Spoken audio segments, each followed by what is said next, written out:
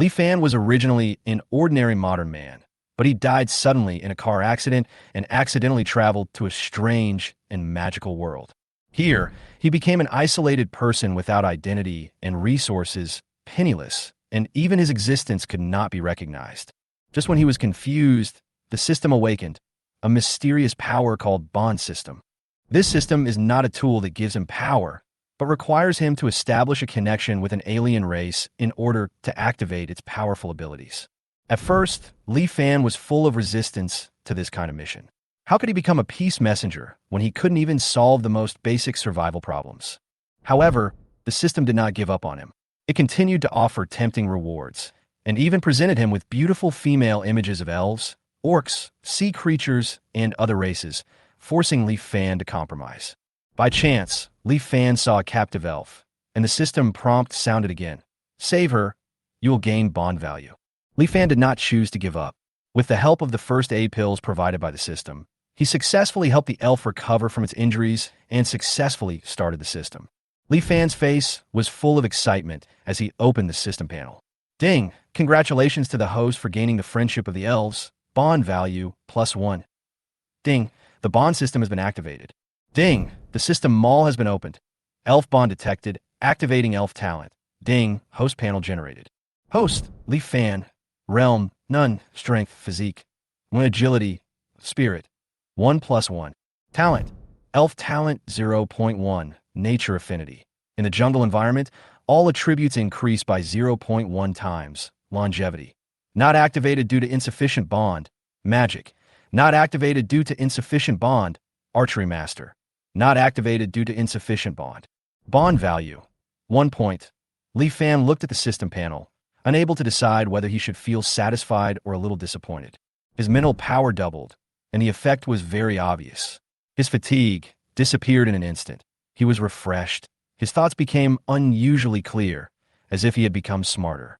In addition, he also obtained a talent called Nature Affinity, which seemed to be a small gain. However, when Li Fan thought about it carefully, he couldn't help but feel doubtful. He still seems to be a weakling now, right? This is the result of him sacrificing the emergency pills to save the imprisoned elves?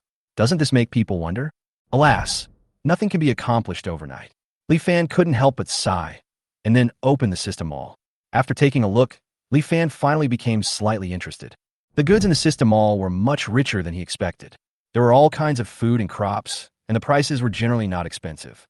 You can use a little bond value to buy a bag of candy, or 2 pounds of potatoes, and even a sharp machete only requires a few bond points. In addition, there are various books, such as The Actor's Self-Cultivation, Postpartum Care of Sows, The Overlord of the Alien Race, etc. Although these books look very useful, Li Fan doesn't like reading. In comparison, the product behind them are more interesting. Li Fan actually discovered that he could buy electronic product from the 21st century, and that these things could actually be used in this alien world. This was undoubtedly the best news he had learned recently. He seemed to be able to imagine that in the future, as his bond value continued to increase, he would be in another world, hugging a little sister of a different race, watching TV series and playing games, and having a very happy life. The only thing that made Li Fan feel pity was that he did not find any hot weapons. Otherwise, he could have taken the opportunity to make a joke and imitate the master, eat shit meme. In addition to items from Earth, the system mall is also filled with many rare items that can only be found in other worlds. But the prices of these items are often higher. Low-grade energy potion, 10 bond value. Low-grade healing potion, 10 bond value. Yellow-grade fighting skills, 50 bond value. Yellow-grade magic skills, 50 bond value. Yellow-level chi and blood technique, 50 bond value. Yellow-level body refining technique, 50 bond value. Li Fan looked at it, and suddenly his eyes widened, and he shouted, "What? First aid pills actually require 1,000 bond values." Seeing this scene, Li Fan was stunned. Just now, he actually used 1,000 bond points to save a strange elf. That's 1,000 bond points, enough for him to buy a computer and continue to be an otaku in the other world. He can even buy various cultivation techniques and embark on the path of cultivation. However, he only got 1 bond point in exchange for such a precious pill. If he had known this earlier, he might as well save some money and go to the slave trader to buy the cheapest alien. When he thought of this, Li Fan felt so heartbroken that he could hardly breathe. Fortunately, it was almost dawn, Otherwise, he might have been unable to resist singing sad songs in the stable all night, heartbroken. The elf ran away. The next morning, the news spread quickly throughout the entire sinful town. The slave trader's roars also spread like waves, filling the entire town. Everyone was talking about it, saying that it was the elf's companion who rescued her. After all, almost everyone knew how serious the elf's injury was. It was impossible for her to escape alone. So, although the slave trader was furious, he had no other choice. He even dared not leave the Sin Town because he was afraid of revenge from his elf companions. Naturally, Li Fan was not suspected.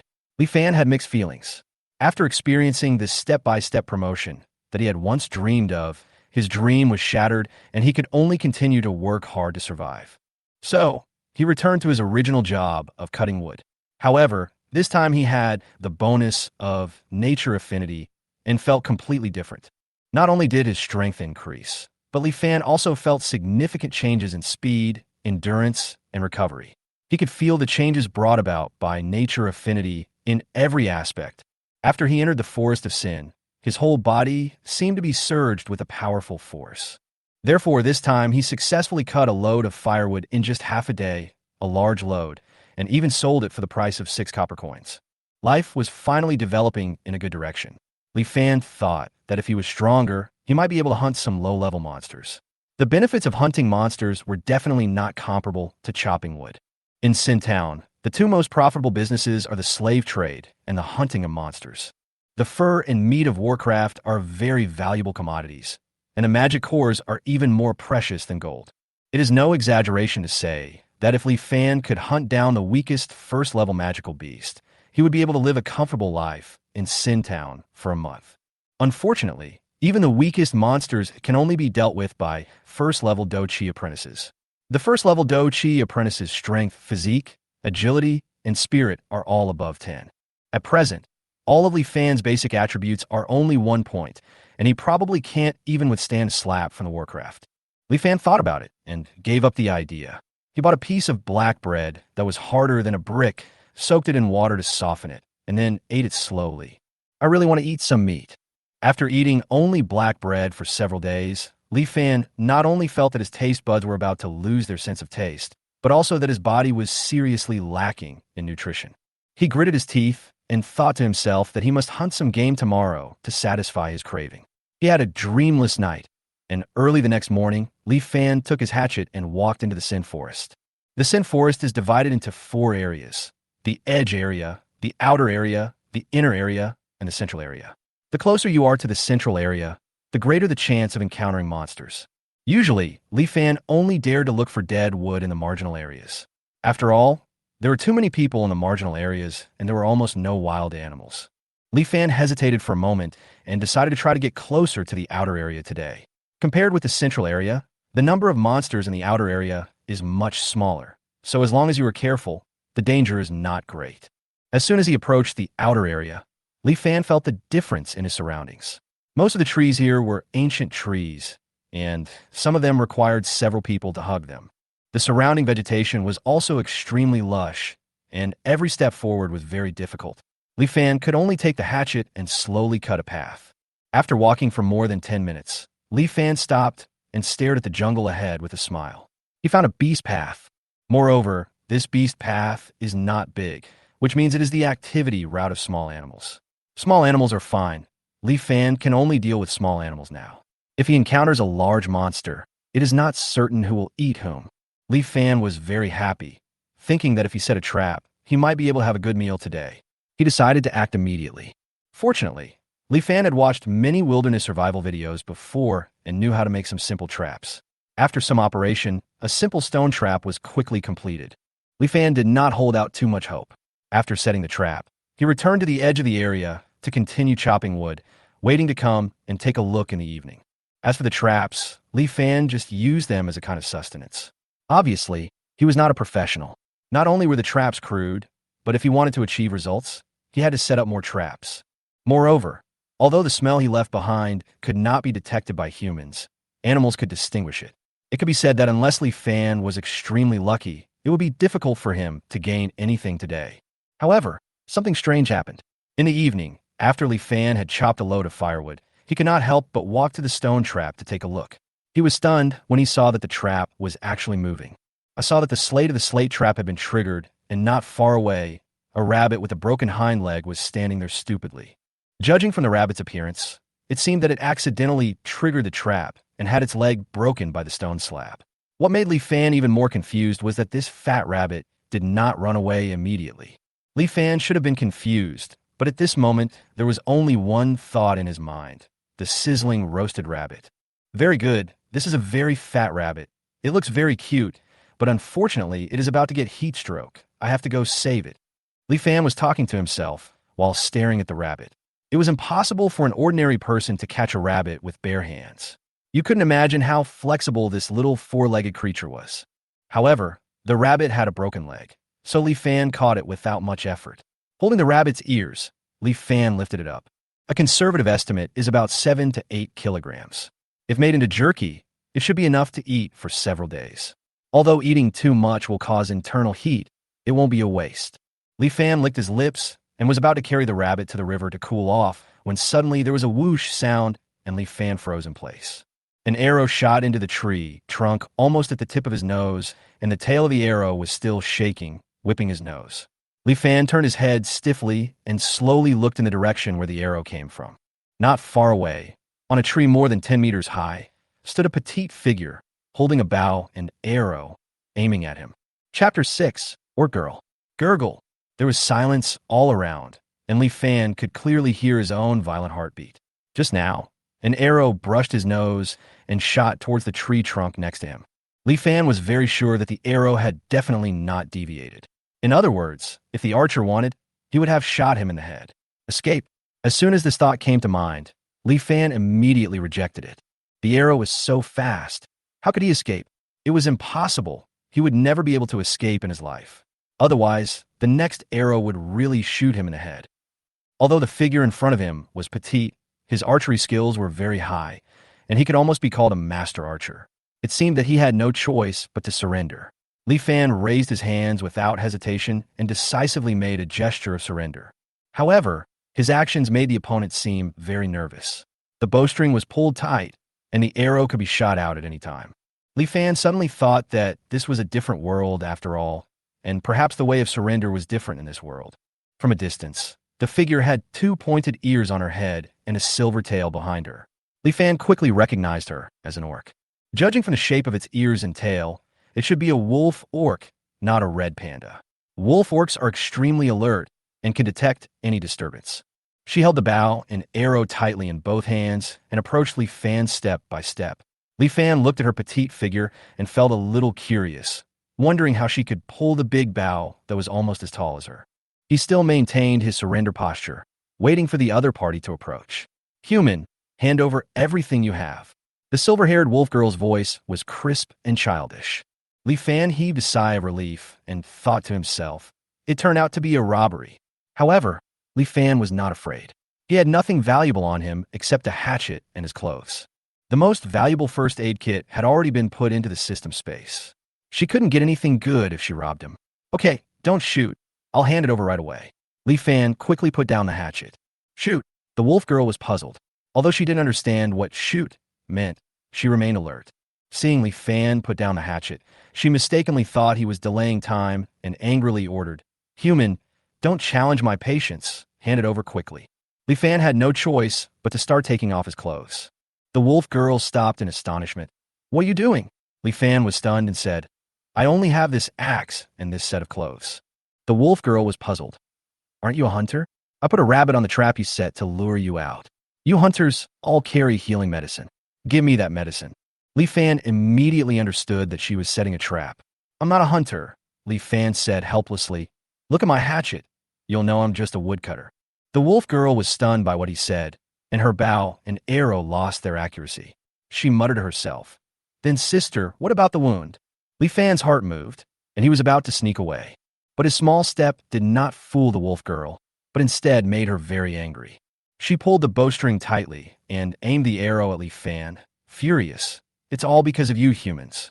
If you hadn't attacked my father, my sister wouldn't have been injured and poisoned, and we wouldn't have escaped here.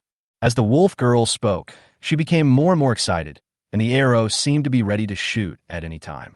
Li Fan looked terrified, but after waiting for a long time, he still didn't see the arrow shoot out. He looked up and saw that the wolf girl's eyes were full of hesitation, as if she was struggling over whether to shoot the arrow.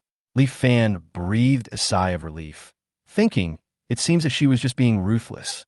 However, he knew he couldn't take it lightly and had to be careful. He hurriedly said, "Wait, you want medicine to save people, right? I have learned some medical skills. Maybe I can help you." The wolf girl didn't believe it. "Have you learned medicine?" Li Fan had not learned any medical skills, but he couldn't deny it now. Otherwise, he would probably be shot to death by her arrow. He took a deep breath and said firmly, "I really am a doctor. I saved a seriously injured person yesterday." Although this was a bit exaggerated, it was true after all, and Li Fan said it with confidence. His confidence seemed to shake the wolf girl a little. She looked at Li Fan hesitantly, with some hesitation in her eyes. Li Fan seized the opportunity and continued, "Saving people is the most important thing. Every minute of delay will make your sister's injury more serious." After hearing this, the wolf girl gritted her teeth and finally said, "Human, you'd better be honest. If I find out that you lied to me, I will never let you go." Her threatening tone did not scare Li Fan, but rather made him feel funny. However, seeing the bow in her hand, Li Fan did not dare to underestimate it. He could only follow her instructions silently and walk in the direction she pointed. Chapter 7. Snake Venom. Li Fan followed the wolf girl for more than 10 minutes and came to a hidden cave. "Go in." The wolf girl pointed at the cave entrance with a bow and arrow in her hand. Li Fan succumbed to her threats and had to walk into the dark cave. The cave was not small, and it took more than 10 meters to reach the end. The cave was spacious, about 7 or 8 meters high, with a bonfire burning in the center, illuminating the surrounding stone walls. There were almost no other items in the cave except rocks and the fire, and the only bed was made of animal skins. Lying on the bed was a wolf girl in her 20s. She had long silver hair and a tail, and looked somewhat similar to a wolf girl. She was clearly unconscious. "Sister, are you okay? Wake up." The wolf girl squatted anxiously beside the bed, holding the unconscious woman's hand. At this moment, she had completely lost her previous fierce look and was just a helpless sister. Li Fan saw this scene and knew that he could not delay any longer. He immediately said, "Saving people is the most important thing. Let's first tell us what kind of injury she suffered." The wolf girl hesitated for a moment and finally said, "She was bitten by a poisonous snake." "What? We're in big trouble. Where was the bite?" Li Fan fronat. The antidote for snake venom is not easy to find. The wolf girl pointed to her sister's calf. Li Fan saw 2 small wounds near the ankle of the calf. The area around the wounds was black, and the poison had spread a lot. "Get out of the way." Li Fan didn't hesitate. He pushed the wolf girl away, quickly took off his belt, and lifted up the girl's animal skin skirt. "What are you doing?" The wolf girl was furious. Her silver pupils suddenly stood up, and her nails flashed coldly. Li Fan couldn't care about these things at this moment.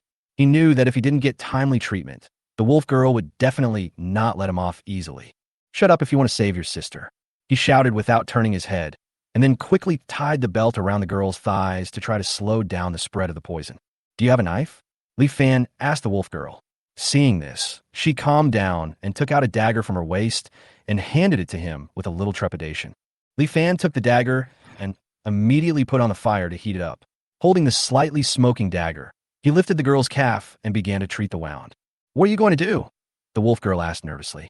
"The snake venom has spread. We have to cut the wound open and suck out the poisonous blood."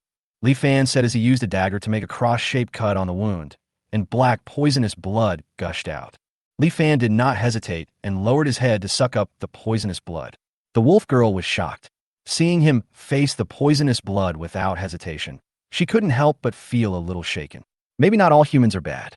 Li Fan ignored her thoughts and continued to suck the poisonous blood until the blood flowing from the wound turned bright red. Then he breathed a sigh of relief. "Is my sister okay?" the wolf girl asked anxiously. Li Fan shook his head. "The poison has not been completely eliminated yet. We can't take it lightly." He continued to ask, "What kind of snake poisoned your sister?" The wolf girl shook her head helplessly. "I don't know. My sister was bitten by a snake when she went out hunting, and I saw her unconscious when she returned to the cave." Li Fan frowned and continued to ask, "Where does she usually hunt?"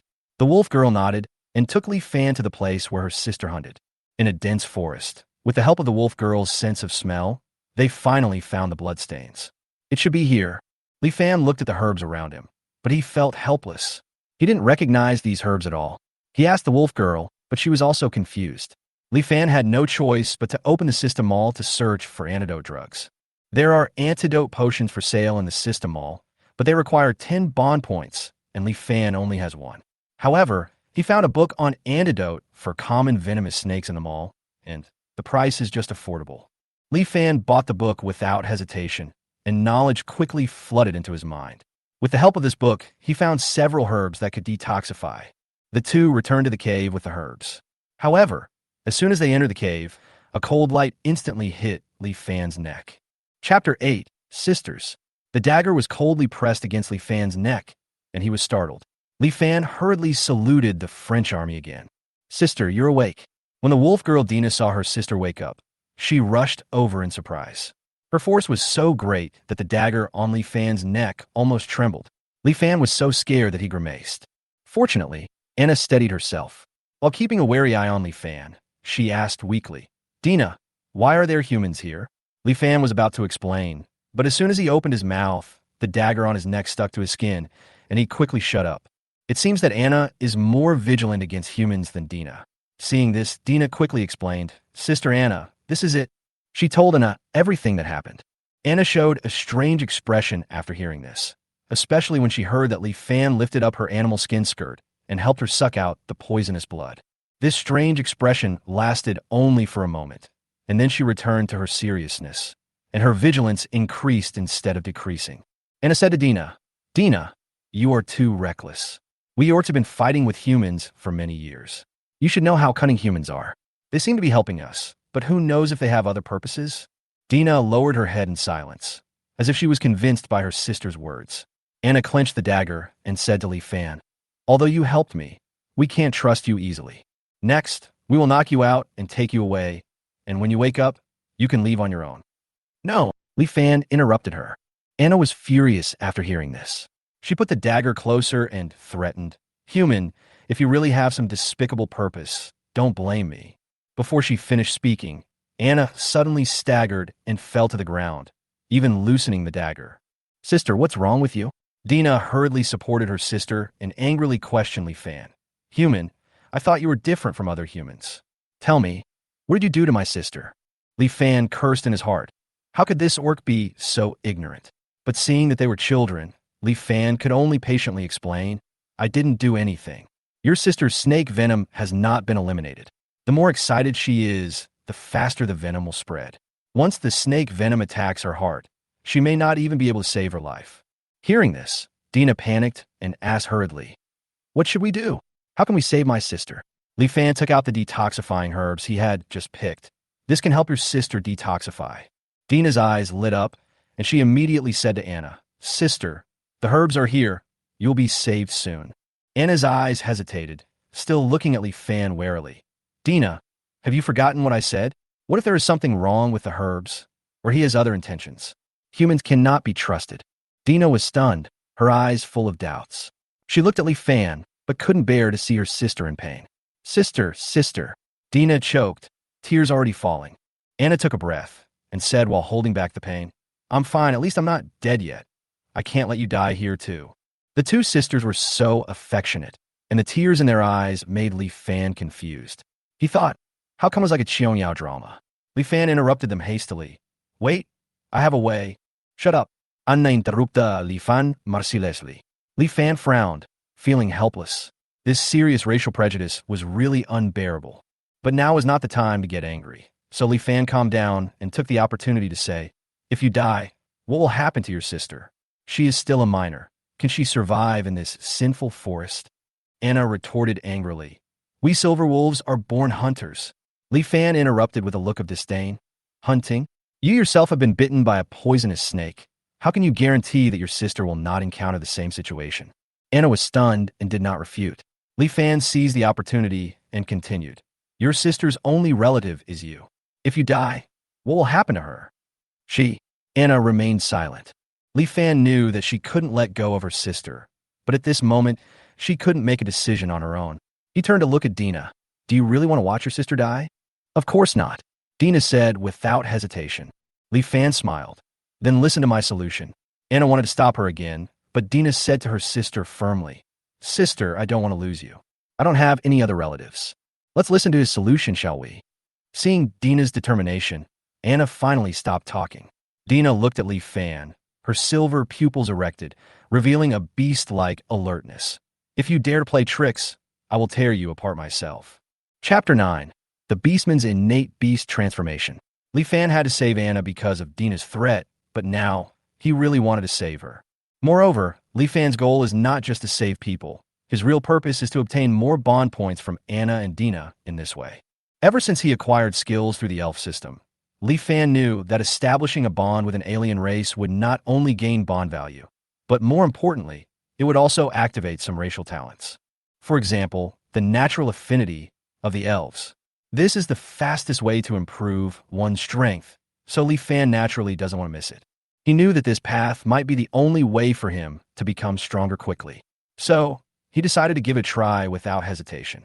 As the saying goes, every gift of fate actually has a price behind it. He had two choices.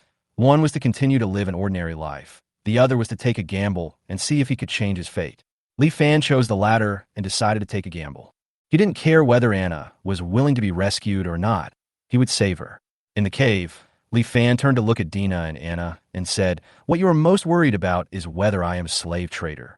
Are you afraid that I will betray you for money? The two nodded in agreement. Li Fan continued, If I really did it for the money, I would definitely be afraid of death.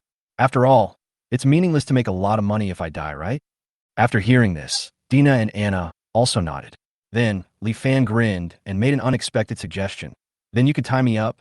The two sisters were stunned by this. Li Fan continued to explain. It's very simple. When Anna uses the herbs, you could tie me up and Dina will watch me. If I do anything wrong or Anna gets into trouble, Dina will kill me directly. I believe that with her skills, she can kill me in an instant. This simple method stunned the two. They didn't expect Li Fan to take the initiative to propose such a method. Although it was simple, it could prove his sincerity. As he said, If I die, what's the point of having more money? This made them trust him. The two sisters looked at each other and finally agreed to Li Fan's proposal. Li Fan got the result he wanted and couldn't help laughing. They didn't expect him to cooperate so well. They couldn't believe it. Although this method is somewhat risky, Li Fan believes that it is all worth it. If you want to obtain the talents of the orcs and improve your strength, the most effective way is to win their trust, and the fastest way is to gamble with your life. To put it simply, it means I have given my life to you. Why don't you trust me? Although this trick is overbearing, it is very effective. After that, Dina started to tie up Li Fan with a rope. Although she was a little soft-hearted and didn't tie him tight enough, Li Fan still patiently taught her how to tie him tighter. The two of them couldn't help but feel a little strange when watching this scene. After all, it's not common to see someone take the initiative to teach how to tie a rope after being tied up. Despite her doubts, Dina still tied the rope tightly according to Li Fan's instructions. At this time, Li Fan could not move, just like a maggot twisting tightly. At this point, Anna was finally able to take the medicine with peace of mind. She chewed the herbs and swallowed them, and soon after she felt dizzy. Her consciousness began to blur, and finally she fell into a deep sleep. Next, we just need to wait for Anna to wake up. Time passed slowly, and Li Fan began to stare at Dina with some boredom. It turned out that the characteristics of the orcs were really interesting. They have 4 ears, 2 animal ears, and 2 ordinary human ears. Their big tails are also very fluffy, which fully meets the standard of cute. Li Fan couldn't help but sigh. The other world is awesome. Unconsciously, a night passed. The next morning, Li Fan was awakened by the system notification sound. After opening his eyes, Li Fan saw Dina and Anna hugging each other tightly. Anna had woken up. Although she looked a little pale, her body had recovered quite quickly. Li Fan could not help but marvel at her speed of recovery. The orcs had such a strong constitution. At this rate, Anna would be able to fully recover in a day or two. The two sisters also noticed that Li Fan had woken up. Dina was stunned, and then she came over with a dagger. Li Fan was nervous when he saw this. Are they going to kill me? However, Li Fan thought too much. Dina was holding the dagger to help him untie the ropes that bound him.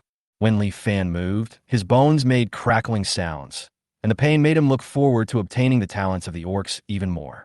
Li Fan also remembered the system prompt at this time, and quickly opened the system interface.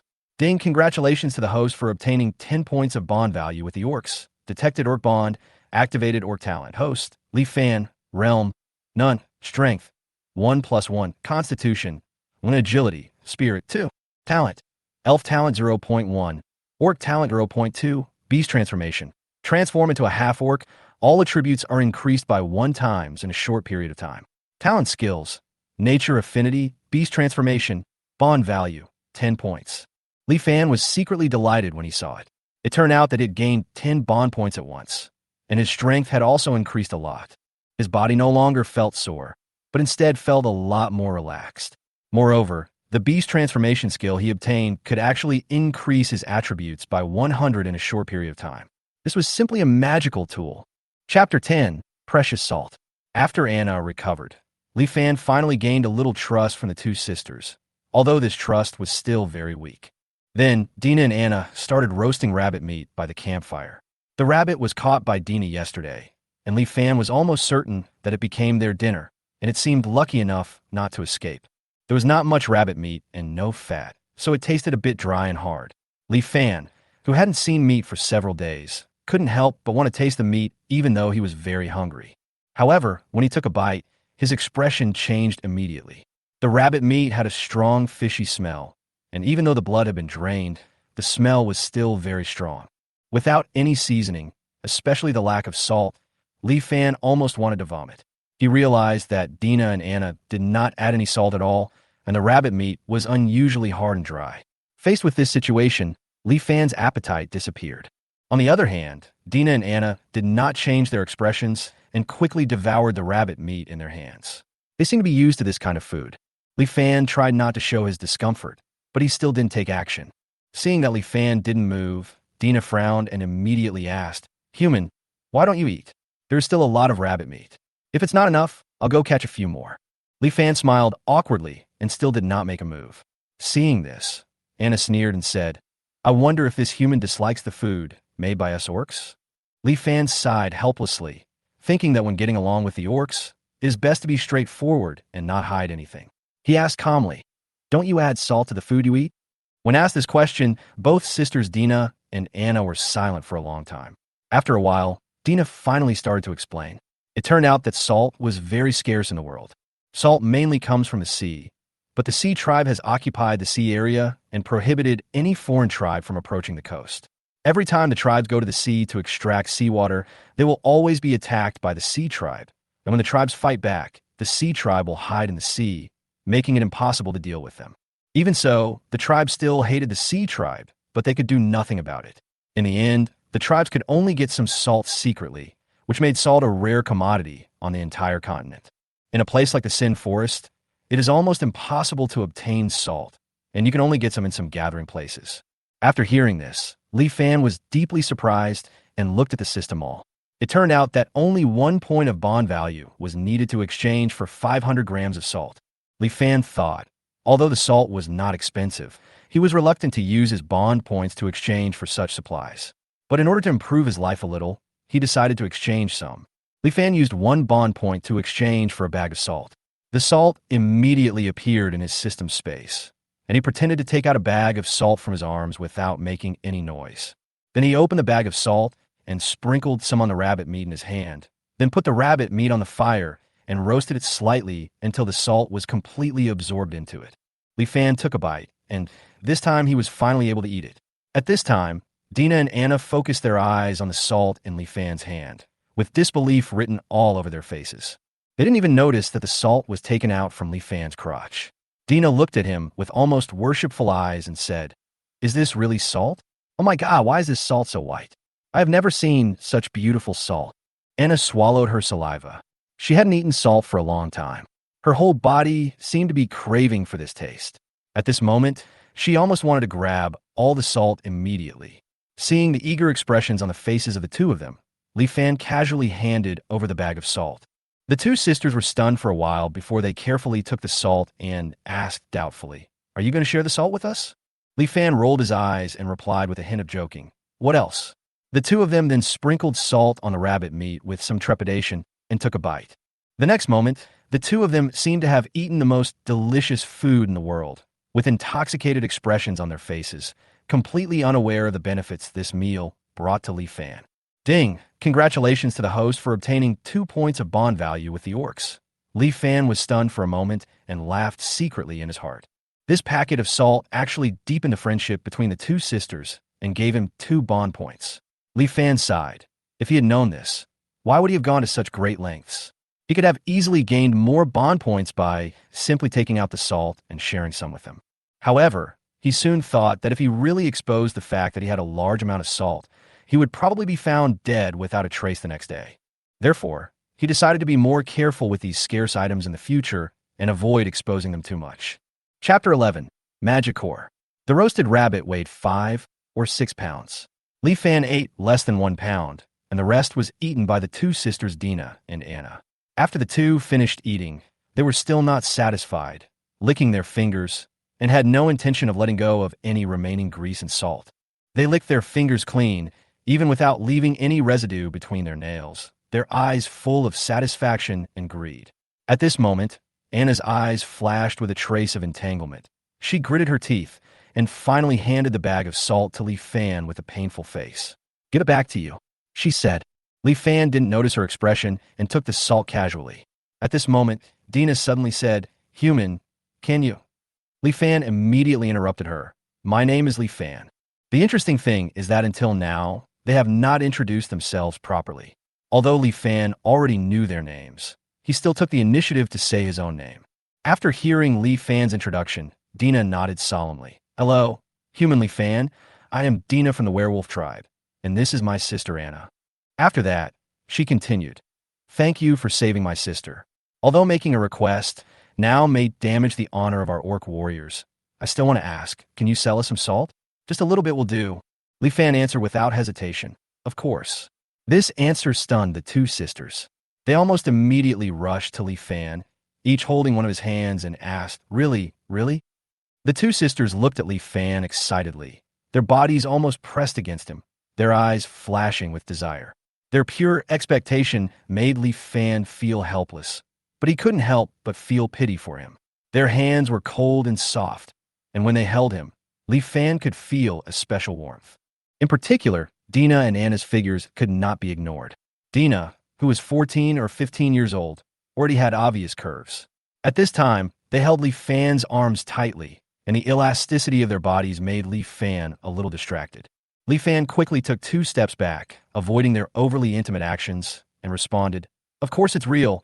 Take as much as you want." The two sisters then realized that their actions just now were too intimate, and hurriedly stepped back, with a blush unconsciously appearing on their faces. However, despite this, Dina and Anna still couldn't suppress their excitement. Li Fan noticed that their big tails were shaking wildly, as if they were equipped with motors. Anna took out a small pottery jar from somewhere, carefully took out about 1/10 of the salt from Li Fan's bag, and put it into the pottery jar. Li Fan looked at her cautious look and couldn't help but said, "You can take more. I can't eat so much salt by myself." Although Anna was tempted, she still shook her head firmly. "I can only afford these salts." Then, she took out 2 black crystals the size of a fingernail from her bosom and handed them to Li Fan. "This is the magic core, the core of the magic power in the body of a magic beast, and also the most valuable part of a magic beast." Li Fan looked at the black crystal and asked in confusion, "What is this?" Anna explained, "This is a first-level magic core worth about 2 silver coins." There was a hint of shame in her voice. In fact, it is not enough to exchange for a lot of salt. Li Fan was shocked when he heard this. 2 silver coins can buy so little salt? He couldn't help thinking to himself that according to Anna's description, the price of salt was ridiculously expensive. 2,000 copper coins for a pound of salt. This is equivalent to the price of several thousand yuan on Earth. He couldn't help but sigh that the price was completely outrageous. And in a place like the Sin Forest, salt was so precious. And also explained that the people in the Sin Forest were basically people expelled from the 4 empires, and the supplies here have always been in short supply. So, the premium of salt is normal. Li Fan understood that there must be a big reason behind all these high prices. Despite this, Li Fan did not intend to take advantage of the situation to earn more profits from them. For him, salt was not a scarce commodity, so there was no need for him to fleece the sheep. So Li Fan raised his bag and poured out most of the salt until the pot was full, with half a bag of salt left in his hand. Looking at the pile of salt and the two magic cores, Li Fan secretly sighed in his heart that this deal was simply huge profits. But in this alien world, no one would think that he was unreasonable. Dina looked at the full jar of salt and showed a satisfied smile on her face, while Anna seemed calmer and still insisted on returning the extra salt to Li Fan.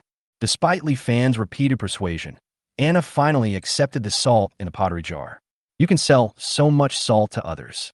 There are many people in the Sin Forest who want to buy the salt from you. When Anna made the suggestion, her tone was no longer as cold as before, but rather a little soft. At this time, Li Fan could clearly feel that Anna's attitude towards him had changed significantly. She was wary of him before, but now she had obviously let down her guard. Li Fan knew that all this was due to his previous actions, especially the sentence, "I even gave you my life. Why don't you trust me?"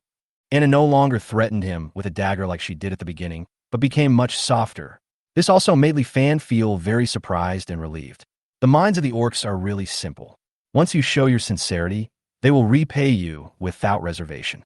This simplicity and directness made Li Fan feel both interesting and warm. Chapter 12. Cultivation Methods of Different Races. Anna's words surprised Li Fan. There were so many alien races in the Sin Forest, and the living conditions of these alien races were very difficult. Li Fan asked curiously, "Since there are so many alien races here, why have I only met you two in the Sin Forest for a few days, except in the Sin Town?" Anna was not surprised by this question, and even Dina knew the reason. The two sisters explained, "The Sin Forest is much larger than you think. It is not only a place where humans live, but also the gathering places of various tribes are distributed in different areas." They continued, "To the east is the human empire, where the Sin Town you mentioned is.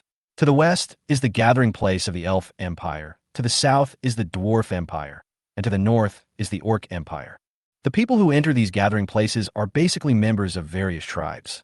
Dina then added, "However, not all people of the same tribe can enter their own gathering places.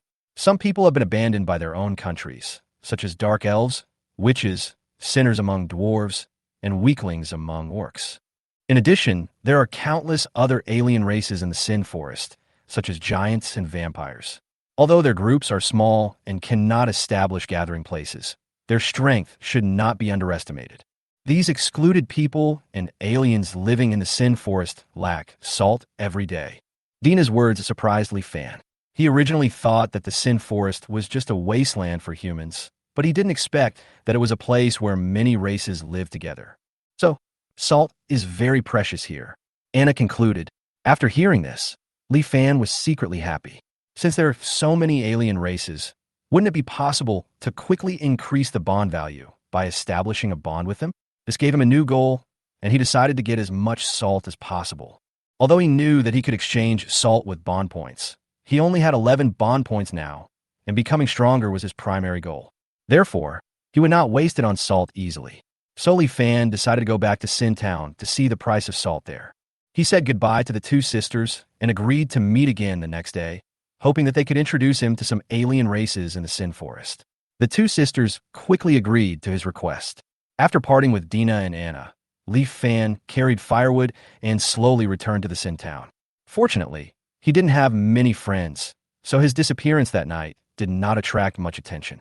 After exchanging firewood for 6 copper coins, Li Fan felt a little disappointed.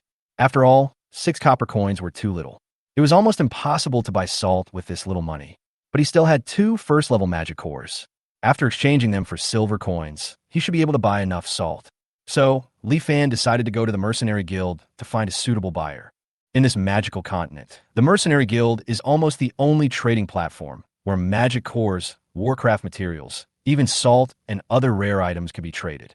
Li Fan knows that the Mercenary Guild is the most peaceful place in Sin Town, and many people gather here. Soon, Li Fan arrived at the largest and most luxurious Mercenary Guild building in Sin Town.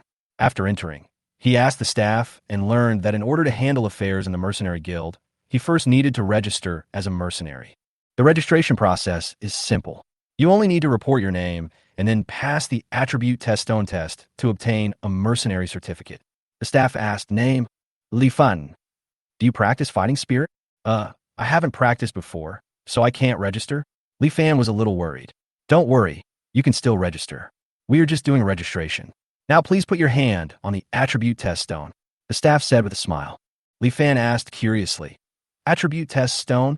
Yes, this attribute test stone can detect your 4 attributes: strength, physique, agility, and spirit. We will assign your mercenary privileges based on these basic attributes. Li Fan was a little excited after hearing this. He had wanted to practice for a long time, but due to the lack of bond value and no one to teach him, he had not been able to start practicing. Now that he heard that attribute value determines potential, he couldn't help but become more curious. The test process was simple. Li Fan placed his hand on the test stone. After a few seconds, the stone flashed and displayed his basic attributes. The staff took the report and said concisely, "Your basic attributes are Strength 1, Constitution 1, Agility 1, Spirit 2. This, Li Fan was a little disappointed. Although he knew that he had just arrived in this world, and it was impossible for him to have very high basic attributes, he was still a little sad to see such a low value. The staff member continued to explain, the level of basic attributes represents a person's potential, and each race has a different way of cultivation. The elves cultivate magic, the orcs cultivate chi and blood, the dwarves focus on tempering the body, and humans cultivate fighting spirit. When Li Fan heard this, he was moved and finally understood the way of cultivation. Then my method of cultivation is fighting spirit? The staff nodded. Yes, fighting spirit is a kind of strength that strengthens the body. It can also be attached to weapons to increase the power of weapons. Li Fan was very happy to hear this, but he also felt a little regretful in his heart. What about magic? I have always wanted to learn magic. The staff smiled and said, magic is the patent of the elves. Although other races can also learn magic, the chance of success is very low. Moreover, each elf will only learn one type of magic in his lifetime, and it cannot be used unlimitedly as you think. Li Fan was a little disappointed. I see. However, the staff also mentioned that although humans can cultivate fighting spirit, the cultivation methods of other races are not suitable for humans. For example, if humans learn the dwarf's method of tempering the flesh, they will almost be smashed into meat paste. If humans practice the orcs' method of cultivating chi and blood, their chi and blood will be very fragile, and they may even explode and die. It seems that magic is just a fantasy. Li Fan smiled bitterly and shook his head, but he also had a new vision of fighting spirit in his heart. The cultivation method of each race is very unique. The staff added, but not everyone can learn it. The cultivation method is closely related to the talent of a race. There's a great risk if you want to learn it. Chapter 13. The Importance of Basic Attribute Points. After Li Fan's dream of magic was shattered, he could only pin all his hopes on fighting spirit. The staff of the Mercenary Guild then explained the importance of basic attributes. In the magical continent, whether it is the practice of magic, blood, fighting spirit, or the method of tempering the body, all practices are closely related to the basic attributes of the practitioner. The staff member gave an example. For example, human fighting spirit is divided into 9 levels. With each promotion, the basic attributes will increase 10 times. Suppose a person's basic attributes are Strength 1, Constitution 1, Agility 1, Spirit 1. Then when he becomes a level 1 fighting spirit apprentice, the attributes will become Strength 10, Constitution 10, Agility 10, Spirit 10. Li Fan suddenly realized that a person's basic attributes were so important to their future growth. The staff member went on to explain that the Mercenary Guild would assign different privileges to mercenaries based on these basic attributes. If a person has high basic attributes, his potential is unlimited, and the guild will provide him with privileges. If the basic attributes are too low, the mercenary may not only be unable to obtain privileges, but even the most basic transactions will be restricted. Li Fan was a little nervous when he heard this. His total attributes only added up to 6 points, and he didn't know if he met the requirements. So he hurriedly asked the staff about the value. The staff's answer made Li Fan feel relieved. The total attributes of a normal person are mostly only 5 points. 67 points is considered excellent, and 89 points is considered a genius. If it is above 10 points, you will be regarded as a person chosen by God, and you may even be invited by the royal family. Li Fan was delighted. Although the 6-point attribute was not particularly outstanding, it was at least a good qualification, so the right to purchase salt was not a problem. What made him even happier was that he could enjoy a 9.5 discount, so he could buy salt at a cheaper price. He thought about how his basic attribute used to be only 4 points, and later, through establishing bonds with the elves and orcs, his spirit and strength increased by 1 point each, reaching the current 6 points. Li Fan secretly guessed that as long as he continued to establish bonds with other alien races, his basic attributes would continue to improve, and he might even have a chance to catch up with those chosen ones. Thinking of this, Li Fan couldn't help but feel excited. The system's plug-in function was really getting more and more powerful. He could even imagine that if he established a bond with all the alien races, his basic attributes would catch up, and he would become a powerful existence in the future. Next, under the guidance of the staff, Li Fan successfully completed the attribute test. Although he only knew Chinese, the strange thing was that he could not only communicate with these aliens without any obstacles, but also understand the words of the aliens. The aliens in the alien world did not have any doubts about the Chinese characters he wrote. This confused Li Fan for a while, but he did not care. After all, the most important thing at the moment was the test results. Excellent qualifications. The staff member looked at the test results with a calm expression. To him, although mercenaries with excellent qualifications were rare, they were not uncommon either, so it did not cause much reaction. After Li Fan successfully obtained the mercenary certificate, he went to the trading area and learned about the current salt price. The staff told him that 10 silver coins could buy 1 kilogram of salt. This price was the normal salt price in Sin Town, and it was half the price compared to the area where Dina and Anna were. Li Fan calculated that he could enjoy a 9.5 discount when buying salt, which means that the actual price of 1 caddies of salt is 9 silver coins and 50 copper coins. He was pleasantly surprised that he could make 10 silver coins and 50 copper coins by reselling the salt. This kind of transaction made him very excited, and he thought that his miserable life would soon turn around. However, he soon gave up his plan to be a middleman because he found that the mercenary guild had actually implemented a purchase limit on salt. Although his qualifications were excellent, he had not yet cultivated his fighting spirit and did not have enough authority, so he could only buy 5 kilograms of salt in a year. This amount was enough for him personally, but it was obviously far from enough to establish a deeper bond with other alien races through salt. Li Fan decided to give up the plan of buying salt and kept the 2 first-level magic cores, intending to exchange them for other items later. After returning to the stable, Li Fan prepared to absorb the 2 magic cores. Although he was already dissatisfied, he knew that magic cores could be converted into bond points. So he took out 2 level 1 magic cores and prepared to give it a try. System, absorb a level 1 magic core. Li Fan muttered, thinking to himself that at least 2 or 3 points of bond value should be given. Ding! Absorption of level 1 magic core begins. A few seconds later, the system prompt sounded. Ding! Absorption completed. Congratulations to the host for obtaining 0.1 bond value. Li Fan was stunned, staring at the screen for a long time, and then roared. 0.1 point? This is too stingy. Are you kidding me, you damn system? He couldn't believe that he only got 0.1 point of bond value after absorbing a level 1 magic core. This made him a little frustrated, and his heart was filled with anger towards the system. Chapter 14, Lone Wolf. The next morning, Li Fan left the Sin town early and headed towards Dina and Anna's cave. Along the way, he did not rush to say hello, but thought, maybe I can see the sleeping posture of the orc girl today. Just thinking about it makes me a little excited. With a smirk on his face, he walked straight towards the cave. However, after entering the cave, Li Fan was shocked. The cave was empty, the bonfire had gone out, the bed was gone, and there was no sign of the 2 sisters. What happened? Why did they disappear? Li Fan was stunned for a moment. Then he blamed himself in his heart. I was so careless. The orcs are very vigilant. How could the 2 sisters trust a human like me so easily? I guess they left the cave as soon as I left. Li Fan suddenly felt a headache. It was not that easy to establish friendship. As he knew, it was not easy to gain bond value.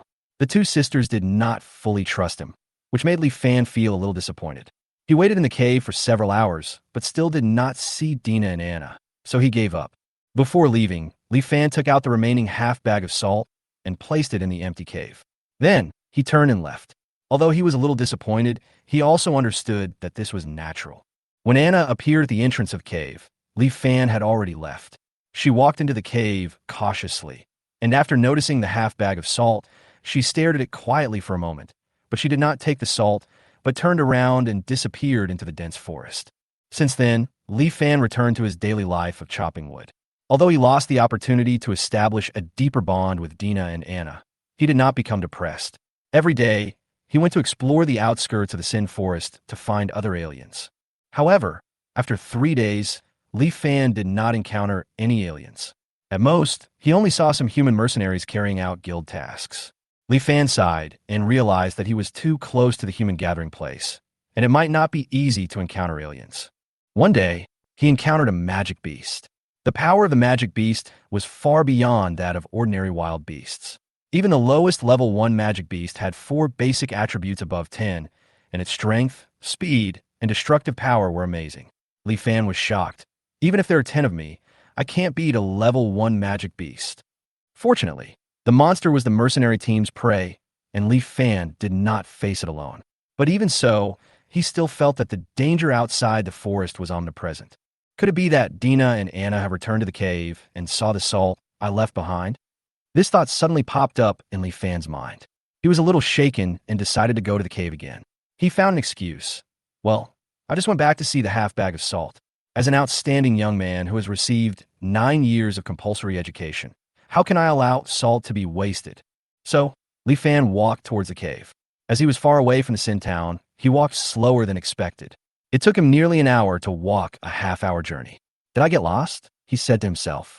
Realizing the danger of getting lost, he decided to go back and plan a new route. However, as he walked, he found an unusual object in front of him, a pile of dark brown poop. Li Fan's heart trembled, realizing that this might be the trace left by a demon beast or a wild beast. His heartbeat quickened, and he was ready to speed up his pace, his heart full of alertness. However, just as he was speeding up, a deafening roar of an animal suddenly came from behind him. Roar! The sound was deafening, and Li Fan turned his head and his face suddenly changed. A few dozen meters away, a one-horned wolf was rushing towards him, staring at him with its blood-red eyes. Li Fan's heartbeat quickened. This wolf-shaped monster was very fast and agile. It was a level 1 monster he had seen in the mercenary guild's information. The unicorn wolf is a level 1 magical beast. It is extremely fast and good at agility. Li Fan's heart tightened. Its agility value is close to 20. It is impossible for it to escape. Li Fan knew that he had almost no chance of winning against the monster, but he did not intend to surrender. Beast transformation. He growled and immediately activated his skills. With the help of beast transformation, Li Fan's 4 attributes instantly doubled, and his strength, physique, agility, and spirit were all improved. Despite this, he still didn't dare to fight head-on with the level 1 monster. So, Li Fan turned around without hesitation and ran towards the direction of the Sin Town. A few seconds later, the unicorn suddenly pounced on him, and its powerful speed almost instantly shortened the distance between it and Li Fan. Roar! The one-horned wolf opened its bloody mouth and rushed straight to Li Fan's neck. At this moment, Li Fan made an unexpected move. He suddenly rolled over like an old donkey and easily avoided the attack of the one-horned wolf. At the same time, Li Fan swung his right hand violently, and a large piece of white crystals, salt, sprinkled out of his bag. The power of the salt far exceeded that of the dust, and instantly covered the unicorn's face. Roar!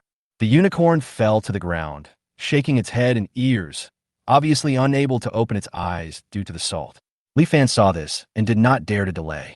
He immediately accelerated his escape and ran towards the direction of the Sin Town. He couldn't help but sigh in his heart.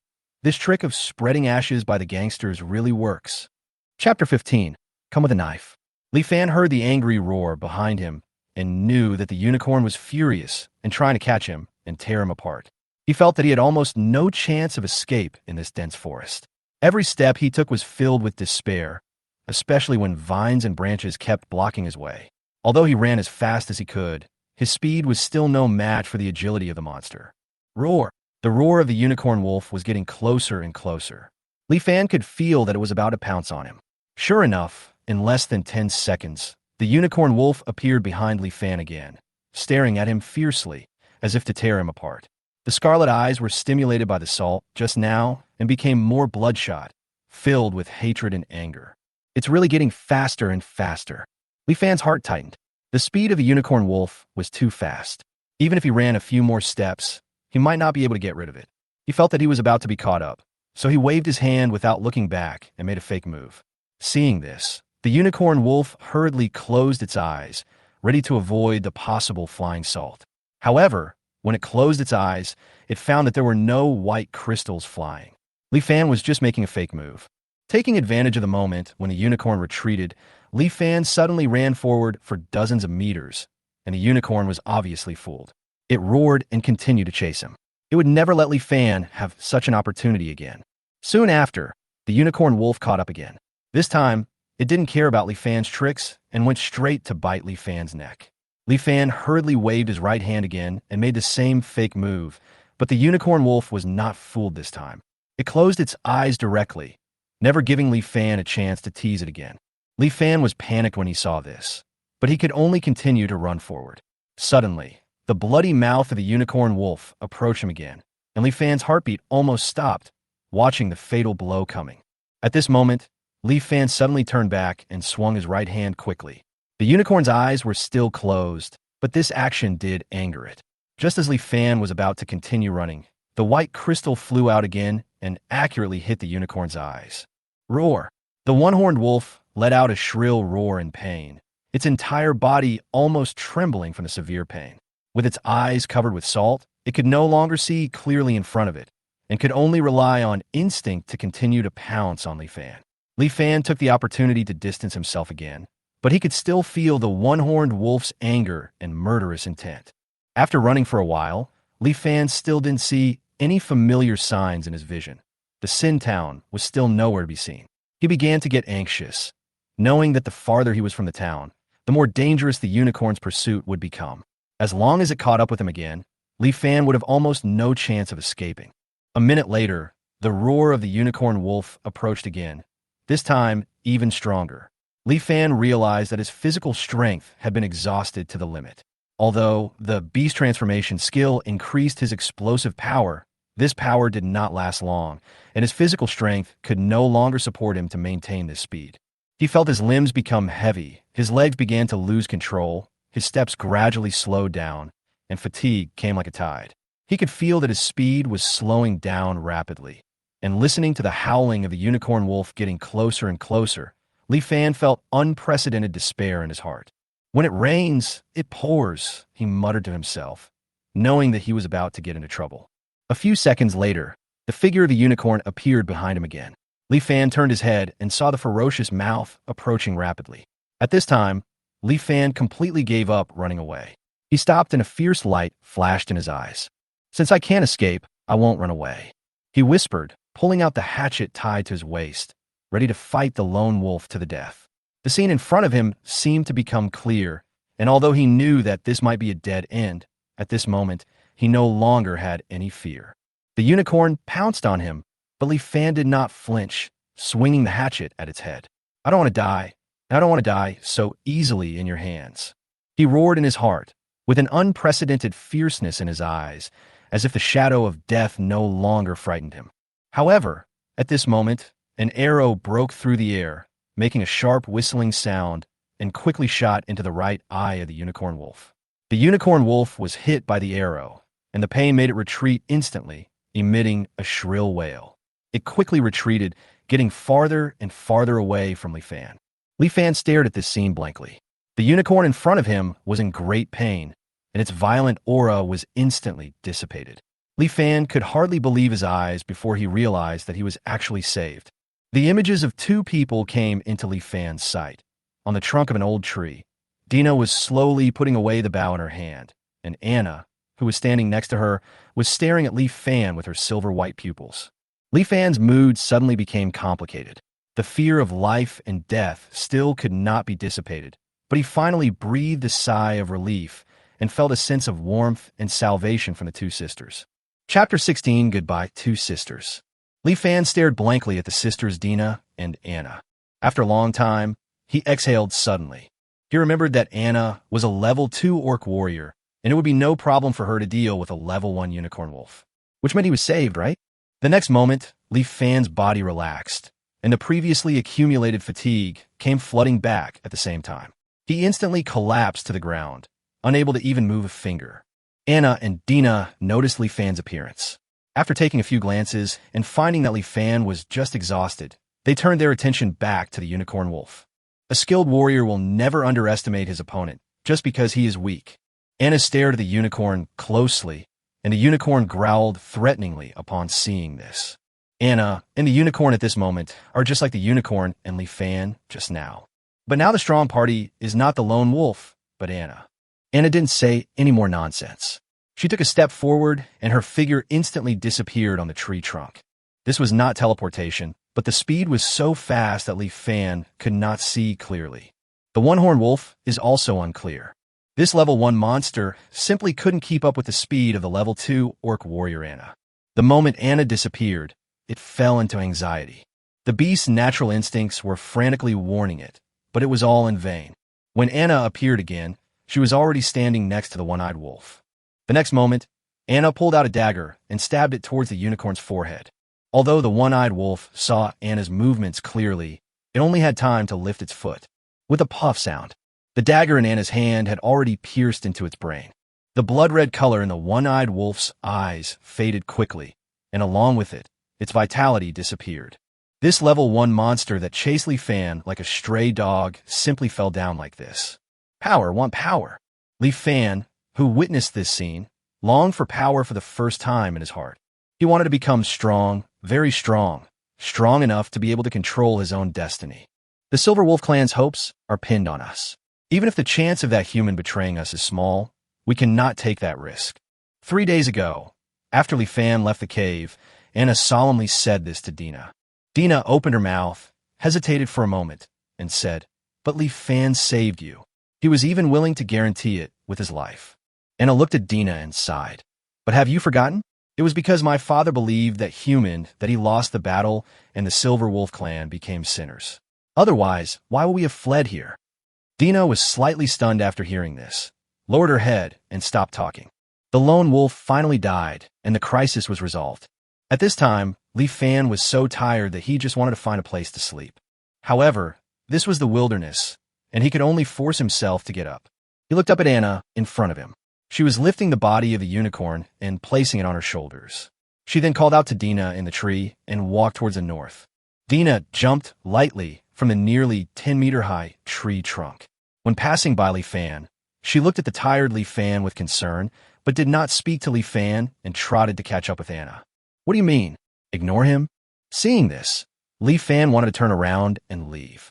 Li Fan is also a man of integrity, but if he has the guts to do this, he may not live long. Given his current physical condition, any ordinary beast can kill him. Li Fan had no choice but to catch up with the pair of sisters in front of him. To Li Fan's surprise, after walking for less than 5 minutes, the familiar cave entrance appeared in front of him. Li Fan recalled the journey and realized that he was really lost just now. It can be said that he just missed the way. Otherwise, he would have reached the cave entrance earlier and would not have walked for 30 more minutes, let alone encountered the lone wolf. If he hadn't cleverly delayed the unicorn and run to the vicinity of the cave, he might not have been able to meet the sisters Dina and Anna. By then, he could only wait to become wolf feces. At the entrance of the cave, Anna and Dina walked straight into the cave without greeting Li Fan. Li Fan hesitated for a moment and followed him in. There was still nothing in the cave as before, except that the campfire was lit again and the animal skin bed was laid out next to it again. This scene seems to indicate that the sisters had returned to the cave a long time ago. Seeing Li Fan enter the cave, the two sisters still didn't say anything. At this time, Anna was skillfully cleaning up the unicorn's body with a dagger. She cut off the unicorn horn, peeled off the wolf skin completely, and finally dug out the magic core. The most valuable things of a unicorn wolf were all taken by Anna. Anna then dug out the wolf's internal organs, and then put the whole wolf on the campfire and roasted it. Dina helped Anna take the unicorn's internal organs outside the cave for processing. When Dina came back, there was still no one talking in the cave. There was only the sound of burning branches crackling and the sound of wolf meat sizzling. This silence made Li Fan feel extremely uncomfortable. Somehow, he always had the illusion that he was caught being unfaithful and was being silently accused by the other party. But the ones who left without a word were the sisters Dina and Anna. It was Li Fan who should be the one to make the accusation. Seeing that the sister opposite had no intention of speaking, Li Fan had to be the first to break the silence. "I thought you guys left." I thought the other party would not respond, but Anna replied naturally. "Originally he left, but later he came back." "Yeah, it's good to be able to communicate." Hearing Anna's answer, Li Fan instantly felt relieved and said casually, "Why? Can't bear to leave me." Anna glanced at Li Fan and said with disdain, "I've heard that humans are slick and slippery, and it's true. Anna paused for a moment before continuing. Dina and I want to survive in this forest. We want to do something and need your help, but, human, can I trust you? As she spoke, Anna looked at Li Fan again, her silver-white pupils staring at Li Fan intently. Facing Anna's aggressive gaze, Li Fan seemed to be completely unconcerned. He sat down in front of the campfire and picked up a branch to poke the burning charcoal in the campfire. While continuing to stir the fire, he began to think rapidly in his mind. Anna said she needed my help. The only thing I can help with is salt. Anna probably mistakenly thought that I could get a lot of salt. This is a good thing. As long as I'm willing to spend my bond points, I can indeed get some salt. With salt, I can completely use my relationship with Anna to achieve my goal of contacting more alien races. And Anna's question just now was undoubtedly a test. She also gave me a chance to convince her. If I want to gain more bond points, I can't miss this opportunity. Thinking of this, Li Fan slowly came up with an idea in his mind. Chapter 17 Time to Prove. But human, can I trust you? If I say you can believe me, do you really believe me? Facing Li Fan's question, Anna shook her head. Li Fan smiled and replied, That's right. It's useless to just say it. We humans are cunning and can easily say countless sweet words. We can make stones bloom, mountains become basins, and the sea boil. Do you really want to hear such promises? Anna shook her head again. Li Fan then said seriously, So, whether it is worth it for me to believe this, let time prove it. Anna was silent for a moment, then asked, Human Li Fan, since we can't trust each other yet, what is our relationship now? Let's be friends from today on. It's okay if we can't trust each other. Let's just start as friends. Just think of it as a friend who is not yet worthy of your full trust. Anna was silent again, and this time the silence lasted a little longer. Only when the tempting aroma of the wolf meat on the grill wafted away did Anna suddenly speak. The knife you slashed at the unicorn proved that you are strong. The orcs respect strength. Although you're still very weak now, your courage deserves the respect of the orc warriors. The orc warrior Anna is willing to be friends with you. As she spoke, Anna extended her right hand towards Li Fan. Seeing this, Dina, who was watching the situation here all the time, couldn't help but run over and yell. And I, the orc warrior Dina, am also willing to be your friend. Li Fan secretly breathed a sigh of relief, having finally passed the test. He hurriedly reached out to shake hands with Dina and Anna. Oh, by the way, since we are friends now, the half bag of salt you left in the cave will serve as a symbol of our friendship. Anna suddenly spoke, and Li Fan's face froze as soon as she spoke. Li Fan looked at Anna, who had a sly smile on her face, and finally gritted his teeth and nodded with a smile. He couldn't help cursing in his heart. Wasn't this girl very principled before? If anyone dares to say that the orcs are simple-minded in the future, I will smash their heads. Talking about love really costs money. Ding! Congratulations to the host for establishing true friendship with Dina and Anna. Dina and Anna's favorability reaches 1 star. You can gain 1 bond value by interacting with each other every day. Ding! The host has reached a 1-star favorability with an alien race for the first time, and an additional 20 points of bond value are awarded. Congratulations to the host for interacting with Dina. Bond value +1. Congratulations to the host for interacting with Anna. Bond value +1. Host, Li Fan. Rel none. Strength 2. Constitution 1. Agility 1. Spirit 2. Talent. Elf talent 0.1. Orc talent 0.2. Talented skills. Nature affinity, beast transformation. Bond value 30 points. After that, Li Fan and Anadina enjoyed the roasted wolf meat happily. When Li Fan was secretly complaining about the taste of roasted wolf meat, he realized that a series of system prompts had just been received. After reading them all, Li Fan was overjoyed. This time he actually got a total of 22 points of bond value. Now, he has a total of 30 points of bond value, which is not far from the 50 points of bond value of the yellow level fighting chi technique. More importantly, it turns out that the system also has a favorability function. Now he can use this favorability function to gain 2 points of bond value from the Dina and Anna sisters every day. In this way, even if he doesn't meet other alien races, he can save up 50 bond points after 10 days. It seems that this favorability system is the stable source of bond value. Li Fan's mood suddenly became better, and even the roasted wolf meat was not so difficult to swallow. Dina, who was standing by, saw Li Fan's face suddenly full of smiles, so she asked, Li Fan, what are you laughing at? Li Fan naturally couldn't tell anyone about the system, so he just perfunctorily said, I remembered something happy. Happy things? What's so happy? Tell me, so I can be happy too. Just the usual stuff. Humph, you clearly said it was a happy thing. How come it has become an ordinary thing again? You just said you wanted to be friends, so now you don't consider me a friend anymore. Li Fan never thought that a random excuse would cause such trouble. Just when he didn't know what to do, Anna came to his help. Okay, Dina, that kind of thing doesn't matter. Let's ask the important things first. As she spoke, Anna looked at Li Fan and asked solemnly, Li Fan, do you have salt on you now? Li Fan only had half a bag of salt left over from the fight against the unicorn, but he now had a lot of bond points that he could redeem directly through the system store. So he nodded and said, I just happened to bring a few pounds. How many pounds? After hearing this, Anna and Dina both widened their eyes and looked at Li Fan in disbelief. Li Fan, are you the leader of the human settlement? Otherwise, how could you have so much salt? There's indeed a mayor in Sin Town.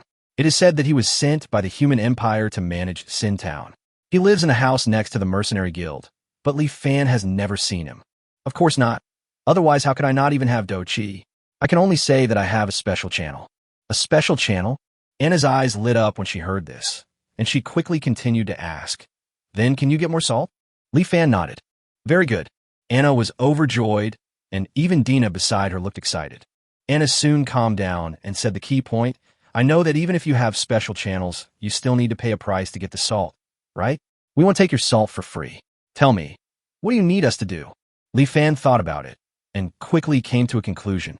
First, I need you to introduce other orc tribes to me. No, any foreign tribe can be introduced to me. I will also trade with them. Second, I won't give you my salt for free. You can trade it with me using your magic cores. The price only needs to be 7/10 of your last bid. Li Fan's two requirements were really not high, and he set the price of salt after careful consideration. The price Anna offered for salt last time was 20 silver coins per kilogram, and 20 silver coins are equivalent to 21st level magic cores. 21st level magic cores can be absorbed by the system and converted into 2 points of bond, which can be exchanged for 2 kilograms of salt in the system mall. In other words, the salt that Li Fan exchanged from the system mall can be counted as 10 silver coins per caddy. If Li Fan had followed Anna's salt price, he could have made a 100 profit. Now Li Fan has reduced the price to 14 silver coins per pound of salt. In this way, he will only have a 40 profit. While reducing the burden on buyers, Li Fan himself will not have worked in vain. In Li Fan's opinion, this was very reasonable. He thought Anna would agree immediately, but he didn't expect that she would hesitate. Chapter 18, Witches, Dark Elves, Sinners, and the Weak. Faced with Li Fan's two requests, before Anna could speak, Dina could not help asking, Li Fan, why do you have to introduce other alien races to you? The conflicts between the alien races are deep-rooted, and it is difficult for them to trust each other. You can give the salt to us, and we can help you sell the salt. Don't worry, my sister and I will definitely not let you suffer any loss. Li Fan naturally could not agree to this. His biggest purpose in selling salt was to contact alien races. If he handed it over to the Dina sisters, wouldn't that be putting the cart before the horse? I must trade with those people myself. Seeing that Li Fan actually refused, Dina suddenly became suspicious and asked, Why do you have to go to meet the aliens by yourself? Li Fan, do you have any other purpose? After Dina said this, Anna also stared at Li Fan with suspicion. Li Fan secretly sighed that this was not good. He could not hesitate at this moment. If he hesitated, the two sisters would inevitably become suspicious. Li Fan was anxious and said, Because I like beauties from other races. As soon as these words were spoken, the entire cave became so quiet that they could hear each other's breathing. The three of them looked at each other. Dina and Anna's eyes were filled with shock. Li Fan also realized what he had just said at this time, but now he was in a difficult situation and could not turn back, so he just continued to speak. That's right. I just like beauties from other races, whether they're the sacred and inviolable elves or the petite and cute dwarves. The furry ears and fluffy tails of orcs are my favorites. I like all other races as well. In comparison, human women are too ordinary and have no special features at all. I'm tired of human women. My biggest wish in this life is to marry a beautiful woman from another race. Listening to Li Fan's shocking speech, Dina and Anna's mouths opened so wide that they could fit a whole apple in them. After a long time, Dina looked at Li Fan, who was full of pride for his speech, and asked Anna beside him softly, Sister, is he serious? Anna nodded solemnly. I heard that many humans particularly like alien races. Otherwise, why would there be so many slave traders among humans? But he actually said that he likes all alien races, which means he also likes the pigmen among the orcs, as well as the giants. Hiss, hiss. As they spoke, Anna and Dina both gasped and looked at Li Fan in horror. Li Fan was a little confused, but there was no turning back now. In order to get in touch with the alien race, he gave it his all. Li Fan said to Dina and Anna firmly, "Yes, I just like people of different races." Seeing this, Dina and Anna looked at Li Fan with strange eyes, but they did not criticize Li Fan's habit. But afterwards, Anna secretly pulled Dina aside and repeatedly told her not to have any contact with Li Fan alone in the future. As she spoke, she looked worried. This made Dina, who hadn't thought much about it, look very embarrassed. "Let's go." Soon after, following Anna's voice, the three of them headed towards the north of the Sin Forest. On the way, Li Fan asked Anna about their destination. "You are a human, and it may not be so easy to contact other alien races. Let's start trading with the orcs that Dina and I are more familiar with. I know some orcs. They're the weak among the orcs and cannot enter the orc gathering place in the north, so they are also in great need of salt." The weaklings among the orcs? This was the second time Li Fan had heard Anna mention it. According to Anna, the races in the magical continent were not only prone to racial discrimination against other races, but even among their own race, there would always be some groups that were excluded, like a witch among the human race, a dark elf among the elves, a sinner among the dwarves, and they are the weaklings among the orcs that Anna mentioned. However, Li Fan had never figured out what was so special about these people, and he was even ostracized by his own people. Li Fan then expressed his doubts. Anna didn't mind saying more while on the road, so she explained it slowly. Witches are a kind of human with special physiques. They are not much different from ordinary humans, except that every witch will inherit memories when she reaches a certain age, similar to the blood inheritance of the dragon race. After awakening the inherited memory, the witch will master alchemy. This alchemy is very magical. Yes, it is magical. This can be seen from the materials the witch used to refine. They are all strange things like chameleon tails and toad mucus. What's even more amazing is that what they finally made is nothing strange. It could be poison, an antidote, metal, or even life. Just because of these words, the witch would not have ended up like this. However, in human history, witches once caused an unprecedented turmoil, and the human race almost completely withdrew from the stage of the magical continent. Since then, witches have been dubbed the incarnation of the devil. Once they are discovered, they will be burned at the stake. Therefore, once witches awaken, they will flee the human empire and hide in the Sin Forest. The elves are a race that relies on magic attributes to distinguish their groups. Dark elves are those elves that possess dark attribute magic. Dark attribute magic itself is strange and can easily make other elves uneasy, especially the king group among the elves, the light elves. Light and darkness are naturally opposed, so the light elves and dark elves are also diametrically opposed. Under the leadership of the light elves, the entire elf race is unwilling to interact with the dark elves. The dark elves, who were constantly excluded by all the elves, became angry and separated from the elves. Eventually, the dark elves drifted to all parts of the world. There may be dark elves in the Sin Forest. As for the sinners in the dwarven tribe, it is literally defined as those dwarves who have violated the laws of the dwarven tribe. How should I put it? The laws of the dwarves are extremely strict. No, it should be said that their laws are very strange. Some minor crimes can lead to the exile of dwarves, such as theft or even fighting. And as we all know, dwarves love to drink, and they like to make trouble when they drink, so there are many dwarves in the Sin Forest. Finally, it's the weaklings among our orcs. The concept of weaklings is actually very simple. The orcs are a race that respects the strong. In the orcs, the law of the jungle prevails, and the strong are respected. These 8 words can even override the law. Therefore, being weak in the orcs can be considered a crime. The source of the orcs' power is called chi and blood. The power of chi and blood is determined by the orc's physique. Some orcs are born weak, and even when they grow up, they will be weaker than other orcs. They are the so-called weaklings. These weaklings have no place at all. The orcs have a huge appetite, and every year when winter comes, their food sources decrease. It's conceivable that those skinny orcs will be ruthlessly expelled from the orc empire. These orcs' weaklings are not tolerated by their own kind, but they are still popular with slave traders. Therefore, they dare not go to other countries. The only way to survive is to come to the Sin Forest. If you're lucky, some of them will survive. In the Sin Forest, witches, dark elves, sinners, and the weak are all forbidden from entering the gathering places of their respective tribes, so all of them will need salt. Chapter 19, The Past of Two Sisters. Li Fan listened quietly to what Anna said, and was suddenly shocked. He did not expect that there were so many twists and turns between different races. Then Li Fan thought that only the weak among the orcs could not enter the orcs' gathering place, so the weak would lack salt. Dina and Anna also lacked salt. Could it be that Dina and Anna were also the so-called weak?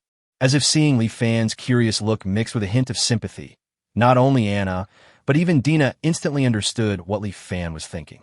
The little girl Dina instantly exploded, showing her sharp fangs, and angrily said to Li Fan, "My sister and I are not the weaklings among the orcs. On the contrary, my sister and I are both geniuses among the orcs. The sum of my basic stats has reached 9 points." As she spoke, Dina showed a smug look, and her fluffy tail kept swinging back and forth, as if waiting for Li Fan to show an admiring expression. Li Fan was indeed greatly surprised. He did not expect that the sum of the basic attribute values of the sisters in front of him all reached 9 points. This was already the talent of a genius. If it was 1 point more, wouldn't they be the so-called chosen ones by God? Awesome, my old swan. Li Fan immediately did not hesitate to praise the little girl Dina, who was showing off at the beginning until her face turned red. In the end, she could not stand it anymore and hid behind Anna. "Since you are so powerful, why don't you go back to the orc gathering place to buy salt?" Li Fan finally couldn't help but ask this question. Although he had a hunch that this question would embarrass the Dina sisters, curiosity still made him do it. Sure enough, as soon as the question was asked, Dina fell silent and her tail stopped wagging. Anna's face also darkened.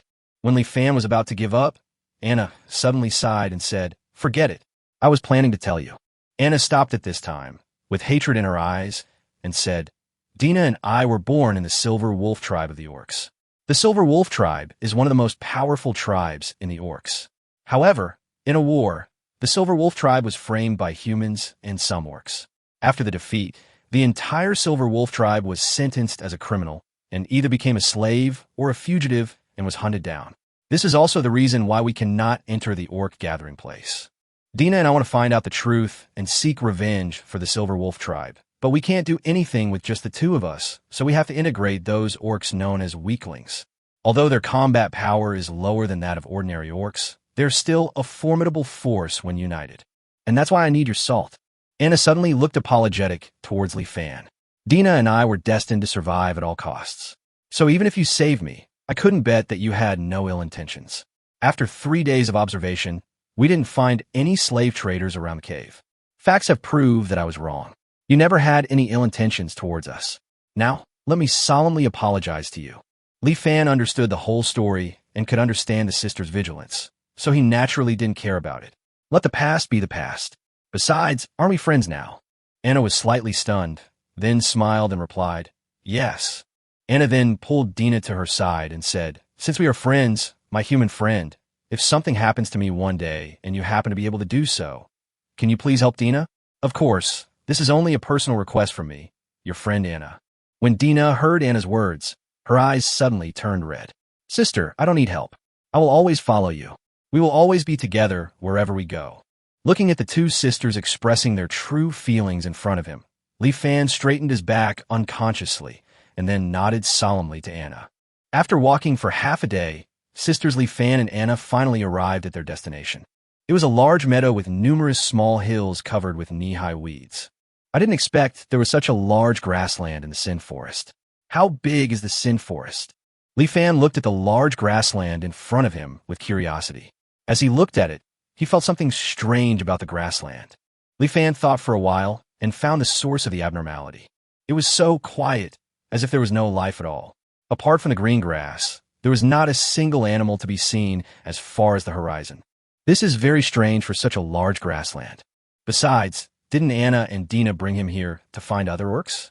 Where are the people? As if she saw Li Fan's doubt, Anna took out a bone flute the size of half a palm from her arms. Anna plays the bone flute. The strange thing is that the bone flute didn't make any sound. It should be a sound similar to infrasound and ultrasound, so I can't hear it. Li Fan quickly understood the reason. "So, There should be orcs in this grassland who can hear this sound. Where are they? As Li Fan was thinking this, he suddenly discovered a pair of long white ears standing up behind a hill. Not long after, an orc with a human head but rabbit ears poked her head out from behind the hill, her blood-red eyes looking around cautiously. The rabbit people, they are hiding behind the hills. No wonder we haven't seen them. That's not right. Li Fan discovered that more and more heads were sticking out from behind the hill. There are not only rabbit people, but also fox people, snake people, cat people. In just a short moment, hundreds of orcs ran out from behind the hill. How can such a small hill hide so many people? Only then did Li Fan realize that these orcs were not hiding behind the hills, but were all hiding underground. This might be the reason why these orcs, who are called weaklings, can survive in the Forest of Sin. Chapter 20, Snake Man Lowly Shaoqing, Part 1. For Li Fan, who has not seen many different races, every orc can arouse his curiosity. Rabbit people, fox people, and cat people are okay. Overall, they're not much different from werewolves. They're like humans with animal ears and tails.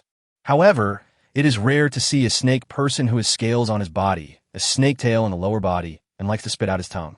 Although Li Fan wanted to observe the other party closely, he did not forget that he was a human being and an alien in the eyes of the orcs. This was also what Anna reminded him at the beginning, not to do anything strange, and to wait for her and Dina to find a chance to introduce him to the orcs. Humans, it's humans, I saw humans. However, at this moment, a childish but loud voice suddenly came from the orcs on the hill.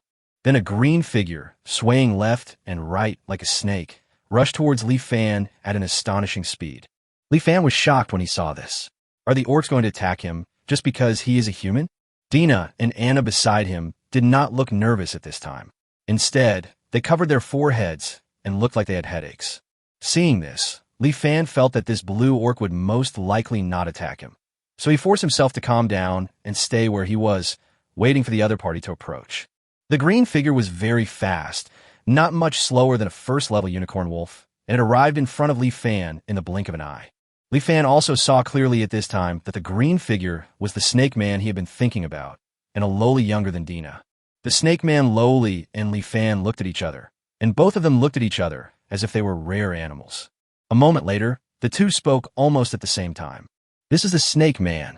This is what humans are. After they finished speaking, the man and the snake man looked at each other again, and there was a feeling of regret that they had met too late in their eyes. However, what Li Fan did not expect was that the next moment, the snake man Lowly suddenly stepped forward, and then, like a real snake, wrapped around his body. After circling around several times, its upper body came face to face with Li Fan. Li Fan's hands and feet were immediately tied up by the snake man Lowly's tail, and his exposed skin could feel the cold touch from the scales. Li Fan lowered his head to look at the snake man Lowly, who happened to be looking over at him at the same time.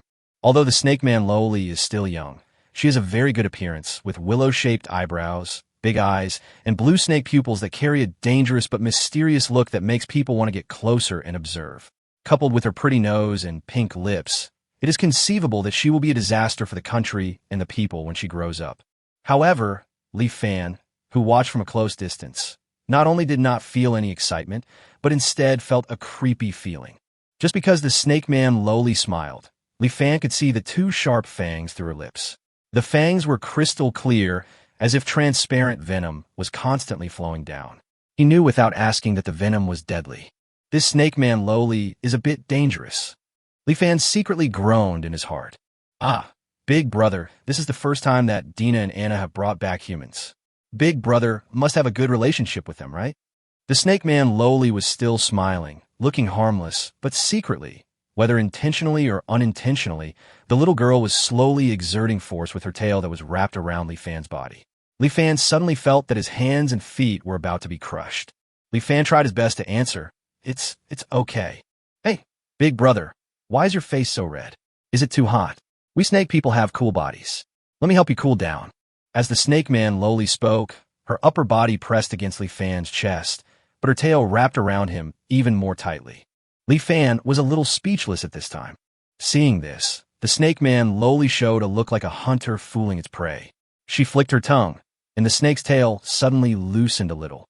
She continued to say to Li Fan, "Come to think of it, I haven't asked Big Brother's name yet.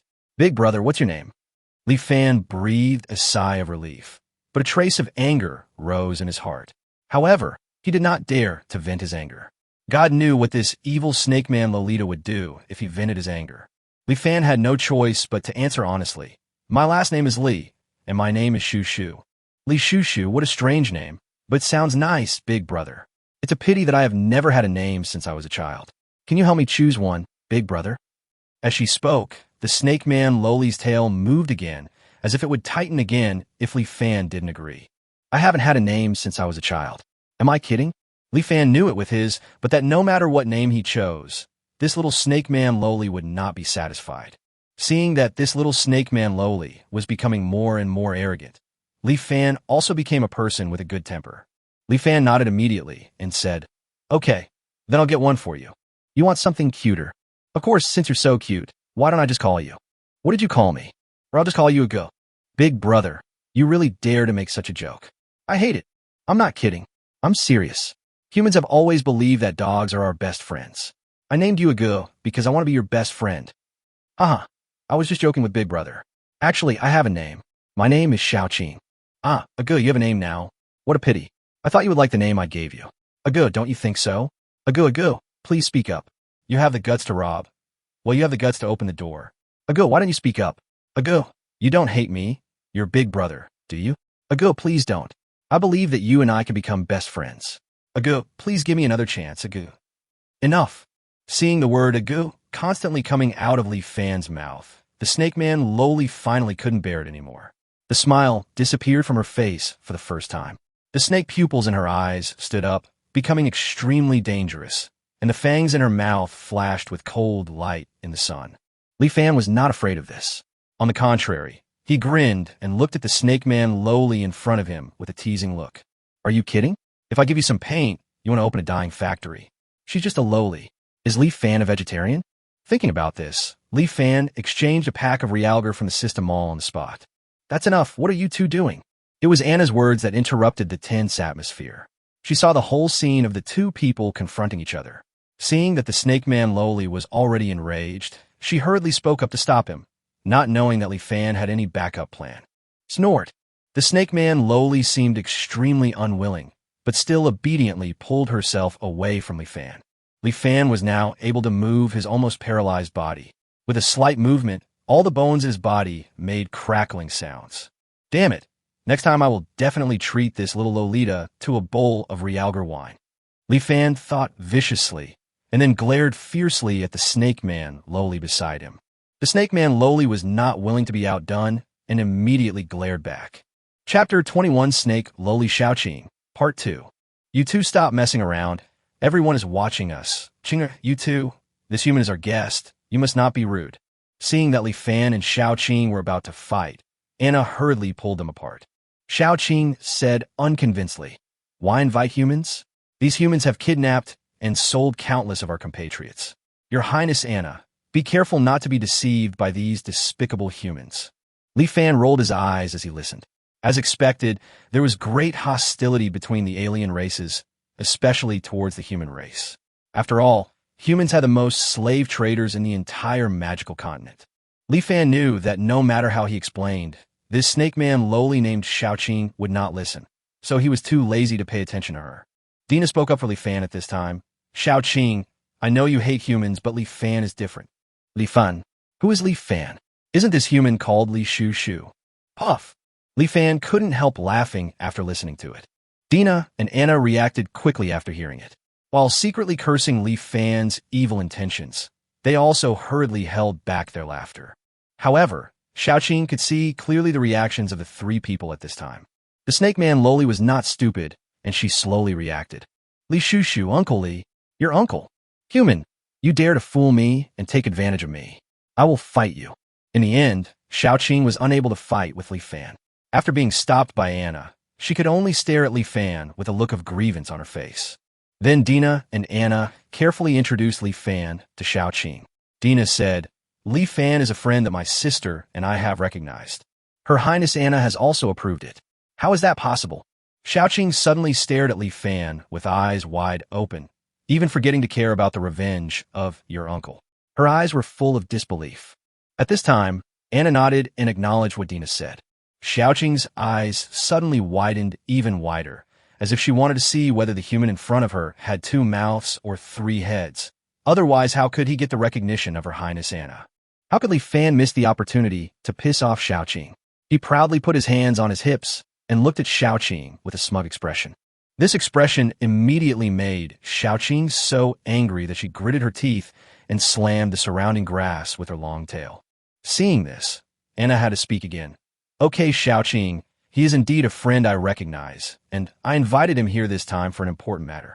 What important things can a mere human being do? He's here to sell salt. What? Xiaoqing was also shocked when she heard this. Salt was too precious in the Sin Forest, especially for people like them who could not enter the gathering place. As long as it was related to salt, they could not remain indifferent. At this time, Li Fan also cooperated and took out a bag of salt. Xiaoqing stared at the bag of salt, her eyes full of disbelief. There really is table salt, and this salt is so white and pure. The quality seems to be several times higher than what we bought before. I have some vision, Li Fan continued to show off. He had seen the salt from this world in the mercenary guild last time. The salt from this world was yellowish-brown in color and had a strange smell. He didn't know how many impurities it contained. How could it be compared with the fine salt he had refined? It could be said to be the gap between common people and royal families. Therefore, Anna felt that she was taking advantage of Li Fan by exchanging 2 first-level magic cores for 50 G of salt. Gurgle. Xiaoqing looked at the pure white salt like snow and couldn't help swallowing. Seeing this, Li Fan took out a piece of dried meat wrapped in oil paper from his arms. The dried meat was the dry food they prepared, and there were still a few pieces left. Li Fan handed all the dried meat to Xiaoqing and said, I added my salt to this dried meat. You try it. Xiaoqing's dignity made her want to refuse extremely, but the aroma from the dried meat made her swallow her saliva again. After some hesitation, she still humiliatingly took the dried meat, picked up a piece, and put it in her mouth. After just a few chews, Xiaoqing's eyes suddenly lit up. Unlike the dried meat they made with yellowish-brown salt, this piece of dried meat did not have a strange astringency or bitterness, but only a light salty taste. The salty taste mixed with saliva and meat formed a salty gravy. When it was swallowed into the throat, in addition to the delicious taste, it seemed that one could also taste a little bit of sweetness. Then, with every chew, the newly secreted saliva will turn into gravy. With each chew, the gravy will continue to fill your entire mouth and stimulate your taste buds. Is it true that jerky is so delicious? Xiaoqing was stunned when she saw the dried meat in her hand. It was obviously dried meat made with salt, but the dried meat made with their salt was not only bitter and astringent, but also had a strange smell. Eating too much would make people want to vomit. As for the dried meat that Li Fan gave her, Xiaoqing felt that she could eat as much as a cow. Even the Orc King may not be able to eat this level of salt every day. Who are you? Xiaoqing was not obsessed with the delicious taste of the dried meat, but immediately thought of something else. Her eyes became sharp, and her blue pupils stood up as expected. Li Fan shrugged nonchalantly. I'm just a salt merchant. Who else could I be? Oh, and I'm also a friend of Dina and Anna. As he spoke, Li Fan gave Xiaoqing a broad smile, with sarcasm evident in his words. This little girl just made him suffer a great loss. If he couldn't feed her Realgar wine, he would make her very angry today. Xiaoqing was really hit. Veins bulged on her forehead, and she wished she could bite Li Fan to death. Seeing that Li Fan only made her angry, Xiaoqing could only ask Anna, Your Highness Anna, there is definitely something wrong with this human. How could an ordinary human be able to get this level of salt? Anna had actually considered this, but after these days of testing and observation, she had made her own decision. Li Fan's identity is definitely not simple. Not only is the high-quality salt that Li Fan took out, but also Li Fan doesn't even know about witches, dark elves, sinners, and weaklings, which can be considered common sense. Therefore, she would never trust Li Fan wholeheartedly, and she would never let down her guard. But Li Fan is also a friend she recognizes, and she will not waver at this time because of some doubts. Anna no longer hesitated and said to Xiaoqing, he didn't lie. He really came to sell salt. Xiaoqing was stunned. She seemed to want to argue with Anna, but looking at Anna's determined face, she knew it was useless. Princess Anna is not a careless person. She never acts impulsively and always thinks carefully before taking action. Although she often listens to other people's advice, once she makes a decision, She will not change it easily, so persuasion is useless. Xiaoqing was a little worried. She always felt that this human had other purposes, but they really needed salt, so she didn't know whether she should stop Li Fan. Chapter 22, Selling Salt, Part 1. It was clear that there was no way to stop Li Fan from selling salt. Xiaoqing was thinking of a solution while looking at the salt in Li Fan's hand. She was stunned for a moment, and then a smile appeared on her face. She found that she didn't need to stop the human named Li Shushu from selling salt. Li Fan noticed the smile on Xiaoqing's face and asked curiously, "What's wrong, Aga? Are you not going to stop me from selling salt?" "You are the dog." Xiaoqing's smile suddenly tightened, and her cyan snake pupils stared at Li Fan. The next moment she smiled again and said, "Stop you? Why should I stop you? Anyway, no orc will buy your salt." Li Fan looked confused. Seeing this, Xiaoqing looked at Li Fan with disdain and said, "You must be the descendant of some human noble. Huh. Otherwise, how could you not know that salt of your grade is simply not something that we orcs can afford?" Li Fan almost laughed out loud after hearing this. It turned out that the reason why this girl was so proud was because of this. Then Li Fan might disappoint her. Now, it was Li Fan's turn to be proud. He said to Xiaoqing jokingly, "Of course you can afford it. After all, my salt only costs 14 first-level magic cores to buy 1 kilogram. What? Impossible.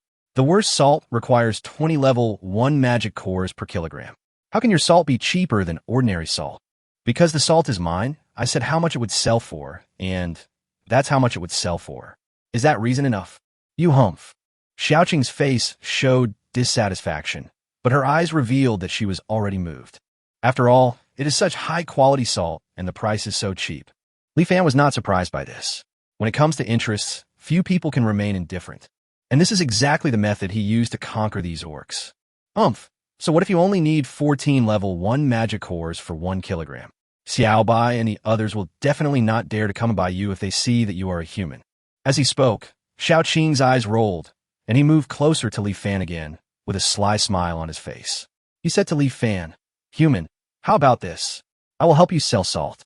The price is still 14 level 1 magic cores. For every kilogram of salt sold, you only need to give me 4 level 1 magic cores as a reward. No, 3 will be enough. How about that? I promise to help you sell all the salt." Li Fan looked at Xiaoqing speechlessly. This little girl acted as a middleman and had surpassed him. But strictly speaking, Li Fan, was also a middleman. Li Fan naturally rejected Xiaoqing mercilessly. Xiaoqing naturally mocked Li Fan mercilessly and even bet that the orcs on the hill would not even get close to Li Fan. What Xiaoqing said made sense. The orcs on the hill had already noticed the existence of the human Li Fan when Xiaoqing called out.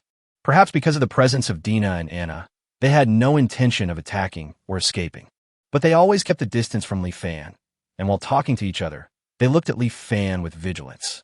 It seems that in the eyes of these orcs, humans do not have a good impression. Dina and Anna were also a little troubled by this. Their original plan was for the two sisters to communicate with the orcs first, and after they had reached an agreement, they would invite Li Fan over to trade. By then, the orcs would be prepared and at least would not have too much disgust. Now that Xiaoqing had been pestering them, the orcs did not run away immediately, but they were still wary of Li Fan and would not approach him easily. Lu Sun once said, "It takes a lot of courage to be the first person to try something new." This is exactly the situation at the moment. If it weren't for the first orc who dared to come and buy salt, the remaining orcs would not have been able to get close to Li Fan. Xiaoqing was very happy to see Li Fan in a deadlock, and she started to promote herself again. "See, I told you that you can't sell it. Why don't you listen to my advice and let me help you sell salt?" Unfortunately, there was no worry on Li Fan's face at all. At this time, Li Fan looked at Xiaoqing and suddenly twisted his mouth into a crooked dragon-like smile and said, "Let's make a bet on whether I can sell the salt. If I can't sell it, I'll give you 3 kilograms of salt. If I sell it all, from today on, your nickname will be Aga. Do you dare to bet?" Xiaoqing was about to agree, but looking at Li Fan's slanted smile, she always felt that this smile was so weird. But in the end, Xiaoqing agreed. Why not bet? If you lose and dare to regret, I will show you how powerful the snake people are. "Oh," Li Fan laughed disdainfully. "You must be joking. He would lose." Since the crooked-mouthed Dragon King had a smiling face, there was no reason for him to lose. Li Fan no longer waited for Anna to give him advice. Although he was not a great talent, he did not think of himself as a waste. Opportunities always come to those who take the initiative, not those who just wait for others to help. Thinking of this, Li Fan took 2 steps towards the hill. Just with these 2 steps, many orcs on the hill actually took out their weapons. Li Fan didn't care, but he also stopped and shouted loudly in the direction of the orcs. "Hello, fellow orcs. As you can see, I am a human. Although I am a human, I am also a salt merchant. Yes, I am here to trade salt today." Although the orcs on the hill heard it all, they didn't quite believe it. Not even one approached, let alone ask questions. Dina and Anna also helped at this time and said, "My fellow tribesmen, this human is not lying. He is indeed here to trade salt. Moreover, his salt is of very good quality, and the price is cheaper than those from the gathering areas." Despite Dina and Anna's persuasion, the orcs on the hill finally retracted their weapons, but still none of them had the intention to come forward to ask questions. Xiaoqing sneered as she watched from the side, but she also understood that trading salt was a good thing for their orc tribe, so she did not make things difficult for Li Fan at this moment. Several minutes passed, and when Xiaoqing thought Li Fan was about to give up, Li Fan made another move. Li Fan took off a package of animal skins from his shoulder, opened the package, and placed one small bag made of animal skins after another in front of him. These small animal skin bags are filled with salt. Ordinary orcs simply cannot buy a whole kilogram of salt at one time. So on the way, Li Fan divided the salt into small portions based on Anna's suggestion. According to the rule that 14 level 1 magic cores equal 1 pound of salt, divide the pound of salt into 14 portions, so that one portion contains exactly 1 level 1 magic core. At this time, Li Fan took out a total of 70 portions, which is 5 kilograms of salt, so his bond value was only 25 points. Xiaoqing, who was standing by, was drooling at the sight of 70 portions of salt. She wished she could bite Li Fan, poison him, and then snatch the salt away. But after looking at Dina and Anna, she could only reluctantly give up the idea. But Xiaoqing changed her mind and realized that as long as Li Fan couldn't sell the salt, wouldn't she be able to get the 3 kilograms of salt for free? 3 gene of salt is not a small amount. Thinking of this, Xiaoqing quickly wiped the corner of her mouth. I don't know whether she was wiping away saliva or the venom from her fangs. Chapter 23, Selling Salt, Part 2. Li Fan didn't know that he had almost been kissed by the snake just now. At this time, he already had an idea. To break the current deadlock, it is difficult to say, but it is also easy to say. What is lacking is the first person to try it out. As long as there is a first one, the rest of the orcs will naturally follow the herd mentality and buy salt. The question now is how to get the first person to try it out. As a descendant of the Chinese nation, Li Fan inherited the wisdom that has been passed down in China for thousands of years. If he cannot solve this small problem, his ancestors would probably not let him go even if they became ghosts. Placing bags of salt in front of him, Li Fan shouted again to the orcs on the hill. "Friends of the orcs, although I am a human, I am able to be invited by Her Highness Anna to come here to trade with you. I am very grateful to Her Highness Anna for this. In order to repay Her Highness Anna's broad mind, I have decided to give a small bag of salt to the first person who trades with me for free." Anna, who was standing by, was slightly stunned after hearing this. What is this guy talking about? What did she invite him? Wasn't it Li Fan who insisted on coming? And what about broad-mindedness? Thinking of this, Anna couldn't help but look down at her chest. Although it is indeed vast, how can I say it out loud like this? Dina, who was also standing nearby, was also stunned, but the difference was that she was stunned because she heard Li Fan mention Anna, but not her. Dina therefore looked down at her chest. Although she is not as broad-minded as her sister, she is also very broad-minded. Besides, she is still young and has a lot of room for growth. Regardless of the sister's thoughts, Li Fan's words successfully caused a commotion among the orcs on the hill. It's free. It's free. People are most vulnerable to free things, especially when the free things happen to be what you need. The orcs' discussions grew louder and louder, but unfortunately no one was willing to take the first step. Xiaoqing was slightly relieved when she saw this. To be honest, when she heard it was free, she was actually a little tempted, but in order to defeat Li Fan, she held back. Just when Xiaoqing thought that Li Fan's plan had failed, a thin figure suddenly emerged from among the orcs on the hill. He was a young foxman, younger than Xiaoqing, probably less than 10 years old. Compared with other orc boys and girls, he looked particularly thin, and the hair on his ears and tail was dull. At this time, he crawled out from a group of orcs, his lifeless eyes staring at the direction where Li Fan was. His target was the bags of salt. The foxman boy looked hesitantly at the salt in the distance. Finally, He seemed unable to resist the temptation and took the first step towards Li Fan. However, before the fox boy could take the second step, an old hand covered with calluses grabbed his shoulder. Miyuki, what are you doing? Are you going to trust that human? Have you forgotten what will happen if you trust a human? They won't do anything now, but as long as you trust them once, they will try every means to gain more of your trust, until one day they trick you out of the territory and then capture you and sell you to a slave trader. The foxman boy named Miyuki looked back at the owner of his hand, who was an old man named Grandpa Mufeng, who was also a foxman. Muchi looked at Grandpa Mufeng, then looked in the direction of Li Fan, and finally gritted his teeth and said to Grandpa Mufeng, Grandpa Mufeng, but I need salt. Mother is not good at hunting, and she has not eaten any salt since she was injured. Now, she can't even stand up. My mother and I both need salt. Didn't we agree that we would find a solution to the salt issue? But Grandpa Mufeng, you are also short of salt.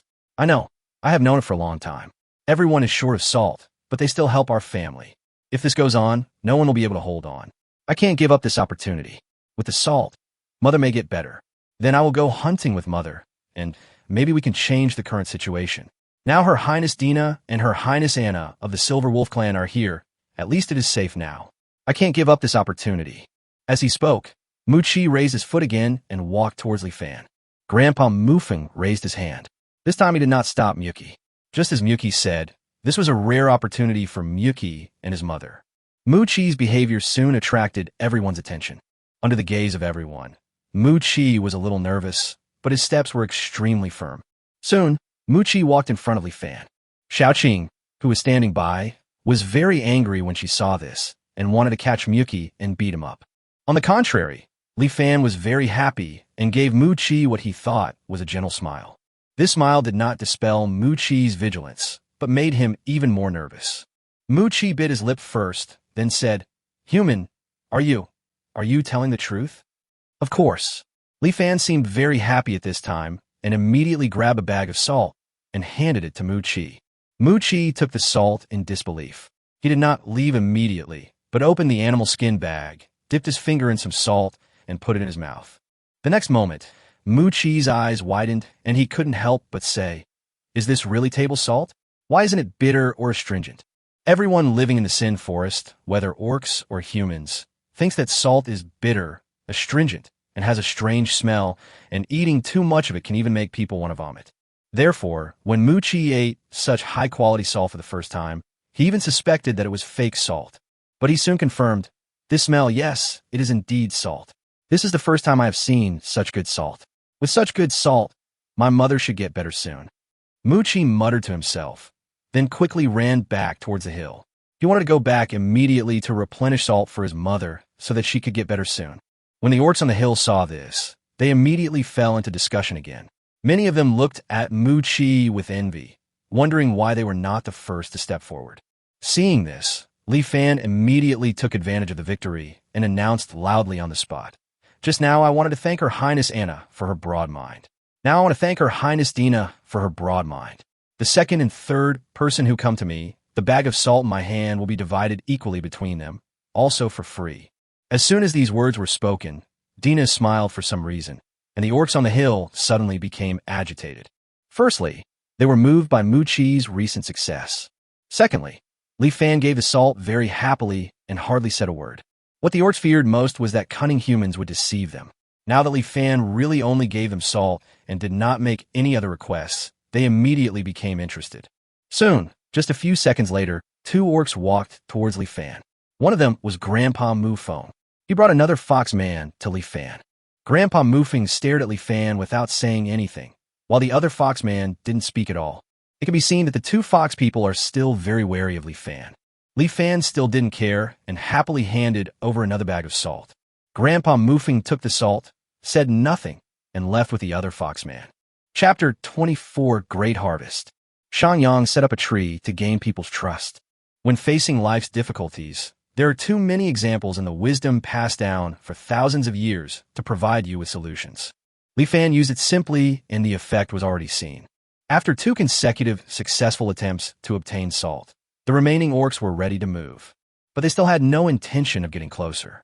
But this time it was not because they were still on guard, but because they were waiting for Li Fan to speak or rather, they were looking forward to Li Fan's possible third thank you. Li Fan was also ready. The next time will be the last thank you for this transaction. Xiao Qing glared at Li Fan fiercely. You've already thanked Dina and Anna. Who else can you thank this time? Li Fan grinned and continued. To thank Her Highness Dina and Her Highness Anna for their broad minds, I have decided that the 4th to 10th person who comes to trade with me can exchange 1 level 1 magic core for 2 bags of salt. Shameless, Xiao Qing said, gritting her teeth. She knew that she had already lost when Li Fan came up with the first thank you. Even though she was unwilling, she had to admire Li Fan at this moment. Such a strategy was too effective against the current orcs. Sure enough, the orcs on the hill could no longer hold back. They had just figured out the weight of each bag of salt. According to the price given by the people from the gathering place, the value of Li Fan's bag of salt was already more than a first-level magic core. Now, there were 2 bags, and they were of such high quality. The orcs who were already excited started running instantly, fearing that they would be left behind. The remaining orcs saw this and hurried to catch up. Finally, Li Fan sold it to the 7 orcs in the front for the price of 1 level 1 magic core and 2 bags of salt. Although the remaining orcs were somewhat unwilling, looking at Li Fan's bags of salt that were full of weight, they were finally contented and bought them at the price of 1 first-level magic core for 1 bag. In just a few minutes, the 70 bags of salt in front of Li Fan were sold out. It only took Li Fan less than 10 minutes from the beginning when all the orcs were wary and unwilling to get close to the current sale. During these 10 minutes, not only was all the salt sold, but the orcs' vigilance towards Li Fan also collapsed. At this time, many orcs dared to stay beside Li Fan, looking at him curiously. The 3 people who saw this change most clearly were Xiao Qing, Dina, and Anna, who were beside Li Fan. Xiao Qing was so shocked that her teeth were almost broken, but it still couldn't change the fact that she lost. Her face was full of confusion. Do I really have to accept the nickname of Ago? No, I don't want to even if I die. On the other side, Dina and Anna were looking at Li Fan with strange eyes while admiring his talent. They mentioned their broad minds again and again. As princesses of the Silver Wolf clan, don't they have any dignity to uphold? Of course, there was no way to express such complaints, so Dina and Anna could only wait for Li Fan with Xiao Qing. However, Li Fan, the person involved, did not notice the actions of the 3 people beside him at all. After all, his attention was completely attracted by the system's prompt sound. Ding, congratulations to the host for gaining the friendship of the fox people. Bond value plus 13. Ding, congratulations to the host for gaining the friendship of the bunny men. Bond value plus 22. Ding, congratulations to the host for gaining the friendship of the cat people. Bond value plus 19. Ding, congratulations to the host for gaining the friendship of the snake people. Bond value plus 9. Orc talent increased to 6.5. Beast transformation skill strengthened. Beast transformation. Transform into a half-orc, and all attributes will be increased by 2 times in a short period of time. Host, Li Fan. Realm, none. Strength, 2. Constitution, 1. Agility, 1. Spirit, 2. Talent. Elf talent, 0.1. Orc talent, 6.5. Talented skills. Nature affinity, beast transformation. Bond value, 88 points. A total of 70 bags of salt increased Li Fan's bond value by 63 points. It can be said that every person who bought salt increased his bond value by 1 point. In addition, his orc talents have also been improved, and his beast transformation skills have increased from 1 times to 2 times. This skill seems to be of little use now, but once Li Fan starts practicing it, its horror will gradually become apparent. The only regret is that the basic value has not been increased. It was 6 points before, and it is still 6 points now. I don't know if the number of orcs who have gained friendship is not enough, or will only increase when new alien races are generated in a friendship. Regardless of all these trivial things, 88 points of bond value, plus the proceeds from selling salt, 40 first-level magic cores, and more than 40 pieces of monster furs were given to some orcs who did not have magic cores. This was undoubtedly a great harvest. As long as he finds a suitable place, he can finally exchange for the fighting skills and truly begin a practice. This time the harvest exceeded Li Fan's expectations, but unfortunately the next time, there is a high probability that the harvest will not be as great. According to Li Fan's experience, it is easiest for an alien to gain bond value the first time. As long as you have a slight favorable impression of the alien, you could get 1 point of bond value from the alien. It will be difficult to gain bond value afterwards. The bond value will not be gained again until the other party's favorability reaches 1 star, almost reaching the level of friends. All the orcs involved in this transaction have already received bond values. If it is the same group of orcs next time, there will probably be no bond values left. However, there are hundreds of orcs gathered in this place, so Li Fan can harvest at least one more time. Well, he'll have to bring more salt next time. Even if all the orcs had their bond points harvested once, Li Fan would still insist on coming to sell salt. If one day, he raised the favorability of all these orcs to 1 star like Dina Anna, wouldn't he be able to get hundreds of bond points for free every day?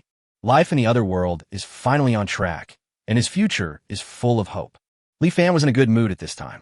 Just when he was about to go find Dina and Anna, Li Fan was suddenly stunned. He felt a certain gaze.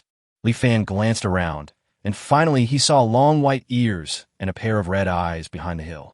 He is a rabbit man, about the same age as Xiaoqing, about 13 or 14 years old. But unlike Xiaoqing, who was always full of cunning, there was only curiosity in those eyes, not even fear or vigilance. This was the first orc Li Fan encountered who was so unguarded. He became interested in him, and the other party had white hair and red eyes. It is said that most Chinese people are obsessed with white hair and red eyes. I don't know if this is true, but Li Fan really likes the setting of white hair and red eyes. What's more, the rabbit people themselves are a potential disaster no worse than Xiaoqing. Li Fan tried to wave at the bunny lowly. Unexpectedly, the little bunny girl actually jumped and ran over. Li Fan stared blankly at the bunny like lowly in front of him, who was looking up at him curiously. And for a moment, he didn't know what to do. He really just wanted to try it, because he was naughty, but you little rabbit are too defenseless, aren't you? Chapter 25, Rabbit Man Xiaobai. Facing the bunny lowly in front of him, Li Fan felt that if he were on Earth, he would probably be called in for tea by the police. But God knows, he really just waved at the other person, and the other person really came over, looking at him with a silly face, as if asking, "You call me, I came over, what's the matter?" Li Fan opened his mouth, but before he could say anything, Xiaoqing beside him noticed the situation. Xiaoqing didn't care at first, but when she saw the appearance of the rabbit man lowly clearly, she immediately slid over. It was difficult for Li Fan to explain how a girl with a slim figure could slide, but Xiaoqing did it, and her movements were smooth and fluid. After Xiaoqing slid in front of the bunny lowly, she suddenly opened her arms to block Li Fan's sight. Xiaoqing stared at Li Fan warily and spoke to the rabbit man lowly behind her. "Ah, Xiaobai, weren't you sleeping? Why are you here? Be careful. Stay away from this human. This cunning human is bad to the core. His meanness is enough to make the beast god shake his head. You can't be infected by this human." Li Fan's mind was filled with black lines, and he said unconvincingly, "Who are you calling mean? I'll go, you have grown up. Come on, I'll go. Introduce this lovely child to Uncle Li." "Bah, who is a go? You are a go. Your whole family is a go. You're willing to gamble, but refuse to admit defeat? I'll go. You're such a dishonest fellow. How dare you call me mean and shameless?" I'm not cheating. I lost our bet. My nickname is a go, but I never said that if someone calls me a nickname, I have to respond. I just won't respond. Ha ha ha, what can you do to me? Li Fan was almost mad at Xiaoqing. The little girl was so young, but she could already make excuses. Li Fan felt that if he continued, he would be pissed off to death by this girl, but he couldn't beat her, so he could only swallow his anger and hope to take revenge in the future. Just when Li Fan wanted to get away from Xiaoqing, the bunny girl called Xiao by bypass Xiaoqing, grabbed the corner of Li Fan's clothes and asked, "Big brother, what's the matter with you calling me?" Xiaobai's voice suits her very well, and it also has a cute and silly vibe.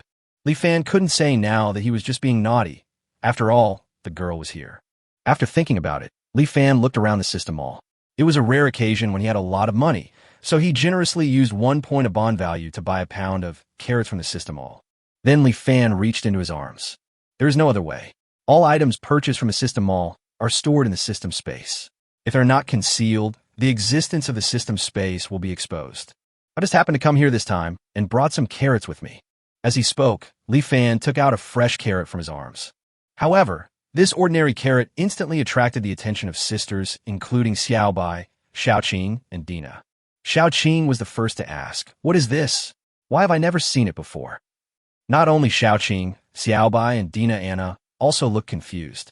It seems that there are no carrots in the other world. Li Fan casually explained, "This is called carrot. It is an extremely rare crop. Carrots are not only nutritious, but also have a crisp taste. They have a sweet aftertaste and are especially good for the eyes. They're a good thing. Listening to what Li Fan said, the four people around him couldn't help swallowing. Li Fan is not actually very confident about the taste of carrots, but the rabbit people who look very similar to rabbits will definitely like them, right? Li Fan took the carrot, handed it to Xiao Bai, and said, "Big brother likes honest and trustworthy children the most. Xiao Bai, you're an honest and good child, unlike that dog who goes back on his word. Here, this carrot is for you." As he spoke, Li Fan seemed not to want to miss any opportunity to anger Xiao Qing, and he glanced over with a meaningful look. Xiao Qing was immediately furious, but her eyes couldn't help but drift towards the carrot in Xiao Bai's hand. As expected, this little white guy had no guard at all and had no doubts at all. He picked up the carrot and started eating it. Amid the crisp crunch-crunch sounds, Xiao Bai ate so much that the juice splashed everywhere, and his big red eyes narrowed into crescents with happiness. Even Li Fan, who knew the taste of carrots, felt hungry just by looking at them. Li Fan is like this, let alone Xiao Qing and Dina Anna. Seeing that the remaining 3 girls were staring at him with their big eyes, Li Fan had no choice but to reach into his arms.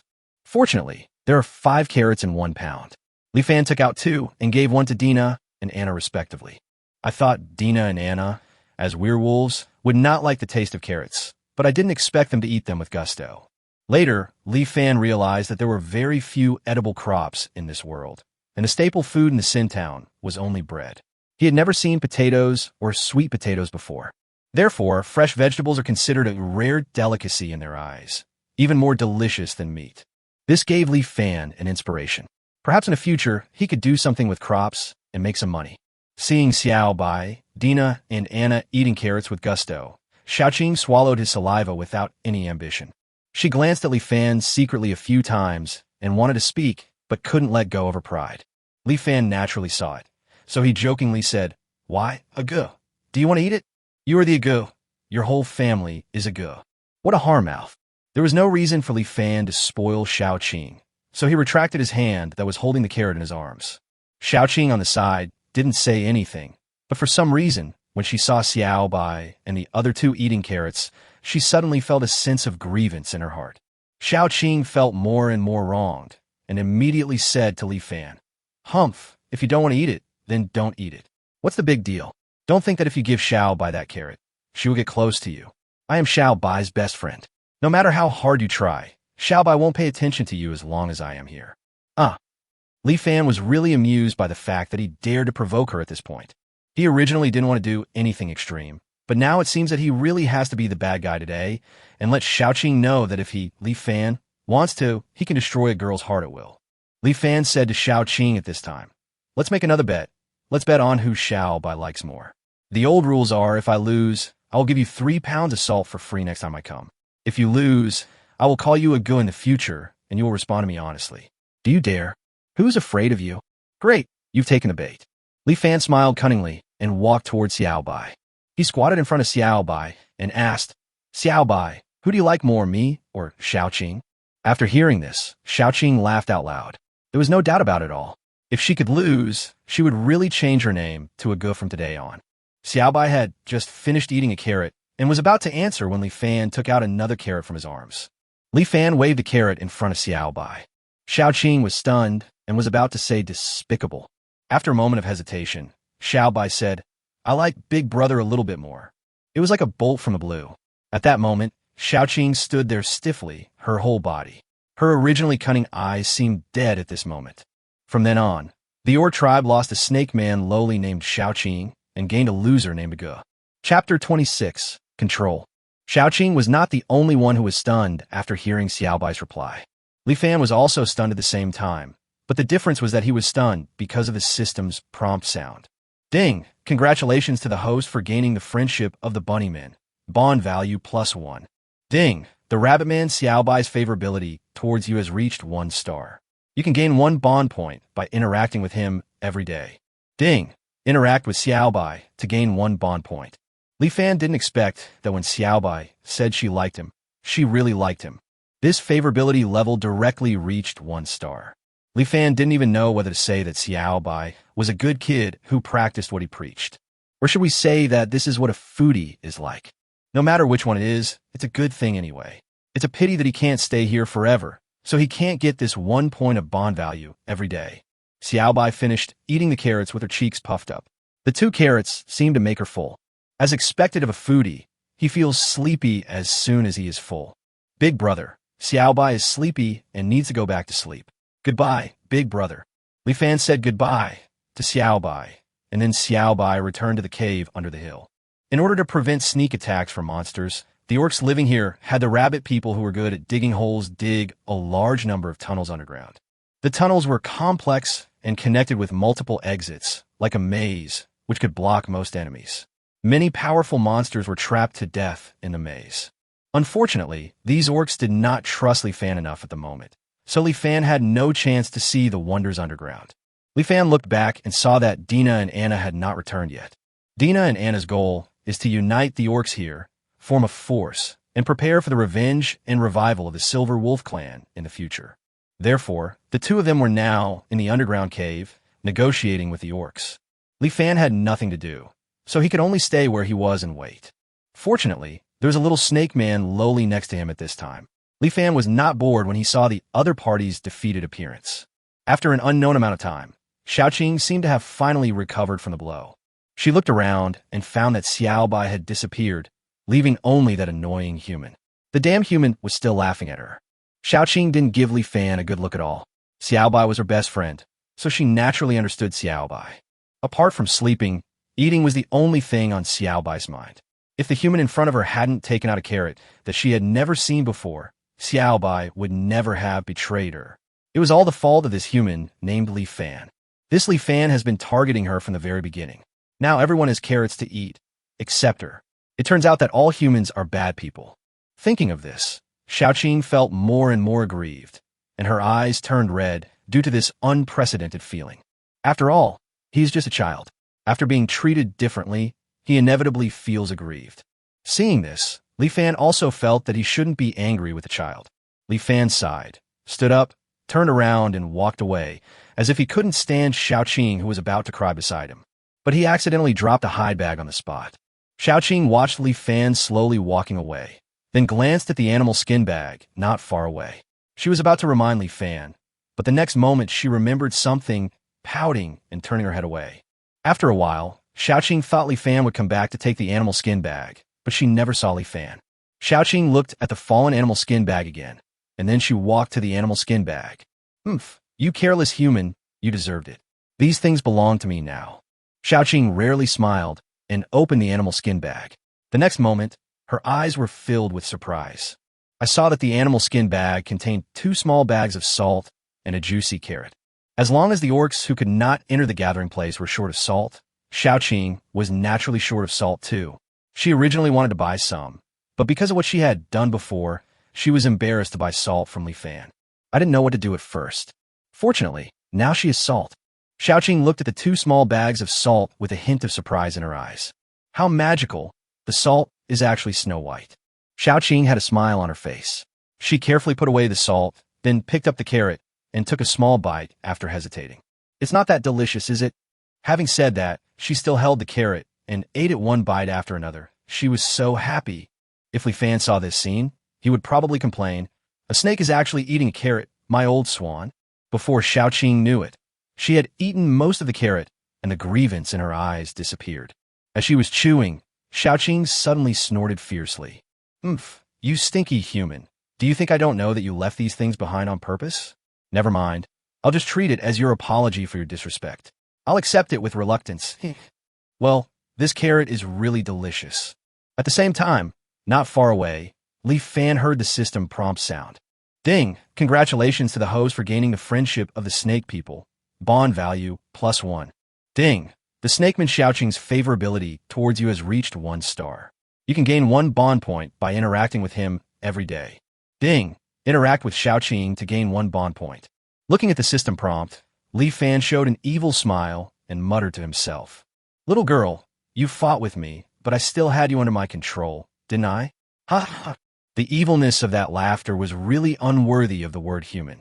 More than an hour later, Dina and Anna finally came out of the underground cave. Li Fan didn't know what the 2 talked about with the orcs here, but their faces didn't look very good. Li Fan was also tactful and didn't ask. Then the 3 of them started to return.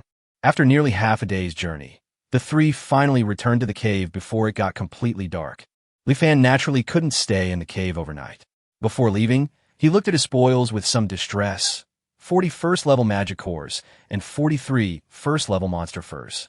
The magic core is fine, as it can be hidden on the body, but the 43 pieces of monster fur are still a big heap even if they're tied tightly. It was only at this time that Li Fan realized that the system space could only store items in the system mall. If he wants to have storage space to store monster furs, he needs the bond value to open the storage space. Li Fan took a look at the price. Wow, 1 cubic meter requires 100 bond points. Li Fan gave up directly. In the end, Li Fan could only choose to leave most of the fur in the cave of the Dina sisters. He returned to the Sin Town with all the magic cores and 5 first-level monster skins. That night, Li Fan sold the furs at the Mercenary Guild. Although Li Fan did not practice fighting spirit, these furs only came from the lowest level of magical beasts, so they did not arouse any suspicion. Each piece of fur cost 50 copper coins, and Li Fan finally got 250 copper coins.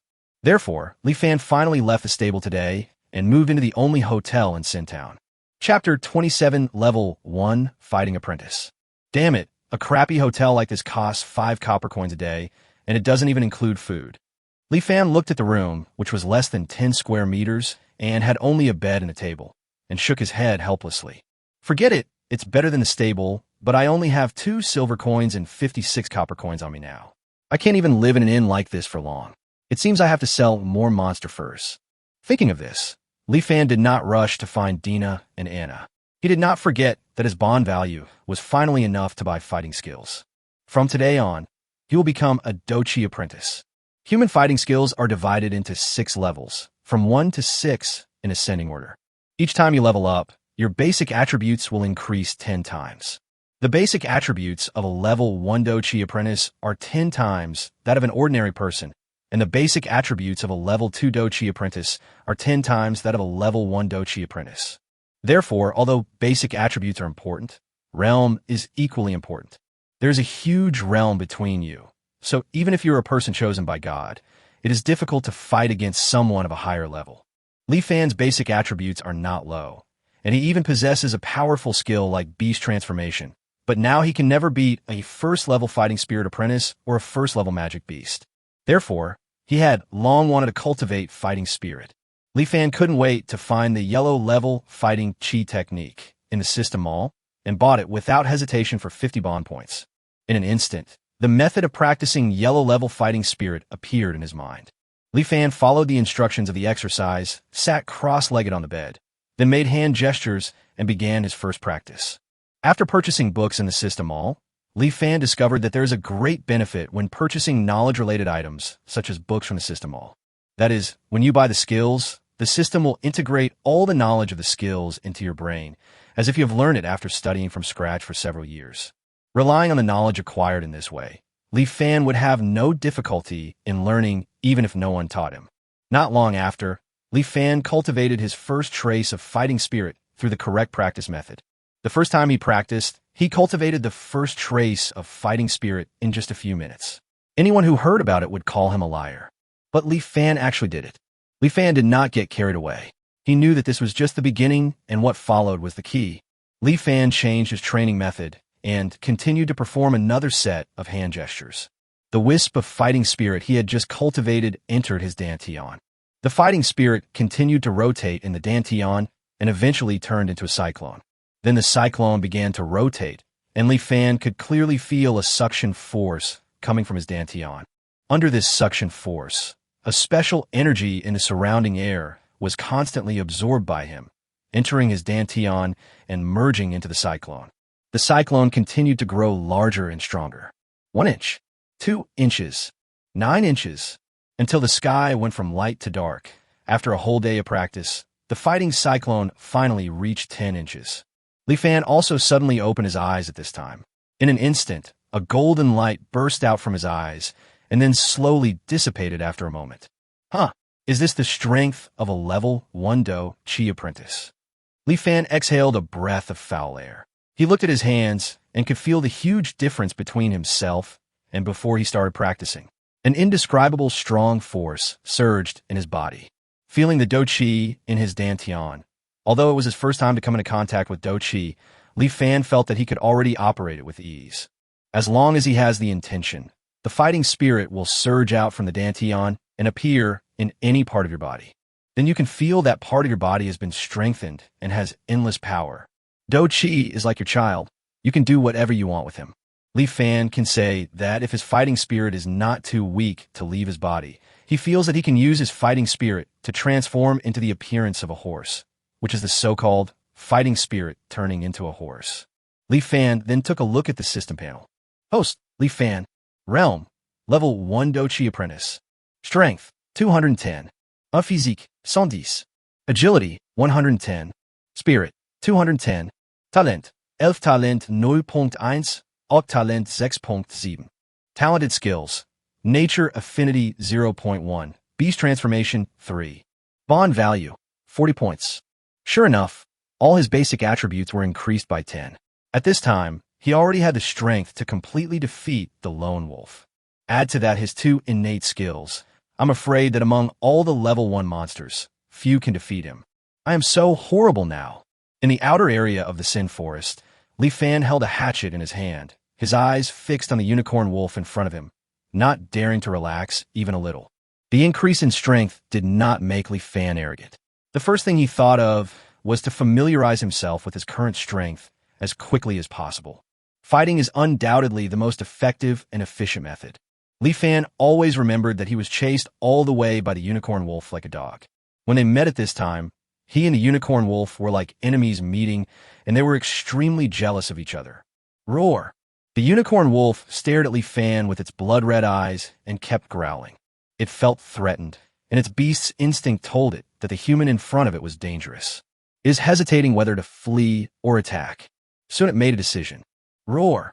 With a roar, the unicorn wolf moved its limbs, quickly approached Li Fan, and then opened its bloody mouth to bite him. The lone wolf is still as fast as ever.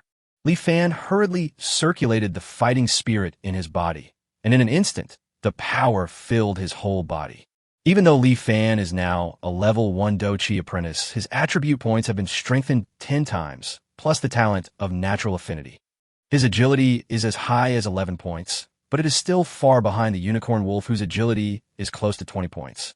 Fortunately, Li Fan's spirits were so high that he stayed up until 22 o'clock. The level of spirit value is extremely important even for humans who do not know magic. After all, the higher the spirit value, the stronger the will be, and even the reaction speed will be faster. The 22 points of spirit value directly gave Li Fan a reaction ability far beyond that of the unicorn wolf. Although the unicorn wolf was fast, Li Fan still dodged it by moving sideways in advance. Then Li Fan took advantage of the moment when a unicorn wolf didn't have time to turn around and chopped at the wolf's waist with a hatchet. Bite! With a crisp snapping sound. Although Li Fan's hatchet injured the unicorn's waist, it broke at the moment it hit the opponent's bone, and only half of the hatchet was left in his hand. Fuck, this ordinary weapon really doesn't work. I must get a good weapon when I have the chance in the future. Li Fan had no time to curse, as the unicorn wolf had already turned around and attacked. The injury made the unicorn wolf almost crazy, and he rushed towards Li Fan regardless of anything. Li Fan's super high reaction ability came in handy again. This time he did not dodge, but rushed forward instead, then rolled over and landed under the unicorn wolf. Holding the half-broken hatchet tightly, Li Fan used it as a dagger and stabbed it towards the belly of the unicorn wolf. With a puff sound, the hatchet stabbed into the unicorn wolf's soft belly. There are no bones here. Li Fan grinned grimly and pulled the hatchet back violently. With a ripping sound, a nearly 1-meter-long hole was torn open in the unicorn wolf's abdomen, and its internal organs immediately fell to the ground. Not long after, the lone wolf breathed its last. Chapter 28. Terrifying Beast Transformation Skills. Seeing that he had easily killed a lone wolf, although it was expected, Li Fan still felt proud. Roar, roar, roar.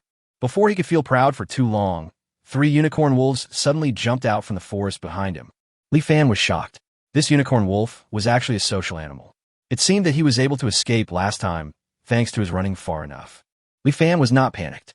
The current situation was neither good nor bad. It was a lone wolf, and Li Fan had no difficulty dealing with it thanks to his reaction speed that far exceeded that of the opponent. But if he had to deal with 3 unicorn wolves that were faster than him at the same time, even he would be in considerable risk. Forget it. I'll just try out how powerful I am now when using the Beast Transformation skill. Beast Transformation skill can be said to be Li Fan's trump card. In order to hone his combat skills, Li Fan originally did not intend to use it. But now he discovered that the lone wolf was a social animal, and he was worried that if he delayed too long, he would be surrounded by a pack of wolves, and then he would be doomed. Therefore, he wanted to fight quickly and decisively. At this time, the 3 unicorn wolves cooperated very well, spread out, and slowly approached Li Fan from 3 directions. Faced with this situation, it is easy for people to only look ahead and not behind, and only care about the head and not the butt. Animalization. Li Fan did not hesitate and immediately used his beast transformation skills. In an instant, his entire body except his face was covered with fine black hair. In the blink of an eye, Li Fan seemed to have turned into an ape man, with exaggerated muscles bulging all over his body. It was also at this moment that a force appeared in Li Fan's body that seemed to burst his entire body. This power was extremely violent, running rampant in his body, completely unlike fighting spirit that obeyed his commands. Beast transformation is indeed a skill of the orcs. Without a strong physique like the orcs, it is impossible to support it. Li Fan could feel at this moment that if he didn't release the power in his body, he might really burst. Li Fan no longer hesitated and used all his strength in an instant. His entire body turned into an afterimage, and his speed was so fast that even the unicorn with an agility of nearly 20 could not see clearly. In an instant, cold light flashed across the bodies of the 3 unicorn wolves. Before the 3 unicorn wolves could figure out what was happening, a huge hole suddenly appeared in its abdomen, and its internal organs fell to the ground. The 3 unicorn wolves only had time to let out weak howls before they slowly died. Li Fan took back the hatchet and looked at his system panel. Host, Li Fan, Beast Form. Realm, Level 1 Dochi Apprentice. Strength, 66. Constitution, 33. Agility, 33. Spirit, 66. Talent, Elf Talent 0.1, Orc Talent 6.7. Talented skills, Nature Affinity 0.1, Beast Transformation 3. Bond value, 40 points. The current value is the result of a double increase of natural affinity and beast transformation. With such abnormal values, the deaths of the 3 unicorn wolves are not unfair at all. After Li Fan roughly understood his limits, he hurriedly ended his beastly state. Even though only a few seconds passed from use to end, Li Fan still felt a tingling sensation all over his body. Although the beast transformation skill is powerful, it is somewhat beyond the limit of my body. If the beast transformation skill is further improved as the orc's talents continue to increase, I may not even dare to use it. Li Fan didn't expect that he would have a headache because the effect of his skill was too strong. But this problem is actually very easy to solve. As long as he continues to improve his strength and reaches a level 2 fighter, his physical fitness will exceed 100, and then he can use the beast transformation skill without any problems. Thinking of this, Li Fan immediately became motivated and decided to continue practicing his fighting spirit after returning. But before that, I have to clean up the situation in front of me. Li Fan glanced at the corpses of the 4 unicorn wolves. Every corpse of a monster was of great value. Li Fan was short of money right now, so he immediately took the broken hatchet and started to clean up the corpse of the unicorn wolf. After just a few minutes, he gave up. Not only could the hatchet not cut off the horn on the wolf's head, but even its fur was difficult to cut through. In just a few minutes, the remaining blade of the hatchet was already full of holes, and it was obviously unusable. Li Fan couldn't stay here any longer. God knows if he would be surrounded by a group of lone wolves if he waited any longer. Are we going to send these 4 lone wolves to Dina and Anna's place? No, I can't bother Dina and Anna with everything. Otherwise, in their eyes, I will become an incompetent person who likes to rely on others. This is fatal in the eyes of the orcs who respect the strong. In order to improve friendship and favorability, this must be avoided. It seems I have no choice but to carry them all back. But this way, I will be a little conspicuous. I hope it won't reveal that I have suddenly learned to fight. Only at this time would Li Fan be glad that he had no acquaintances in Sin Town. I should also consider the issue of weapons. No matter how many axes I have, they can't defeat the monsters. I need to get a good weapon. I heard that dwarves are best at casting and construction. If I have the opportunity to establish friendship with dwarves, I must ask them to help me make a good weapon. Thinking of this, Li Fan tied the 4 unicorn wolves together with ropes. Rise! With a light shout, Li Fan carried the 4 unicorn wolves weighing nearly 1,000 pounds on his back, and he was only struggling a little. Not long after, Li Fan returned to the Sin Town and walked straight towards the mercenary guild with the unicorn on his back. Naturally, he attracted a lot of people's attention at this time, but when they saw that Li Fan was carrying the lowest level 1 unicorn wolf, they quickly looked away. As a result, Li Fan successfully entered the mercenary guild and found the guild staff. Coincidentally, it was the middle-aged man who registered his mercenary certificate last time. He seemed not to remember Li Fan and just asked Li Fan to show his mercenary certificate according to the procedure.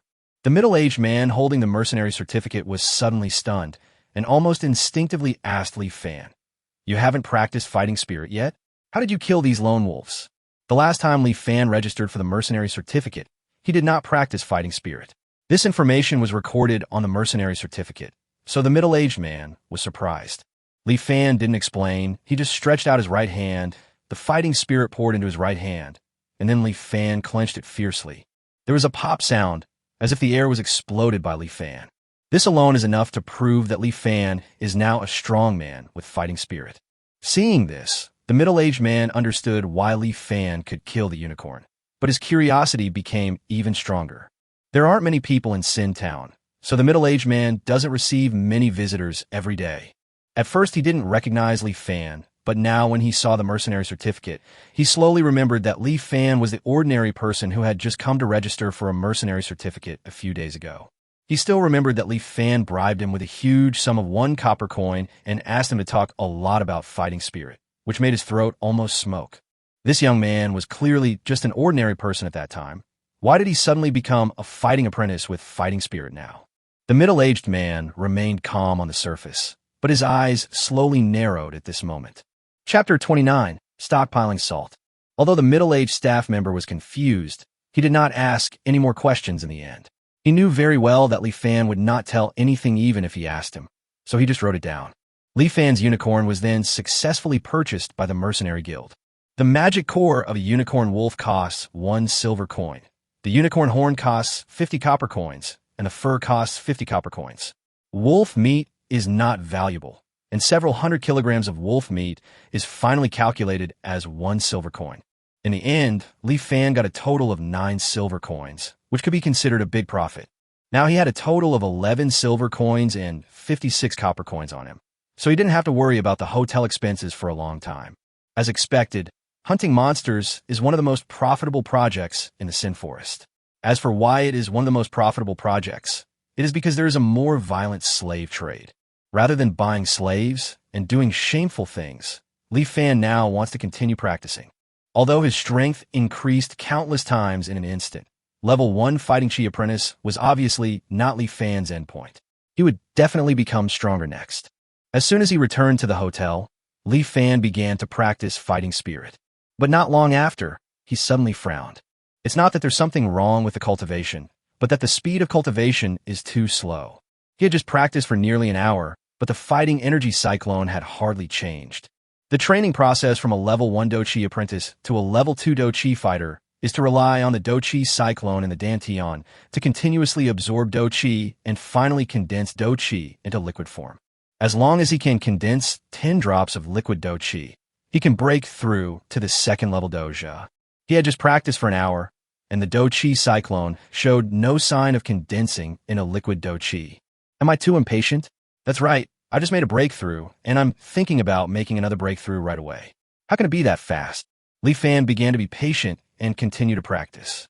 For 3 consecutive days, Li Fan did not leave the room except for eating, sleeping, and taking care of physiological needs.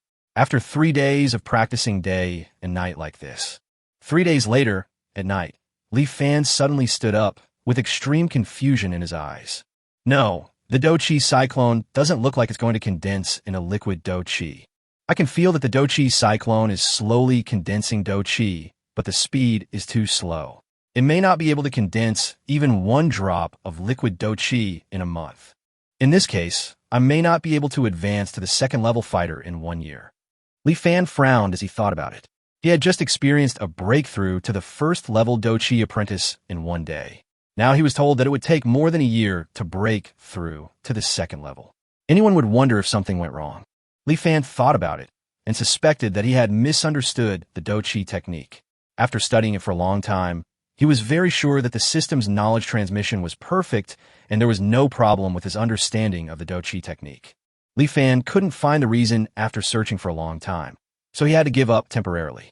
He decided to meet Dina and Anna tomorrow. When it is time for a new round of salt trading. 2. The bond value from Dina and Anna, and even Xiao Bai and Xiaoqing, which can be gained once a day, hasn't been gained for a long time. 3. Would be a good idea to ask Dina and Anna about the reason why the breakthrough has slowed down. Although the cultivation methods of orcs and humans are different, some things are the same after all, and maybe they can give him the answer. The next day arrived in a blink of an eye. Li Fan left the Sin town early in the morning. After making sure that no one was following him, he slowly walked towards the cave where Dina and the other person were. In the human empire, the most valuable slaves besides the elves are the orcs. The elves are naturally beautiful, either handsome men or beautiful women, and are deeply loved by rich men and rich women. The same is true for the orcs. Although male orcs may not be handsome, they are definitely brave and powerful. They are the best slaves in the Colosseum. Female orcs are not only cute, but also often have a wild beauty, which is different from the elf beauties and is also coveted by humans. In addition, sea creatures are also extremely popular among slave traders. Unfortunately, sea creatures live in the ocean, making them too difficult and costly to capture, so they're not the best choice for slave traders. Therefore, elves and orcs, who are the most valuable, are the main targets of slave traders. Once a slave trader is discovered, he will try every means to catch the slave. Li Fan is now very clear about all this, so he naturally has to be more careful. Still some distance away from the cave, Li Fan took out a bone flute from his arms, which was the bone flute that Anna used as a signal last time. Li Fan blew the bone flute, and although no sound came out, Dina came out from the shadows of the trees soon after. Li Fan, you're here? Dina seemed very happy to see Li Fan. Ever since they got Li Fan's salt, their originally weak bodies have recovered, and they look young, beautiful, and full of vitality. Li Fan was naturally happy to see the lovely Dina and replied, I got some more salt. Come and see if you and your people still need it? Yes, of course. Anna also walked out of the cave at this time. Different from Dina's vigor and vitality, the older Anna was calmer. Although not to the point of being cold and indifferent, she also had the temperament of an iceberg beauty. Coupled with her devilish figure, she could definitely be called a queen. Li Fan didn't dare to pay too much attention to the other party's broad mind, and continued the topic. How much more do you need? Anna replied without hesitation. How many do you want? Li Fan was a little surprised after hearing this. As far as he knew, including the orcs on the grassland, there were only a few hundred people on Anna's side. Assuming 6g of salt per person per day, they would only need more than 30 kilograms of salt per month at most. Li Fan knew that Anna was not the kind of person who liked to brag. So if she said she wanted as much as she wanted, she would really want as much as she wanted, even if it was hundreds or thousands of kilograms of salt, she would take it. But what does Anna need so much salt for? Could it be that she knew other orcs who needed salt? This is related to Li Fan's bond value, so Li Fan naturally has to ask. The result was beyond Li Fan's expectation. Anna said, winter is coming in 2 months. We must start preparing. Later, Li Fan learned that the winter in the magical continent is different from that on Earth.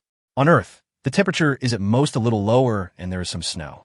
As long as you wear more clothes, you can still go out for a walk every day. In a magical continent, when winter comes, the temperature will slowly drop to a terrifying level. If there is heavy snow, it can even freeze an adult to death within an hour.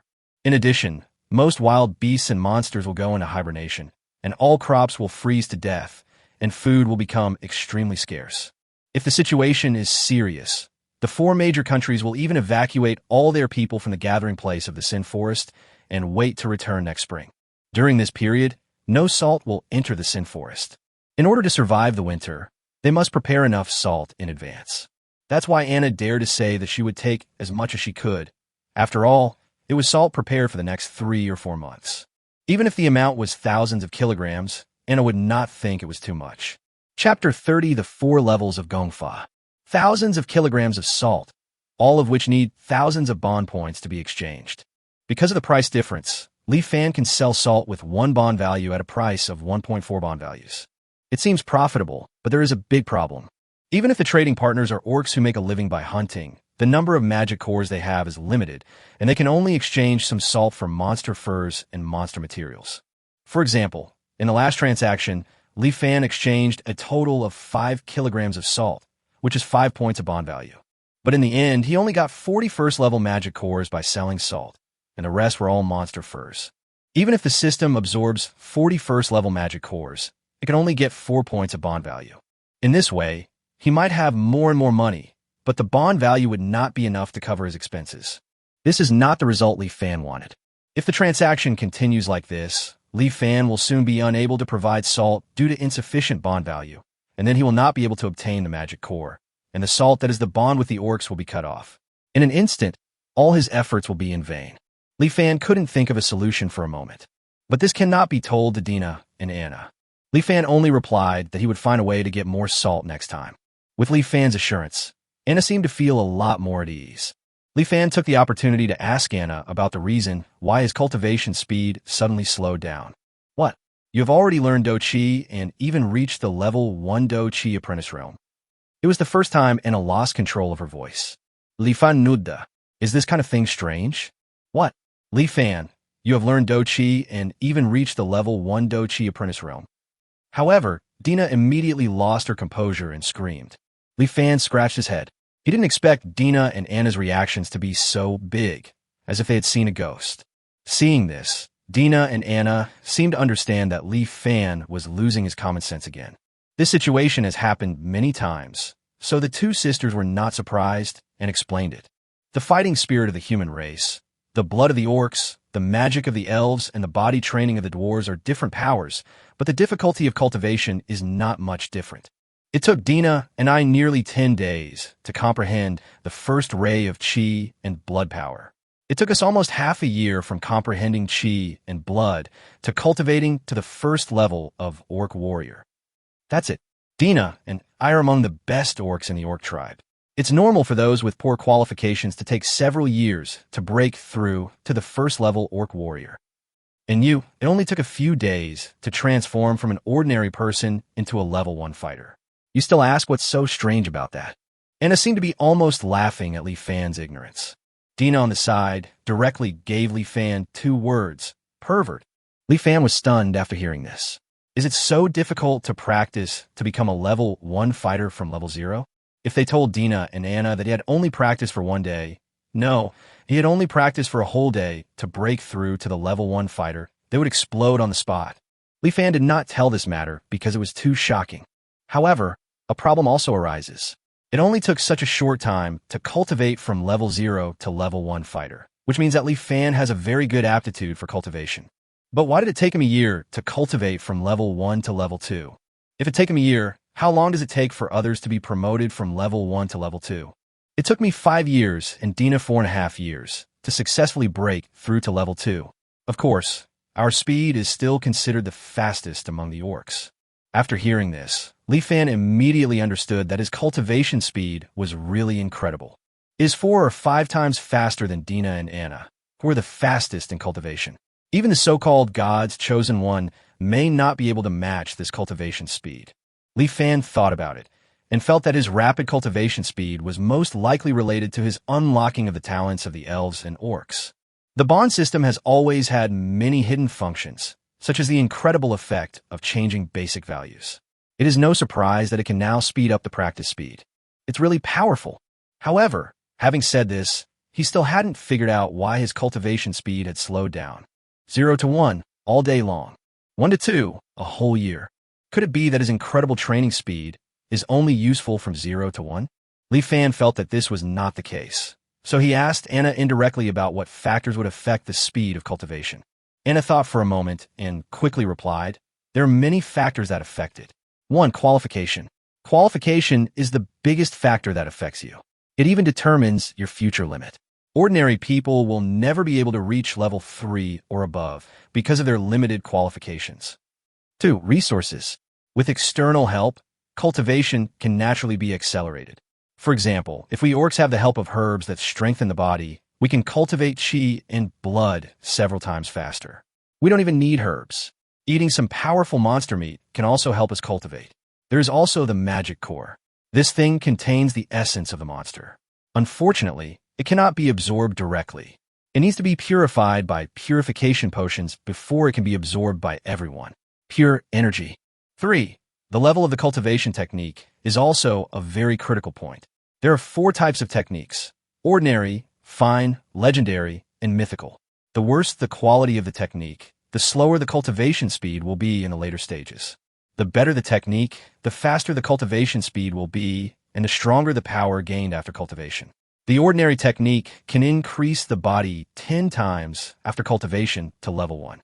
The fine-grade chi and blood technique that Dina and I practiced also increases the body attributes 10 times, but because of the different purity of chi and blood, 1 portion of fine-grade chi and blood can equal 3 portions of ordinary chi and blood, so the actual increase after cultivation to level 1 can reach 103 times.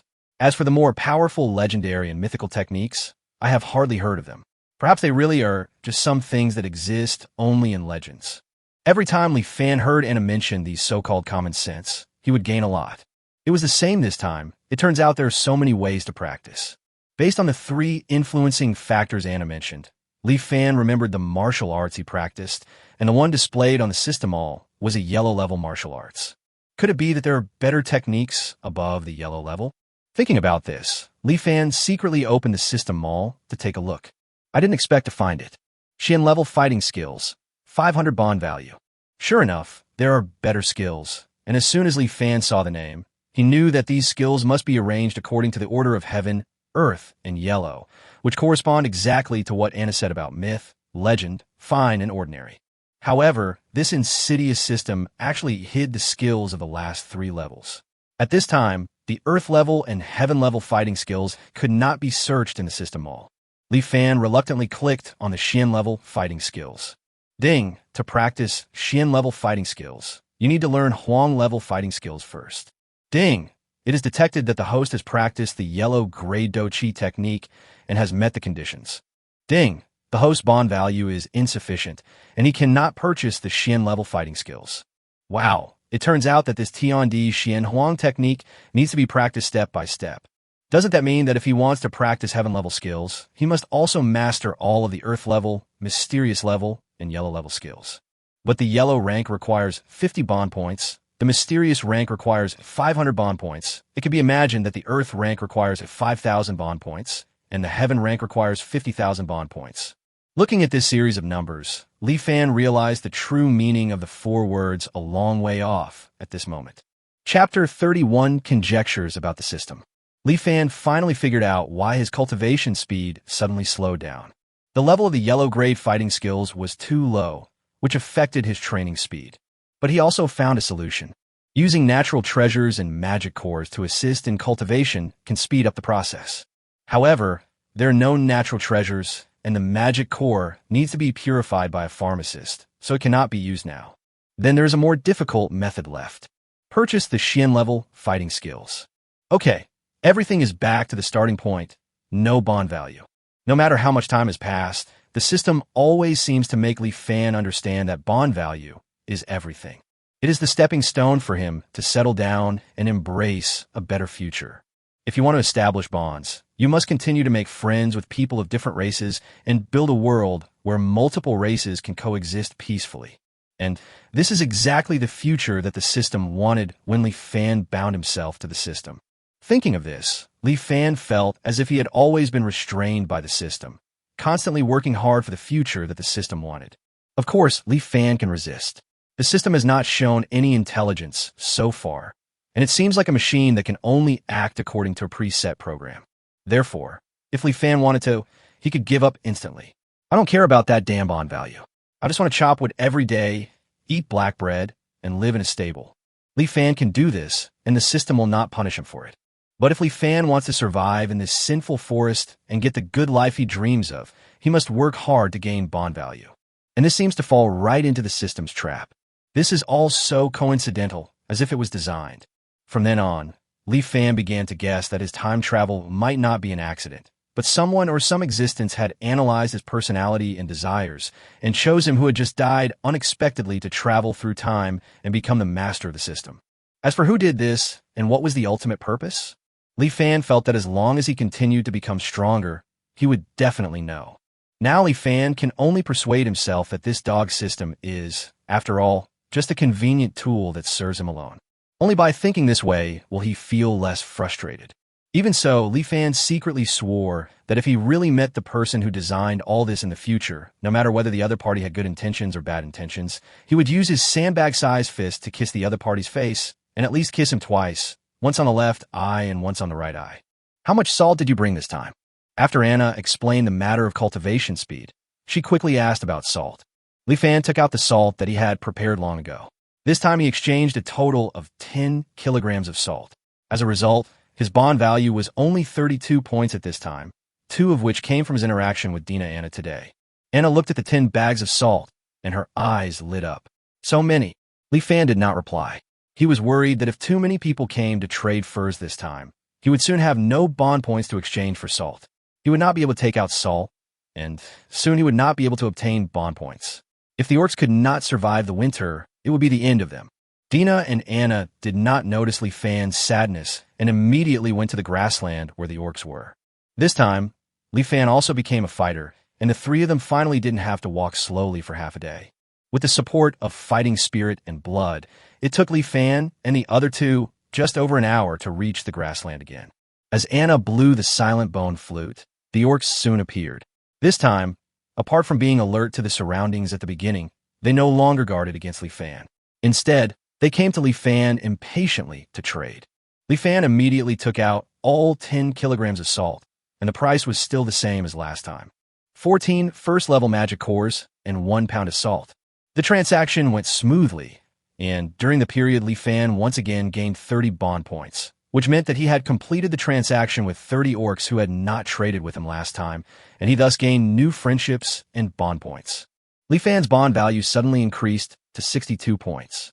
At the same time, the orc talent also reached 9.7. The last time Beast Transformation became stronger was because the orc talent suddenly increased from 0.2 to 6.7. Li Fan felt that if the orc talent reached more than 10, there would be new changes. He just didn't know whether the Beast Transformation skill would continue to become stronger or new orc talent skills would appear. Li Fan naturally hoped it was the second one. Otherwise, not only would he not benefit, but his Beast Transformation skill would be too overbearing and he would not dare to use it. The transaction was quickly concluded. In addition to the invisible gains, such as bond value, Li Fan also obtained 5 level 2 magic cores and 36 level 1 magic cores.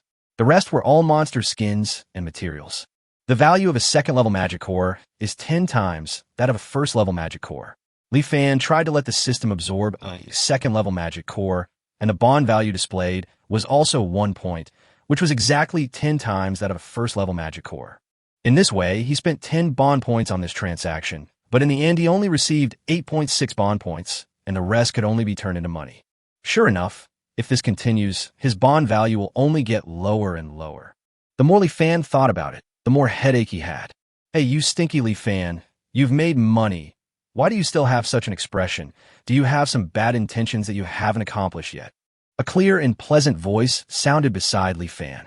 Li Fan turned around and saw who else it could be except the snake man lowly Xiaoqing. Li Fan grinned and said to Xiaoqing, "It's I go. I haven't seen you for a few days. I miss you so much. And what bad intentions can I have? I'm just trying to find a way to get you some more salt before winter."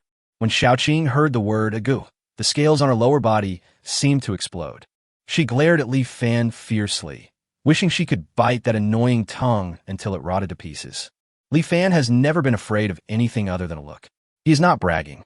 His slogan for a while was, "My look can kill gods."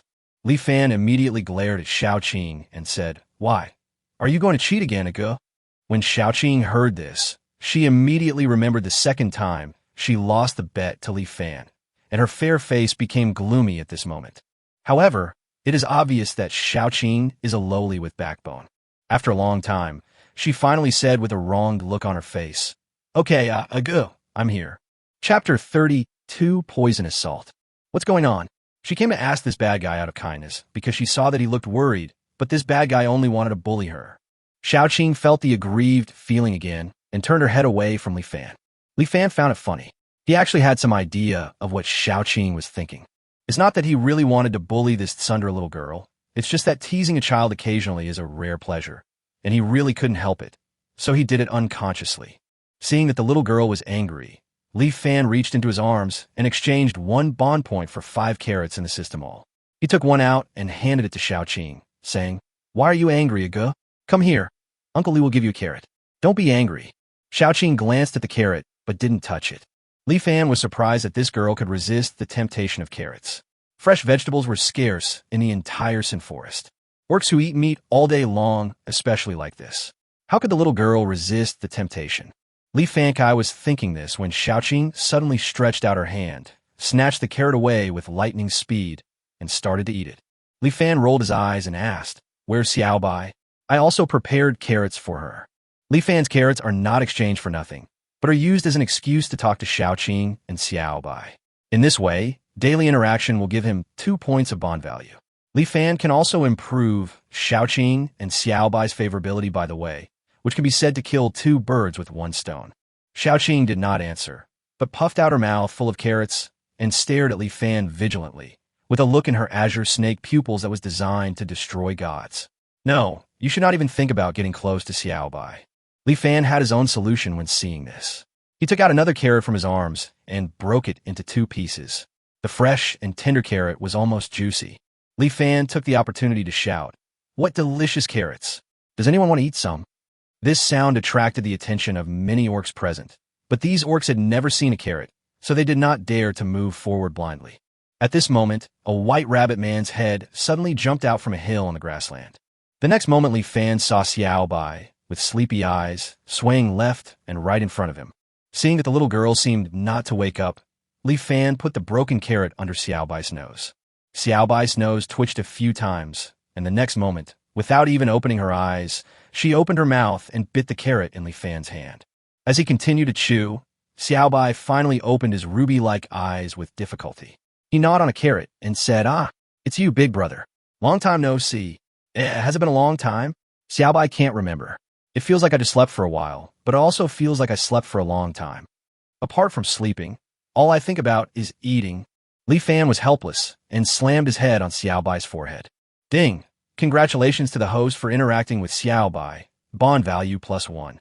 Okay, I've collected all the wool from the 4 people whose favorability has reached 1 star." Xiao Bai felt a little aggrieved after being hit on the head, but after Li Fan handed her the other half of the carrot, the aggrieved look on her face disappeared instantly, and she sat obediently next to Li Fan and ate the carrot. The deal was done, and the wool was plucked. At this time, Li Fan was free again. Just like last time, Dina and Anna went to the cave again to communicate with the orcs there. Li Fan had no choice but to wait patiently. Gurgle. After an unknown amount of time, a sound came from beside Li Fan. He turned around and found that it was the sound coming from the stomach of the sleepy Xiao Bai. "I just ate a carrot, and I'm hungry again?" Li Fan looked up at the position of the sun and realized that it was already noon without him noticing. At this time, Xiaoqing got a pile of barbecue from somewhere. The orcs lack everything except monster meat, which they have in abundance. The valuable magic cores and furs of the monsters hunted every day would be processed and preserved, but the lack of salt made it impossible for them to preserve the monster meat for a long time, so they would hunt as much as they could eat each time. However, in order to trade salt with Li Fan, the orcs have been hunting frequently recently. Although their individual strength is not strong, they have achieved considerable gains through team hunting. Therefore, the orcs now have a huge amount of monster meat in their hands. If they cannot finish eating it in the near future, it will probably be wasted. After hearing this, Li Fan didn't hesitate and took some to taste. Sure enough, just as he thought, the taste of the barbecue was improved with the addition of high-quality salt, but it was still unpalatable. Of course, this is also related to Li Fan's tongue being spoiled by the refined diet of the 21st century. On Earth, food is not only refined but also seasoned with a variety of ingredients. The final dish may not be healthy, but it is undoubtedly delicious. Maybe next time I can try to exchange some condiments and make some Earth delicacies like braised pork, hot pot, fried chicken for Dina, and the others to try. In fact, it was Li Fan who was greedy, but the bond value was too precious, so he was reluctant to exchange it. Unlike the picky Li Fan, Xiaoqing and Xiao Bai on the side ate with gusto. Ever since they started using Li Fan's high-quality salt, all the food seemed extremely delicious to them. Even the food in the Orc Empire cannot compare to what we have now. Seeing that Li Fan stopped eating after just 2 bites, Xiaoqing asked curiously, Smelly Li Fan, why don't you eat anymore? Is it enough for you humans to eat so little? Li Fan couldn't say that he didn't want to eat it because he thought it tasted bad, right? So he perfunctorily said that he had eaten on the way. The mischievous Xiaoqing seemed to see through Li Fan's true thoughts and snorted coldly. Umph, you humans only like to quibble over food. No wonder you have the largest population, but are still the weakest of the four nations. As Xiaoqing said this, she glanced at Li Fan. Seeing that Li Fan didn't react, she thought Li Fan was angry. Then he hurriedly added, "Of course, you are different from those humans. Fortunately, we have your salt, otherwise we would all want to eat poisonous salt." Chapter 33, Big Surprise. Poisonous salt? Li Fan heard a new word. Is this strange salt also produced in abundance in the other world? Xiaoqing answered without thinking too much. There's a cliff on the east side, and there is poisonous salt under the cliff. The poisonous salt is very strange, like dark brown crystals. Many animals will lick it when they want to eat salt. It's fine for animals, but if we orcs, including humans, dwarves, and elves, lick it, we will have diarrhea, and if we lick it too much, we will be poisoned. Speaking of this, Xiaoqing showed an expression of lingering fear, and even Xiaobai on the other side couldn't help but shiver all over. It could be seen that this so-called poisonous salt left a deep impression on the two of them. Perhaps thinking of the miserable state she experienced when she ate the poisonous salt, Xiaoqing lost her appetite and put down the barbecue in her hand. When winter comes every year, if we don't prepare salt in advance, we can only rely on poison salt to survive the winter, but the poison salt is poisonous. There was a sinner dwarf who couldn't buy salt, so he ate the poison salt all day long. When he was found later, he was already dead. I heard that his whole body was purple at that time. It was so scary. Li Fan listened and fell in a deep thought. It would be very difficult for anyone who could not enter the gathering place to survive in the forest of sin. Even if you're a child, there is no chance. Xiaoqing and Xiaobai had obviously gotten used to it, and in a blink of an eye they forgot about the poisonous salt. With the salt working up their appetites, they continued to attack the barbecue. After an unknown amount of time, Li Fan suddenly stood up, his eyes filled with disbelief. It's a salt mine. Yes, it must be a salt mine. What else could it be? As Li Fan spoke, an exaggerated smile of overexcitement appeared on his face. Xiaoqing and Xiaobai, who were standing by, thought that Li Fan had suddenly fallen ill, and they couldn't help but take a few steps back. Salt mines were formed when ancient sea and lake water dried up. Generally speaking, salt mines are buried hundreds of meters underground, but some of them are exposed on the surface. In addition to salt, this salt mine also contains many impurities and cannot be eaten directly. Otherwise, it will be just as Dina said, the mildest case will be diarrhea, and the worst case will be poisoned and die. But Li Fan still vaguely remembered that edible salt could be extracted from the salt mine after steps, such as dilution and filtration. Li Fan didn't quite remember the specific steps, but he could redeem various books in his system mall, and he could find the extraction process by picking any book. This means that I can easily get a lot of salt. Li Fan thought about it, and his heart couldn't help but beat a few times. Excited, he immediately hugged Xiaoqing, wanted to give a big kiss to this guy who brought him such great news. Xiaoqing was so frightened by Li Fan's sudden action that she even forgot to resist. Seeing the little girl's first kiss was lost. Fortunately, Li Fan was ultimately unable to do anything to a lowly like Xiaoqing. So he just held Xiaoqing and spun her around a few times, then let her go. However, this series of actions still left Xiaoqing confused for a long time, and she was still not able to recover from the shock for a long time. It's no wonder that Li Fan reacted so strongly. His biggest problem now is lack of salt. Salt is really important in this forest of sin. The scarcer something is, the greater its value. By mastering salt, it can be said that he now has control over unimaginable wealth and countless bond values. After just a short while of practicing, most of the problems that had been bothering Li Fan were solved in an instant. How could Li Fan not be excited? After the excitement, a question came to Li Fan's mind. What Xiaoqing was talking about should be the salt mine. As long as it is a salt mine, he can immediately filter out countless salts. So should he tell Dina and the other orcs that salt mines can be filtered into table salt? Li Fan hesitated for a long time, but finally decided not to say anything. It's not the idea that if a person doesn't work for himself, he will be punished by heaven and earth. But he was worried that if he said it, it might cause unimaginable consequences. It's not difficult to understand. Tell the orcs that poison salt can be turned into table salt. Will the orcs be satisfied after obtaining enough salt to survive the winter? Definitely not. Orcs may not be smart, but that doesn't mean they don't have their own little tricks. Faced with salt that can turn into endless wealth, the honest orcs will definitely use the salt to gain benefits. And once the news that poisoned salt can be turned into table salt is leaked outside the Sin Forest, when the entire magical continent is short of salt, no one can withstand the temptation of endless salt. Li Fan knew with his buttocks that the Sin Forest would soon become the focus of public criticism.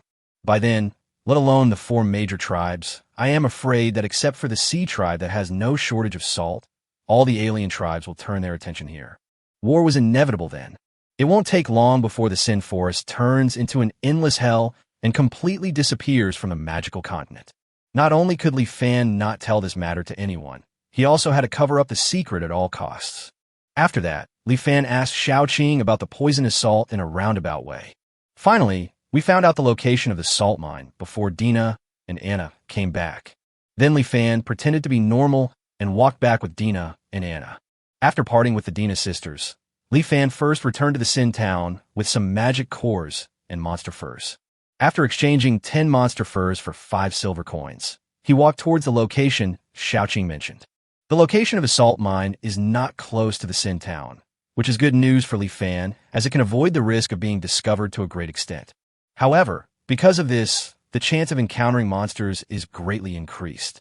Fortunately, the salt mine is still located in the outer area of the Sin Forest. Even if you encounter a monster, it is only a level 1 monster. With Li Fan's current strength, it is very easy to deal with level 1 monsters. After getting rid of a level 1 monster, the red-tusked wild boar, Li Fan finally arrived at the cliff that Shao Qing mentioned. There were indeed dark brown, crystalline stones at the bottom of the cliff. Li Fan stroked the stones and finally licked them with his tongue. Pa pa pa. It was extremely salty, bitter, and astringent, but there was no doubt that it was a salt mine. It is a salt mine from which table salt can be extracted. There are more than a dozen such crystalline stones, each of which is as big as a hill. It can weigh at least hundreds of thousands of tons, and at least tens of thousands of tons of salt can be extracted. Chapter 34: Extraction of Crude Salt. Tens of thousands of tons of salt. Li Fan was dumbfounded. That's tens of thousands of tons of salt, and a person only needs about 4 kilograms of salt a year. Tens of thousands of tons of salt are enough for tens of millions of people to use for a whole year. No matter how big the Forest of Sin is, can it still have tens of millions of people? This is an indescribable, huge fortune. Li Fan has a hunch that as long as he uses it well, this will be his opportunity to rise. Instead of indulging in the joy of getting rich, Li Fan picked up a stone nearby and knocked off a few dark brown crystals from the salt mine. These crystals weigh about 10 pounds, which is enough for training. Li Fan immediately left the vicinity with the salt, and then walked towards a small river he knew. Arriving at the creek, Li Fan first checked the surroundings.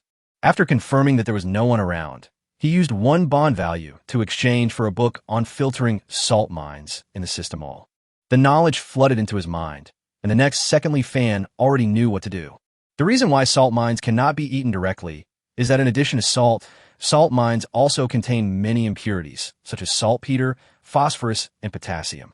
There is nothing wrong with eating salt, but if you eat impurities such as saltpeter, phosphorus, and potassium, diarrhea can only be considered a mild symptom.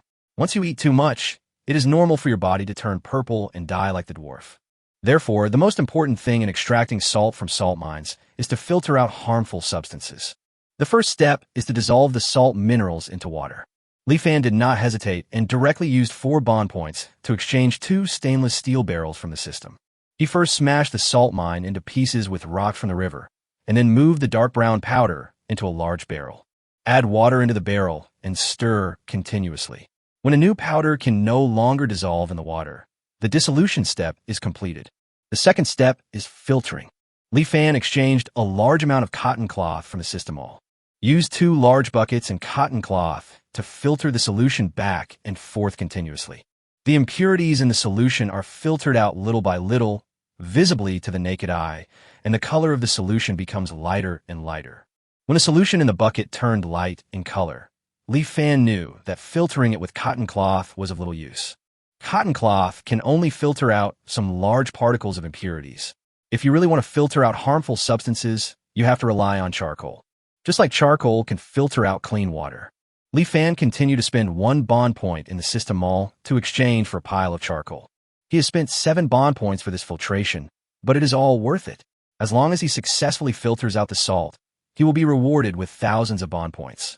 Li Fan did not hesitate to filter the solution in the barrel several times with charcoal, and finally a light blue liquid was left in the barrel.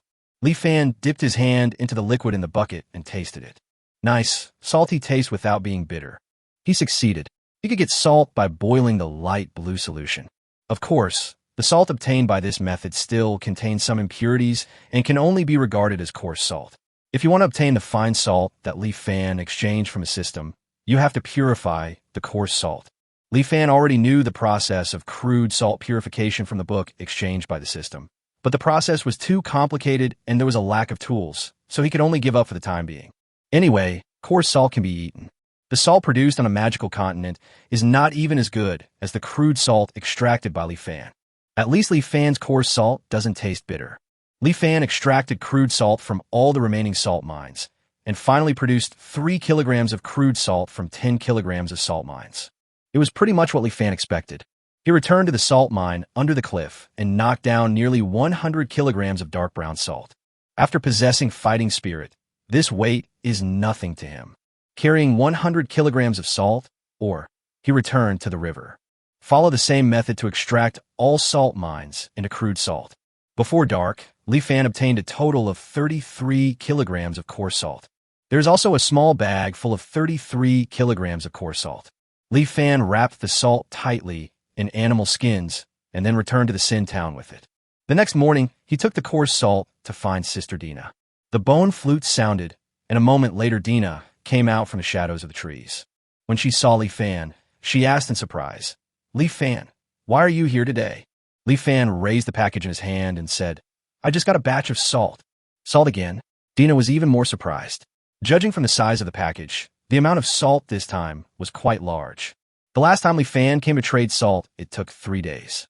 Dina and Anna agreed that it would take time for Li Fan to bring salt into Sin Town. But this time, Li Fan got a large amount of salt again, just 1 day later. Could it be that she and her sister guessed wrong? Having salt is a good thing, so Dina didn't think much about it and took Li Fan towards the cave. In the cave, Anna is resting. According to Dina, during this period, in addition to preparing for the winter for the two of them, Anna also helped the orcs on the grassland hunt monsters to ensure that these weak orcs could survive in winter. In addition, Anna would go out from time to time to look for other weak orcs around. The arrival of winter is an extremely serious matter for the orcs. Every time, there are always many weak orcs who cannot survive until the next spring. Anna must be very tired these days. After hearing this, Li Fan felt embarrassed to wake Anna up, so he and Dina waited quietly. At this time, Li Fan discovered that there was a huge corpse of a monster in the cave. Li Fan looked at it for a long time before he felt that it seemed to be the corpse of a cow. The reason for the uncertainty is that the cow is so big, probably weighing several thousand pounds, with exaggerated muscle lines all over its body, and it actually has 2 straight horns on its head. There is no doubt that this is a monster. Dina noticed Li Fan's gaze and said, "This is a level 2 thunderbolt, which can release lightning attacks. It is also the most powerful among the level 2 monsters. It took my sister some effort to kill it. It will be our food for the next few days." Beef. Li Fan looked at the Lei Mang Nyo and immediately thought of all kinds of beef dishes on Earth. Unfortunately, the most common beef on Earth cost dozens of dollars per pound. At that time, Li Fan, who had just graduated, could only afford beef noodles or braised beef noodles, the kind that sold hundreds of millions of servings a year without using up a whole cow. After that, he swore that when he had money, he would eat the best quality beef to his heart's content. Unfortunately, he traveled through time in a car accident not long after. When you think about it, the person is dead and the money hasn't been spent yet. Li Fan hurriedly shook his head to put aside the unpleasant memory and continued to look at the Lei Mang Nyo, thinking that the beef from this alien world should not be bad. Especially since this is Warcraft meat, it is rich in energy and protein, at least 10 times that of ordinary beef. It should be good for making steak. Li Fan couldn't help swallowing. Dina saw this useless scene. She covered her mouth and laughed secretly, pointing at Lei Mang Nyo. "If you want to eat it, feel free to take it. My sister and I can't eat much anyway, and we will have to throw it away if it goes bad in a few days." Orcs have no way to preserve meat. Normally, they hunt as much as they can eat. This is why they need to hunt frequently.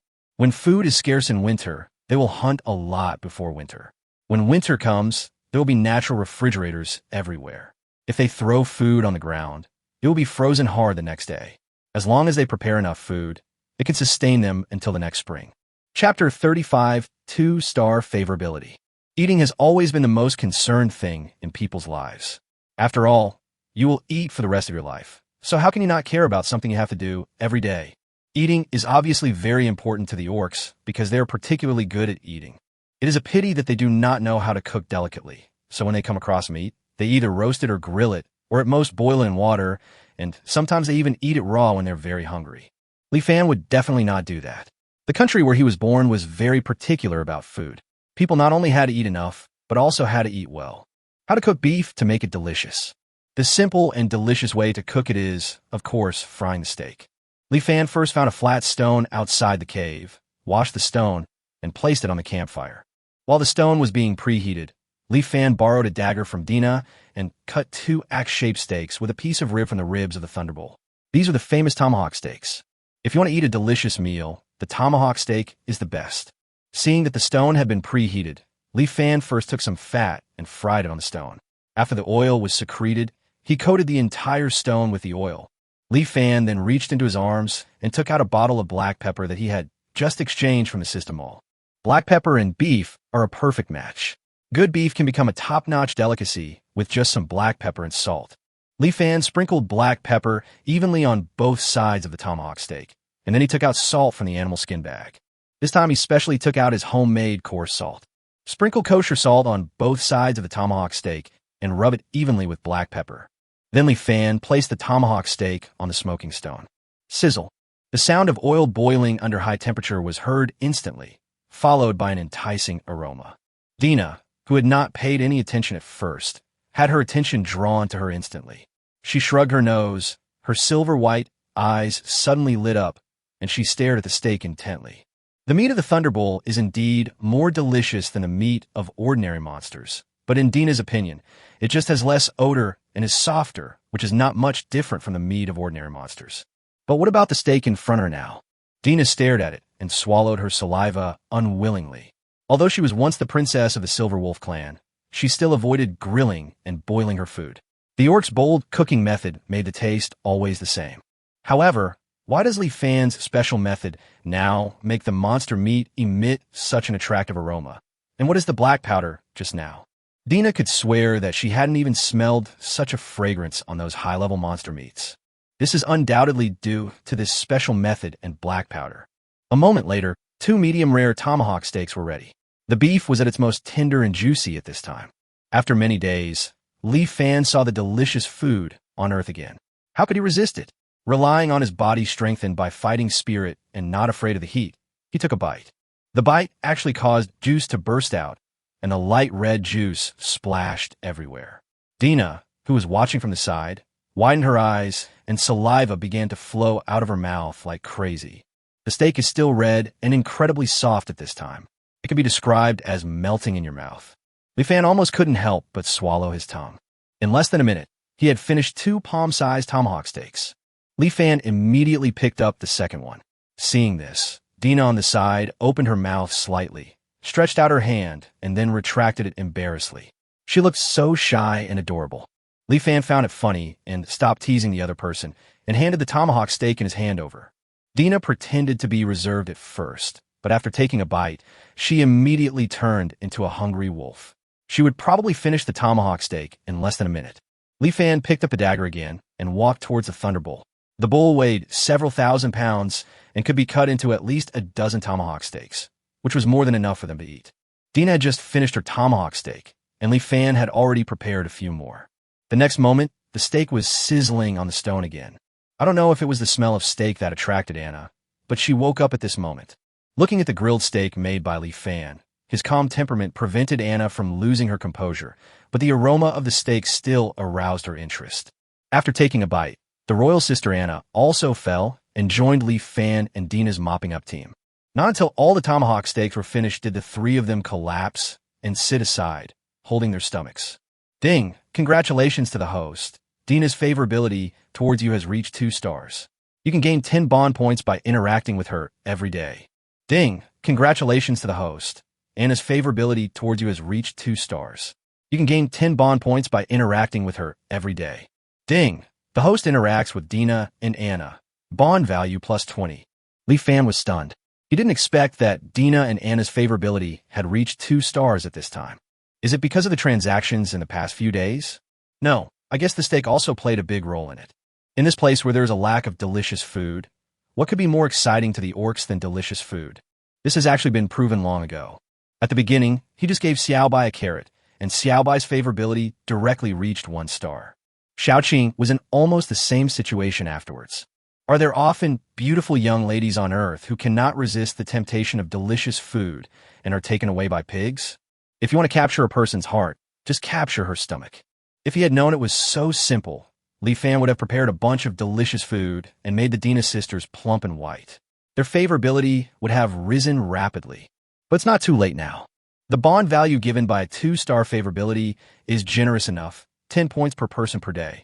With Dina and Anna, Li Fan can save up 500 bond points in 25 days at the latest, and then he can exchange them for the Shin-level fighting skills. With this large amount of bond value that was steadily coming in, Li Fan did not intend to let go of the orcs on the grassland. Although the bond value obtained from trading salt for magic cores is not much, continuing to trade salt can increase the orcs' favorability. The favorability of hundreds of orcs has all been improved, and only then will the daily bond value be considered a big deal. Li Fan is very clear that he needs to take a long-term view. After digesting the food in his stomach, Li Fan took out the coarse salt and handed it to Anna. Chapter 36 Space Ring. Anna looked at the salt in the animal skin bag. She could tell at a glance that the coarse salt was not as good as the fine salt that Li Fan had given her before. I dipped my finger in some and tasted it. There's a difference in taste between the two, but not that big. So, you plan to trade with this salt in the future, right? In response to Anna's question, Li Fan nodded without hesitation, and even made an excuse that he had already thought about it in advance. Yes, we will use this kind of salt to trade in the future.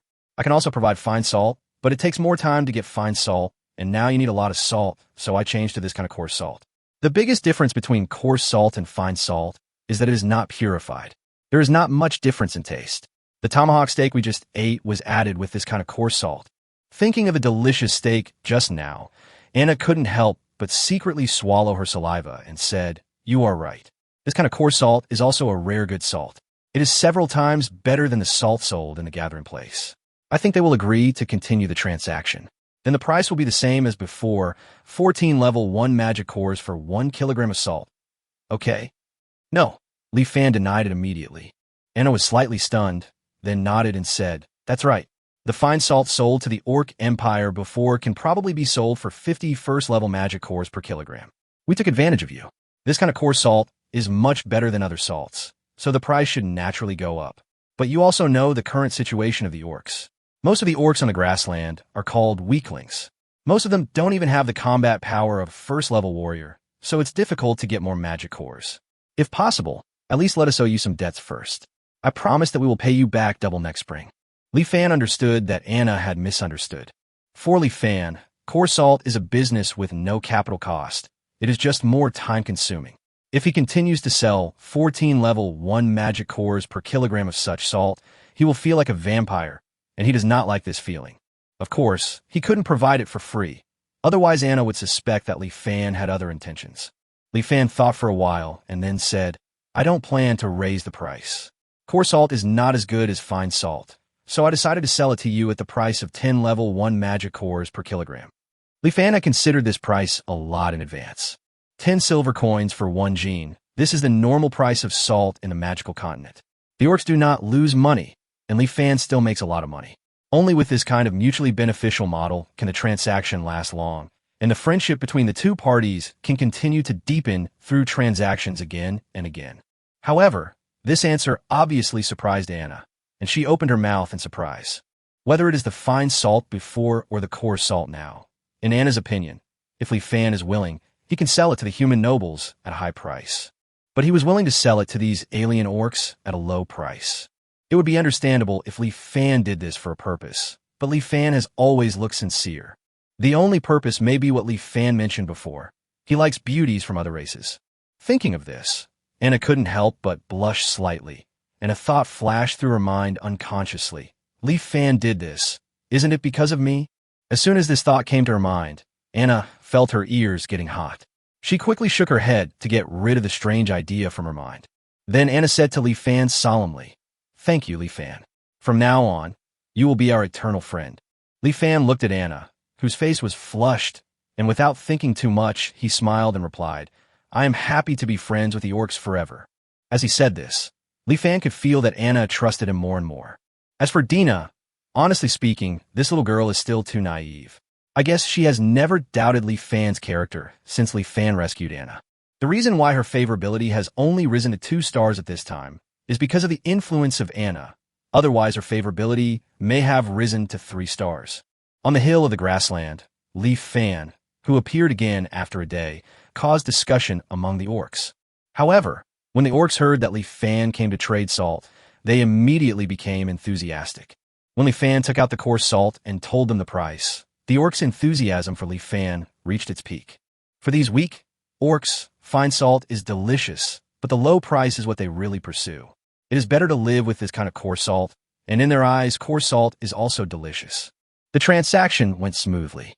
This time, 35 orcs who had never traded with Leaf Fan before appeared and brought Leaf Fan 35 points of bond value.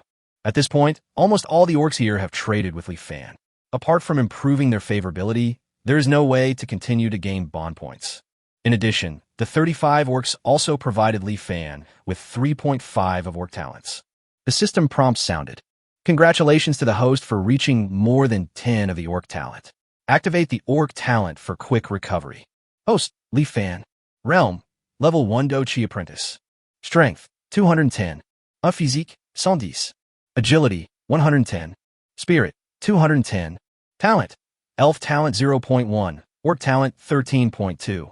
Talented Skills, Nature Affinity 0.1. Beast Transformation 3. Quick Recovery, Recovery Speed of Various Injuries 5. Bond Value, 112 points. Obviously, Fast Healing is an enhancement of the body's self-healing ability. Leaf Fan still remembers that Anna was able to move normally the next day after the snake venom was removed. If it were an ordinary person, she would probably have to lie down for a week. This is undoubtedly the credit of Quick Healing. The effect of Quick Healing is definitely not as good as the first aid pills that Leaf Fan used to save the elves, but first aid pills are disposable items, while Quick Healing is a passive talent. In Leaf Fan's opinion, the value of Quick Healing is far higher than the first aid pill with a bond value of 1,000 points. If that elf had the talent, Quick Healing, it would probably be able to recover secretly and find a chance to escape even without the first aid pills. Leaf Fan understood the value of this talent very well, so he was very satisfied with it. After the transaction was completed, Leaf Fan specially called Xiaoqing and Xiaobai over. After asking the orcs for some beef, Leaf Fan fried a few steaks on the spot. The taste of the steak unsurprisingly shocked Xiaobai and Xiaoqing. Xiaoqing, in particular, had her eyes wide open, unable to understand why the monster meat that she had long been tired of eating suddenly became so delicious in Leaf Fan's hands. But Xiaobai didn't care about all that. She just buried her head and ate hard. After all, if she said one more word, she would have to eat one less bite. In the end, the 2 little girls ate nearly 10 kilograms of steak. After eating, he lay on the ground and couldn't move. Although the favorability of the 2 has not risen to 2 stars, Leaf Fan feels that it should not be far from 2 stars. It is estimated that after another dozen or so times, these 2 small wolves can grow into big wolves, and it will definitely be very exciting to grab them then. After that, Leaf Fan and Dina Anna left the grassland where the orcs were. When Leaf Fan came, he only carried a bag of salt. When he returned, there was a small mountain of bag on his back. After completing the transaction of 33 kilograms of coarse salt, Leaf Fan obtained a total of 100 level 1 magic cores and nearly 500 pieces of monster furs. At this time, Leaf Fan had a total of more than 200 magic cores and 640 pieces of monster skins. With so many Warcraft furs, not only is it a problem how to sell them, but even where to put them becomes a problem. Although the cave where Dina and Anna live can still accommodate them, the furs have a smell. If they continue to keep such a large number of monster furs there, how can they survive? Leaf Fan finally decided to take away all the monster furs. However, he did not directly enter the Sin Town with a monster fur, but stopped a few hundred meters away from the Sin town. Li Fan glanced at the system panel at this time. At this time, his bond value has reached 112 points. Li Fan gritted his teeth, and it was enough to exchange for storage space. The so-called storage space is actually a space ring. The space ring can store and release everything except life. It is an extremely convenient prop, and can be said to be what every mercenary dreams of. This kind of space ring is not a product unique to the system, but it is rare. Anna said that only the nobles in the orc tribe have it. Anna was going to have one after she came of age, but unfortunately something happened to the Silver Wolf tribe before that. Such a precious item can be exchanged in the system mall with only 100 bond points, and the internal space is as large as 1 cubic meter. Li Fan didn't have much bond value, so in order to exchange for the Shin-level fighting skills as soon as possible, he shouldn't have exchanged it. The problem is that both the large amount of Warcraft fur and the crude salt extracted from the salt mines are secrets that Li Fan does not want others to discover. If you have a space ring, you can avoid being discovered to a great extent. Although he felt sorry for losing 100 points of bond value, Li Fan finally chose to redeem it. Chapter 37 10 Days. Li Fan held the space ring and waved it toward the pile of monster furs in front of him. The next moment, all 640 pieces of Warcraft skins disappeared. Fortunately, most of these furs came from small magical beasts. Li Fan tried his best to stuff them all into the space ring. Li Fan was delighted. There were often desperate aliens who went to eat the poisonous salt around the salt mine, so Li Fan had to repeatedly confirm whether there was anyone around. With a magical artifact like the space ring, he would be much safer next time he went to the salt mine to dig salt. Normally, this space is extremely safe for storing monster furs. Thinking about this, Li Fan took out 10 pieces of Warcraft furs from the space ring, then put the space ring into the system space, and then returned to the Sin town with the 10 pieces of Warcraft furs. After arriving at the Mercenary Guild, he exchanged 10 pieces of Warcraft fur for 5 silver coins. Li Fan has to do this every few days. There was no way out. He had too many Warcraft furs. There were no fur buyers in Sin town, so the only trading partner he could think of was the Mercenary Guild. Even though he was so careful, Li Fan also knew that taking out 10 pieces of Warcraft furs every few days would still attract some people's attention. But his luck was also good. Recently, the middle-aged man who processed the mercenary certificate for him had been receiving him.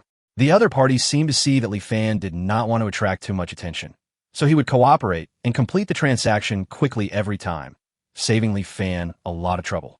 For this purpose, Li Fan even bribed the other party with a huge sum of 1 copper coin. 10 days passed by in a flash. During these 10 days, Li Fan's life revolved around a few things. Extract crude salt, trade with orcs, and while increasing the bond value of Dina, Anna, Xiaoqing, and Xiaobai, cook delicious food for them in order to improve their favorability. The next step is to trade furs with the Mercenary Guild and practice fighting spirit. In 10 days, Li Fan provided nearly 500 kilograms of coarse salt to the orcs. This was because Li Fan did not dare to go in and out of the salt mine frequently. Otherwise, the amount would be even greater. The orcs will therefore no longer be short of salt for a long time. Li Fan also obtained thousands of first-level magic cores and nearly 1,000 pieces of monster skins. The magic core is fine, as it is small and does not take up much space, but the Warcraft fur is different. One piece is a large bunch and weighs several kilograms. With thousands of pieces, Li Fan has no place to put them. During this period, Li Fan was also trying hard to trade Warcraft furs with the Mercenary Guild. But if he took out hundreds or thousands of Warcraft furs at one time, it was conceivable that he would be targeted by the mercenaries in the entire Sin town in the first place. If all goes as expected, his body will be found in the forest the next day. For the sake of his own life, Li Fan could only go to the Mercenary Guild to trade 10 pieces of Warcraft furs every 1 or 2 days. As a result, he had more and more money, and now he had more than 40 silver coins. If he saved some more, he could even buy a dwarf slave. However, the number of Warcraft furs increased instead of decreased, and the 1 cubic meter space ring was filled to the brim. Originally, there should have been more. After all, Li Fan had given too much salt in these 10 days. The orcs had already given all their magic cores to Li Fan, leaving only the monster furs that had been accumulated before. Seeing this, Li Fan was too lazy to ask for more monster furs, so he suggested buying on credit. The orcs were naturally happy. He also gained the gratitude of the orcs, and even 10 orcs had a 1-star favorability level towards him. On the other hand, Xiaoqing and Xiaobai, The two ungrateful people ate countless delicious foods from Li Fan in 10 days, but their favorability rating was still less than 2 stars, which made Li Fan very angry. However, Li Fan could still feel that the two people were getting closer to him. Xiaoqing, the Tsundere little girl, no longer confronts Li Fan every time they meet, and Xiao Bai, as soon as he sees Li Fan, sticks to him like plasticine and can't stop. Of course, Li Fan knew very well in his heart that these two girls were not sticking to him simply because they liked him, but because they coveted the various delicacies he made. Li Fan didn't care. Capturing a person's stomach is equivalent to capturing her heart. He has already captured the stomachs of these two girls. How far can a 2-star favorability rating be? After 10 days of hard work, the biggest gain is the bond value. During these 10 days, Li Fan obtained a total of 270 points of bond value from the Dina sisters and the grassland orcs, of which the Dina sisters provided a total of 200 points. At this moment, he was only halfway to the bond value he needed to exchange for the coveted Xin-level martial arts technique. Although he could practice the yellow grade fighting Qi technique, the speed was not satisfactory to Li Fan at all. After 10 days of practice, he still hasn't cultivated the first drop of liquid fighting spirit. It is estimated that it will take more than half a month. If one wants to quickly improve their strength, Xin-level fighting skills are obviously indispensable. Well, it's a rare leisure time. Li Fan walked leisurely in the Xin town. The orcs no longer need salt for the time being, so Li Fan doesn't have to extract crude salt, and he doesn't even have an excuse to go to the grassland. So after fleecing Dina and Anna, he returned to Xin town. Xin town is not a tourist attraction, and there is nothing worth seeing. Although Li Fan had time, he still returned to the hotel. Normally, he would go out early in the morning and would not return to the hotel until the evening. Li Fan came back early today, which was a rare occasion. Just as he was about to return to his hotel room, he unexpectedly met an acquaintance. At this time, a man with a full belly was walking towards him. Li Fan knew this man. He was the slave trader who sold the elves. At this time, the slave trader also saw Li Fan. He stared at Li Fan for a few seconds, and suddenly his eyes lit up. He quickened his pace and walked towards Li Fan. Hey, isn't this the guest from last time? Hello. As you know, I'm a slave trader. My name is Charlie. The slave trader spoke politely and extended his right hand to Li Fan. Li Fan didn't expect that the other party only met him once, but still remembered him after more than 10 days. I have to admit that these businessmen are really good in some aspects. As long as they are potential customers, they will firmly engrave them in their minds. Li Fan thought of the elf and didn't want to attract Charlie's attention, so he stretched out his hand to shake hands with the other party, and then acted as if he didn't want to talk more. Charlie didn't care. Before leaving, he said to Li Fan, "Dear guest, although we didn't reach a deal last time, if you still want to buy slaves, please remember to come to me. I just shipped a batch of good goods recently. Believe me, as long as you want to buy, you will definitely find something that satisfies you among my goods." With that, the slave trader Charlie waved his hand and hurried out of the hotel. When Li Fan heard this, he immediately felt something was strange. Just like he said before, there were a lot of high-quality villains in Xin Town, but few high-quality customers. How could a slave trader think of coming to a place like Xin Town to sell slaves? Chapter 38, Howard caught on. Before Li Fan could figure out why Charlie appeared here, a man with a face full of flesh, who looked like a butcher, walked over. "Guest, you haven't paid for today's room yet." The man who looks like a butcher is the owner of this hotel. I heard that he was also a notorious mercenary when he was young. Later he was injured and retired, but his reputation remains. Only such a person would dare to open an inn in Xin Town. The hotel room fee can be paid in one lump sum for several days, or even a month, or it can be paid once a day. If you forget to pay the room fee on a daily basis, your room will be emptied immediately and your luggage will be thrown away. Li Fan chose to hand in his things once a day. Anyway, all his things were kept in the space ring, so he was not afraid of the room being cleared out. Li Fan happily paid today's room fee, 5 copper coins. The boss seemed to appreciate Li Fan's behavior, so he provided Li Fan with some information, which was about the slave trader Charlie. Normally, slave traders would not come to Xin Town to sell slaves, but that fat pig Charlie was invited this time. Howard, the nephew of the Lord of Winter City, was sent to Xin Town because of family test. Howard was short of people, so he called the slave trader and planned to buy some slaves as his subordinates. At this time, Charlie was rushing to meet Howard. This also shows that Charlie does have a group of slaves, and they're even good quality slaves. If you want to buy slaves, you can go to Charlie and have a look. After saying that, the boss patted Li Fan on the shoulder and left with a smile. Li Fan looked at the sinister smile on the boss's face and always felt that the boss might be Charlie's agent. Otherwise, why would he specifically say all this to him? Li Fan was actually somewhat tempted to buy slaves, but he only had more than 40 silver coins on his body, and he didn't dare to sell all the monster furs in a short period of time. With his wealth, the most he could buy was a dwarf, and at that price he could only buy a hard-labor dwarf who couldn't even forge. Li Fan suddenly lost interest when he thought of this and went back to his room. The Mercenary Guild owns the most luxurious building in the entire Sin town, and the second most luxurious building is located next to the Mercenary Guild, which is a huge manor. The manor is called Carton Manor, and its owner is the famous Lord of Winter City, Lanny Carton. Of course, the person living here now is Lenny Cotton's nephew, Howard Cotton. At this time in Carton Manor, the silver-haired Howard was sitting on the sofa with a gloomy face. His triangular eyes revealed a vicious look as he stared quietly at the slave trader Charlie in front of him. Charlie felt as if he was being stared at by a poisonous snake. As he dodged, his clothes on his back were already soaked with cold sweat. Howard stared at Charlie silently for 5 minutes.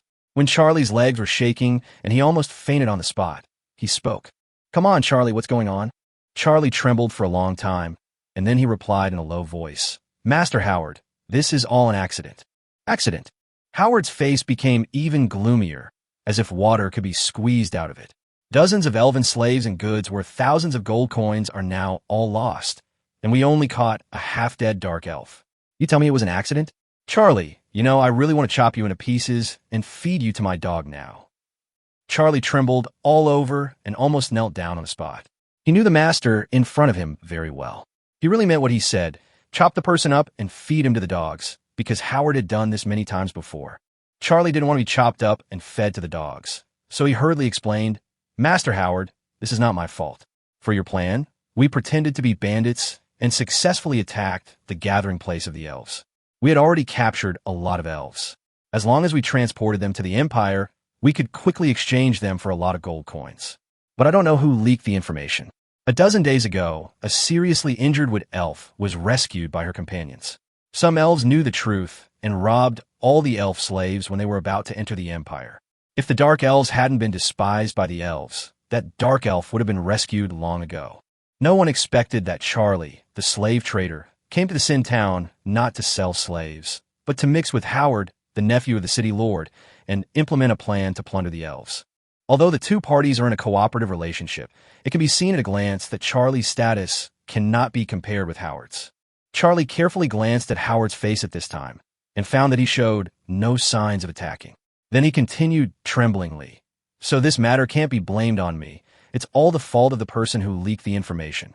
Howard frowned when he heard this. Although there were constant frictions between elves and humans, if the nephew of the border city lord pretended to be a bandit and plundered the other side's population, it would still cause a lot of trouble if people knew about it, or even a war. Howard was getting more and more annoyed as he thought about it. This time he had failed miserably. Who leaked the information? Charlie looked embarrassed, but he didn't dare to conceal it perfunctorily. I don't know. I'm still investigating it with all my strength." Howard was stunned by these words, and the next moment his triangular eyes revealed a frightening viciousness. Howard laughed in anger. So what you just said was actually your guess. It is also possible that no one leaked the information. It is more likely that you were careless and caused the wood elves to escape, so you attracted the elves to rescue the captives, right? When Howard said this, Charlie's face turned extremely pale, and he quickly explained, "No, Master Howard, that wood elf was only a level 2 fighter. Because she resisted most fiercely at that time, she was almost killed by us on the spot. It is impossible for her to recover from such injuries immediately. It is only possible that her companions saved her, so someone must have leaked the information to her companions before that." Fortunately, Li Fan was not present. If Li Fan was present, he would probably have discovered that in order to activate the system, he had inadvertently disrupted an elf trafficking case. Howard didn't care about Charlie's explanation.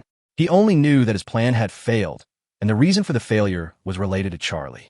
In the end, it's all your greed that caused the trouble. If you hadn't wanted to sell the dying wood elf, you wouldn't have been taken advantage of. Not only did you lose the wood elf, but you also leaked our affairs. Charlie, could it be that I've been too kind recently, making you feel that my mission is unimportant? Howard is kind. Charlie seemed to have heard the funniest joke in his life, but of course he didn't dare say it in front of Howard. Charlie could only desperately promise that he would find out the identity of the leaker as soon as possible. Seeing the murderous intent in Howard's eyes, Charlie could no longer hold on and knelt on the ground begging bitterly. Howard's expression changed several times, but he finally seemed to hold back and shouted, "I'll give you 3 days to find out who the leaker is. I'm going to torture him to death myself. Now get out of here." After hearing this, Charlie felt as if he had been pardoned and ran away. Chapter 39 Dark Elves. After Charlie left, a strong middle-aged man walked out of the room next to Howard's. The sturdy man glanced at Howard, who was gloomy, and then said, "Master, are you going to let Charlie go just like that? I'm afraid he won't be able to find the leaker, so he will definitely find a scapegoat and kill him before handing him over to you." Howard pressed his eyes with his hands and said with a headache, "I can't kill him for now. This time, Uncle Carton gave me a test to make me earn 1,000 gold coins in the month before winter comes. As long as I complete it, Uncle Carton will agree to let me manage the Chamber of Commerce in Winter City. The requirement is not high, so Uncle Carton does not allow me to bring too many family members. Otherwise, why would I need these useless slave traders?" Howard was a little annoyed. We had already captured 30 elves, but Charlie messed it up. Almost all the elves escaped, leaving only a dying dark elf. If I didn't need him later, and if I didn't care about the slave family behind him, I would have skinned him alive today. Howard's face, which was originally somewhat handsome, became extremely ferocious. No matter what, this test must not fail. The elves must have been prepared after this sneak attack. The success rate of another sneak attack on their gathering place is too low. Even the gathering places of the orcs and dwarves have received wind of the news and have stepped up their vigilance. Now the greatest hope is those weak orcs and sinner dwarves. Kai, you're the only one I can trust the most. Next, you must help me find out the information about those weak orcs and sinner dwarves." The muscular middle-aged man called Kai nodded and then walked out of the room. Only Howard with a gloomy face was left in the room. He muttered to himself as his eyes gradually turned red. "No one can stop me from completing this test, even if they have to use any means to do so." In Carton Manor, Charlie did not leave the manor immediately. Although he would most likely do as Kai said, find a random person as the leaker, kill him, and then hand him over to Howard. But he had to act fully, at least he had to pretend with all his strength. Therefore, he planned to take the captured dark elf away and torture him to find out whether he knew the leaker. It would be best if we could find the leaker through this. Even if we can't find the leaker, we can just kill the dark elf and the unlucky guy together, so that we can have an explanation in front of Howard. Walking into the underground prison of Cotton Manor, it is divided into 3 floors. The first 2 floors are where people who have offended Howard are imprisoned. The 3rd floor was where slaves were held. Charlie went straight to the 3rd floor. The further he went down, the darker and damper the surroundings became. There was also an indescribable smell, a mixture of mold, feces, and rotten meat. Mold is natural, but feces and rotten meat belong to slaves. This is the treatment and fate of most slaves. Standing on the muddy ground, relying on the light of the oil lamp, Charlie could barely see a dark-skinned, white-haired woman in the corner of a cell. This is the dark elf. The wheat-colored skin and white hair are the hallmarks of the dark elf. Charlie had heard from his men that although this dark elf came to save other elves, he was abandoned at the critical moment in the end because the leader of the rescued elves was a light elf. Charlie had no idea how irreconcilable the contradiction between light and darkness was, but he sneered at the fact that they abandoned their own people who came to save them on the spot. Those elves seem extremely holy, but in the final analysis, they are no different from humans, or even from him, a slave trader. Thinking of this, Charlie held the oil lamp and peered into the prison cell, finally seeing the appearance of the dark elf clearly. Even though Charlie was a slave trader who had witnessed the miserable conditions of countless slaves, he couldn't help but sigh when he saw the appearance of the dark elf. This dark elf has been tortured day and night since he was captured. Her left eye was blind, and the tendons in her right hand were severed. Whips, knife wounds, branding irons, all kinds of scars covered her body. This injury was even more serious than the one suffered by the wood elf. How on earth did you survive? Charlie couldn't help but admire the miracle of life. The dark elves were not a race with particularly strong vitality. Such injuries would have been enough to kill them several times, but they were not dead yet. Charlie could still vaguely hear the faint breathing. No wonder Howard was willing to hand over the dark elf to me for interrogation. Charlie realized at this moment that a dark elf tortured like this could not survive at all. So Howard did not care about this dark elf. But there's no way to continue to torture a dark elf like this. Charlie was annoyed for a while, but after thinking it over, he decided to let his men behind him take the dark elf away. The men walked into the cell, grabbed the dark elf by the collar, and lifted him up. The dark elf didn't even wake up from his coma after such a big commotion. It's just an excuse anyway. It won't matter if I die.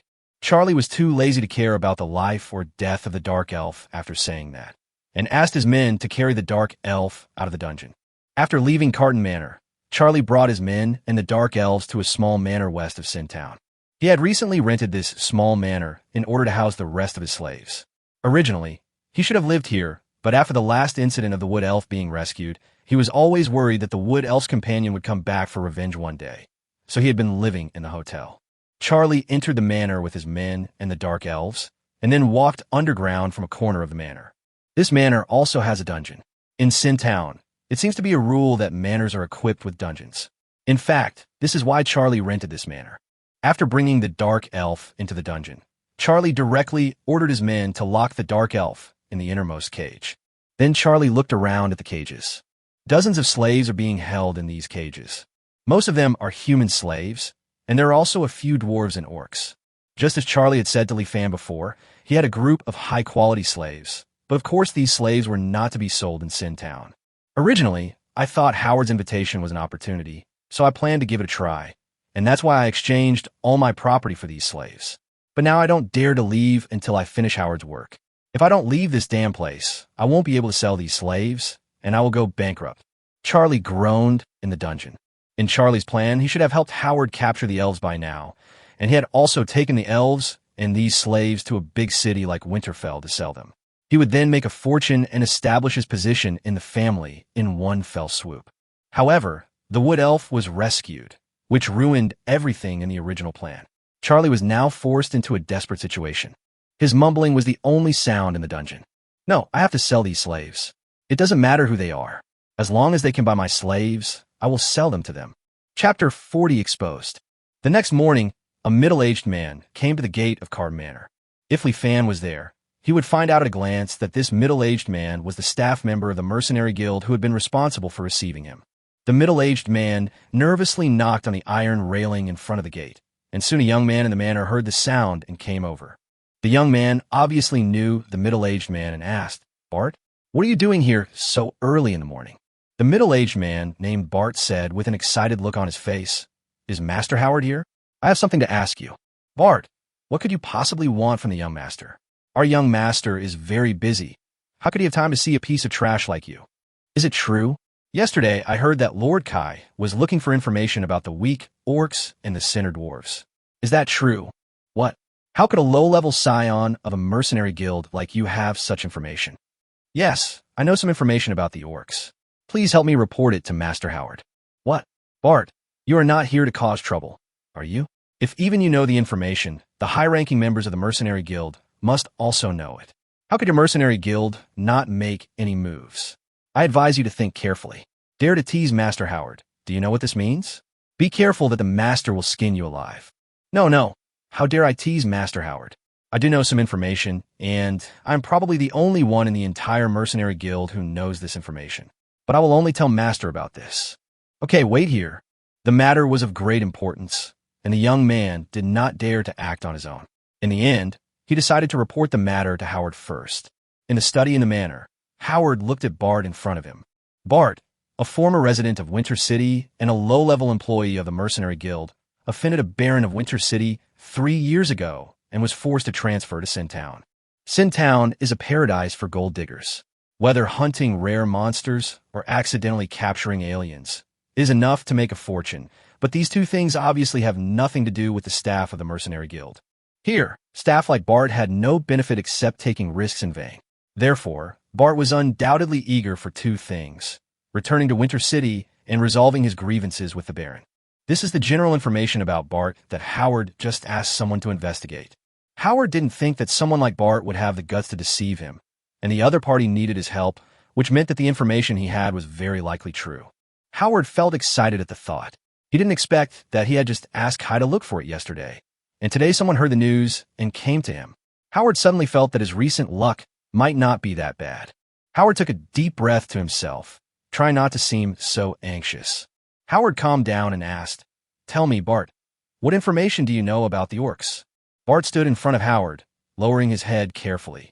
It was the first time he had seen a big shot like Howard. In addition to fear, he seemed to see an opportunity to return to Winter City from him. This made him excited, and he quickly replied, "Master, I think I have a way to find the orcs, and they're most likely the weak orcs who cannot enter the orc gathering place." "What?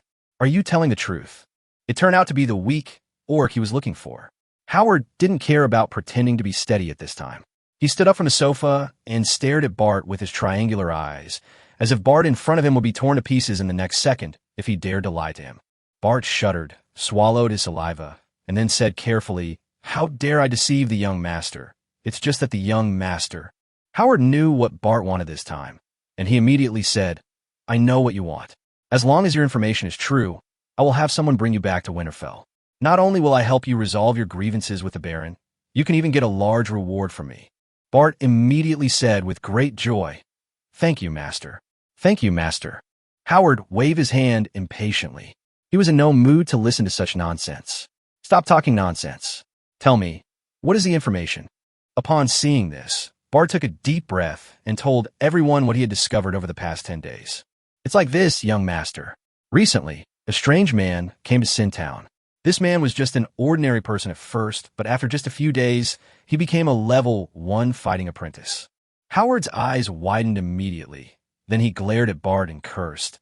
"How is it possible he went from an ordinary person to a level 1 Dochi apprentice in just a few days? Do you take me for a fool? No, it should be that he hid his strength and you didn't notice it. Otherwise, if someone could really advance from level 0 to level 1 Dochi apprentice in just a few days, the whole human empire would have been buzzing with news, and those old guys in the Imperial Academy would have been alarmed." Bart also thought this might be the case, so he did not refute it. Howard looked sinister when he saw this. "Is this the information you have? What the hell does this have to do with the orcs?" Bart shook his head hastily. "No, young master. This incident only made me pay attention to that man. I also found out the information about the orcs from that man afterwards." Howard was a little impatient and scolded, "Hurry up and explain it to me, or I will peel off your skin." Bart sensed Howard's hostility and hurriedly told him his discovery. "That man is called Leaf Fan. I have been keeping an eye on him since he was suddenly promoted to level 1 Dochi apprentice.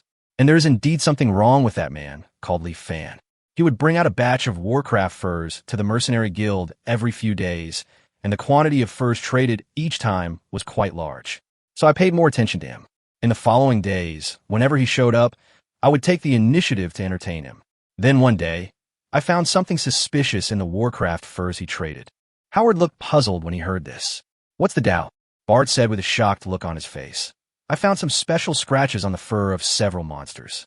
Those scratches were not caused by monsters, but by 5 fingers like humans.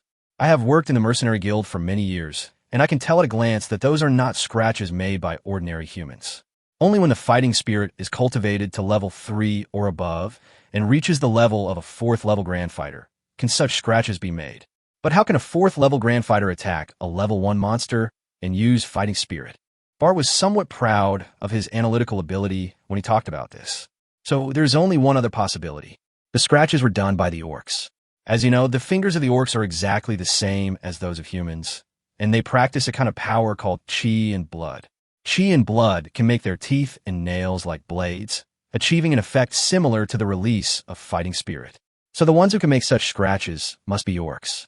Among the furs sold by Leaf Fan, I found a total of 5 furs with scratches, so I'm sure that this Leaf Fan is very likely to have contact with the orcs, and he got so many monster furs from the orcs." Howard's eyes slowly lit up as he listened. There was nothing wrong with Bart's analysis. Moreover, the fact that the orcs actually wanted to make a deal with a human like Leaf Fan meant that these orcs could not make deals in the gathering place. This was exactly the choice that the weak orcs would make. The more Howard thought about it, the more it made sense. Suddenly, Howard's expression changed. "Oh no, now that you have discovered it, the Mercenary Guild has discovered it too." Bart said proudly again, "Master, don't worry. I took the initiative to receive Leaf Fan every time. I also secretly hid the furs of several monsters with scratches. Only you and I know about this." "Well done, Bart. You did a great job this time. If I really discover a large number of orcs, you will definitely be rewarded. Howard smiled rarely and patted Bart's shoulder in appreciation. Bart was immediately flattered. Thank you, master. Howard nodded and then ordered, Next, I will send someone to follow Li Fan to see if we can find any traces of the orcs. You go back first and pretend nothing happened. Don't show any abnormality. Okay, master. Well, go down. Yes. Seeing Bart leave, Howard quickly called Kai and asked him to withdraw his request to look for the weak orcs and the sinner dwarves, so as to prevent Li Fan from hearing the news and becoming alert. Chapter 41, Catch the Tail. When the sun hit his butt, Li Fan finally climbed out of bed. Now that he was no longer short of money and no longer engaged in the salt trade, there was only so much he could do each day. In addition to practicing fighting spirit, he only went to fleece Dina and Anna every day and cooked delicious meals for the two sisters to improve their favorability. Seeing that it was almost noon, Li Fan packed up and walked out of the Sin town as usual, heading towards the cave where Dina and the others were. But as he walked, Li Fan suddenly frowned. The elf talent, Nature Affinity, is not only an amplification talent that increases all attributes. As its name suggests, its essence is actually a talent that allows people to get close to nature and thus become children of nature like elves. Therefore, Nature Affinity can increase all attributes by 0.1 times in a forest environment, including perception. Of course, Li Fan's Nature Affinity talent level is still too low, so both the increase obtained and the affinity with nature are extremely low. Even so, his natural affinity at this moment was enough for him to sense some abnormalities around him. Not only that, the sixth sense brought by the orc's talent was also sending him a warning. There was something unusual around him today. Li Fan thought for a long time before he suddenly realized something was wrong. That is, the surroundings are quieter than usual today. Li Fan could easily guess that something was following him. As for whether it is a monster or a human, humans are undoubtedly more likely. He is also a human who is extremely good at tracking and has strong strength. After all, Li Fan was extremely cautious every time he went to see Dina and Anna, and he was not careless this time, but he was still followed silently. If it weren't for the unexpected effect of the elves and orcs' talents, Li Fan would probably still be kept in the dark. Li Fan kept thinking of countermeasures in his mind, but his steps never stopped.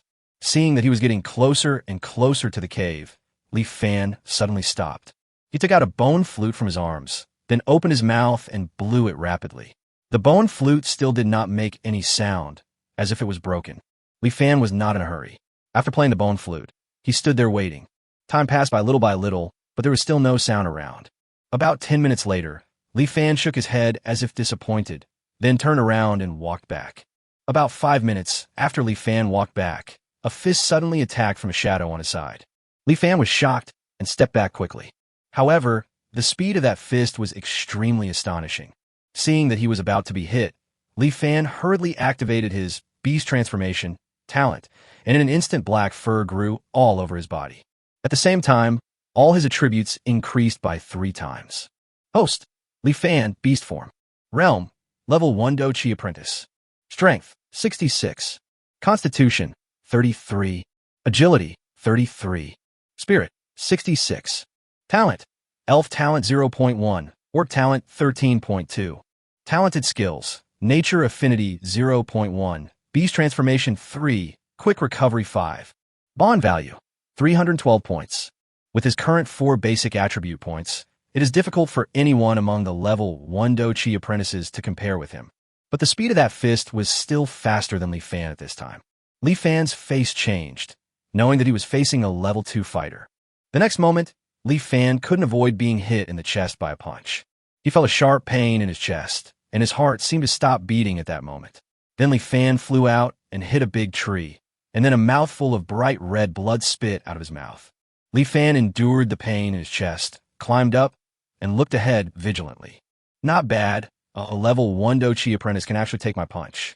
That's enough for you to be proud of. At this moment, a man in leather armor walked out from the shadows between trees. He was about to say something else, but when he saw Li Fan's appearance at this moment, he was stunned. The next moment, he pointed at Li Fan in shock and said, "Why did you suddenly grow hair on your face? No, you have hair all over your body. So that's why you're a lowly half-orc hybrid. No wonder you have a connection with the orcs." Obviously, the man in front of him had misunderstood, but it just happened to be a good excuse for Li Fan. Li Fan did not refute, but looked at the other party with a sneer. The man looked puzzled and said, "How can you, a lowly half-orc, still laugh now? Never mind. I will know soon. Now follow me obediently and tell me everything you know, especially about the orcs. Don't try to hide it, or I will let you know what pain is." The man had just finished speaking when an arrow cut through the air, making a sharp sound, and quickly shot towards the man's chest. The man was startled, and his body instinctively dodged to the side. However, the next moment, an enchanting orc appeared beside him at several times the speed, and the dagger in his hand was directly placed on the man's neck. An expression of disbelief appeared on the man's face. He was controlled in an instant. Could this orc be a level 3 warrior? No, a level 3 warrior is much more terrifying than this. This orc must be a level 2 warrior, and the technique he practiced must be of top-notch quality. Only nobles, whether they are humans or orcs, can possess top-grade skills. How could an orc noble appear in the Forest of Sin? The man couldn't figure out, but he didn't dare to make any move at this time. It seems there's no way to catch that guy. Let's find a way to leave first. The man thought in his mind, and before Li Fan and others could speak, he said, "Who are you? Why did you attack me?" "I only attacked me because I have a grudge with that man over there. This matter has nothing to do with you. I advise you not to interfere. I am not afraid to tell you that I am from the Lord's mansion of Winter City. If you hurt me, the Lord will not let you go. At that time, a large army will sweep through the Sin Forest, and no one can escape. I advise you to let me go now." Snap! Li Fan didn't wait for the other party to finish speaking. He slapped him in the face and cursed. "Fuck you, you talk too much nonsense. Do you think I didn't hear what you just said? You are here for the orcs. Why are you still pretending to be a horse?" The man was slapped in the face and was about to get angry, but the dagger on his neck made him dare not move. He could only look at Li Fan with resentment. A lowly orc dared to slap him in the face. If he was allowed to escape, he would make the other party suffer a fate worse than death. Li Fan was stunned when he saw this, and then he grinned. What a stupid person. He dared to show a desire for revenge after being caught. I guess it was the Winter City Lord's mansion that gave him the confidence. However, Li Fan would soon make him understand that the City Lord's mansion was not omnipotent.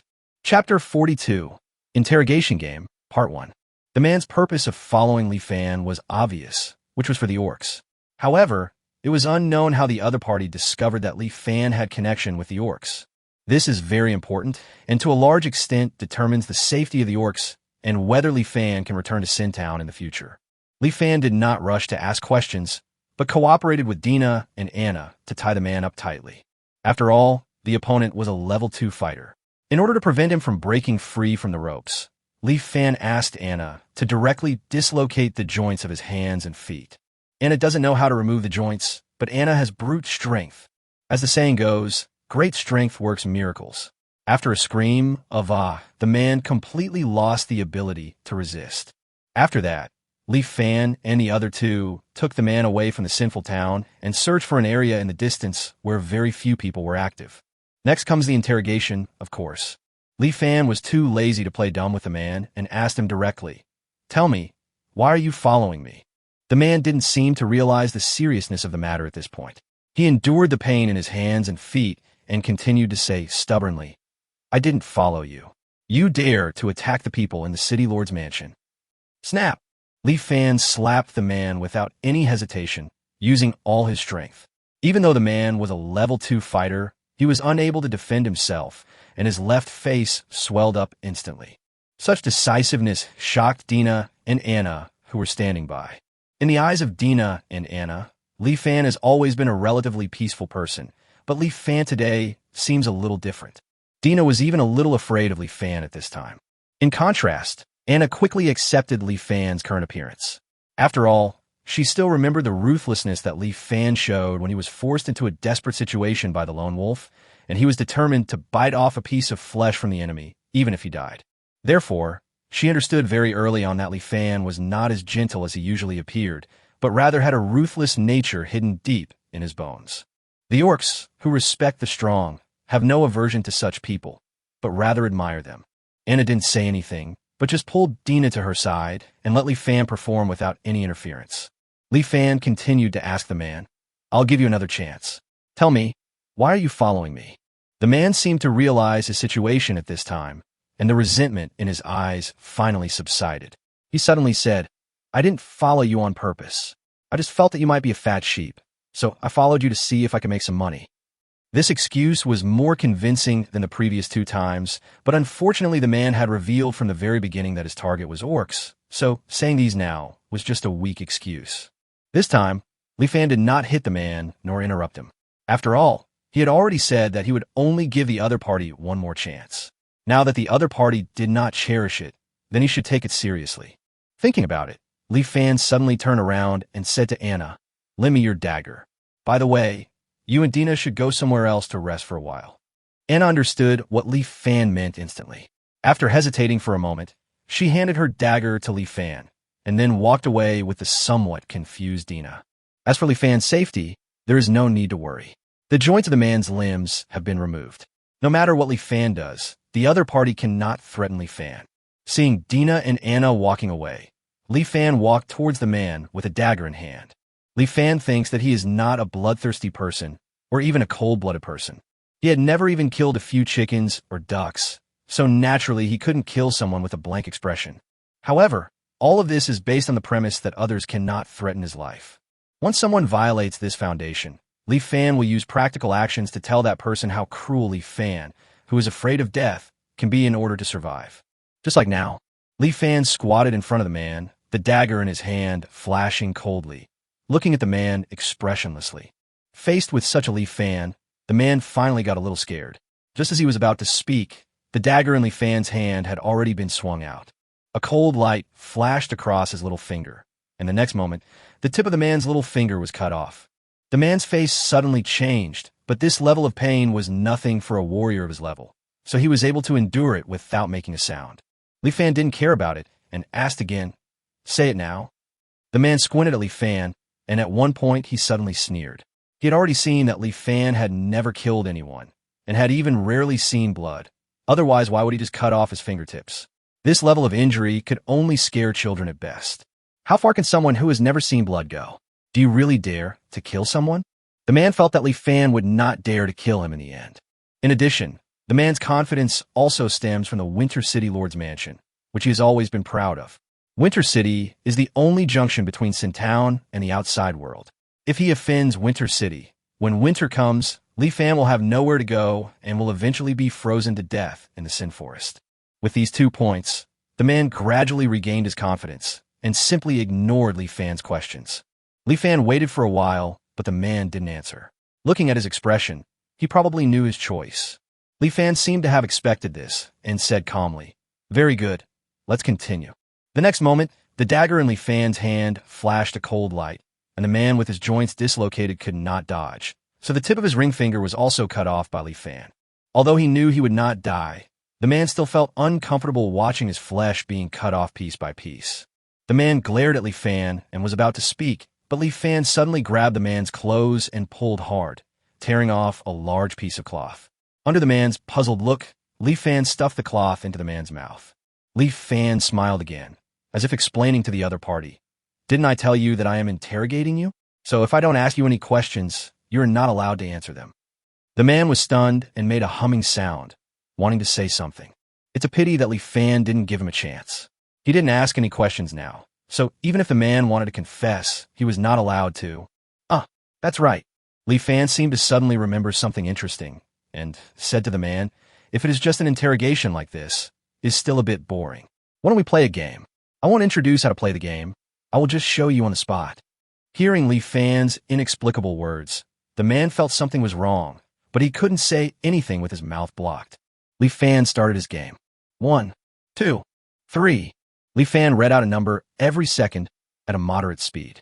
When he read 3, Li Fan swung the dagger in his hand. The next moment, the tip of the man's middle finger was cut off. At this time, the man had lost the tips of 3 of his fingers, and drops of blood were flowing from his fingers. Li Fan didn't stop and continued counting. 1, 2, 3. He still read out a number every second and still without haste. When he read to 3, Li Fan swung the dagger in his hand. The only difference was that this time the man lost the tip of his index finger. This time the man was finally frightened and kept making humming sounds, trying to speak. Unfortunately, he didn't cherish the opportunity to speak before, so now he can't get it just because he wants it. Li Fan ignored it because he had not allowed the other party to answer, so the other party could not answer. The game will continue. Chapter 43, Interrogation Game, Part 2. Li Fan was lucky to be born in a peaceful era, so he had never interrogated anyone. He probably didn't know how to interrogate others. But he is an old bookworm. As an old bookworm, he would inevitably read some knowledge that he would never use in his lifetime from the books of some strange authors. He once saw some scenes about how to interrogate the enemy, and he was wondering, if he were to interrogate the enemy, what methods would he use? After thinking about it, he actually came up with some methods which he originally thought would never be used in his lifetime. I didn't expect he would use it today.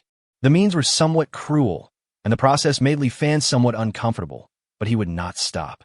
After all, he understood very well that being kind to the enemy was being cruel to oneself. 1, 2, 3. One number per second, neither fast nor slow. After 3 seconds, there will be a flash of cold light, followed by a piece of the fingertip being cut off. Humans have 10 fingers, so this process can be repeated 10 times. During this period, although the man could endure the pain in his hands, the scene of watching his flesh and blood being cut off piece by piece still made him collapse. It was as if being tortured to death. Especially during the whole process, he was very clear when the dagger would be swung down and when his flesh would be cut off. Li Fan, man, there are still 2 seconds. Li Fan, dos. Man, there's only 1 second left. What should I do? Li Fan, tres. Man, no, he's coming. Swish, another piece of fingertip was cut off. In just half a minute, Li Fan cut off the tips of the man's 10 fingers. Half a minute is not a long time and should have passed quickly, but to the man, every second of this half minute seemed as long as a year. The pain was not unbearable, but the mental torture was what made him collapse. During this time, the man struggled, shouted, and even thought about confessing, but with his mouth blocked, he could only make whimpering sounds. Just because Li Fan said, "I didn't ask any questions, so you are not even allowed to confess." This is a lunatic. The man was completely terrified and no longer had the confidence he had before. The city lord's mansion that made him proud became irrelevant at this moment. He just wanted to speak. After cutting off the tips of 10 of the man's fingers, Li Fan felt that it was enough, so he reached out and pulled the ball of cloth out of the man's mouth. The man was stunned when he saw this, and he cursed on the spot. "You lunatic! You are a lunatic!" However, what the man never expected was that the cloth blocked his mouth again the next moment. The man was stunned. Li Fan just grinned like a devil and said, "It's a pity that you wasted the rare opportunity to speak. Let's start the next round." The man's eyes widened in disbelief. He shouted desperately, making a humming sound, as if to say that he was wrong, that he was willing to confess, and that he was willing to answer all of Li Fan's questions. However, Li Fan still did not allow the man to answer. In Li Fan's opinion, the man's reaction just now showed that he was not scared enough. In this case, the man was likely to make up some other lies to fool him. There are some lies that Li Fan can tell, but there are some that he cannot tell. Anyway, it was still a long time before dark, and Li Fan had plenty of time, so he was not in a hurry to know the reason. He wanted to make this man even more afraid to ensure that the information he obtained from the interrogation was true. Now that we've cut the fingertips, it's time for the toes. Let's get started. 1, 2, 3. Whoa. People also have 10 toes. If one toe is 3 seconds long, they can last for half a minute. Even if all the toes were cut off, there was still plenty of flesh and blood on the body, so Li Fan didn't have to worry about having no place to start. In fact, the man couldn't hold on until that time. After the tips of his 10 toes were cut off, he confessed everything the moment Li Fan pulled the cloth out of his mouth. Soon after, Li Fan knew clearly that the man in front of him was called Bob, a level 2 fighter who had practiced ordinary level fighting skills. He also knew everything about Howard, Charlie, Kai, Bart, and so on. The wood elf that was rescued couldn't be the elf I saved with a first aid pill. I didn't expect that I accidentally saved dozens of elves. It's a pity that I didn't get the bond value. Li Fan muttered something in dissatisfaction, then swung the dagger and stabbed it into Babu's chest. Babu, who had just confessed, was suddenly filled with disbelief and fear. He had clearly told everything, but why did this man named Li Fan still kill him? Bob naturally didn't know that since the moment he was caught, Li Fan had never thought of letting him go. Most of the people who were involved in the slave trade had reasons enough to be cut into pieces. And from Bob's confession, Li Fan was also very clear that Howard would never let him go. If he was caught by Howard, after prying intelligence about the orcs out of him, he would either be killed on the spot or turned into a slave. Therefore, Li Fan would never allow himself to be lenient towards these people. Although he said so, it was his first time killing someone after all. Feeling the warm blood on his hands, Li Fan found that he couldn't help but tremble all over. But it doesn't matter, you'll get used to it slowly. This is a different world where the strong are respected, and there are countless villains who treat lives as commodities like slave traders. He will have many opportunities to get used to it. Half an hour later, Li Fan took out a bone flute from his arms and blew it steadily. Soon after, he saw Dina and Anna. The bone flute can not only call the Dina sisters, but also convey some messages. After discovering that he was being followed, Li Fan used the bone flute to notify the two sisters. A steady blow means safety, a rapid blow means danger. It is for this reason that the two sisters appeared in time after Li Fan lured out the stalker. Anna, who came back after hearing the sound of the bone flute, seemed a little surprised. She thought that when she came back, she would face an extremely bloody scene. She even hesitated whether to let Dina go back to the cave first.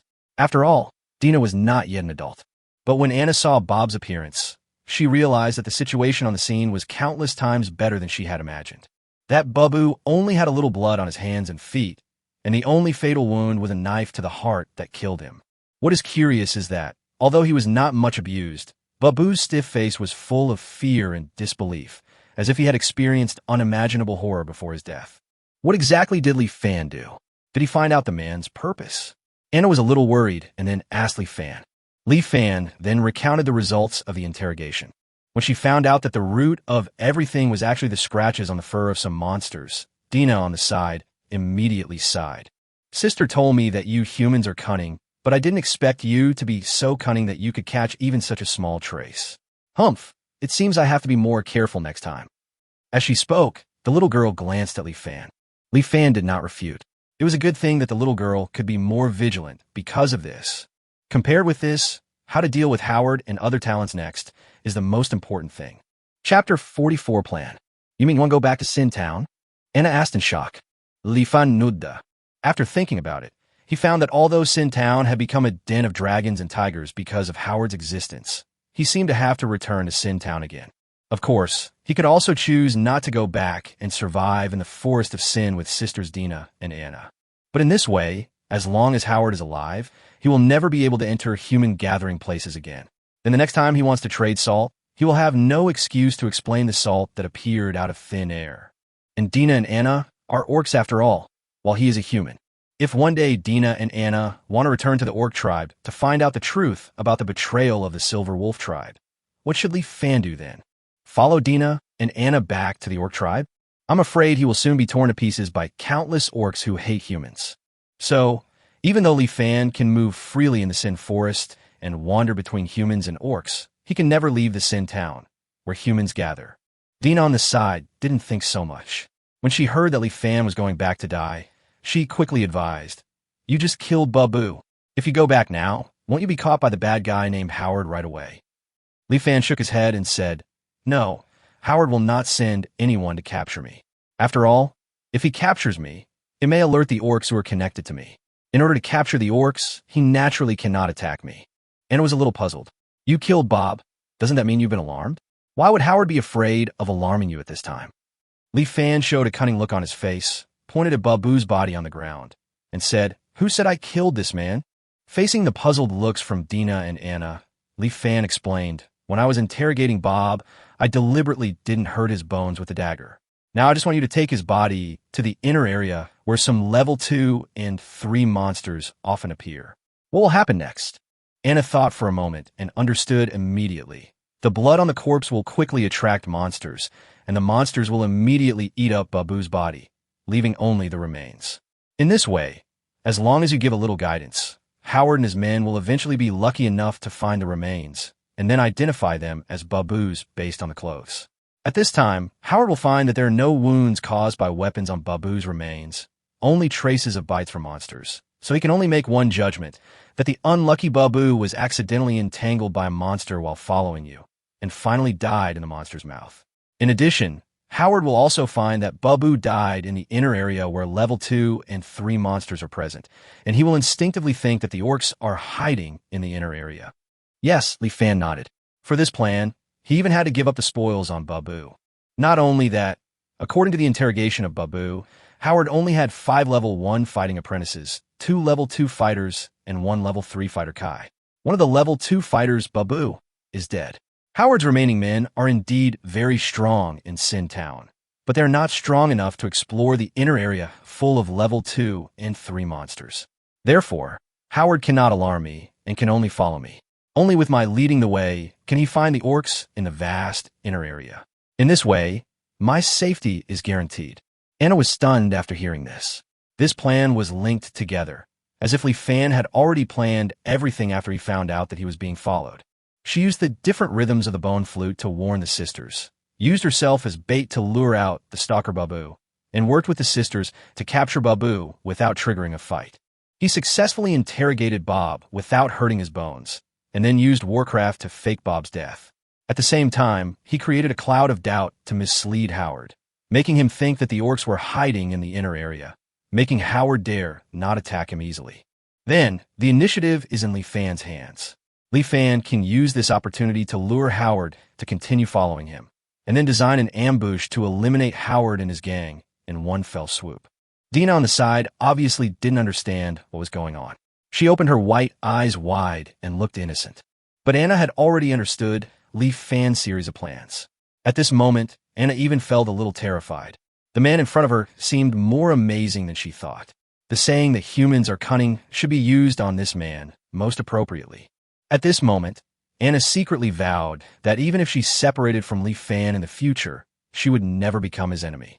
The plan has been arranged, and the next step is naturally to implement it. Li Fan carried Bob's body on his back and went to the inner area of the Sin Forest with Dina and Anna.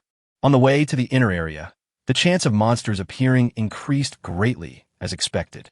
Within half an hour, they encountered 3 of them, but luckily the highest one was only a level 2 monster. In front of Dina and Anna, who have practiced top-level chi and blood techniques, although they are both at level 2 in strength, Dina and Anna's top-level chi and blood techniques can increase their attributes by 30 times, which is 3 times that of the ordinary level. Ordinary level 2 monsters are no match for the 2 sisters. A few hours later, the 3 arrived at the inner area of the Sin Forest. Li Fan threw Babu's body casually into an open space, and then rolled back and forth in the surrounding grass for a few times so that some weeds and flowers that were only found in the inner area would stick to his body.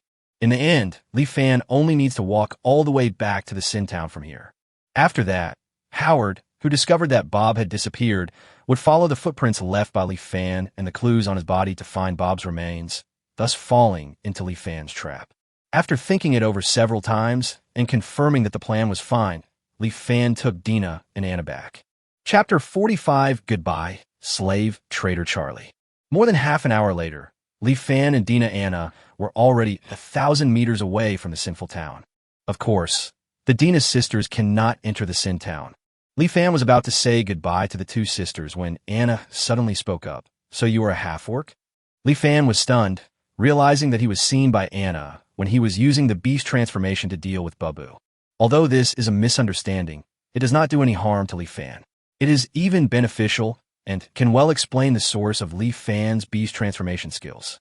Li Fan was about to admit it, but suddenly he thought that in the future he might be able to unlock the talents and skills unique to the elves, or even the talents and skills of the dwarves, dragons, giants, vampires, and other races. How would he explain it then? Li Fan's eyes turned, and he suddenly had an idea. He said to Anna, "Yes, I do have the blood of both humans and orcs." Anna had already guessed it, and after hearing it, she just nodded calmly. Although humans and orcs do not get along, love that transcends racial conflict still exists. Otherwise, how could there be such a race as orcs? Although both humans and orcs look down on half-orcs, Anna believes that the strong are respected. Li Fan's strength is improving rapidly, and he is cunning. He will definitely be a strong man in the future. Anna will naturally not look down on him just because he is a half-orc. Anna was still thinking about whether she should speak up to comfort Li Fan and ask him not to care about his bloodline. But Li Fan's next sentence shocked her. Li Fan continued, "Not only do I have the blood of humans and orcs, I also have the blood of elves, dwarves, dragons, so many, that I don't even know the blood of all kinds. Dina and Anna were stunned and completely shocked. Li Fan didn't care about all that. For the sake of convenience in the future, he decided to just lie once and for all. Because my family has always had a strange habit, that is, any man in my family will like beauties from other races, whether they are elves, dwarves, or even dragons and sea creatures. As long as they are beauties from other races, we like them all. Therefore, through intermarriage with other races from generation to generation, it has been passed down to my generation, and I have the blood of countless other races in my body. These words were like a bolt from the blue to Dina and Anna, shocking them to the point of being burned on the outside and tender on the inside. Is it possible? The two sisters opened their mouths and stared at Li Fan with wide eyes. Even the tail that was shaking like a perpetual motion machine stopped shaking. At this moment, Li Fan's family was filled with unspeakable mystery in their eyes. Li Fan had just crossed the valley entrance and stepped into the Sin Town when he noticed that someone not far away suddenly walked away in a hurry. If it were in the past, Li Fan would not care and would not think that this man's departure had anything to do with him. After all, he was absolutely a nobody at the bottom of the Sin Town not long ago. However, now that he knew about Howard's affairs, Li Fan guessed that this person was most likely Howard's spy. Li Fan's guess was correct. After seeing Li Fan, the spy immediately returned to Cotton Manor and reported the news to Howard. In other words, you only saw Li Fan coming back alone, but didn't see Babu? Yes, sir. Howard frowned after hearing this. Kai, who was standing next to him, said, Master, could it be that Babu was discovered by Li Fan, or even killed? Howard thought for a moment and shook his head. Bob should not have been discovered. If Li Fan really discovered that Bob was following him, why would he come back to Sin Town so blatantly at this time? Kai thought about it and found that it was true, then continued. If Babu has not been discovered, why hasn't that guy come back now? Howard was also thinking about this problem. He always felt that something was wrong with the plan. Kai then suggested, Master, do you want to capture that Li Fan so that I can interrogate him directly? Howard hesitated after hearing this. Although this was the most effective method, it was also easy to make mistakes. If Li Fan had regular contact with the orcs, suddenly capturing Li Fan would inevitably alert the orcs. The matter concerns the intelligence of the orcs, and there can be no room for any mistakes. Once the orcs are alarmed and run away, his plan will be ruined. Howard felt that before he could take any action against Li Fan, he must first find out where Bob was now. Howard immediately ordered Kai, don't alert Li Fan for now. Kai, have Huck follow Li Fan secretly and find out where Babu is. Huck is another level 2 fighter under Howard. His strength is even stronger than Bob. He is also Howard's most trusted subordinate besides Kai at this time. After hearing this, Kay went to find Huck immediately. Not long after, a man of ordinary appearance left Cotton Manor and walked towards Li Fan's location. Soon Huck found Li Fan. In order not to arouse Howard's suspicion, Li Fan returned to Sin Town and went to the Mercenary Guild as usual to sell 10 pieces of Warcraft furs. What was different from the past was that at this moment, Li Fan could not help sneering in his heart as he looked at Bart, who was still treating him warmly as always. Li Fan really didn't realize before that the reason why this guy was so enthusiastic was because he discovered his secret. It was a pity that Li Fan had spent a huge sum of 2 copper coins to bribe Bart. If it weren't for Bart, Li Fan wouldn't have so much trouble at this time. After he deals with Howard, he will definitely settle the score with Bart. Li Fan did not stay in the Mercenary Guild for too long. After trading the monster furs, he turned around and returned to the hotel. Coincidentally, he happened to see the slave trader Charlie returning from outside. Li Fan learned from Bob that Charlie was also Howard's subordinate, and he originally planned to ignore him. But Charlie also saw Li Fan at this time. At this time, Charlie's mind was full of how to sell the slaves under his command. Therefore, when he saw Li Fan, his eyes suddenly lit up, and he quickly approached this potential customer. Oh, we are really destined to meet, my friend. This is the second day in a row that we have met by chance. Such a fate must be the guidance of God. How about it? Are you considering buying slaves now? In view of God's guidance, I will definitely give you the best discount. As usual, Charlie started selling his slaves as soon as they met. Li Fan couldn't help but twitch his mouth when he listened. What a bullshit guidance of God. They were staying in the same hotel. Was it weird for them to meet for 2 consecutive days? This slave trader really put a lot of thought into selling the slaves. Li Fan was about to refuse the other party, but suddenly hesitated. He thought about it, and actually had the idea of buying slaves. Not for anything else, just to improve my own strength. Now that Li Fan wants to improve his strength, the best way is naturally to improve his realm and make himself a level 2 fighter. However, due to time constraints and the level of his fighting skills, it cannot be done in a short period of time. But Li Fan has a system, so naturally he has other ways to improve his strength. At this time, Li Fan had already studied his own bond system clearly. The bond system has two major functions. First, as long as you develop friendship with a different race, you can gain bond points, and then you can improve your favorability. You can gain stable bond points through daily interactions. These bond points can be exchanged for various items in the system all. Second, as long as the host develops friendship with an alien race that they have never established friendship with before, they can not only increase their basic attribute points, but also obtain the innate skills of that race. The strength of the innate skills is proportional to the depth of the bond with that race and the number of people. Chapter 46, Blood Potion. For example, if Li Fan could buy a dwarf slave from the slave trader Charlie, Li Fan gained the friendship of the dwarves by releasing the dwarf slaves. Not only did he gain a dwarf talent, he also gained one basic attribute point on the spot. If he is lucky, he will obtain an explosive talent skill like Beast Transformation, and his strength will be instantly enhanced terribly. It is even possible for Li Fan, as a level 1 fighting apprentice, to fight against a level 2 fighter and remain undefeated. This is undoubtedly an extremely important improvement for Li Fan at this time. After hesitating for a moment, Li Fan said to Charlie, "I can consider buying slaves, but need to take a look at the slaves you have first. I will only buy if there is a suitable one." Charlie was immediately overjoyed. Now, anyone who was willing to buy the slave in his hands would be his best friend, his dear brother, or even his biological father who had been lost for many years. Charlie said quickly, Okay, the slaves I have will definitely satisfy you, my guest. I will take you to see my slaves now." In response, Li Fan shook his head and said, "It's too late today. Take me there tomorrow morning." Charlie was stunned, looking at the sun still hanging in the sky. It wasn't even evening yet. How could it be too late? However, since his biological father had spoken, Charlie naturally had to obey. Charlie immediately replied, "Okay, guest. I will wait for you at the door of this hotel tomorrow morning." Li Fan nodded and ignored Charlie, who suddenly turned into a bootlicker. The reason why he went to buy slaves the next day was because of money. Li Fan now has less than 50 silver coins on him, and it is difficult for him to buy a dwarf slave, so he has to prepare in advance. If all goes well, he may be able to deal with the unsellable monster furs. Outside the hotel, Hake, who was watching all this, suddenly showed a sneer. This is undoubtedly an extremely interesting scene. I didn't expect that the target to be tracked would actually trade with the slave traders under Master Howard. If this is used well, Master Howard can completely control Li Fan's actions. Huck felt it necessary to report the matter, but before that, he needed to investigate the reason why Babu disappeared. Howard came to Sin Town this time to complete the test of the Lord of Winter City, so the number of his men was limited. In order to complete the test, Howard spent a lot of money to find several old mercenaries with rich experience, and Huck was one of them. An experienced old mercenary can play an important role in many cases. For example, now Huck knows that the easiest way for him to find Bob is to follow Li Fan's movements today. And judging Li Fan's movements today is exactly what he is good at. Huck observed Li Fan carefully from a distance, and soon saw some rare remains of flowers and plants on Li Fan's clothes. Some of these flowers and plants seemed to be only found in the inner area of the Forest of Sin.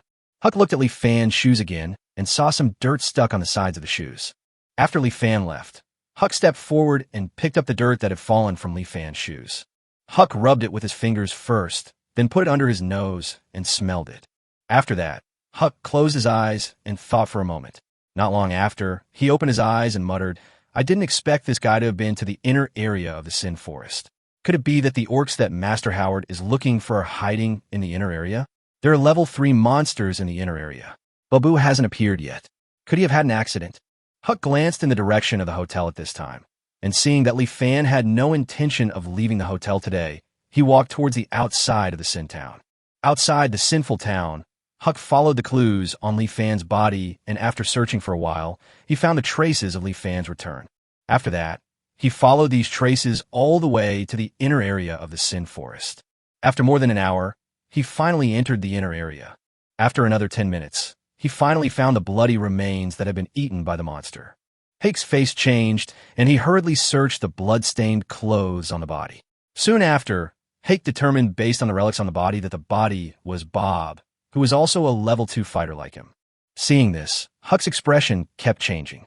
Finally, he took off his coat, wrapped the wreckage with the coat, and quickly rushed towards the direction of the Sin Town. Howard looked at the wreckage in front of him with a gloomy expression. His triangular eyes turned red, and he seemed like he would explode at any moment. He was not sad because of Babu's death, but he was angry that his already limited manpower was even less now, especially Babu, the third strongest fighter under him. Howard took a deep breath, then slowly suppressed his anger and said, "So according to your two judgments, this guy Babu died in the mouth of the monster." Kai and Huck nodded together. Kai said immediately, "It shouldn't be wrong. I just carefully checked Babu's remains and didn't find any weapon wounds or traces of fighting with humans. All traces were left by the monster. Babu was a level 2 fighter after all. Li Fan, a level 1 fighter apprentice, couldn't kill him even if he attacked him by surprise. And there are no level 3 strong beastmen among the weak beasts. All the evidence shows that Babu was killed by the monster. He might have been careless and was attacked by the monster from behind when he was following Li Fan." Howard cursed at this, but he could do nothing. Then he remembered the point and asked Huck, "Have you found any trace of orcs near Babu?" Hake shook his head. "No, but Babu died in the inner area of the Sin Forest. I think the orcs are probably hiding in the inner area." "Inner area?" Howard asked doubtfully. "There are level 3 monsters active in the inner area. How can these weak orcs who can't enter the orc gathering place survive in the inner area?" Hake's rich experience came in handy again. He said, "Master, the orcs live by hunting. They have mastered the living habits of many monsters and know how to drive away the monsters around them. Even the weak orcs with low combat power can survive in the inner area. But this makes it difficult for us to find the traces of these orcs. With our people, we can't move freely in the inner area of the Sin Forest." Howard nodded after hearing this and said with a headache, "In this case, we can only wait for Li Fan to lead us to find the orcs." "Yes, Master. During this period, we'd better not let that Li Fan discover our presence." "Then how long do we have to wait?" "Winter is coming in another month and a half. This year is the year of God's punishment that comes once every 10 years. Not only will winter last for more than 5 months, but the temperature will also be lower than in previous years, and it may even cause monster riots. If we fail to capture the orcs before winter comes, we will have to retreat to Winter City, and my test will fail. So we must capture those orcs as soon as possible no matter what." Howard's face became as gloomy as ever as he spoke, and his tone became unquestionable. Kai said, "Master, don't worry. Winter is coming, and the orcs must be trying to collect salt and other supplies. I guess Li Fan will go to the orcs' hideout again soon. If Li Fan doesn't go to the orcs' hideout before winter comes, we will arrest him and interrogate him. Although this may alert the orcs, we won't have to worry about it." After hearing this, Howard's expression improved a little. At this time, Hake suddenly said, "Master, I just found some interesting information. Maybe we can use it to induce Li Fan to go to the orcs' hiding place as soon as possible." Howard suddenly perked up and asked, "What information?" Huck immediately told the conversation between Li Fan and Charlie. "As long as Li Fan buys Charlie's slave, we will have Charlie secretly feed the slave with the crazy blood potion. Once this crazy blood potion explodes, only the orcs can resolve it. Since Li Fan has connections with the orcs, he must know this. In order to save his slave, he will definitely seek help from the orcs. Then can't we follow him to find the orcs' hiding place?" Howard listened to Huck's words. His triangular eyes widened, and a sneer slowly emerged on the corners of his mouth. "Good idea. Although the crazy blood potion is precious, as long as we catch the orcs, everything will be worth it." As he said this, Howard hurriedly asked someone to call Charlie over. Chapter 47, Purchase of Slaves. The next day, Li Fan got up early, which was a rare occasion. In order to improve his strength, he did not dare to be as casual as before. As soon as Li Fan walked out of the room, he saw Charlie waiting for him at the door. It's just strange that Charlie's face today seemed to lack the eagerness of yesterday. Yesterday, he wanted to buy Li Fan's slave without his knowledge. Li Fan didn't care and followed Charlie towards the manor that Charlie rented. After entering the manor, Li Fan followed Charlie directly to the dungeon. The pungent smell in the dungeon made Li Fan frown, but he didn't say much.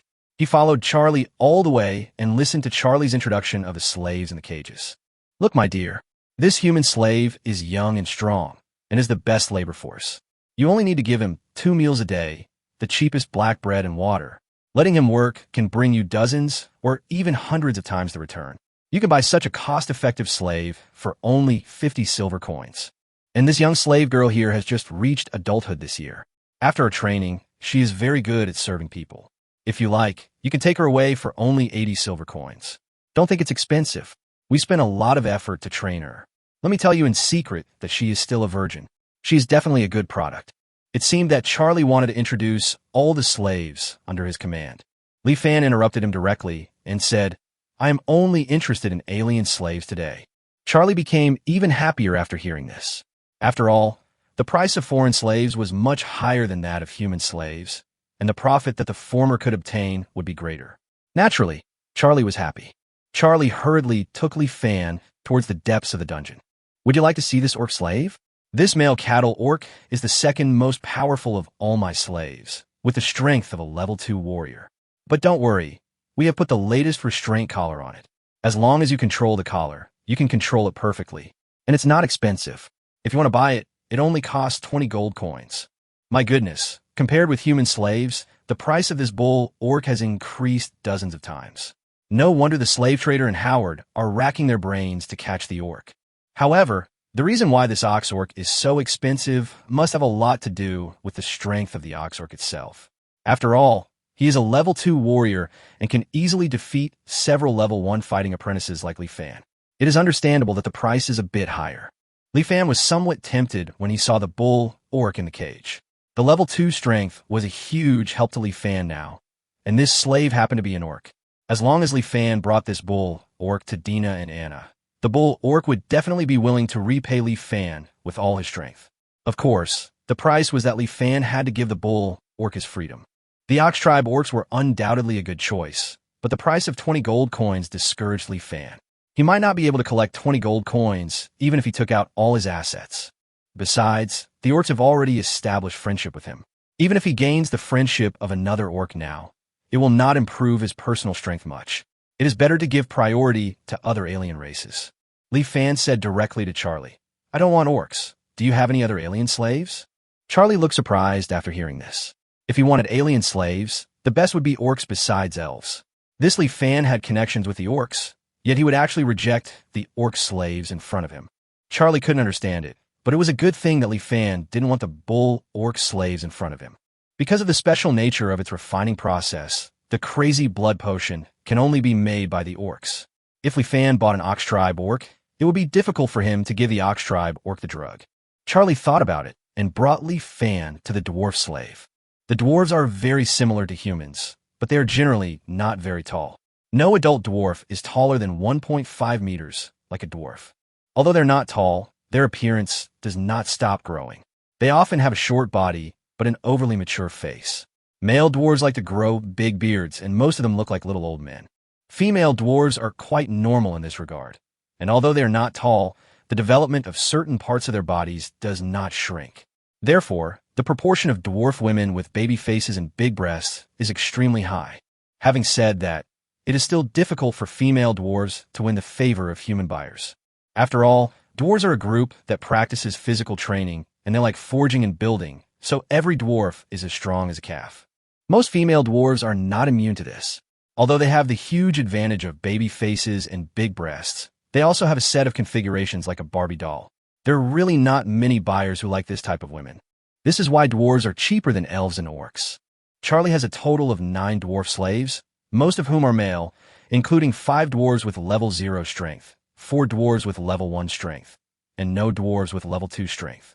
A dwarf with level 0 strength usually costs 80 silver coins each, while a dwarf with level 1 strength costs 4 gold coins each. Li Fan thought about it. In fact, as long as it is a dwarf, he can help him open the dwarf bond, so he can just buy the cheapest level 0 dwarf. However, after buying the level 0 dwarf, it is of no use to him after it can help him open the dwarf bond, and it may even become a burden to him in the future. Li Fan does not want to abandon the dwarf he just bought immediately. And if he buys a dwarf with the strength of a level 1 warrior, at least the dwarf will not be a burden when he escapes. Thinking about it, Li Fan was about to choose a level 1 dwarf when he suddenly remembered what Charlie had just said. The bull orc of level 2 fighter is only the second most powerful of all Charlie's slaves, and the most powerful one is not among the dwarf slaves. Could it be that Charlie's most powerful slave is still a human slave? Li Fan asked Charlie curiously. Charlie hesitated for a while, then said reluctantly, "My most powerful slave is not a human, but an elf." When Li Fan heard this, he immediately understood that the elf Charlie was talking about should be the dark elf. Li Fan was also shocked when he heard from Babu that a dark elf who had long been separated from the elves was willing to save his former elf compatriots regardless of danger. However, the light elf, who is the king of the elves, will betray his savior at the last moment because of his prejudice. The so-called proud and holy elves are ultimately full of intrigue like humans. At this moment, in Li Fan's eyes, the elves were nothing more than this. However, the dark elf concerned him greatly, and he decided to see the dark elf with his own eyes. Li Fan deliberately showed an interested look and said to Charlie, "It turned out to be an elf slave? I want to take a look at this elf slave. If she is suitable, I will buy her." Charlie didn't show any surprise after hearing this, but instead a trace of sadness appeared between his brows. After all, the dark elf was not his slave at all. Howard gave it to him for interrogation. How could he dare to sell it to Li Fan casually? Besides, the dark elf knew that he had disguised himself as a bandit and attacked the elven gathering place. If the dark elf told Li Fan about this, Li Fan, who had connections with the orcs, would definitely be on guard. If this ruined Howard's plans again, Charlie was sure that Howard would chop him up and feed him to the dogs. "We can only ask Master Howard for help." Charlie thought about it, forced a smile on his face, and said to Li Fan, "After all, the elves are extremely valuable slaves. I will prepare them first, and then take the guest to see them if it is appropriate." Chapter 48, God-Given Technology. Charlie said get ready, then took Li Fan back to the ground first, and he walked into the big house in the manor. In a room in the house, Howard was sitting on the sofa waiting. If Li Fan saw it, he would probably be a little surprised that Howard was also in this manor today. Boom, boom, boom. "Master Howard, it's me, Charlie. I have something to ask you." Howard came to this small manor for Li Fan. When he heard the knock on the door, he looked at the direction of the door curiously and said, "Come in." As soon as he saw Charlie, Howard asked, "Did you complete the deal with that Li Fan so quickly? Did you feed the crazy blood potion to his slave?" Charlie shook his head quickly. Seeing that Howard was about to get angry, he hurriedly explained that Li Fan hasn't decided which slave to buy yet. Why? He doesn't want to buy slaves anymore. No, but he kind of wants to buy the dark elf. What? Howard was also very surprised to hear this. He was about to ask Charlie to reject Li Fan, but he stopped as soon as the words came to his lips. This may not be a bad thing. Howard thought about it for a while. The more valuable the slave is, the more Li Fan will cherish him. If it was an ordinary slave worth dozens of silver coins, and something went wrong, Li Fan might have just given up on it. But what if it was an expensive high-level slave? The most valuable thing in the entire dungeon is naturally the dark elf. If Li Fan were to buy it, he would definitely be reluctant to abandon the dark elves. Once the crazy blood potion exploded, Li Fan would definitely ask the orcs for help for the dark elves. This way I fell right into his trap. As for the dark elf's current dying state, the effect of the crazy blood potion can just temporarily solve it. Thinking about it this way, Howard felt that he had made the best choice. The only problem was that Howard, like Charlie, was worried that the dark elf would tell others that they were capturing the elves, thus alerting Li Fan. Yes, Howard seemed to remember something and shouted outside the room, "Kai!" Soon after, Kai walked quickly to Howard's side. "Master, what's the matter? I remember you have a special potion that can poison someone's voice and make them unable to speak for a month." "Yes, sir. Give this potion to Charlie." After hearing this, Kai took out a metal bottle from his arms and handed it to Charlie. At this time, Howard said to Charlie, "Charlie, before letting Li Fan meet the dark elf, poison her throat to prevent her from saying something she shouldn't say, then feed her the crazy blood potion and let her meet Li Fan. Remember, you must let Li Fan buy her. Even if the price is lower, you must try your best to sell her to Li Fan. Don't let me down again this time." Charlie nodded quickly after hearing this and walked away quickly holding the metal bottle. Howard looked at Charlie's figure and asked Kai, "Has the crazy blood potion been dealt with?" Kai nodded seriously. "Yes, master. The portion of crazy blood potion I gave Charlie was diluted. Although the effect is much weaker, it could delay the onset of side effects. It will probably take about 3 days to completely overdraw the potential of the dark elves. This way, we can avoid problems as soon as Li Fan buys the dark elves, which would make him suspicious of us." Howard nodded with satisfaction after hearing this. Very good. Then he looked out the window, muttering, Li Fan, you haven't fallen into my trap this time. In the dungeon, Charlie held 2 potions in his hands and walked towards the deepest part of the dungeon. In the deepest cell, the dark elf fell to the ground like a puddle of mud. No matter how many times he came, every time Charlie saw this dark elf covered with scars, he would immediately doubt whether the other party was dead. However, every time he put his ear close to the dark elf, he could always hear the faint and imperceptible breathing. This guy is still alive. Why is he still alive? How is it possible that he is still alive? Although he has experienced this several times, every time Charlie can't help but sigh at the strength of the dark elves. While sighing, he ruthlessly pinched the dark elf's mouth open with his hands, and then poured the poison in the metal bottle into the dark elf's mouth. The dark elf was forced to drink the poison, and after coughing a few times, he became silent again. But Charlie knew that the dark elf was now mute. After that, Charlie took out a collar from his arms. This is the restraint collar used to restrain slaves. According to legend, the origin of the restraint collar is extremely shocking, and some even say it is a technology bestowed by God. No one has yet mastered the principle of the confinement collar, and everyone can only make it according to the method taught by God. Even a confinement collar made in this way can still exert magical power. As long as the slave wears this collar, he will be suppressed by the confinement collar, and the master who holds the collar can control the slave at will. When the slave rebels against the master can control the collar to suppress the slave in all aspects. Under this suppression, the weak slave can't even stand up. In order to avoid punishment, the slave can only submit to the master under the power of the collar. The confinement collar is simply something that exists to control slaves. Is this thing really made with technology bestowed by God? Charlie said this casually, and then put the restraint collar in his hand around the dark elf's neck. I didn't let the dark elf wear it before, because I was afraid that the dark elf would be killed by the suppression brought by the collar. Now he was about to let the dark elf drink the crazy blood potion, and soon the dark elf would recover temporarily, as if it were a last gasp of life. Naturally, he had to put a restraint collar on her in advance.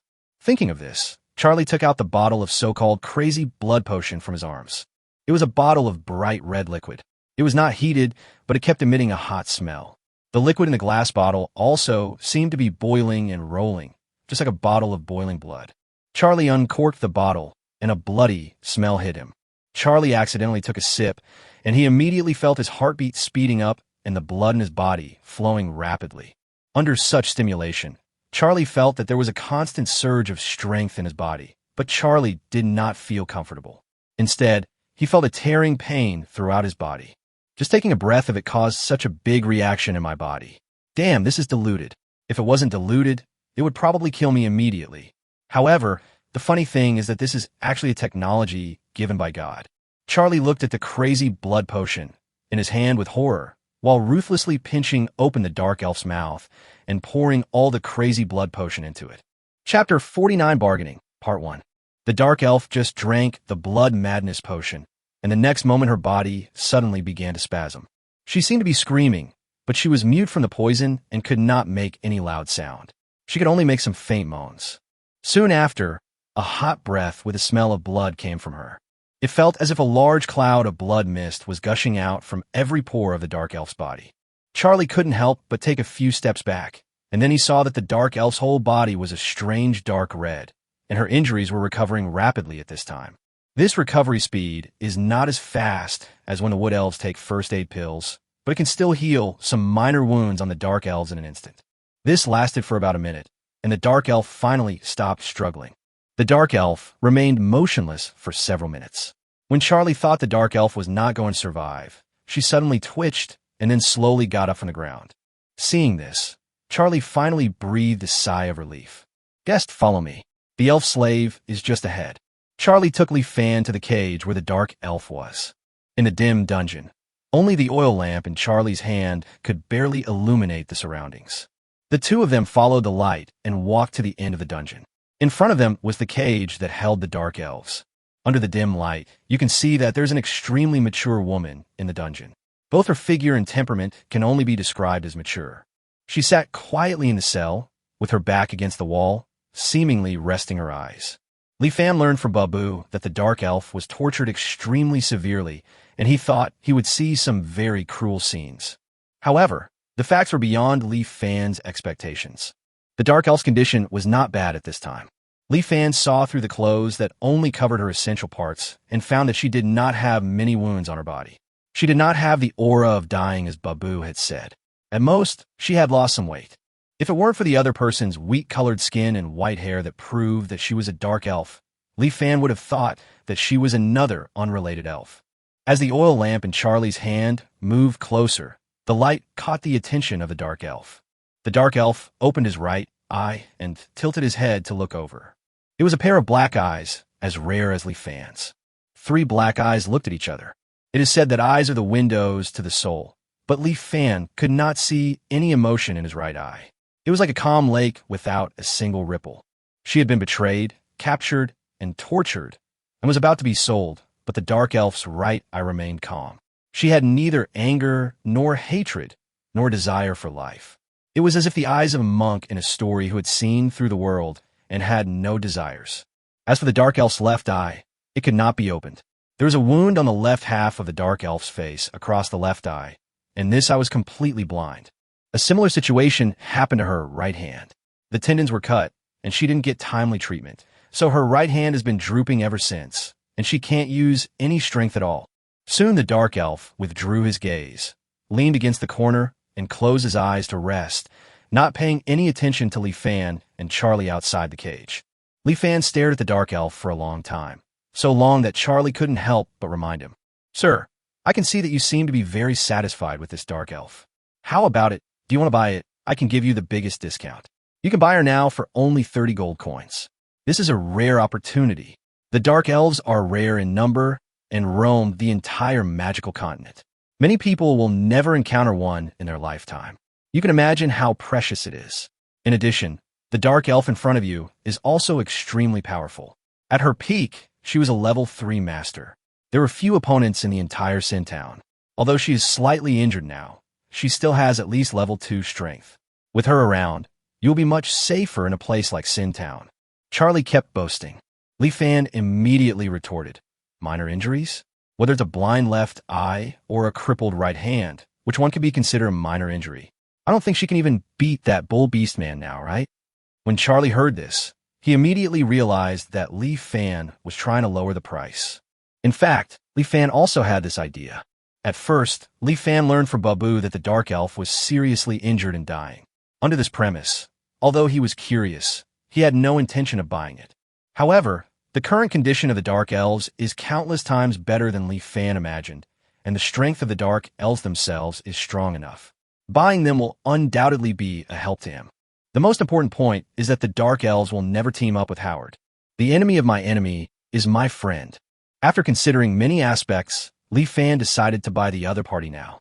Since he wanted to buy it, his first priority was of course to find a way to lower the price. He couldn't possibly afford 30 gold coins. However, Charlie is not a new businessman, so he will not let Li Fan get what he wants easily. "You can't say that, sir." Although the dark elf is seriously injured, as natural assassins, dark elves can use every part of their body to the limit. Losing one, I may have some impact, but she is proficient in both hands and can use her left hand as flexibly as her right hand. As long as you buy it, you don't need to treat it. It will immediately become a force to protect you. Selling it to you for 30 gold coins is really not expensive. It turns out that dark elves have this talent. Li Fan heard about it for the first time. Although he was curious, he couldn't show it at this time to avoid affecting the bargaining. Li Fan immediately began to refute Charlie. "So what if she is fighting power? If fighting power is all you want, you might as well buy the bull orc just now. At least she's not disabled. Don't you understand why I want to buy this dark elf? But look at the various scars on her face. She can almost be considered disfigured. The same is true on her body. It's so densely packed, as if she rolled in a mountain of knives. Even though dark elves are rare, you can't sell such a dark elf at a high price even if you sell it to the human empire, right? If used well, many defects can become advantages, such as lust." At this time, Li Fan was hinting at Charlie in the name of lust. He, Li Fan, planned to buy the dark elf for its body. With this reason, Li Fan could greatly weaken the importance of strength, and the scars and defects on the dark elf's body could also become bargaining conditions. Sure enough, Li Fan's words made Charlie hesitate. Charlie naturally knew why elf and orc women could be sold at high prices among humans. Most humans bought elf and orc women just for that matter. From this point of view, the dark elf at this time is indeed not worth 30 gold coins. Charlie gritted his teeth and said, "Well, since I've already said that I'll give you the biggest discount, you can take the dark elf away for only 20 gold. By the way, this dark elf is still a virgin. As long as you turn off the lights, you can still have a good experience." Chapter 50 Bargaining, Part 2. The price was cut by 1/3 at once, which was a good result, but Li Fan still couldn't afford 20 gold coins. Li Fan had no choice but to grin and said, "20 gold coins? With 20 gold coins, I could buy 25 slave girls. Isn't she also pure? And now, you want to sell me a dark elf covered with scars for 20 gold coins?" Li Fan's face was full of disbelief. Charlie also had a look of disbelief on his face. Oh my god, a rare dark elf, who was a level 3 warrior at his peak. If such a dark elf had no flaws, a group of people would rush to buy him like crazy even if he sold it for 200 gold coins. Although there are some more defects now, how can you still complain that 20 gold coins are too expensive? If Master Howard hadn't insisted that he sell the dark elves to Li Fan, Charlie would have wanted to kick Li Fan out on the spot. This time Charlie did not retreat. Li Fan naturally refused to back down. The next moment, the two of them seemed to have turned into middle-aged women bargaining in the vegetable market, and they were engaged in a verbal battle that lasted for a long time. "Master Charlie, Lord Kai wants to see you." In the dim dungeon, the sudden sound not only scared Li Fan, but also Charlie, causing his fat body to tremble. The two looked in the direction of the sound and found that it came from a servant of the manor. Seeing that the two were frightened, the servant repeated, "Master Charlie, Lord Kai wants to see you. He wants to ask about the slaves." Li Fan was slightly stunned when he heard Kai's name. He had heard the name Kai from Bob. He was Howard's personal bodyguard and a level 3 warrior who could kill Li Fan in an instant. Why is this guy here? Did Howard already know that he was coming to Charlie to buy slaves? Since Howard has personally taken action, there must be something wrong with this slave trade. Li Fan thought a lot in an instant, but he didn't dare to show it on his face. After all, in the eyes of Howard and others, Li Fan at this time didn't even know the existence of Howard and Kai. This may also be the reason why Kai dared to ask the servants to tell him his name directly. The reason why Kai asked his servants to come in and report was not because he really had something to find Charlie, but Howard wanted to remind Charlie not to forget what he had told him to do. At this time, Charlie finally remembered what Howard had said before. Yes, his main purpose today was to sell the dark elf to Li Fan, but his usual habit made him unable to help but bargain with Li Fan. It had probably dragged on for too long, and Master Howard guessed this, so he asked the servants to remind him with Kai's name. It almost ruined Master Howard's business again. Charlie secretly wiped the cold sweat from his forehead, then pretended to be calm and replied to the servant, "Got it. Tell Lord Kai that I will be there soon, and the slave prepared for him have arrived. Ask him to wait for me for a while." After that, Charlie said to Li Fan again, "Forget it. You are lucky. As you can see, I have another big client who will come to trade with me soon. I am too lazy to bargain with you. I will sell this dark elf to you for 10 gold coins." Li Fan did not appreciate this. Sure enough, there was a problem. Li Fan was clear about the relationship between Kai and Charlie. What Charlie said was undoubtedly just an excuse to sell the dark elves to him at a low price. "Charlie, no. It should be said that Howard seems to want me to buy the dark elf." This thought flashed through Li Fan's mind, and he smelled the scent of conspiracy. Howard is going to play infernal affairs? Li Fan quickly rejected this idea. He was very clear about one thing. That is, the dark elves could never be in the same group with Howard. In this case, Li Fan decided to buy the dark elf. First of all, the dark elf is indeed a good helper. A natural assassin must also be a natural bodyguard. After all, an assassin knows assassins best. With the existence of such a dark elf, Li Fan's safety will be qualitatively improved. Secondly, since this is Howard's conspiracy, if Li Fan doesn't buy it this time, no one can tell whether Howard will be desperate and attack him directly because the plan failed. In addition, there's another point in Li Fan's favor. Now that he knew Howard wanted to sell the dark elf to him, could the price of the dark elf be a little lower? Li Fan grinned again and said to Charlie, who offered 10 gold coins, No, the situation of the dark elves is too bad. I think I can only offer 5 gold coins at most." As soon as these words came out, Charlie's eyes widened, unable to believe that someone could offer such a price for a dark elf slave. Charlie was so angry that he wanted to refuse immediately. He wanted to refuse very much. But he couldn't, because Master Howard had ordered that the dark elf must be sold to Li Fan no matter what. In the end, Charlie could only comfort himself. After all, it was Master Howard's dark elf, and it was none of his business no matter how low the price was. Thinking of this, Charlie suddenly understood. Good. Charlie hasn't said the word yet. Li Fan saw in advance that Charlie wanted to compromise, so he immediately seized the opportunity and continued to speak before Charlie agreed. After buying the dark elf with 5 gold coins, you have to give me a level 1 dwarf.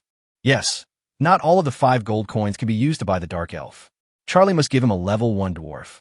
Since there is a chance to cheat the other party, Li Fan would feel guilty if he doesn't cheat him to death. At that moment, Charlie felt that he was about to be stunned. He had never seen such a shameless person. The dark elves were not his, but the dwarves were his. A level 1 dwarf can be sold for 4 gold coins. So, the remaining 1 gold coin is the price for buying a dark elf. Charlie was already enraged by Li Fan's shamelessness. Impossible. Charlie's words had just come out when a servant not far away happened to say at this time, Master, it's not good to let Lord Kai wait too long. Charlie's rage was suppressed by the servant's words. Even so, Charlie still said with his last bit of stubbornness, Impossible? I can't give you a level 1 dwarf. At most, I can give you a level 0 dwarf. Li Fan could almost hear Charlie's frustrated roar when he said this.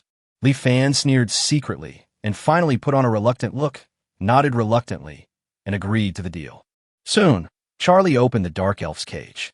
The dark elf was still sitting in the corner with her eyes closed. The scene of Li Fan bargaining with Charlie just now did not make her react at all. Come out. Charlie yelled at the dark elf in the cage. After waiting for several seconds, the dark elf did not respond. Charlie had been holding back a ball of rage in his heart for a long time and was about to explode when he saw this. At this time, Li Fan stopped Charlie. He hesitated and walked into the dungeon. Li Fan squatted face to face in front of the dark elf, and the dark elf finally opened his right eye. The 3 black eyes looked at each other again. The dark elf's right eye remained calm, as always. What's your name? Li Fan asked the dark elf. As expected, he got no response. Li Fan nodded upon seeing this, and seemed to understand somewhat what the dark elf was thinking at the moment. At this moment, Li Fan suddenly stretched out his right hand and grabbed the dark elf's left hand. It feels cool and soft to the touch. Li Fan clenched the cold hand, then stood up and pulled the dark elf up with force. During this period, the dark elves did not resist at all. Seeing this, Li Fan said nothing and directly pulled the obedient dark elf out of the cage. Silent? Disillusioned with the world? Despair of the world? No matter which one it is, Li Fan is not worried. He is very confident that he will always find a way to gain the trust of this dark elf. If words can't do it, let him use a long time to do it. Chapter 51 by a slave and get silver coins. Taking the dark elf with him, Li Fan and Charlie went to select a level 0 dwarf. Li Fan's requirements for the dwarves are simple. They must be physically healthy and preferably strong. Therefore, Li Fan finally chose a particularly strong middle-aged male dwarf. Next, of course, is payment time. Charlie breathed a sigh of relief. He could finally get rid of the damn robber. Using 5 gold coins to buy a dark elf and a dwarf. What else could that be but robbery? Seeing Li Fan put his hand into his arms, Charlie waited for Li Fan to pay the money and then sent this robber away immediately. However, Li Fan said something at this time. Well, I don't actually have that much money. No money? What does no money mean? Charlie was stunned for a long time after hearing this. When he reacted, blue veins appeared on his forehead. Seeing that Charlie was about to explode completely, Li Fan quickly said to comfort him, Although I don't have enough money, I can use things to compensate. Charlie felt that this was the most aggrieved deal he had ever made in his life, but when he thought of Howard's request, Charlie could only grit his teeth and suppress his anger while asking, I wonder what you're going to give me as compensation, my client? Fur of Warcraft. Li Fan answered without hesitation. Charlie hesitated for a moment, then sneered, Sir, I am not an ordinary businessman. I am not interested in buying furs. You won't accept it? No, you will accept it. Li Fan grinned, interrupted Charlie before he could refute, and continued. If the profit I offer is high enough, why can't you accept it? Charlie was stunned. The word profit touched his heart as a businessman. Charlie hesitated for a moment again, and finally asked, How much profit can you give? Merchants are all about profit, and as long as the profit is enough, they don't care whether they are fur traders or slave traders. After all, only those who can make money are good businessmen. Seeing Charlie slowly taking the bait, Li Fan continued. You know the price of Warcraft fur outside? Charlie nodded. Of course. The fur of a level 1 monster is worth 60 copper coins, and the fur of a level 2 monster is worth 6 silver coins. This is the price in the human empire, and the mercenary guild will naturally not purchase furs at this price. In the mercenary guild of Sin Town, level 1 monster fur is only worth 50 copper coins.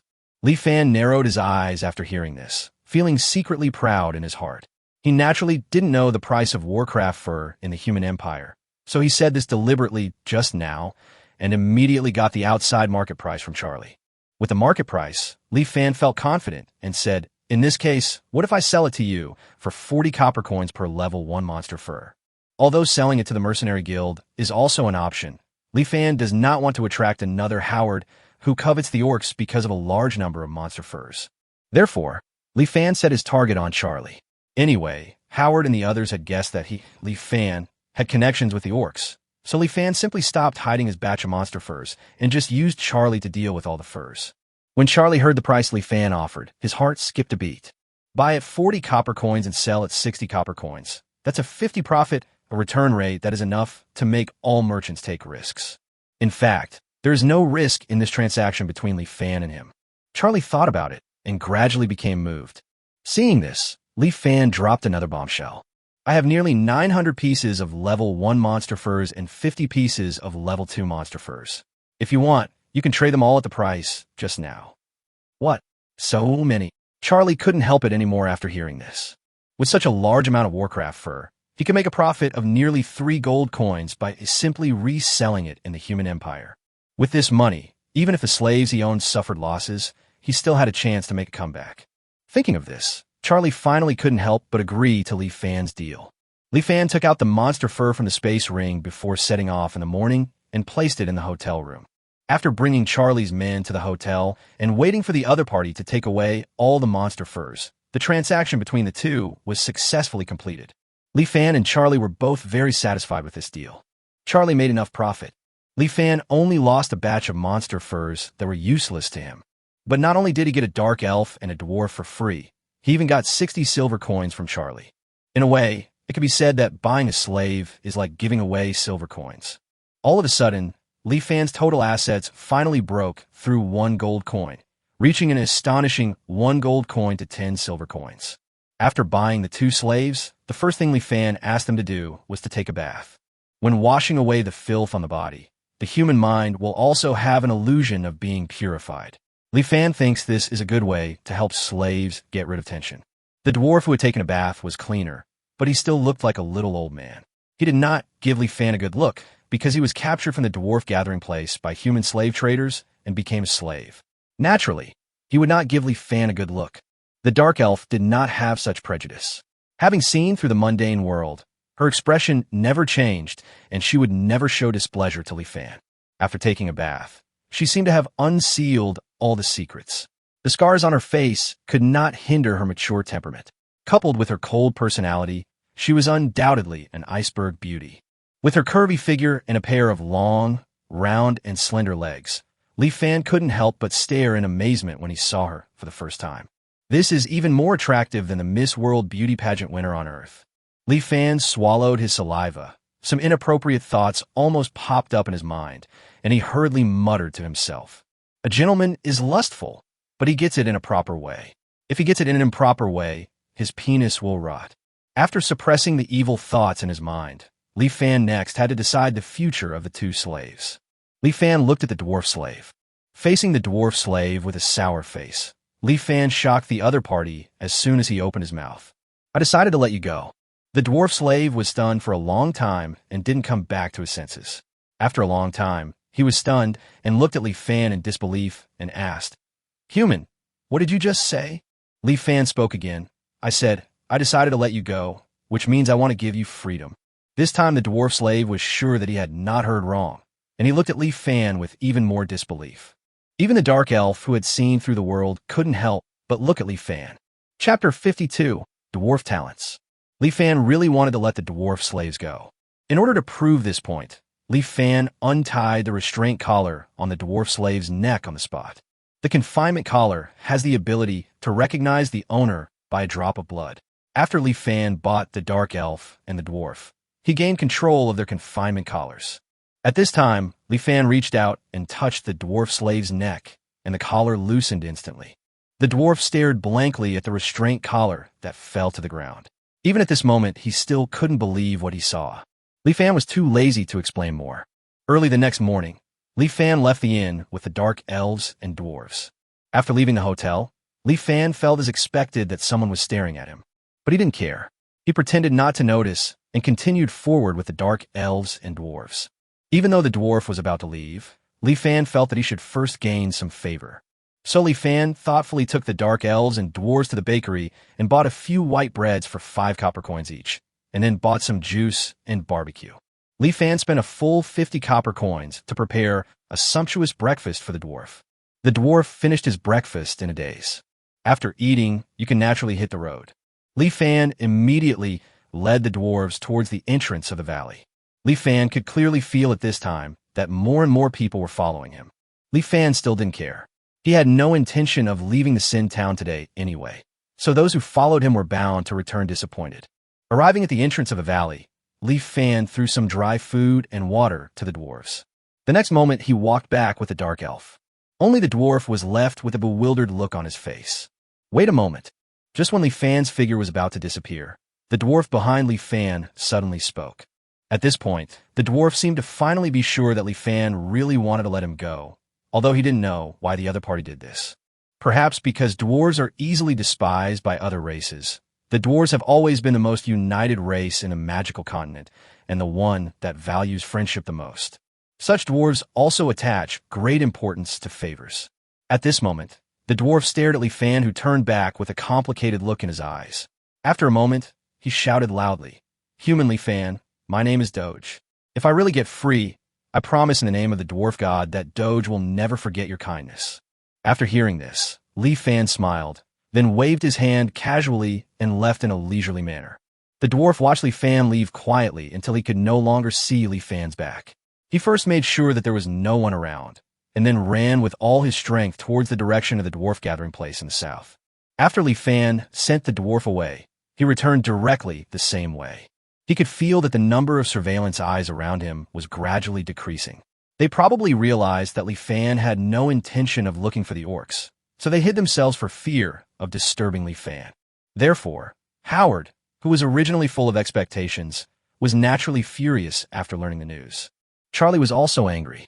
Charlie couldn't figure out why Li Fan let the dwarf go. If it was any other slave, Li Fan would have let him go, but this dwarf slave was the one that Li Fan had taken away from him. In the end, Li Fan cheated him of a slave, just to let the slave go. Charlie was so angry that his whole body became more round. Unlike the irritable Howard and Charlie, Li Fan, who returned to the hotel, was waiting with a comfortable look on his face. What he was waiting for was naturally the system's prompt sound. Li Fan bought this ordinary level 0 dwarf in order to unlock the dwarf talent. So, how can you gain the friendship of dwarves as quickly as possible? Li Fan had encountered this problem before when he was trying to gain the friendship of the elves. Use the same method for the same problem. Although Li Fan is a human being, Li Fan took great pains to buy you and give you freedom, but he, Li Fan, did not ask for any return. Isn't that enough to gain your friendship? It turns out that a good idea is one that can be reused. By evening, the dwarves had probably escaped to a safe enough place. The dwarf's gratitude came at the same time as the system's prompt sound. Ding! Congratulations to the host for obtaining 1 bond point of the dwarf tribe. Detected dwarf bond, activated dwarf talent. Host basic constitution, +1. Li Fan quickly opened his attribute panel. Host, Li Fan. Realm, level 1 Dochi apprentice. Strength, 210. Physique, 210. Agility, 110. Spirit, 210. Talent, Elf talent 0.1, Orc talent 13.2, Dwarf talent 0.1. Talented skills, Nature affinity 0.1, Beast transformation 3, Rapid recovery 5, Poison resistance. Dwarves who have forged their bodies to the limit have extremely strong resistance to toxins, are immune to level 1 toxins, and have a certain resistance to level 2-3 toxins. Bond value, 312 points. Li Fan looked at the panel. Just like the first time he unlocked the system, It was another result that made him unsure whether to say he was satisfied or dissatisfied. He was satisfied that his basic attribute points had indeed increased by 1. Now his total basic attribute points had reached 7 points. If he could increase 1 more point, he would be able to officially enter the realm of genius. However, it is a bit difficult for him to obtain the next attribute point. He probably has to look for it from races such as the Sea Clan, the Vampire Clan, and the Dragon Clan. What I'm not satisfied with is that the talent skill I got this time turned out to be poison resistance. Poison Pit is indeed important in many cases, but it is not what Li Fan needs now. What he needs is a talent skill like Beast Transformation that can immediately enhance his combat effectiveness. There's no point in complaining, so Li Fan simply stopped thinking about it. Since the system is unreliable, Li Fan can only rely on himself to find a way to deal with Howard. Now at least he has the help of the Dark Elf. As long as he plans well, he may be able to wipe out Howard and his gang on his own. Just as Li Fan was thinking about the plan, he suddenly discovered that the Dark Elf was not in a good condition. Although Li Fan couldn't tell the Dark Elf's complexion due to its skin color, he discovered that the Dark Elf's walking posture seemed a little strange since this morning. By now, the weirdness was becoming more and more obvious, as if the Dark Elf was holding back something, and there was a lot of disfluency in his steps. Could it be that her hidden injury relapsed? It is very likely that after she was caught by Howard, she must have been severely tortured. Seeing this, Li Fan hurriedly asked the Dark Elf to go to bed and rest. For this reason, Li Fan even temporarily stopped his plan to deal with Howard. Otherwise, if the Dark Elf suddenly fell down after the plan started, causing the plan to fail, that would be fatal. Li Fan thought that the Dark Elf would gradually get better after resting. However, on the 3rd day, Li Fan discovered that the Dark Elf's condition had become even worse. At this time, the Dark Elf had difficulty even standing up. Her body was shaking all the time, and she was completely soaked in cold sweat as if she was soaked in water. Even so, the Dark Elf did not let out a scream. Chapter 53, Li Fan's Secret Medicine. It's not that she doesn't want to scream, it's that she can't scream. Seeing that the Dark Elf had lost consciousness, he still didn't make any sound. At this time, Li Fan finally realized that this Dark Elf had been poisoned and made mute. Moreover, the Dark Elf's current condition was definitely not a relapse of any hidden illness. It was most likely that he had been poisoned. Why would Howard and the others do such a thing? The answer is not difficult to guess. Howard and his team's target has always been the orcs. The reason why he went to so much trouble to do this was undoubtedly for only one purpose: to force Li Fan to find the orcs. Based on this, Li Fan continued to reason. Although I don't know what the Dark Elves did, the orcs must have a way to solve this problem. Otherwise, why would they force me to find the orcs? Li Fan understood everything in an instant. Looking at the Dark Elf curled up and trembling, he gritted his teeth in anger. Howard, just wait for me. Li Fan growled, hesitated for a moment, then carried the Dark Elf on his back, picked up a rope, and tied the Dark Elf to his back. If he wants to save the Dark Elves, he has to find the orcs. Even if Li Fan was ruthless enough and did not save the Dark Elves, Howard, whose plan had failed, would have to resort to tough measures by then, and he would still be forced to find the orcs. At this moment, Li Fan understood that he had no choice. Now, Li Fan's only advantage is that although it seems that the enemy is in the dark and we are in the light, in fact, Li Fan has already understood all of Howard's thoughts. As long as he makes good use of this advantage, Li Fan still has a chance. Before leaving the hotel, Li Fan put on a huge hooded cloak for himself and the Dark Elf, which wrapped the two of them. However, the moment Li Fan stepped out of the hotel, he was still sensitive enough to notice some vague gazes. Li Fan, who had anticipated this, did not back off. He had never expected that a cloak could deceive those spies. Li Fan carried the Dark Elf on his back and walked straight towards the entrance of the valley. Not long after, at Carton Manor, the spy reported Li Fan's whereabouts to Howard. He finally took the bait. We can't let him get away this time. Hake on the side immediately said, "Master, if you let me go this time, I will definitely find the traces of the orcs." In the eyes of normal people, it is completely sufficient for a level 2 fighter to track a level 1 fighting apprentice. But after the last example of Bob, how could Howard be careless? He shook his head on the spot and said, "No, I want to be absolutely sure this time. Kai, you go with Huck." A level 2 fighter and a level 3 fighter master went to track Li Fan, a level 1 fighting apprentice. Li Fan also brought a Dark Elf with him. There couldn't be any problems this time. If there was any mistake again, Howard would eat the sofa under him on the spot. Under Howard's firm will, Kai and Huck could not help but put aside their disdain for Li Fan and immediately set out to chase in the direction of Li Fan. Traveling through the Forest of Sin, Li Fan headed straight towards the inner area of the Forest of Sin. He didn't know who Howard sent to follow him this time, but to be fair, if he, Li Fan, were Howard, he would definitely let the strongest Kai go in person. Li Fan could only assume that Kai was following him from behind. A level 3 fighter.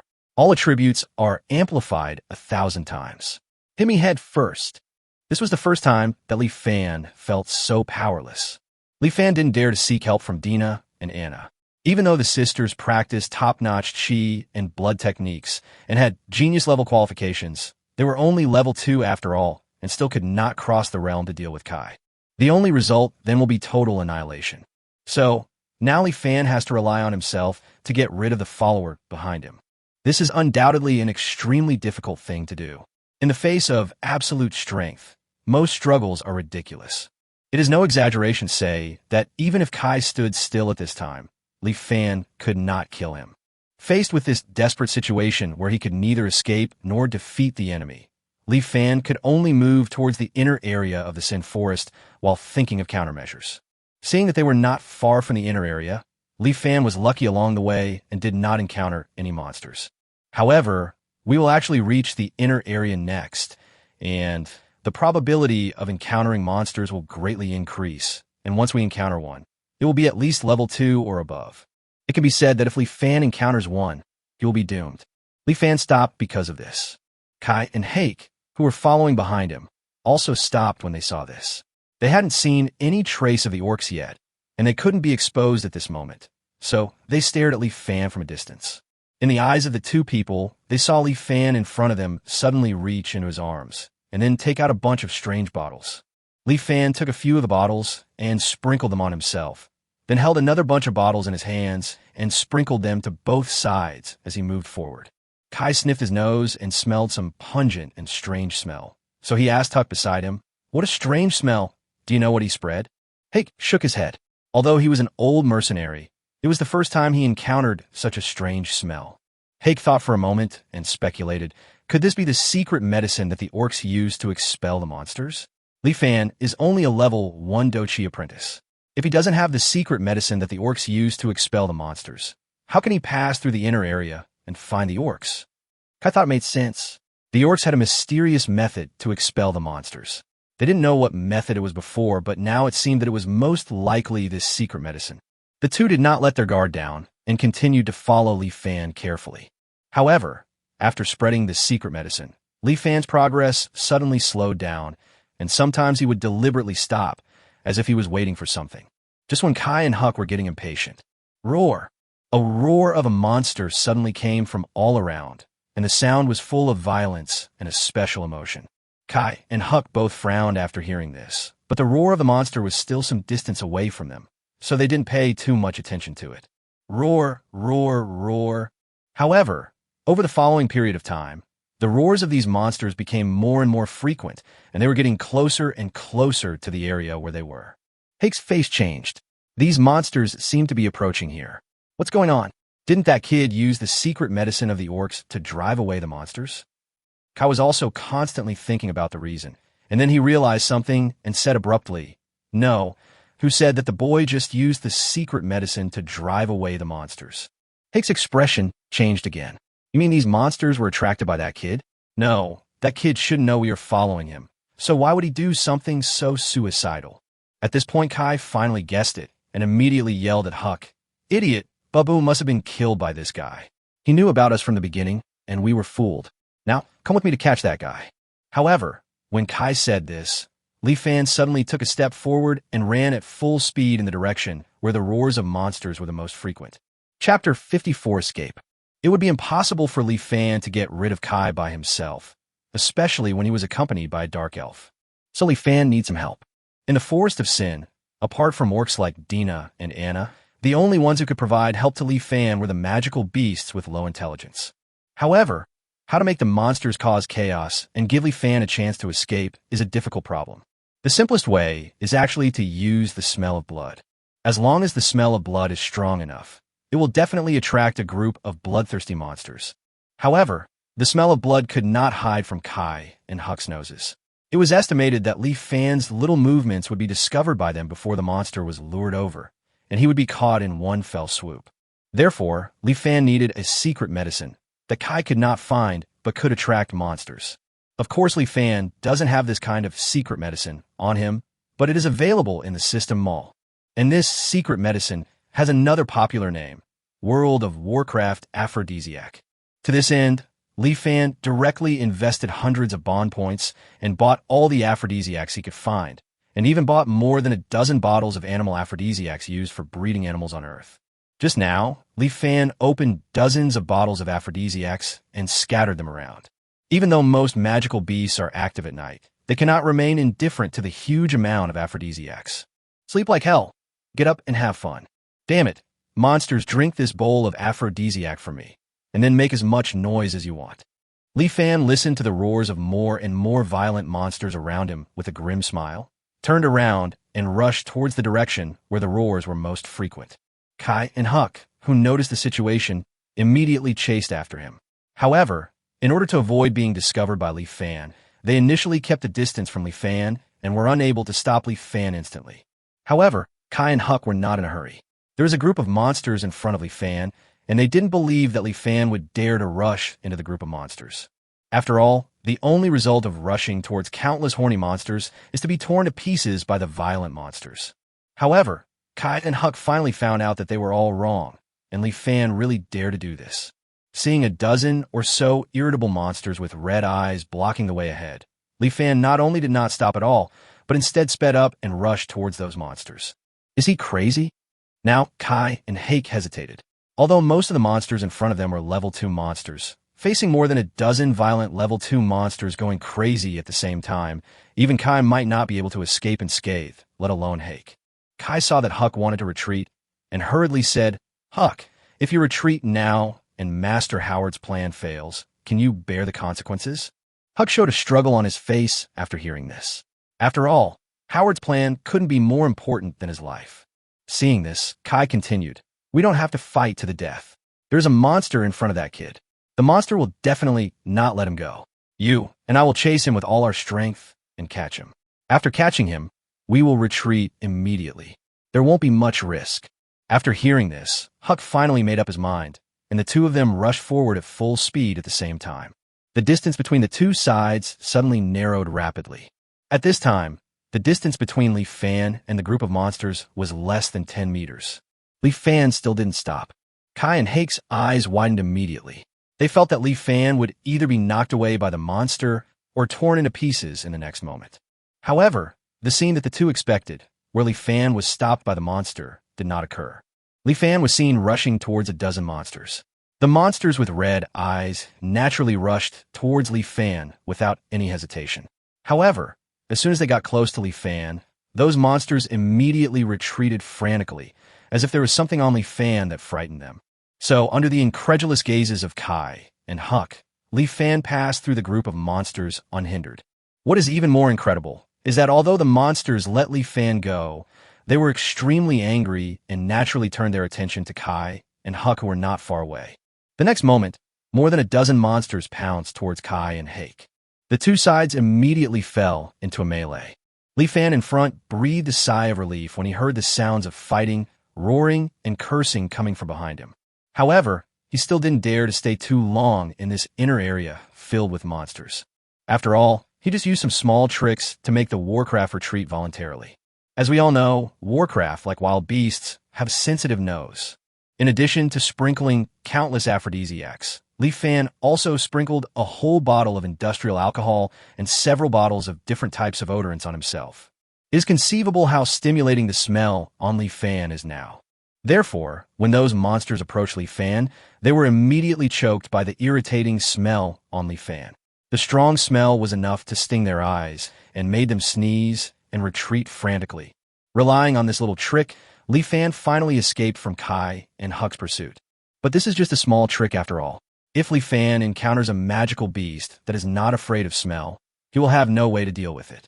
Li Fan didn't dare to stay where he was and immediately ran toward the outer area of the Sin Forest. Until the night fell, Li Fan finally made a big circle and came to the cave where the Dina sisters were. During this period, in order to avoid leaving traces of his body odor, Li Fan took off all of his and the dark elf's clothes and threw them away. Fortunately, there were some spare clothes in the space ring. Otherwise, Li Fan would have to meet the two sisters naked. Li Fan did not enter the cave directly, but stopped and took a deep breath. Although he had the strength of a level 1 Dochi apprentice, he had been running for most of the day carrying a tall dark elf on his back.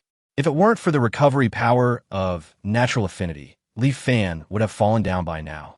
Li Fan calmed his breathing, then took out the bone flute and blew a steady melody that represented safety. Soon after, he saw Dina and Anna, who looked surprised, coming out to greet him. The reason why Dina and Anna were surprised was simple. It was about to get dark, and it was the first time that Li Fan came to see them at this time. It was definitely too late for Li Fan to go back now. Could it be that this guy was going to stay overnight with him today? When Dina and Anna thought of this, they looked at Li Fan with a strange look. Li Fan didn't have the energy to care about so many things. He tore off his cloak, revealing the still unconscious dark elf behind him. When the two sisters saw this, they immediately knew that something had happened. Without saying anything, they immediately took Li Fan and the dark elf into the cave. Li Fan quickly told Dina and Anna everything that had happened and a speculation about the status of the dark elves. Then Li Fan immediately asked, "Can you tell what kind of poison she was poisoned by?" Anna frowned after hearing this and walked towards the dark elf. Looking at the dark elf's trembling body, Anna couldn't tell for a moment what kind of poison the dark elf was infected with. Anna hesitated for a moment, then stretched out her hand and gently placed it on the dark elf's abdomen. The next moment, an extremely violent red energy surged from the dark elf's abdomen into Anna's hands. Not only did the red energy not hurt Anna, but it was quickly absorbed by Anna. This scene made Anna stunned. As if they had discovered something, not only Anna, but also Dina, who was watching on the side, changed her expression instantly. The silver-white pupils of the two men stood up like those of wild beasts, and there were countless bloodshot veins around the pupils. This was the first time Li Fan saw the two sisters so angry. Then Li Fan heard the angry Dina and Anna growling together. "Howard, we swear in the name of the god of orcs that we will never let you go." Chapter 55, God's Gift, Blood Potion. Blood Madness Potion. This is a potion similar to stimulants. People who take the Blood Madness Potion will stimulate their body's potential within a certain period of time, improving their condition while minimizing the impact of negative conditions on them. Even a dying dark elf can function normally for a certain period of time after taking the crazy blood potion. However, the effect of this potion is too overbearing. The user's potential is stimulated at the beginning, but in the end, it is overdrawn. If it is not resolved in time, it will eventually cause irreversible and huge damage to the user's body. In severe cases, the result is death. However, what made Dina and Anna so angry was not the side effects of the Blood Madness Potion, but it is the method of refining this crazy blood potion. According to Dina and Anna, this mad blood potion was actually made by orcs who had practiced chi and blood, and it can't be a dead orc. This even involves a war between orcs and humans. Many years ago, some humans mastered several techniques granted by God. Using these techniques, they were able to refine blood madness potions on living orcs. The blood of the orcs used as refining materials will gradually condense into their hearts over a few days, and they will eventually die in immense pain. If you cut open the orc's heart at this time, you can get a liquid condensed from the orc's whole body essence. This liquid containing violent energy and blood power is the so-called Mad Blood Potion. Mad Blood Potion is a stimulant for humans and a tonic for orcs. Orcs can even absorb and refine it directly. This is why only orcs can deal with the Blood Madness Potion. When this God-given technique first appeared, countless orcs were captured by humans and made into mad blood potions, which directly led to an all-out war between the Orc Empire and the Human Empire. The end result was that the Human Empire was almost destroyed, and the Orc Empire was also severely damaged. Because the Elf Empire and the Dwarf Empire were still eyeing the Human Empire, the Orc Empire did not deal a devastating blow to the Human Empire. The two parties only agreed to destroy all people and things related to the Mad Blood Potion. Otherwise, the war will restart. In fact, the Human Empire did not fulfill this agreement very well. After all, the human leaders knew very well that once the war between countries stopped, it would not be so easy to start again.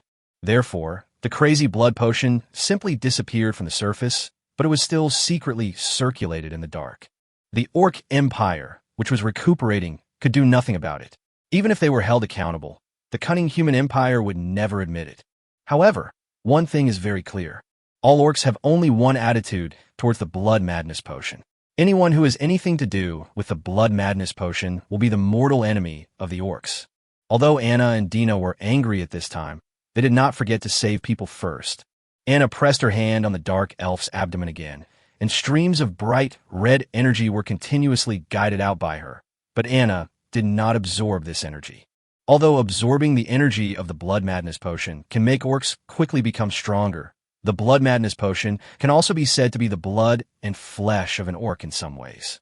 Absorbing this ability is like allowing her to devour the flesh and blood of her compatriots. Anna would rather die than absorb this energy just to increase her strength. Anna guided the bright red energy out from the dark elf's abdomen, and at the same time dispersed the energy around her. For a moment, the entire cave was filled with a bloody mist. Li Fan just took a puff accidentally, and he could feel his whole body excited, while all the muscles in his body felt as if they were being torn apart. Hiss! Li Fan gasped in pain and couldn't help but look at the dark elf, thinking, has this guy been silently enduring dozens of times this kind of pain these past few days? Thinking of this, a surge of irritability surged in Li Fan's heart. This irritability was not caused by absorbing the blood mist, but because Li Fan was now a little angry. As Anna channeled the bright, red energy, the dark elf's body began to change. Her body was becoming thinner at a speed visible to the naked eye. After just a moment, the originally curvy body had become skinny and just skin and bones. Whether on the face or other parts of the body, Li Fan could even clearly see the shape of the bones. Li Fan even believed that the dark elf at this time was a mummy that had been sealed in dust for thousands of years. Just when Li Fan was worried that the dark elf would die of weight loss, the bright red energy finally stopped flowing out of Anna's hand pressing on the dark elf's abdomen.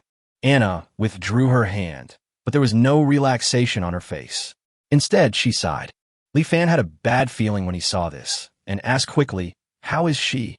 Anna glanced at Li Fan, hesitated for a moment, and then said, "The remaining effect of the crazy blood potion has been completely drained out of her body. However, before that, the crazy blood potion had already completely overdrawn her potential. In addition, she was already seriously injured. It can be said that her body is now worse than a broken sack, especially her internal organs. I can't do anything. Unless there is the legendary holy medicine of the elves, she won't be able to hold on for much longer." Li Fan was stunned after hearing this, and looked at the dark elf with a dull look. Li Fan realized it. The dark elf in front of me is about to die. Although Li Fan had killed a person before, that was an enemy. After killing the enemy, Li Fan would be afraid, but he would never hesitate. But now, an elf he had only known for a few days was about to disappear before his eyes. Life is so fragile. It was fine 2 days ago. Li Fan understood the fragility of life, but he couldn't accept it. Is the real fairy tale that good people don't get rewarded? She was captured in order to save her former tribe members. Even after being captured, she would rather die than reveal the whereabouts of her tribe members. She is a good person. How can a good person die like this? Li Fan clenched his fists tightly and didn't even notice when his nails pierced his skin. No, she can't die. I don't believe that good people don't get rewarded. Besides, she's my slave. I haven't even spoken a word to her yet. I've seen an expression on her face. She can't just die like this. The next moment, Li Fan muttered something like a madman, and a hint of determination flashed in his eyes, making him walk towards the skinny dark elf without hesitation. Li Fan squatted in front of the dark elf. His eyes had already moved to the system panel. I remember seeing something called Healing Potion in the system mall when I turned on the system. Thinking about this, Li Fan started searching in the system mall and soon found the target. Low-grade Healing Potion, 10 bond value. Li Fan exchanged a bottle without hesitation. At this time, Li Fan didn't care about being exposed and took out a low-grade healing potion out of thin air in front of Anna and Dina. This is a bright red liquid, a bit similar to the blood bottle in the game, and also a bit similar to the blood madness potion. Therefore, when Dina and Anna saw it, they were shocked. However, when Li Fan opened the low-grade healing potion, the two sisters suddenly calmed down because they did not smell the violent blood power of the mad blood potion from this bottle of potion. Li Fan helped the dark elf up with one hand and pointed the inferior healing potion at the dark elf's lips with the other hand. As expected, the dark elf couldn't open his mouth at this time and couldn't even swallow instinctively. Li Fan has never been the kind of person who would act pretentiously at times like this. Without hesitation, he poured the low-grade healing potion into his mouth and kissed the dark elf on the mouth. Chapter 56, Healing Potion. In the cave, Dina and Anna stared with wide eyes as they watched Li Fan kiss the dark elf on the mouth. Their silver eyes couldn't help but stand up, and they didn't want to blink. As Anna watched, she suddenly reacted and covered Dina's eyes with her hands despite Dina's protests, while she herself continued to watch intently. In fact, the current situation is far less erotic than the sisters imagined. The dark elf's poor physical condition caused her lips to become dry and cracked, yet they were still tightly closed like a gate. Li Fan could only reach out and pinch her upper and lower jaws open. With a gurgling sound, the medicine was finally swallowed by the dark elf with difficulty. Li Fan raised his head, not caring about his numb tongue, and looked at the dark elf. The effect of the low-grade healing potion took effect quickly, and soon the dark elf's face showed a hint of redness. However, after careful observation, Li Fan discovered that the situation of the dark elves had not improved much. Instead, her breathing was getting weaker, and her body seemed to be getting colder. Even the inferior healing potion can't save her. Li Fan didn't believe in evil and bought 3 bottles of low-grade healing potions from the system mall and fed them all to the dark elf in the same way. The final effect was just a drop in the bucket, and the dark elves were still moving towards death step by step. Li Fan was silent for a moment when Dina and Anna thought Li Fan was going to give up. Li Fan has once again turned his attention to the system mall. Since there are low-grade healing potions, there should also be medium-grade healing potions. Li Fan had looked for it before, but he didn't find it that time. But this time he found it right away. Medium-grade healing potion, 100 bond value. Could it be that it takes 1 to buy a low-grade healing potion before the medium-grade healing potion is displayed? That's why the system is playing these fancy little tricks. While cursing, Li Fan glanced at his bond value. The original bond value was more than 300 points. 100 points were used to buy aphrodisiacs. 20 points were obtained by interacting with Dina Anna, and 40 points were used to buy 4 bottles of low-grade healing potions. At this time, there were 192 points left. It's only enough to buy a bottle of medium-grade healing potion. It must work, Li Fan muttered to himself as he exchanged for a medium-grade healing potion. This is a bottle of deep red liquid, which is just a little darker in color than the lower-grade healing potion. Although the system likes to play some tricks, there is no need to worry about the quality of the items sold. Li Fan held the potion in his mouth and kissed the dark elf. Gurgle, gurgle. As the entire bottle of medicine was swallowed by the dark elf, Li Fan held his breath and waited for the dark elf's reaction. Soon after, the dark elf's face gradually regained some color, and his breathing seemed to become calmer. Li Fan put his hand on the dark elf's chest. Although the heartbeat was not strong, it was stable enough. Does this count as a rescue? Li Fan was not sure either, but he had done everything he could. He did not have enough bond points to continue purchasing mid-grade healing potions, so he could only rely on the dark elf's own willpower. The situation of the dark elves was temporarily stable. Li Fan breathed a sigh of relief and began to think about his next move. Although he threw away his clothes before coming to find Sister Dina, he still left footprints. If Howard had men who were good at tracking, it would only be a matter of time before they found the cave based on the footprints. Li Fan told Dina and Anna about this. Anna was extremely decisive. After hearing this, she did not blame Li Fan, but spoke immediately. Let's retreat to the grassland for now.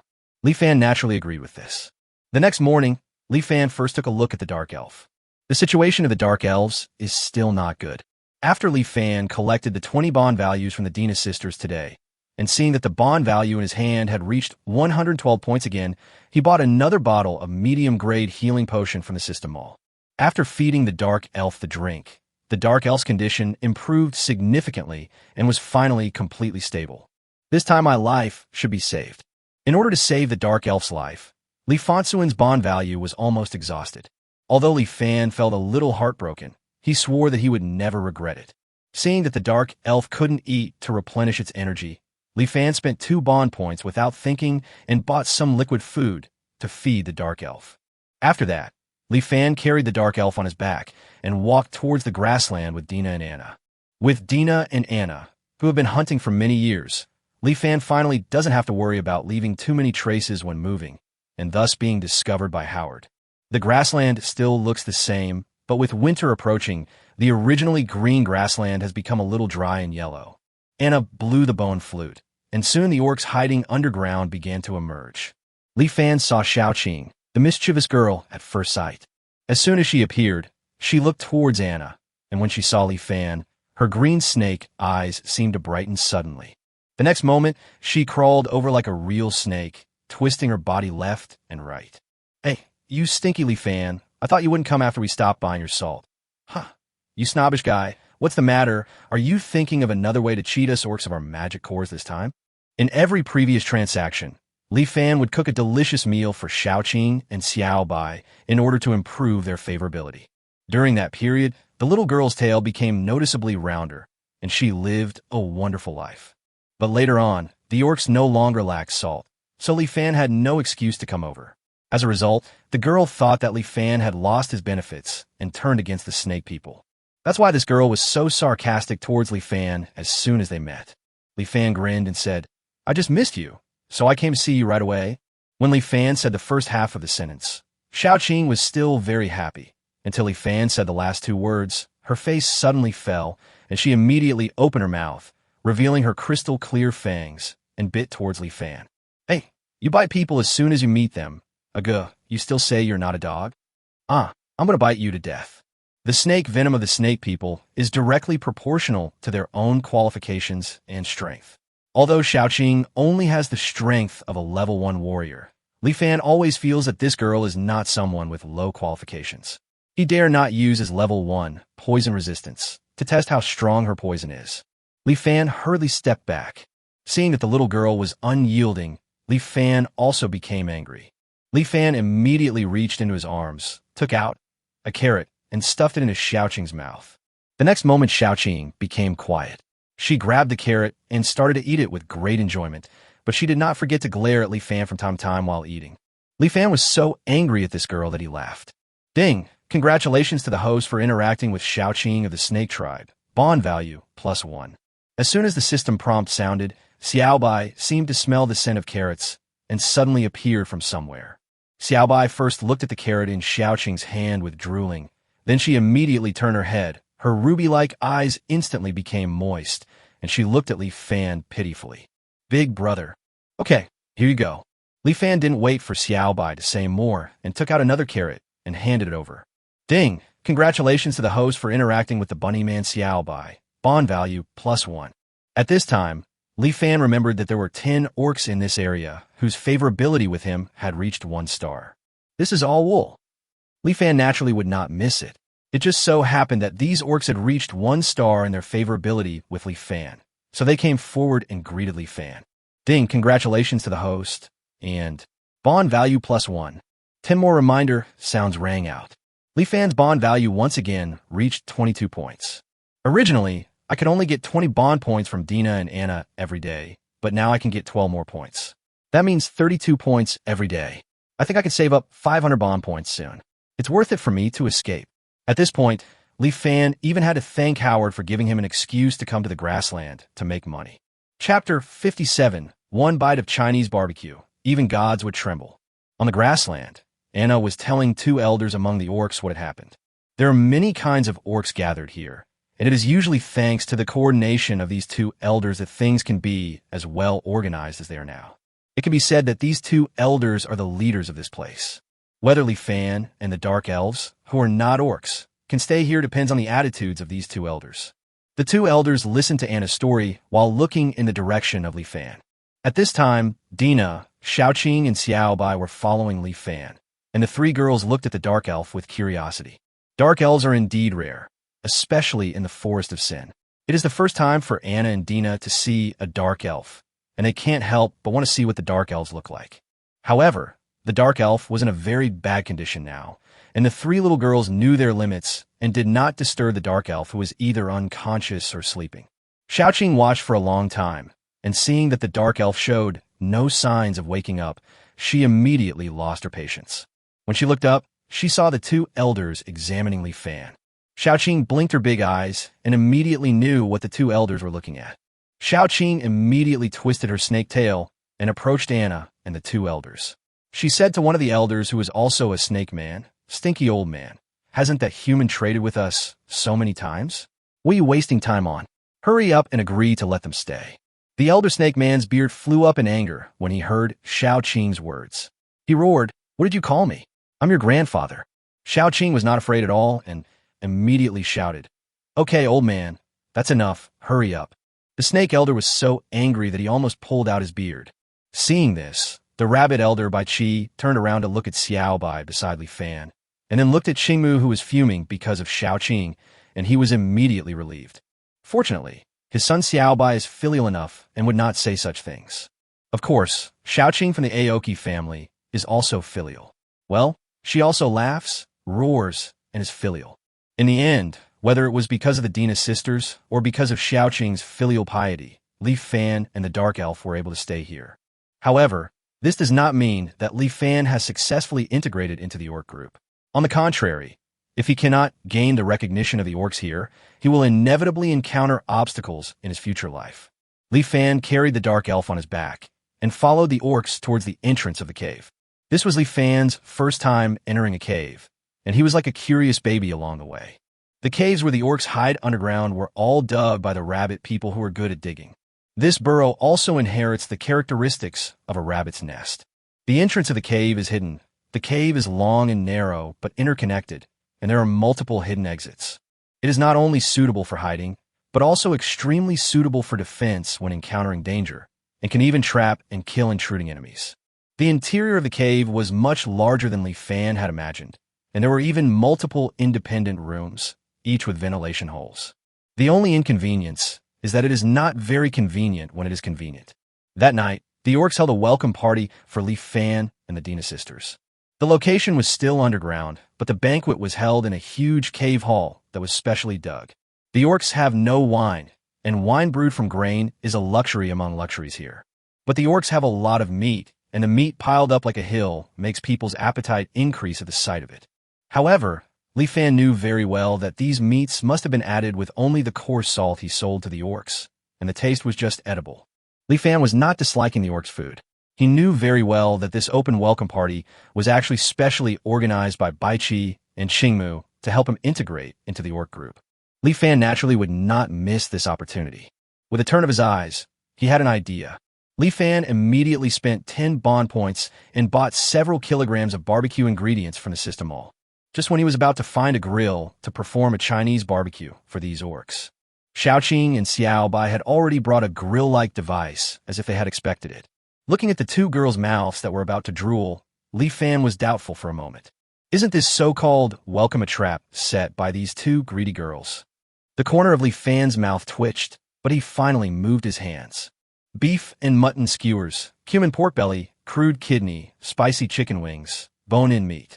One after another, the delicate skewers sizzled on the charcoal, and the smell of the grilled skewers began to spread around, as if an aroma bomb exploded, instantly filling the entire cave hall. The orcs who were busy eating raised their heads together, sniffed their noses, and then turned their eyes to Li Fan.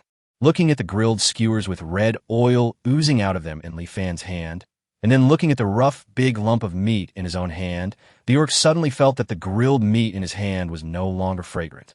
Gulp, gulp, gulp.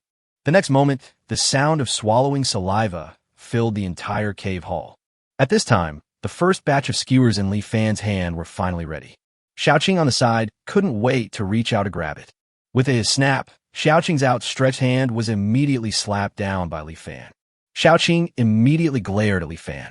Li Fan simply ignored it, holding the first batch of skewers in his hand, and slowly walked towards Bai Qi and Qingmu. "Two old men, this is the barbecue I made. Try it and see how it tastes." As he spoke, Li Fan divided the barbecue into 2 portions and handed each to the 2 elders. "Just kidding. Now that you know who is in charge here, you naturally have to bribe him." Li Fan knows this bit of social etiquette. Although these barbecues are not valuable, orcs don't know how to make them, so they are undoubtedly the best for bribing. Qingmu seemed to remember that Xiao Qing was upset because Li Fan called him a stinky old man, and he immediately put on a serious face, as if he was not going to accept it. Bai Qi on the side didn't have such concerns. He took the skewer from Li Fan with a smile and took a bite of the original kidney. Sizzle. Bai Chi has very good teeth. He takes a big bite, and the raw kidneys burst with oil. Bai Chi squinted his eyes while chewing, and the next moment his eyes suddenly opened and he finished a whole chunk of crude kidney in just a few bites.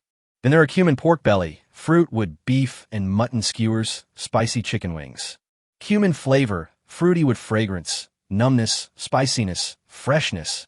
Each skewer had a flavor that Bai Chi had never experienced before, making him wonder what he had been eating before. Before he knew it, he had eaten up all the skewers. Bai Chi immediately turned his attention to the skewers in Li Fan's other hand. Qingmu, who had been watching from the side, was suddenly startled when he saw this. Before Bai Chi could make a move, he hurriedly took the skewers from Li Fan's hand. Aoki didn't care about Bai Chi's contemptuous look, swallowed his saliva, and bit the crude kidney. The next moment, that statement was confirmed. One bite of Chinese barbecue would make even the gods tremble. In the end, Aoki couldn't escape that sentence. Although he said no, his body was honest, and he finished eating the skewers with a satisfied look on his face. After bribing Bai Chi and Qingmu, Li Fan did not forget others. First, Dina and Anna were arranged, and then Xiaoqing and Xiaobai. However, Li Fan did not give these 4 girls raw kidneys, so they probably wouldn't need them yet. Finally, Li Fan used up all the remaining barbecue ingredients and made a lot of grilled skewers. Although it was not possible to feed every orc, at least all of them got a taste of the food. After this, Li Fan could clearly feel that the attitude of the entire orc tribe towards him had improved a lot. Besides this, there was another surprise. Ding! Congratulations to the Bullman Taitu for reaching 1 star in favorability towards you. You can get 1 point of bond value by interacting with him every day. Ding! Congratulations to the Fox tribe. 5 prompt sounds rang out, and 5 more orcs' favorability towards Li Fan reached 1 star. Now Li Fan can earn 37 points of bond value every day. Chapter 58 Awakening. After integrating into the orc group, Li Fan's daily life became regular. In addition to taking care of the dark elves, you also have to collect wool from them and cook delicious food every day to increase their favorability. 3 days later, Li Fan had saved up 105 bond points. It seems that the dark elves still show no signs of waking up. Li Fan bought a mid-grade healing potion for the 3rd time. After he fed the potion to the dark elf's condition only improved slightly, but it still did not wake up. How serious is this injury? The effect of the medium-grade healing potion seems to have weakened. Could repeated use lead to drug resistance? That's right, healing potions are not a panacea. For a condition like this where the root is injured, it really takes time to recuperate. Li Fan no longer forced the dark elf to recover quickly, and he also needed to accumulate bond points. In order to deal with Howard, his realm should be improved. If he wants to improve his realm quickly, the Shin-level fighting skills are indispensable. Another 2 days passed. On this day, Li Fan made a delicious breakfast for Xiaoqing, Xiaobai, and Dina's sisters. The system prompt sound suddenly sounded. Ding! Congratulations to the host. Xiaoqing's favorability towards you has reached 2 stars. You can gain 10 bond points by interacting with her every day. Ding! Congratulations to the host. Xiaobai's favorability towards you has reached 2 stars. You can gain 10 bond points by interacting with him every day. Ding! The host interacts with Xiaoqing and Xiaobai. Bond value plus 20. My goodness, these 2 ungrateful bastards have eaten all his delicious food for most of half a month, and finally raised their favorability to level 2. Now Li Fan can earn 55 bond points in 1 day. I looked at my remaining bond value. 97 points, which means that in just 8 days, Li Fan will finally be able to exchange for the Shin-level fighting skills. Li Fan, in a good mood, stuffed himself with food, and then went to look at the dark elf as usual. After these few days, Li Fan has thoroughly understood how difficult it is to be a caregiver. After all, he was the one who wanted to save the dark elves, so he naturally had to take on the responsibility of taking care of the dark elves. Therefore, he was in charge of the dark elves eating, drinking, defecating, and urinating. He took care of all the dirty work, even washing the dark elf's clothes. In addition, in order for the dark elf to get better sooner, Li Fan would use 6 bond points to exchange for 3 liquid nutritious meals every day. Under his care, the dark elf's body was finally no longer so exposed, and his face had a lot more color. Everyone around saw it all, including Dina, Anna, and even Xiaoqing. Why would you do this for this dark elf you've only known for a few days? Li Fan had never been able to answer this question before. Is it like he thought before, hoping that good people will be rewarded? Li Fan couldn't be sure. Until this day, he finally knew the answer. Returning to the cave room, Li Fan looked at the dark elf, as usual, thinking that he would see a sleeping elf, as usual. But this time he saw a pair of black eyes staring at him quietly. The dark elf finally woke up. At this moment, an extremely strange emotion surged in Li Fan's heart. He couldn't tell whether it was satisfaction, vanity, or something else. Of course, it could also be that he was simply happy for saving a life. All in all, it feels pretty good. This might be why he could do this for the dark elves. As expected, it's enough to make people happy that good people will be rewarded in the end. The awakened dark elf remained silent. It's normal. After all, she was poisoned and became mute. Li Fan didn't know what to say to this dark elf, who was neither familiar nor strange. The relationship between the two is somewhat subtle. Although Li Fan had never spoken a word to the dark elf, he had looked at the dark elf from head to toe. Unfortunately, the dark elves at that time were definitely not very beautiful. The skin is revealed to the bones, and the rough body is covered with scars. It's nothing like now. He's almost fat and white. Shaking his head, Li Fan got rid of the strange thoughts in his mind. Seeing that the dark elf had no intention of communicating using paper and pen, Li Fan simply kept silent. As usual, he redeemed a liquid, nutritious meal from the system mall and fed it to the dark elf mouthful by mouthful. Liquid food is naturally not very delicious, is bland, and has no taste at all. The dark elf did not complain at all and cooperated very well. Every time Li Fan fed her a bite, she would open her mouth and eat another, like an obedient puppet. After dinner, Li Fan thought about it, and then pulled the dark elf out of the cave. The orcs around were all curious when they saw that the dark elf had woken up, but the dark elf was an alien race, and the orcs were always wary of unfamiliar alien races, so no one except Xiaoqing and Xiaobai approached. Li Fan brought the dark elf to the back of a hill. The sun rose at this time, shining on the faces of Li Fan and the dark elf with a hint of warmth in this autumn day. Li Fan stretched out his body, then spent 2 bond points to exchange for a large bathtub from the system mall. I took out the stainless steel bucket I bought when filtering the salt, filled it with some water, lit a bonfire next to it, and boiled some hot water. It took an hour to fill the entire bathtub with hot water. Li Fan found a set of his own change of clothes from the space ring and stuffed it into the dark elf's pocket without caring whether it fit or not. Take a shower first. After saying that, Li Fan took Xiaoqing and Xiaobai, who were very interested in the bathtub, away. The dark elf silently grabbed the clothes given by Li Fan and watched Li Fan disappear behind the hill. She seemed stunned for a moment, then reached out and touched her neck, where a restraint collar should have been. This restraint collar is indispensable for a slave owner who wants to control his slave, but the one around her neck had been untied at some point. Isn't this human afraid that she will run away? The dark elf couldn't understand. What is also puzzling is why she survived despite being so seriously injured. Was this human also responsible? The dark elf stood there for several minutes. She looked into the distance with an unfocused gaze, and no one knew what she was thinking. Call. In autumn, if you don't wear enough clothes, you will shiver as soon as the wind blows. Although the dark elf was not wearing much, the wind was so strong that her body could not feel the cold. The dark elf looked down at the bathtub at this time, and she reached out and scooped up a handful of hot water from the bathtub. But I'm afraid that such hot water can even warm people's hearts. The dark elf slowly took off his clothes and then stepped into the bathtub. She closed her eyes as the hot water flooded over her head and surrounded her entire body. It was a feeling warmer than the sun. The dark elf looked refreshed after taking a bath, as if he had become a different person. The skin seems to be full of moisture, becoming soft and smooth. Seeing this scene, Xiaoqing and Xiaobai immediately clamored to take a bath too. Li Fan was too lazy to care about these 2 girls. He cooked the millet he exchanged from the system by the campfire. Sure enough, it would be better for the patient to eat some millet porridge to nourish his stomach first. The slowly cooking millet porridge kept rolling until a layer of rice oil floated on the surface. Then Li Fan scooped a bowl and handed it to the dark elf. The dark elf was as obedient as ever. She took it and drank it without caring whether it was hot or not. Seeing this, Li Fan hurriedly snatched the bowl back and waited until it was cool enough to eat before handing it to the dark elf again. This time, the dark elf was not in a hurry to drink it all in one gulp, but drank it slowly in small sips. Soon after finishing a bowl of millet porridge, she felt a little more energetic. Before Xiaoqing and Xiaobai finished taking a bath and took the pot away, Li Fan filled the bowl for the dark elf and himself. The man and the elf drank the millet porridge slowly on the spot. Li Fan felt that this seemed to be the most leisurely time he had ever had since he came to this world. I wonder if this is true for dark elves? Chapter 59, Dark Elf Shadow. The dark elves have woken up, and Li Fan has one less thing to do every day.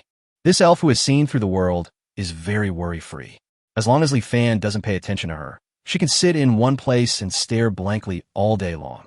In order to nourish the stomach, Li Fan still cooks millet porridge for the dark elves every day, but he adds some vegetables. I thought I could let her eat some oily and meaty food in a few days. 3 days passed in a flash.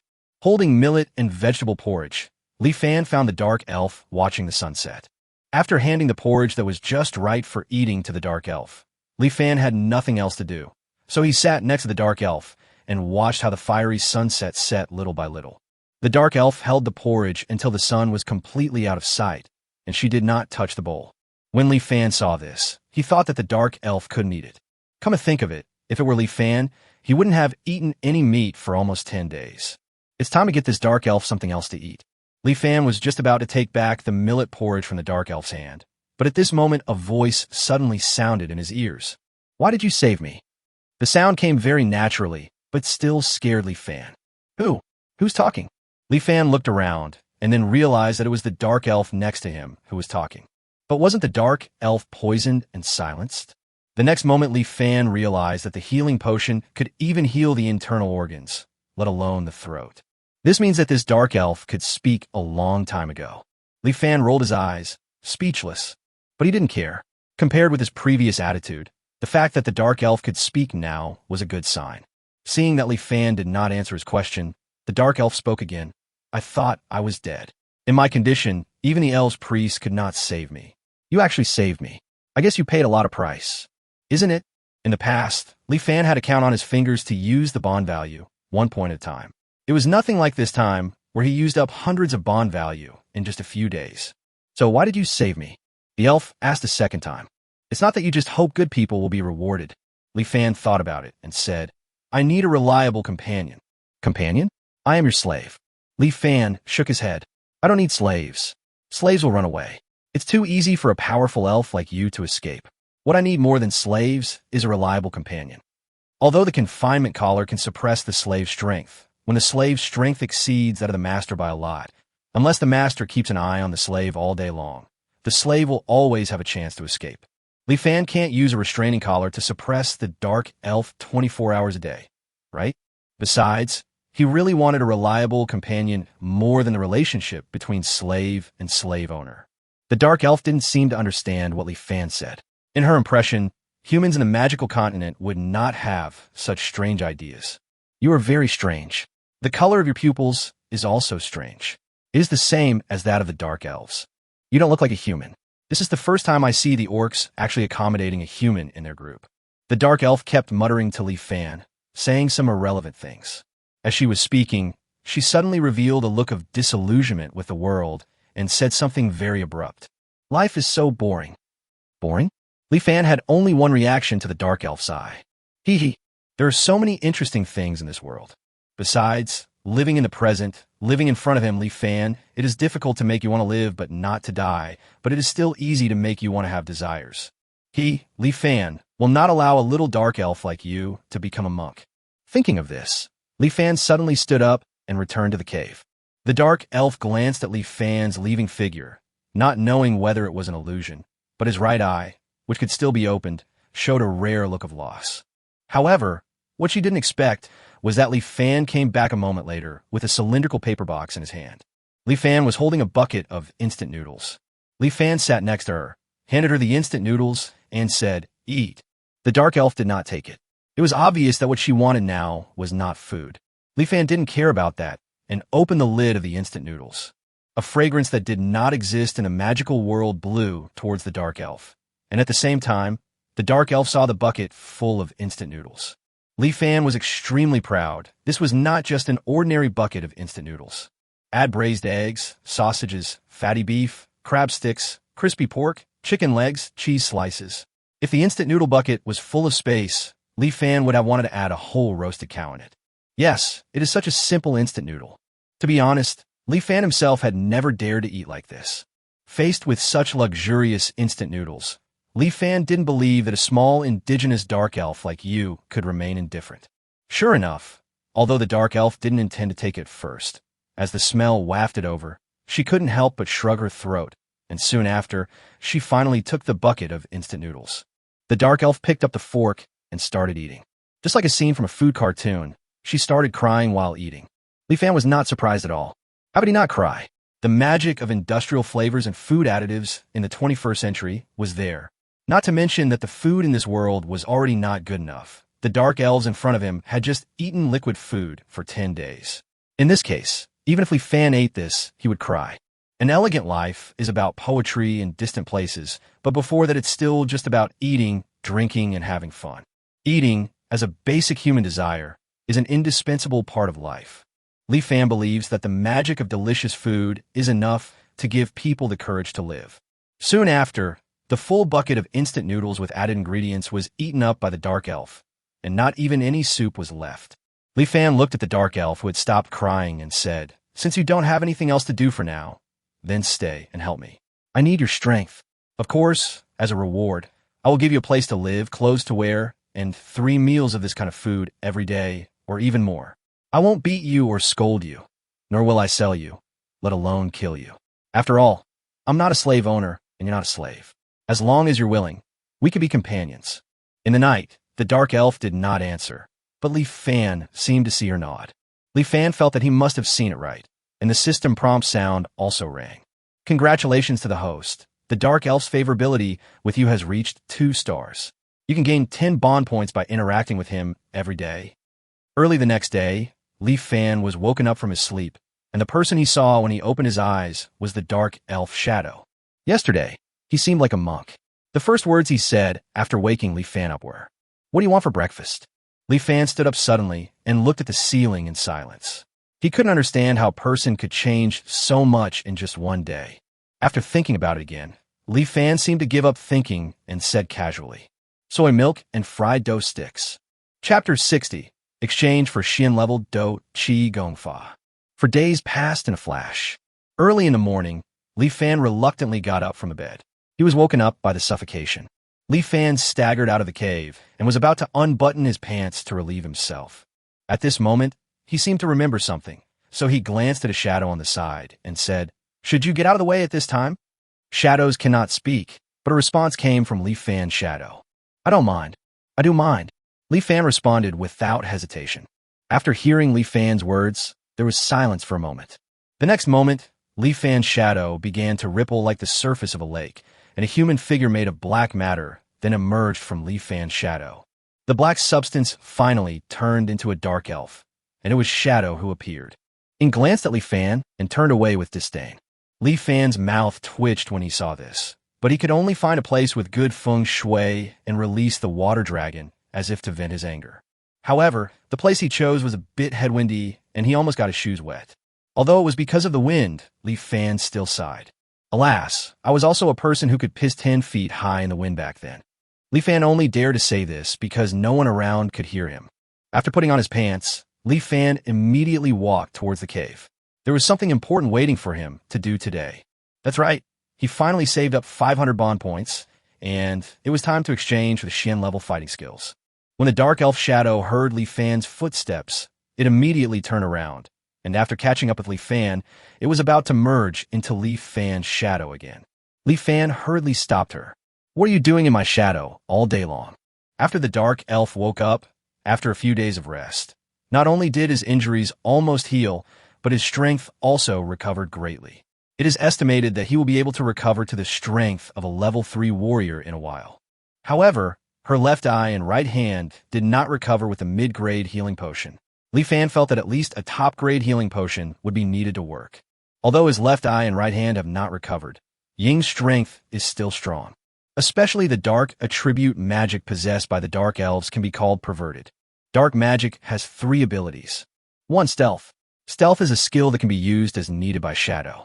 When using stealth, Shadow's presence will be difficult for others to detect, especially when sneaking in the dark. Unless there is a huge gap in strength, others will not be able to detect the stealthy Shadow at all. 2. Shadow fusion.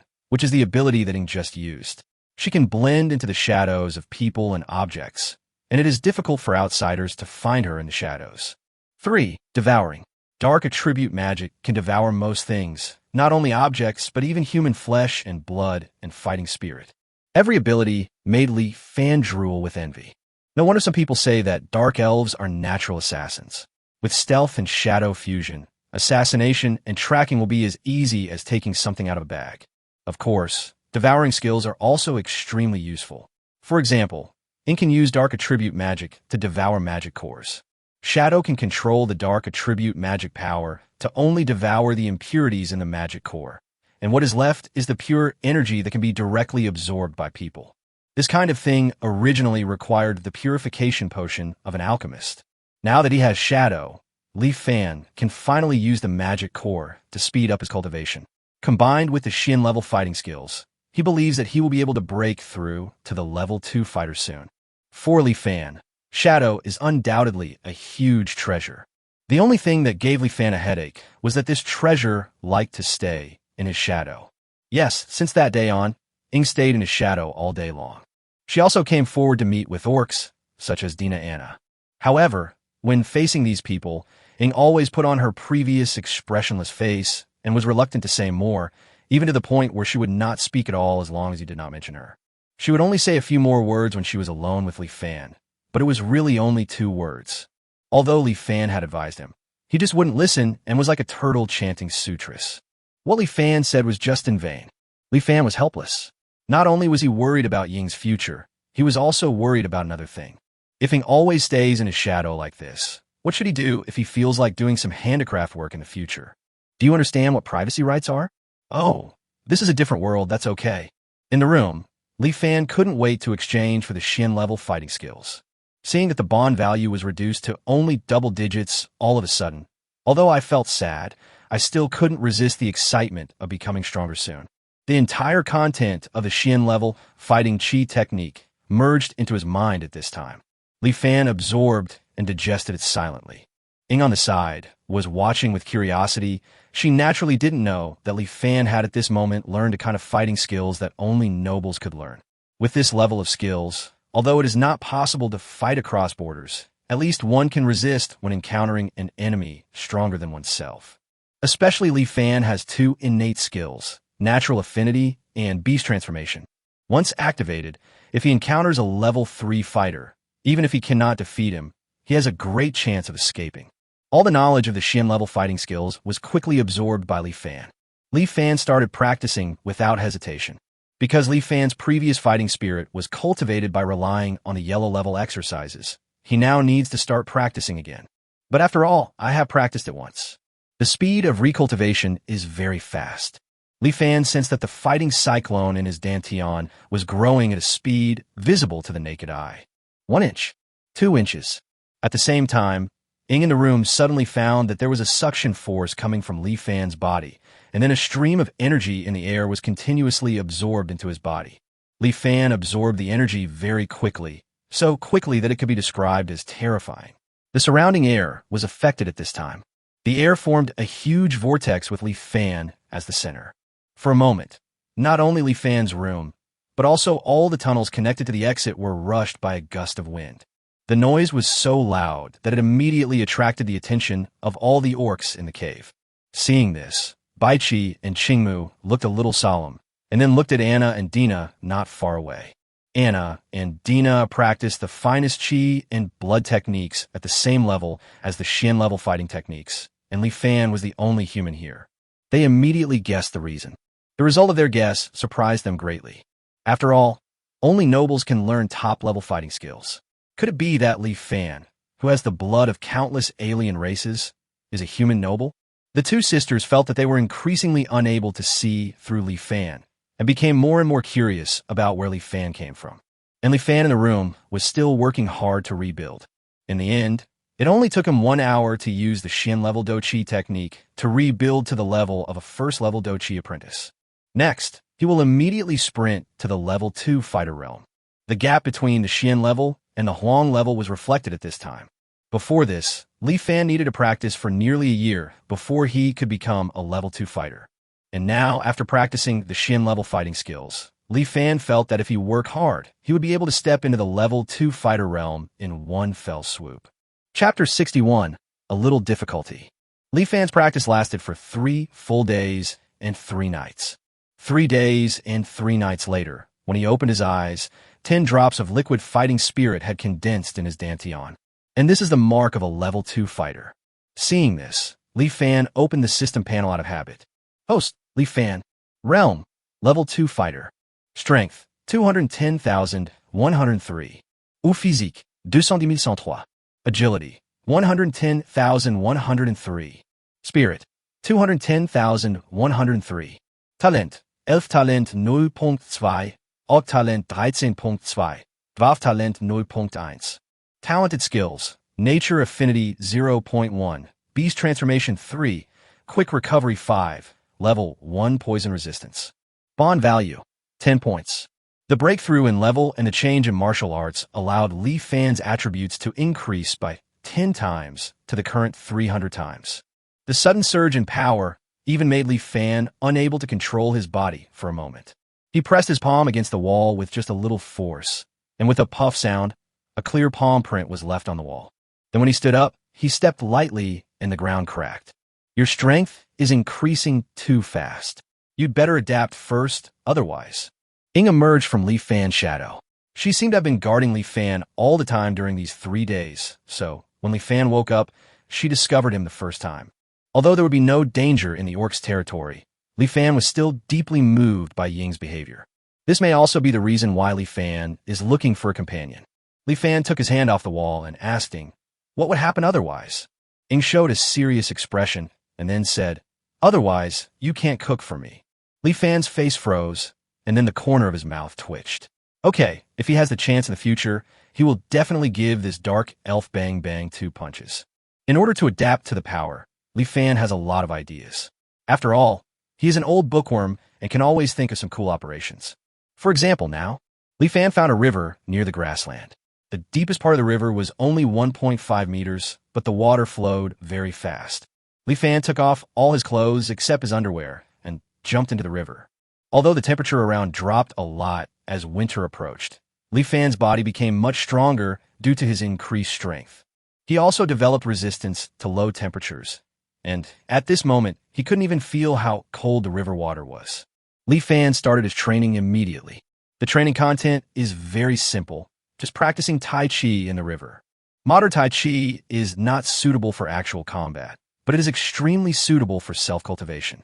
Li Fan will not talk about the various benefits of practicing Tai Chi as a national quintessence, but he has to say that it is really difficult to practice Tai Chi to the standard. And if he could perform Tai Chi successfully despite the interference of the river water, he must have fully adapted to his own strength. In order to perform the most standard Tai Chi, Li Fan, although he had learned a little Tai Chi before, still exchanged a Tai Chi book from the system mall with 10 points of bond value. Ordinary books can be exchanged for 1 point of bond value, but this Tai Chi requires 10 points of bond value. Although Li Fan was confused, he would not bother about these bond values now. He immediately closed his eyes and absorbed the Tai Chi knowledge that poured into his mind. As he absorbed and digested the knowledge, Li Fan discovered that this Tai Chi book seemed a little different from the Tai Chi he had learned before. Simply put, the Tai Chi purchased by the system is extremely complicated, which reminds Li Fan that modern Tai Chi is simplified. Could it be that the Tai Chi produced by the system is the Tai Chi before simplification? In this case, perhaps this is not just Tai Chi that can be used to cultivate one's body and mind. No wonder it requires a bond value of 10 points. Li Fan started practicing immediately. Tai Chi is not easy to learn, not to mention that Li Fan is now in a fast-flowing river, and Li Fan is not yet familiar with his own surging strength. Under these 3 factors, Li Fan at this time could not even display the spirit of Tai Chi instead. He was more like a drowning person who accidentally fell into the river and was struggling desperately. The shadow, standing aside, was stunned by this scene, struggling for a long time and not knowing whether he should rescue Li Fan to the shore. However, the situation improved soon after. After practicing for most of the day, Li Fan finally achieved some results before nightfall. At this time, some of the moves of Li Fan's Tai Chi could be seen. I have to mention that Tai Chi is really beautiful, and every move and posture is in line with the ultimate principles of heaven and earth. Although Li Fan displayed this beauty perfectly, the charm of Tai Chi itself still aroused the curiosity of Ing standing by, making the dark elf watch it intently. Seeing that it was about to get dark, Li Fan took Ing back to the cave.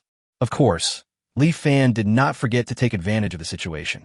He just wanted to find something to do and chat with all the orcs whose favorability with him was above 1 star.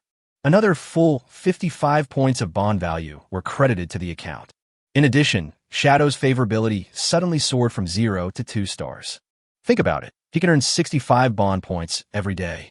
As long as he accumulates it for less than 100 days, Li Fan can even exchange for Earth-level fighting skills. Of course, Li Fan is not in a hurry to exchange for the Earth-level fighting Chi technique now. The Shin-level fighting skills were enough for him for now. Before that, he tried to practice towards becoming a level 3 fighting master. I found that in order to become a level 3 fighter, all you need to do is condense the liquid fighting spirit in your body to 100 drops. By practicing the Shin-level fighting skills, he would be able to break through again in a month at most. This speed is not slow at all. According to Anna, it takes about 10 years for a normal person to go from level 2 to level 3. Even Anna, who has a genius talent, has started practicing Chi in blood since she was a child, but now she is 18 years old and is still a little short of breaking through to level 3. With this comparison, why could Li Fan be dissatisfied with his current cultivation speed? Moreover, a sudden increase in strength does not only have benefits. Otherwise, why would he practice Tai Chi now to get used to the power of his body?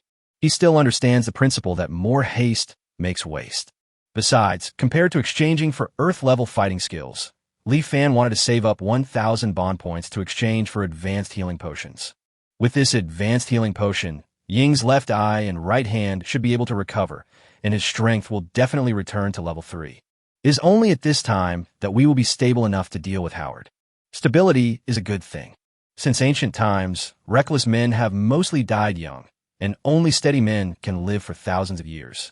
So Li Fan wants to be a stable person. And so, 3 more days passed.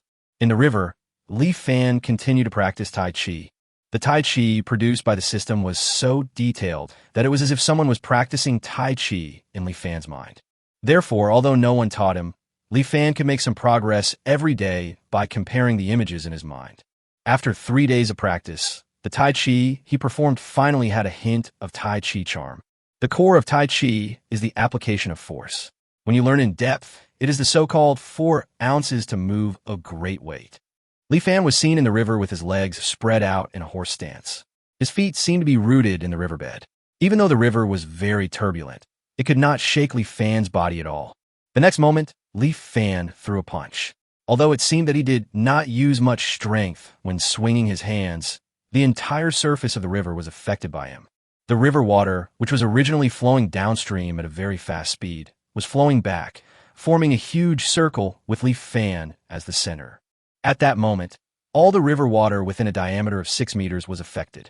Under the guidance of Li Fan's hands, tens of thousands of kilograms of river water continued to rotate and roll, forming a Tai Chi pattern. Ding! Congratulations to the host for comprehending the true meaning of Tai Chi and mastering the skill of using only a little force to achieve a great result. A little force can move a lot of weight. When using Tai Chi to defend against the enemy, you can use the enemy's force to counter the enemy, reducing the enemy's force by 10, and the increase will be on the host. Chapter 62, Revenge. Host, Li Fan. Realm, Level 2 Fighter. Strength, 210,103.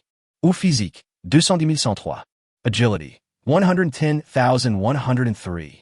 Spirit, 210,103. Talent, 11 Talent 0.2, Orc Talent 13.2, Dwarf Talent 0.1. Talented skills, Nature Affinity 0.1, Beast Transformation 3, Quick Recovery 5, Level 1 Poison Resistance.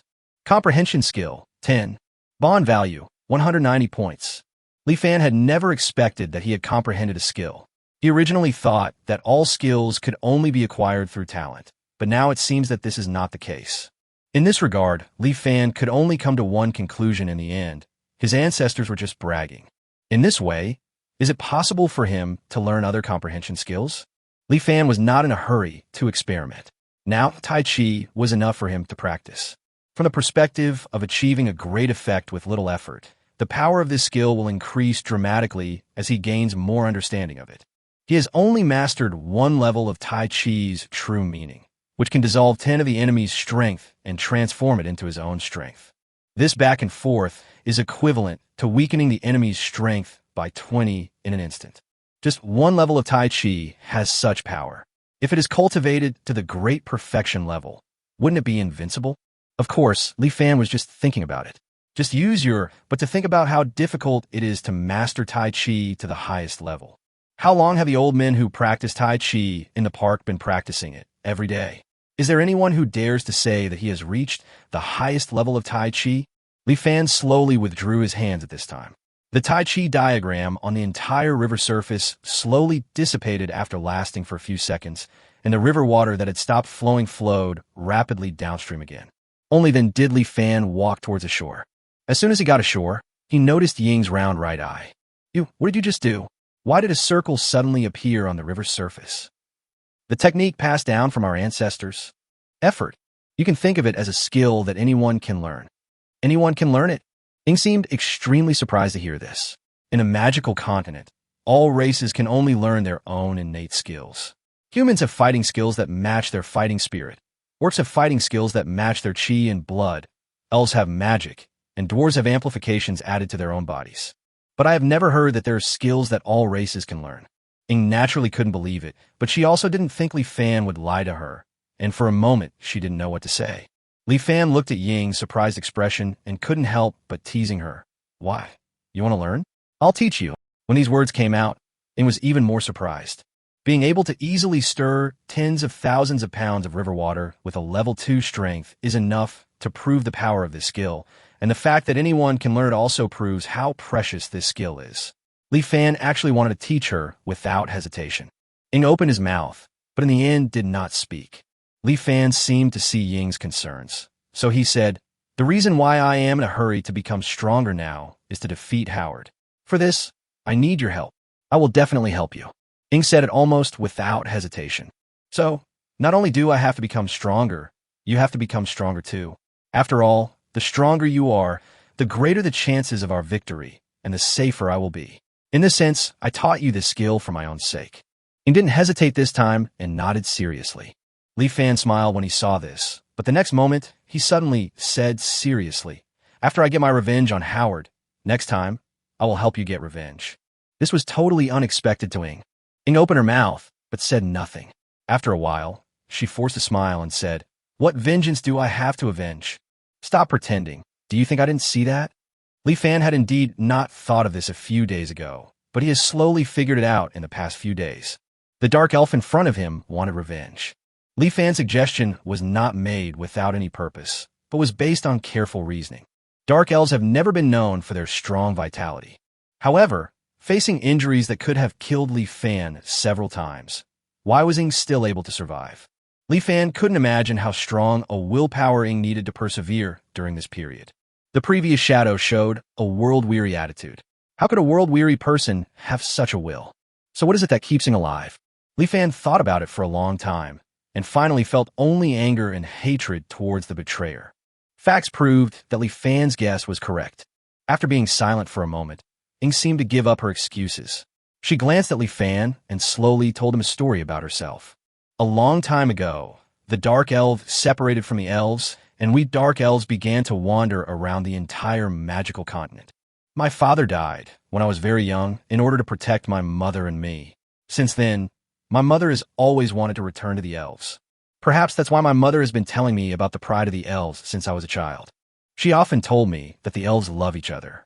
Even though the dark elves left the elves because of the light elves, it still cannot change the fact that all elves are family.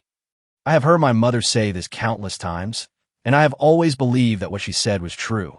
Until the day my mother passed away, she still told me that the dark elves were also members of the elves, and that we would never forget our kinship. So she told me to return to the elves. That's why, when I first met the wood elf, and she asked me for help, I immediately agreed. However, when we were about to escape, the light elf pushed me towards the enemy. I still remember his last words. If the light elves, who are the royal family, were saved by the dark elves, someone in the tribe would clamor for you despicable guys to return. Actually, I already knew that the light elves hate us dark elves. But when Ing said this, he suddenly clenched his teeth and showed an extremely unwilling expression. But how could he stab me from the back at that time? Why did he stab me from the back at that time? In that case, what about all the things my mother has been saying to me? The torture was hard, but compared to the backstab, compared to the words of my mother being trampled on, it was nothing, not worth mentioning. After hearing this, Li Fan seemed to understand why Ying had such a look of disillusionment when he first met her. It was not because she had seen through the world, but because the betrayal of the light elf made her begin to doubt whether her mother's teachings over the years were correct. The things I had believed in since childhood were completely overturned by a stab in the back, and then everything seemed to become unimportant. However, precisely because of this, Li Fan felt that this matter could not be let go.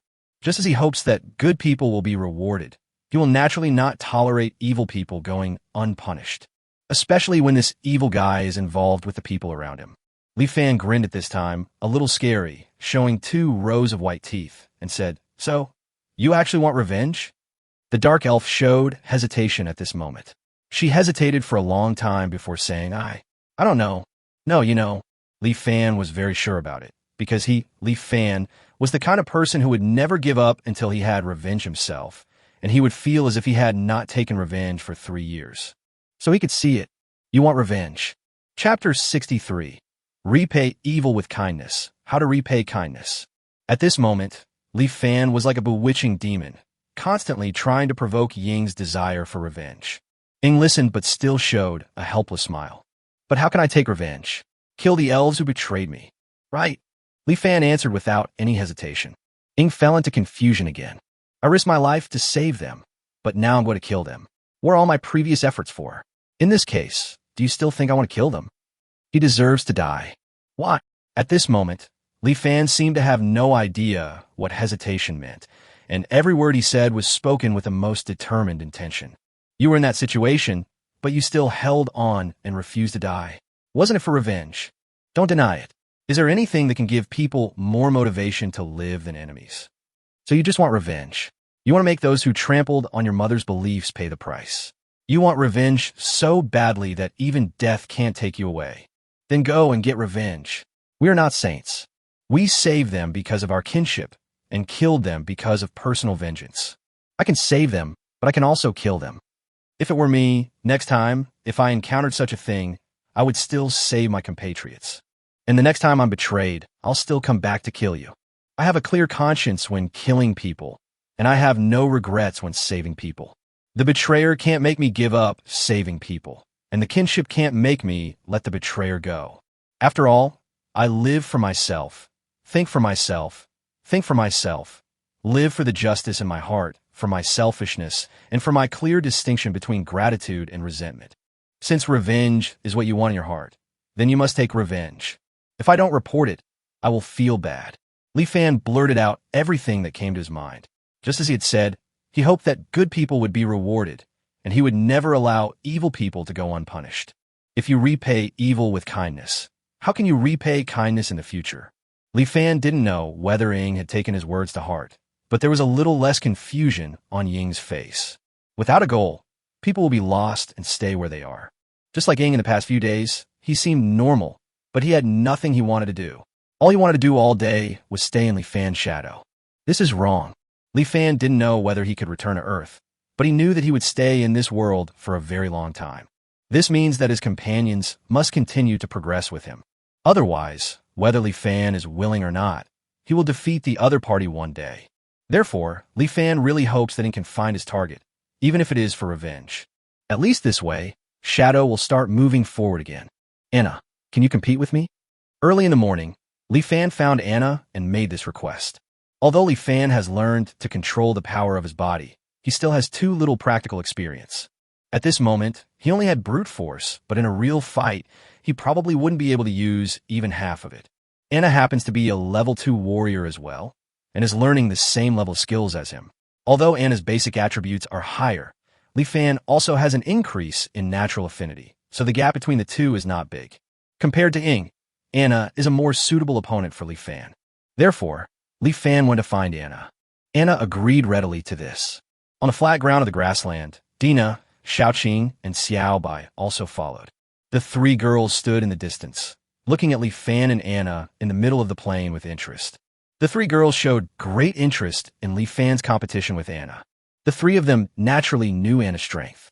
Although we know that Li Fan is also a level 2 fighter, there could be a huge gap between level 2 fighters. To what extent can Li Fan achieve? The three girls stared at the two people on the field intently, afraid of missing anything. Especially Xiaoqing, whose pair of green snake pupils stood up due to excitement. She stared at Li Fan intently and kept muttering, "Hurry up, hurry up." Soon, the man and the orc on the flat ground started fighting. Then, very quickly, Li Fan flew backwards and fell to the ground with a puff. "Ha ha, I knew it, stinky Li Fan. How dare you compete with Sister Anna?" Sister Anna almost defeated a wild boar when she was only 3 years old. How can you compare to her? Ha ha. Almost at the moment when Li Fan was knocked away, Xiaoqing's impatient laughter was heard. Li Fan knew that there was a gap between him and Anna, but he didn't expect the gap to be so big. When Xiaoqing smiled at him, veins popped out on his forehead.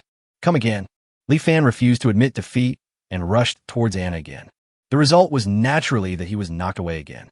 Xiaoqing's laughter could be heard again from the distance. The fighting continued into the evening. It was unclear how much progress Li Fan had made, but Xiaoqing was carried back to the cave that day, and the reason was naturally because she laughed.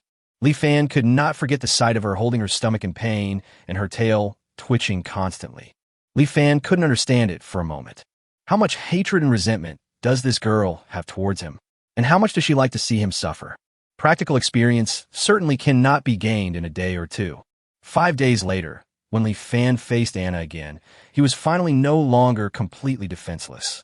In the past 10 days, Li Fan's strength can be said to have undergone earth-shaking changes. Not only has his realm been improved, but he has also mastered the power of his body, and now he has gained rich practical experience. Li Fan can say without exaggeration that, at the same level, he can now beat at least 3 of his previous selves. And today is the time to witness his growth. Li Fan looked at Anna vigilantly while spreading his legs and taking a firm horse stance, his whole body rooted to the ground like a rock.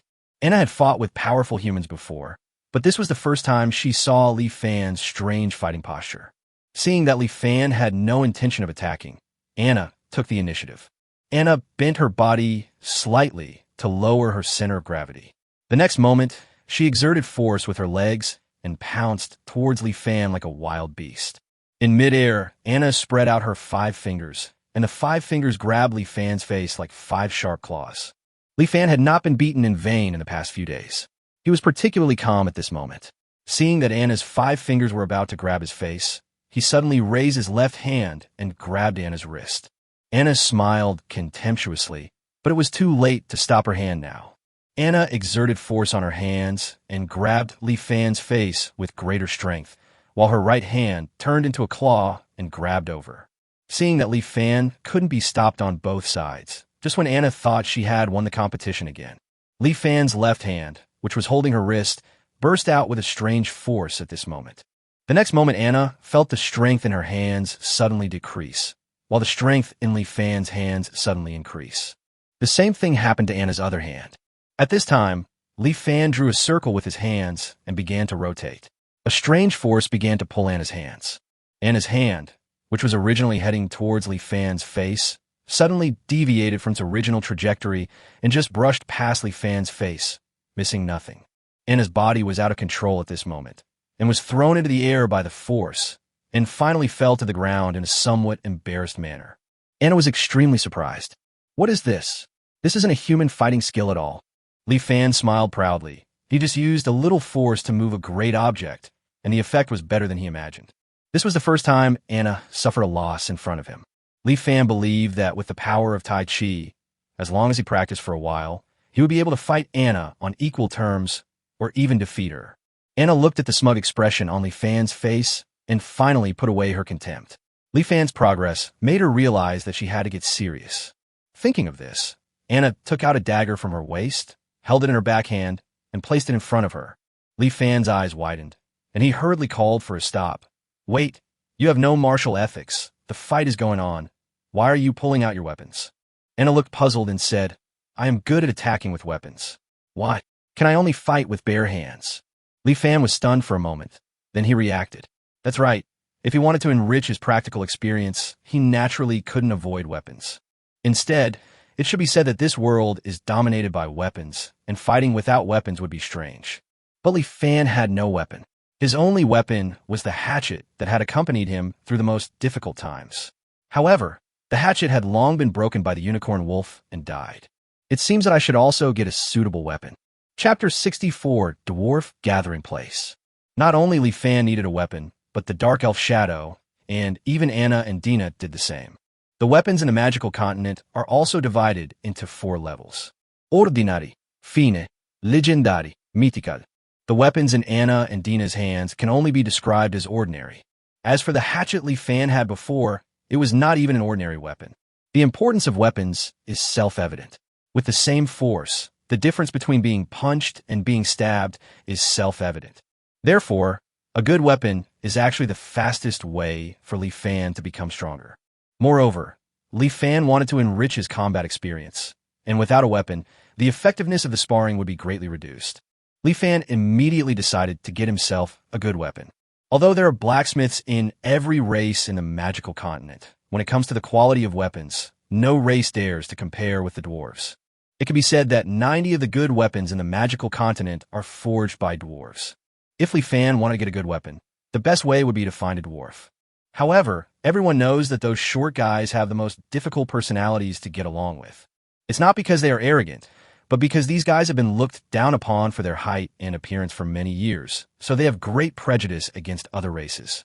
Even if you want to convince the other party, can you still convince them when they are not even willing to talk to you? Although Li Fan learned all this from Anna, he still wanted to give it a try. Seeing this, Anna stopped persuading him and even took the initiative to be Li Fan's guide.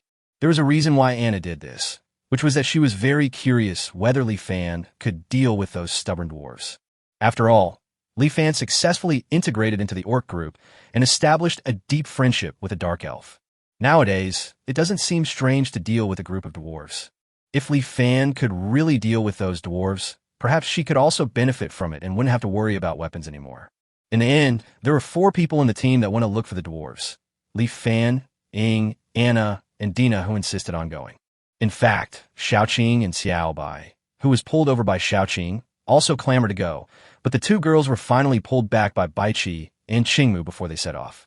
Li Fan felt relieved after seeing this. To be honest, it might not be safe to look for the dwarves this time. If these 2 level 1 guys follow him, and something goes wrong, won't Baiqi and Qingmu fight with him? For safety reasons, Li Fan did not consider contacting the dwarf gathering place immediately. Their target this time was the Sinner Dwarf. Anna and Dina were not sure about the exact location of the Sinner Dwarf. However, according to Dina and Anna's experience, the Sinner Dwarves, like the weak orcs, will appear near their respective gathering places. However, they were now located in the north of the Sin Forest, while the dwarf gathering place was located in the south of the Sin Forest, with the central area of the Sin Forest in between. There are level 3 Warcraft activities in the inner area of the Sin Forest, and no one knows how terrifying the central area is. Li Fan and his 3 companions could only carefully bypass the human gathering area in the east and finally head south. During this period, it was thanks to the presence of Yakage. With the stealth skill activated, Shadow can be described as elusive, shuttling back and forth in the densely vegetated forest without making any sound. It is simply not something that mercenaries of level 1 or 2 can discover. Along the way, under Ying's leadership, Li Fan and his team avoided all human mercenaries and finally arrived safely at the south of the Sin Forest. The climate in the south of the Sin Forest is much warmer than in the north, but it is also much more desolate than in the north. According to Anna, this is because there is a huge mineral vein on the south side, and because of that mineral vein, there is very little vegetation around. The gathering place of the dwarves is built on this mineral vein. Since the gathering place of the dwarves has been confirmed, Li Fan feels that as long as he searches around the gathering place, there should be a high probability of discovering the existence of the Sinner Dwarves. The 4 people were divided into 2 groups at this time. Dina and Anna are natural hunters, so there is no need to worry about them working in pairs. Although Li Fan can only be considered a novice in this regard, he can hold on to Ying's thighs tightly and has nothing to be afraid of. The two parties agreed to meet at the same place in 3 hours and then separated. In the blink of an eye, 3 hours passed. Li Fan and Ing searched the entire area, but found nothing. When the two returned to the meeting place, they found that Dina and Anna had already returned. But the two sisters didn't look well. Didn't you notice it either? Li Fan asked curiously. Even if there was no harvest, the two sisters wouldn't be so depressed, right? Dina and Anna shook their heads at the same time, and then Dina immediately explained, "We found the sinner dwarf, but..." "Just what?" Anna took over at this time and continued, "It's just that they seem to be very wary of us. Isn't this a very normal thing?" Li Fan was very confused. It was Anna who told him about the dwarves' prejudice against other races. It was normal for them to be wary. Anna shook her head and replied, "This time it's different. Those sinner dwarves were obviously too alert. We just wanted to go up and ask them, but they even attacked us directly." Li Fan was also shocked when he heard this. He hurriedly looked up and down at the two sisters several times. Seeing that the two sisters were not injured, he continued to ask Anna, "What happened?" Anna looked thoughtful and said, "I don't know the specific situation, but I found a lot of blood around those sinner dwarves. I'm afraid they had a battle in the past few days, so they are so radical now. This is really not good news. This kind of thing happened at this time." Li Fan could imagine that if he wanted to ask the dwarves to help forge weapons next time, the difficulty would definitely be doubled. Li Fan asked curiously, "Who would attack these sinner dwarves? You said that the dwarves are one of the most united races. It should be impossible for the dwarves in the gathering place to attack these sinner dwarves, right?" Anna shook her head again. She couldn't understand who had come to provoke these dwarves. Seeing this, Li Fan thought for a moment and decided to go and see those sinner dwarves in person. After all, there is such a magical saying in the country where he was born. "I'm already here." Half an hour later, Li Fan arrived at his destination. In front of him were several desolate, low mountains with rugged rocks and many caves. The sinner dwarves seemed to live in these caves. Li Fan was about to go forward to check when the figure beside him suddenly stepped forward to block him, followed by a handsome sidekick. With a ding sound, a huge iron axe flying towards Li Fan's head was kicked away by Ying. Li Fan looked at the iron axe on the ground that was bigger than his head and was immediately frightened and broke out in a cold sweat.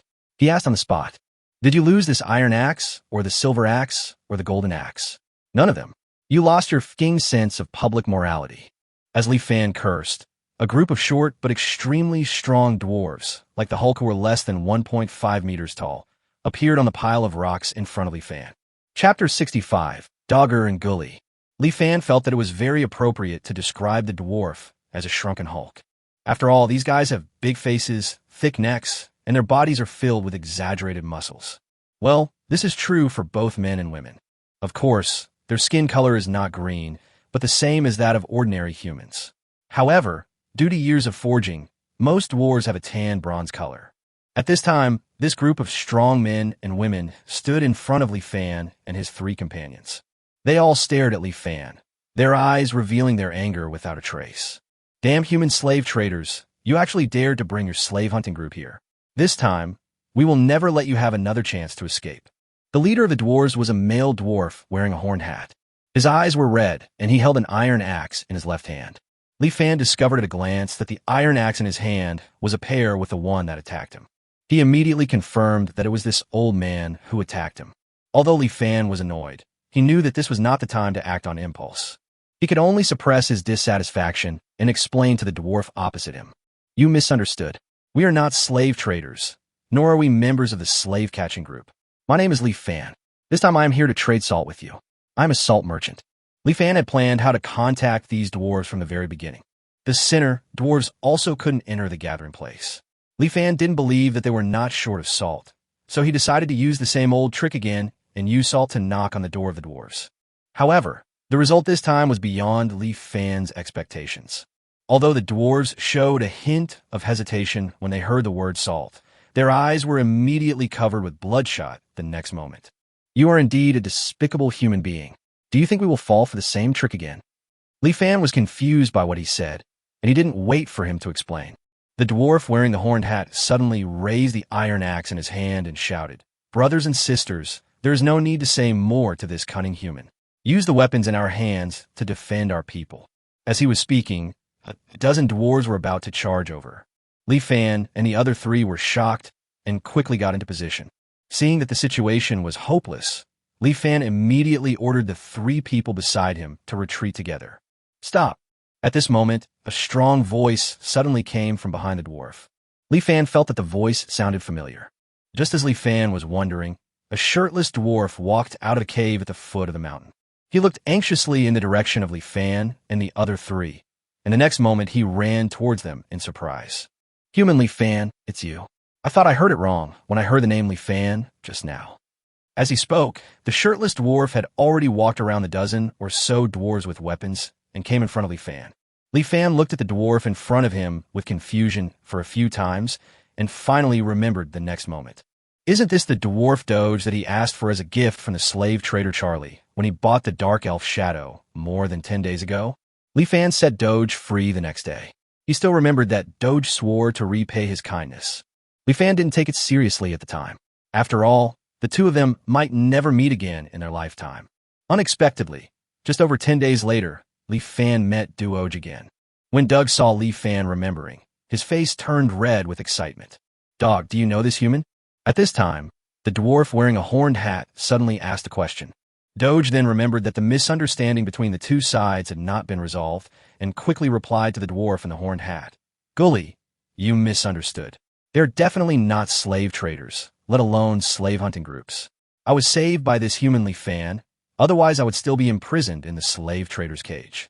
After hearing this, Gully, who was wearing a horned hat, immediately yelled at Doge in anger. Doge, you idiot! Have you forgotten how those slave traders found us? They just pretended to release the dwarf slaves, and then secretly followed us to find our residence. Do you want to suffer this loss twice?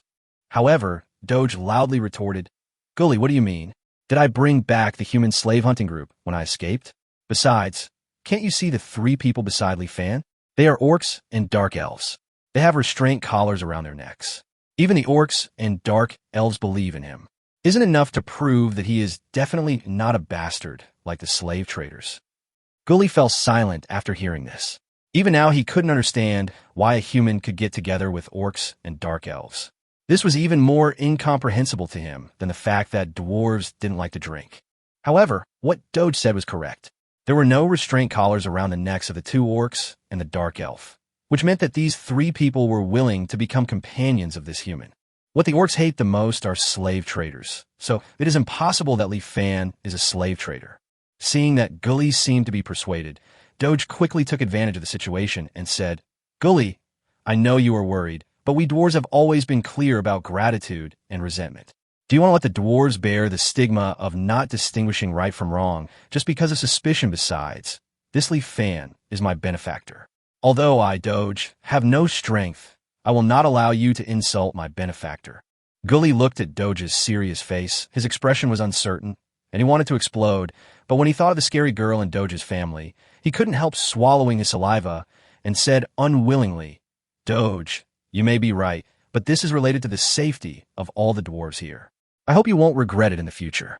Humph, let's go. Having said that, Gully turned around and left in dissatisfaction. Seeing this, the remaining dozen or so dwarves also dispersed. However, the expressions they looked at Li Fan with before they left were still not very friendly. Li Fan could imagine that the only result of asking these dwarves to help forge weapons would be failure.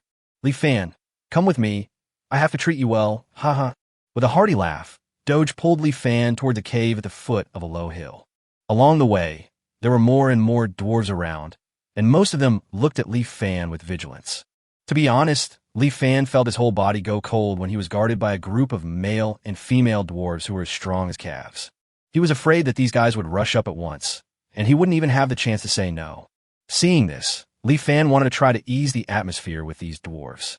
So he tried to say to the dwarves, Hello, I am a salt merchant selling salt. If you... Before Li Fan finished speaking, he saw these dwarves turn around and leave. Li Fan looked confused. At this time, Doug explained with a sigh. Imsuri, Li Fan. I guess Gully just talked to them, so they're extra wary of you, but I guarantee they didn't do it on purpose. Then, Doge explained why the dwarves were so vigilant now. Chapter 66 Dozina. Just 2 days ago, a dwarf escaped from the slave traders. This was something worth celebrating, and we immediately took in the dwarf. But no one expected that this was actually a trap set by slave traders. The slave trader deliberately let the dwarf go. When he let the dwarf go, the slave hunting group followed the dwarf and found this place of residence. They approached us posing as salt traders and then suddenly attacked. That day, 9 of our brothers died in battle, and no less than 50 of our compatriots were captured, 5 of whom were children. Guli's child was one of them. So he has such a deep prejudice against you, a human being. Because of this incident, we don't dare to trust any human beings for the time being. To be honest, if you hadn't saved me, I would never have gotten close to you. Guli briefly explained why the dwarves were so vigilant. Li Fan felt something was wrong as soon as he heard it. Dwarves have never been the ideal slaves for humans. To put it bluntly, humans really look down on these muscular guys, especially those dwarves who are not even level 1. Such dwarf slaves, whether male or female, can only become low-level laborers. Therefore, slave traders generally do not waste manpower to capture ordinary dwarves in the Sin Forest. As for capturing dwarves above level 1, heavy casualties are the norm in the face of those crazy and reckless men who are engaged in body training, and the final harvest may not even be able to pay for the price paid. This also eliminated the thoughts of most slave traders about the dwarves. However, this time, it was a slave trader who did this thankless task. There must be something strange about it. Besides, when talking about the slave traders and slave-catching groups in the Forest of Sin, the first person that comes to Li Fan's mind is Charlie, the fat guy. If this had anything to do with Charlie, then Howard had to have something to do with it too. Li Fan was not wrong. It was Howard who did all this. In the Carton Manor in the Sin Town, Charlie carefully reported to Howard in front of him. Master Howard, this operation to capture the dwarves went smoothly. After 39 members of the slave hunting group were killed or injured, we successfully captured 50 dwarf slaves. Howard didn't even look at Charlie and asked without any emotion, "Are there any high-level blacksmiths among the captured dwarves?" What Li Fan didn't know was that ordinary dwarves might not have much value, but there was a type of dwarf that was different. That is the dwarf blacksmith who possesses blacksmithing skills. Mercenaries rarely skimp on weapons and armor, because weapons and armor are closely related to their life safety. To ensure that I can come back alive from every mission. They are even willing to take out loans to purchase sophisticated weapons and armor. One can imagine how valuable a dwarf with blacksmithing skills is. Whether auctioning them off as slaves or having them forge equipment for profit, it could bring in huge income. Obviously, Howard's current target is the dwarf blacksmith. Facing Howard's question, Charlie's face froze and cold sweat broke out on his forehead. No, waste. Howard suddenly grabbed the cup in front of him and threw it at Charlie. The cup hit Charlie's head, leaving a cut in it, and blood immediately gushed out. Charlie was so scared that he collapsed on the ground, looking at Howard with horror. Howard walked up to Charlie at this time, looking down at him with his triangular eyes, showing a sinister expression and saying, "Charlie, you disappoint me so much. From letting the elf slaves escape to being fooled by Li Fan, not only did you fail to catch the orcs but also lost a dark elf. Now you can't even handle a group of dwarves. Do you know how much I spent to get the information about the senior blacksmith? I really don't know. What's the point of keeping you?" Master Howard, the sinner dwarves are different from the weak orcs. After all, the sinner dwarves are dwarves who have committed crimes. Their strength is not comparable to that of the weak orcs. Among the sinner dwarves, there are several level 2 fighters. With the strength of my slave hunting group, capturing 50 dwarves is already the limit. Howard didn't buy Charlie's rebuttal. However, he also knew that Charlie was telling the truth. The members of the slave hunting group were all temporary mercenaries, almost all of whom were at the level of level 1 fighting apprentices. Naturally, they could not deal with those level 2 dwarves. Moreover, 39 mercenaries died this time, and the value of 50 dwarves was not even enough to offset the compensation. What's worse is that with these casualties, there are now very few mercenaries willing to stay in the slave hunting group. The more Howard thought about it, the gloomier his expression became. Is it possible that even the plan to capture the dwarves will fail? After the elf slaves escaped, the operation to capture the orcs also failed because Li Fan escaped. Helpless, Howard could only place all his hopes on the dwarves. Just at this time, he received an important piece of information that a dwarf blacksmith with advanced forging skills had left the dwarf gathering place and became a sinner dwarf. This is almost impossible to happen under normal circumstances. After all, he is not an ordinary dwarf blacksmith, but a high-level blacksmith. Dwarves with advanced blacksmithing skills are valuable talents, even in the dwarf empire. Even if you break the law, you can get a certain degree of pardon. although Charlie didn't know why the senior blacksmith became a sinner dwarf and was expelled. But this incident undoubtedly gave him hope of a turnaround. A high-level blacksmith dwarf is worth more than 1,000 gold coins. As long as I can capture him, Uncle Carton's test will not be a problem at all. In fact, this high-level blacksmith's dwarf can become my cash cow in the future and bring me countless wealth. Howard felt a surge of heat in his heart when he thought of this. No, we must find a way to catch that senior blacksmith dwarf, even if it means using any means necessary and regardless of the consequences. An unprecedented determination flashed in Howard's eyes. He suddenly sat down at the table, took out a piece of paper, and wrote a letter. Howard was well aware of the consequences of sending this letter, but he could no longer control it. Kai. As Howard called, Kai walked into the room. Howard handed the written note to Kai and said, "Send it to Winter City immediately." Kai nodded and walked to the window. With a whistle from Kai, a bird of prey that looked very similar to a falcon flew from the sky and finally landed in Kai's hand. Kai tied the note to the falcon's feet and threw the falcon into the air. The falcon flew around the manor and finally flew east, which was the direction of Winter City. Under the leadership of Doge, Li Fan and his 3 companions walked into a spacious cave. The cave is very shallow. After passing the entrance, there's a large cave hall. In addition to 2 simple dwellings, there's also a huge forging platform. At this time, the charcoal fire on the stove was still burning fiercely, and a woman in her early 20s was pulling the bellows hard beside the stove. Doge walked up to the woman and proudly introduced her to Li Fan and the other 3. "Allow me to introduce you. This is my daughter Dozina." Li Fan took the opportunity to glance at Duozina, and his eyes suddenly lit up. Chapter 67, A Pretty Girl, Part 1. Li Fan was amazed not because of how beautiful Dozina was, but because it was the first time Li Fan saw a dwarf woman who was not a Barbie doll. Of course, Dozina's appearance is not bad either. Under her bronze skin, her face is less soft than that of ordinary women, and more angular, with some pretty facial features. Obviously, Dozina is not the type who can amaze others at first sight, but the more you look at her, the more attractive she becomes. She is the type that is very pleasing to the eye. She doesn't have exaggerated tendon muscles, but she is still stronger than human women. The muscle lines on the arms can be clearly seen, and the 8-pack abs are also very obvious under the corners of the clothes. Like a military beauty who has served for many years. It's just that she is a little short, less than 1.5 meters, although this is already the ceiling among dwarves. Let Li Fan evaluate Dozina in front of him with just one sentence. What a handsome girl! Although Doc was still introducing Dozina, Dozina herself ignored Doc. She seemed to have just drunk some wine. Her face was a little red, and she smelled strongly of alcohol. Under such circumstances, she still worked efficiently.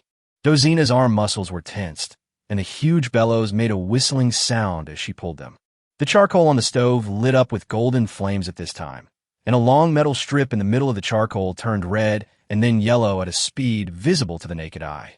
At this time, Dozina stood up, grabbed the blacksmith's pliers, and clamped the long metal strip. She walked to the forging table, picked up the hammer, and started hammering. The long strip of metal kept changing shape under her hammer, and impurities like iron filings were constantly being removed. 10 minutes later, the long metal strip turned into a machete less than 1 meter long. After Dozina tempered the machete, she looked at it carefully for a moment. In Li Fan's opinion, the machete was very well made, with a bright blade without any flaws and a beautiful shape. It would definitely be much better than his previous hatchet after it was opened. However, after seeing the machete, Dozina's face showed only disgust. The next moment, Dozina threw the machete and it fell into the corner of the cave with a ding sound. And in that corner, there were dozens of the same machetes. Obviously, the situation just now was not the first time it happened. It was not until this time that Dozina looked at Li Fan and the other 3 for the first time, and it was really just one glance. The next moment, she walked to the table next to the forging table and grabbed a bottle of wine on the table. With the sound of gulp gulp, he drank the whole bottle of unknown light yellow wine. Then Dozina walked towards her residence. As expected, she was planning to go to bed. This scene made Doc feel a little embarrassed. He quickly pulled Dozina aside and said, "My dear girl, at least you should give your father some face in front of outsiders." Dozina still didn't respond. Seeing this, Doug said again, "After all, they're your father's saviors. You are so ignorant of etiquette." Hearing this, Dozina suddenly stopped, looked up again, and took a good look at Li Fan and the other three, then staggered over. Dozina walked up to Li Fan, stretched out her right hand, and said to him, "So the human that Dad was talking about is you. No matter what, you saved my dad's life. I will help you forge a weapon when I have the chance in the future." This sounded somewhat arrogant, as if Li Fan was making a fortune because she was willing to help him forge weapons. Although arrogant, Li Fan had to admit that this was a very interesting dwarf woman. At first, the other party probably saw that he was a human, and based on the relationship between humans and dwarves, they completely ignored him. However, when she heard that Li Fan was her father's savior, Dozina immediately put aside her prejudice. Dozina said the words casually just now, but Li Fan could feel the sincerity in them. It was obvious that this woman was really grateful to him and was really willing to make a weapon for him. From this we can see that this woman has a clear distinction between gratitude and resentment and is worth making friends with. Li Fan couldn't help but sigh secretly for the second time. Her looks are really worth it. She's a cool girl inside and out. Thinking of this, Li Fan also stretched out his right hand and shook Dozina's hand. The next moment, Li Fan's complexion suddenly changed and turned into the color of liver. The shadows beside him instantly tensed up and were filled with black magic. Even Dina and Anna looked alert at this time. Dozina on the other side was stunned when she saw this. Then she came to her senses and quickly let go of her hand, saying, "I'm sorry, I forgot you are not a dwarf, and I didn't control my strength." Li Fan gritted his teeth and looked at his right hand, which was now purple, and his eyes were twitching in pain. However, Li Fan still managed to hold back and said to the three women beside him, "I'm fine. Don't be nervous." If Dozina did it on purpose, Li Fan would naturally not let it go, but Li Fan knew very well that Dozina did not do it on purpose, and the other party was just doing a normal handshake. There is only one explanation for the current situation: the dwarf's bodybuilding technique. The physical training method makes the dwarves far superior to other races in terms of strength and defense. Perhaps it was because it was Dozina's first time dealing with humans, and she forgot to restrain her terrifying strength when she shook hands with Li Fan just now. Thinking of this, Li Fan was immediately shocked. This was just her normal strength. If Dozina used her full strength, how terrifying would her strength be? As expected, they are a tribe of dwarves that focus on body training. Li Fan's right hand did not cause any trouble. At most, it just caused Ing to secretly glare at Dozina a few times. However, Ing was still the same.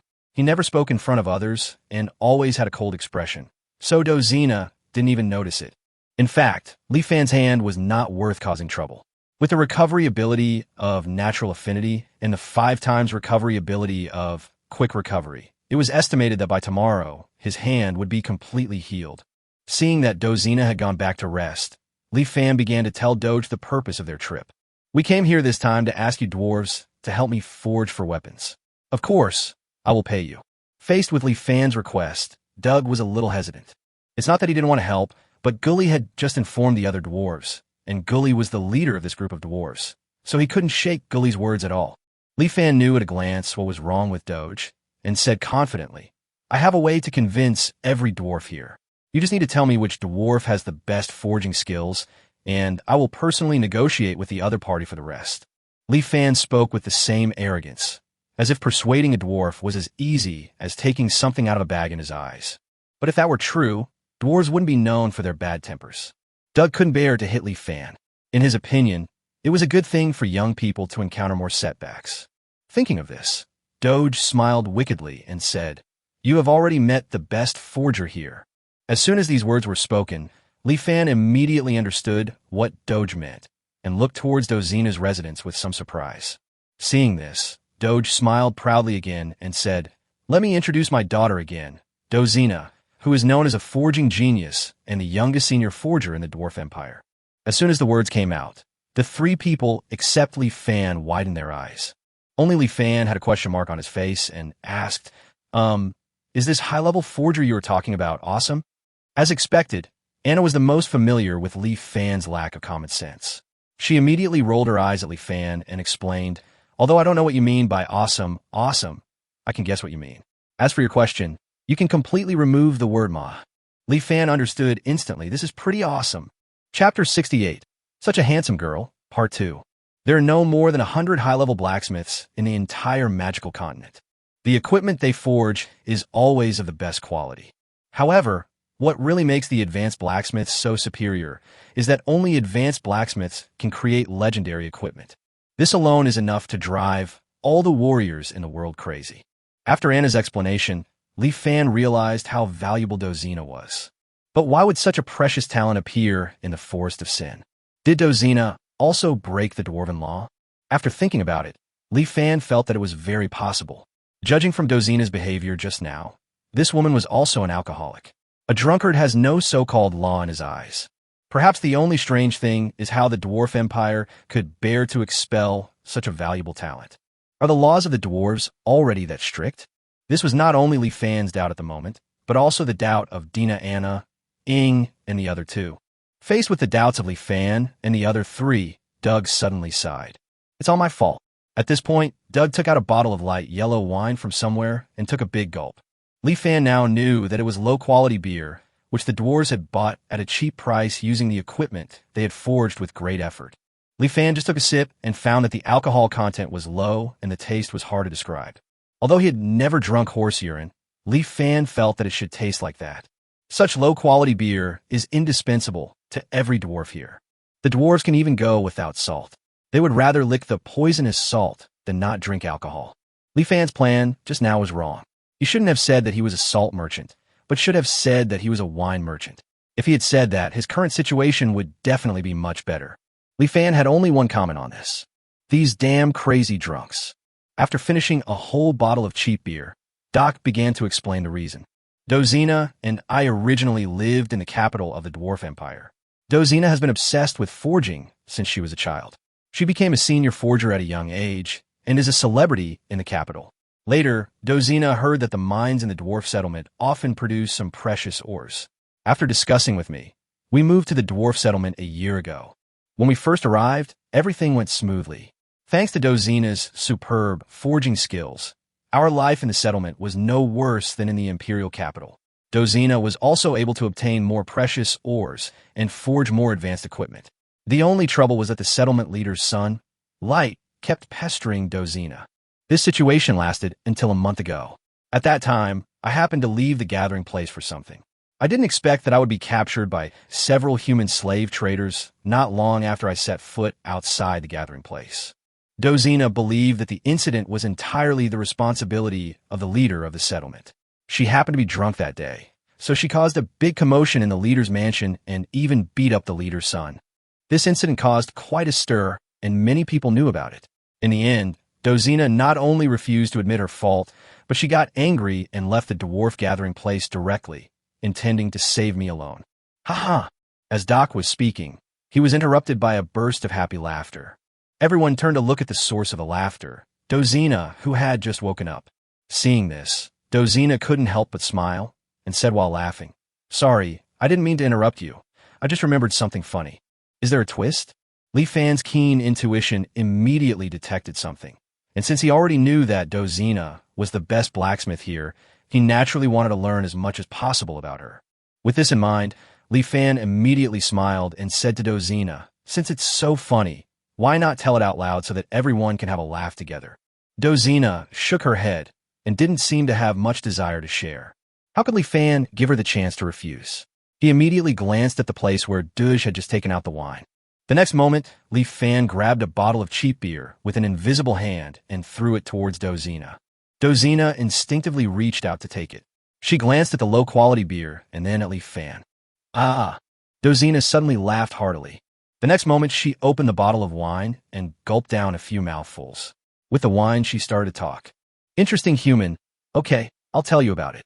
In fact, the main reason why I left the dwarf gathering place was not because I was angry, but because I injured the leader's son."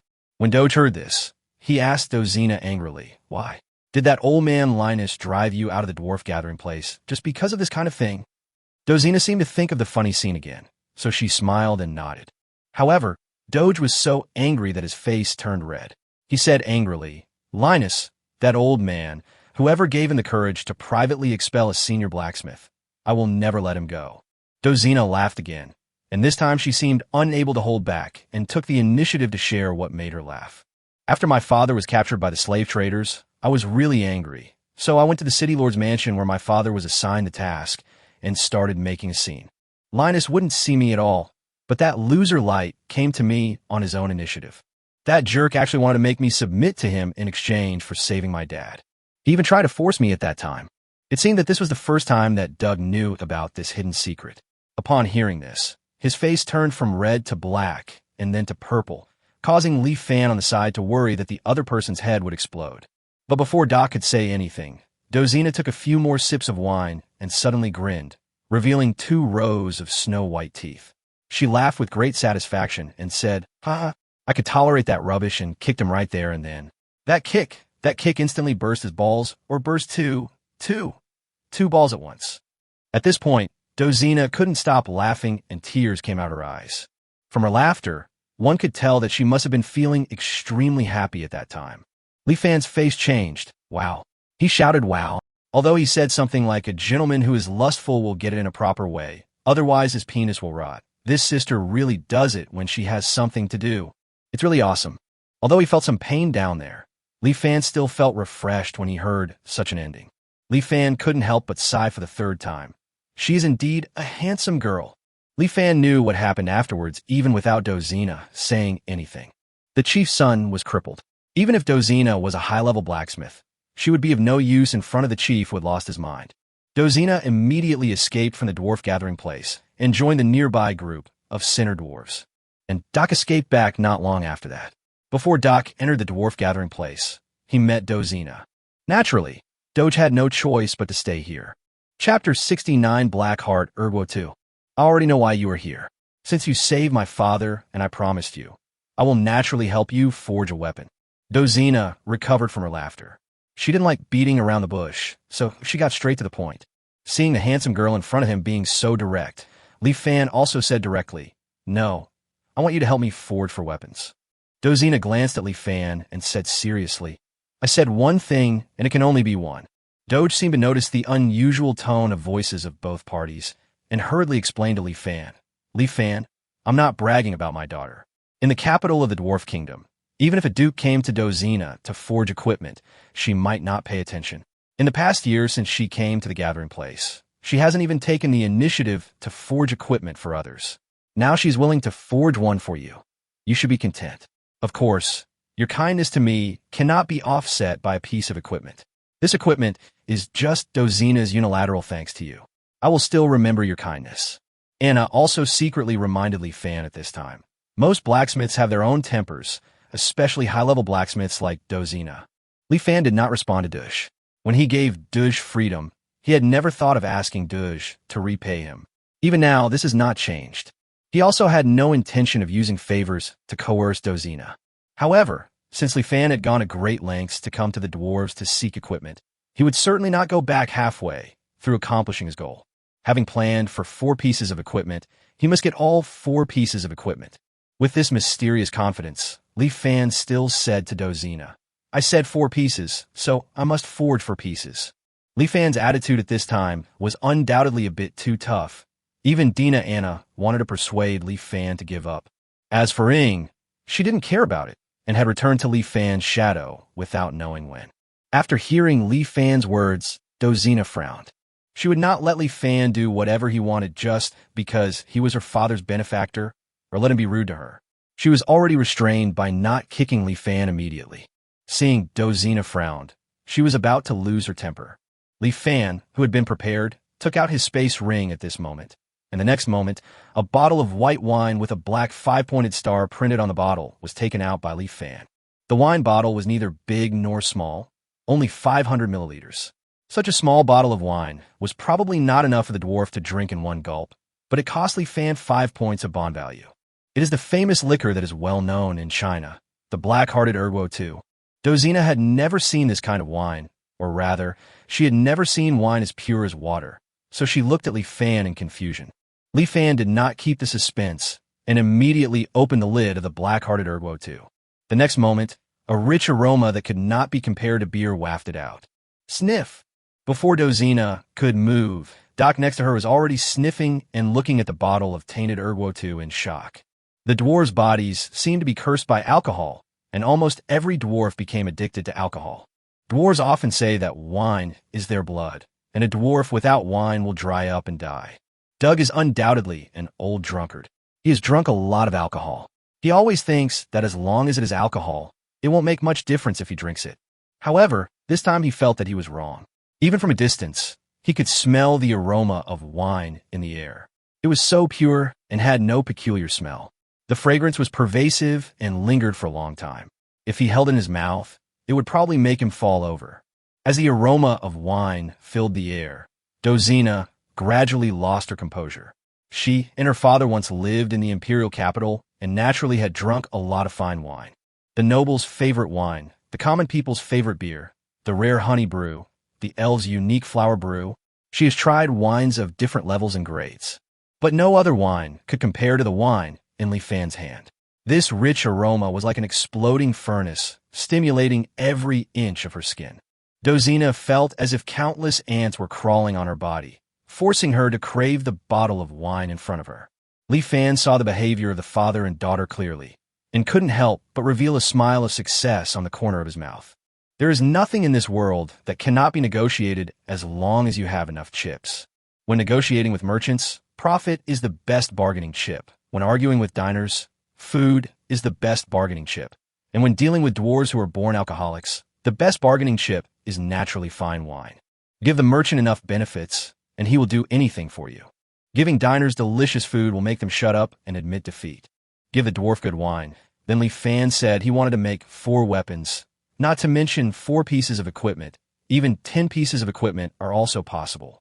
This is the confidence that enabled Li Fan to convince the dwarf. Seeing Dozina's hungry look, Li Fan decided to give her something big. Thinking of this, Li Fan picked up the black-hearted Erguo 2 and waved it towards the cave entrance. Most of the bottle of Erguo 2 was poured out of the cave. No. When Doge saw this, he almost immediately let out a useless scream. Dozina also widened her eyes and glared at Li Fan, as if Li Fan had done something against the law. Li Fan ignored it and waited quietly. A moment later, a dwarf happened to pass by the cave entrance. The next moment, the dwarf suddenly stopped, and with a look of doubt on his face, he kept moving his rosacea as if he was looking for something.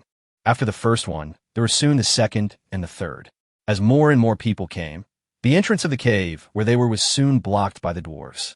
At this moment, Li Fan was confident that as long as he paid with the remaining half bottle of wine in his hand, he could instantly gain the friendship of any dwarf present. Seeing that there were more and more dwarves outside the cave, nearly 50 of them, Li Fan stood up and walked in front of them, saying, "Dear dwarf friends, in addition to being a salt merchant, I am also a wine merchant, and this bottle of Black Star Erwa is the wine I sell. I know that you dwarf friends have some bad impressions of me as a human, but there is a saying in my hometown, when you are away from home, everyone is a friend. I want to make friends with you, so now I would like to ask you to try this bottle of wine in my hand. I wonder if those dwarf friends are willing to give a try." When the dwarves present heard this, they all hesitated, but only for a moment.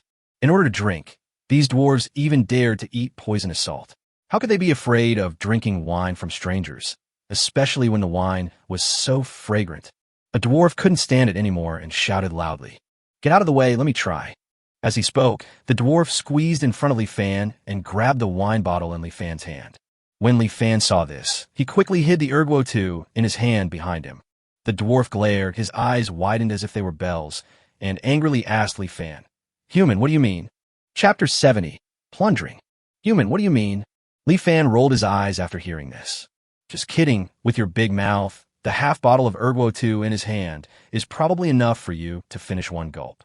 This is half a bottle of Erguo 2 with a bond value of 2.5. You want to drink it all in one breath? Are you dreaming?"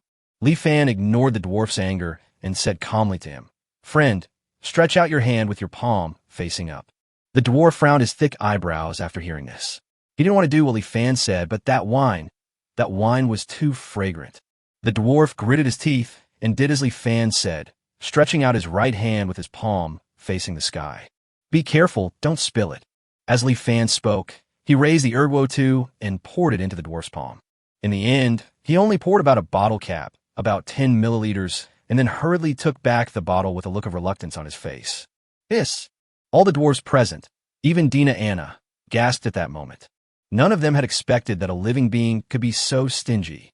Especially the dwarf in front of Li Fan. He stared blankly at the pitiful amount of wine in his palm, and then stared blankly at Li Fan.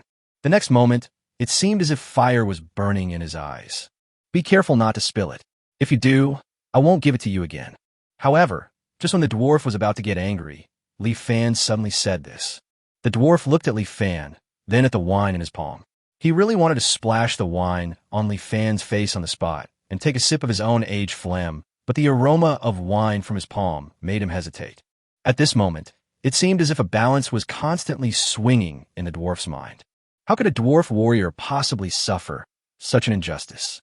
If he really drank it, the dignity of the dwarves would definitely cry. But it smells really good. Finally, the dwarf turned his anger into drinking and painfully sucked the wine in his palm into his mouth. Erguo 2 tastes spicy at first, but has a sweet aftertaste when it passes through the throat and feels like a burning flame when it enters the stomach. What a wonderful wine. The dwarf's face suddenly turned red and he frowned fiercely. This made the surrounding dwarves think that he was poisoned. Only Li Fan knew that this was because these dwarves had been drinking beer with a lower alcohol concentration all year round, and now they were suddenly drinking distilled high-concentration Erguo 2, which was a normal reaction.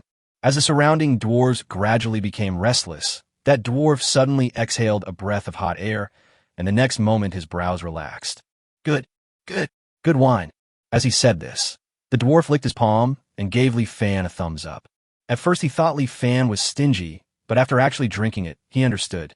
How could such delicious wine be allowed to be drunk casually by people?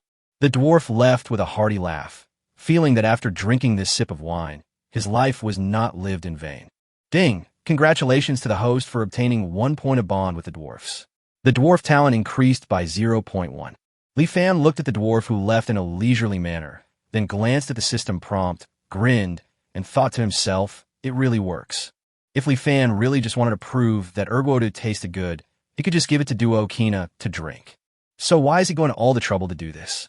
Of course it's for the bond value. As the saying goes, a thief never leaves empty-handed, and a passing goose plucks feathers. Since Mr. Li has arrived at the dwarf's residence, how could he not pluck any wool? That's right, none of the dwarves present today can escape. Not to mention the dwarves, as long as there is room for profit, even the godly Fan will do it for you to see. Thinking of this, Li Fan suddenly showed a big smile and said, Who wants to try it next? Okay, come on by one. Everyone will have a chance. Ding! Congratulations to the host for obtaining 1 point of bond with the dwarfs. The dwarf talent increased by 0.1. Ding! Congratulations. When more than half of the second bottle of Erguo 2 was left, all the dwarves outside the cave left contentedly. Li Fan also successfully obtained 45 points of bond value, and the dwarf talent also reached 4.6. As long as a few more dwarves come to make the dwarf talent reach 5, he will have another chance to obtain a dwarf talent skill. Seeing this, Li Fan returned to the cave contentedly. He was greeted by 4 eyes that looked at him as if he were a monster. Li Fan didn't care at all. He held up a half-full bottle of Erguo 2 in his hand and said to Doge and Dozina, Do you two want to try it? Want? Before Dogdekina could respond, Dina at the side spoke first, her tail wagging wildly, revealing her irrepressible curiosity at the moment. But with Anna by her side, Dina naturally had no chance.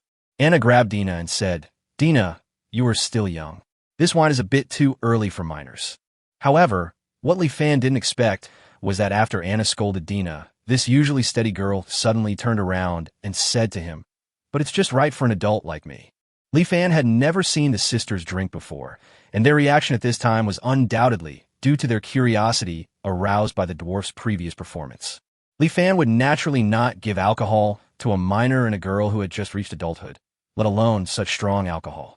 He looked at the sisters speechlessly, and finally chose to ignore the 2 sisters who were extremely unwilling. Li Fan turned and looked at Doge and Dozina. Even Dina and Anna who don't drink are like that, let alone Doc and Dozina, who are addicted to alcohol. This time, the father and daughter nodded without any hesitation. This time, Li Fan was not as stingy as before. He took 2 wooden bowls from the table, poured a small sip into each, and handed them to Doge and Dokina. The 2 men held the wooden bowl in both hands as if they had received a holy relic. They first sniffed it, showing an intoxicated look on their faces, and then carefully drank it. Their reactions were very similar to the dwarves just now. First pain, then pain mixed with happiness, and finally all turned into satisfaction. In this satisfaction, both father and daughter fell into silence. Ding! Congratulations to the host for obtaining 1 point of bond with the dwarfs. The dwarf talent increased by 0.1. At this time, the system's prompt sounded in Li Fan's mind. Among all the people present, only Dozina had not given Li Fan a bond value before, so this prompt sound must have been caused by her. Li Fan knew that the matter of forging weapons was settled. Sure enough, Dozina made a decision. As expected of the woman who was nicknamed Handsome Girl by Li Fan, she was very straightforward once she made the decision.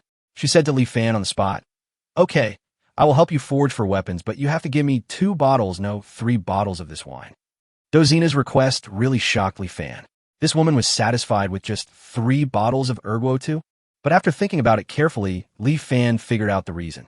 Although this black-hearted Erguo is just an ordinary distilled liquor on Earth and can be found everywhere in the country, it is unique in this alien world. Perhaps in Dozina's eyes, this black-hearted Erguo was even better than the tribute wine offered to the royal family, so she didn't dare to ask for more. Li Fan thought about it, and then said to Dozina, "I will give you 10 bottles of this wine, but I want you to forge the best equipment you can." The reason why Li Fan took the initiative to raise the price was very simple. As Dozina's senior blacksmith, Li Fan believed that this would not be the last transaction between the two, so there was no need for him to destroy their friendship for a small profit. Instead, you should take the initiative to make concessions to win the other party's favor. This good impression may be able to repay him dozens or even hundreds of times at some point in the future. Besides, 10 bottles of black-hearted Erguo only have 50 points of bond value. No matter how you think about it, Li Fan still made a fortune. Chapter 71, The Storm, is coming. Dozina looked at the 11 bottles of black-hearted Erguo in front of her with a look of satisfaction. The bottle with only half left was given to her by Li Fan. Dozina was extremely satisfied with this and couldn't help but take a few sips on the spot. Although Erguo is not a strong liquor, it still made Dozina, who was used to beer, blush instantly. Cool. Dozina let out a long breath, and the next moment she reluctantly put away the half bottle of Erguo. She walked up to Li Fan, showed a serious expression, and said, "Since I promised you, I will do it. Tell me, what equipment do you want to make?" This daughter was very principled. In order to fulfill the agreement, she suppressed her urge to drink and planned to make the equipment that Li Fan wanted first. Li Fan was prepared for this.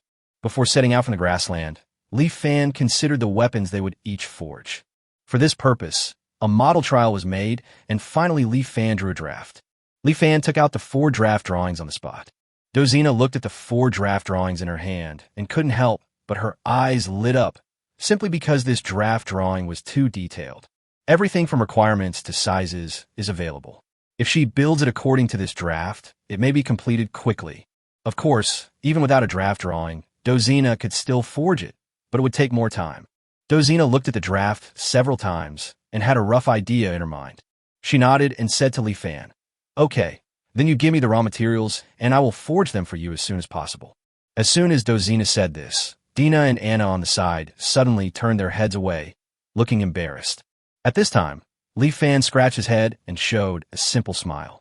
Dozina was stunned and asked in horror, "You didn't even prepare the forging materials, and you want me to help you forge equipment?" Now, Li Fan could only smile more honestly. There was no other way. Where did he get the materials? The system space could exchange for some stainless steel, but the materials needed to forge equipment in this world were all special ores. If stainless steel forging equipment is used, the final product will definitely not even reach ordinary level. Simply put, Li Fan's plan from the very beginning was to get something for nothing. Seeing this, Dozina roughly understood the current situation. Dozina was almost laughing because of Li Fan. It was the first time she met such a shameless person. Should she say that he was worthy of being a human being? Dozina held her head in pain, not knowing what to do for a moment. At this time, Li Fan came up with a smile on his face and said, "I heard that you dwarves also have a hobby of collecting ores. I guess you have a lot of good ores. You can use your ores to help me forge weapons. It's like selling the ores to me. I will pay for the ores." Collecting precious minerals can be said to be the only hobby of dwarves besides drinking. The happiest moment for a dwarf is undoubtedly to drink good wine and sleep next to the minerals. Li Fan dared to bet that Dozina's collection of minerals was right next to her residence. Dozina glanced at Li Fan and said disdainfully, since you know that dwarves like to collect minerals, then you should know that we can't sell you our treasured minerals." Li Fan was quite disdainful of this. What did he mean by impossible? He just said it was impossible to help him forge 4 pieces of equipment? Nothing is impossible in front of Li Fan. Li Fan immediately said to Dozina, "What's the point of collecting minerals? It's better to collect wine." As he spoke, Li Fan exchanged fine wine from the system. Liquor, beer, wine, rice wine, and even medicinal wine. For each type of wine, Li Fan found 3 or 4 different varieties. After Li Fan used a full 100 points to exchange for a full 20 bottles of wine, Dozina finally surrendered to these fine wines. She couldn't understand how this man got so many fine wines that she had never even heard of. Mother iron, or this is the or that Dozina treasures. It is said that an iron ore vein can only produce a maximum of 100 kilograms. And what Dozina had in her hands was a full 500 kilograms. According to Dozina, when she killed Light, the son of the leader of the settlement, she took nothing with her but a few bottles of wine and this mother iron ore. Unexpectedly, it was Li Fan who benefited in the end. As Dozina spoke, she had already started forging. However, what Li Fan did not expect was that this forging would take a full 5 days. In Carton Manor, Howard had a gloomy face, and his fingers kept tapping on the table, the frequency getting faster and faster, as if venting his inner anxiety. 6 days have passed since the message was sent, and Howard has been waiting for a full 6 days. These 6 days were a torture for Howard. He was worried every moment whether the high-level blacksmith's dwarf would escape back to the gathering place. But he could only wait patiently. After all, the distance between Sin Town and Winter City was there. Falcons could fly back, but people could not fly over. But fortunately, Howard calculated the time, and the person he was waiting for should be arriving today. Boom, boom, boom. At this moment, there was a knock on the door. Howard suddenly perked up and said hurriedly, "Come in." It was Kai who walked into the house. "Master Howard, they are here." "Is it finally here?" Howard's face was no longer gloomy, and he said to Kai excitedly, "Let them in." "Yes." Soon after, Kai entered the room with 6 people. After seeing Howard, the 6 people shouted respectfully, "Master."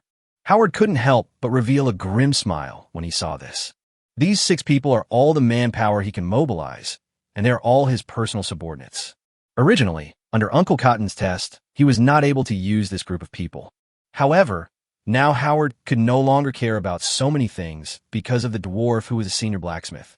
Howard knew very well that when these people appeared in Sin Town, it meant that Uncle Cotton had failed the test of him, and he would most likely not be able to take over the Chamber of Commerce in Winter City. However, as long as he captured the dwarf, he would be able to create endless wealth with his ability as a high-level blacksmith. If he had enough wealth, he could even create his own Chamber of Commerce. That senior blacksmith must be caught. So, after Charlie failed, Howard chose to give up the test without hesitation and called all his trusted subordinates to Sin Town, just to be on the safe side. If he wasn't afraid that someone would compete with him for the ownership of this high-level blacksmith dwarf. Howard even wanted all his relatives, including Uncle Cotton, to send people to complete the capture. But Howard also knew very well that there was not much family affection among the nobles. In the face of sufficient interests, the family affection of the nobles was as fragile as the persistence of businessmen. If he really invited Uncle Cotton, then this high-level blacksmith would eventually fall into the hands of the most powerful Uncle Cotton. For this reason, Howard had to block the news, and finally could only call his 6 confidants. But it's enough. Howard looked confident of winning. These 6 confidants, plus Kai and Huck. As long as these 8 men were there, Howard didn't believe that there was any force in this sinful forest that could withstand the 8 of them. Chapter 72, Weapons in Hand. On the 5th night after Dozina started forging, Dozina, with 2 panda eyes, finally forged the last long sword after 5 days of high-intensity forging. After taking a close look at the long sword in her hand, even Dozina, who had many years of forging experience, couldn't help but nodded. 4 weapons, each of which is a style I have never seen before, but each of which is both powerful and beautiful. Where did that guy find the design drawings? Dozina was full of curiosity. If she had to forge these 4 weapons under Li Fan's wine offensive, then when she started forging the first one, she did it voluntarily. Following the drawings given by Li Fan, every time a weapon was completed, she couldn't help but be delighted. The novel and interesting settings on these drawings completely overturned her forging career. In the past, every blacksmith would copy equipment according to the old style and formula again and again. However, after seeing the 4 weapons designed by Li Fan, Dozina felt that perhaps she could add some of her own ideas when forging in the future. Maybe she could forge some interesting equipment from this. The next morning, 100 meters away from the dwarf's residence, Li Fan was fighting with Anna. These days, Li Fan and his 3 companions lived in the dwarf's cave. Li Fan, who had nothing to do except to collect 30 points of bond value from the 3 girls every day, and the rest of the time he practiced with Anna to improve his actual combat ability. After waiting for 6 consecutive days, this morning, Dozina finally found them with the 4 forged equipment. The 4 of them couldn't wait to take over their weapons. Dina's bow is a recurve bow, but there are no recurve bows in the magical continent, so Dina was full of doubts when she first saw the drawing of the recurve bow. However, after Dina tried shooting a few arrows with the recurve bow, she immediately hugged the bow, as cautiously as a child holding a mobile phone for the first time. No wonder Dina was so excited. Compared with the longbow she originally used, the recurve bow was smaller in size and required less effort to draw the bow. However, the power of the arrow shot out would not be reduced at all because of these 2 points. The smaller size is just right for her, as she often hunts in the forest, and the more labor-saving design allows her to shoot more arrows. It can be said that this recurve bow is perfectly suitable for Dina. Anna's weapon is even more interesting. Li Fan came up with it after thinking for a long time. The weapon Anna originally used was a dagger, but Anna's best weapon was not the dagger. It should be said that she could use any melee equipment flexibly. Based on Anna's werewolf nature of liking to attack with claws, Li Fan finally designed a pair of claw gloves for Anna, similar to the ones used by Wolverine. This design also appeared in the magical continent for the first time. Anna fell in love with this claw cover at first sight. Anna, wearing claw gloves, kept waving her hands, and countless cold lights seemed to tear the air in front of her. Li Fan could imagine that if this thing grabbed him, he would be minced into meat in minutes. Then comes Shadow's equipment. Shadow's best skill is naturally dark magic, but elves don't need a wand to use magic. In addition to dark magic, the dark elves are best at assassination and close combat. The most suitable weapon for Shadow is naturally a dagger. However, Li Fan also gave some suggestions.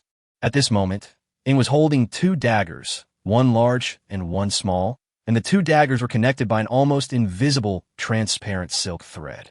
And this is exactly what Li Fan suggested, the mother and child dagger. Ing can use both hands flexibly, although her right hand cannot exert force now. But once Li Fan exchanges for a top-grade healing potion, Ying's combat power will definitely increase greatly when she uses the mother and child dagger at the same time. Moreover, the silk thread connecting the mother and child dagger is also made of extremely tough material. It can approach the enemy silently and wrap around the enemy's neck in an instant, completing a perfect assassination. Ordinary mother and child daggers can also be used for throwing, and then quickly retrieved with the help of silk threads. Ing also liked this design very much, but unfortunately the problem with her right hand prevented her from trying it to her heart's content. Finally, there's Li Fan's own weapon. What Li Fan wanted most was undoubtedly a sword whose sword energy could travel 30,000 miles, a sword whose light could chill 19 continents, a sword that could kill a person every 10 steps, a sword that could leave no trace in 1,000 miles. It has always been Li Fan's dream to be a dashing swordsman. But Li Fan also knew that it was extremely difficult to use a sword well. Possessing basic attribute points that can grow and various attribute enhancement talents, he is more suitable for a simple and crude knife. So Li Fan finally chose to compromise and asked Duokina to forge the Tang horizontal sword. The blade of the Tang horizontal sword is straight, which is very consistent with Li Fan's aesthetic taste. The design of the blade being sharpened on one side makes the blade less likely to break. The Tang horizontal sword in Li Fan's hand is 105 centimeters long, with a blade length of 73 centimeters, a blade width of 3 centimeters, and a blade thickness of 1 centimeter. Li Fan swung a few times. This length was just right for chopping. It was extremely easy to use whether it was one-handed or two-handed. From every point of view, this Tang horizontal sword perfectly meets his requirements. Li Fan seemed to understand Dina's feelings at this time. He also grabbed Tang Hongdao's precious hand and touched it again and again. Seeing that the 4 people were only busy playing with their weapons and no one asked about the grade of the weapons, Dozina could only take the initiative to introduce them speechlessly.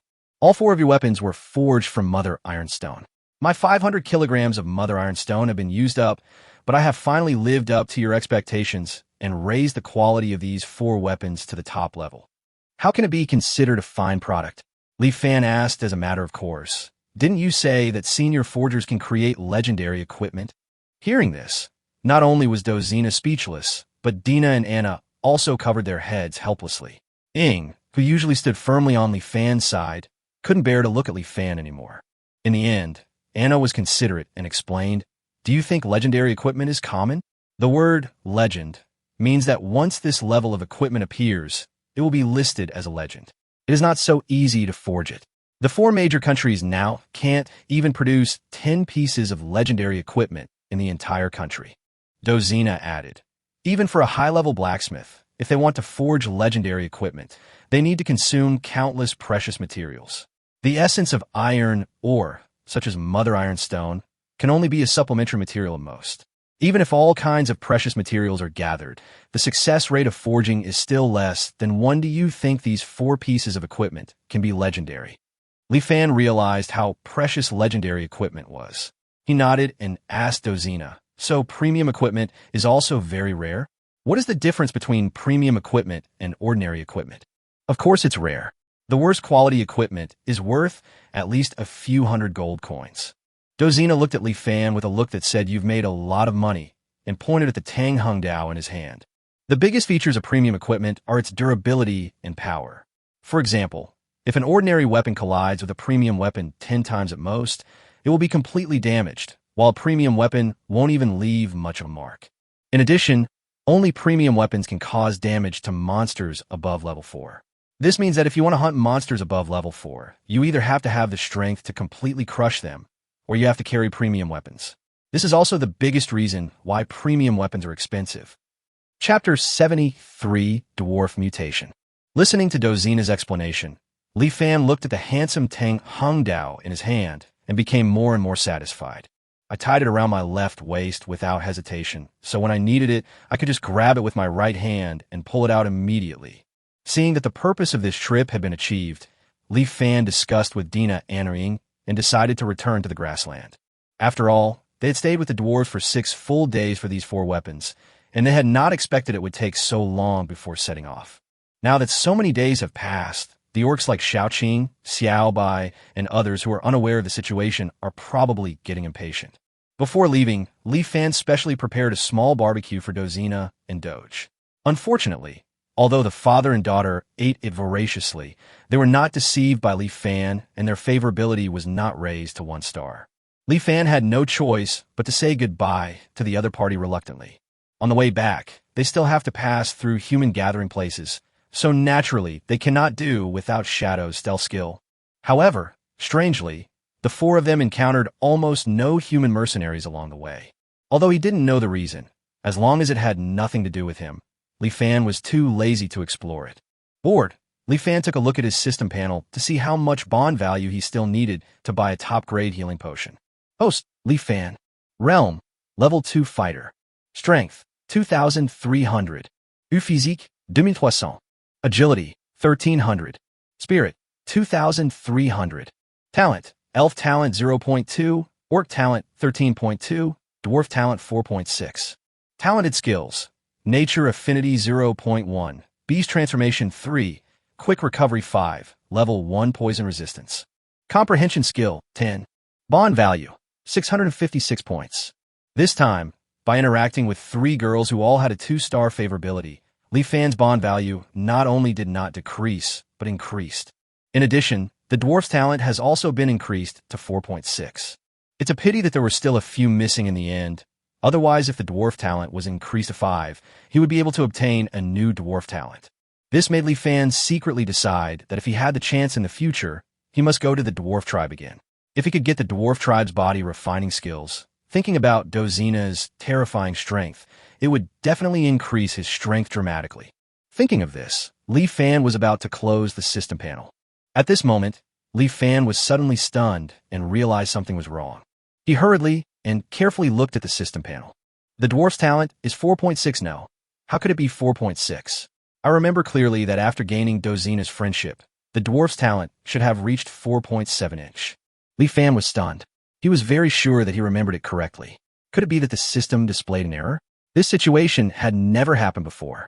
It can't be that if someone we've already established a friendship with changes their mind, it will cause their talent percentage to drop, right? Li Fan felt that this should not be the case. Apart from anything else, Anna had mentioned before that dwarves were more united and extremely sentimental. Since the dwarf has established a friendship with Li Fan, it is impossible for this friendship to deteriorate when Li Fan leaves. So what's going on? Li Fan thought about it for a long time, but couldn't figure out. Reluctantly, he looked at the system panel again. What? This time, Li Fan couldn't help but shout out loud, attracting the attention of the three women beside him. However, Li Fan didn't care about so much at this time. He just looked at his system panel in shock. The system panel showed dwarf talent 4.5. In less than a minute, the dwarf talent percentage dropped by another 0.1. Li Fan had a bad feeling. And in the moment when Li Fan hesitated, he saw that the dwarf talent on the system panel was reduced by 0.2 again. The more Li Fan looked at it, the more frightened he became. The speed of the decrease was not slow. What happens if it drops to 0? Li Fan didn't know what would happen, but he knew he had to stop this situation. Li Fan ignored the three women's inquiring looks and closed his eyes to think. The talent percentage has never dropped before, but it has dropped continuously this time. It must be because something happened during this period. I didn't encounter any accidents along the way, so it can be ruled out as the cause for the time being. Then it is more likely that something went wrong with the dwarves. Every 0.1 of the dwarven talent represents a dwarf who has developed a friendship with me. Under what circumstances would my friendship with the dwarves end? Hate me? Impossible. The percentage reduction only occurred after I left the dwarf settlement. Before that, I didn't do anything that would make the dwarves hate me. Wait, what if the dwarf I was befriended with died? At that moment, Li Fan opened his eyes suddenly, and he felt as if he had found the answer. Yes, every 0.1 of the dwarven talent is a dwarf with whom he has established a friendship. If that dwarf dies, his dwarven talent will naturally decrease by 0.1. So, just now, 4 dwarves who had developed friendship with him were killed in succession. Li Fan was shocked. He knew exactly what this meant. Someone is attacking the dwarf group that Dozina is in. What? The 3 women nearby were shocked when they heard what Li Fan muttered. How do you know that? Anna hurriedly asked Li Fan. If Li Fan was a liar, Anna would not care at all. But she knew Li Fan well. Li Fan was not someone who would joke about such things, so the news was very likely to be true. The only question is, how did Li Fan know this news? Li Fan shook his head. He couldn't tell anyone about the system, so naturally, he couldn't explain the source of the information. Fortunately, Anna and the others were not the type to get to the bottom of things. Seeing that Li Fan didn't want to talk, they stopped asking and shifted the question to another point. Anna looked at Li Fan and asked, if Dozina and the others are really attacked, what are you going to do? This is exactly what is giving Li Fan a headache at the moment. Who would attack the dwarfs? As long as we consider the previous experience of the dwarves being attacked by the slave-catching groups, we can quickly guess that it was most likely done by the slave-catching groups. And there is a high probability that this slave-hunting group is composed of Charlie and Howard's subordinates. Thinking of this, Li Fan couldn't help but sigh at Howard's madness. First it was the elves, then the orcs, and now the dwarves. Howard is willing to offend the remaining 3 of the 4 major tribes just for money.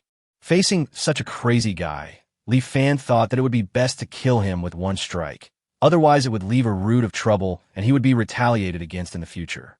However, now that Dozina and the others are in danger, Li Fan cannot remain completely indifferent. Perhaps the only good news is that Li Fan remembers that the strongest men under Howard's command are only Kai at level 3 and Hack at level 2. If this hasn't changed, with Ing around, there won't be much risk for them to rescue people. However, this matter is not something that Li Fan can decide alone. Li Fan immediately told the 3 girls his guess, and then said, let's vote together. The result of the vote will decide whether we go to rescue people or not. I choose to go. The first one to speak was Dina. This girl was the youngest and the softest-hearted. She had been with Dozina for several days and naturally had feelings for her. Then, thinking that the recurved bow in her hand was also forged by Dozina, she decisively chose to save people. Then came Anna on the side. Anna obviously thought more than Dina. The mission of clearing the Silver Wolf clan's grievances made her hesitate for a long time. But after she heard Dina's choice, she looked at Dina helplessly and dotingly, and finally chose to save people. Li Fan then turned his gaze to Ying. I'll choose whichever one you choose. Ying's answer did not surprise anyone. Li Fan had a headache, as the final decision was in his hands. Li Fan could only calm himself down and finally analyze the current situation carefully. Ying has recovered her level 3 strength. Although her left eye and right hand prevent her from exerting her full strength, she has no problem holding Kai back. He and Dina Anna are both level 2, and they're practicing top-notch skills, so it will be easy for them to deal with Hack together. Even if they finally realized that the situation was impossible, it would be easy for the 4 of them to escape. After analyzing the risks, Li Fan finally couldn't bear to abandon the pretty girl, so he said, "Then go save her." Chapter 74, Desperate Situation. Although we have decided to save people, we still must not forget to be careful. Li Fan handed the bone flute used for communication to Ying. Ying then activated the stealth skill to explore the way ahead, while Li Fan and the other 2 follow behind. Whenever Ying spots an enemy, she blows a silent bone flute to warn them. The journey was smooth, and we didn't encounter any abnormalities. 2 hours later, they were still a few kilometers away from where Dozina and her friends lived. Anna and Dina suddenly moved the animal ears on their heads at the same time, then reached out to stop Li Fan. Shadow played the bone flute, Anna said, and she and Dina looked around vigilantly. Li Fan also put his hand on the hilt of Tang Hung Dao.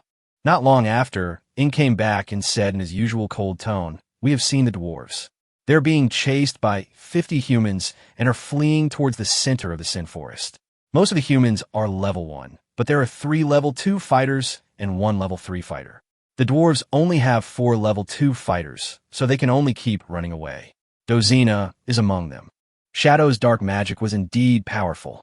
With the combination of stealth and shadow fusion, he was able to clearly investigate the situation ahead in just a short while. Although the strength of these slave-hunting groups was somewhat different from what he had expected, it was still within Li Fan's expectations. Li Fan thought about it and decided to try a sneak attack and kill a human with level 2 strength first. By then, the 4 of them plus the dwarves would have a total of 7 level 2 warriors and 1 level 3 warrior shadow, which would be enough to crush the slave-catching group. Thinking of this, Li Fan took the 3 women and quickly moved towards the center of the Sin Forest. They had to be prepared in front of the slave-hunting group so that they could kill the enemy with 1 strike. Call out?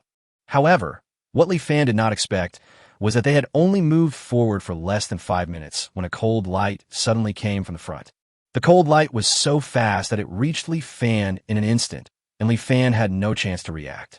Fortunately, the shadow next to him noticed it at the first moment, and the dagger in his left hand instantly blocked the cold light.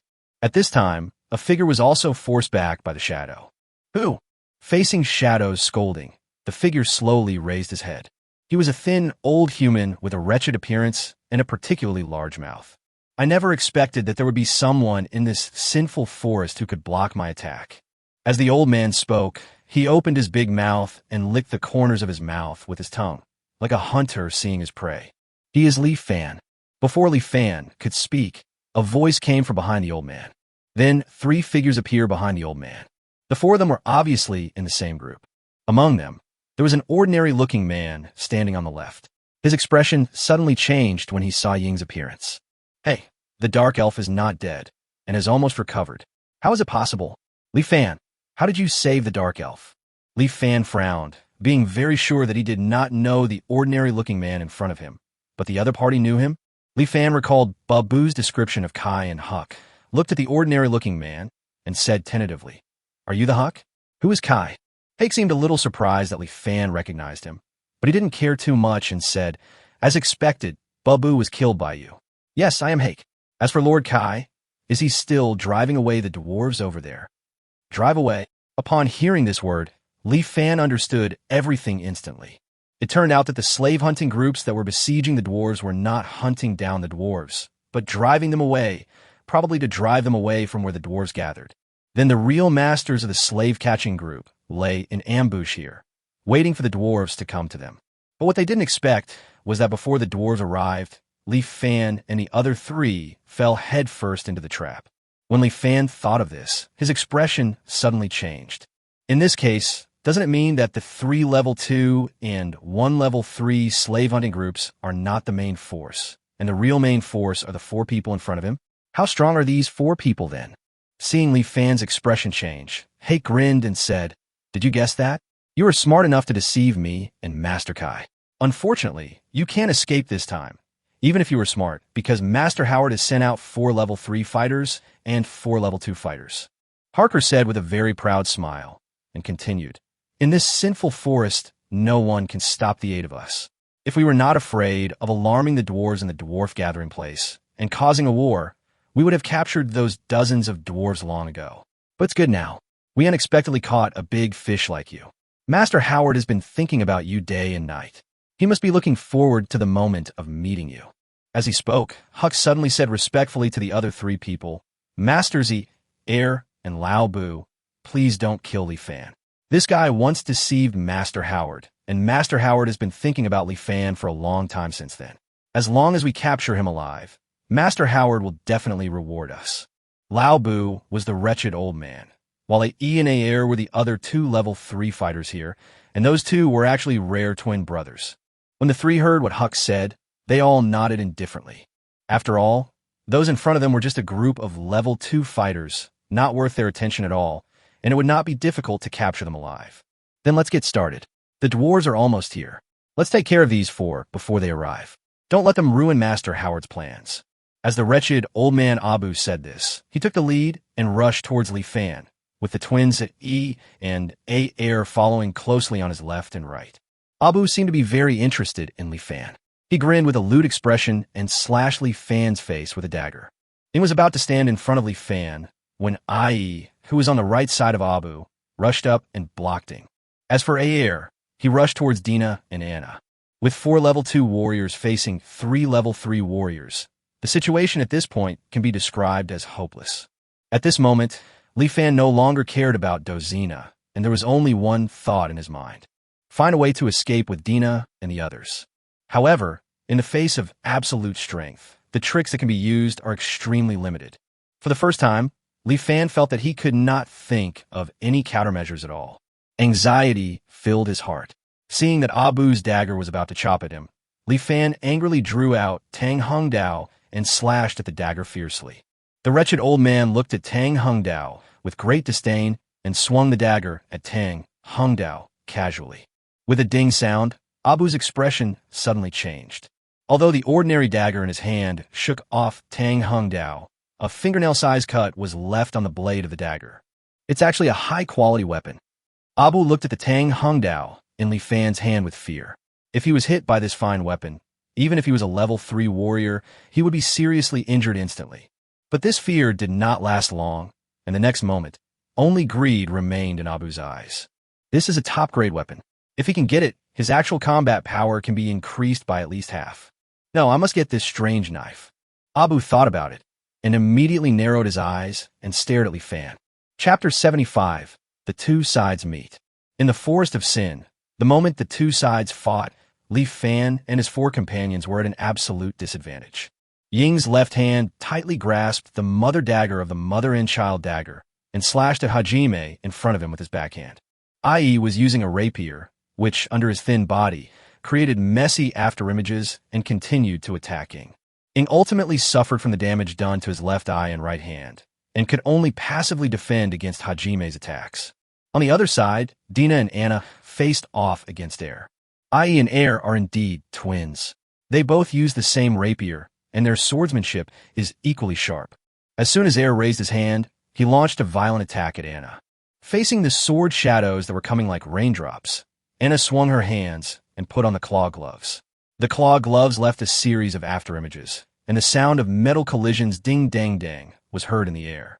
Although the claw gloves blocked countless attacks for Anna, under the suppression of the realm, some sword shadows still passed through the defense network formed by the claw gloves. Anna's arms were cut by the rapier at some point, and bright red blood flowed out instantly. Fortunately, Dina, who was more than 10 meters away, shot arrow after arrow to support Anna. In order to avoid these arrows, Air had to temporarily suspend his attack. Anna thus got a chance to catch her breath. Otherwise, she would have fallen under Air's sword in no time. The person who is in the worst situation at this time is Li Fan. After the wretched old man Abu set his eyes on Li Fan's Tang Hung Dao, he immediately pounced on him without stopping. The first fight between the two took only a moment, and the next moment, there was a cut on Li Fan's face. The wound was close to Li Fan's left eye. If it was a little higher, Li Fan's left eye would probably be blind. TSK, what a pity, it was so close. As Abu spoke, his hands did not stop at all. The next moment, he pounced again, his figure so fast that it seemed as if he used space jump, and he was in front of Li Fan in an instant. He stabbed Li Fan with a dagger, seemingly casually, but his speed was as fast as a ghost. Animalization. Li Fan didn't dare to hesitate at this time. He instantly used the beast transformation, skill, and black fur covered his entire body in an instant. Li Fan's attributes increased instantly, reaching a staggering 900 times, which is only 100 times less than Abu, a level 3 warrior.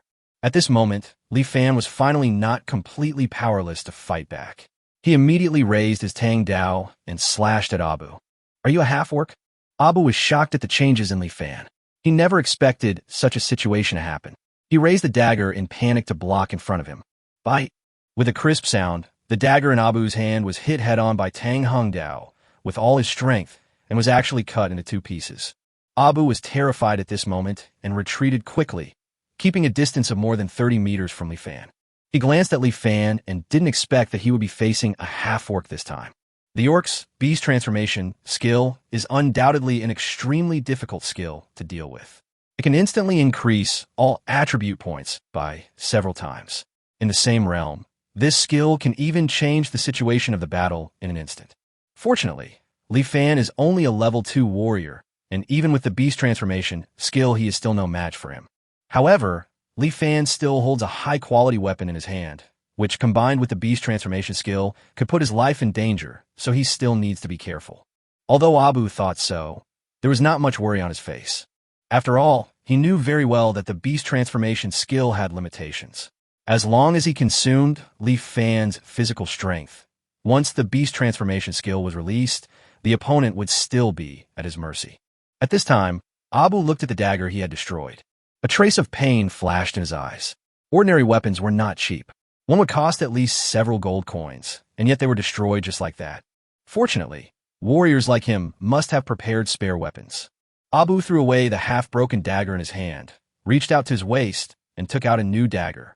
Holding the dagger, Abu did not intend to give Li Fan time to rest and rushed towards Li Fan again. The situation on Li Fan's side was also seen by A.E. and A.Air. The twins then noticed that both the dark elves and the orc sisters were using top-grade weapons. During this period, A.E. and A.Air's weapons were all dented and riddled with holes. Due to the size of the rapier, the twin brothers did not bring any spare rapiers with them, so they quickly restrained their attacks and tried to prevent a head-on collision between their rapiers and the opponent's weapons. This is exactly the advantage of high-quality weapons. When you have high-quality weapons and your opponent does not, your opponent will have to be cautious. Otherwise, once the weapons in their hands are destroyed, their combat effectiveness will inevitably be greatly reduced, and they will be not far from defeat. The only one who did not take action at this time was Huck. Hake thought that with 3 level 3 fighters taking action, he would have no chance to attack at all. Unexpectedly, all 3 battlefields were in a stalemate. Of course, this stalemate is only temporary. Anyone with a discerning eye can see that it won't be long before Li Fan and his 2 companions will be defeated.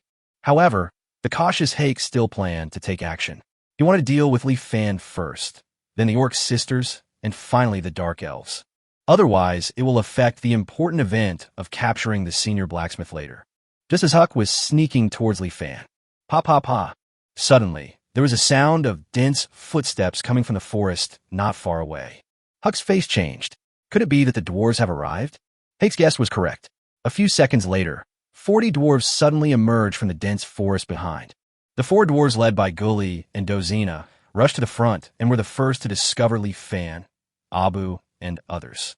For a moment, dwarves such as Gully and Dozina were stunned.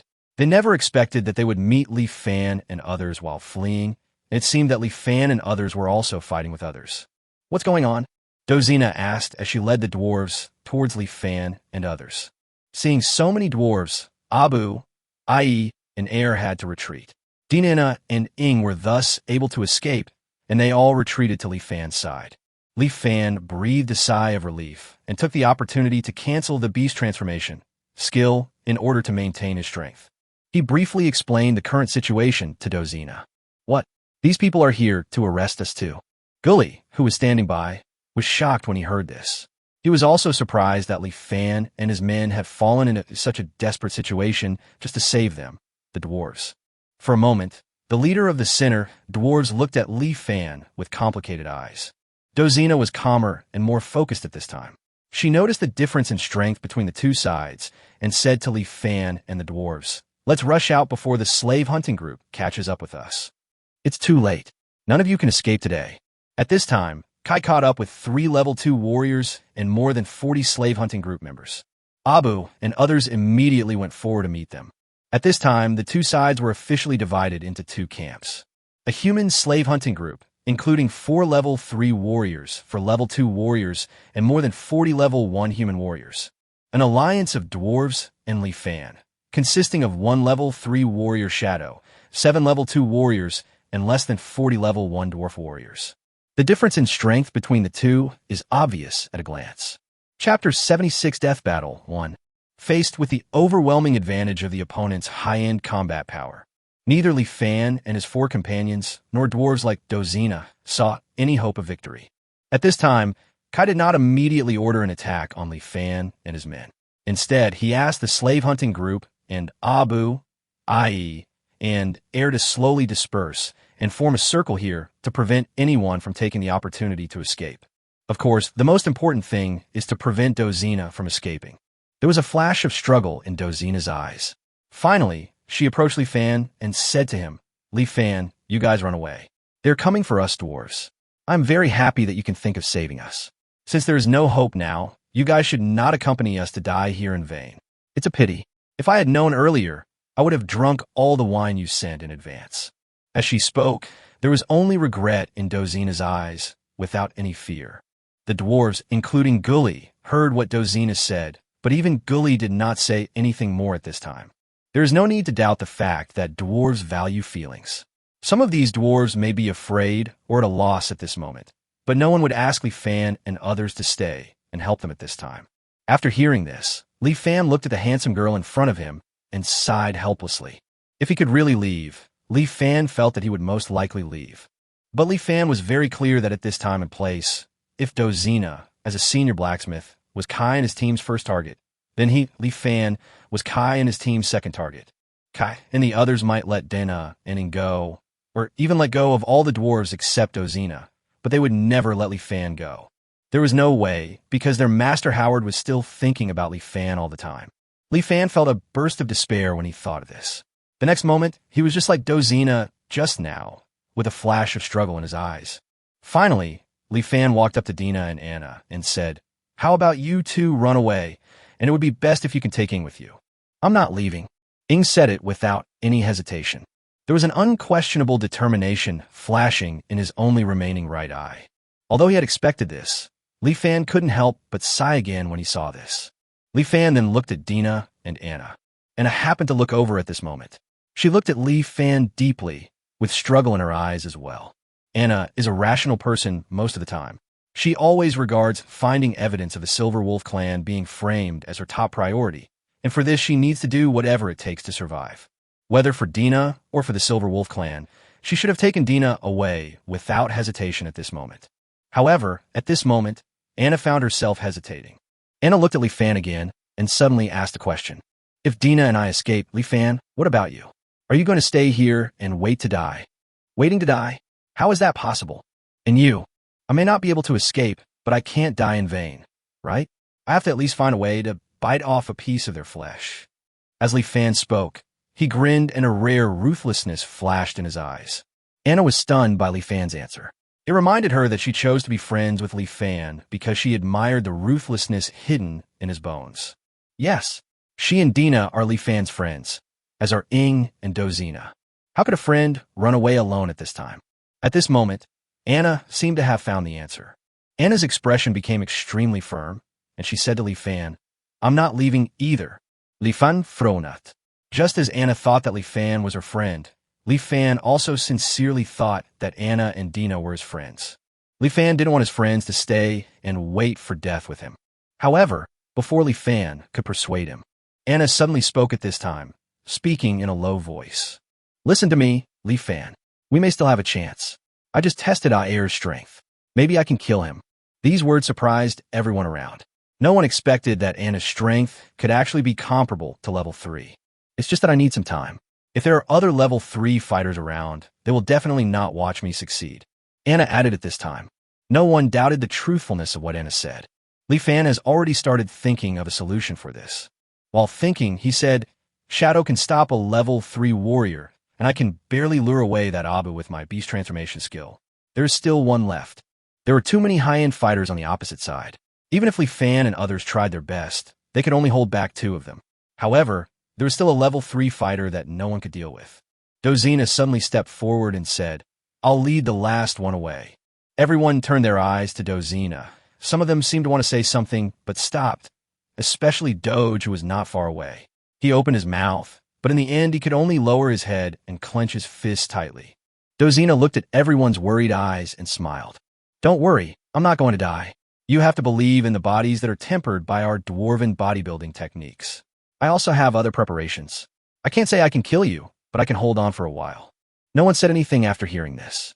Everyone is fighting hard these days, and no one is special. Since Dozina has already said so, there is no need to waste words. At this time, Kai had already brought his men to surround Li Fan and the others. Li Fan and Anna looked at each other, and Anna nodded silently. The next moment, Anna rushed towards Air's direction. Dina followed closely behind, but this time she changed her target to a level 2 warrior not far from Air. Air looked at Anna's rapidly approaching figure, was stunned at first, and then sneered. Court death. Air immediately picked up his rapier and rushed towards Anna. Kai, who was not far away, saw this scene. Seeing that Air was crushing Anna in terms of realm, he naturally had nothing to worry about. The next moment, Air and Anna were less than 10 meters apart. Air decided not to hold back this time, and he wanted to end the battle quickly and decisively. So Air raised his fighting spirit and immediately used all his strength. Air is not a genius, but he is particularly good at speed. The human race itself is based on agility. His basic attribute points of agility have reached a rare 3 points. At level 3 strength, the 1,000-fold increase is 3,000 points. This speed, when exerted at full strength, is no longer visible to ordinary people with a naked eye. Even Anna could only vaguely see a series of afterimages. Anna's speed is actually not slow. After all, Anna is a genius with a total of 9 basic attribute points.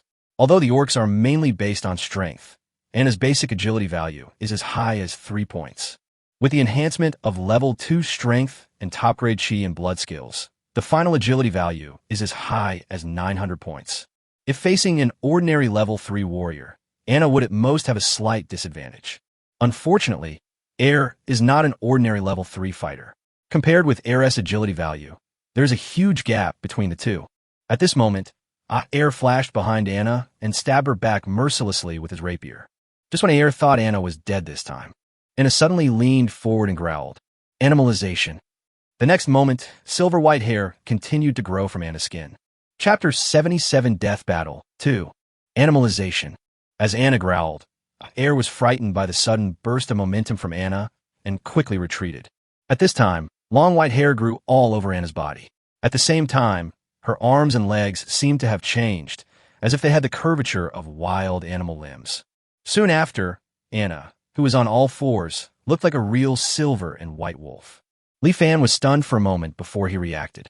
Yes, the beast transformation skill comes from the orc's innate talent. Anna, as an orthodox orc, will naturally transform into a beast. Moreover, her transformation is more thorough than mine. I'm afraid it will be even more powerful than when I use it. Li Fan's guess was correct. Anna's beast transformation was enough to increase all of her attributes by 4 times in a short period of time, coupled with her level 2 strength and exquisite chi and blood skills. At this moment, Anna's overall attributes increased by 1,200 times, even surpassing the 1,000 times of a level 3 warrior who practiced ordinary skills. Since Anna can do it, will Dina do it too? This time Li Fan was disappointed. At this moment, Dina was fighting with a level 2 human warrior. The opponent was also using a rapier and was determined to get close to Dina, who was good at bows and arrows. Dina kept dodging, shooting an arrow from time to time, forcing the opponent to dodge in embarrassment. The fight between the two sides was extremely stalemate. Even so, Dina had no intention of using the beast transformation skill. It It was obviously not that Dina didn't want to use it, but that she was not yet able to use the beast transformation skill. Li Fan didn't know that the beast transformation skill can only be used after the orcs reach adulthood, so Dina naturally couldn't use it at this time. Otherwise, Dina would also have the strength to challenge a level 3 fighter. Ouch! The beast, like Anna, let out a long howl at this time, and the next moment her silver eyes looked at air, and then she spread her limbs and pounced on air. Aer was startled and clenched his sword tightly. However, this time he couldn't keep up with Anna's speed. With the enhancement of beast transformation, Anna's agility value has reached 3,600 points, 600 points higher than Aer. So when Anna pounced on him, it was a little too late for Aer to stop her. For cold lights flashed, and in an instant, half of Aer's face and one ear were torn into pieces. If Aer had not blocked it with a rapier at the last moment, that blow would have been enough to make Aer's head explode. Aer let out a scream and kept backing away. Only then did Aer see that even though Anna had transformed into a beast, she still had those 2 high-quality claw gloves on her front paws. It was these claw gloves that had torn his face just now. As Aer was frightened, anger and strong murderous intent surged into his heart. Kai was also paying attention to the situation on Aer's side. When he saw the scene, he immediately stepped forward to help. How could Li Fan and others allow Kai and others to disturb Anna's battle? They were about to launch their own plans. Get out of here, I'm going to kill him myself. However, at this moment, Aer stopped Kai with a roar of murderous intent, and Li Fan and others also temporarily stopped their actions. Aer carefully touched the wound on his face. Just a touch caused his face to twist in pain, which then aggravated the wound on his face, causing even greater pain. Aer felt like he was about to explode with anger, although he didn't care about his appearance. As long as he had strong power, he could get whatever he wanted. But just think about it. With his face injured like this and one ear missing, even if the wound heals, he will definitely become a half-human, half-ghost. He will probably have to live under the strange gazes of countless people from now on. Thinking of this, Aer could no longer suppress his murderous intent towards Anna. He would not allow anyone else to interfere. He wanted to kill the orc woman with his own hands, and he was capable of killing the orc woman with his own hands. Aer stared at Anna intently. At this moment, he suddenly took a deep breath and then pulled his right hand holding the rapier back sharply. Kai and the others seemed to see what Aer was trying to do and no longer insisted on going forward to help. This scene made Li Fan feel a little uneasy, but unfortunately he had no idea what Aer was going to do. Anna also felt uneasy, perhaps because she was the one facing Aer head-on. Her feelings were even stronger. She could sense that what was about to happen was dangerous. But Anna would not back down because the beast transformation skill had a time limit, and she had to kill Aer as soon as possible. Anna growled and rushed towards Aer again. At this moment, Aer didn't move, but stared at Anna with his bloodshot eyes. Anna was less than 10 meters away from him. Fighting skill, piercing attack. A loud shout suddenly came from Aer's mouth, and the next moment Anna saw the rapier in Aer's hand burst into a dazzling white light. The white light flashed violently, and as Aer's rapier stabbed forward, it appeared in front of Anna in an instant. Anna was startled and swung the claws on her front limbs to grab the white light. But the white light was too fast, and even Anna's agility, which was 600 points higher than Aer's, could not make up for it. In the end, Anna only used her claws to grab the back end of the white light. The white light that was originally shooting towards her forehead shook, deviated from its original trajectory, and shot toward her left side. The next moment, Anna felt a sharp pain in her left shoulder. Anna jumped back quickly. She turned her head to look at her left shoulder. It seemed as if someone had dug a round, bloody hole there, and bright red blood was constantly gushing out.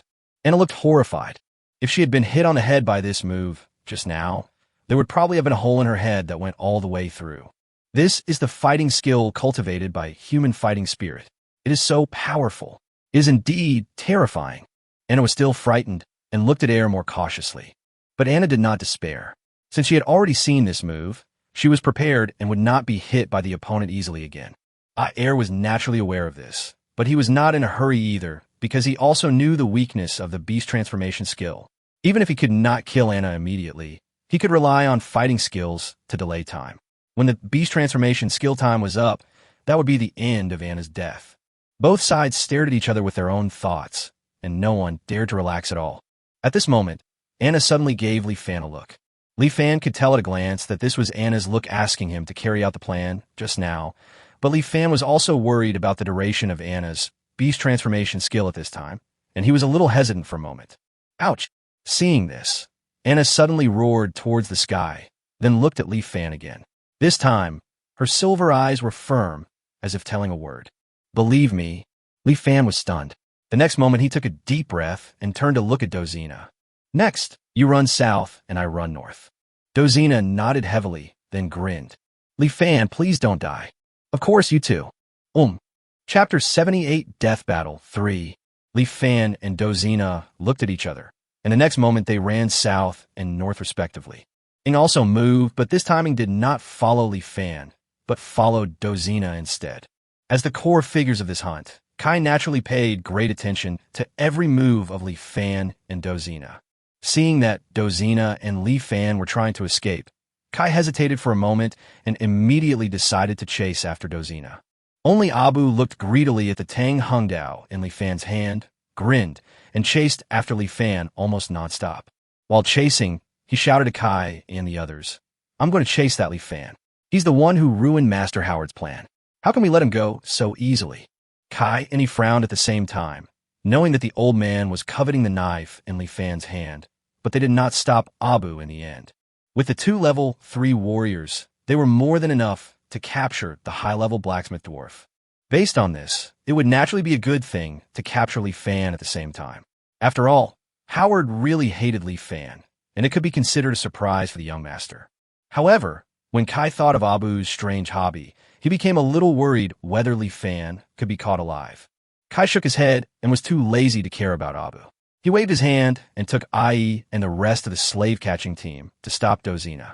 Seeing this, the dwarves, led by Gully, immediately charged towards Kai and his men. The 2 sides were on the verge of a huge fight.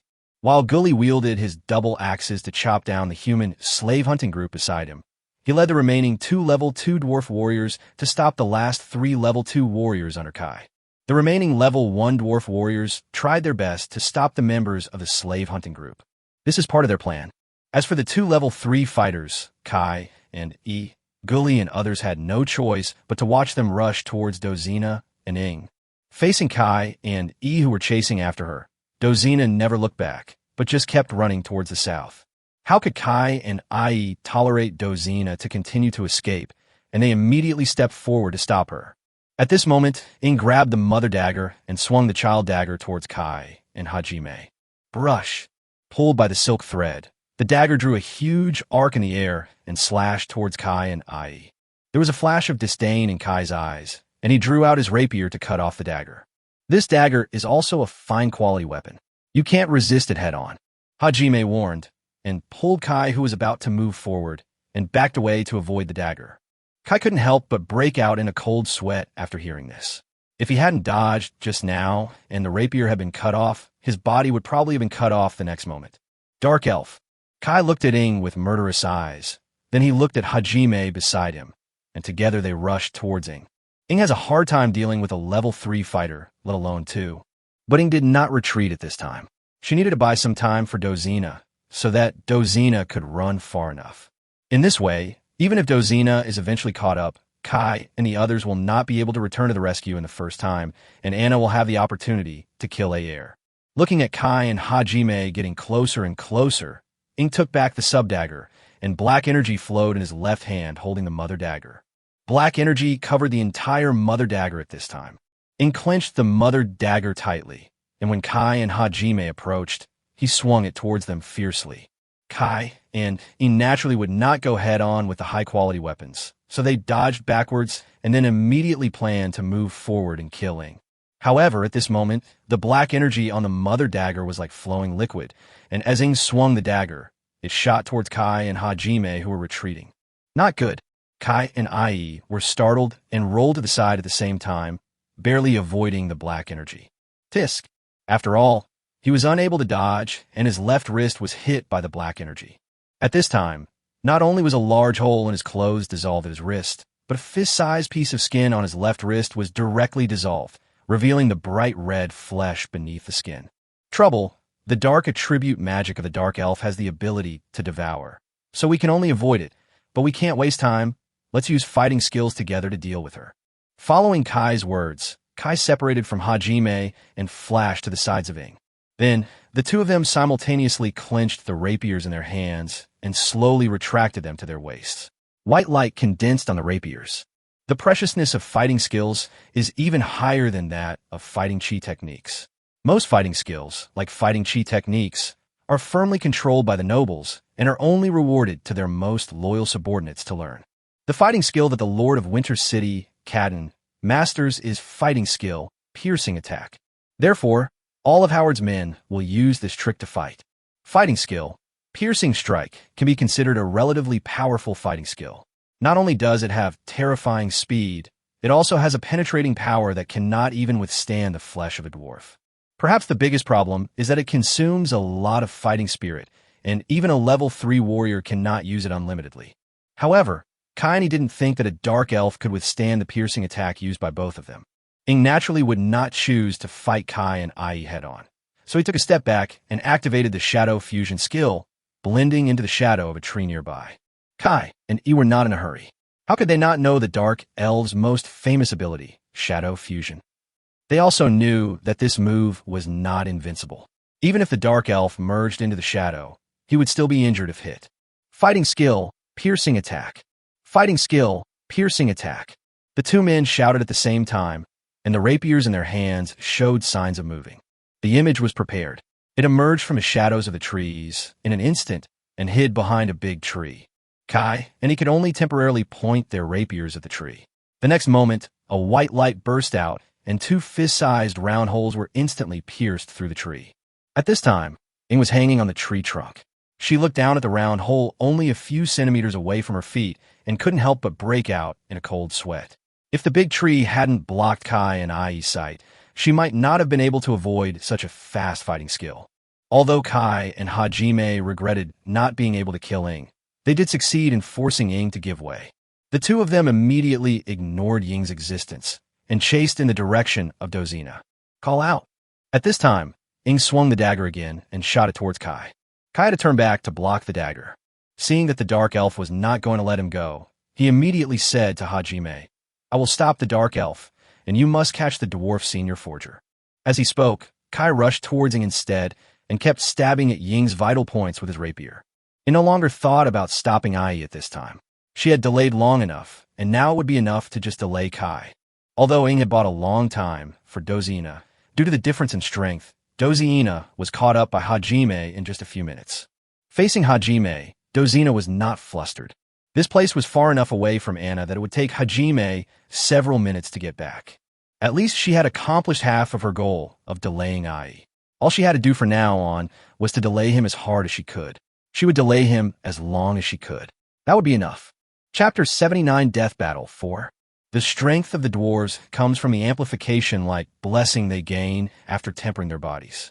The blessings Dozina received were the level 2 strength blessing, the level 3 defense blessing, and the level 2 fatigue resistance blessing.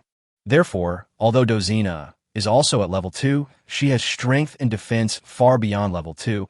Her endurance is several times better than that of an average level 2 fighter, and even her mental strength is more durable. This is one of the reasons why she can forge 4 fine weapons in 5 days. It's a pity that because she focused on blacksmithing, she didn't get the blessing of agility, otherwise she would definitely be able to run farther. Give up resistance. Don't worry, since you're a senior blacksmith, we will not kill you. As long as you help Master Howard forge equipment, you will not only gain a certain degree of freedom, but your status will even be higher than ours in the future. Surrendering may not be a bad thing. Hajime persuaded as he walked towards Dozina. How could Dozina be fooled by such words? If she really fell into the hands of the other party, she knew that her only fate would be to be locked up in some dark place and help the other party to make equipment endlessly. Dozina was too lazy to answer Hajime's question, but gently touched a black ring on her left thumb. A big hammer suddenly appeared in her hand. Space ring. Ai was extremely surprised, but then he thought that the person in front of him was a high-level blacksmith, so it was not surprising that he had a space ring. If he caught this dwarf, perhaps he could secretly keep the space ring in his own hands. Dozina looked at Hajime with disdain as he looked at her greedily and tightened her grip on the big hammer in her hand. This battle would surely be extremely dangerous, and she didn't know if she would have the chance to drink the wine left in the space ring. Sure enough, good wine should be drunk as soon as possible. Thinking of this, Dozina rushed directly towards Hajime. Seeing this, he stabbed Dozina's abdomen with a sword in disdain. Dozina ignored the opponent's sword and smashed Hajime's head with a hammer. Hajime frowned, dodged with a flick of his head, and did not stop the sword that was stabbing at Dozina. Bite! A crisp sound was heard at the tip of the sword. Ai was stunned. Through the clothes that were cut by the sword tip, Ai discovered that Dozina was actually wearing a chainmail. And it looks like this is a top-grade chainmail. Otherwise, how could the chainmail be completely undamaged with his level 3 sword? As expected, a high-level blacksmith, he has a lot of good things, including this big hammer. Ai's eyes became more greedy as he saw Dozina coming to hit his head with another hammer. He suddenly raised his rapier in anger and slashed at Dozina's arm. There was no chainmail on Dozina's arms. However, Dozina still picked up the sledgehammer and smashed it on Ai's head regardless. It seemed that Dozina's arm was about to be chopped off by Hajime. At this moment, Hajime suddenly realized something and quickly retracted his rapier, then dodged Dozina's hammer in a desperate manner. Haha, human, don't you want me to forge equipment? Cut off my arm and see if I can still help you forge equipment? Not to mention cutting it off. Even if it injures you and leaves sequelae by accident, see if your master behind you will let you go. Dozina seemed to have determined that she had Ai in her hands. She was so arrogant that she didn't care whether her arms would get hurt or not. She kept raising the hammer and smashing it towards Ai's head. Faced with such a shameless method, Ai was a little annoyed. If I can't hurt your hand, I'll cut off your leg. Then with a ding sound, Hajime discovered that Dozina's lower body was even protected by chainmail. Ha! What followed was Dozina's sarcastic laughter. Ai's eyebrows twitched, and seeing that Dozina was becoming more and more arrogant, he suddenly grinned. That is to see if your link can withstand my fighting skills. The next moment, Hajime's right hand, which was holding the rapier, slowly retracted towards his waist. Dozina could tell at a glance that Hajime was going to use fighting skill, piercing attack. Dozina took a deep breath and didn't panic. She held the big hammer in both hands and blocked it in front of her chest. Seeing this, Ai grinned again. Fighting skill, piercing attack. A white light flashed and instantly pierced into Dozina's abdomen. Ai deliberately avoided the vital points with this attack, but it was enough to make the dwarf in front of him lose his ability to resist. However, after a ding sound, the white light successfully pierced the link, but it suddenly stopped after penetrating Dozina's abdomen a little bit.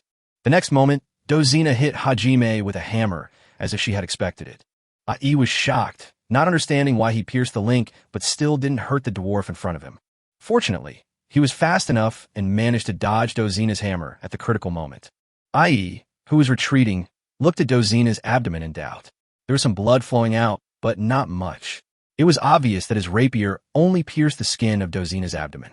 After a while of thinking, Hajime finally understood what was going on. It turned out that although the piercing strike pierced the chainmail, it also consumed most of the force. When it then pierced into Dozina's abdomen, it was blocked by the amazing defensive power of the dwarf's body. In this case, unless Ai attacks Dozina's head, neck, and other parts regardless of her life or death, there is no way to capture Dozina alive in a short period of time. Thinking of this, Ai's face became a little gloomy. This was the first time he encountered such a frustrating battle. Seeing Hajime's frustrated expression, Dozina couldn't help but laugh out loud. The high-quality chainmail combined with the dwarf's amazing defensive power, plus Ai's reluctance to kill her, was the source of her confidence in holding Ai back. In this way, her goal was truly achieved. Next, Dozina just hopes that everything will go smoothly for Anna and Li Fan. To the north of Dozina, Li Fan used the beast transformation skill as soon as he started to escape. After his strength was raised to level 2, his physical fitness also improved a lot, and his physical strength was totally different from what it was before. After running in beast form for several minutes, he still hadn't reached the limit of his physical strength. Unfortunately, Abu's basic agility is also 2 points, which becomes 2,000 agility points after the amplification. However, Li Fan's agility after the increase was only 990 points, and he was caught up by Abu soon after. In fact, up to now, Li Fan's goal of delaying Abu has been achieved. It's just that Li Fan thought further than Dozina. Li Fan knew very well that even if Anna still had a trump card, she probably wouldn't have much strength left after killing Air. After that, it's hard to say whether Anna can help Ing. Even if Anna still has the strength to help Ing kill the second level 3 warrior, can Anna continue to help Dozina and him? It's not so easy to kill all 4 level 3 fighters. So Li Fan knew from the beginning that until the last moment, no one would come to help him deal with Abu in front of him. Li Fan not only had to hold back Abu, the level 3 warrior, but also had to find a way to kill him. Otherwise, he would be dead. Li Fan couldn't help but smile bitterly when he thought of this. Either you die, or I die. Interesting. It's so fucking funny. Chapter 80 Death Battle 5. You little brat. Do you think you can escape?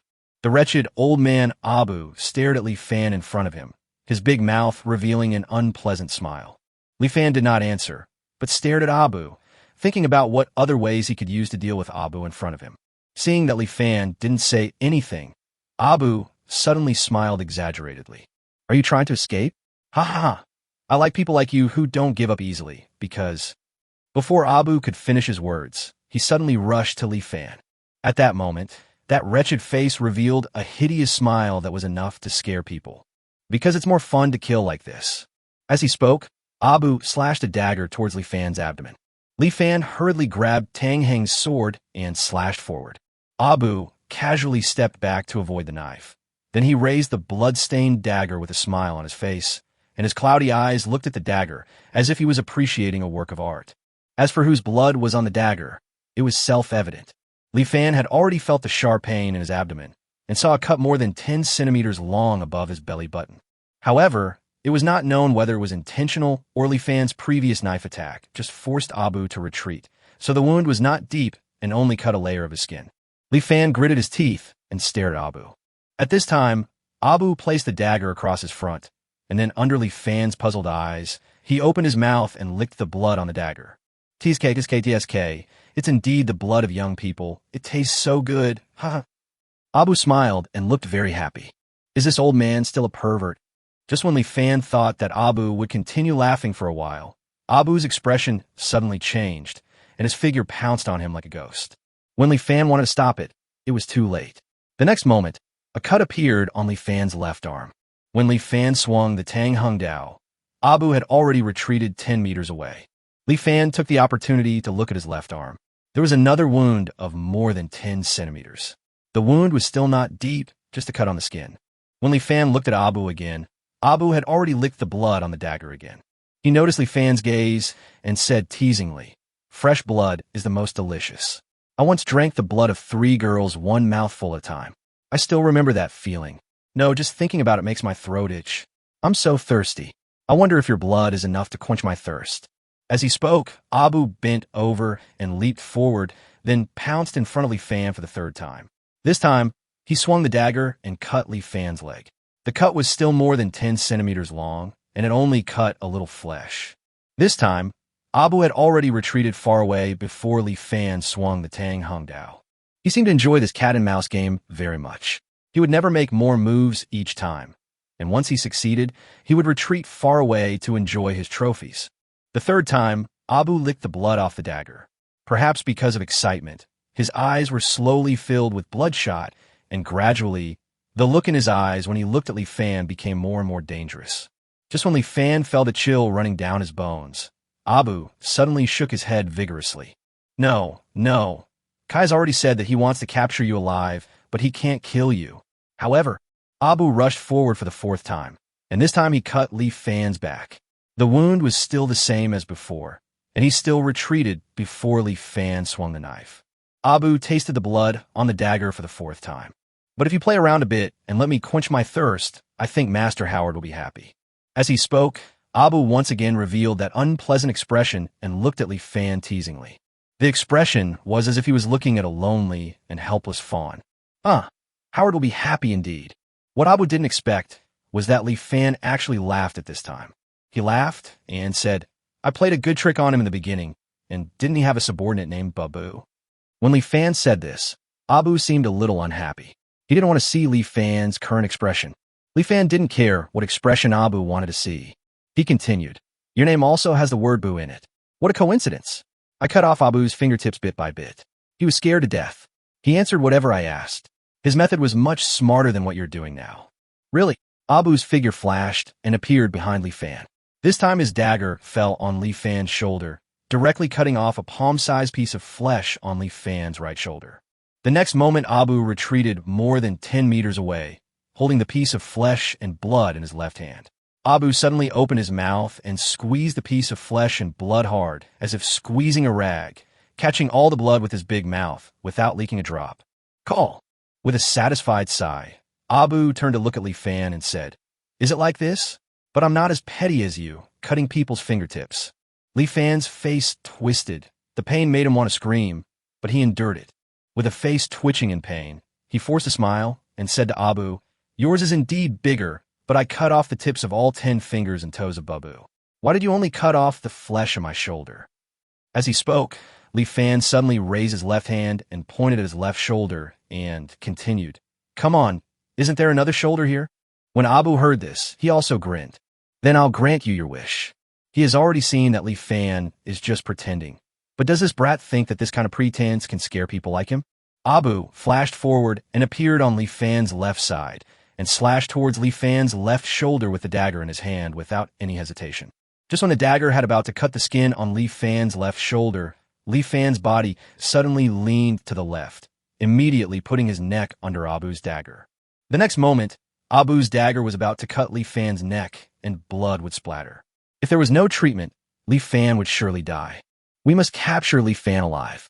Kai's order appeared in his mind, and Abu almost instinctively retracted the dagger in his hand. At this moment, a flash of knife appeared.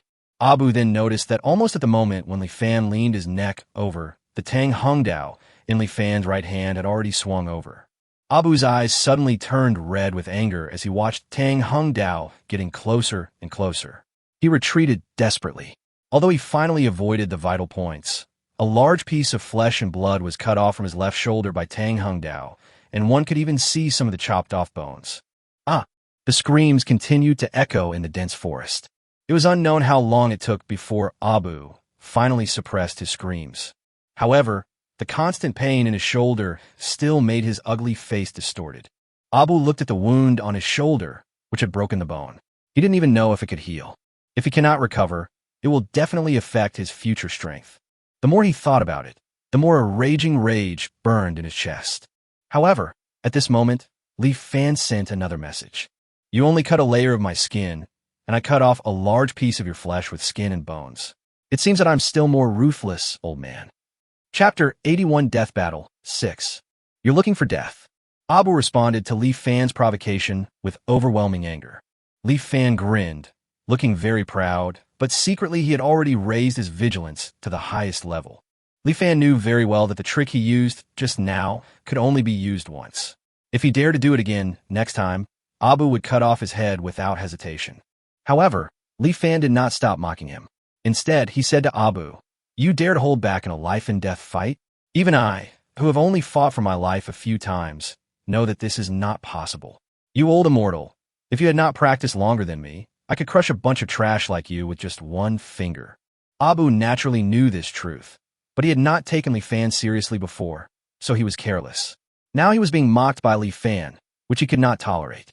"You little brat, it looks like you're really looking for death. You're the piece of shit I'm looking for. Okay, if you have the guts. You are such a fool." Snort. Li Fan's words finally completely ignited Abu's anger. At this time, Abu's eyes were almost dyed red by bloodshot. He turned the dagger in his hand and held it. Then Abu's right hand slowly retracted back along the side of his waist, and at this time, a dazzling white light burst out from the dagger. That was the starting move of fighting skill, Piercing Strike. Li Fan's breathing became heavy at this moment, but he still showed a look of disdain on his face. Li Fan raised his face at a 45-degree angle, looked down at Abu, and then finally uttered two words slowly. "Waste." Abu's eyes suddenly widened, and the next moment he rushed towards Li Fan. 2 meters away from Li Fan, Abu shouted, "Fighting skill, Piercing Attack." Li Fan quickly raised his hand to block Tang Hung Dao in front of his chest. However, at this moment, a white light flashed and stabbed towards Li Fan's defenseless abdomen. In an instant, the white light passed through Li Fan's abdomen and out from behind his waist. When it passed through a big tree, it instantly pierced through the tree, and then the white light slowly dissipated. Li Fan's abdomen was left with a blood hole as big as a fist, like a big tree. Abu smiled grimly and said disdainfully to Li Fan in front of him, "You ignorant brat! How dare you anger—" Snap! Before Abu could finish his words, a hand grabbed his injured left arm. Abu looked up and saw Li Fanzheng with blood all over his mouth and a ferocious smile on his face. Abu seemed to have guessed something. Letting go. As Abu roared, he instantly exerted force with his left arm, trying to break free from Li Fan's hand. However, his left arm had just been injured, and he couldn't use much strength for a while. Abu could only kick with his feet, trying to use his brute force to pull his left arm back. A little effort can achieve a great result.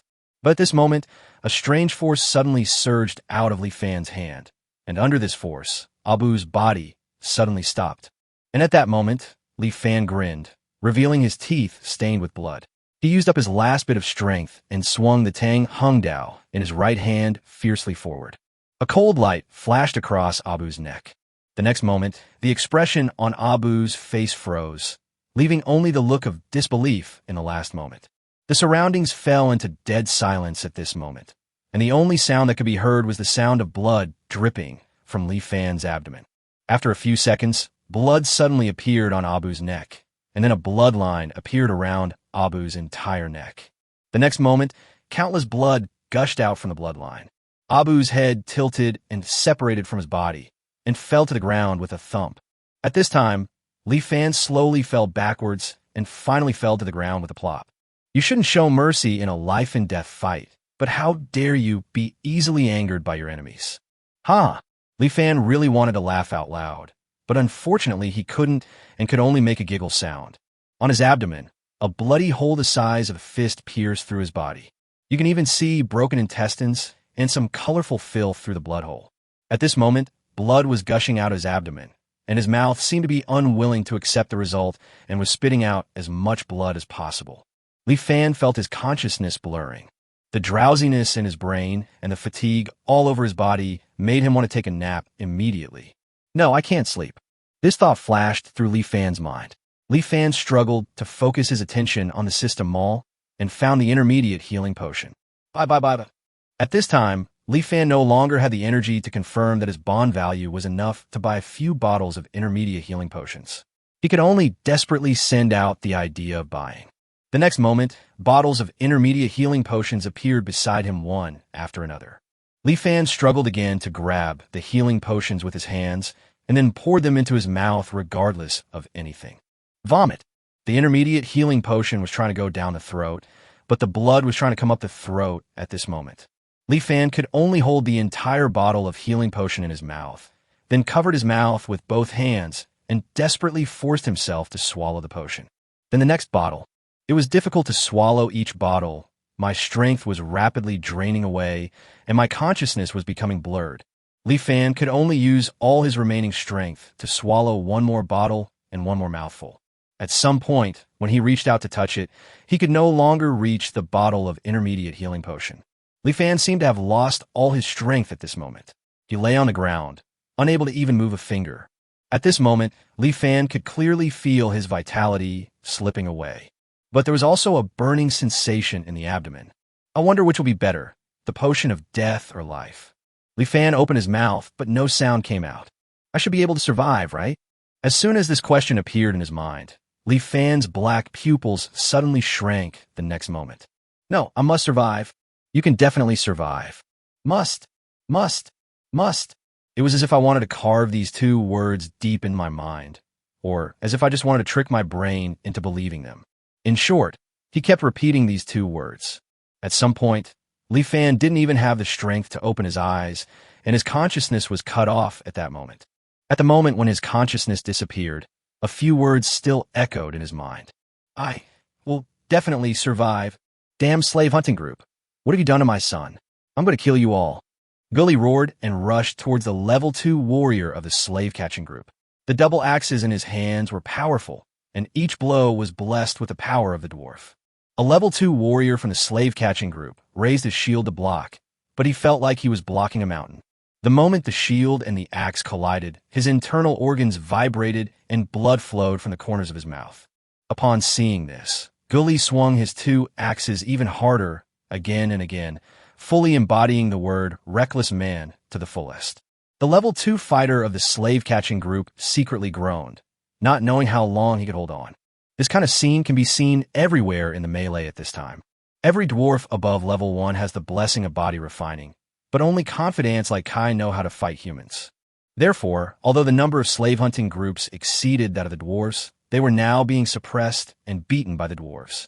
If there is no more intervention of high-end combat power, defeat is only a matter of time. Chapter 82 Death Battle 7. Not far away from the melee between the dwarves and the slave-catching group, Dina, holding a recurved bow, shot an arrow at the rapidly approaching level 2 slave-catching group warrior. While the level 2 warrior was dodging the arrow, Dina distanced herself from the opponent, and then she prepared the next arrow. Dina had been fighting with the opponent like this for a long time. The two of them had almost no close combat, and the fight was not intense. Neither of them was even injured. It could be said that they were the two most relaxed people in this battle. Dina glanced at Anna's condition at this time. Seeing that Anna was not in danger, she retracted her gaze and focused on the enemy in front of her. Ouch! Anna raised her head and let out a roar. Then she exerted all her strength with her limbs and pounced towards air. Its speed is so fast that even a level 3 warrior cannot match it. Air stared at Anna's white figure, and his right hand holding the rapier retracted towards his waist. Fighting skill, piercing attack. Seeing this, Anna had to dodge sideways. With preparation and her terrifying agility, Anna was able to dodge the fight without getting hurt. However, this is under the condition that both parties keep their distance. For this reason, it was extremely difficult for Anna to attack air. The two sides fought back and forth for a long time, and neither side was thinking about the immediate outcome, but was waiting. The wait is to see who can hold on longer. The orcs' beast transformation will consume a lot of physical strength and blood, and fighting skill, piercing attack, will also consume a lot of physical strength and fighting spirit. By now, both of them have almost reached their limits. However, Anna's real strength was only level 2 after all, and she was the first to collapse in the end. Anna, who had transformed into a white wolf, suddenly staggered, and then the white hair on her body quickly retracted in her body, and soon she returned to her orc appearance. Anna knelt on one knee on the ground, gasping for breath with a pale face. At this moment, she seemed to have no strength to stand up. When Ayer saw this, he was overjoyed. After all, he had persisted longer, and therefore he would become the final winner. Ayer walked towards Anna with a grim smile, raised the rapier in his hand, and was about to stab Anna. Call out. There was a sound of air being cut, and Ayer sensed the danger. He turned around and saw an arrow shooting straight towards his head. Ayer hastily raised his rapier and slashed it in front of him, finally knocking the arrow away. At this time, Ayer turned his attention to the person who shot the arrow, Dina. The next moment, Ayer suddenly sneered. Behind Dina, the level 2 slave-catching core soldier who had been fighting with Dina was surprised to see that Dina dared to sneak attack Lord Ayer while fighting with him. The level 2 slave-catching core warrior was immediately furious and took the opportunity to get close to Dina, grinning and ready to draw his sword to kill Dina. However, Dina suddenly turned around, and her silver-white pupils opened up a slit like a wild beast, and she looked like a silver wolf that was just ready to hunt. The next moment, Dina not only did not run away, but rushed towards a level 2 warrior of the slave-catching group. As soon as the two approached, Dina suddenly opened her right hand, turned it into a claw, and grabbed the level 2 warrior of the slave-catching group. The level 2 slave-catching core soldier was startled and raised his sword to block. With a ding sound, as expected of an orc's hands and nails, the collision with the rapier actually made a sound like metal colliding. But it's not over yet. After Dina swung out a claw, she swung the recurved bow in her left hand and smashed it towards the level 2 warrior of the slave-catching group.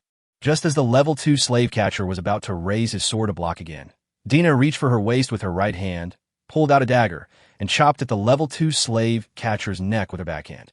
No, the level 2 warrior of the slave-hunting group couldn't understand why Dina, who had just been chased by him, had burst out with such a strong melee ability.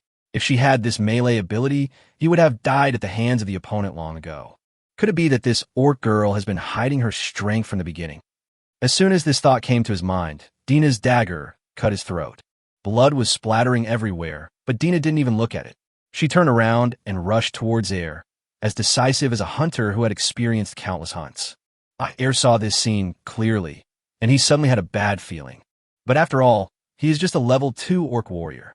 There is nothing to be afraid of as long as he does not have the beast transformation skill. Aer felt a little more relaxed when he thought of this. But he did not forget to hold his sword in hand and be on guard against Dina, who was rushing towards him. But when Dina was almost in front of him, she suddenly stopped and said in a low voice, "Chi and blood warfare. Chi and blood warfare. I have a stunt." Why were there two voices? The next moment, Aer reacted and realized that the other voice was spoken by Anna behind him. However, before Aer had the chance to turn around, two more sentences were spoken. Blood and life are shared. Blood and life are shared. At that moment, a bright red energy suddenly surged out of Dina's body, which was the source of the orc's power, chi and blood.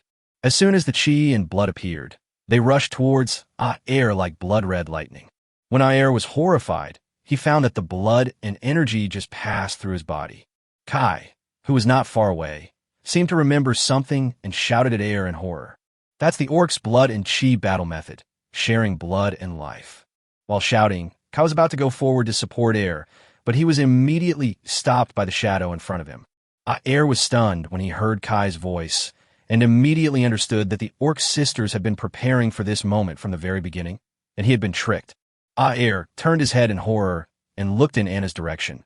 But as soon as he turned around, he saw Anna, who was unable to move just now transformed into the appearance of a white wolf again, and then the white wolf's claws swung towards his head. Puff! It was as if a watermelon was smashed open, with red mixed with white splattered all over the ground. The next moment, Aer's headless body slowly fell backwards. It all happened in a flash. Kai could only stare at it all in a daze, and then he suddenly had a very bad premonition. And his premonition was immediately confirmed. Anna, who killed Aer, did not stop. After connecting with Dina's blood, she seemed to have regained her strength, and every move she made was filled with amazing power. Instead, Dina was gradually becoming a little listless. Seeing this, Anna jumped and landed next to Dina, and Dina immediately cooperated and climbed onto Anna's back. The chi and blood of both of them suddenly became more closely connected. Anna no longer hesitated and ran quickly towards Kai. She had to kill Kai before she exhausted Dina's energy and blood. Seeing Anna coming at him aggressively, Kai retreated without thinking. He didn't understand how they, who originally possessed overwhelming strength, could now possibly lose. Kai now just wants to gather Ai and Abu as soon as possible. Only in this way can he stabilize the situation again. How could Ing, who was standing by, give Kai this chance? He stepped forward again to stop Kai. Get out of the way. Fighting skill, piercing attack. Kai used his fighting skills to force Ing back without hesitation, and was about to rejoin Hajime at his location. Call out. Dina behind Anna shot an arrow at this time. No one dared to ignore the arrow shot from the high-quality bow. Kate raised her sword and wanted to chop the arrow away. Brush. At this moment, a transparent silk thread, pulled by a dagger, quickly wrapped around his hands. It was a silk thread on a mother and child dagger. For a moment, Kai was unable to move, and the next moment, an arrow shot into Kai's shoulder. Ah! As Kai screamed, Anna leaped up, stared at Kai from midair, and then slashed downward with her cleated front paws. No. Chapter 83 Wake Up. After the death of Kai and Aer, the slave hunting group here suddenly lost their will to fight. With the cooperation of Anna and Ing, all the level 2 fighters of the slave hunting group, including Hake, were killed by the two in a few minutes. The remaining members of the slave hunting team would probably be torn to pieces by the dwarves in no time. They were no longer a threat, and it was not worth the two of them wasting any more time. Anna and Ing then looked at each other. The two of them had a very good understanding of each other. Without saying anything, Anna took Dina and chased towards the south, and Ing chased towards the north alone. The reason for doing this is very simple. Ing himself has the strength of level 3, and with the dark magic skill Stealth, even if he cannot defeat Abu, he can still take Li Fan away. The same goes for Anna and Dina. Even if they can't defeat Hajime, they can just rescue Dozina. However, the final result was beyond their expectations. The next evening, Li Fan's eyelids moved and then slowly opened. What comes into view is a stone ceiling. Li Fan moved his hands, then slowly sat up. He still felt a little uncomfortable, but the extreme weakness he had imagined did not appear. Li Fan couldn't help but lift up the clothes covering his abdomen to take a look. There was a scar as big as a fist, and the skin was tender, Obviously, it had just scabbed over not long ago. I survived. Li Fan sighed and then looked around. At this moment, he was in a cave, and he was covered and lying on thick monster fur. Li Fan lifted the fur of the monster and slowly stood up.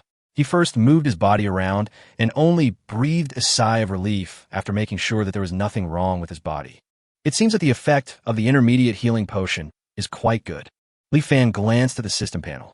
Host, Li Fan. Realm, level 2 fighter. Strength, 2,300. Physique, 2,300. Agility, 1,300. Spirit, 2,300.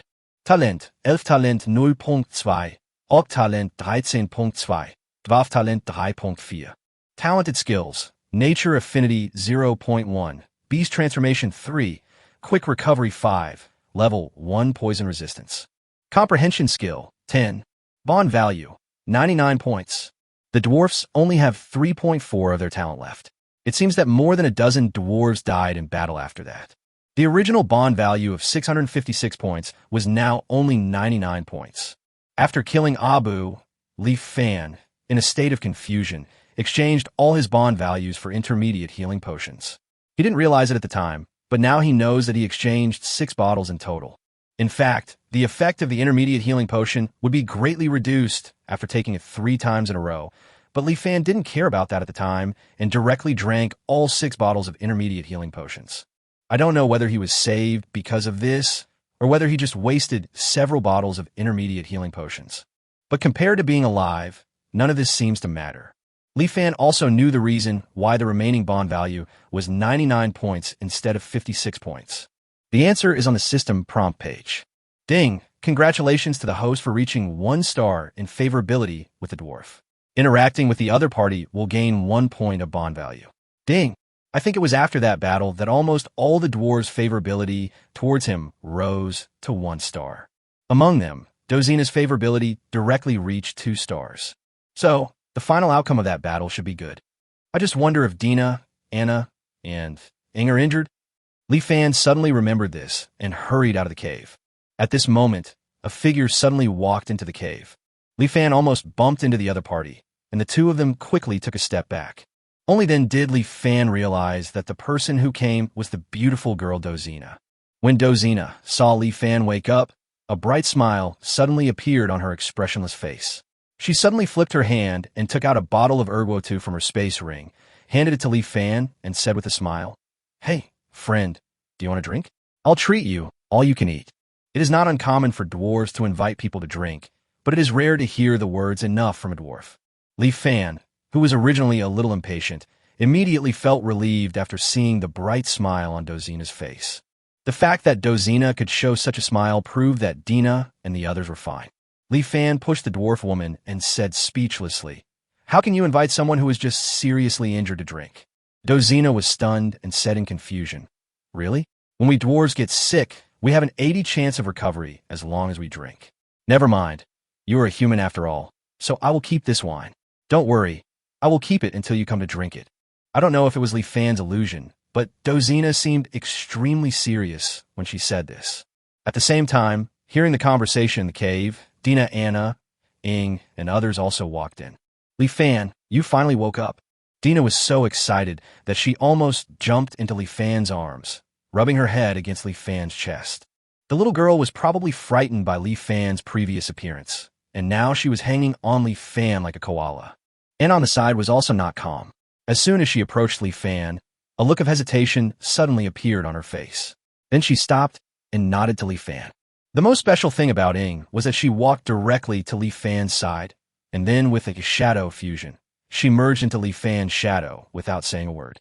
Seeing that everyone was safe and sound, although he had expected it, Li Fan couldn't help but breathe a sigh of relief.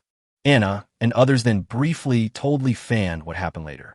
After killing Kai and Air, Anna took Dina to where Dozina was.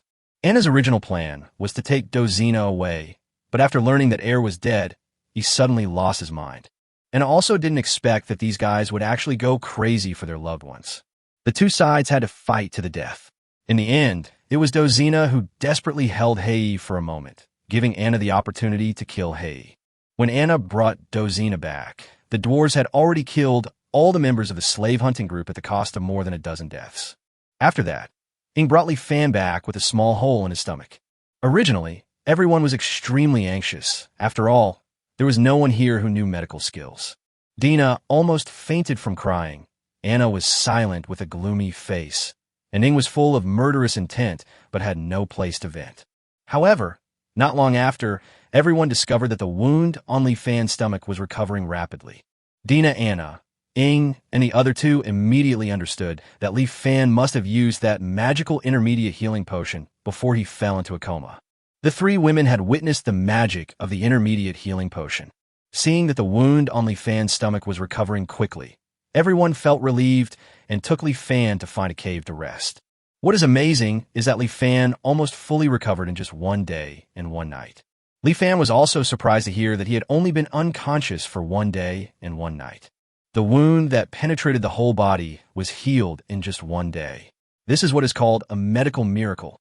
Li Fan thought about it and realized that the reason why he could recover so quickly, in addition to the intermediate healing potion, was probably also due to the 0.1 times recovery speed of natural affinity and the 5 times recovery speed of quick recovery. In fact, the reason why he was able to survive such injuries was probably due to these two innate skills. Of course, it must also be because of his desire to survive that burst out at the last moment. Wait a moment.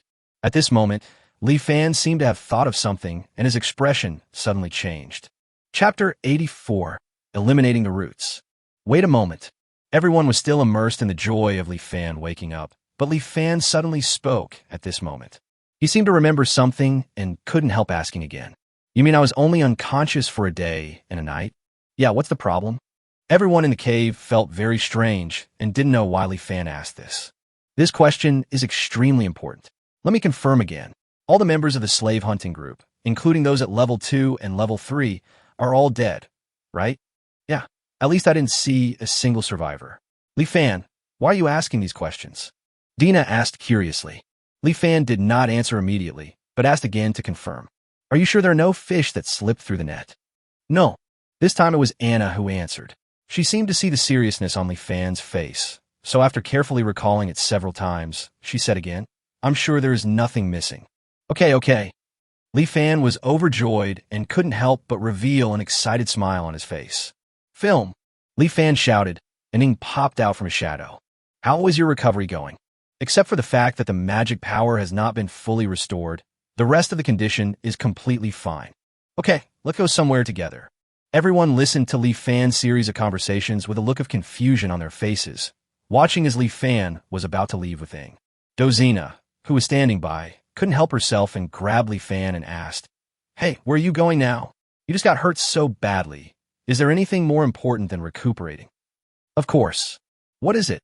After cutting the grass, we naturally need to eliminate the roots. Li Fan never forgot the root cause of this series of events, Howard. From the elves at the beginning, to the orcs later, and now the dwarves, the root of everything comes from Howard's ambition. After this battle, the crisis seemed to have been resolved, but Howard, the real man behind the scenes, was still alive and well. As long as Howard was alive, everything would not be over. Anna was the first one to understand what Li Fan meant and was immediately shocked. You want to kill Howard now? Li Fan nodded and said, I have to go. Anna asked in confusion why. Li Fan immediately said, Think about it. After we killed Bob, Howard only had Kai and Huck, 2 strong men left. But what did we see afterwards? Howard sent 4 level 3 fighters for level 2 fighters and more than 50 level 1 fighters. After listening to what Li Fan said, Anna, who was familiar with the local strength, could better understand what a terrifying force this was. It is no exaggeration to say that this force is enough to sweep through any ethnic group's gathering place. If Howard had not been worried about arousing the anger of the dwarves, and thus causing a war, he would have let his men sweep through the entire dwarf gathering area. Li Fan continued, Obviously, the power behind Howard is very formidable. If Howard knew that all his men were killed, what do you think he would do? That's right. Next time he will definitely bring several times or even dozens of times the number of people as this time. By that time, we will be in a truly desperate situation with no chance of comeback. The facts were not much different from Li Fan's guess. If Howard knew that all his men were killed in the battle, he would definitely leave the Sin Forest as soon as possible and return to Winter City to tell his Uncle Carton about the senior blacksmith in exchange for benefits. Even a city lord cannot ignore the existence of a high-level blacksmith. At that time, Li Fan and his companions will have to face the full power of a city lord. Based on his own guess, when Li Fan learned that only one day had passed since the battle and that no slave hunting group had escaped, his first reaction was to find Howard and eliminate the root of the problem. As long as it is handled well, perhaps this matter can be completely resolved. Li Fan didn't waste any more time and set off with Ing immediately. Dina, Anna, and Dozina also expressed their desire to go together. However, Sin Town is human territory after all. If Anna and the others go there together, they will be discovered and may cause great trouble. Ing, who is good at stealth, not only does not have this trouble, but he can also take Li Fan to find Howard quietly, so he is obviously the best candidate. Outside the sinful town, in front of Li Fan, was the familiar entrance to the valley. I have to say that Sin Town is built in a really good place. The towering mountains on three sides form a natural wall, and the only valley entrance is only a dozen meters wide. If a city gate is built, it can almost be regarded as a natural city. However, there was no one guarding the city gate at this time. This is very strange. Although Sin Town is just a gathering place for a group of people who are blinded by profit, people are arranged to keep watch every day so that they can open their eyes alive the next day. Today, there is no one to be seen. It was the same before. We couldn't see any mercenaries hunting monsters. We don't know what happened. I hope Howard didn't run away. Li Fan said, letting Ing lead the way ahead, and he followed closely into the Sin Town. As expected, there were few people in the town, only a few drunks here and there. Seeing this, Li Fan took Ing and walked straight toward Carton Manor. What made Li Fan breathe a sigh of relief was that there were still many people in the Carton Manor. Although it was late at night, the entire manor was lit up with countless lights, making it seem like daytime. This scene is not suitable for infiltration, but it is still not difficult to capture. Ing directly activated stealth, and with a running start, he easily climbed over the wall outside the manor, and then quickly blended into the shadow of the trees beside him. 5 minutes later, Ing came out again, and she had investigated the situation in the manor thoroughly. That means most of the people in the manor are ordinary people, and the strongest are just a few level 1 guards. Ing nodded affirmatively, and Li Fan continued to ask, "Is Howard in the manor?" Ing nodded again. Li Fan was overjoyed and immediately asked Ing to lead the way. The two of them bypassed several guards and soon stopped in front of the study. There was still light coming through the crack in the study door. Obviously, Howard hadn't gone to bed yet. Ing was about to open the study door and break in. Li Fan quickly stopped her. If he rushed and rashly, Howard would probably call for guards immediately. Although the guards were insignificant, they would alert those who were still staying in the Sin Town. Li Fan still had some things he wanted to ask Howard, and he didn't want to kill Howard immediately. Li Fan thought about it, then walked to the door of the study, took a deep breath, knocked on the door gently, and said, "Master Howard, there is news about Lord Kai and the others." "What?" Howard's shocked voice came from the room, and the next moment the study door was opened impatiently. However, before Howard could ask, a cold dagger was placed on his neck. Then Li Fan stood in front of Howard. He stretched out his right hand, put his index finger on his lips, and said softly, "Dear Master Howard, please don't make a loud noise, otherwise we may crush your tongue in an instant." As he spoke, Li Fan showed a kind smile. Chapter 85, Year of Divine Punishment. 2 days had passed, 2 whole days and 1 night, and no news had been sent back from the slave hunting group. Howard had a bad feeling in his heart, but he knew very well the strength of Kai and his team. No one in this sinful forest could be their opponent. Howard felt like an ant on a hot pan. Without the talent to cultivate fighting spirit, his only way out was to do business. Now he had given up the Guild of Commerce in Winter City. If he couldn't catch the dwarf who was a senior blacksmith, his future would be dark. At this moment, Howard was like a powder keg that could explode at any time. For this, he had beaten 2 servants to death, and even Charles ran away. And tonight, when Howard was anxious and unable to sleep, someone suddenly reported that there was news about Kai. Howard almost stumbled over and opened the study door. But he never expected that what he was about to face was the cold dagger and Li Fan's face that made him hate it so much. Shadow controlled Howard to enter the study, and Li Fan slowly closed the door after entering the study. Howard was immediately horrified by this action. He opened his mouth and said loudly, "Huh?" Howard, before he could finish his words, Li Fan pinched the other person's mouth and looked at him with cold eyes. "Oh, dear Master Howard, I declare once again, for the sake of your tongue, please don't speak loudly. Otherwise, I promise that it will be the last time you speak loudly in your life. Understand? Li Fan pinched Howard's mouth with his right hand without mercy. Howard was in so much pain that he almost cried. At this moment, he realized his current identity and nodded quickly. Very good. Li Fan smiled and released his right hand, then immediately got to the point. Tell me, how did you become interested in Dozy, the dwarf's high-level forger? Li Fan has always been puzzled by this matter. If this problem is not solved, even if there is no Howard in front of him, there will be countless new Howards in the future. So this matter must be made clear, otherwise Dozina and the others will never have peace. Howard carefully looked at the dagger on his neck, not daring to hide anything. More than 10 days ago, a dwarf sold the news to a slave trader, and a few days ago, the slave trader sold the news to me. Li Fan and Ing were extremely surprised. They never expected that Dozina was betrayed by a dwarf of the same tribe. Li Fan's first reaction was that it was done by the dwarf leader whose son had been crippled in the dwarf gathering place, and the other party also had sufficient motives. I think it is because of Dozina's identity as a senior blacksmith that he did not dare to take revenge personally, so he thought of using human slave traders. Knowing this, although it cannot solve the problem, at least it can serve as a warning, which is also a gain. Li Fan was about to ask the second question when he suddenly paused. Li Fan thought for a moment, then suddenly approached Howard, reached out to move the dagger from Howard's neck, and then put his right hand on Howard's neck. With this strange look, Li Fan stared into Howard's eyes and asked the second question. Who else knows about your attempt to capture the dwarf this time? He wanted to find out all the people who knew about it, so that he could kill me after silencing them. Howard heard the meaning in Li Fan's words, and his mind moved. He hurriedly said, "And my uncle, the Lord of Winter City, Carton." Li Fan's eyes were always fixed on Howard. Then he suddenly smiled and said, "In my hometown, there's a special method that can be used to determine whether a person is lying. For example, the heartbeat of a liar will increase and the pupils will shrink." Li Fan pointed at his eyes, then pointed at his hand on Howard's neck. Suddenly his face turned cold, and he looked at Howard with murderous intent and said, "You were lying just now." In fact, Li Fan didn't understand any of this at all. He just wanted to trick Howard. The results were unexpectedly good. Howard was shocked when he heard Li Fan's words. He didn't expect that there was such a magical method to identify lies in this world. He hurriedly said, I didn't. However, Howard kept saying, "I didn't lie" for a long time, but he didn't have the confidence to finish saying the 3 words, "I didn't lie." Li Fan smiled again when he saw this. Well, just now he was not sure whether Howard was lying or not, but now he was sure that Howard was lying. After all, he was a native of another world and had never seen so many tricks.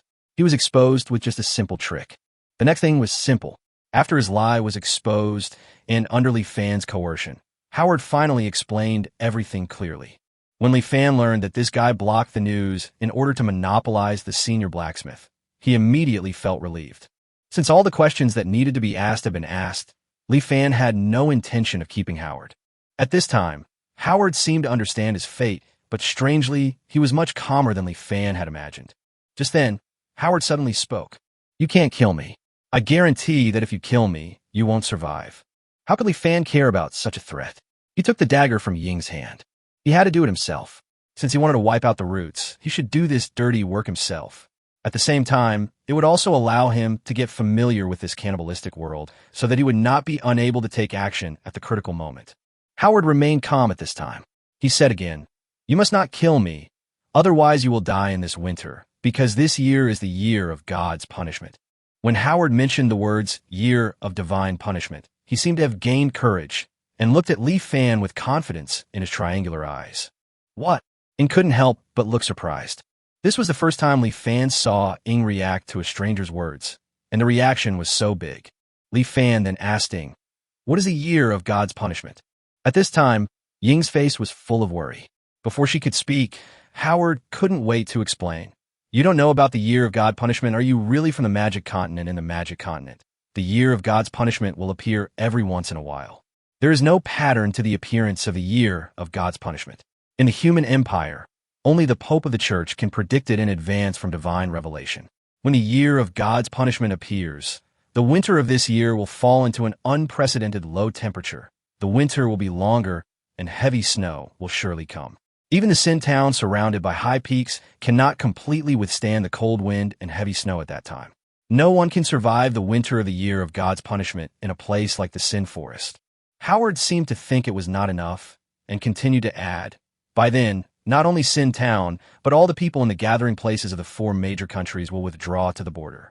The Sin Forest will be thoroughly cleansed by the cold winter, and no one will survive. You are not a warcraft, and you cannot rely on hibernation to survive. You can only go to Winter City to survive the winter. If you kill me, Uncle Cotton will not let you go, and you will not be able to set foot in Winter City. The final result is death in the Sin Forest. And this is exactly why Howard felt that Li Fan did not dare to kill him. Chapter 86, Freeing the Slaves. Li Fan was also greatly surprised when he heard this. He did not expect that there was such a thing as the year of divine punishment in this world. Then he suddenly sneered and said to Howard, "But your Uncle Cotton doesn't even know that I killed you." Howard responded to Li Fan with a sneer. "Li Fan, it seems that you are not a noble, so you don't understand nobility. If you kill me now, someone will spread the news of my murder or disappearance to Winter City tomorrow. Uncle Cotton may not be able to find out who the murderer is, but as long as everyone in Sin Town is regarded as the murderer, wouldn't it be considered as finding the murderer? You have to let me go.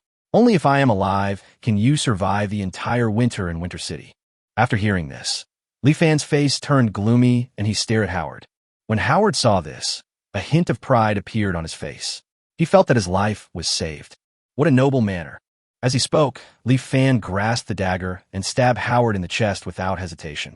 Howard widened his eyes, not understanding why this happened and why Li Fan dared to take action.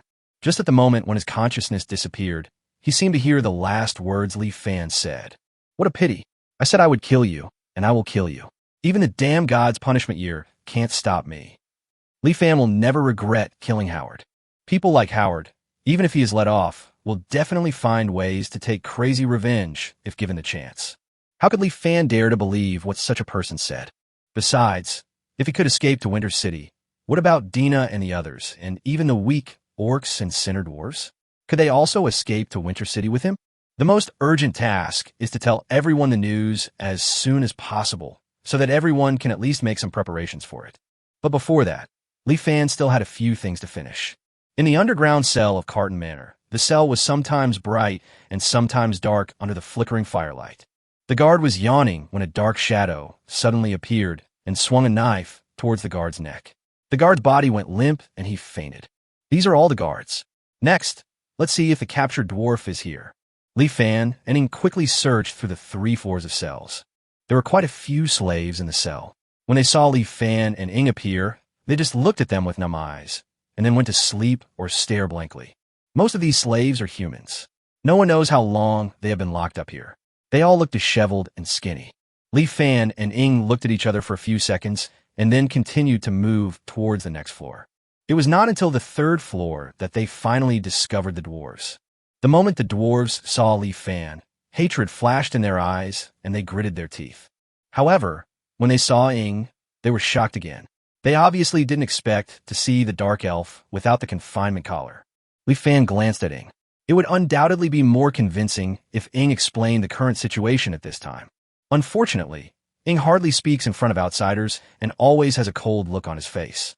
Li Fan had to go up by himself.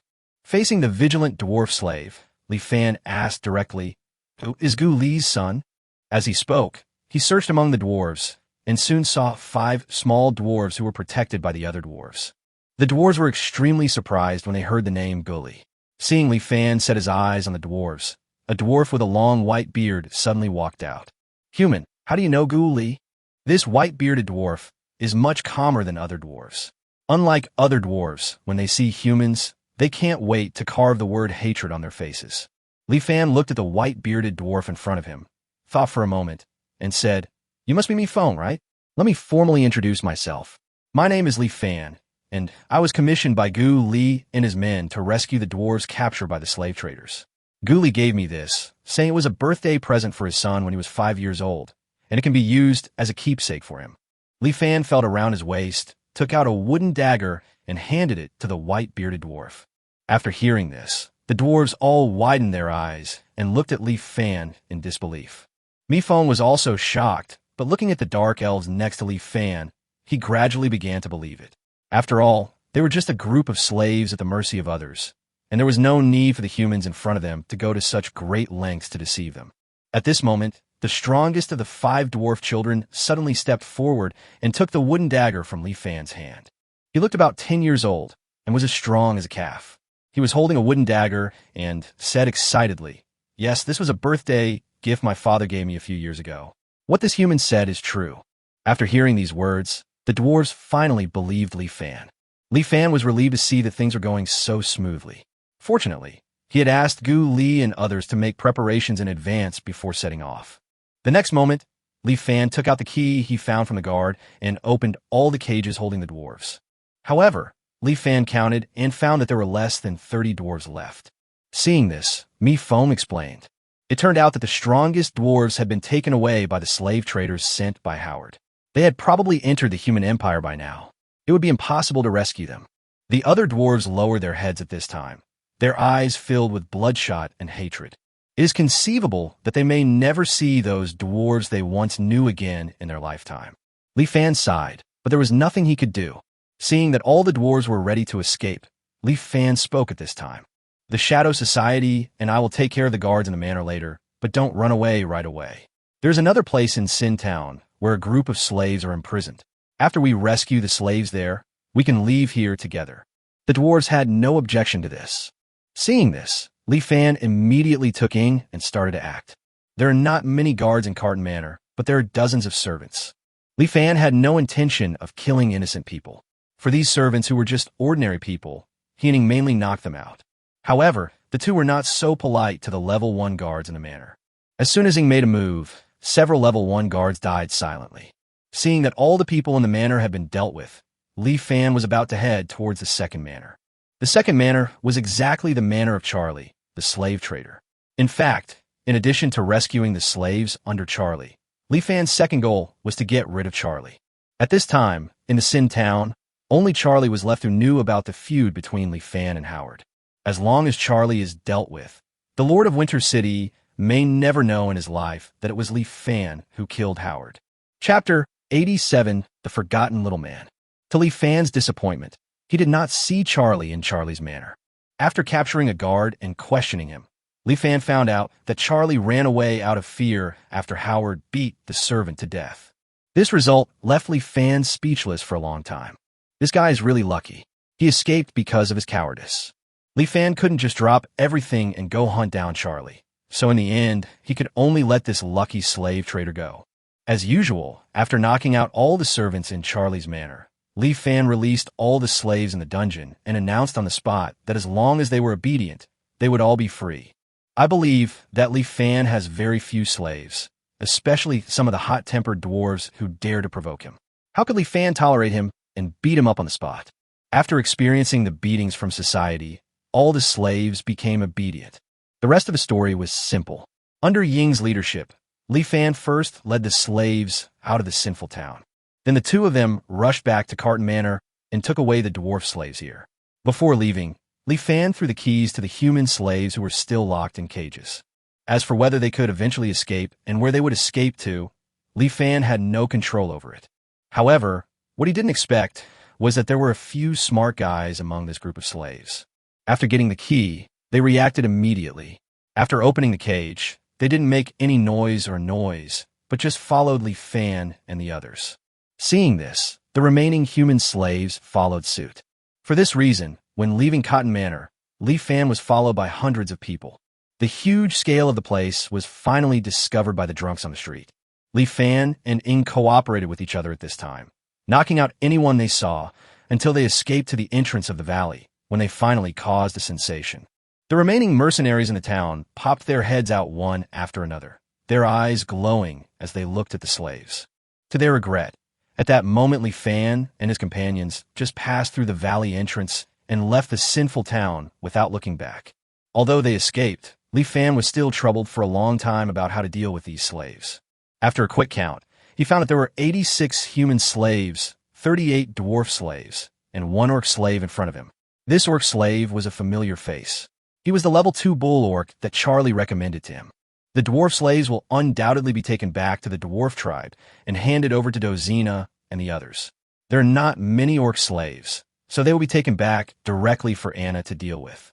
However, the human slaves before them were not only huge in number, but they were also ordinary people who had not cultivated their fighting spirit, making them the most troublesome to deal with. After thinking for a long time, Li Fan was sure that he couldn't take these people away. Li Fan knew very well that neither the dwarves nor the orcs would accept these humans. The dwarves and orcs were able to tolerate Li Fan because of what Li Fan had done all along. However, what dwarves and orcs are most wary of is humans. Years of racial conflicts and the long-term harm caused by slave traders are not something they can easily let go of. Li Fan is not a saint. Since he knows that he can't help these human slaves, he doesn't worry about it anymore. He took out all the food on his body and in his space ring and placed it in front of these human slaves. Then he left without saying a word, taking the dwarves and orcs with him, leaving behind a group of human slaves who looked at Li Fan and his group in confusion as they walked away. It was an unpleasant scene after all, and Li Fan looked heavy all the way. It is said that when humans become slaves, they will be left with an indelible mark on their necks, just like the weak, orcs, and the sinner dwarves. With this mark, the identity of a slave will accompany this person for the rest of his life. If a slave ran away, someone who encountered the escaped slave could obtain ownership of the slave by simply catching him, including the right to control the life and death of the slave. So those human slaves now have only two choices. Either return to the Sin Town and continue to be a slave, or live a life of exile in the Sin Forest. No matter which one, I think the outcome waiting for these slaves will not be a very good one. The next morning, Bart arrived at the Mercenary Guild early. Due to the year of God's punishment, winter would arrive at an unknown time this year. So the Mercenary Guild decided to move to Winter City in the next few days until the winter was over. Bart was both happy and worried about this. Ever since he had asked for an audience with Master Howard in exchange for Li Fan's information, Bart thought he could finally leave this hellhole and return to the Winter City he had longed for. However, he never expected that Master Howard would let Li Fan run away. Therefore, the reward that Master Howard promised him was naturally gone. Well, thinking that he would have to face that damn Baron soon, Bart didn't know what to do. Worried, Bart stepped into the Mercenary Guild. The guild this morning was a little strange, being particularly noisy so early in the morning. Bart leaned in among the crowd and listened carefully. What? Master Howard is dead. Bart listened to the news in surprise, and then he learned that someone saw a young man with a dark elf rescuing a large number of slaves last night, and not long after that, Master Howard was found dead in his own manner. Everyone speculated that someone killed Howard in order to take away the slaves. Bart, who knew something about the matter, almost immediately thought of Li Fan. Could it be that Li Fan killed Master Howard? Could it be that he already knew that I betrayed him? No, I have to leave Sin Town immediately. Bart broke out in a cold sweat. Even if I might be beaten to death by the Baron's men, I will return to Winterfell immediately. The next moment, Bart immediately found a team of mercenaries who were about to return to Winter City. After paying the fee, he set off towards Winter City with them. As the Sin Town got farther and farther away, Bart's nervous mood finally relaxed a little. After calming down, some little thoughts came to Bart's mind.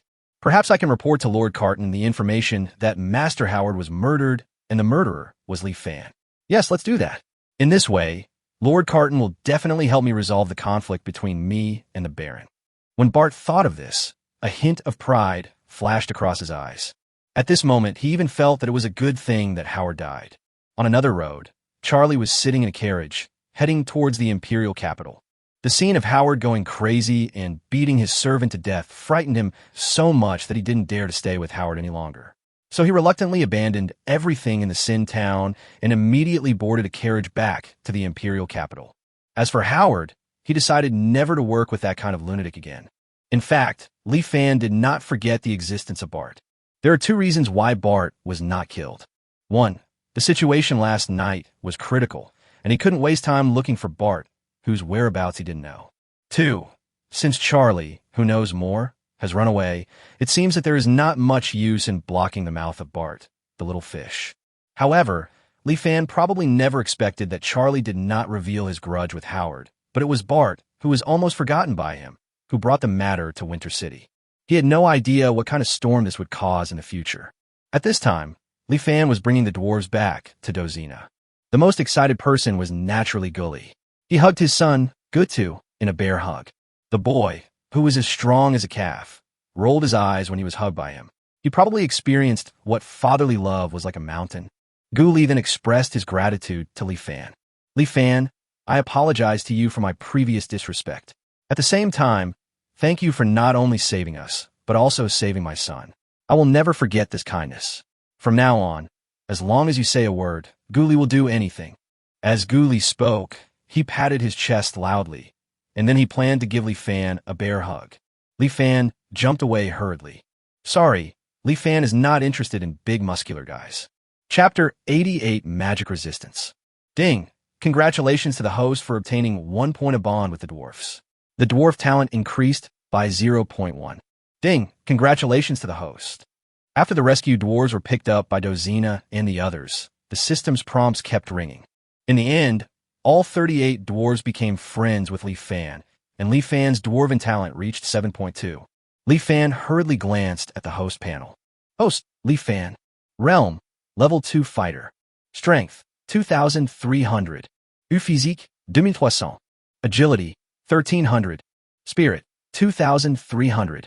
Talent, Elf-Talent 0.2. Orc-Talent 13.2. Dwarf-Talent 7.2. Talented skills. Nature Affinity 0.1. Beast Transformation 3. Quick Recovery 5. Level 1 Poison Resistance. Level 1 Magic Resistance. Immune to Level 1 Magic. Strong Resistance to Level 2 and 3 Magic. Comprehension Skill 10.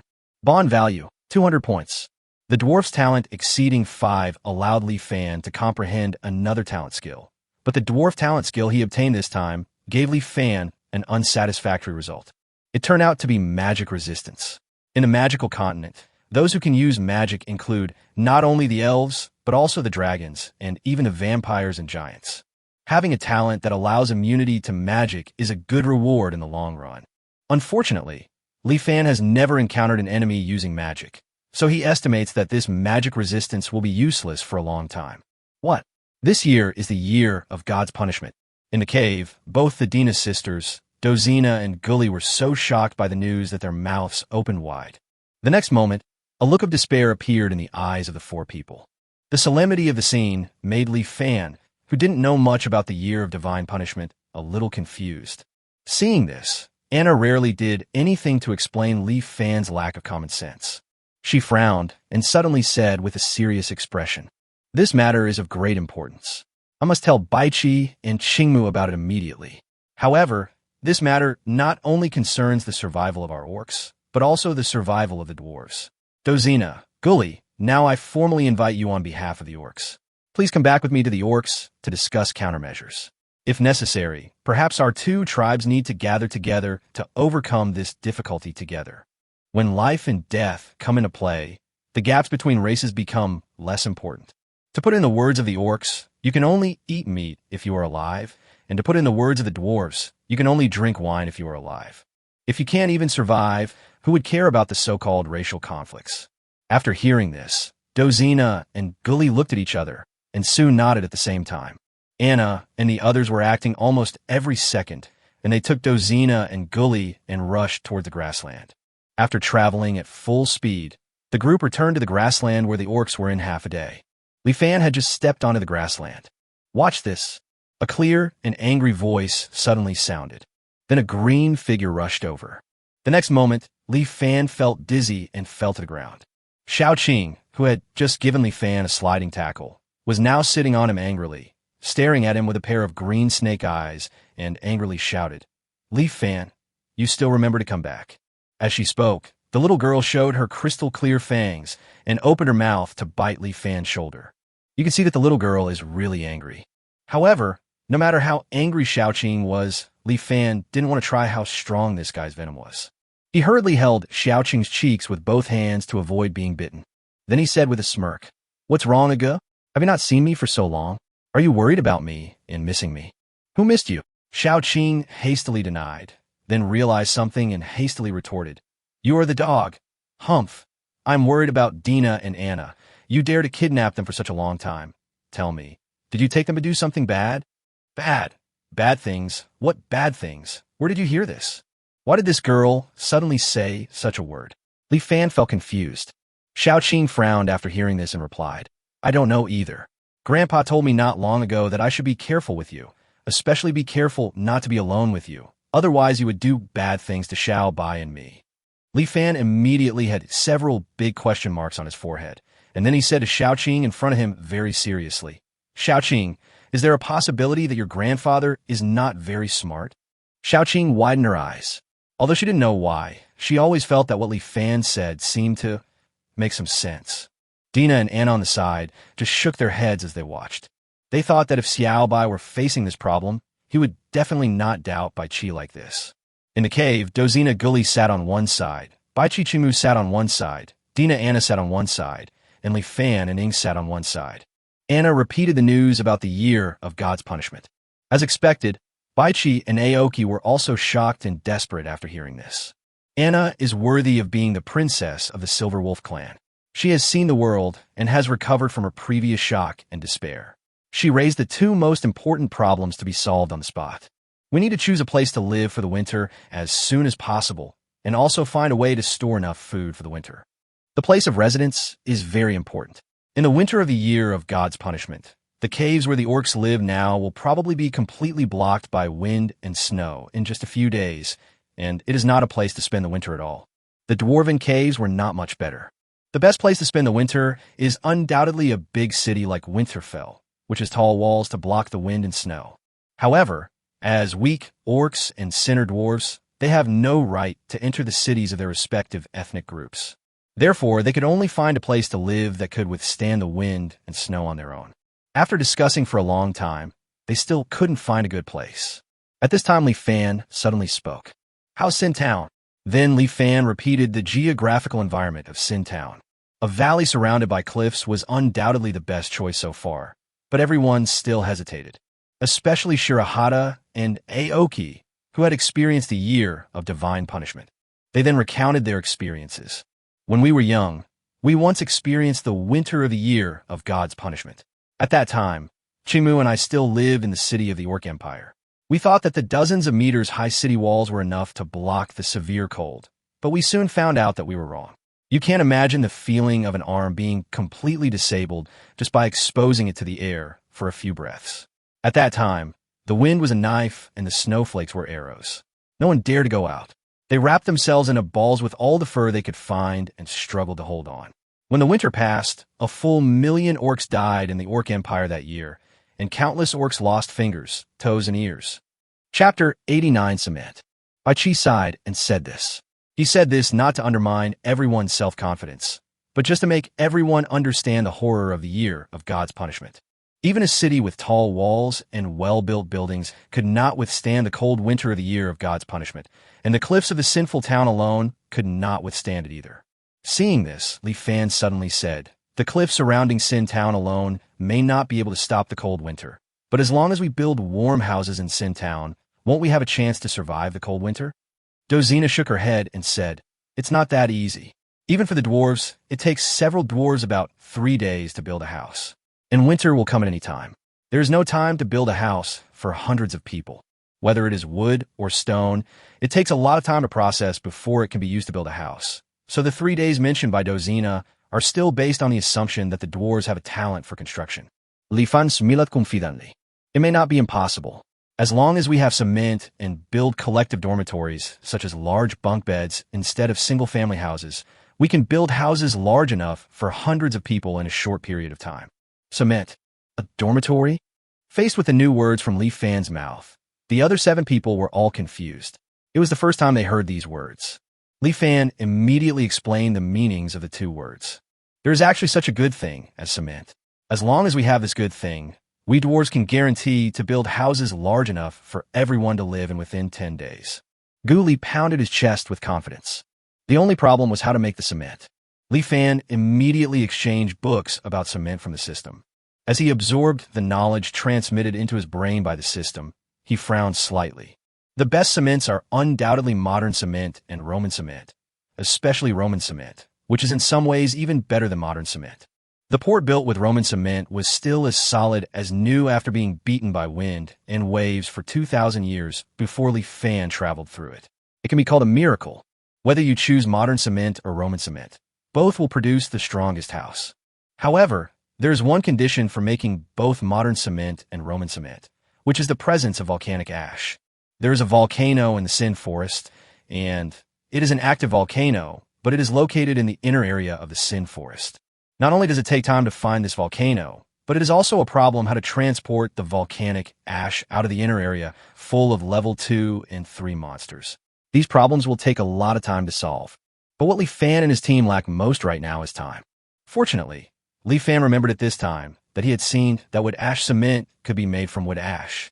After searching through the books in the system mall several times, Li Fan finally found a method to make cement using wood ash. The cement made by this method is naturally not as good as modern cement and Roman cement, but Li Fan only needs the house made of wood ash cement to survive this winter. As for how many years such a house can last, it is not within his consideration. Now that they had an idea of how to obtain the cement, the group started taking action on the spot. Every minute and every second is extremely precious nowadays. Howard said that when the year of divine punishment comes, the people from the gathering places of the 4 major races will evacuate. Li Fan plans to move to the Sin Town as soon as the human race evacuates. So Li Fan asked Ing to go to the Sin Town to investigate. And as soon as the people in the Sin Town left, he asked Ing to come back and report immediately. On the other hand, we started trying to make wood ash cement with the dwarves.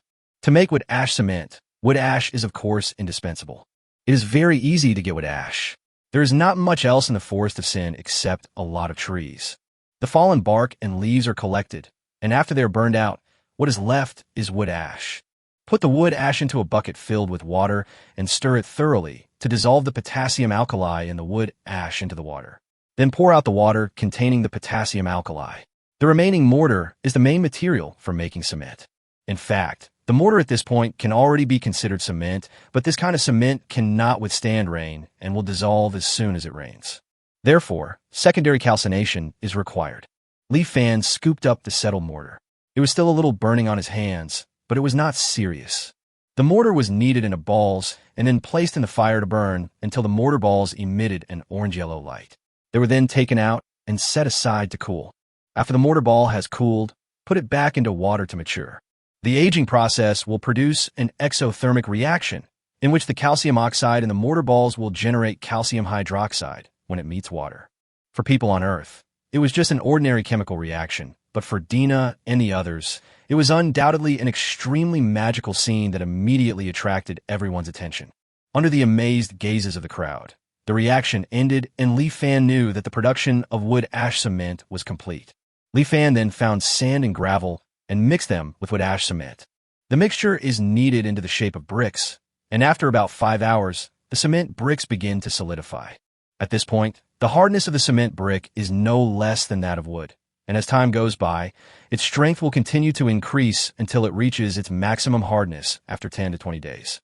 During this period, the dwarves could build all the houses first and then wait for the cement to solidify.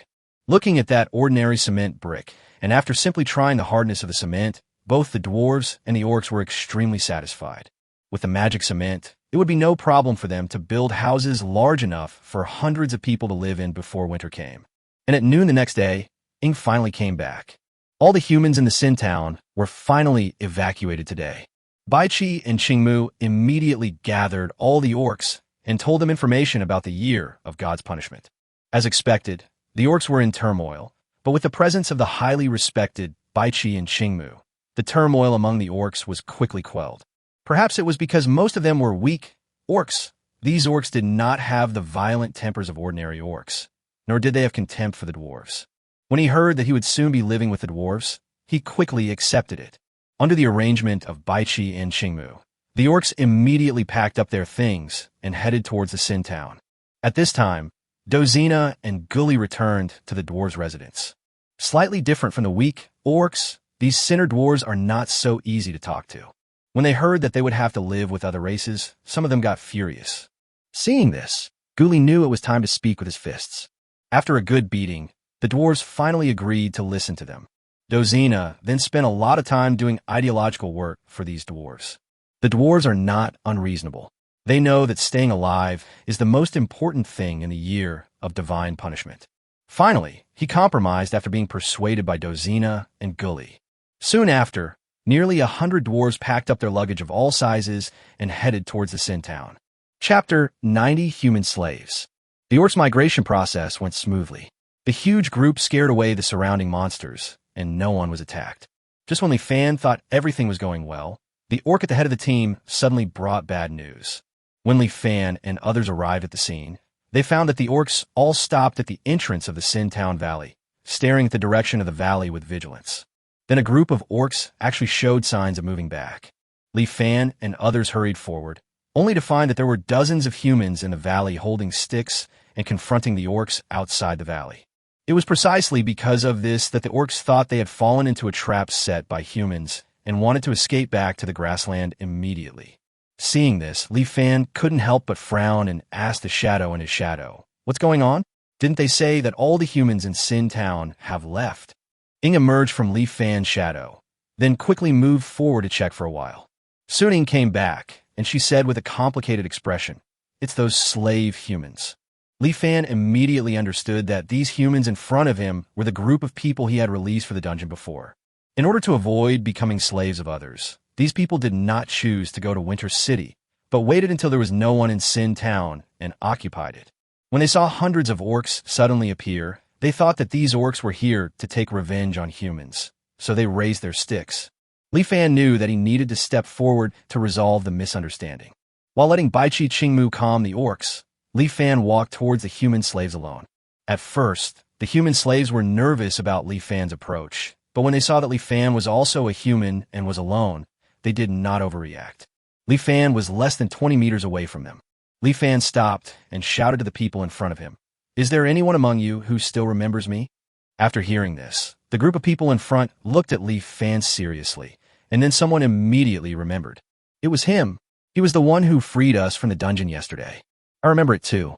It was him who gave us freedom. But he abandoned us too, didn't he?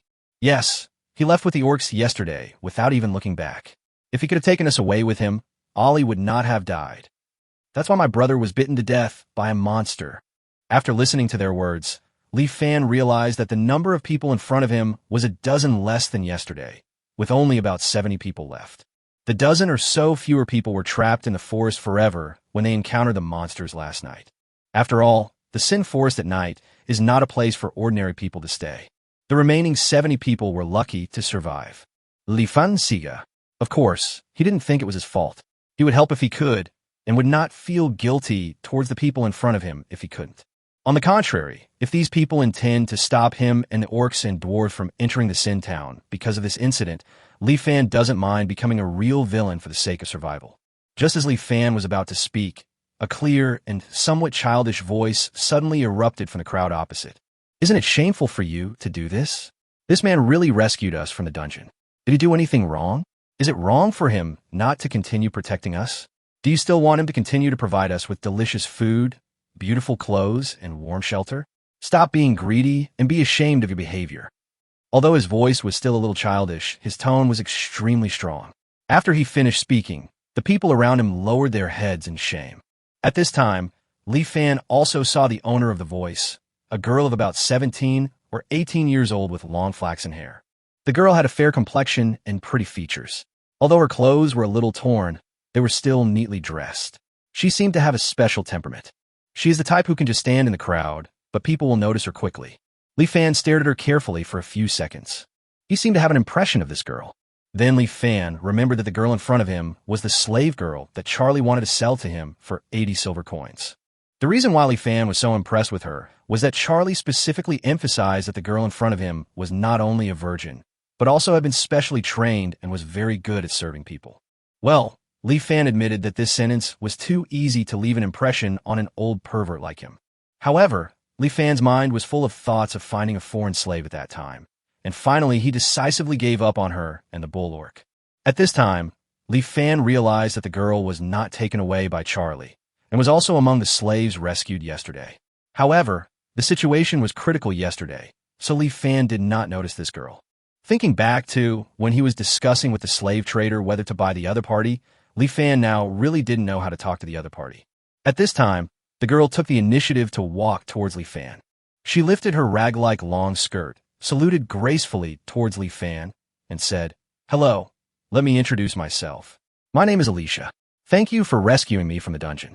Although I really want to express my gratitude, before that, can you tell me what you and these orcs are doing here today? Alicia was very polite and seemed extremely calm, but when she said these words, her tone still revealed a hint of nervousness and vigilance. It was obvious that she was still somewhat afraid of the existence of the orcs in her heart. Seeing this, Li Fan directly explained his purpose. My name is Li Fan. I and these orcs are planning to migrate to the Sin Town. Alicia couldn't help but frowned, then said, You should also know that this is a gathering place for humans after all. Even if those people left here for unknown reasons, they will eventually come back. When they encounter the orcs, it will definitely cause fighting or even war. In this regard, you slaves will face the same problem. If they come back, they will definitely not let you slaves go free.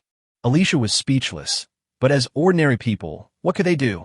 If they stayed in Sin Town, they could at least survive the winter. If they didn't stay in Sin Town, all the monsters would be eaten by them in just a few nights. Li Fan suddenly spoke up and said, I know why those people suddenly left Sin Town, because this year is the year of God's punishment. Alicia was stunned for a long time after hearing this, and everyone behind her was also stunned for a long time. Impossible! How is it possible? Why is this the year of God's punishment? So the reason those people left Sin Town was because of the year of God's punishment. We're all going to die. Are we going to Winterfell? If we go to Winterfell, we at least have a chance to survive. No, I don't want to be a slave anymore. Chapter 91 Alicia. The shocking facts made this group of people confused. There is only deep despair on their faces.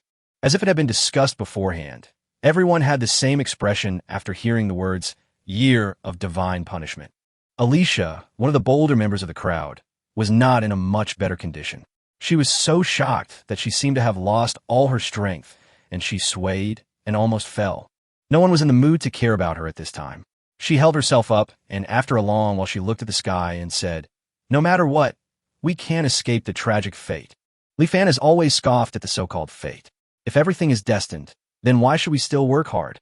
Li Fan looked at the group of fellow humans in front of him and said seriously, We decided to migrate to Sin Town precisely to resist the winter of the year of God's punishment. Impossible.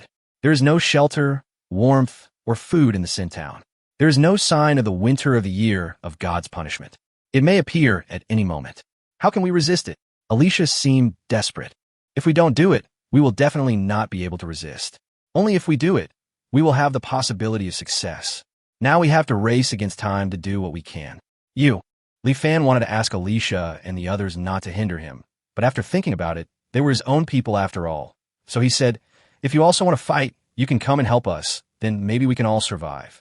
If you don't want to join us, don't hinder us, otherwise we won't be polite. After saying that, Li Fan greeted Anna and the others behind him. Bai Chi Chingmu then led the orcs to advance into the valley. This time no one stopped the orcs. Alicia looked at the orcs advancing in an orderly manner in front of her, and then looked at Li Fan, who was walking side by side with the orcs. She suddenly trotted over to Li Fan, stared at him, and asked, Why are you with the orcs? The gap between humans and orcs is more due to human greed. The blood madness potion and the wanton slave traders are the biggest contradictions between the two races. However, the human empire's several wars against the orc empire made humans regard the orcs' brutality on the battlefield as common sense. Most people's impression of an orc is almost always a brutal and irrational enemy.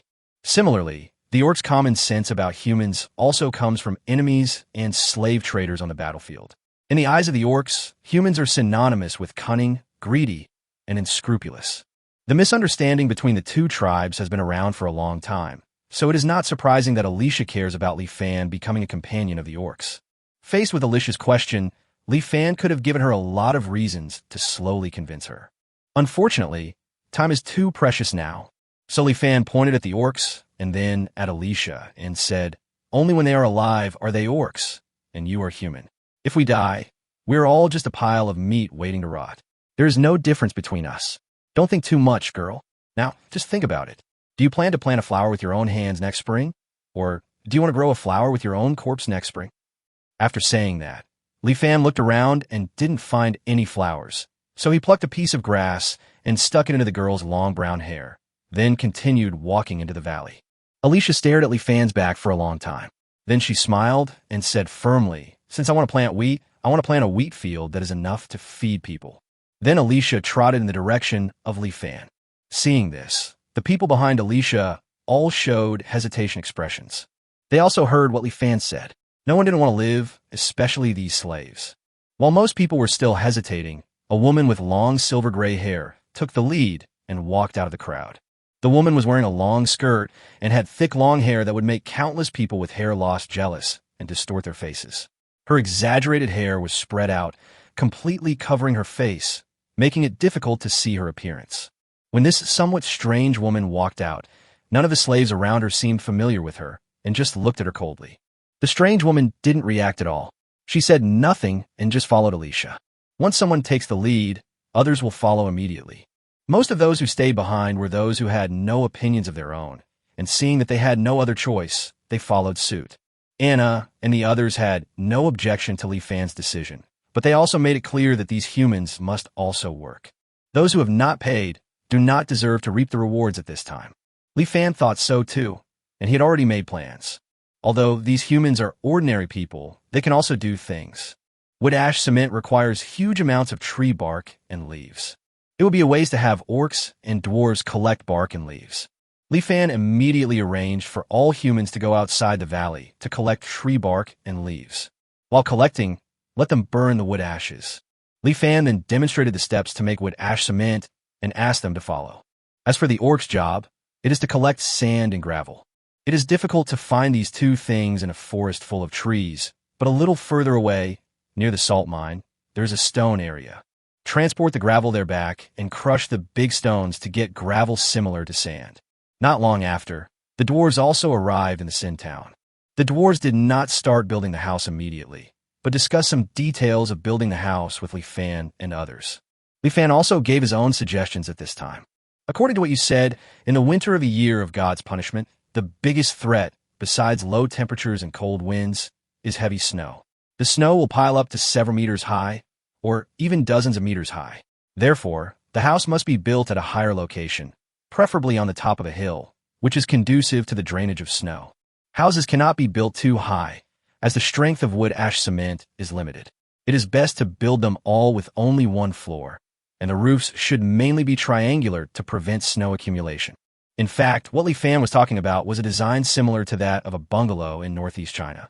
When thinking of the northeast, Li Fan remembered that there is a double-layer exterior wall insulation method in the northeast.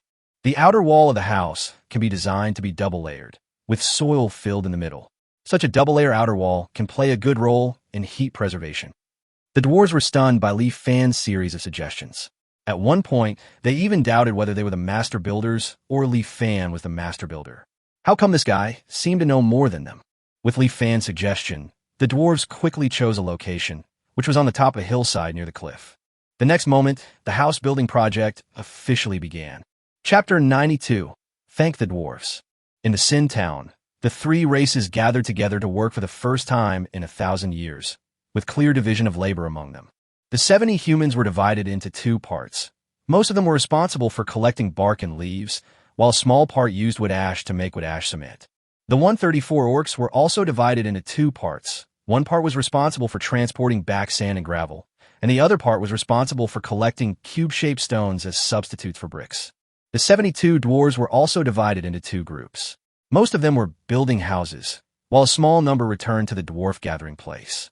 The main reason for returning to the dwarf gathering place is for the iron ore. According to Shirahata and Aoki, the snow in the winter of the year of God's punishment was extremely heavy, and houses often collapsed under the weight of the snow. If this situation really happens, there will be no chance of remedy in the windy and snowy weather. After following Li Fan's advice, the dwarves decided to add a load-bearing iron pillar in the middle of each roof. It is of course a bit late to start using iron or to smelt iron now, but the dwarves in the dwarf gathering place have also evacuated completely, and there must be a lot of forged iron blocks that have not been taken away, and even some other precious metals. The dwarves who left probably never imagined that in the year of God's punishment, someone would actually target these inettable metals, so they did not take any precautions against these metals. In this way, it would naturally be a good deal for Li Fan and his group. Hearing that there was a ready-made one, Li Fan used the remaining 200 bond points without hesitation to upgrade his space ring to 3 cubic meters, and then lent the space ring to the dwarf. Dozina was shocked when she saw it, and then she lent out her 5 cubic meter space ring. This is 8 cubic meters of space. As 1 cubic meter of iron weighs approximately 7.8 tons, 8 cubic meters is a full 124,800 kilograms of iron. If we go back and forth a few more times, it won't be a problem to build all the houses with iron. Everything is going on in an orderly manner, and evenly Fan is now helping the dwarves. I have to say, the speed at which dwarves build houses is truly terrifying. It only took the 5 dwarfs less than half a day to build a 30 square meter house. The house is not big in order to better insulate, and this area is completely sufficient for living. Li Fan still remembers that when he was in junior high school, there were 6 iron beds in a room of less than 15 square meters, which accommodated 12 people. In comparison, these houses are now considered spacious. Not only are they big enough for everyone to live in, they also provide some space for activities. Thinking of the iron bed, Li Fan came up with another good idea and contributed a drawing of a 3-layer iron bed on the spot. This design amazed the dwarves. With this kind of bed, a room can accommodate 18 people by placing 6 iron beds. There are currently 277 people in the Sin town, which means that including public toilets, kitchens, and woodsheds, only 20 rooms are needed to accommodate their living needs. 5 days passed in a flash. During these 5 days, everyone's tacit cooperation made the work go extremely smoothly. The dwarves brought back countless iron blocks, which were piled up like a mountain. Li Fan also did not forget to buy some condiments from time to time to reward the working people present. At this point, we have to mention one person, Huiyu, the woman with long gray hair that is so thick that it covers her face. Huiyu has a great talent for cooking. Li Fan only demonstrated it to her once, and she was able to reproduce it perfectly. It would be fine if it was just a rendition, but for some reason, any food made by her hands tastes super delicious. Li Fan simply felt that the dishes were countless times more delicious than those produced by those so-called century-old restaurants. It's unreasonably delicious. Li Fan could only attribute this to his so-called talent. Therefore, from then on, Huiyu's main task was cooking. And it was precisely because of the meals prepared by Huiyu that all 3 races showed amazing potential. Everyone worked with all their might just to have a few more bowls of food made by Huiyu during mealtime. As a result, more than 30 houses were built in just 5 days. More than 30 large bungalows are located in an orderly manner on the top of the hill, one connected to the other, like a coiled snake, expanding outward layer by layer. When you walk into one of the rooms, the first thing you see is the 6 humane 3-tier iron beds, followed by the black load-bearing column standing in the middle of the house. Each house also has 2 doors leading to the next room, through which you can visit all the rooms without leaving. This design is to facilitate everyone to go to public toilets and public canteens. In addition, there is a hollow iron pipe that connects all the rooms along the doors. The source of the iron pipes is located in the cafeteria. Whenever the cafeteria starts to light a fire, hot air will flow along these iron pipes to every room. Simply put, it is a heating pipe. It can be said that in order to survive this winter, Li Fan has made all the preparations he could think of. Of course, he also considered the issue of firewood. There are more than 30 rooms, only 20 of which are used for living, and the rest are all woodsheds. In the absence of coal, firewood and charcoal are essential for cooking and heating in winter. Therefore, more than a dozen firewood sheds were built, and all of them were built on the outermost periphery, which can also serve to block some wind and snow. Li Fan and his friends walked through all the rooms, and everyone was very satisfied with the houses they had now. I'm becoming more and more confident about getting through this winter. Although the house has been built, there are still many things to do.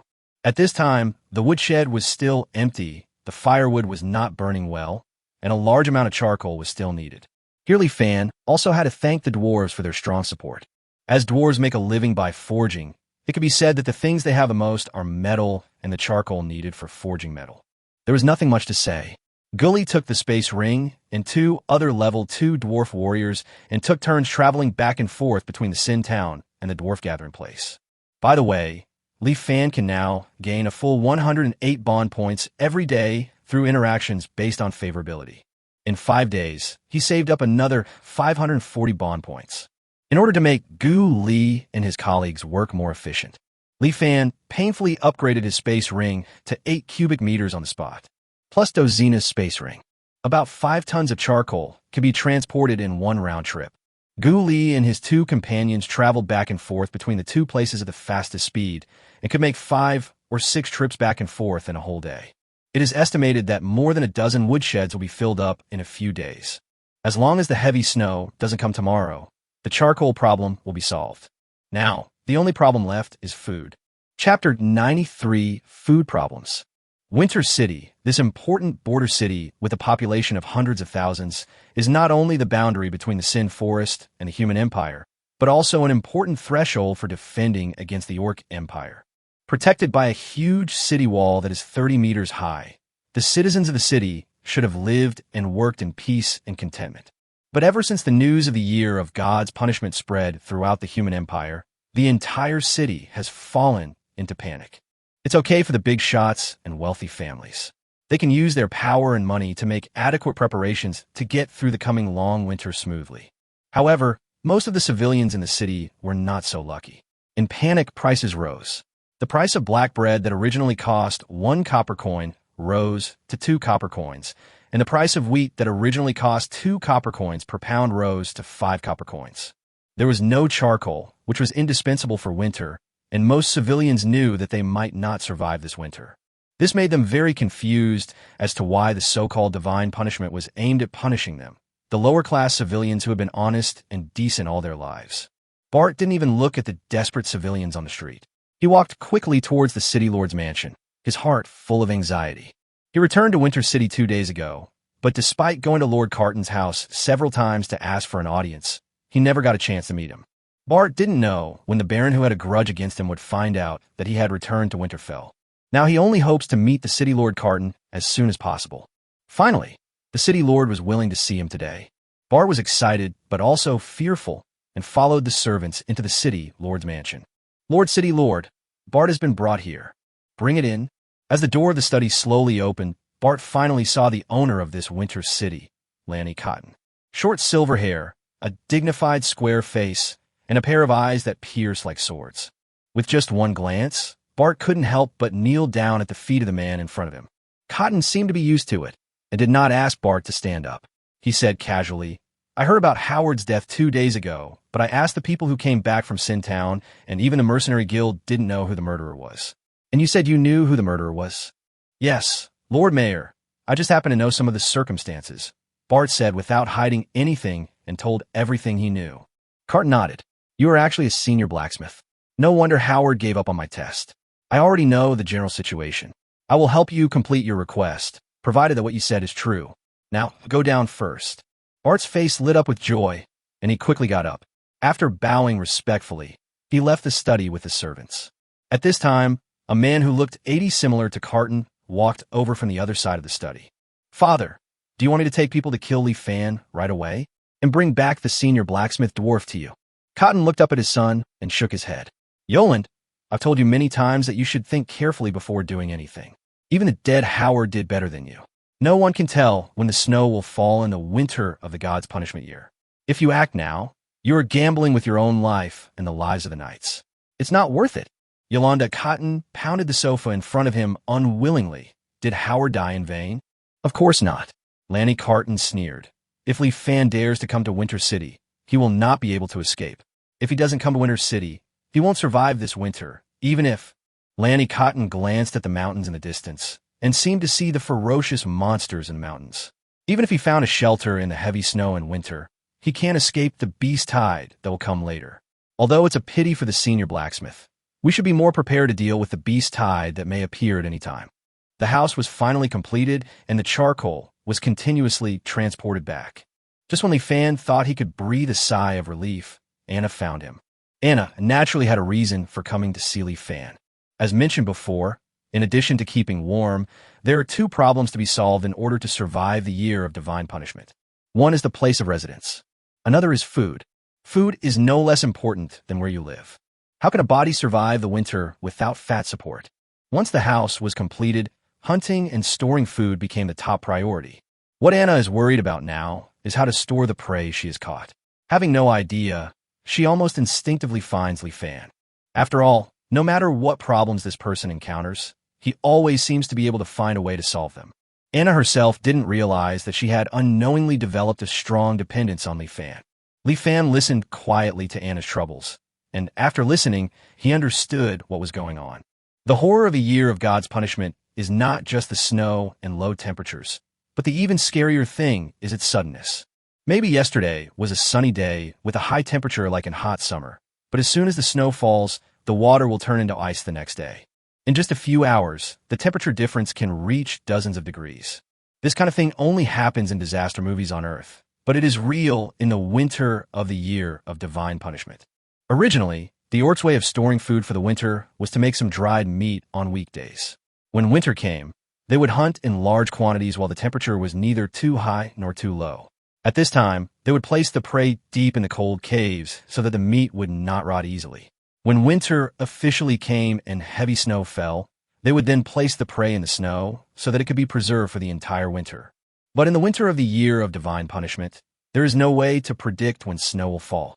Hunting too early will cause the prey to rot, and hunting too late will lead to food shortage. Especially since this winter is destined to be longer, the food shortage will be more serious. After hearing this, Li Fan immediately thought of making dried meat and salting the meat. However, making dried meat is troublesome, and even if all the manpower is mobilized, not much can be made, which is not enough to last the entire winter. And pickling with salt is even worse. After all, orcs mainly eat meat as their staple food. If they were to eat bacon for 4 or 5 months in a row, they would not be able to survive. Moreover, meat can be pickled with salt, so can wild vegetables and fruits also be pickled with salt? Humans are not like orcs and dwarves. Humans cannot live without these two things. In addition to these two methods of preserving food, the first thing Li Fan thought of was freezing. Freezing can not only preserve meat intact, but also prevent wild vegetables and fruits from rotting. However, although freezing is good, it is not something that can be done just by saying it. Li Fan was able to exchange for a freezer, but unfortunately, not only could the freezer not store much food, it also required dozens of bond points and even electricity. Li Fan can't exchange a few more generators just for these freezers, right? With this in mind, building a cold storage seems to be the best option. The biggest problem in building a cold storage is how to get ice. Chapter 94: Ice, Making, and Hunting. If you learn math, physics, and chemistry well, you will not be afraid to travel around the world. Li Fan deeply felt the correctness of this sentence. If you want to make ice cubes with your bare hands, you can't do without chemistry. Of course, if there is an elf who can use ice magic next to you, just treat him as Li Fan farting. Li Fan didn't have such an elf by his side, so he could only find a way out on his own. Almost in an instant, the 4 words making ice from saltpeter appeared in his mind. This ice-making method, which has been passed down since ancient times, is considered the simplest ice-making method. The only difficulty was getting saltpeter. The system all sells saltpeter, but it is not cheap. 1 kilogram of saltpeter requires 3 points of bond value. The amount of saltpeter needed to make ice is not a small amount.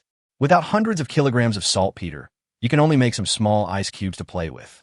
Li Fan, who had just upgraded his space ring, simply didn't have that much bond value to waste. Fortunately, saltpeter is not difficult to obtain. It can be found in the corners of houses, pig pens, next to toilets, and in the corners of stables. This is because saltpeter in nature is often formed by the decomposition and oxidation of nitrogen-containing organic matter in the soil by bacteria, which then combines with potassium in the soil to form nitric acid. Places like pig pens and stables are where nitrate is most likely to be produced. But this time, Li Fan got saltpeter in the streets and alleys of Sintown. After all, this is a magical continent without public toilets, and everyone has long been accustomed to urinating and defecating anywhere. Li Fan used 1 bond point to exchange for a book on extracting saltpeter from the system all. He asked the idle people to collect the saltpeter with him and go through simple extraction steps. After a whole day, Li Fan obtained hundreds of kilograms of saltpeter. The next step is to use this saltpeter to make ice. The history of making ice with saltpeter can be traced back to the late Tang dynasty. Even the ancients knew how to make ice, so there is no reason why Li Fan couldn't do it. I asked the dwarves to help me cast 2 copper rectangular containers, 1 large and 1 small. Large bronze vessels should be cast thicker, while small bronze vessels should be cast as thin as possible. First, pour drinkable water into the small copper container and then seal it. Place the small copper vessel inside the large copper vessel. First, add half of the water into the large copper container. Then add half of the saltpeter and stir thoroughly. Saltpeter reacted with water and absorbed heat, and the temperature inside the large bronze vessel began to drop sharply, soon falling below 0 degrees. Li Fan then had the large bronze vessel sealed and wrapped with several layers of animal skin to keep it cool. After an hour or two, when the small copper container was opened, the water inside had frozen into rectangular ice cubes. Dina and the other little girls who came to join the fun saw with their own eyes that the clear water turned into ice cubes, and they immediately looked at Li Fan in disbelief. Li Fan, I didn't expect that you, a human with thick eyebrows and big eyes, are actually an elf. Otherwise, how could you know ice magic? Xiaoqing stared at Li Fan with wide eyes, an expression that said, You actually lied to me. Li Fan was too lazy to explain the principle to these little guys. He first gave Xiaoqing a slap on the head, then knocked off a few pieces of ice and handed them to the dissatisfied Xiaoqing and several other girls, wanted to send them away. However, looking at Anna, who was like a curious baby next to him, Li Fan finally had to briefly explain the principle. As a result, the little girls ran away with ice cubes in their mouths before he had explained halfway. Only Anna was left to listen obediently. When Anna heard that in Li Fan's hometown, everyone knew that saltpeter could be used to make ice, her eyes widened, and she showed a very cute expression. That expression seemed to say, Everyone knows? Why don't I know? The ratio of saltpeter to ice making is about 1:1. That is to say, 100 kilograms of saltpeter can produce 100 kilograms of ice. Saltpeter can be reused. It can be extracted and reused by using the cooling crystallization method or the evaporation crystallization method. In this way, thousands of kilograms of ice can be produced in a day, and soon enough ice can be produced to support a cold storage. Seeing this, Li Fan began to ask the rabbit people who were good at digging to dig a hole in the ground, and then asked the dwarves to use straw and animal skins to insulate the hole, and only then did he move ice into the hole. Once a large amount of ice enters the cave, the temperature inside the cave drops at a rate that can be felt by the skin. After that, just add some ice cube from time to time to keep the ice storage at a low temperature. Looking at the cold storage in front of them, Li Fan and Anna both knew that as long as they could hunt enough prey now, they might be able to survive this winter of God's punishment that made countless people despair. According to the original hunting method of the orcs, it can be summed up in 3 words: head-on confrontation. The specific process is to find the prey, draw your weapon, and if you win, I eat you, and if you lose, you eat me. In Li Fan's opinion, this hunting method is too low in both safety and efficiency. As expected, he gave another good suggestion. Anna has become accustomed to this. She feels that the man in front of her seems to know a little bit about everything. In fact, Li Fan, a surfing master, really knows a little about everything. Although he only knows a little, it is enough to use. This time, all people at level 1 and above in Sin Town set out. First, let the shadow find the hunting target. After 2 hours, Ing discovered a group of level 1 barbarian bulls, numbering about 50. These big guys weigh about 5,000 pounds. Although they are only level 1 in strength, if they charge together, they can instantly crush a level 2 warrior into meat paste. Even a level 3 warrior facing a charge of hundreds of wild bulls would probably have to retreat temporarily. Although Li Fan and his men have 150 level 1 warriors, 99 of them are weak orcs and may not be able to defeat these wild bulls in a 2-on-1 battle. The remaining 51 dwarves were able to hold back 1 bull each. But when facing the charging herd of wild bulls, the dwarves will definitely suffer more casualties.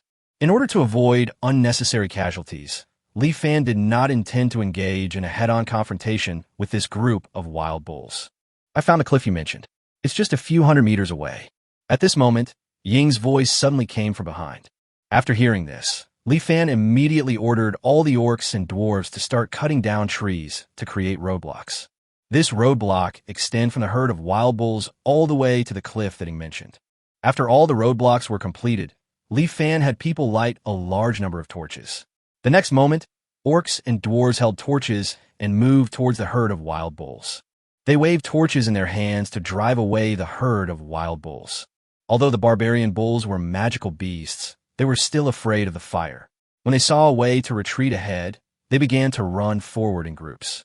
The orcs and dwarves were chasing after them.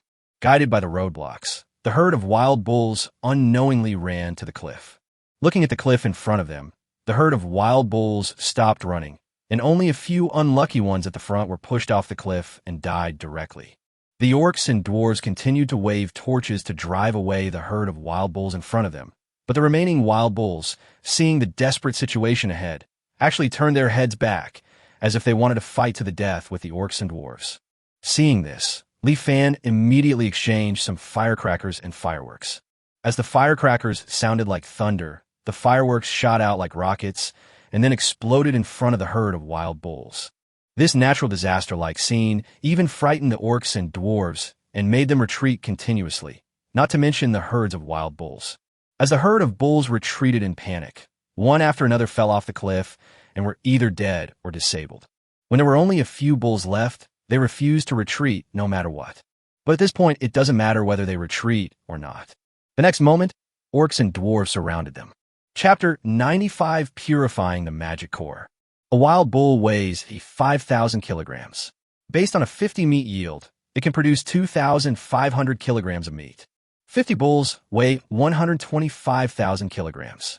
When he heard this number, Li Fan thought for a moment that they had collected enough beef to feed a group of people for 4 or 5 months. However, the reality is completely insufficient. Why? Of course, it's because orcs have a huge appetite. Even though the orcs have the word weak in their name, they still eat everything they deserve. According to Li Fan, although they are small in strength, they have a big appetite. In addition, the dwarves also have a considerable appetite. Although these guys who exercise their bodies all day are half the size of orcs, their appetite is almost the same as that of orcs. It is estimated that each orc and dwarf needs to eat 30 kilograms of meat every day. On the contrary, humans are the easiest to feed. A maximum of 10 kilograms of meat a day, plus some wild vegetables and fruits, is enough. After doing the math, Li Fan found it incredible that their group of less than 300 people consumed nearly 7,000 kilograms of meat a day. If calculated based on a 5-month period, more than 1 million kilograms of meat would be needed. Li Fan's head started buzzing when he calculated this number. For a moment, he even suspected that in order to survive this winter, they might need to kill all the monsters in the entire Sin Forest. Anna's response to this is not to worry. The 4 major clans have occupied the Sin Forest for countless years and have hunted countless monsters during this period. Up to now, there has been no decrease in the number of monsters in the Sin Forest. Li Fan's worries are completely unnecessary.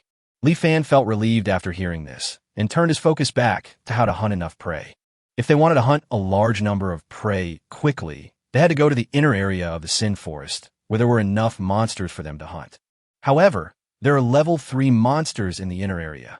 After Anna transforms into a beast, she does have the strength to fight against a level 3 monster, and can also hold back one. But if she encounters more than 3 level 3 monsters, casualties are inevitable. Li Fan himself needs more than 10 to 20 days to officially enter the level 3 realm. It is estimated that by that time, the heavy winter snow will have begun. Li Fan thought for a moment, then suddenly looked at Anna and asked, "Anna, you mentioned before that you are about to be promoted to the level of a level 3 warrior. How long will it take?" Anna guessed Li Fan's plan and shook her head. "I'm indeed not far from becoming a level 3 warrior, but I don't know exactly when I will break through. It may be tomorrow or a few months later. In other words, as long as there is external support, you'll have a great chance of breaking through immediately," Li Fan said as he took out a magic core. He got these things in exchange for salt from the orcs, but he kept them without using them. Now, they may come in handy. Anna frowned as she looked at the magic core. Without purification by the purification potion, the magic core cannot be absorbed directly. Li Fan had obviously already considered this and said, "The dark attribute magic of the shadow can devour the impurities of the magic core, leaving only pure energy." Anna still frowned. Although dark attribute magic can devour impurities, it also consumes a lot of energy for Ing. "I'm afraid Ing can't purify too many magic cores, right?" Li Fan naturally took Anna's worries into consideration, so he exchanged a bottle of low-grade energy potion from the system space. Low-grade energy potion can instantly restore part of the body's energy and speed up energy recovery in the next hour. Use it once a day, 10 points of bond value. This was the first time that Li Fan exchanged for a low-grade energy potion. He told Anna about the effect of the low-grade energy potion. Not only Anna, but everyone present widened their eyes. This kind of potion was unheard of, and even a witch might not be able to make it, but Li Fan could take it out easily. However, thinking of the equally incredible healing potion, Anna and the others quickly accepted it. Now that she had this low-grade energy potion, Anna no longer hesitated. She had been stuck at level 2 for nearly 10 years and had long wanted to break through to level 3. Now that she had the chance, she was extremely looking forward to it. At this time, everyone dissected the wild bull under the cliff and took back the hide and beef. At Li Fan's repeated request, the orcs, with a hint of confusion, still took back some of the wild bull's internal organs. Li Fan did not waste the remaining miscellaneous items. He put some of them into his space ring, which might be used as bait later. Then everyone returned the same way. In the evening, the group returned to the Sin Town, and Ing immediately began to purify the magic core. Black liquid-like dark attribute magic power surged out of her body and surrounded a level 2 magic core. About 10 minutes later, the dark magic power disappeared, leaving behind a transparent sphere with a white energy flowing in the center.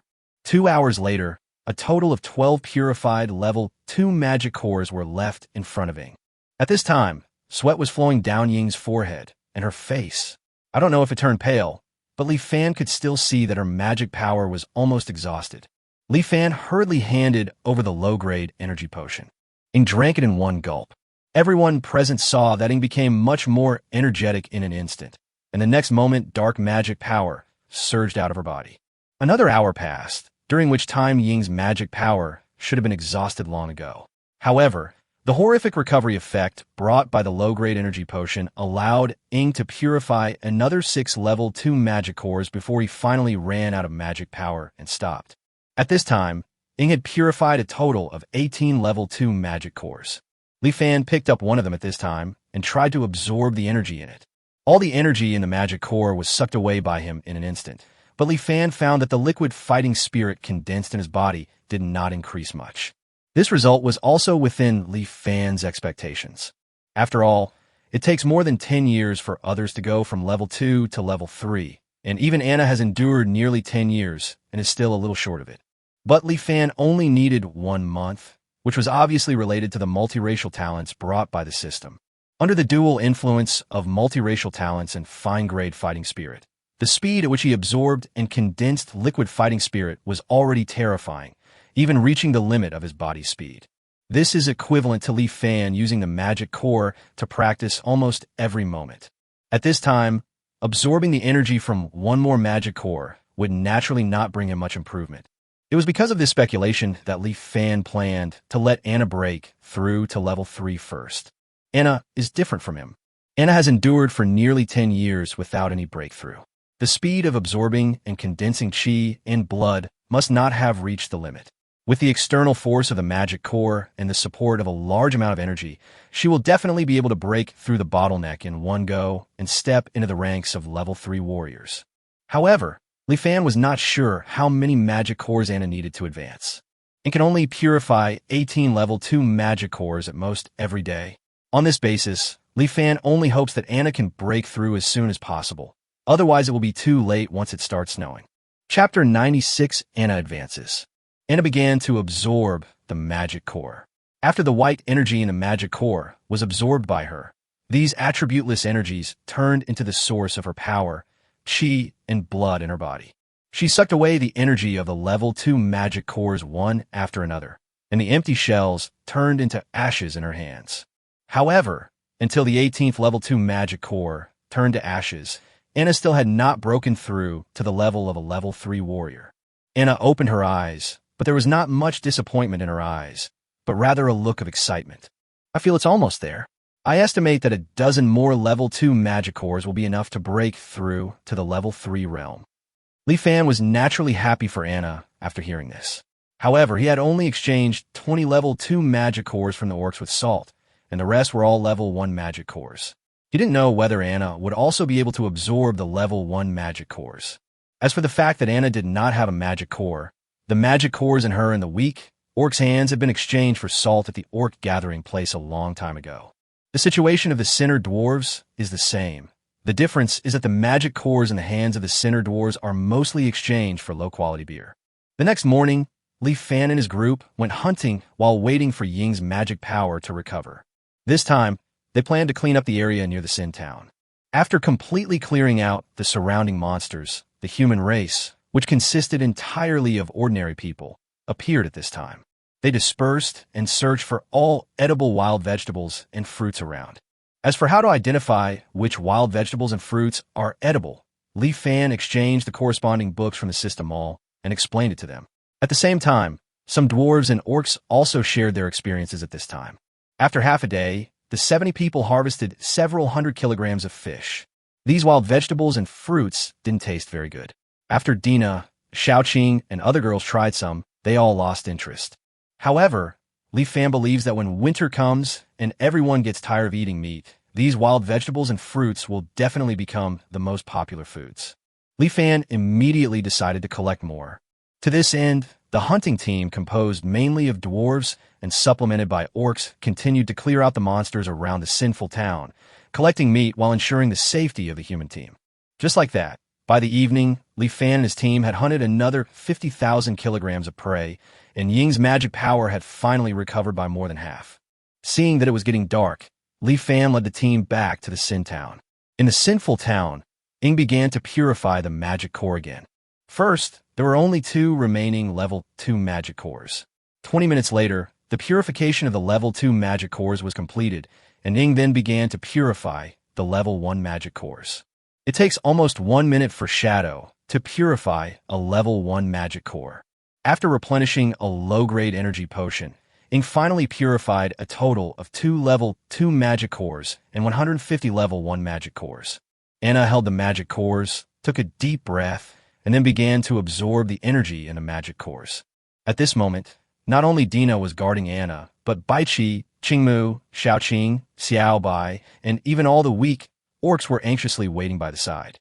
The reason why the weak orcs are given the title of weak is because their basic attribute points are too low. Most of the weak orcs have 1 point in each of their 4 basic attributes, and the sum of their basic attributes is only 4 points.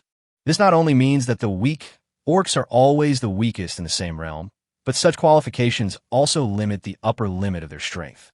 It can be said that it is impossible for strong orcs of level 3 or above to be born among the weak orcs. In this sinful forest full of dangers, it is very difficult for such a weak orc to survive. Therefore, for these weak orcs, they really need a strong person to protect them. And the one most likely to become this strong person is Anna. Anna is not a weak orc. The reason she left the Orc Empire was because the Silver Wolf clan was framed, so she had to flee to the Sin Forest with Dina. For this reason, before meeting Li Fan, she had contacted the weak orcs in the Sin Forest many times, trying to integrate these orcs who were expelled because of their low qualifications. As for the fact that Anna wanted to become their leader, the weak orcs were not averse to it. What they cared about was Anna's strength. Anna is undoubtedly powerful, and her true combat power is enough to allow her to cross a realm and kill the enemy. As long as Anna breaks through to level 3, she can fight against level 4 warriors without being defeated during the period of beast transformation, and can even kill them. Level 4 combat power is the ceiling in this sinful forest. As long as Anna can successfully break through, she will have the power to protect the weak orcs in the Sin Forest. At this time, the weak orcs will probably really regard Anna as their leader. Therefore, the current situation is not only important for Anna, but also for the weak orcs present. Anna slowly absorbed 2 level 2 magic cores. As the last bit of energy was absorbed by her, she did not advance to level 3. Seeing this, Anna immediately grabbed a handful of level 1 magic cores and continued to absorb them. The energy in a level 1 magic core is only 1/10 of that in a level 2 magic core. Its purity is also not as high as that of a level 2 magic core. However, given the number of level 1 magic cores, Anna still feels that the energy and blood in her body are constantly growing, until the last level 1 magic core turned into ashes in Anna's hands. When Li Fan was considering whether to exchange for a mid-grade energy potion, suddenly, a powerful aura burst out from Anna's body, and she finally succeeded in being promoted to a level 3 fighter. Dina jumped up excitedly and hugged Anna. Xiaoqing and Xiaobai also happily grabbed Li Fan's hands and shook them up and down. Baiqi Qingmu and all the orcs were cheering. The dwarves and humans who were originally joining in the fun seemed to be affected as well and joined in the cheering. "Let's celebrate properly and have an extra meal tonight," Li Fan shouted and waved behind him. Huiyu, who had prepared in advance, immediately served dishes that not only looked beautiful, but also tasted amazing. This time the dishes are plentiful and a lot of new dishes have been added, such as various offal dishes. People from other worlds don't eat offal at all. They have no experience of how delicious offal is and will only eat some when they have no choice but to do so in the wild. How else can you deal with the internal organs in the wild? You can only put them next to the fire and roast them, and add some salt if possible. How can such offal be delicious? So when Li Fan asked them to keep the bull's internal organs, no matter if they were orcs, dwarves, or humans, they all couldn't understand it. However, at this moment, when pots of braised dishes with fire, beef offal covered with red oil, stir-fried lung slices, braised liver slices, a variety of offal dishes were placed in front of them. They were all stunned, especially when they smelled the tempting aroma. Almost everyone present couldn't help swallowing. No one in Sin Town had any doubts about Hueyu's cooking skills, so they didn't hesitate at all and started to cook the dishes in an instant. After taking a bite, almost everyone's eyes lit up. It turns out that offal is so delicious. It tastes 10,000 times better than meat. I will only eat offal and not meat from now on.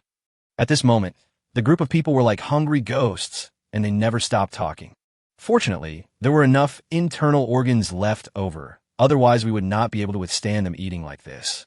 Seeing how lively the scene was, a trace of pain flashed across Dozina's eyes. Then she gritted her teeth and took out all the wine that Li Fan had given her. In that case, how can we not have some wine? Seeing this, other dwarves also contributed some of their own wine. The whole scene was immediately ignited, with a group of people eating food and drinking wine. Since some time ago, people of the three races have been mixing together, hugging each other, toasting each other, and eating meat. At this time, there was no racial gap between them, and there was not even any racial distinction. They were just a group of ordinary companions celebrating together. Li Fan, who was watching this scene, couldn't help but smile. A banquet is always the best place to enhance friendship. At this moment, he suddenly felt that the world where all races coexisted peacefully, as the system said, did exist. Chapter 97 Hunting. Today, we're going to hunt in the inner area of the Sin Forest. Unlike the previous 2 days, this time we will not only encounter level 3 monsters, but also a large number of level 2 monsters. So we need to be more careful and make some changes to our battle plan.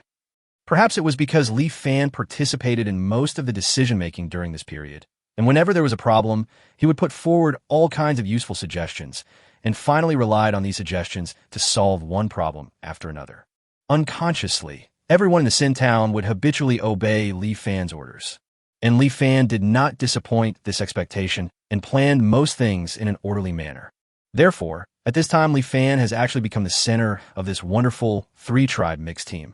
Of course, his status was not so transcendent because he still needed to discuss important matters with Baichi Chimu Anna of the orcs, Dozina Gully of the dwarfs, and Alicia Hayu of the humans.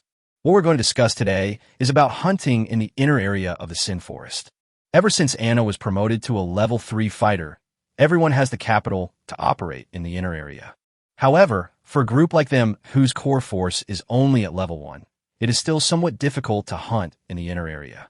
After discussion, it was decided to use traps as the main hunting method. When it comes to traps, dwarves are the key. Although dwarves are not good at setting traps, they can forge all kinds of weapons, which can be used in conjunction with traps to produce amazing effects.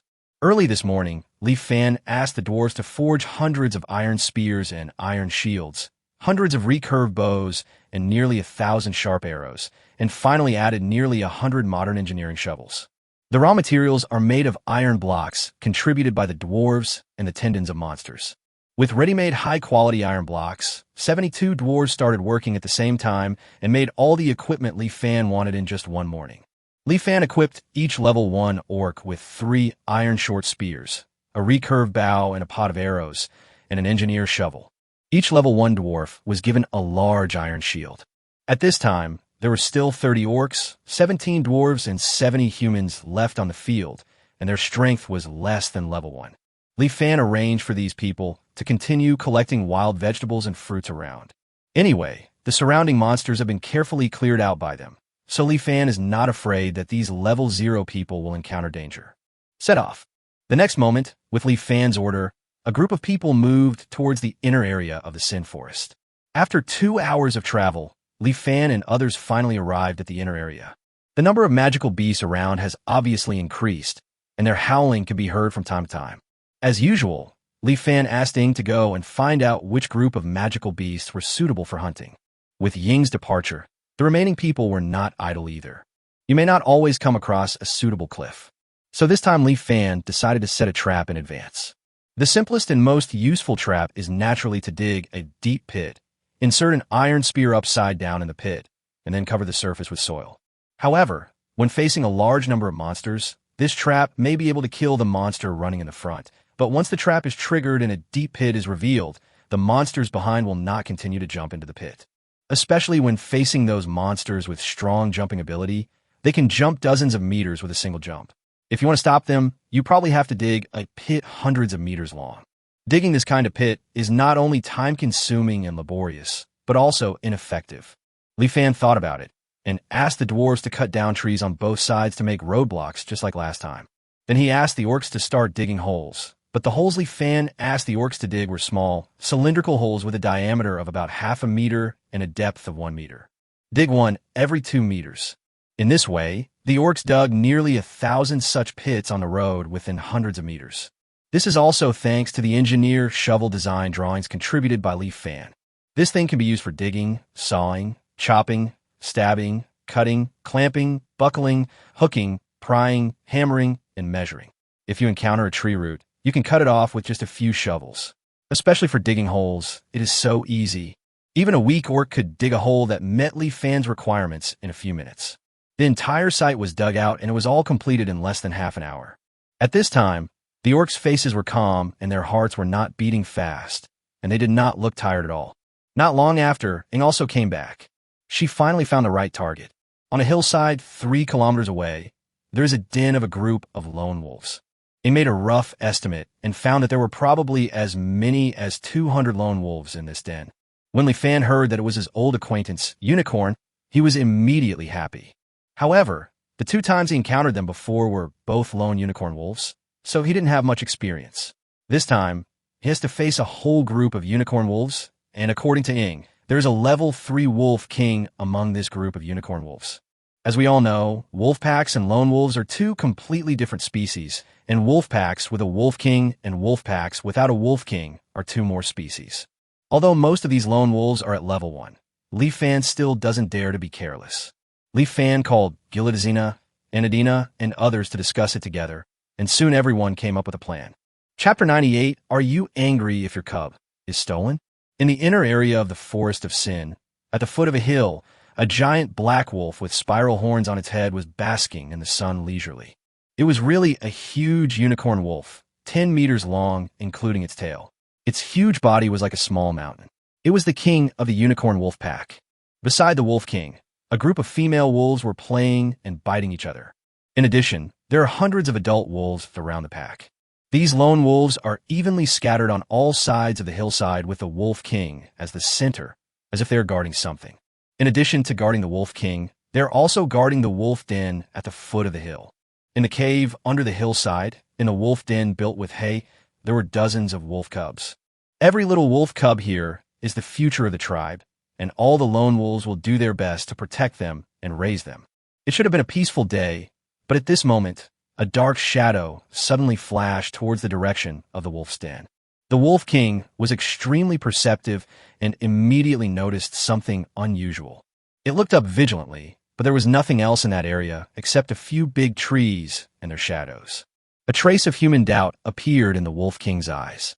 After a moment, it seemed to think that it had seen it wrong, so it shook its big head and lay down again with its eyes closed. At this moment, the shadow of the big tree suddenly moved and then flashed again, and the shadow appeared silently in the cave under the hillside. Ying did not cancel the shadow fusion skill. The black shadow hid in the corner, quietly looking at the little wolf cub in front of him. There were actually as many as 30 wolf cubs. These wolf cubs have been around for a while and are now learning to control their strength by playing with each other. Ying was not in a hurry to take action. If she scared the little wolf cub, it would immediately alert the wolf king, and then it would be very troublesome for her to escape from the wolf's den. She has to wait for an opportunity. Release the arrow. At this moment, a powerful voice came from a distance, followed by a sharp arrow shot from a distance, and finally, with a puff sound, it accurately hit the neck of a unicorn wolf.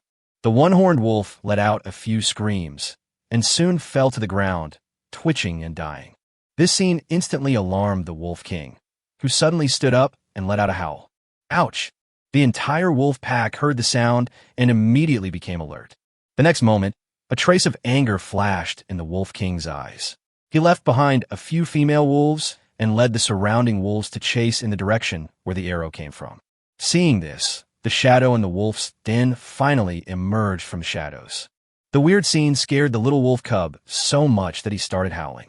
He didn't care whether the mother wolf could hear him or not. He reached forward and grabbed the two wolf cubs. As if that wasn't enough, she stuffed the two wolf cubs into her arms and glanced at the remaining wolf cubs. At this time, she found a little wolf cub whose body was as black as ink and whose single horn was as beautiful as black crystal. Ing liked the look, and without hesitation, he grabbed this wolf cub and another stronger one in his hands. The next moment, Ing spread his legs and ran out of the wolf's den. The female wolf who had just heard the noise and came in was knocked away by Shadow in an instant and could not stop the film for a moment.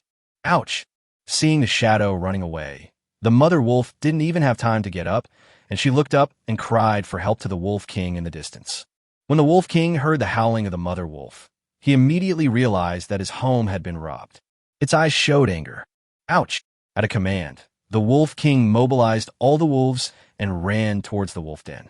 When the Wolf King returned to the den, the first thing he smelled was a strange smell in the den. The next moment, it discovered that several of its cubs seemed to be missing, especially its favorite black cub, which was also stolen. In an instant, the Wolf King's eyes turned blood red. Ouch! There was another howl, and the wolves, led by the Wolf King, chased madly towards the scent left by Ing. However, this time the Wolf King was careful and left more than 30 male wolves outside the wolf den to guard the remaining cubs. Thousands of meters away, Li Fan heard the angry howl of the Wolf King, and he knew that Ing had succeeded. At this time, Dina, holding a recurved bow, flexibly shuttled between the branches and returned to Li Fan's side. The Wolf King has been enraged and is leading about 150 adult lone wolves to chase Shadow. They're still 1,000 meters away from us. Everything is going according to plan. As Dina spoke, she showed admiration to Li Fan. Obviously, the current situation was within Li Fan's expectations. Li Fan's idea was very simple. If he wanted to deal with such a large number of wolves, he had to lure them into the trap. However, it is not easy to lure wolves into a trap. Wolves are very smart, especially those with a Wolf King, and will not be easily fooled. However, Li Fan also had his own plan. After hearing Ing mention that there were wolf cubs in the wolf den, Li Fan immediately made this plan. The plan was simple: steal the Wolf King's cub. I stole your cub. I want to ask you, Wolf King, are you angry? I want to ask you, Wolf King, are you going to hunt me down? Not coming? If you don't come, I will steal your cubs next time and leave none for you. The Wolf King really couldn't stand it. When he saw his cubs being stolen, he immediately led the wolf pack to chase after them. Next, Li Fan just had to wait for the wolves to step into the trap. Li Fan waved his hand, and all the dwarves and orcs retreated to both sides of the trap, using branches and leaves to cover their bodies. Soon after, Shadow's figure gradually appeared in their sight, and the tall Wolf King and a group of lone wolves also appeared. The wolves were less than 200 meters away from the trap. Ouch!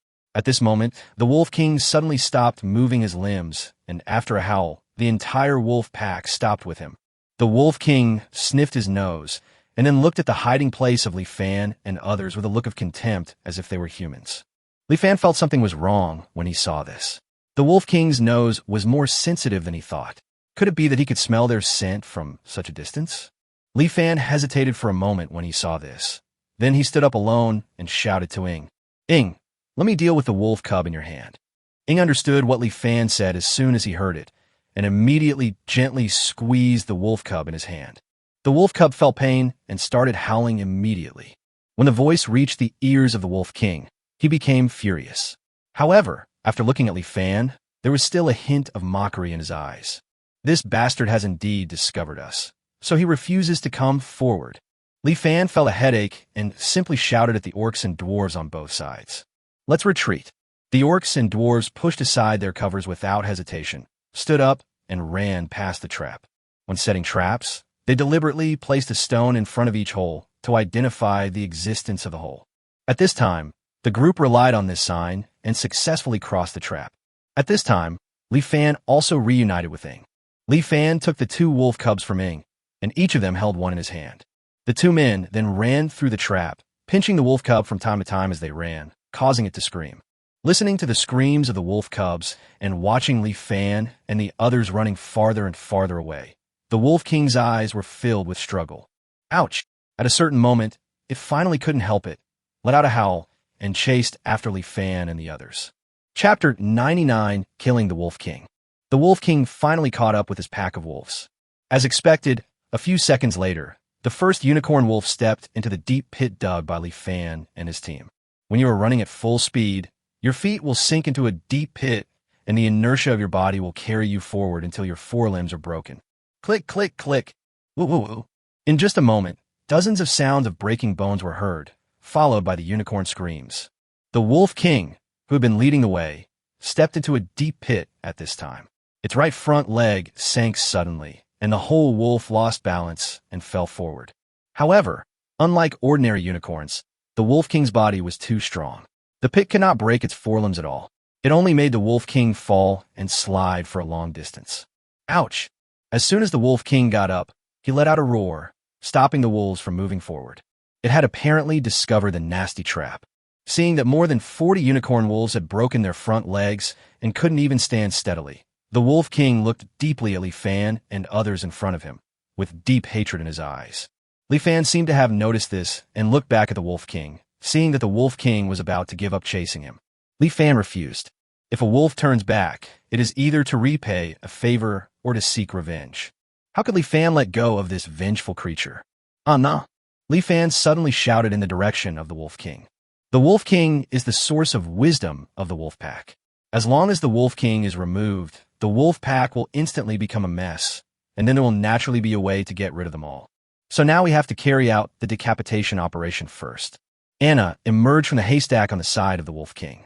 She used the beast transformation skill without hesitation. The next moment, a silver-white wolf appeared in front of the Wolf King. Before the lone wolf pack could react, Anna rushed towards the Wolf King on all fours. The size difference between the two was nearly 10 times, and at this moment, it was like a child rushing towards a giant. However, the Wolf King was not careless at all because of this. After all, Anna is very fast, even faster than it. The Wolf King couldn't help but let out threatening roars from his throat. However, Anna ignored the threat and rushed straight towards the Wolf King. Seeing this, the Wolf King finally couldn't help but pounce on Anna. He raised his front paws and grabbed Anna's head. His sharp nails were like blades, emitting cold light. Seeing this, Anna also raised her front paws and grabbed the Wolf King. Two claws, one big and one small, collided with each other. Puff! What was unexpected was that Anna's claws instantly cut off the Wolf King's metal nails, leaving 4 deep wounds on its forelimbs that could be seen to the bone. Roar! The Wolf King roared and jumped back quickly. It didn't understand why the two were almost as strong, but its claws were completely inferior to the others. Anna looked at the claws on her paws at this time and couldn't help but sighed. It is indeed a fine weapon. The next moment, Anna no longer held back and pounced on the Wolf King again. She did not try to bite with her teeth, but instead used her clawed front limbs to continuously claw at the Wolf King. Under the extremely sharp claws, the Wolf King had no ability to resist at all. In just a moment, the scarred Wolf King fell down powerlessly. In less than a minute, the Wolf King with level 3 strength was easily killed by Anna. This is the true power of Anna using the beast transformation skill after reaching level 3. The lone wolf pack stared blankly at the Wolf King's corpse, unable to recover for a moment. Ouch! Anna stepped on the Wolf King's body and let out a roar. She wanted to intimidate the wolves in front of her. This is also Li Fan's suggestion. The way the wolf pack chooses the Wolf King is that whoever defeats the previous Wolf King will be the new Wolf King. If Anna is chosen as the new Wolf King, the wolf pack will be at their mercy. However, what Anna and Li Fan did not expect was that the howl not only failed to scare the wolves, but instead seemed to anger them. The next moment, the wolves rushed towards Anna frantically. Li Fan was slightly stunned when he saw this. Could it be that because the unicorn wolf knew that Anna was not a real wolf, it hated Anna for ruining their king selection ceremony instead? Anna now realized that Li Fan's suggestion had rarely backfired, and she broke out in a cold sweat as she looked at the wolves in front of her. Hundreds of unicorn wolves pounced together, and more than a dozen of them had reached level 2 strength. Even for Anna now, it would take a lot of effort to break out of the siege. If her blood and physical strength are exhausted during this period, causing her beast transformation skill to end, she would probably be torn to pieces by the wolves in an instant. Come back soon. Li Fan's roar suddenly came from the front. Seeing this, Anna rushed towards the lone wolf pack in front of her without hesitation. Even though Anna relied on her fast speed, 8 hideous scratches appeared on her body after she passed through the dense pack of wolves. Fortunately, the scratches were not serious. Anna didn't care about these wounds. She quickly crossed the trap area and ran towards Li Fan and the others. The wolves seemed to have lost their minds at this time and kept chasing Anna. Seeing that many lone wolves were injured in the trap area. At this time, some of the unicorn wolves suddenly jumped up, jumping dozens of meters at a time. After landing, as long as they did not trigger the trap, they would continue to jump and chase Anna. The wolves behind it will follow its trajectory at this time and avoid the trap. Is this the difference between demon beasts and wild beasts? These wolves are like spirits. Li Fan complained, waved his hand upwards, and shouted, "Prepare." At this time, the orcs behind Li Fan all picked up their bows and put arrows on them. The next moment, they pulled the recurve bows to the extreme. Seeing that it was almost time, Li Fan shouted, "Be careful to avoid Anna's position. 1, 2, 3. Let me go." The orcs were not able to accept Li Fan's orders perfectly, and hundreds of sharp arrows were shot at the wolves from the front and back. Although they had not practiced archery for a long time, thanks to their large numbers, these sharp arrows eventually hit 20 or 30 unicorn wolves, especially some lone wolves in the air, which could not avoid the arrows. After being shot, they fell into the holes on the ground. For a while, the lone wolves screamed again. Ready, shoot. Li Fan took the opportunity to let the orcs launch another attack. More than a dozen lone wolves were hit, and Anna also escaped successfully at this time. Unfortunately, the power of the bow and arrow is limited. If it doesn't hit the vital point, the unicorn wolf will be able to get up again quickly. At this time, there were more than 60 unicorn wolves left, and these unicorn wolves were less than 50 meters away from Li Fan and his team. According to the speed of the unicorn wolves, it was not enough for Li Fan and his team to launch another attack. Seeing this, Li Fan gave up the idea of letting the orcs shoot again. The two sides were about to engage in a melee, and facing the mad lone wolf pack, casualties were probably inevitable. Li Fan calmly said to the dwarf in front of him, "Build a shield." As Li Fan spoke, the dwarves standing in several rows in front of him suddenly raised their large shields and blocked in front of them. The area of more than 10 meters in front of the lone wolf was suddenly covered with huge black iron shields. The lone wolf was not afraid when seeing this. Instead, it used all its limbs to jump up and was about to leap over the large number of iron shields in front of it. Chapter 100, Killing the Wolf Pack. Facing the wolves attacking from the air, Li Fan was not panicked. Instead, he shouted at the orcs behind him, "Throw the short spears and knock them down for me." When the orcs heard Li Fan's words, even though Li Fan had told them the plan at the beginning, they still couldn't help feeling a little timid when facing the ferocious wolves at close range. For a moment, several lone wolves in the front were able to land safely. As soon as these unicorn wolves landed on the ground, they couldn't wait to bite the surrounding orcs. Both sides were mostly level 1 in strength, but unfortunately the orcs were the weak orcs, and more than a dozen orcs were actually suppressed by these lone wolves. The orcs became even more panicked upon seeing this, and their originally neat formation became chaotic. Oh no, I should have thought of this. There are many fox and rabbit fox people among these orcs who have no fighting ability. They have not even experienced a few hunts and panicked when they really went into battle. We must stop these lone wolves quickly. If we don't stop them, all the lone wolves will catch up, and I'm afraid many people will die. Li Fan became anxious and quickly asked Anna Dozina Gully and others to come forward to help. But at this moment, a particularly strong figure among the chaotic orcs suddenly let out a loud shout. Then Li Fan saw him holding a short spear in each hand, and he knocked away the unicorn wolves around him with a few strikes. Anna and others also took action at this time, and immediately cleared out all the unicorn wolves among the orcs, and knocked away several unicorn wolves that pounced from the air. However, at this time, more than a dozen unicorn wolves jumped over the shield area and pounced over. Seeing this, Li Fan shouted hurriedly, "Put up your spears, damn it!" In panic, The orcs still reluctantly raised their spears as Li Fan requested. Cast. The next moment, before the unicorn wolf landed on the ground, iron spears were thrown out by the orcs. The damage caused by this short spear is not comparable to that of a bow and arrow, especially at short distances. The explosive power is enough to penetrate the body of the unicorn. More than 100 short spears were thrown out, and a dozen unicorn wolves in the air became bottlenecks. The falling short spears continued to kill nearly 10 unicorn wolves. The short spear is very effective. Li Fan shouted hurriedly when he saw it. Next, prepare your short spears. Under Li Fan's command, the orcs raised their spears again. With the experience from the previous time, the orcs were no longer panicked and raised their spears steadily. Seeing the unicorn wolves jumping over the big iron shield in front of them, Li Fan calculated the height of the unicorn wolves and shouted at a certain moment. Throw!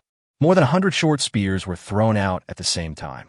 Facing the rain of short spears, the unicorn wolf in the air was like a living target and was easily pierced by the short spears, while the remaining short spears continued to stab at the unicorn wolf behind them. In just a few moments, 20 lone wolves were killed. At this time, there were less than 50 unicorn wolves still able to move on the field. By now, these lone wolves finally became afraid. They let out threatening growls one by one, but could not help but retreat. Happily Fan let them go. He directly asked the orcs to throw out the last short spear. After a dozen unicorns were shot to death with short spears, the remaining 30 unicorns turned and ran away. However, they forgot that there was a trap beneath them. These 30-odd unicorn wolves would be tripped by the trap after running a few steps. They stumbled for more than 10 seconds, but could not run more than a few meters. Seeing this, Li Fan knew that this hunt had been successful. Everything that happened afterwards was a foregone conclusion. Under the leadership of Anna and Ing, all the people above level 2 chased after the unicorn wolves and captured all of the 30 or so unicorn wolves. Li Fan was deeply impressed by one of the more courageous bull orcs. He was a guy who had single-handedly knocked several unicorns flying when the orcs were in chaos. This guy was extremely brave. He rushed to the front, mooing, and picked up a short spear and started stabbing wildly. In the end, 7 or 8 lone wolves were killed by him alone. Li Fan knew at first sight that this guy was definitely not a weak orc, and this guy looked fierce. Li Fan was sure that he had never seen him before, at least not several times. Although he is a bit reckless, he is a talented person. Li Fan couldn't help but take note of the other person's appearance, intending to find out who this hero was afterwards. The wolf pack was destroyed, and the next step was to harvest the spoils. At this time, Ing approached Li Fan and reminded him. There are still dozens of female wolves and more than 20 wolf cubs in the wolf den. Should we kill them all? Kill the mother wolf. As for the wolf cub, Li Fan looked at the black little wolf cub in Yin Ying's hand. This little guy didn't understand what sadness was. His own tribe was destroyed, but he just looked at Li Fan and Ing in horror. I don't know if I can tame these wolf cubs. If I can, it will be of great help to future hunting. But the winter of the year of God's punishment will come soon, and these cubs may not survive. Li Fan hesitated for a long time. Wow, what a cute little wolf. At this moment, Dina suddenly jumped out, staring at the little wolf cub in Ying's hand with her big eyes. Then Dina blinked her big eyes and looked at Ing and said, Sister Ing, can I touch the little wolf? Wow, this is the first time Li Fan heard Dina calling sister. Although the racial issue did not create a rift between the two, the impact has always existed. In the past, Dina would never take the initiative to get close to Ing. Who would have thought that Dina would compromise like this for a little wolf? When Ing heard Dina's words sister, he couldn't help but feel a strange emotion in his heart. Although she was a little reluctant, she finally handed the dark wolf cub to Dina. Thank you, Sister Ing. Dina kept rubbing the wolf's head as she spoke, and her face seemed to be about to burst into laughter. It can be seen how happy she is at this moment. In fact, Li Fan underestimated the lethality of these cute little animals to women. Even Anna, who had just killed someone's father, couldn't help but look at Dina with envy when she saw the little wolf cub. However, her unfounded maturity made her feel that she could not be as childish as Dina, so she did not step forward. In fact, even Dozina couldn't resist the cuteness of the little wolf cub, so she came over.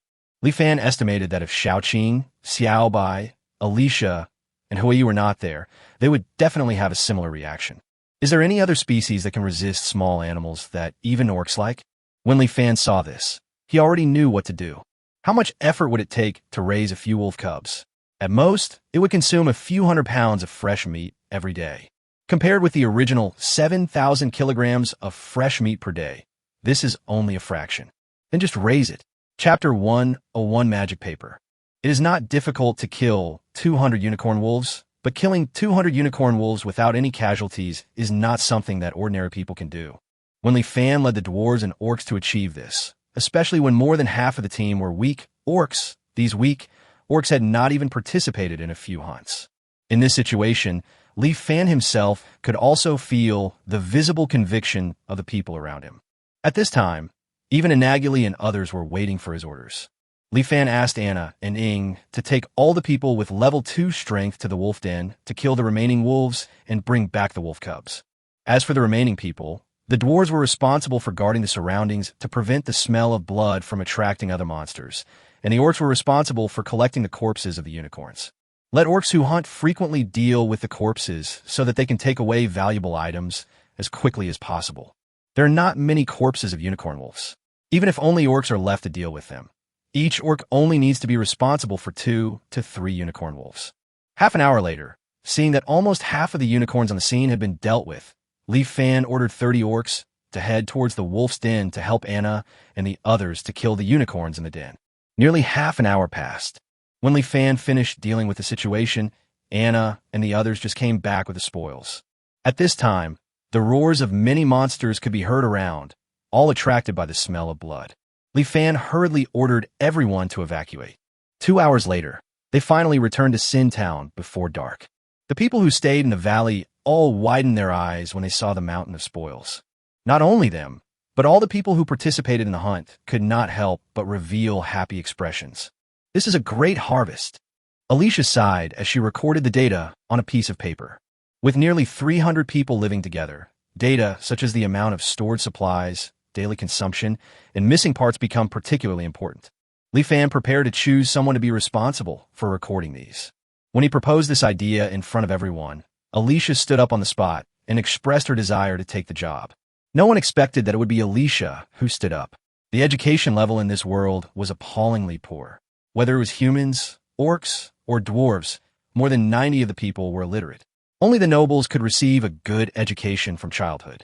And Alicia, who was once a slave, could actually read. Li Fan was actually quite optimistic about Alicia.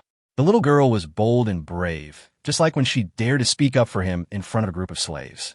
Li Fan felt that if she was born on Earth, with her personality, she would either be beaten by society and unable to get up, or she would definitely be able to climb very high.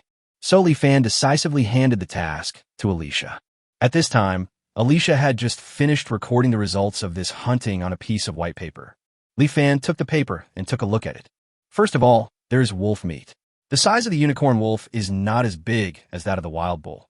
But these unicorn wolves are also 3 meters long, and each weighs nearly 1,500 kilograms. In the end, each one can produce about 700 to 800 kilograms of meat. Among them, the level 2 unicorn wolf is larger in size and has more meat. Especially the level 3 unicorn wolf, who is the wolf king, weighs 20,000 kilograms, which is heavier than an elephant. In the end, Li Fan and his team obtained a total of 170,000 kilograms of unicorn meat, taking a big step towards the small goal of 1 million. Then there are the magic cores, 1 level 3 magic core, 10 level 2 magic cores, and 173 level 1 magic cores. Together with the level 1 magic cores of the previous 50 barbarians, if all of these magic cores are purified, perhaps another level 2 warrior could be promoted to level 3. The 200 horns of the unicorn wolf are also good stuff. After seeing them, the dwarves said that they can be used to forge good short spears. Although the quality is not up to the fine level, there are also 200 ordinary grade to upper quality short spears. In addition to these, there are 200 wolf skins. When winter comes, these furs, which are usually an eyesore, become the most precious things. Finally, there are 30 wolf cubs. For these little things, the popularity was just as Li Fan expected. Ing rarely spoke in front of everyone and took possession of the little black wolf on the spot. Anna, Dina, Xiaoqing, Xiaobai, Dozina, Alicia, and Huayu also asked for one. As for Baiqi, Qingmu, Guli, and other rough guys, they were not very interested in raising wolf cubs. Wow, Li Fan originally planned to train it as a hunting dog, but in the blink of an eye it became a pet. Fortunately, there were still 22 left, So Li Fan asked 22 orcs with rich hunting experience to try to tame them. Li Fan also bought books on hunting dog training from the system mall and shared some of his experiences in training hunting dogs with these orcs when he was free. This is all the harvest of this trip.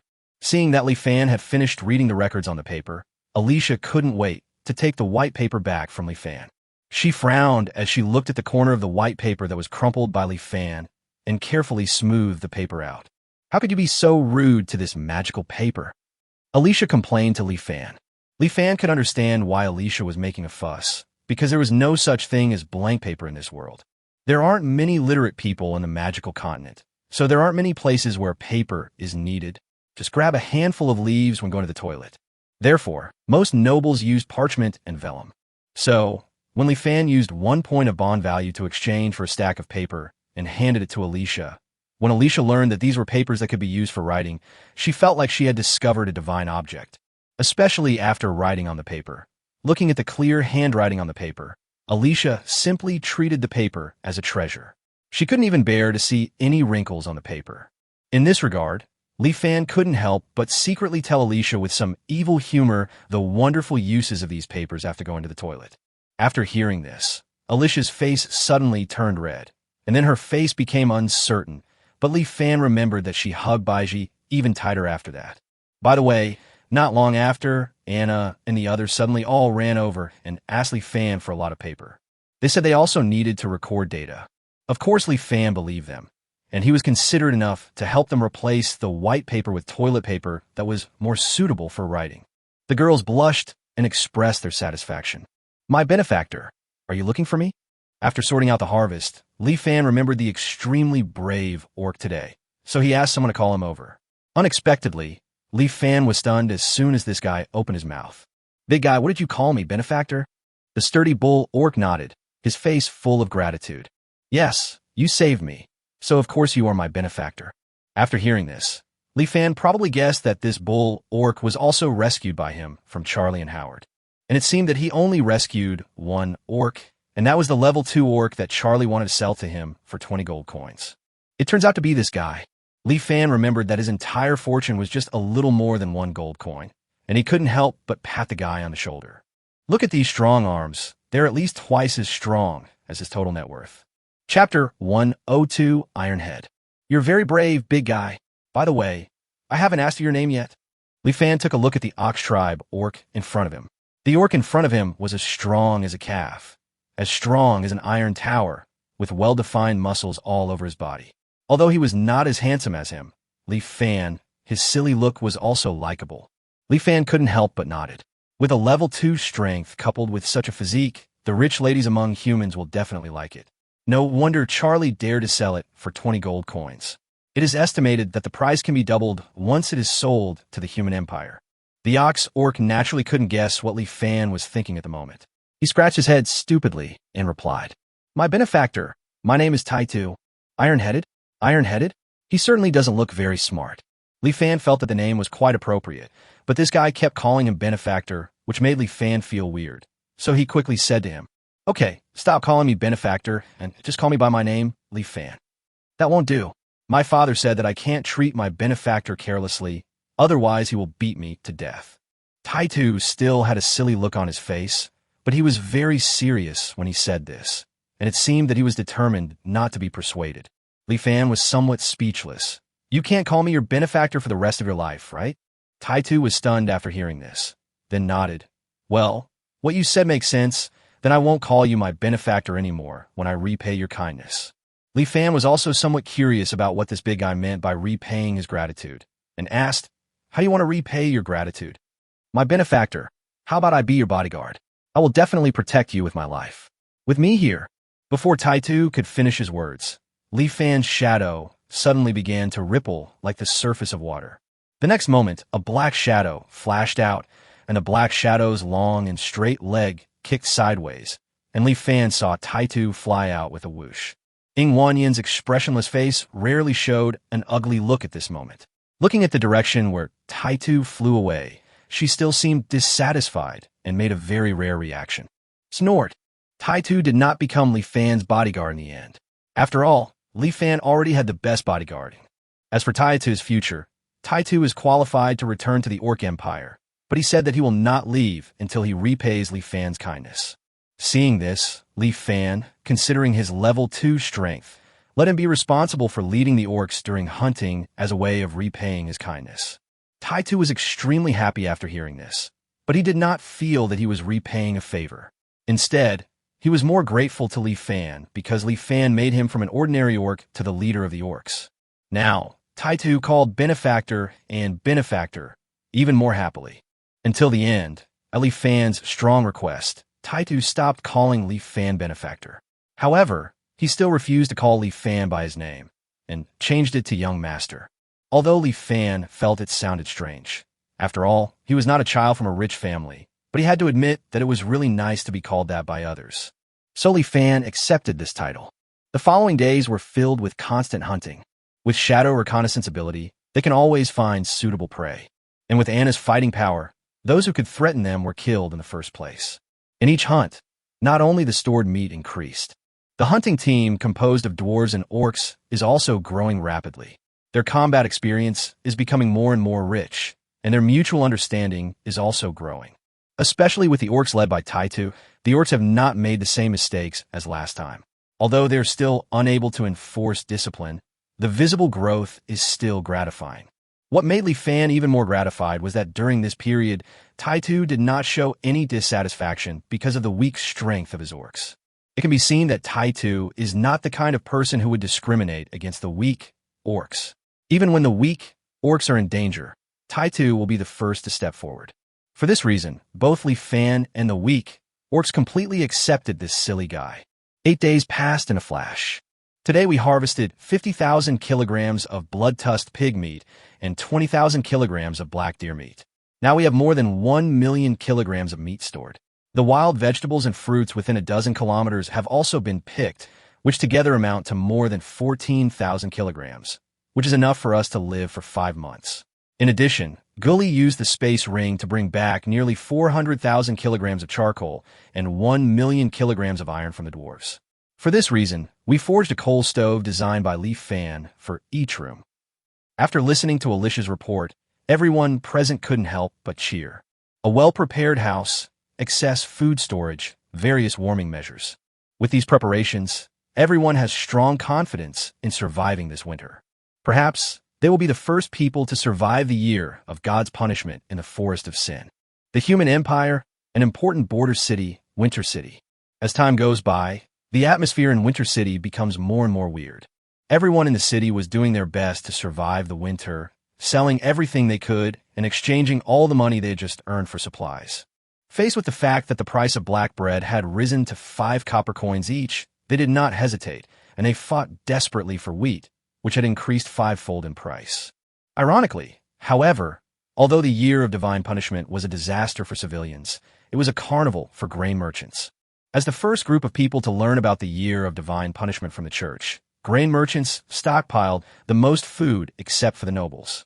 Getting rich overnight is the most appropriate description of every grain merchant today, and it is a reflection of every day. Every day is a get-rich-quickie. Unfortunately, this winter was destined to be a food shortage everywhere. Even when the premium of grain later increased by 5 or even 10 times, grain merchants were unable to find more food. When the grain merchants couldn't find food, there was no food to buy in Winter City. Therefore, at this time, all the residents in Winter City were caught in an extremely strange situation. Nowadays, they both hope that heavy snow will not fall and hope that heavy snow will fall immediately. The reason why we hope that heavy snow will not fall is easy to understand. And the reason why we hope that heavy snow will fall immediately is also simple. After all, if the heavy snow falls 1 day earlier, it may stop 1 day earlier. Chapter 103 Snowflakes. Chimi tugged at Chi-Chi's clothes and looked out the window blankly. At one point, Chimi asked Chi-Chi uneasily, "Brother, why hasn't Mother come back yet? Mother has gone out to look for food. She will be back before dark. We must stay at home and not cause trouble for her." Chi-Chi comforted Chimi. An 8-year-old child is easy to coax. At the age of 12, he knew how to comfort his sister. After listening to Chi-Chi's words, Chimi felt much more at ease. However, Chimi didn't notice that Chi-Chi's eyes were full of worry at this moment. Chi-Chi knew very well that there was no food to be bought in the city, and their mother must have run out of the city to look for food. Although Warcraft would stay away from big cities like Winterfell, there were still incidents of people being attacked by Warcraft outside the city every year. Chi-Chi just hopes that her mother won't encounter it. Chi-Chi couldn't tell Chimi about this kind of thing. As a brother, he couldn't help their mother, but he had to at least take good care of his sister Chimi. The sky gradually darkened. I don't know why, but the sky today seemed particularly gloomy. This gloom seemed to make Chimi extremely uneasy, and she asked Chi-Chi again, "Brother, it's getting dark. Why hasn't Mother come back yet?" Chi-Chi didn't answer. He looked at the gloomy sky, and his heart was full of worries. Chi-Chi suddenly squatted down and said to Chimi in front of him, "Chimi, you stay at home. I'll go find my mother." Chimi immediately shook his head. "I want to go too." Looking at Chimi's determined eyes, Chi-Chi hesitated for a moment and then spoke. "Okay, but we can only wait for Mother at the city gate and cannot leave the city gate. Do you understand?" "No." The brother and sister left home hand in hand and walked toward the city gate. There were not many people on the road, and everyone looked worried. At this time, Chimi found that an old man dressed as a beggar was staring at her not far away. Chimi was a little scared when he saw the glowing eyes of the old beggar and pulled Lakasai's hand. Chi-Chi turned around and soon discovered the old beggar. Seeing the old beggar staring at him and his sister, Chi-Chi's face changed. The next moment, he hurriedly grabbed Chimi's hand and ran quickly towards the crowded place. The old beggar looked at Chimi and Chi-Chi's receding figures with hesitation on his face. When he saw the two siblings blending into the crowd, he turned around and left unwillingly. Chi-Chi looked behind him and didn't see the old beggar chasing him, so he breathed a sigh of relief. Recalling the look in the old beggar's eyes just now, Chi-Chi felt that the beggars seemed to want to eat them. His mother also said that these beggars seemed to secretly take children away, and once a child was taken away, he would never come back. Chi-Chi felt that if they had not run fast, he and his sister might have been dragged away by the old beggar, and then on a winter morning when there was no food. The more Chi-Chi thought about it, the more scared he became. He hesitated whether to go home. In the end, he took Chimi's hand and walked to the city gate. Just as it was about to get completely dark, my mother's figure finally appeared at the city gate. Chi-Chi breathed a sigh of relief, and Chimi ran and threw himself into his mother's arms. The mother was surprised that the brother and sister were waiting for her here, but she did not blame Chi-Chi. She picked up the basket and took the brother and sister back. Chi-Chi glanced at the basket, which contained only a few wild vegetables and a lot of tree bark. These days, Mother collected a lot of tree bark.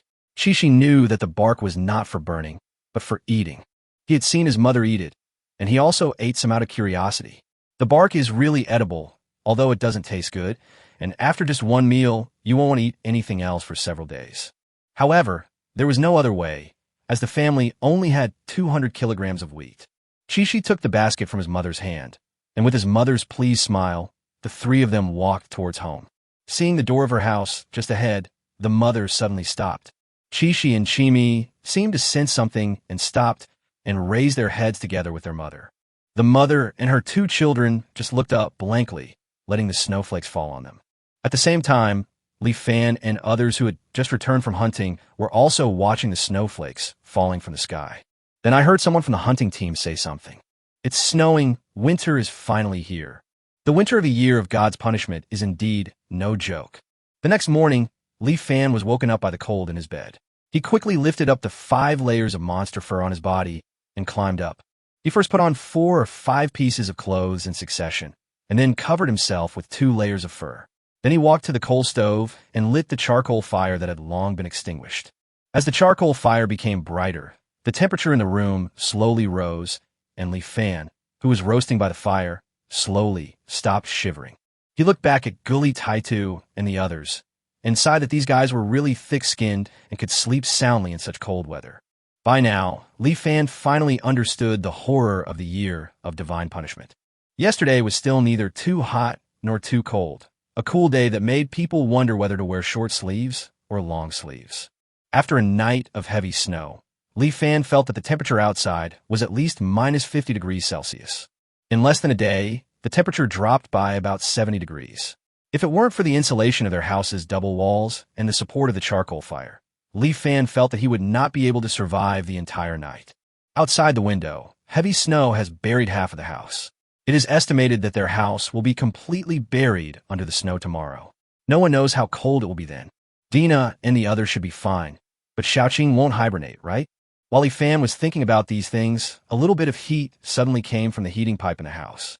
With the coal stove, the roll of the heating pipe has become much smaller, but at least it can remind everyone that it is time to eat. At this moment, Guli and Taitu, who had been sleeping soundly just now, suddenly opened their eyes and quickly got up. It's time to eat, it's time to eat. The two of them could not help but open the door of the next room, without even putting on many pieces of clothes. The orcs and dwarves next door were awakened one after another. When they heard that it was time to eat, they got up and ran towards the cafeteria together. Li Fan looked at it speechlessly and shook his head. He slowly roasted the fire for a while before walking towards the toilet. The canteen and the toilet are actually located in the middle of all the houses. The two rooms are built back to back, but at Li Fan's strong request, several walls were deliberately added in the middle. Li Fan followed the door opened by Taitu and the others and came to the bathroom, which was divided into men's and women's toilets. He first went into the men's restroom to release the water that had been stored in his body overnight, then walked to the washing area and began to brush his teeth and wash his face. Orcs and dwarves do not have the habit of washing every day, which is more conducive to their survival in winter. Although Li Fan knew the reason, he still couldn't stand not washing at all. He educated the orcs and dwarves about the harm that not washing would cause to their teeth and skin. In the end, except for a few girls who loved beauty, the rest of the people sneered at what Li Fan said. Seeing this, Li Fan was too lazy to persuade them. After wiping his face clean, Li Fan walked towards the cafeteria next door, shouting at the same time, "It's time to eat." Chapter 104 Superior Healing Potion. It turns out that snakes are more like humans than snakes. Xiaoqing did not hibernate. She was in good spirits, biting a chicken leg in her mouth, holding barbecue in her hands, and staring at the steak. Li Fan shook his head as he watched, eating such greasy food so early in the morning. He was worthy of being an orc. However, after Li Fan looked at all the food in the cafeteria, he realized that only meat was available this morning. After all, they don't have many vegetables and wild fruits, so they still have to rely on meat for most of the time. Li Fan was somewhat dissatisfied with this kind of life, which was enough to make more than 90 of the people in the magical continent envious. He stubbornly believed that he should eat something light early in the morning. Finally, Li Fan asked Huiyu to help him cook some salted chicken breast and started eating. The chicken breast came from a level 1 pheasant monster. It was only boiled in salt water, but it was surprisingly tender, juicy, and not greasy. Li Fan felt a little unsatisfied after finishing the meal. After breakfast, Li Fan began to look for Ing. After starting dormitory life, men and women naturally have to be separated, and Ing is no exception. At this time, she lives with Dina and others. If Li Fan wanted to find her, he had to go through several female dormitories. It's not that they can't go. The carefree dwarf women don't care about their big muscles being seen by Li Fan, although the orc women and human women care. As long as Li Fan knocks on the door in advance, he can still pass through with his current persuasiveness. Li Fan thought that was too troublesome, so he waited for Ing in the cafeteria during lunchtime. Soon after, he saw Ing enter the cafeteria with Dina and the others. Li Fan waited until the other party finished breakfast before walking over and asked Ing to go with him to an empty room nearby. Li Fan closed the door, and facing Ing, who had a puzzled look on his face, he slowly reached for his shirt and then took out a bottle of bright red medicine. It was the top-grade healing potion he had just redeemed from the system hall. After the last 10 days of Hal Yang Mao, with 108 bond points every day, minus the consumption in the middle, Li Fan finally accumulated a full 1090 bond points today, and was finally able to exchange for a bottle of top-grade healing potion with a bond value of 1,000 points.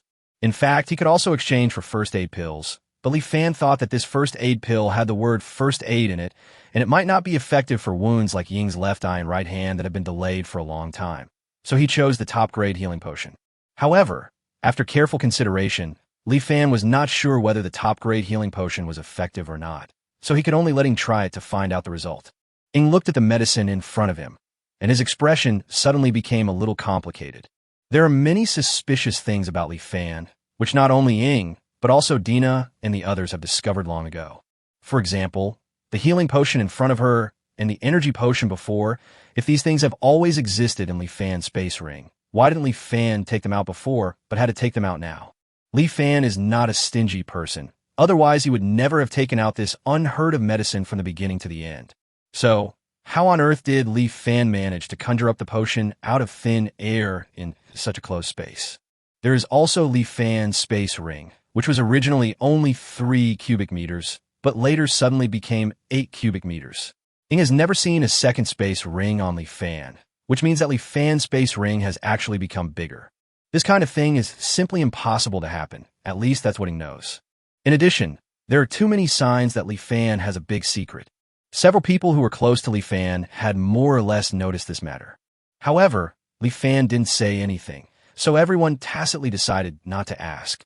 Until today, when Ing saw Li Fan take out the top-grade healing potion, she immediately understood that this potion might be able to cure her left eye and right hand.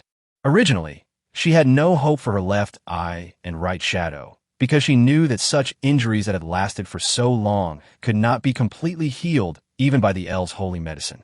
If the potion in Li Fan's hand could really cure her injuries, Ing didn't know how precious this potion would be. Ing was a little hesitant. To get such a precious potion, Li Fan must have paid a sufficient price, right? Is it costly? How big is it? Ing didn't know, but if she thought about it carefully, whether it was the mid-grade healing potion at the beginning or the high-grade healing potion now, they were actually priceless to her and were a favor that she could never repay. She seemed to owe the man in front of her too much. However, Ing did not feel too much pressure. At this moment, she seemed to understand the meaning of the saying, "Too much debt is no burden," that people say. Thinking of this, Ing couldn't help but smile. At worst, I can just give him back my entire future life. Ing suddenly closed his eyes, recalled his mother's face in his mind, and muttered to himself, "I'm sorry, Mother. I won't go to the elf tribe anymore." The next moment, Ing opened his eyes, took the top-grade healing potion from Li Fan, and drank it without hesitation. The top-grade healing potion took effect quickly. Ying's left eye, which had been tightly closed, twitched, and then opened with difficulty. After a moment of stiffness, the black pupil moved agilely in the eye socket. In an instant, her vision became broad and clear, as if the fog that had been covering her eyes for years was suddenly dispelled. Then it was her right hand. Blue veins appeared on her originally weak right hand, and the blood vessels bulged like earthworms and crawled all over her entire right arm.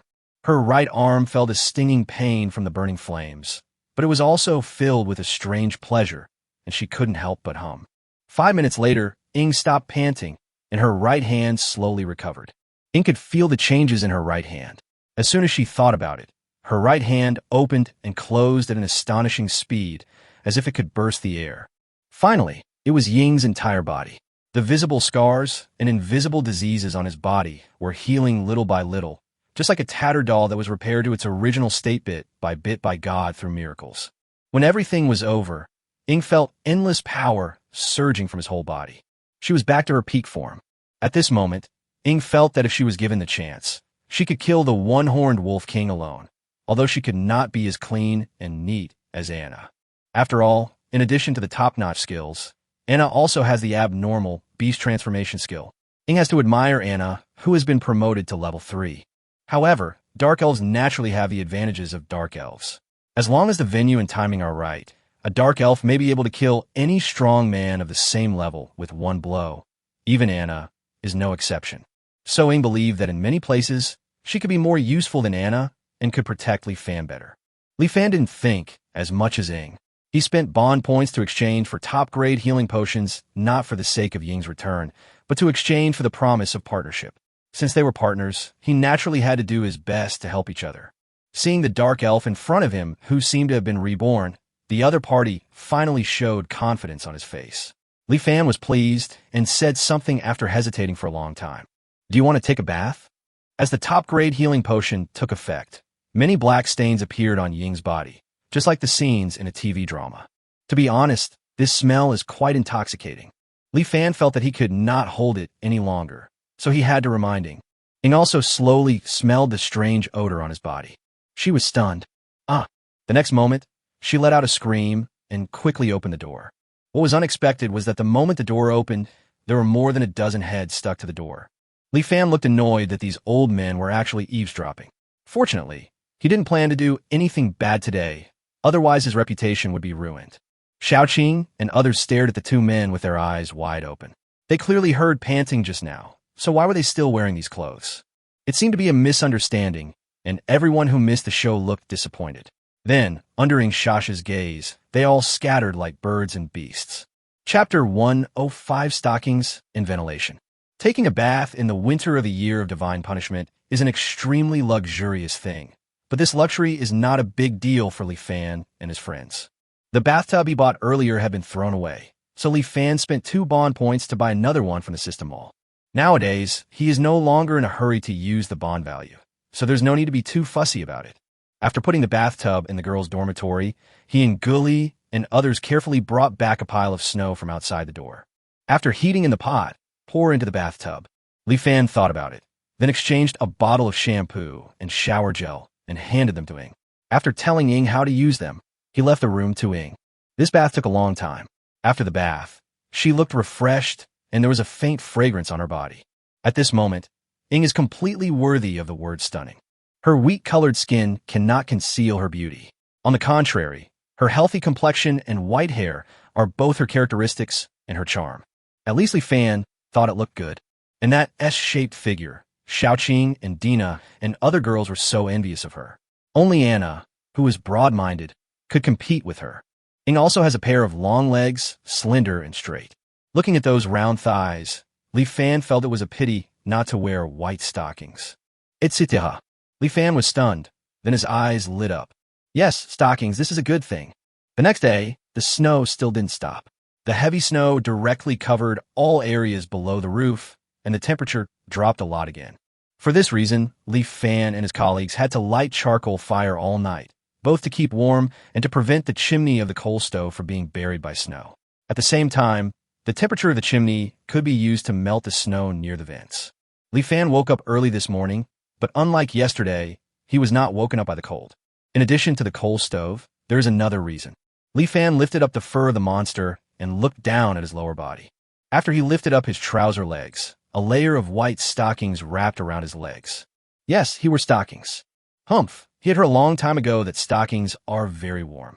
Now that he tried it, he found that the effect is indeed good. The most important thing is that the stockings are thin enough and will not look like pants, making you look bloated if you wear a few more pairs. Even if you wear several layers of stockings, their thickness is about the same as a pair of pants, but their warmth retention is equivalent to several pairs of pants. With these stockings, Li Fan can even go out wearing only a pair of pants. As for the issue of whether wearing stockings is embarrassing, it is not even within Li Fan's consideration. When he was young, he was a guy who preferred manners to warmth. But since graduation, he finally understood the importance of temperature. In the face of temperature, demeanor is worthless. Besides, stockings were originally made for men to wear. Is there anything wrong with him wearing them? If there was anything wrong, it was that he was wearing too fancy white silk. Next time he decided to go for a simpler color like black stockings. When you have good things, you naturally want to share them. It takes 2 points of bond value to exchange for a pair of stockings. Women's things are expensive. Fortunately, after Li Fan got all the benefits today, he had 196 bond points. Li Fan generously exchanged 2 for all the women. A total of more than 100 bond points were spent. As for men, forget it. Thinking about guys like Gully who have thick skin and flesh, Li Fan is sure that if they discovered the magical effect of keeping warm, such as stockings, they would probably just put on a pair of stockings and not even wear pants. Macho man in stockings? Li Fan didn't even dare to imagine that eye-catching scene. So in the end, he only exchanged stockings for women. However, Li Fan seemed to have forgotten that not all dwarf women looked like Dozina. Dozina was a little more masculine and could be considered a pretty girl, but she still looked like a woman in terms of both appearance and figure. Most dwarf women were so ugly that when they put on stockings, Li Fan's eyes were finally burned. After paying such a huge price, Li Fan did not get to see Dina and the others wearing stockings as he wished. Because it was so cold, they wore thick fur pants outside. It can be seen that they seemed to like stockings very much. Several little girls would lift up their trouser legs and touch the stockings on their legs almost every once in a while. No other fabric in the magical continent can compare to its powerful warmth-keeping function and magical silky feel, and they immediately fell in love with these peculiar pants. Although they liked them, ever since Li Fan presented them with the stockings, these girls have looked at him with unfriendly eyes, as if they were looking at a pervert. Li Fan was very angry about this. He just gave them some extra lace, fishnet, suspender, bow, Lolita, JK, and other types of stockings according to his own preferences. What did he do wrong? The third day arrived quickly, and the heavy snow was still falling. This time, the roof of Li Fan's house was also covered by the snow. Li Fan couldn't help but start to worry about the ventilation problem. In order to keep warm, the room was deliberately designed to be smaller. 18 people in one room consume a lot of oxygen. Add to that the burning coal stove and poor ventilation, and you'd be in big trouble. On the fourth day, the snow showed no sign of stopping. The roof was completely covered with heavy snow, and Li Fan was woken up by the stuffiness in the morning. No, we can't hold out like this. We need to find a way to ventilate the air. At this time, Dina and the others also realized this problem and went to find him. Everyone discussed it, but came to no conclusion. It is not easy to ventilate at this time. To be honest, they underestimated the heavy snow in the year of God's punishment. They never expected the snow accumulation to be so exaggerated. Under the snowstorm, the vents on the roof were buried by snow on the third day. Li Fan and his team opened them several times, but each time they were immediately covered by heavy snow. As the snow became thicker, the situation became more and more serious. It is conceivable that soon their houses will be buried several meters deep in the snow, and they will be suffocated to death. It turns out that it is not so easy to survive the year of divine punishment. Everyone was at a loss as to what to do and could only look at Li Fan with anticipation. Li Fan took a few deep breaths in annoyance. It was not easy to come up with a solution. He stared at the house for a long time and at one point noticed the heating pipes. The next moment, Li Fan's eyes suddenly lit up. Well, the solution was indeed easy to think of. He had an idea. He hurriedly asked the dwarf to make 2 detachable iron pipes. The iron pipes were 15 meters long and more than 10 centimeters in diameter. They were neither too big nor too small, but enough for ventilation. Li Fan asked people to insert the iron pipe diagonally into the snow until it reached the outside of the snow. After using an iron rod to break through the snow that is blocking the iron pipe, you can hear the howling sound of wind and snow outside the house. There is an air inlet, but no air outlet, so the wind cannot come in. Li Fan identified the direction of the wind and then asked someone to insert another iron pipe into the snow. Li Fan's idea was very simple. He planned to use 2 iron pipes to complete ventilation. Simply put, one iron pipe is in the direction of the wind, and the other iron pipe is against the direction of the wind. The cold wind was strong in the heavy snow. The cold wind will send fresh air into the iron pipe against the wind and take away the old air in the house from the iron pipe with the wind, thus completing the air circulation. The only problem is that the temperature in the room will drop significantly. However, in order to avoid being suffocated, Li Fan and the others didn't care about that anymore. At worst, we can ask the dwarves to build a few more coal stoves. Anyway, they have 400,000 kilograms of charcoal, enough to squander. Chapter 106 God's Love Day. After the ventilation problem was solved, Li Fan and others returned to their peaceful and boring days. This went on for about 10 days, and one morning Li Fan suddenly felt that the house was much warmer. Li Fan tried to find out the reason, and discovered through the ventilation iron pipe that the wind and snow outside had stopped. Didn't they say that the winter of the year of God's punishment would last for 4 or 5 months? How come it stopped after just a dozen days? Li Fan woke everyone up excitedly. Later he realized that he had made a mistake. The experienced Baichi and Aoki told him. It turns out that the heavy snow in the winter of the year of God's punishment does not fall continuously. Every month, the snow will magically stop twice. And it is precisely because of these 2 breathing opportunities that most people in the magical continent have the opportunity to survive the winter of the year of God's punishment. It was as if the gods could not bear to see the life on the magical continent completely destroyed, so they used their divine power to stop the wind and snow twice every month. Therefore, people called these 2 days of each month God's Love Day. God punishes on one hand, and God loves on the other. Li Fan couldn't understand what the people in this world were thinking, but he knew very well that he couldn't waste this opportunity and had to take advantage of this God's Love Day to clear the snow outside the house. Others had apparently thought of this, too. Then everyone gathered together. Although the wind and snow had stopped, it was still extremely cold outside, and ordinary people could not bear it. After testing, everyone found that only those with strength above level 2 could move around outside for a period of time after they were fully dressed. As for level 3 Anna and Shadow, as long as they take good cold-proof measures, they can stay outside for a long time. In addition, there are dwarves above level 1. The dwarves' tempered bodies are more cold-resistant than ordinary people.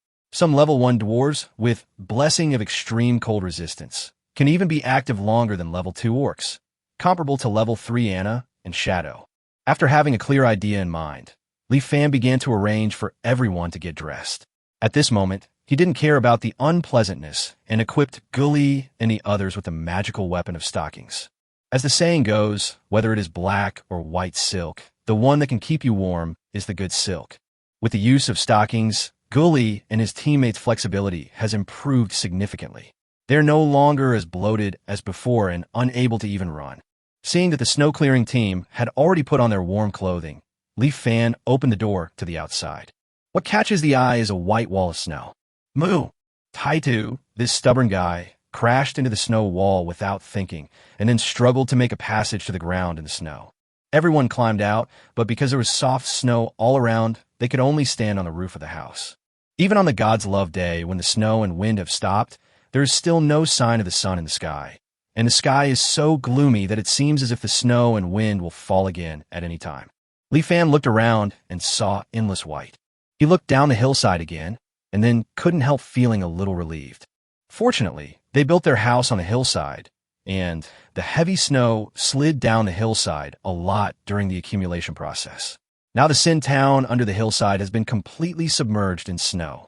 The snow there is estimated to be almost 10 meters deep. If their house was built at the foot of the hillside, it would definitely have the same fate. But even on the hillside, the snow had piled up to 5 meters deep, more than 1 meter higher than the roof of their house. This world is just crazy. Li Fan really couldn't understand how the snow could be so heavy. It is extremely difficult for them to clear the snow nowadays. After all, the snow is soft. No matter whether it is orcs or dwarves, once they step on the snow, they will sink into the snow and there is no way to shovel the snow. Li Fan thought about it and came up with an idea: the snowshoe. Snowshoes are large wooden boards tied under the soles of both shoes. The principle is to distribute the weight of the body over a larger area. With the help of snowshoes, people can walk on the snow. After telling the dwarves the design ideas, they immediately began to look for wood to make snowshoes. Soon, everyone in the snow-clearing team was equipped with a pair of snowshoes and began to clear the snow around them. The advantage of building the house on the hillside is once again demonstrated. They don't have to shovel the snow slowly, one shovel at a time. They just need to find a way to push the snow down the hillside. This is a piece of cake for reckless men like Gully and Taitu. With the combined efforts of everyone, the snow on the hillside disappeared at a speed visible to the naked eye. By 1 or 2 o'clock in the afternoon, everyone had cleared most of the snow. At the same time, in the central area of the Sin Forest, this area that almost no one could reach was in complete darkness. A pair of ice blue eyes suddenly opened slowly in the darkness. As the eyes opened as wide as possible, the owner of the eyes moved, and a majestic figure walked out of the central area little by little. In Winter City, Chi-Chi and her mother worked hard to shovel the snow, and her sister Chimi also took a wooden board to help. Due to poverty, their homes were far away from the city center and could only be built close to the city wall. Ironically, it is precisely because of this that the city wall has blocked most of the wind and snow for them, and now the snow accumulation at their home is less than 3 meters high. Chi-Chi tried hard to push the snow in front of him onto the street outside, but there was also snow on the street, so his efforts were ineffective. Chi-Chi frowned. According to the situation in previous years, there should be city guards led by knights to clear the snow on the streets at this time. However, in this year of God's punishment, neither the knights nor the city guard showed up. The residents in the city had no choice but to call on everyone to shovel the snow on the streets out of the city in order to clear the snow. Unfortunately, people can't even deal with the snow around their own houses. So how can they have time to clear the snow on the streets? Under this vicious cycle, the already difficult winter seems to be getting even more difficult. Chi-Chi therefore looked at his mother beside him worriedly. My mother has lost a lot of weight recently, and the reason is very simple. In order to save food, his mother let him and Chimi eat wheat porridge, while she herself often filled her stomach with tree bark. The bark is difficult to digest, and the mother often does not eat a second meal all day. Chi-Chi knew very well that this was not going to work, but her usually kind mother seemed extremely stubborn at this moment. When did this stubbornness emerge? Perhaps it has existed since the day my father had the accident a few years ago, but it was only exposed today. Chi-Chi didn't know what to do and could only look towards the center of Winter City with a worried look on his face. There's a magnificent stone castle. The one living in the castle is the Castle Lord Carton. Chi-Chi didn't understand. What was the city lord doing? Why not send out the knights and city guards to help clear the snow during this difficult time? Is there anything more important than the lives of residents? Chapter 107 Flint. Lord City Lord, are you really not going to care about the snow on the streets? If we don't clear the snow today, heavy snow will fall again soon, and most of the houses of the residents in the city will be completely buried. I'm afraid that before the next God's Love Day comes, a large number of residents will be frozen to death. Facing the questioning of Great Knight Wood, there was no expression on Cotton's face. Carton played with a red stone in his hand and asked Wood, "Great Knight Wood, do you know what this is in my hand?" Wood glanced at the red stone in Carton's hand. It was obviously not an ordinary stone. The space around the stone was constantly distorted, as if it was burned by invisible flames. In fact, the stone did emit a burning smell. Only then did Wood realize that the room he was in was extremely warm, but because of his level 4 strength, the feeling was not obvious and he did not notice it at first. Wood realized it instantly and exclaimed, "This is flint. How could the imperial capital be willing to send such a precious stone to Winter City?" Carton looked at the flint in his hand and said calmly, "Nothing is impossible, Great Knight Wood. As early as the day when the heavy snow fell, I had already placed some flint throughout the Winter City. Therefore, the temperature inside the Winter City is much higher than outside. In this case, as long as it is God's Love Day, the residents of the city can go out and clear the snow by themselves. Their chances of survival are already very high, at least much higher than those in other cities." As Carton spoke, a trace of ruthlessness suddenly flashed in his eyes, and he continued, "And even if there is no flint, I will not use the knights and city guard for trivial matters such as clearing snow." Why? Clearing the snow is no trivial matter. If we are not careful, more than half of the civilians in the city may not survive this winter. Wood stared at Cotton with dissatisfaction, his fists clenched unconsciously. Carton was not upset by Wood's rudeness. He just said coldly, "Because there are more important things than protecting civilians. Great Knight Wood, you may not know that since you have not experienced the year of God's punishment, in addition to the terrible wind and snow, the year of God's punishment will also cause a strange phenomenon, a phenomenon that only occurs in towns near the Sin Forest and the Monster Mountain Range." "What phenomenon?" "Beast Tide. Didn't all the monsters go into hibernation during the winter of the year of God's punishment? That's why it's a strange phenomenon. In the winter of the year of God's punishment, most of the monsters will indeed hibernate, but that's only the majority. There are still some monsters that can still move, such as ice-attributed monsters and monsters with extreme cold resistance. These two types of monsters can even move in the wind and snow of the year of God's punishment. When they can't get food in the wind and snow, they will trigger a beast tide and attack the surrounding towns. Now the biggest task of the knights and city guards of Winter City is to guard against these monsters." As he spoke, Carton stood up and walked to the window. He looked at the city streets outside the castle and stared at the residents who were desperately clearing the snow. If we don't clear the snow, many residents may lose their lives. But if we fail to survive the beast tide, everyone in Winter City will lose their lives. After hearing this, Wood was silent for a moment and finally said hesitantly, "But the beast tide hasn't arrived yet, right? We can go and clear the snow first." Cotton glanced at Wood with a hint of disdain in his eyes, but as Wood was the only great knight under his command, Cotton could only patiently explain. "Will a beast tide appear? When will it appear? No one knows. The only certainty is that starting from the first God's Love Day, a beast tide may occur every day. So we must be vigilant at all times. How can we waste the power of the knights and the city guards for a few civilians?" Wood was speechless after hearing this. He said, as if in his last stand, "A lot of people will die.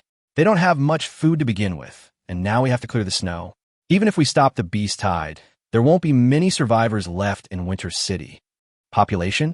Just a bunch of data?" Cotton knew Wood's temper, so he didn't say this. In fact, the population of Winter City is just a number to him. What he fears least is insufficient population, or rather, what the human race fears least is insufficient population. Orcs are known for their powerful strength. They are natural warriors, beast transformation, blood and blood combat method, blood and life together, quick recovery. Their racial talents are almost all for combat. Elves are known for their spiritual power. They can use magic, and all of their racial talents are in line with nature. Although this has made them arrogant and difficult to approach, they have gained longevity in nature. As long as they live long enough, they will naturally become strong. This is why the elves are so powerful.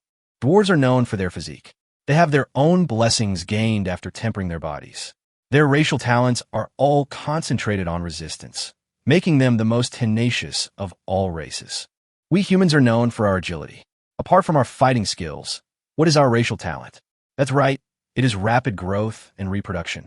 Rapid growth and reproduction make us humans the race with the most newborns of all races, and we are also one of the races that grows the fastest. What does it matter if some people die? As long as there is enough food and safe housing, it won't take much time at all for the vacant population to be filled. It was precisely because of this that humans were able to recover quickly and return to the position of the 4 major tribes, after being almost exterminated by the orcs. Now he is stuck. As the Lord of Winter City, the most important thing he should do is to protect Winter City, a safe residence. This is not only for Winter City, but also for the towns around Winter City and for the entire human empire. Seeing that Carton had no intention of changing his mind, Wood gritted his teeth and had no choice but to leave. Looking at the back of Nightwood, Carton quickly returned his gaze to the flint in his hand.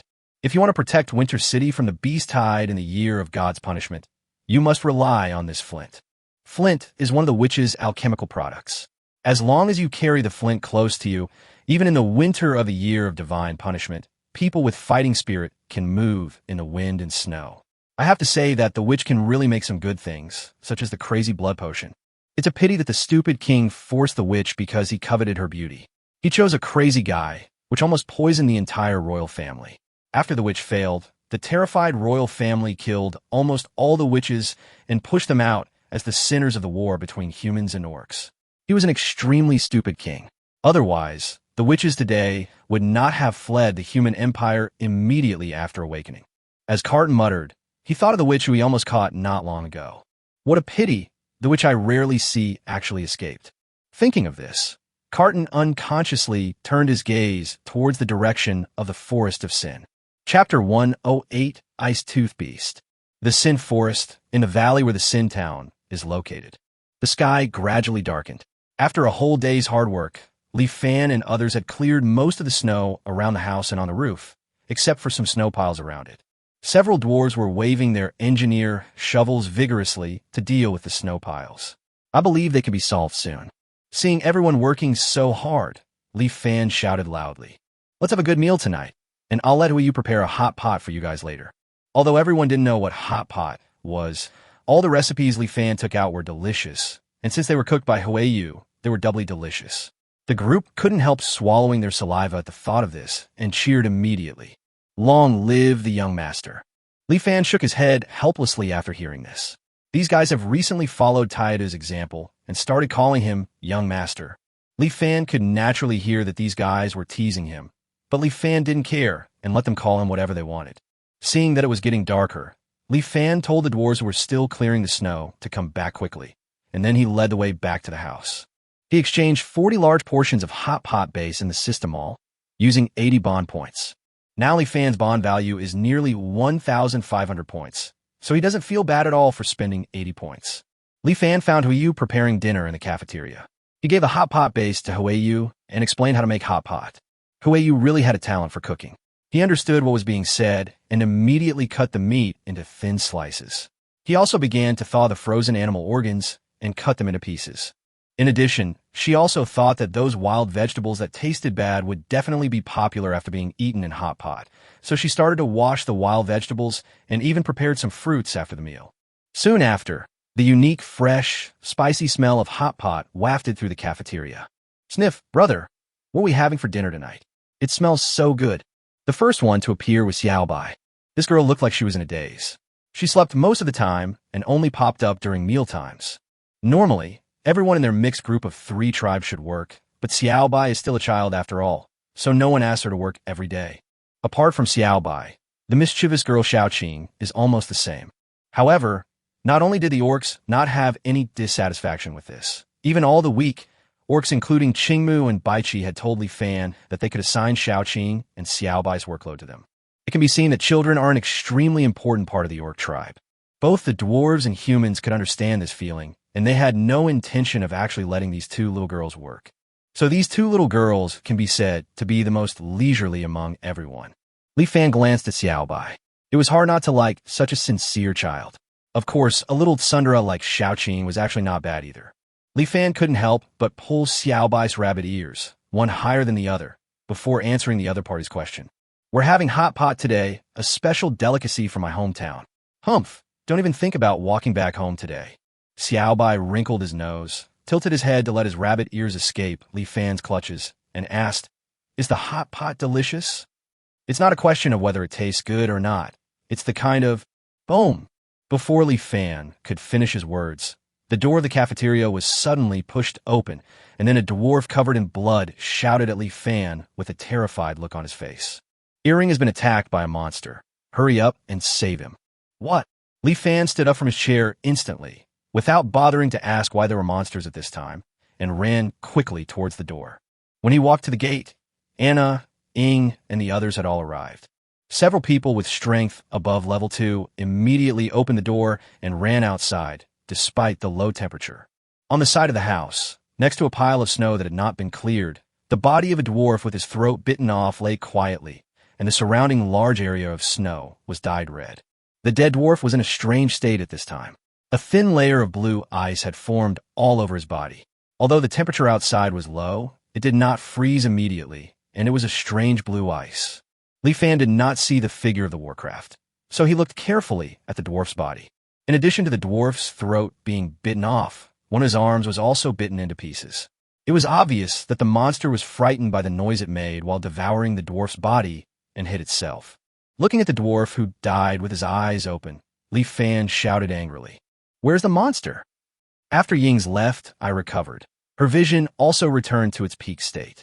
She was good at hiding her body and was the first to notice the hidden monster.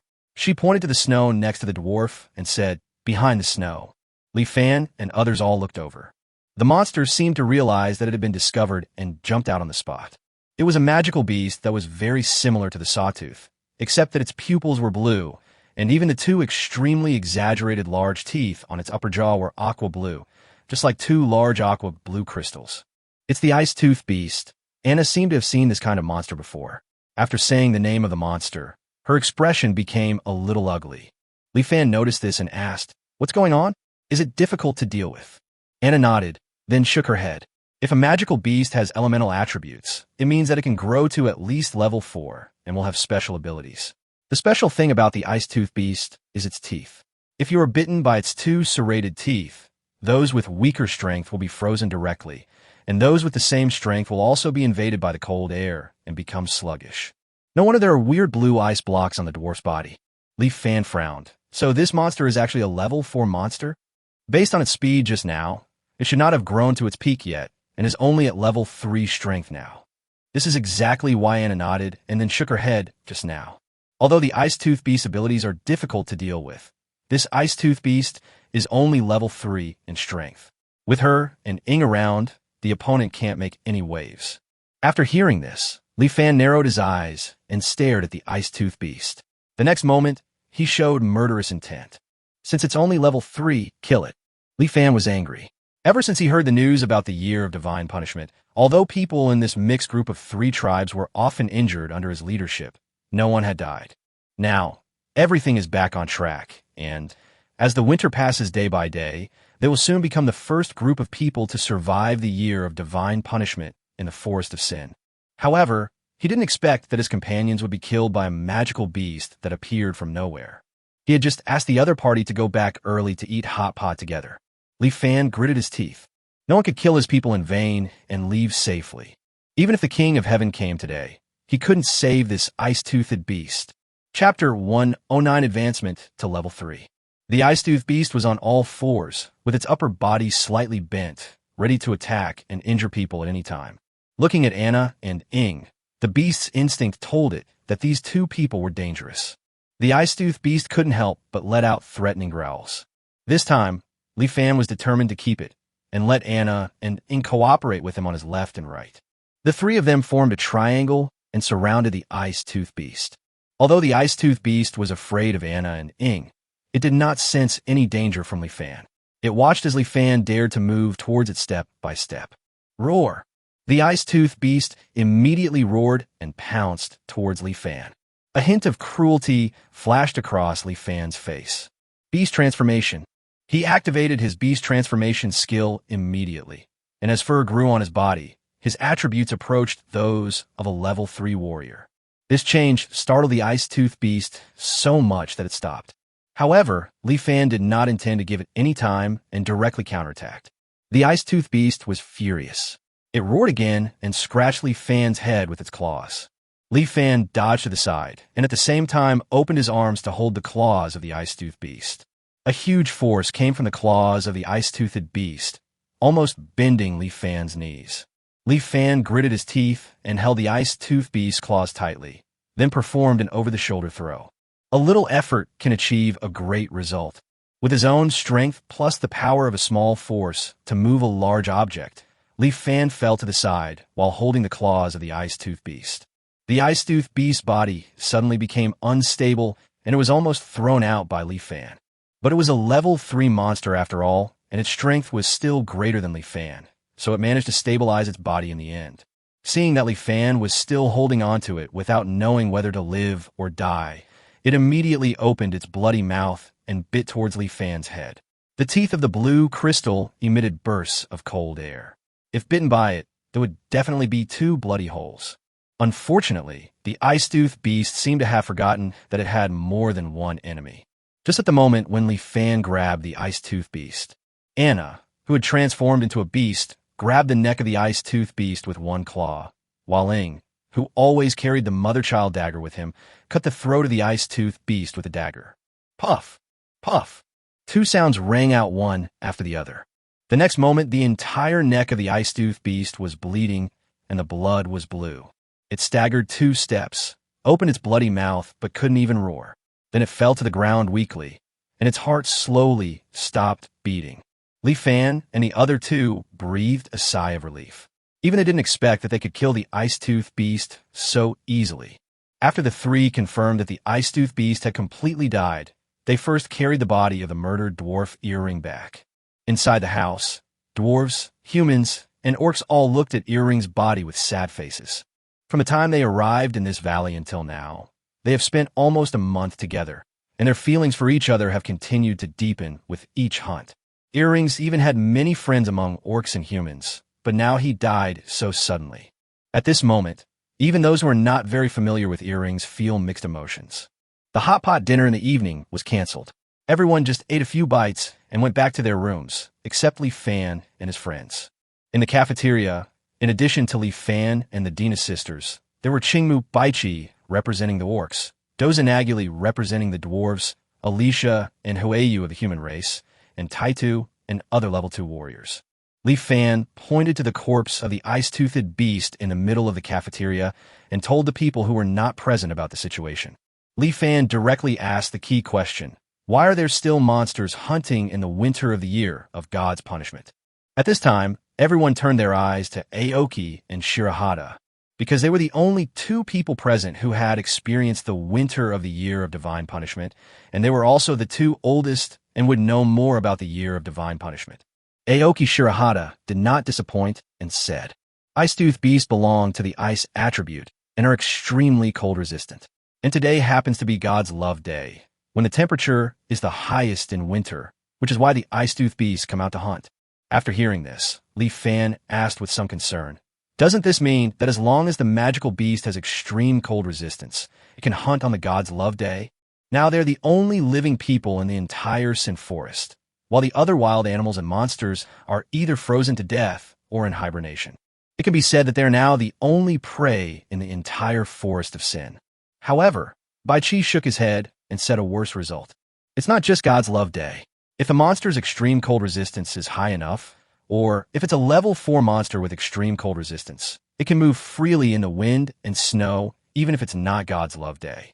Everyone frowned after hearing this. This was not good news. It was actually very bad news.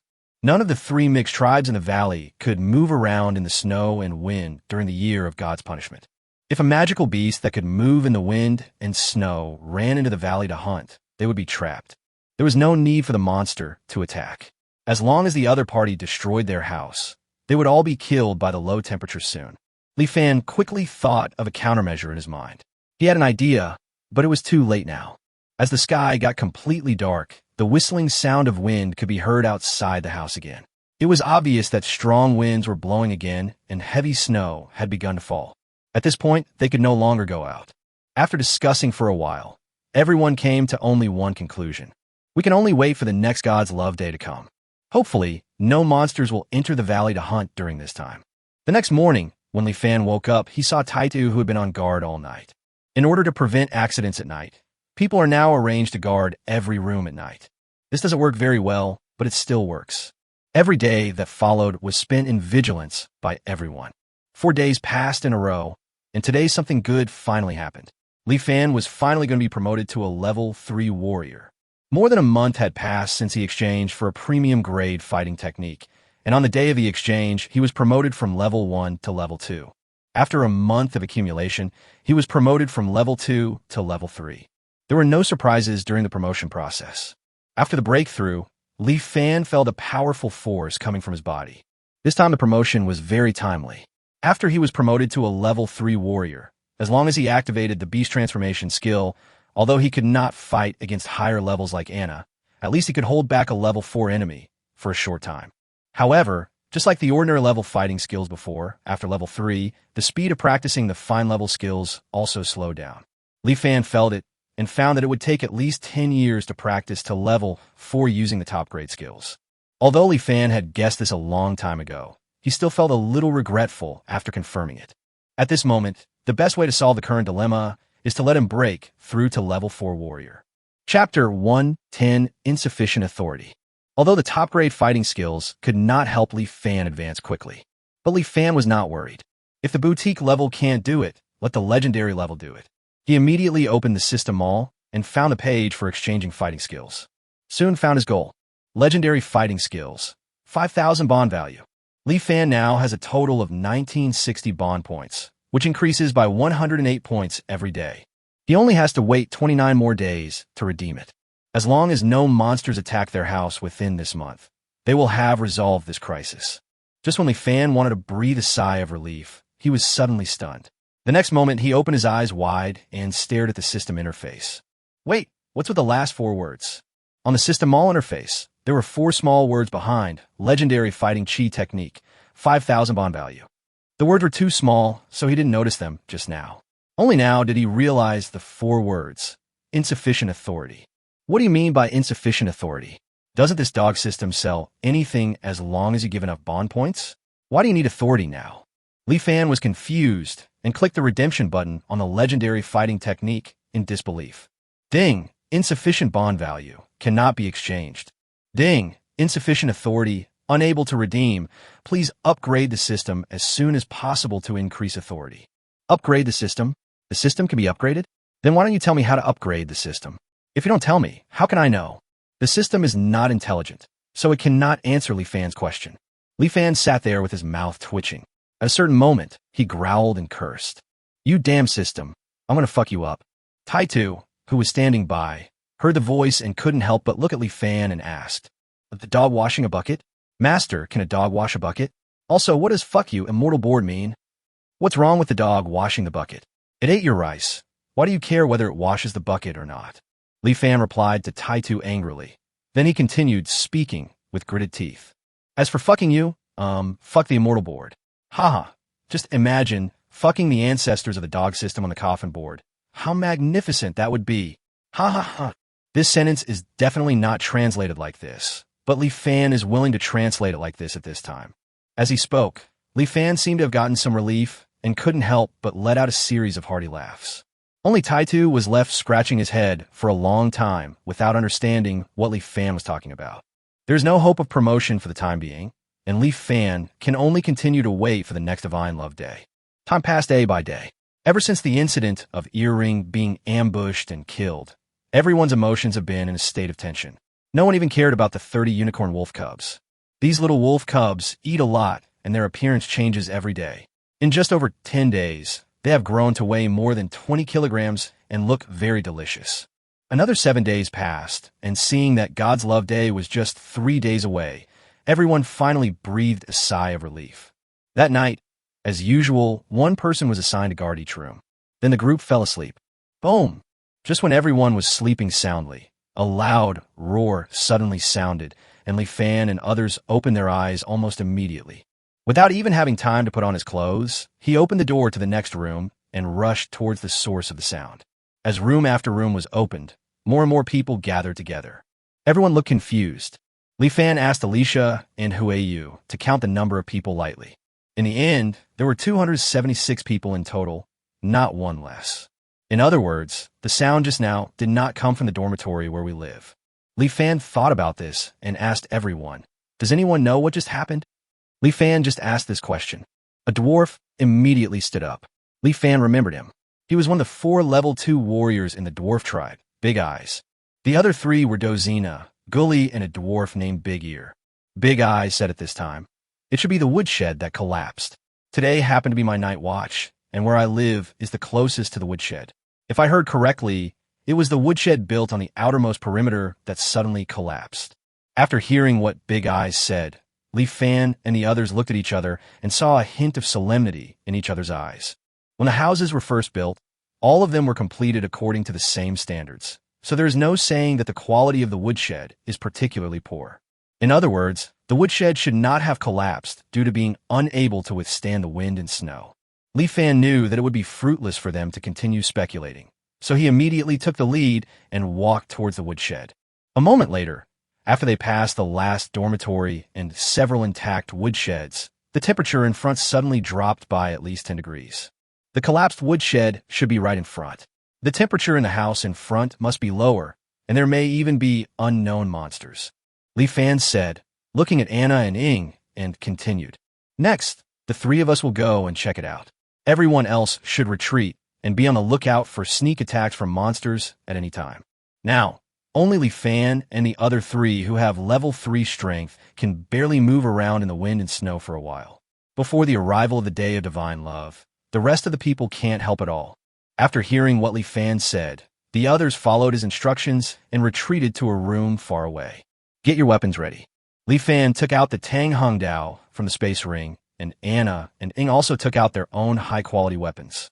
Ing stepped forward first and slowly opened the door. But the wind and snow were so strong that the door was blown open in an instant, and then the knife-like wind and arrow-like snowflakes poured into the room. The 3 of them instantly felt the chill, and their body temperature dropped rapidly. "We can't delay, so let's confirm it quickly." Li Fan exchanged a glance with the 2 women, and then the 3 of them rushed out of the door together. Outside the door was a woodshed. The woodshed had not collapsed at this time, but a big hole was opened in the roof of the woodshed. Li Fan stared at the hole, then said to the 2 women beside him with a bad look, "There are scratches. This hole was really made by a monster. Let's go back first." Roar! Before Li Fan could finish his words, a black shadow flashed in from the hole in the roof and rushed towards him. Beast transformation. Beast transformation. Li Fan and Anna used the beast transformation skill without hesitation. The next moment, Li Fan swung his knife at the black shadow. Ing and Anna also leaped up and came to the 2 sides of the black shadow. The mother and child daggers and claw gloves greeted the black shadow without any hesitation. The black shadow was not alarmed at all and stretched out a claw to grab Li Fan's Tang Hung Dao. Tang Hung Dao collided with the claw, but failed to cut it off. Instead, a large amount of sparks flew out. This was the first time that Tang Hung Dao failed to gain the upper hand in a head-on confrontation. Li Fan immediately understood that the opponent's claws were actually harder than ordinary weapons. When Li Fan looked surprised, the black shadow was even more surprised than him. The black shadow was slightly stunned when he saw that his claws were blocked. Then he dodged the shadow's dagger. However, he seemed to underestimate Anna's speed and finally failed to completely avoid Anna's claws. With a sizzling sound, the black shadow was scratched by Anna's claws, leaving 4 not-so-deep wounds. The black shadow seemed to be frightened by this. Before Li Fan could see its appearance clearly, it instantly drilled out of the hole in the roof and disappeared in the wind and snow. Li Fan asked doubtfully, "Gone?" Anna nodded, then looked at the claw gloves, which had some blue blood left on them. Chapter 111, Level 4, Ice Tooth Beast. Another Ice Tooth Beast? Looking at the blue blood on the claw gloves, Li Fan instantly understood the true identity of the black shadow. However, The strength of this ice-tooth beast is much stronger than the previous one, and it has even reached level 4. The wind and snow continued to pour into the woodshed, and the temperature on his body was constantly dropping. In just a few minutes, Li Fan felt his feet were frozen and numb. He hurriedly asked Anna and Ing to leave the room covered in wind and snow. At this time, everyone who heard the sounds of fighting in the woodshed were anxiously waiting for Li Fan and the other two. When they saw Li Fan and the other two coming back, they hurried forward to inquire about the situation. Li Fan told her what had just happened. When they heard that it was a level 4 monster, everyone's faces turned pale instantly. Level 4 monsters are not invincible. Anna can deal with them. After advancing to level 3, Anna activated the beast transformation skill, and with the help of the premium chi and blood technique, her power increased by 12,000 times, surpassing that of an ordinary level 4 warrior by 10,000 times. Plus, Anna also has premium grade claw sets. As long as the ice-tooth beast doesn't run away, she has a good chance of defeating a level 4 ice-tooth beast. In addition, Li Fan is also a good fighting force. Li Fan's beast transformation skill is slightly inferior to Anna's and can only be amplified by 3 times. However, with the addition of top-grade fighting skills, the amplification can reach 9,000 times. During the beast transformation period, it is still possible to hold back a level 4 monster. As long as Li Fan and Anna cooperate, with Li Fan restraining the ice-tooth beast while Anna looks for an opportunity, the two of them have a great chance of killing the ice-tooth beast. However, all this is based on the assumption that there is no wind or snow. Neither Li Fan nor Anna has resistance to extreme cold, and facing wind, snow, and low temperatures will seriously affect the performance of their strength. Moreover, the wind, snow, and low temperature will greatly increase the physical consumption of the two, which will cause the duration of their beast transformation skills to become abnormally short.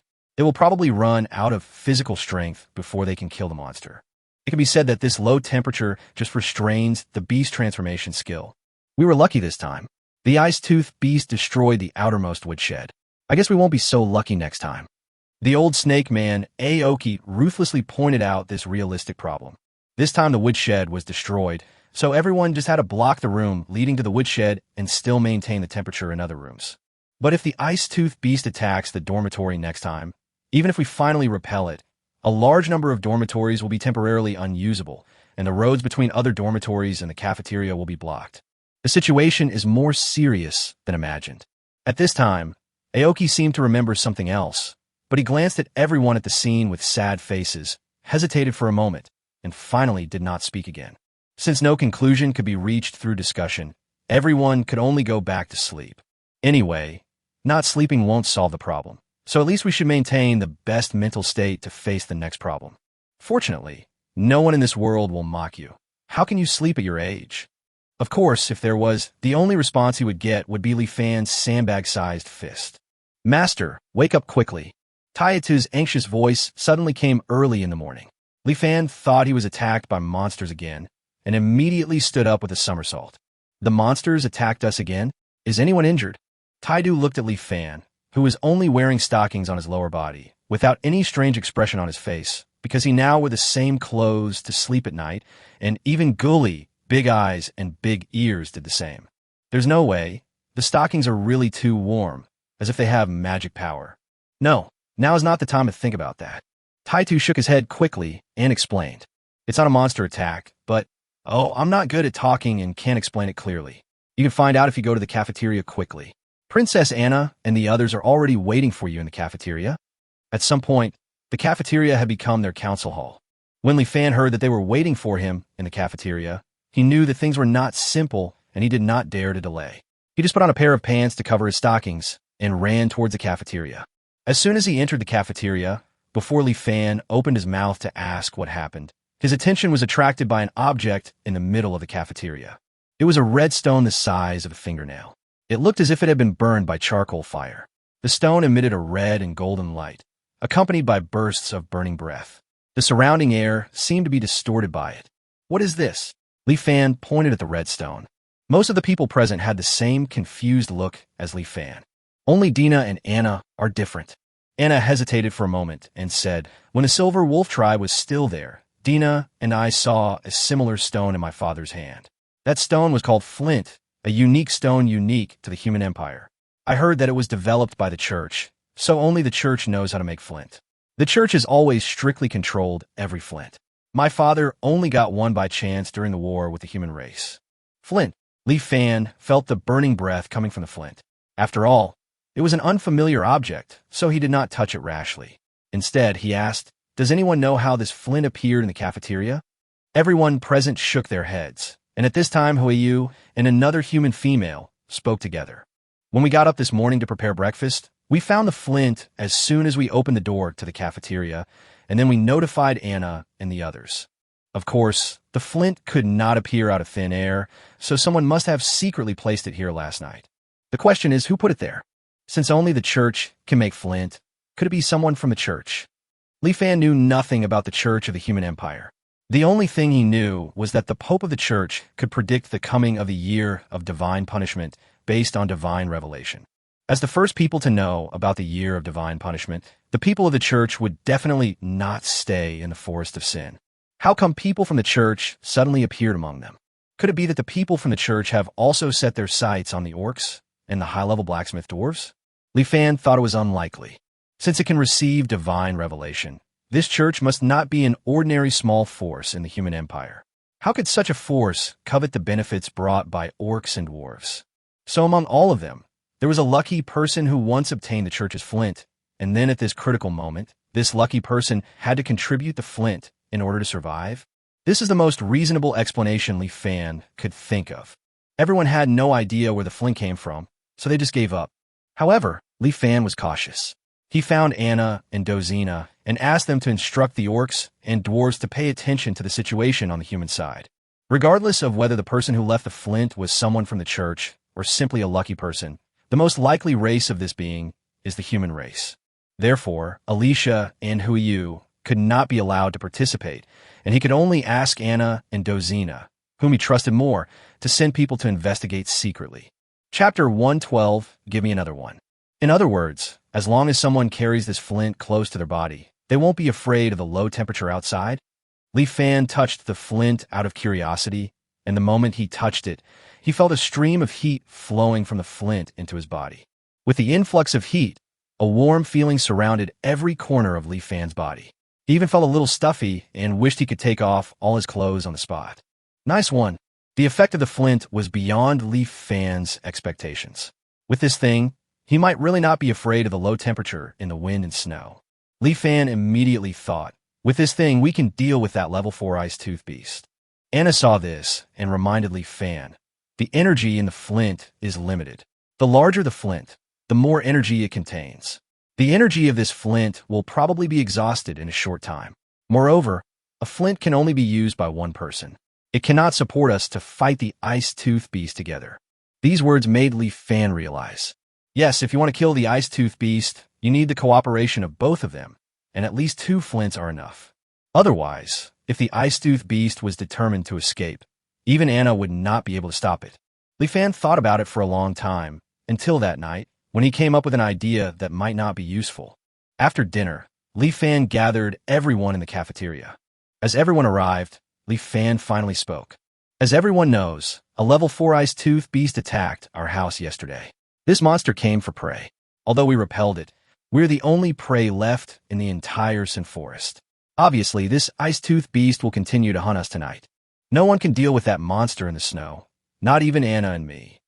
Although the appearance of flint allows us to be fearless of low temperatures, 1 flint is not enough to support Anna and I to fight in low temperatures together. Yes, we need at least 2 flints to have a chance to defeat the monster, but it's just a chance. If we don't have more flint, and the ice tooth beast succeeds once and destroys our house, none of us will survive. Only if we get 1 more flint can we have hope of survival.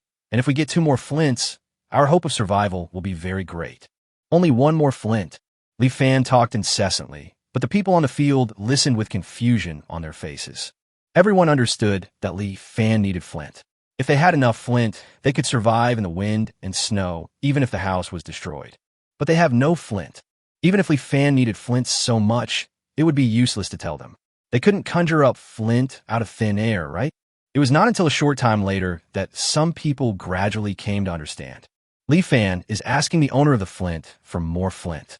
It's just because no one knows who the owner of the flint is that we all gathered together. Anyway, the owner of the flint must be among the crowd. Li Fan's entire nonsense could be condensed into a few words. Give me another flint. Everyone who understood looked at Li Fan speechlessly. If you want Huosher to say it directly, just say it. Why waste so many words? Not long after, everyone finally escaped from Li Fan's nonsense, and a group of people hurriedly slipped away, fearing that Li Fan would suddenly say something. Well, let me say a few more words. The gloomy sky became completely dark. As night fell, Li Fan and others became alert. Most magical beasts are used to being active at night. If the Ice-Tooth Beast intends to hunt today, it will definitely not make them wait too long. Li Fan gave the only flint to Anna, who had the strongest combat power, and he would have people check in at the cafeteria from time to time to see if the owner of the flint would send a new flint. Li Fan was still very confident about getting the second flint. Now everyone in the house shared a common destiny.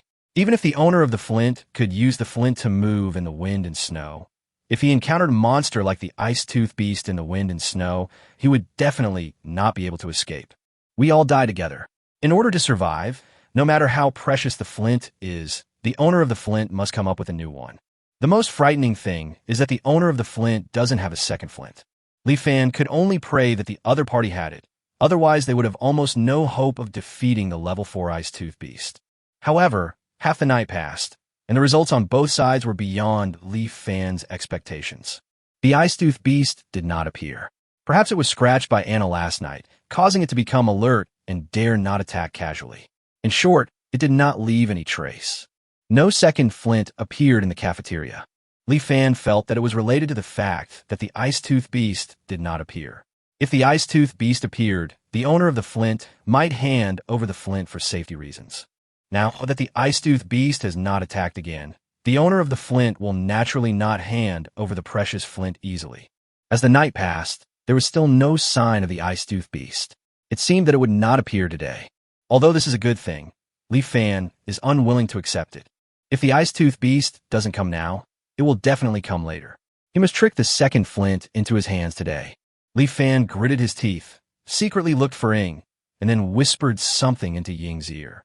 The next moment, Ying was seen looking at Li Fan with a strange expression.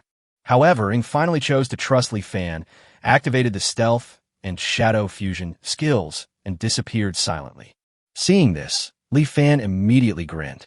I appealed to your emotions and reason, but you dared to ignore my request. Then don't blame me, Li, for not following martial ethics. Muttering to himself, Li Fan went back to sleep. When it was almost dawn, boom! A loud roar suddenly sounded. Li Fan jumped up instantly, and then he rushed to the place where the roar sounded. The monsters are attacking again. Someone shouted, and everyone was a little panicked. Don't panic. Everyone stay where you are and don't make any noise. Anna and I will go deal with the monster.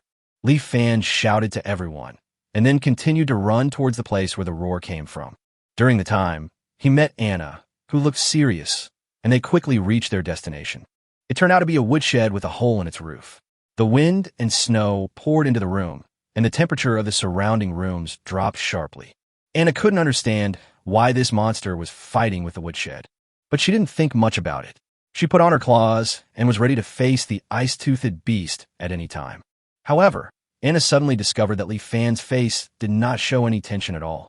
Anna was stunned, and then she found that Ying actually walked out slowly from the shadow in the corner at this time. Chapter 1:13 10,000 Magical Beasts.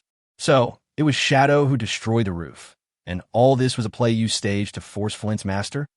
Anna looked at Li Fan in disbelief. Li Fan smila taukuarli. If he didn't let the owner of the flint know that they could be wiped out at any time, how could the other party willingly hand over the flint? To sum it up in one sentence, Humph, if I get mad, I will even smash my own house. I don't believe that you dare not give me the flint. Anna held her head. Although the man in front of her was reliable most of the time, it was only most of the time, not all of the time. In order to deceive the owner of the flint, he deceived everyone, and even she only found out about it now. I guess everyone else is like ants on a hot pan, anxiously waiting for the outcome of their battle. Anna then remembered an important question and looked at Li Fan. The woodshed you destroyed is the one closest to the dormitory. Now the wind and snow are pouring in. Kuei and the others can't get charcoal from here. What are we going to do when we cook? Do we have to carry the charcoal? Every time we cook, I won't do that. You are the one who did it. You will have to do all the moving when the time comes. Don't worry. Li Fan had already thought about it and said, the day after tomorrow is God's day. Then let the dwarves repair the house quickly, and there will be no problem, right? Well, Anna finally understood. Li Fan had thought of everything long ago. He probably chose this woodshed to destroy it on purpose, just to give the owner of the flint a sense of oppression. Anna was too lazy to care and continued to ask Li Fan, what should we do next? Li Fan shrugged, don't do anything. I've already come to this point, and the owner of the flint still refuses to hand over more flint. I can't do anything about it. Afterwards, the three pretended to repel the ice-toothed beast, and then returned to let everyone go back to sleep in peace. But who can sleep well after something like this happens? Except for Li Fan and the other two, a group of people lay on their beds in fear, tossing and turning for a long time, and then dawn came. The next day, as soon as Li Fan got up, he saw a lot of panda eyes. Looking at Alicia and the others with haggard faces, Li Fan felt a little guilty, but he still felt that it was all worth it, because in the cafeteria, the second flint was lying quietly on the ground. Anna and Ing, who were not far away, looked at each other and shook their heads helplessly. They really were fooled by him. Li Fan picked up the flint with a little pride. At this moment, he was suddenly stunned, and then picked up a piece of white paper from under the flint. There was only a line of words written on the white paper. That's enough. Don't push it any further. At the end of the sentence, there's a picture of a cat with bared teeth. After reading the information on the paper, Li Fan was stunned again. Then he couldn't help grinning and muttering. Interesting. 2 flints are enough for Li Fan and Anna to move around in low temperatures. However, these 2 flints are very small, less than the size of a fingernail, and I don't know how long they can be used. Li Fan and the other man didn't dare to use it recklessly. Li Fan's plan was to wait until night and letting rely on Flint to monitor outside the house, while he and Anna would be on standby at any time. Ying's combat power is not as good as theirs in beast transformation, but Ying is good at hiding and can find the ice-toothed beast silently. After Ying discovers the ice-toothed beast, Li Fan and Anna can catch it before it destroys the house. Everything is ready, just waiting for the night to come. However, at this time, Qingmu and Baiqi suddenly came to the door and then told Li Fan something with a serious face. Inside the room, the door was closed. All those with strength above level 2 gathered in the house. Qingmu looked at everyone and said with a heavy face, during the last winter of the year of God's punishment, Baiqi and I were still in the Orc Empire. I didn't experience it, so I don't remember it clearly. It was not until yesterday that I remembered one thing. In the winter of the year of God's punishment, a beast tide will occur in places like the Sin Forest. Li Fan also remembered at this time that Qingmu did have an expression of wanting to say something but hesitating yesterday, and it turned out that it was because of this matter. At that time, Qingmu was afraid of causing panic among everyone, so he did not tell this matter in front of everyone. However, the matter was of great importance, and he could not hide it from Li Fan and others. Otherwise, if the beast tide really happened, they might not even know how they died without any preparation. So Qingmu specially gathered all the strong men above level 2 today and told them about the beast tide. After hearing this, Li Fan and others also felt that it was a bit troublesome. The level 4 ice-tooth beast had not been dealt with yet. Were there more monsters coming to attack? Perhaps because he felt that Li Fan and the others' reactions were too bland. Qingmu frowned and continued. The beasts that triggered the beast tide are all magical beasts with extreme cold resistance. Logically, their numbers shouldn't be too large, but in fact, that's not the case at all. As he spoke, a deep sadness appeared on Qingmu's face. I heard from tribesmen in Iron Blood City that it was the 4th god's love day in winter. A group of black spots suddenly appeared on the horizon. The black spots stepped on the white snow and approached quickly. In the end, they found that those black spots were actually endless magical beasts, and the number even exceeded 10,000. 10,000 magical beasts. In an instant, everyone present widened their eyes and said this number in disbelief. Even Dina and Anna seemed to have heard of this for the first time. They widened their eyes and looked at Aoki with some suspicion. Anyone would have doubts when hearing the number 10,000. Li Fan once thought that there might not be more than 10,000 monsters in the entire Sin Forest. How could there be 10,000 monsters attacking the Iron Blood City of the Orc Empire together? At this moment, everyone began to pay attention to this so-called beast tide. Li Fan asked with a twitching mouth, It's impossible that all the monsters in the Sin Forest are resistant to extreme cold, right? Otherwise, where would 10,000 monsters come from? Aoki shook his head. But before Li Fan could be happy, Qing Mu continued. I don't know whether all the monsters in the Sin Forest have resistance to extreme cold, but there were more than 10,000 monsters with resistance to extreme cold at that time. Don't forget that the Sin Forest is not only connected to the Orc Empire, but the 4 major countries. Everyone was stunned. Aoki's words were very clear. At that time, there were a total of 40,000 magical beasts with resistance to extreme cold. This number is too large to be true. The question is, where do all these monsters come from? If there really were so many monsters in the Sin Forest, Li Fan and his companions would probably only need 1 day to hunt 1 million kilograms of meat. No, it should be that they would be eaten by the monsters in just 1 day, without even a bone left. Among the 40,000 monsters, at least 10,000 will rush towards the winter city of the human empire. During this period, 10,000 monsters will pass through the valley where we are. Li Fan didn't know how many times he had been confused, facing 10,000 monsters, let alone him at level 3. Even if he broke through to level 5, he would have no choice but to flee. If 10,000 monsters stood there motionless for him to kill, they would tire him to death. Li Fan didn't know how their mixed group of less than 300 people from 3 tribes could resist 10,000 magical beasts. At this moment, Li Fan felt the horror of a year of God's punishment once again. No wonder no one had ever been able to survive the winter of the year of God's punishment in the Forest of Sin. Chapter 114, Riding On. The Beast-Hide incident did come as a great shock to Li Fan and his team. However, things need to be solved one by one, and the most important issue now is the problem of the ice-toothed beast. If they had not been able to protect their house from the claws of the ice-toothed beasts, they would not have had to worry about the Beast-Hide at all. After all, they would have been frozen solid by then. However, the Beast-Hide incident made Li Fan realize that the strength of their team was still too weak. At least there were too few high-end combat forces. He and Anna can deal with level 4 monsters, and Ink can deal with level 3 monsters. If relying on sneak attacks, Ink could be stronger.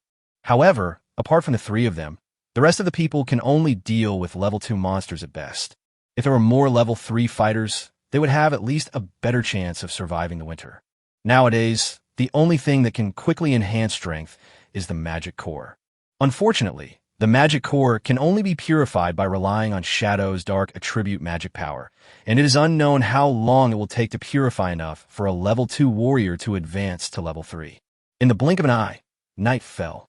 There's a metal box on the roof of the cafeteria. There's a hole on each side of the metal box, which is sealed with glass. At this time, Ing was in the metal box, monitoring the surroundings through the glass. This metal box is used to block the strong wind like a knife, while the heavy snow and low temperature are blocked by the flint on the Shadow's body. Ing stared at everything around him vigilantly, ready to report the situation to Li Fan and Anna in the house at any time. At this time, Li Fan and Anna in the house had already adjusted their condition to the best.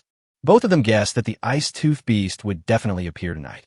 The Ice-Tooth Beast originally found this valley in search of food. He was already hungry from the beginning, and now he has been hungry for 2 days. Li Fan didn't think he could still hold it in today. A few hours later, the shadow on the roof suddenly turned to the west. In the wind and snow, a ferocious beast as big as an elephant was seen moving nimbly through the snow. It looks like a tiger, but it has long hair on its body and 2 blue crystal serrations on its upper jaw that are 1 meter long. Although it is huge in size, it is very fast. It can only jump more than 10 meters and run from the mouth of the valley to the bottom of the hillside in a few seconds. Seeing this, Ing hurriedly pulled a rope below, and then the place where she was standing opened instantly, and Ing fell into the house. As soon as Li Fan and Anna saw the shadow, they immediately asked, "Are you here?" Ing nodded. Western were already at the bottom of the hill. Li Fan and Anna looked at each other, and after Li Fan took the flint from Ying's hand, the 2 parties opened the door and ran towards the west. They stopped the Ice-Tooth Beast halfway up the mountain to prevent it from destroying the house. At this time, the Ice-Toothed Beast had just run to the mountainside. After the 2 people and the beast met, they looked at each other. Li Fan and Anna saw 4 scars on the side of the Ice-Tooth Beast. It was obvious that this Ice-Tooth Beast was the one that destroyed the woodshed before. The Ice-Tooth Beast seemed to recognize Li Fan and Anna, and fear and hatred flashed in its eyes. Roar! Following a beast roar, a blue energy suddenly surged out from around the ice-toothed beast. The ground, which should have been covered with soft snow, was compacted by the energy for more than 1 meter. When you step on it again, there will no longer be a deep hole with each step. The next moment, the ice-toothed beast pounced on him. Beast transformation. Beast transformation. Li Fan and Anna instantly activated their beast transformation skills and pounced forward. Li Fan planned to use the same trick again. Facing the claws of the ice-toothed beast, he opened his arms and hugged the claws. The terrifying force hit Li Fan, and the compacted snow surface was forced to sink nearly 1 meter. Now Li Fan couldn't use the over-the-shoulder throw, but just when the ice-toothed beast wanted to retract its claws. A little effort can achieve a great result. Li Fan used this move, which always worked for him, and indeed caused the ice-toothed beast's body to pause for a moment. Anna, who had been waiting for this moment, pounced on it instantly and scratched the neck of the ice-toothed beast with her front paws wearing claw gloves. Roar! Just as the 4 sharp blades on its claws were about to cut the ice-toothed beast's neck, the ice-toothed beast suddenly roared, and the next moment a blue ice cone instantly condensed in its mouth and shot towards Anna's face. Careful! Li Fan was shocked and hurriedly reminded Anna. If Anna didn't avoid it, they would both die. In Li Fan's opinion, how could an ice-toothed beast compare to Anna? He was about to ask Anna to move away, but Anna had already reacted. From the scene just now, Anna already knew that the ice-toothed beast in front of her could use magic, so she was naturally prepared. In the end, she tilted her head to the extreme and avoided the ice cone. However, because of this, the ice-toothed beast took the opportunity to throw Li Fan away and avoid the 4 sharp blades of the claws. Li Fan, who was thrown away, climbed up and returned to Anna. The two looked at each other and saw helplessness in each other's eyes. An ice-toothed beast that can use magic is much more difficult to deal with. They don't even know how many types of magic this ice-toothed beast knows. It looks like tonight will be a tough battle.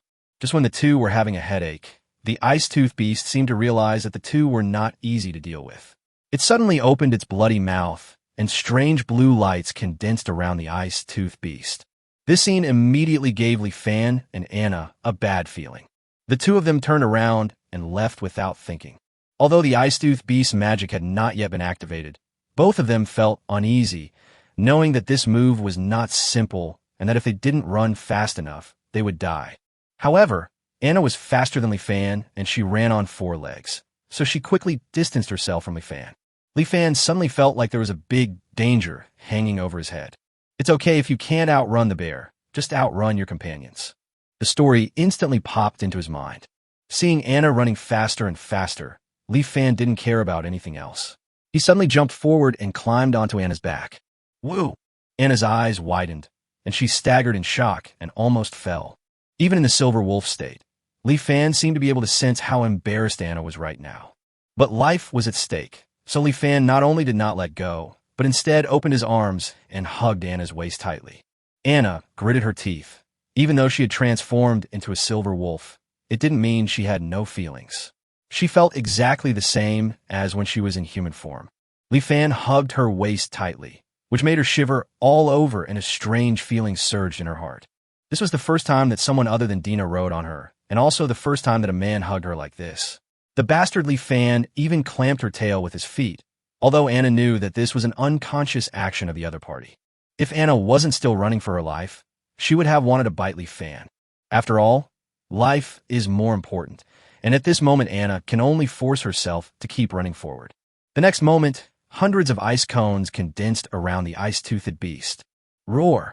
With a roar from the ice-toothed beast, ice cones shot towards Li Fan and Anna. Fortunately, Li Fan and Anna ran decisively and fast enough, and they kept enough distance from the ice-toothed beast. As a result, most of the ice cones lost their accuracy and shot past them. The few remaining ones were also dodged by Anna at the critical moment. Seeing that there were no more ice spikes, Li Fan hurriedly climbed down from Anna. He felt that if he was any later, Anna would probably slap him in the face. Fortunately, Anna has always been a person who considers the overall situation and will never lose her temper in times of crisis. Therefore, she has no intention of arguing with Li Fan, at least for now. Li Fan breathed a sigh of relief when he saw this. Thinking about the scene just now, he was still a little scared. If he hadn't climbed onto Anna, he would probably have been pierced into a sieve by the ice pick. Well, yes, he just had no choice, probably. Chapter 1, 15 Strong Resistance. Although they escaped, the two men were troubled. Facing the Ice-Tooth Beast's large-scale, killing moves, they seemed to have no way to deal with it. At this time, the Ice-Tooth Beast had already caught up with a roar, and it was obvious that it was not going to let the two go. Li Fan and Anna looked at each other and knew that they couldn't run anymore. If they ran any further, they would reach the top of the hill. If the Ice-Tooth Beast used that move in front of the house would definitely not be able to withstand it. Li Fan hesitated for a moment and said, "Let's give it a try. This time we'll attack it from the front and back. As usual, I'll be in the front to attract its attention, and you go to the back and prepare to attack." Anna nodded and went around to the back of the Ice-Tooth Beast from the side. The Ice-Tooth Beast could sense who was stronger and instantly focused its attention on Anna. Li Fan immediately grabbed a handful of snow, clenched it, and threw it at the Ice-Tooth Beast. The Ice-Tooth Beast was extremely cautious and quickly jumped to avoid it. However, when it saw that it was snow that was hitting it, it immediately roared at Li Fan in anger. Li Fan didn't care about that. He picked up Tang Hung Dao and rushed towards the Ice-Tooth Beast. However, the next moment, he turned around and ran because the Ice-Tooth Beast began to condense a large number of ice cones again. When the Ice-Tooth Beast saw Li Fan running away, it slowly turned around and aimed hundreds of ice cones at Anna. Seeing this, Li Fan hurriedly turned around and rushed towards the Ice-Tooth Beast, grabbing a handful of snow, making a ball, and throwing it over. When the Ice-Tooth Beast heard the noise, it did not dodge this time and let the snowball hit it. Then it suddenly aimed all the ice cones at Li Fan. "You old man." When Li Fan saw this, he immediately realized that he had been tricked by the Ice-Tooth Beast, and it was probably too late for him to run away now. Seeing this, Li Fan clenched the snowball in his hand and threw it towards the Ice-Tooth Beast's eyes. Just when the Ice-Tooth Beast was about to shoot all the ice cones towards Li Fan, the snowball suddenly exploded in front of it, and some snowflakes immediately bounced into its eyes. The Ice-Tooth Beast shook the snow off its head nonchalantly, but at this moment it suddenly felt a sharp pain in its eyes. Roar! The pain made the Ice-Tooth Beast unable to open its eyes, and it kept roaring in panic. Right now, Li Fan roared in Anna's direction, and then threw another salt ball at the Ice-Toothed Beast's head. That's right, the first two he threw were snowballs, but the third was a salt ball. After two snowballs paralyzed the Ice-Tooth Beast, the third salt ball came in handy. This little trick is often used, and it always works. Now that the Ice-Tooth Beast's eyes are irritated by the salt and cannot be opened, this is a good opportunity for Anna to take action. Anna seized the opportunity, jumped behind the Ice-Tooth Beast in an instant, and slashed the back of its neck with one claw. Although the Ice-Tooth Beast cannot see, it can hear sounds. When it senses danger, it begins to jump around in panic. This move was really useful. Anna had originally intended to attack the back of its neck, but in the end it only left 4 hideous wounds on its back that were deep enough to see the bones. Blue blood gushed out instantly. The Ice-Tooth Beast felt the pain on its back and roared angrily. The next moment, hundreds of ice cones suddenly shot out around it. Li Fan was shocked, as these ice cones were aimed right at him. Li Fan quickly fell to the ground, and then he felt countless ice cones flying through his body. It was a close call. Li Fan, who almost turned into a sieve, was so scared that he broke out in a cold sweat. The next moment, Li Fan and Anna took advantage of the victory and pursued, intending to kill this guy, while the Ice-Tooth Beast could not open its eyes. Unfortunately, the Ice-Tooth Beast was so powerful that it could barely open its eyes in a few seconds. With its eyes wide open and bloodshot, the Ice-Tooth Beast glared at Li Fan. At this moment, compared to Anna, it seemed to be more wary of the despicable guy Li Fan. Seeing this, Li Fan silently took back the salt ball in his hand. It seemed that the Ice-Tooth Beast would not give him the same opportunity again. Roar! This is indeed the case. Feeling the pain on its back, the Ice-Tooth Beast no longer dared to underestimate Li Fan and Anna. The next moment, hundreds of blue lights condensed on the body of the Ice-Tooth Beast. Li Fan and Anna had experience with this, so they turned around and ran away immediately. When the Ice-Tooth Beast saw this, it actually sneered like a human. Then Li Fan and Anna saw that the Ice-Tooth Beast did not chase any of them, but ran toward the top of the hill while condensing ice cones. Li Fan and Anna were both stunned, and the next moment their expressions changed at the same time. The two men realized that the beast was very clever and was planning to destroy the house on the hillside as a way of forcing the two men. Although Li Fan and Anna knew that this was a trap set by the Ice-Tooth Beast, They had no choice but to chase after it. Seeing that the ice-toothed beast was about to climb to the top of the hill, Anna roared and leaped towards it. The ice-toothed beast seemed to have anticipated this. It suddenly turned around at this moment, and a human-like cunning look flashed in its bloodshot eyes. Then, hundreds of ice cones shot towards Anna. At this time, Anna was in midair and had no way to dodge. She was about to die under the icicles. Seeing this, Li Fan quickly jumped up, turned his back to the ice cones, lowered his head and hugged Anna's head, while trying his best to use his body to block Anna. Anna was stunned. She couldn't resist the ice cones, so how could Li Fan resist them? Just when Anna was worried about Li Fan, she suddenly heard a strange noise. Ding, ding, ding. Anna was stunned. The scene in her imagination of Li Fan being beaten into a sieve by the ice cone did not appear. After penetrating Li Fan's outer clothes, the ice cones were all blocked by a layer of black chainmail. It's Dozina's fine chainmail. Anna understood instantly that Li Fan had actually borrowed this equipment. No wonder he dared to stand in front of her. However, Anna was still a little worried. In addition to being able to pierce people, as a form of magic, the ice cones also have an ice attribute magic power that is enough to frostbite people or even freeze them to death. The chainmail could not defend against the ice magic. At this time, Li Fan's back had been frozen into a thick layer of blue ice by the magic on the ice cone, and he felt a bit chilly. If it were an ordinary person, his internal organs would probably have been frozen into ice by now. Anna was a little worried whether Li Fan could hold on. Fuck, it's so cold. After all the ice cones were blocked, Li Fan suddenly shook the blue ice on his body, and then complained while shivering. It felt as if the ice magic did not cause any harm to him at all. Anna's mind was full of questions, and she couldn't help but ask Li Fan, "Are you okay?" After Li Fan knew Anna's worries, he almost instantly remembered the magic resistance that he once regarded as useless. Level 1 magic resistance, immune to level 1 magic, strong resistance to level 2 and 3 magic. Although the Ice-Tooth Beast is a level 4 magical beast, the ice cones it uses obviously do not reach the level of level 4 magic. With chainmail and level 1 magic resistance, it even has some of the effects of flint. The three-pronged defense resulted in the ice cones of the Ice-Tooth Beast being completely ineffective. Li Fan slowly figured it all out, and his eyes lit up. Then he grinned and looked at the ice-toothed beast not far away. Chapter 116, Killing Level 4 Monster. When the ice cones could no longer cause damage, the level 4 ice-toothed beast did not seem so difficult to deal with in front of Li Fan and Anna. Li Fan walked towards the ice-toothed beast with a chuckle, and the ice-toothed beast stepped back in confusion. The ice-toothed beast didn't understand why the ice cone couldn't hurt the human in front of it. Seeing Li Fan getting closer and closer, the ice-toothed beast condensed an ice cone in front of it in disbelief. With a whoosh, the ice cone shot towards Li Fan at a terrifying speed.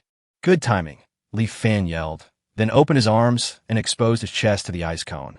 Boom! The moment the ice cone met Li Fan's chest, the clothes on Li Fan's chest were shattered, and then the ice cone also shattered on the chainmail. The shattered ice cone still retained some blue ice magic power. However, as soon as this magic power approached Li Fan's skin, it seemed to be weakened by an invisible force, and only less than half remained. This half of the ice magic power had just entered Li Fan's body when it was directly offset by the heat flow generated by the flint. Li Fan shook his body at this time, and the blue ice remaining on the chainmail fell off. The attack of the Ice-Tooth Beast was easily resolved. Seeing this, the Ice-Tooth Beast couldn't help but take another step back. It was a little panicked. The ice cone was its greatest reliance, but now it had lost its effect. Facing these two opponents with similar strength to it, it felt a strong sense of danger. Li Fan couldn't help laughing when he saw that the Ice-Tooth Beast seemed to want to run away. This guy couldn't be so arrogant now. How could Li Fan give it a chance to escape? He rushed towards the Ice-Tooth Beast head-on, and Anna followed closely behind. Roar! The Ice-Tooth Beast let out a threatening growl and once again condensed hundreds of ice cones. "Follow me carefully," Li Fan said something to Anna behind him, and then he raised his hands to protect his head. There was no chainmail protecting his head, and if he was hit by the ice cone, he would die on the spot. Roar! As the Ice-Tooth Beast roared again, hundreds of ice cones shot out at once. Ding, ding, ding. Although the ice cone was shattered, the huge force still made Li Fan almost retreat. Fortunately, Anna used her head to support his waist at this time. After a few seconds, all the ice cones were shot out, and a thick layer of blue ice condensed on Li Fan's body. Li Fan did a chest expansion exercise on the spot, and the ice on his body fell off one after another. The next moment, he and Anna rushed towards the ice-tooth beast again. Roar! The ice-tooth beast was still trying to condense ice cones again, but Li Fan didn't give a chance. Tang Hung drew his sword, and Li Fan, holding the sword with both hands, slashed at the ice-tooth beast's neck diagonally from bottom to top. The ice-toothed beast retreated hastily. At this time, Anna, who had been hiding behind Li Fan, suddenly jumped up. The claws on her front paws slashed out 4 arcs of cold light in the air and slashed towards the head of the ice-toothed beast. The ice-toothed beast hurriedly condensed an ice cone in front of it and was about to shoot it at Anna. Is this fucking over? The Tang Hung Dao in Li Fan's hand retracted slightly, and then he imitated the style of fighting skill, piercing strike, and stabbed straight towards the ice cone with the Tang Hung Dao. Although Li Fan's learning was superficial, his posture was correct, and the speed of this stab reached its peak speed. With a bang, the ice cone exploded directly in front of the ice-tooth beast, and the exploded ice cone also blocked the ice-tooth beast's vision. The next moment, Anna's slash also landed on the ice-toothed beast's face. Puff! Anna's attack was so beautiful that it actually blinded the ice-tooth beast's eyes. The ice-toothed beast kept wailing and rushing around in all directions. The two of them took advantage of the victory to pursue the beast. Li Fan stabbed the ice-tooth beast's throat again, and Anna's claws grabbed the ice-tooth beast's head again. The blind ice-toothed beast now became the target of the two men. After being attacked by both men again and again, he soon fell down. Finally won. The two looked at each other, and after unlocking the beast transformation skill, they couldn't help but breathe heavily together. Although the beast transformation skill is powerful, its horrific consumption is also a headache. Fortunately, the battle did not last long. Fortunately, there was flint, and even more fortunately, Li Fan borrowed chainmail, and he also had the talent of level 1 magic resistance. Without so many factors, it would be impossible for the two of them to deal with the ice-tooth beast so quickly. Seeing that the crisis was temporarily resolved, the two were not in a hurry to go back. Anna stared at Li Fan quietly, her silver pupils erected like an angry cat. Li Fan naturally knew the reason. Wasn't it just to ride on her in order to escape? Are you planning to settle the score later? Well, Li Fan has been in this world for 2 or 3 months, and he has understood some things. Orcs take being ridden more seriously than one might imagine. The proud orcs would never allow themselves to be ridden like mounts. It was probably a humiliation of the same level as being treated as slaves. Li Fan looked at Anna's angry expression and made up his mind. He was a man who dared to act and take responsibility. Since he had done it, he was willing to pay the price. Li Fan took the initiative to walk in front of Anna.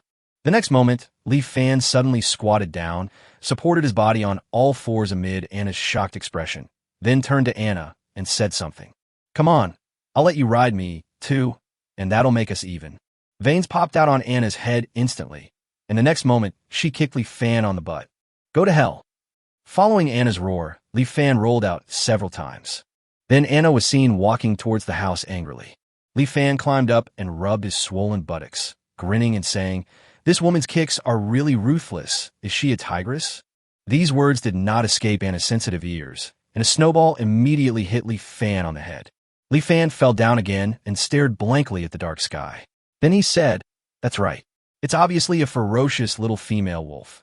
When Li Fan carried the body of the ice-tooth beast back alone, everyone in the room couldn't help but cheer. This existence that threatened everyone's life and safety finally died. So everyone who had not seen each other for a long time slept peacefully. The next day, God's Love Day arrived as scheduled. As soon as the snowstorm stopped early in the morning, those who were able to go out couldn't wait to go out and clear the snow. Some of the dwarves began to repair the damaged woodshed first. In just 2 hours, the dwarves blocked the 2 holes in the roof. Most of the snow had been clear by now. With the experience from last time, everyone cleared the snow faster this time. It would probably only take them half a day to clear all the snow around the house and on the roof. Seeing this, Li Fan immediately breathed a sigh of relief. However, before he could completely relax, he saw Gully running towards him in a hurry. Li Fan saw that he had a grim expression on his face and had a bad feeling in his heart. It hadn't even been a peaceful day yet, and something bad had happened again? What's wrong?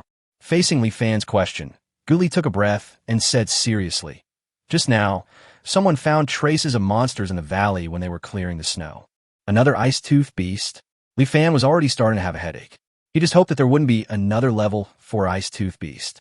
The ghoulie shook his head and said, "It's not just one monster, but a group of them." Li Fan was startled and blurted out 2 words, "Beast-tide." Ghoulie shook his head again. "It shouldn't be. There are only a dozen monsters in this group." Li Fan breathed a sigh of relief again. "That's good. That's bullshit. Isn't this a sign that the beast-tide is coming?" Li Fan couldn't help but sigh again. It's really like one wave just stops, and another wave comes. Chapter 117, Building a City. To clear out the unknown group of monsters, the assistance of Anna and Ing is naturally indispensable. As expected, Ing nodded and agreed, but a small problem occurred when Li Fan found Anna. On the snow outside the house, Li Fan glanced at Anna. Anna, who was clearing the snow, did not look at him well. She snorted and turned her head away. Dina looked at this rare scene and looked at Anna curiously for a while, and then looked at Li Fan curiously. At this moment, her heart seemed to be scratched by a cat, making her particularly curious about what happened yesterday. Unfortunately, when she asked Anna, Anna refused to say anything, and when she asked Li Fan also refused to say anything. Dina was sad and felt isolated. In response, Li Fan could only touch her head and said comfortingly, "People's joys and sorrows are different. She just thinks we are noisy." Anna, who was standing by, became furious again. She couldn't help but clench her hands and felt her fists harden. The valley where the sinful town is located is a quadrilateral, 3 of which are cliffs, and the only exit is just a valley mouth less than 10 meters wide. However, the entire valley was unexpectedly wide. Li Fan estimated that it was several dozen square kilometers, which was roughly the area of 2 large cities. The Sin Town and the hillside where Li Fan and his companions were located were just small areas. Now, a group of magical beasts have run into this big valley, and it is not easy to find them.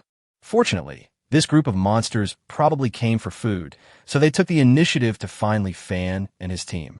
Anna finally followed. Li Fan admired the fact that this girl always took the overall situation into consideration, even when she was being a little naughty. Li Fan led them and soon found the group of magical beasts at the foot of the hillside. The 3 of them assessed this group of magical beasts and found that they were just some level 1 and 2 trash. However, these trash beasts all had a high resistance to extreme cold, and there was no abnormality when they moved in the heavy snow. Seeing that they were just small fry, the 3 of them didn't hesitate and attacked directly, taking care of the group of monsters in no time. Just as the 3 of them went back to continue clearing the snow, at noon, Gully found Li Fan again because someone else had discovered traces of the warcraft. Li Fan and the other 2 had to take action again to clean up these monsters. However, they found that this time it was still a group of small monsters. Such small monsters can be eliminated by weak orcs using bows and spears, but under the low temperature, weak orcs cannot even walk out of the house. The other capable people were busy collecting snow, so Li Fan and his 2 fastest men had to solve the problem quickly. Li Fan and his 2 companions had just finished clearing out the second group of magical beasts when they saw a few more magical beasts sneaking in from the direction of the valley entrance.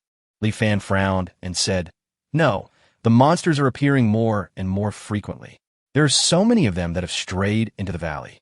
I don't know how many there are outside. More importantly, what should we do if another monster of the level 4 ice-tooth beast breaks into the valley? It's not every time that he can encounter a magical beast that can be restrained by him, and the energy of the flint has been consumed a lot before, especially the one Li Fan has, which may not be enough to last another battle. Without flint, there is no means to fight in the wind and snow. Even if no level 4 monsters appear, according to the current frequency of monster appearances, a small-scale beast-tide should occur when the next God's Love Day comes. No matter which one it is, it has the potential to destroy all of them. Thinking about the real beast-tide waiting for them, Ing and Anna were filled with pessimism for a moment. The winter of the year of God's punishment will last at least 3 or 4 months. We certainly can't hold on that long. We have to find a way to completely solve these problems. Li Fan muttered while looking in the direction of the valley entrance. In fact, Li Fan already has a plan, and this plan will most likely solve the problem once and for all and allow them to live safely until the end of winter. Seeing that monsters appeared more and more frequently, although time was a bit tight, Li Fan felt that it was time to implement this plan. I have an idea. Let's go back and reunite with everyone. Li Fan waved towards Ing and Anna. Ing and Anna immediately showed surprised expressions. Then the three of them quickly dealt with the monsters and returned to the house together. Seeing that everyone had gathered, Li Fan said slowly, "I plan to build this valley into a city." Three big question marks suddenly appeared in everyone's heads, and they looked at Li Fan with a look of, "Are you okay with your brain?" Although building a city can indeed help them survive the beast tide and protect them from harassment from powerful monsters, is it so easy to build a city?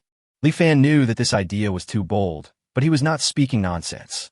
Dozina couldn't stand it anymore and asked, "Do you know how long it takes to build a city? It's going to snow again in half a day. How can we build a city?" Li Fan grinned and said, "What a coincidence. According to my method, we only need half a day to build this city." "Impossible." Gully stood up on the spot. The dwarves were all involved in forging and construction, so they knew these things best. Although Li Fan had indeed done a lot of incredible things during this period, Gully still didn't think that Li Fan could build a city in half a day. Dozina thought the same and continued to ask Li Fan, "Let's not talk about anything else. Let's talk about construction materials. Where can you find enough materials to build the city in this situation? We have already used up all the wood, ash, and cement." Li Fan did not answer directly, but suddenly walked out of the house. Soon he came back, and this time he was holding some snowflakes in his hands. Li Fan held the snowflakes in his hand and stretched it forward, saying to the crowd, "I don't need plant ash and cement. The materials in my hand are enough to build the city." Snowflake. Anna looked at Li Fan's hand in confusion. Li Fan shook his head, and at this moment, the snowflakes on his hands melted. Li Fan pointed to the water accumulated in his palm and said, "It's water. I plan to use the water to build a city." Chapter 118. Building a City in Half a Day, Part 1. Everyone looked at the water in Li Fan's hand in confusion and asked doubtfully, "Shui, are you sure you are not kidding?" Li Fan grinned and waved for everyone to follow him out. Although there was no wind or snow at this time, the temperature outside was still terribly low. Some people who were not strong enough could only hide in the windows of the room and watch. Everyone's curiosity was aroused to the maximum at this time. After all, in their eyes, using water to build a city was really an incredible thing. Outside the house, Li Fan took out his space ring. He reached out and rubbed the space ring, and the next moment a ball of clear water suddenly appeared out of thin air. The clear water fell instantly, but it quickly solidified in mid-air before it hit the ground. The moment it hit the ground, the original clear water had turned into an oval-shaped ice cube. Li Fan waited for a few more seconds until the low temperature froze the ice hard enough. Then he picked up the ice. Li Fan threw the ice cube at Dozina. After taking it, Dozina looked at Li Fan in confusion. Li Fan pointed at the ice in Dozina's water and said, "If a ball of water can turn into a block of ice, then a large ball of water can also turn into a large ball of ice. And if we have as much water as a city wall, then..." Dozina understood instantly. "Then we can turn it into an ice wall like a city wall. There's a lot of water in this valley. All the snow on the ground can be turned into water. As long as we collect the snow and turn it into water, maybe we can really build a city in half a day." As she spoke, Dozina couldn't help but get excited. At this moment, she felt that what Li Fan said was completely feasible. Although the city that would eventually be built would be a winter-only city, it did not prevent this fantastic idea from shocking her. After being excited for a while, Dozina suddenly remembered a very important question. She asked Li Fan, "Although building a city with water can be completed quickly, can a city built with ice really withstand the attacks of monsters?" The ultimate purpose of their building the city is to resist the monsters. If they cannot stop the attacks of the monsters, there is no point in building the city, no matter how fast.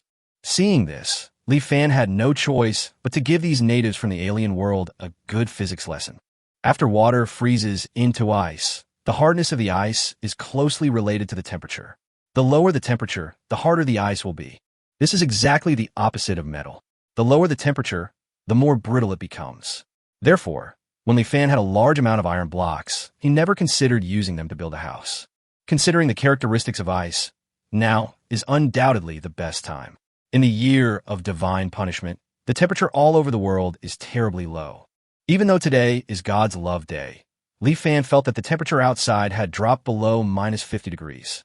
At this temperature, the hardness of ice has reached Mohs hardness 6, which means it is harder than steel. In addition, there is another advantage of using ice to build a city. After the gods' love day passes and the wind and snow come, the walls built with ice will not only not break, but will only become thicker and stronger under the wind and snow. It can be said that there is no better city wall than ice today. After Li Fan told everyone this, although Dozina and others didn't quite understand it, they finally stopped doubting the defensive power of the ice. Everyone became extremely excited at this time. The situation was originally hopeless, but unexpectedly, they found a solution in the blink of an eye. Thinking of this, everyone looked at Li Fan with admiration in their eyes. Then everyone couldn't wait to start building an ice city around the house. Li Fan saw this and hurriedly stopped these excited people. Stop, stop, stop. Are you going to build an ice city here? Everyone looked at Li Fan with confusion. At this time, the silly Taitu asked, Master, if we don't build it here, where should we build it? Li Fan then realized that his words just now had caused these guys to misunderstand.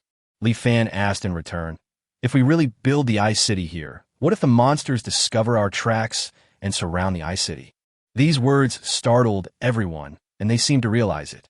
Yes, the ice city is too big a target. Once discovered by the monsters, it will quickly attract a large number of monsters, and sooner or later, it will be conquered by more and more monsters. Apart from anything else, once the beast tide arrives, Ice City will definitely not be able to be defended. Seeing the excitement on everyone's faces slowly turning into despair, Li Fan hurriedly continued. So the city we want to build must not only be able to protect us, but also isolate our traces so that the monsters cannot find us. Hey, don't keep us in suspense. Just tell us what to do. We're used to it. We will do whatever you say. Isn't that enough? Guli said angrily. Li Fan looked at the big guy, speechlessly. It was rare that he came up with a good idea, but he was not allowed to show off. Seeing that everyone was very impatient and there was not much time left on God's Love Day, Li Fan sighed and had to tell everyone his plan. Instead of building an ice city on the hillside, I plan to build the entire valley into a city. Li Fan then explained, the valley we are in is surrounded by cliffs on 3 sides and has only one exit. As long as we seal the exit with an ice wall and investigate the 3 cliffs to see if there are any holes, and if there are any, we can fill them up.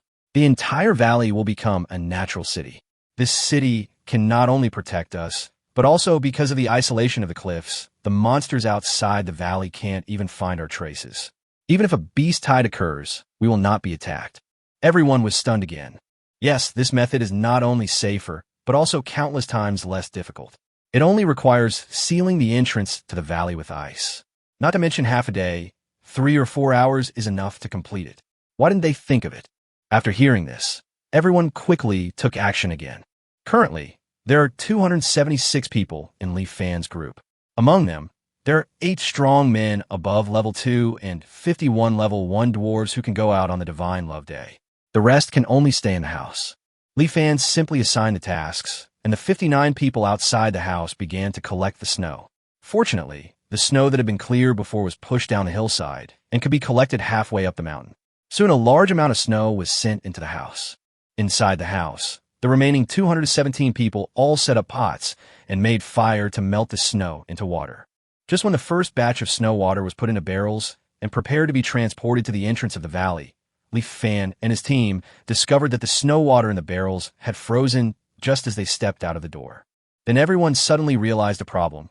They had no way of getting the water to the mouth of the valley because it would freeze into ice before it could get there. The idea of melting the snow directly at the mouth of the valley was quickly rejected. The temperature outside was too low and it was impossible to even light a fire outside the house. Li Fan even tried to build an igloo, but without double walls, it was difficult to make a fire in the igloo. Although the entrance to the valley is only 10 meters wide, in order to completely seal it, at least 50 tons of water would be needed. It would be impossible for the 59 people outside to get so much water inside the igloo. Chapter 119, Building a City in Half a Day, Part 2. In the end, the method of transporting water did not stump Li Fan. After all, he still has a treasure in his hand, a space ring. Whatever is put into the space ring will come out the same as it went in. Even if you prepare a table full of dishes and put them in the space ring, when you take them out a few years later, they will still be a table full of freshly prepared dishes. It is a magic tool for lazy people, allowing you to easily achieve the goal of cooking one meal and eating it for a year. However, the space rings that Li Fan and his friends own are not big. Dozina's is only 5 cubic meters, while Li Fan's is 8 cubic meters. 13 cubic meters may not seem like a small amount, but if they want to completely block the entrance to the valley, they will need to make many trips back and forth, and they may not be able to achieve their goal before dark. Seeing this, Li Fan glanced at the system panel. Bond value: 3,040 points. The space ring can be used in the future, and Li Fan has no other need for bond points at this time. So he spent 1,700 bond points to upgrade his space ring to 25 cubic meters. With such a large space ring, both melting snow and transporting snow water become extremely fast. Li Fan first came to the halfway point of the mountain and put the accumulated snow into the space ring. After returning to the house, he divided the accumulated snow into different large pots to melt. They need to boil the snow, otherwise the snow will solidify before they can pour the ice wall. After the snow water was boiled, Li Fan put the boiling water into the space ring and brought it to the entrance of the valley. After that, experienced dwarves like Gully began to work. After they measured the data, they built a combined template similar to that used for pouring cement at the entrance of the valley. Then, boiling water is injected into the combined template from the space ring. The boiling water cools rapidly at low temperatures and covers the combined formwork before it completely condenses.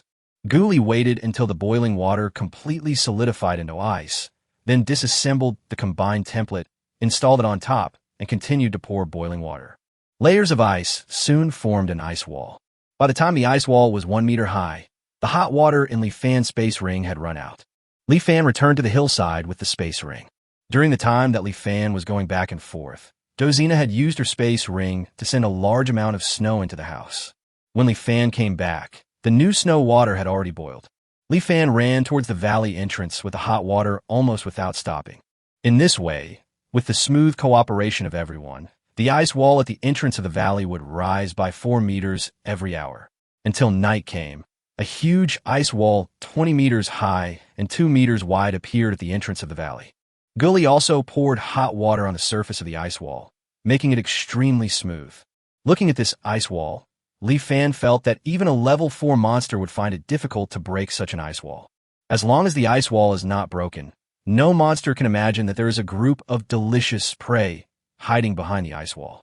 In fact, there's a kind of magical beast that can be discovered, and that is the flying magical beast. Fortunately, Li Fan and others stayed in the house most of the time, so they would not attract the attention of the flying monsters. After nightfall, the snow and wind arrived as expected. The strong wind carried heavy snow towards the ice wall, which not only did not destroy the ice wall, but made it even stronger. A hungry ice-toothed beast walked out of the Sin Forest. The fact that it could move freely in the wind and snow proved that it was a level 4 monster. The ice-tooth sniffed, and its sensitive nose seemed to detect the faint scent left by its prey. If the wind and snow had not just started, this kind of atmosphere would have been covered up long ago. The ice-tooth beast hurriedly chased in the direction of the breath. Just as the ice-tooth beast felt the smell of the breath becoming stronger and stronger, a huge ice wall blocked its way. There are cliffs on both sides of the ice wall. The ice-tooth beast was stunned, wondering why there was no road, but there was still a little smell coming from the front. But faced with such cliffs and ice walls, it seems there is nothing it can do. The ice-tooth beast scratched the ice wall unwillingly, but the ice was almost as hard as its nails, and it hurt its claws. The ice-toothed beast looked at the tall ice wall again, and finally had to leave reluctantly.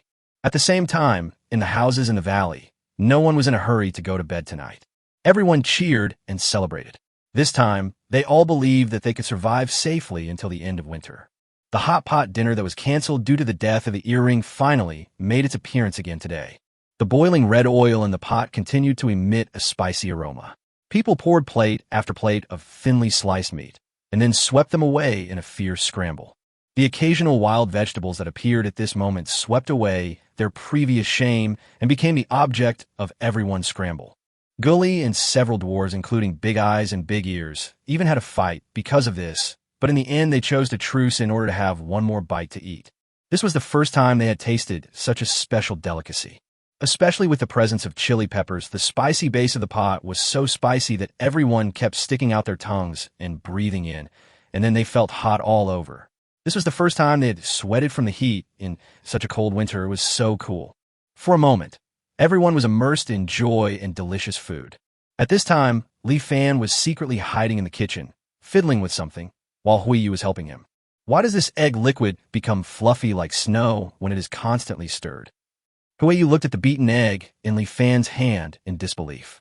Li Fan added sugar to the egg liquid in batches and continued beating it, while explaining, it is to beat air into the eggs. After beating for a long time, it will become like this. After hearing this, Huiyu nodded as if she understood. She didn't expect that Li Fan not only had a quick mind, but could also cook, and the first dish he made was such a special one. According to Li Fan, what he was going to make today was a delicacy called cake. Li Fan also exaggeratedly said that this delicacy had magical powers for girls.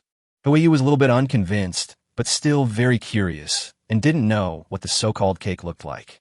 Soon after, Li Fan completed the preparation process. He opened the oven, moved the charcoal fire in the middle of the oven to both sides, and then placed the container filled with cake batter in the middle of the oven.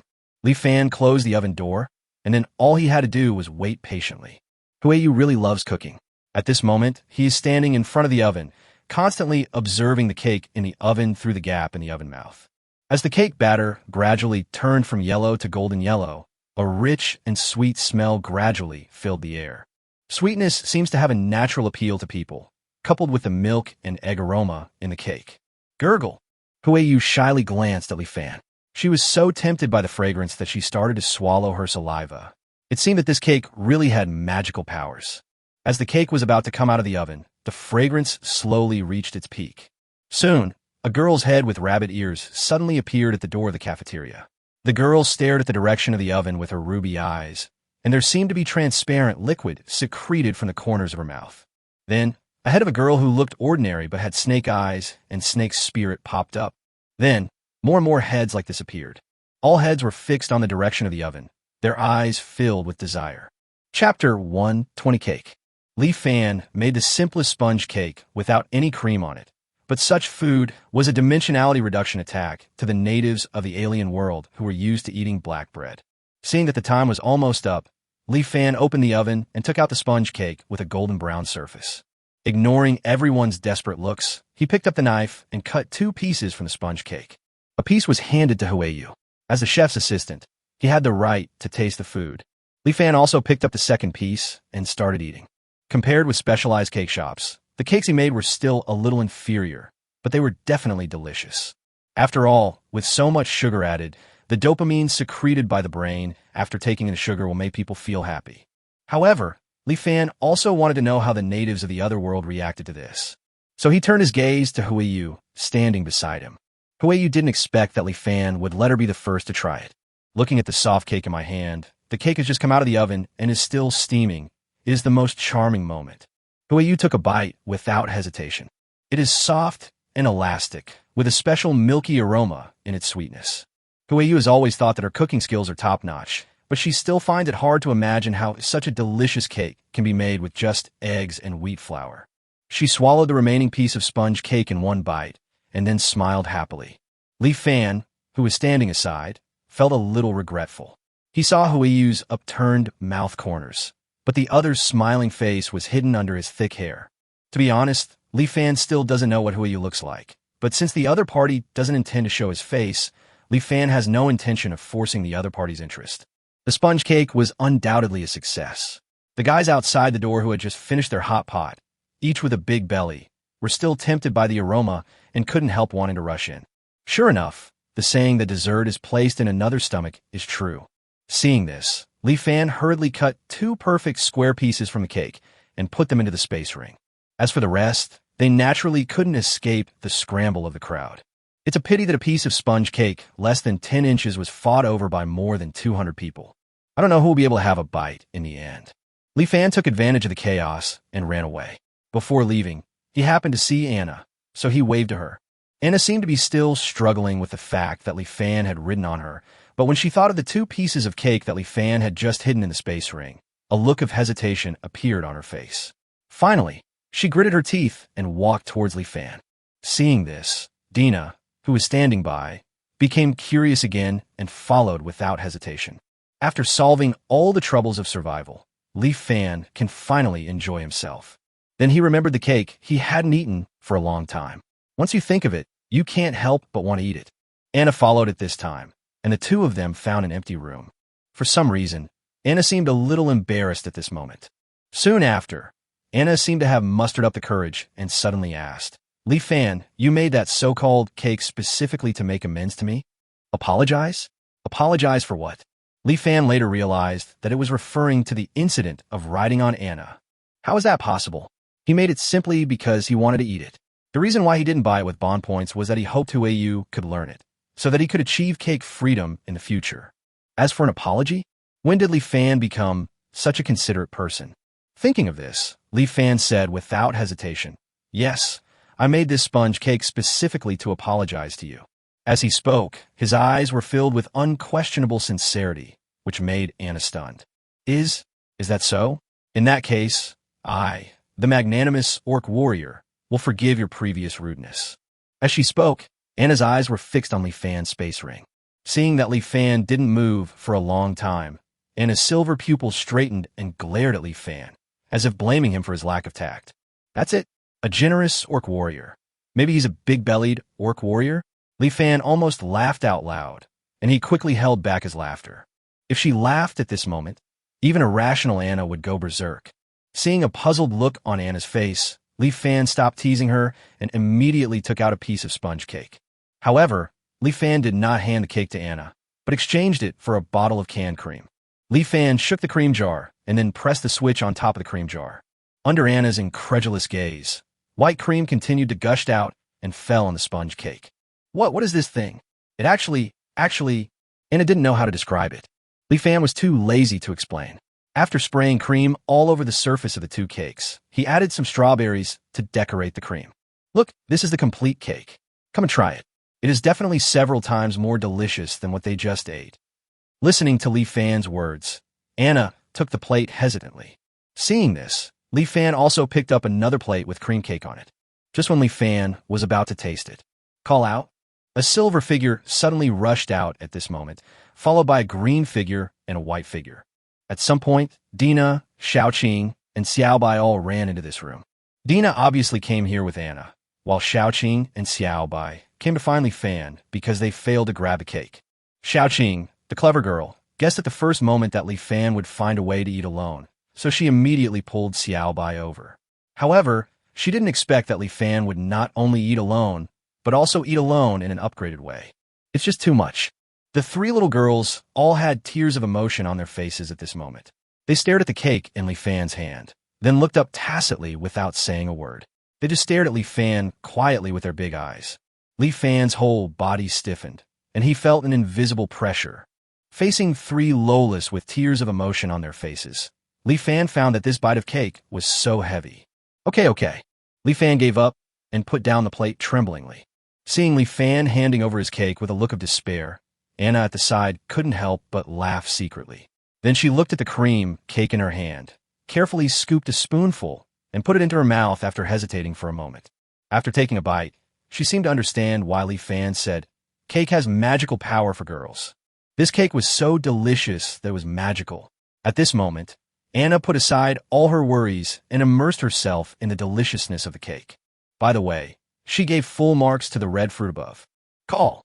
On the other side, the three little girls who brutally ate the cake corpse also looked very happy. It was just too little, leaving them all with a look of unsatisfied satisfaction on their faces. Xiaoqing glanced at the empty plate and couldn't help but look at the cake in Anna's hand. Anna pricked up her ears in alertness. Seeing that Sister Anna, who was usually so generous, actually hid the cake behind her cautiously at this moment, Xiaoqing had no choice but to give up. But soon, Xiaoqing seemed to have thought of something and suddenly turned her gaze to Li Fan. The green snake pupils stared at Li Fan. Xiaoqing spit out the snake tongue and opened her mouth to speak. Li Fan, marry me. With a bang, Li Fan's head collapsed in response to her. Chapter 121 Wood and Chichichimi. 14 days passed in the blink of an eye. In Winter City, Great Night would have walked out of the castle. Today is the third god's love day after the snow. Before we knew it, a month and a half of winter has passed. Unfortunately, these days will not end for at least another 3 or 4 months. As Wood walked down the street, he could no longer tell the difference between the street and the residents' houses, because everything was buried under the snow. Without the city guards to clear the snow on the streets, The efficiency of clearing the snow by the city residents themselves was too low. Along the way, Wood saw many houses collapsed by the snow. As for the people living in the houses, he knew the result without having to guess. Well, Wood sighed, but was powerless to do anything. This situation did not only happen in Winter City. The city guards of other cities might help clear the snow, but Winter City also has its own advantages. There are a lot of flints arranged in the city, which makes it much stronger than other cities. With flint, not only will the temperature in the city become higher, but the snow accumulation will also be greatly reduced. Wood felt that perhaps this time, among all the human empires, Winter City suffered the least losses. Thinking of this, Wood continued to walk through the thick snow, patrolling the city to see if there was any place where he, as a knight, could help. In the end, Wood helped many people clear the snow from their roofs and brought some food to some people. But can this really allow these people to survive until the end of winter? Faced with this problem, Wood knew in his heart that it probably wouldn't work. Puff! Just as Wood was thinking about this, a ball of snow was suddenly thrown out from under the snow and landed at his feet. Wood looked over and found that it was a wooden house buried in the snow. In front of the house, a little boy was struggling to shovel the snow in front of him, and there was an even smaller and cuter girl helping him. Chi-Chi was panting and his handsome face turned red. He wiped the sweat from his forehead, then grabbed the shovel and thrust it hard into the snow. After trying his best, he pried the shovel with the help of Chimi. The snow on the shovel was very heavy. Chi-Chi tried several times, but couldn't throw the shovel. Chimi wanted to help, but didn't know where to start. At this moment, Wood's broad, big hands grabbed the shovel. Then he lifted it up gently and threw away the snow on the shovel. When Chi-Chi saw someone snatching his shovel, he panicked and tried to take it back, but when he saw the man's clothes, he exclaimed, "Sir Knight, no, it's Sir Grand Knight." As he spoke, Chi-Chi immediately pulled Chimi behind him, took several steps back, and looked at Wood somewhat at a loss. Wood glanced at Chi-Chi and Chimi, then waved his shovel and quickly shoveled the snow in front of the cabin onto the street. While shoveling the snow, Wood asked Chi-Chi and Chimi, "Kids, why are you clearing the snow? Where are the adults in your family?" Chi-Chi watched the snow around the house disappear quickly under Wood's hands and seemed to slowly relax his vigilance. Then he spoke, "Father was bitten to death by a monster a long time ago, and Mother, she is sick." Wood was stunned and couldn't help but look at Chi-Chi and Chimi again. He knew very well what fate would await the 10-year-old brother and sister in front of him under such circumstances. In silence, Wood cleared the snow in front of the cabin. Wood returned the shovel to Chi-Chi, who immediately said politely, "Thank you." Wood nodded, and just as he was about to leave, he saw Chimi, who was secretly looking at him with half of his head exposed from behind Chi-Chi. The little girl has big eyes and is very cute. Wood couldn't help but think that if he had children in the future, they would probably be as cute as the two children in front of him. Wood stopped raising his foot. After a moment's silence, he said to Chi-Chi and Chimi, "Take me to see your mother." Wood walked into the wooden house. The house was extremely simple. There was no furniture except a bed. Apparently, most of the furniture had been cut down to heat the fire. There was very little food in this family, only less than 2 bags of wheat and a pile of bark. This is an extremely poor family, and it is this kind of family that is most likely not to survive the winter of the year of divine punishment. At this time, Wood turned his attention to the only wooden bed. The bed was covered with hay, with only a linen sheet and a not-so-thick quilt. At this time, a pale and thin woman was sleeping, breathing heavily in her sleep. She was really thin, except for her bulging belly. Thinking of the bark in the corner, Wood could guess what was going on. Chi-Chi and Chimi stood aside and looked at the great knight in front of them. There was panic in their bright eyes, but more of it was anticipation. Well, Wood naturally knew what the children were expecting. After hesitating for a moment, he left behind a glowing red stone on his body. Then he told Chissy and Chimmy, "This is a flint. If you hold it, you can move in the wind and snow. But don't hold it. Put it under the bed so that you won't be cold when you sleep." After saying that, Wood searched his entire body, left all the food behind, and then turned and left. This time, he still didn't know whether his actions could help the poor mother and her 2 children survive the winter. Only this time, Wood hopes it is possible. Wood was about to walk back. Boom, boom, boom. Suddenly, there was a sound of knocking on metal. Wood was shocked. This was an alarm issued by the city guards. An enemy is about to attack Winterfell. Wood instantly remembered the beast tide that Lord Carton had mentioned. At the same time, he also remembered another sentence that Carton said. If we fail to survive the beast tide, everyone in Winter City will lose their lives. Wood could no longer care about anything else. He circulated his fighting spirit and stomped his right foot hard on the ground. Boom! The surrounding snow flew away in all directions as if it had been hit by a cannon, leaving only a huge hole. At this time, Wood had already jumped into the air, and a green energy suddenly surged out from behind him and turned into a pair of wings. This energy is exactly Wood's fighting spirit. Level 4 knights already have the ability to release their fighting spirit outside the body, so they can condense the fighting spirit into various shapes and produce some magical effects. Just like Wood is doing now, condensing his fighting spirit into wings. Of course, the strength of level 4 is not enough for him to use this kind of fighting wings to fly, but it was enough to allow him to jump higher and even glide briefly. At this time, Wood used the power of his fighting spirit wings and leaped onto the 15-meter-high city wall. Chapter 122, Wood's Concerns. What's going on? Wood asked loudly to the panicked city guards around him. When the city guards saw Wood, they immediately seemed to have found their backbone and shouted, "Great, it's Lord Wood." Seeing that these city guards had no discipline at all, Wood frowned and asked again, "What's going on? Why did the alarm sound?" Seeing Wood's serious expression, everyone calmed down a little and replied, "Someone on the west wall discovered a group of monsters appeared in the forest. There were a lot of them, so they sounded the alarm." Wood breathed a sigh of relief after hearing this.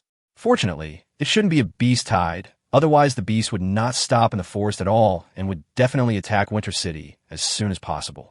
Wood then continued to ask, "Do you know how many monsters there are?" "There are at least 100 of them. Most of them are hiding in the forest, so the exact number cannot be determined." After hearing the city guard's answer, Wood nodded and then gave an order, "Don't attack outside the city for now. Let all the city guards concentrate and be ready to face the monsters' attacks at any time. At the same time, send someone to notify the city lord's mansion." After Wood gave the order, he ran towards the West City District. He wanted to see with his own eyes what the group of magical beasts that even the city lord was afraid of looked like. The monsters are starting to attack. Why haven't the reinforcements arrived yet? Fortunately, they can't jump onto the city wall at all. Wood heard the shouts of the city guard from afar. He thought the battle was extremely fierce. However, when he got closer, he found that there were only a dozen monsters under the city wall, roaring and trying to jump onto the wall. However, these dozen or so monsters scared the 20 or so city guards and made them scream and yell. Wood felt his forehead was covered with blue veins. He took a deep breath and shouted loudly, "Shut up, now everyone line up." The sound was like the roar of a lion, and all the city guards could not help but cover their ears with painful expressions. Yes, it's the great knight Wood. It was then that the city guards discovered Wood's presence. The next moment, they hurriedly lined up as Wood had instructed, but no matter how you looked at it, the formation could not be considered neat. Wood felt his anger rising again. These guys were lazy and cheating on weekdays, but they really failed when the moment came. They could only be seen in all their might when they were bullying civilians. If these guys were not affiliated with the city lord's mansion, Wood would have wanted to throw them out of the city to feed the monsters. Wood sighed, too lazy to bother with these rubbish, and looked outside the city. After checking, I found that there were only a dozen level 1 and 2 monsters.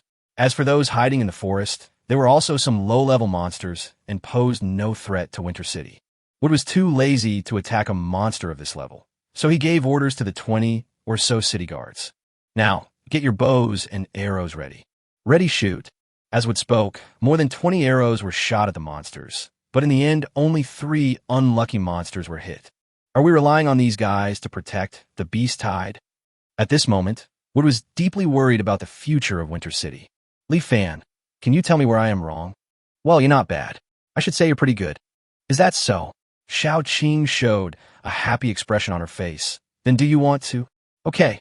Li Fan nodded without hesitation. Xiao Qing was stunned.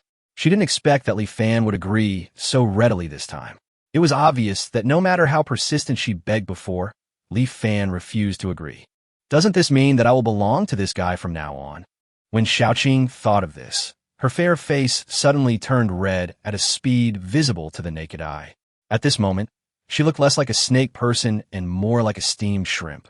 Unexpectedly, Li Fan suddenly said something at this time. "I just happen to be in need of someone to pour me foot bath water, so I'll accept you with reluctance. From now on, you'll be my servant, and I'll change your name. Let's call you a Gu. It really is the name that suits you best."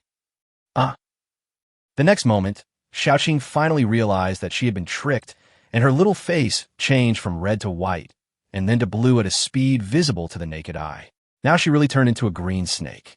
Li Fan couldn't help but applaud when he saw it. He would like to call him the strongest face-changing Wong, Xiaoqing. Xiaoqing, enraged and humiliated, roared, pounced on Li Fan, opened her mouth, revealing her crystal fangs, and bit towards Li Fan. Thinking back to the time when Li Fan had not yet cultivated his fighting spirit, he was entangled by this little girl's tail and was almost dying. But Li Fan is now a completely different person. He is now a level 3 warrior, while Xiaoqing is just a weakling who is not even level 2. There was a huge gap in strength between the two sides, and Li Fan subdued her in just a few moves. Li Fan grabbed Xiaoqing's wrists with just his right hand and lifted the girl up. He asked jokingly, "How about it? Are you convinced? Let me go. I'm going to bite you to death, you bad guy." Xiaoqing struggled back and forth, then swung its big tail and planned to sneak attack Li Fan. Li Fan quickly grabbed the other's tail, looked at Xiaoqing, who still refused to give in, and sighed helplessly. Ever since the day he made the cake, Xiaoqing has been pestering him to marry her. Because of this, Qingmu has been sick from anger for several days and has threatened to fight Li Fan to the death countless times. Li Fan was speechless by this grandfather and grandson. He knew what this little devil Xiaoqing was thinking. It's just that as long as I marry him, I can eat cake every day and even countless delicacies like hot pot that have never been seen in the magical continent. Li Fan was so angry that his teeth itched when he thought about this. If he had not received compulsory education and had not had a bottom line, he would have had to use practical actions to teach Xiaoqing a lesson. No matter where the bleeding occurs, it will hurt. Unfortunately, firstly, he couldn't get over the hurdle of being a minor, and secondly, the little girl didn't have much interest in him. But this girl has been very clingy lately, and Li Fan is a little impatient. Seeing that Xiaoqing still dared to be stubborn, Li Fan didn't hesitate. He picked up Xiaoqing and pressed her on his legs. Then he raised his right hand and swung it down fiercely. Snap! Xiaoqing, who hadn't reacted yet, suddenly had a change of expression on her face, and the next moment a scream of "ah" came out of her mouth. "Will you still marry me? Do you still dare to bite me? Are you still being stubborn?" That day, along with Li Fan's questions, bursts of ghostly howling sounds came from Li Fan's room. Chapter 123, The Beast Tide is coming. Bad guy, you dare to hit me. My grandfather has never hit me. You dare to hit me, you bad guy. Xiaoqing lay on Li Fan's legs, accusing him with tears and snot. For a moment, Li Fan even doubted whether he had gone too far. But the effect of this approach was very good. At least from that day on, Xiaoqing no longer dared to clamor for marrying him all day long. The only problem was that from that day on, the girl started calling him bad guy. When Xiaobai heard this name, he looked at Li Fan with pity. Big brother clearly gives Xiaobai delicious food every day. How could he be a bad person?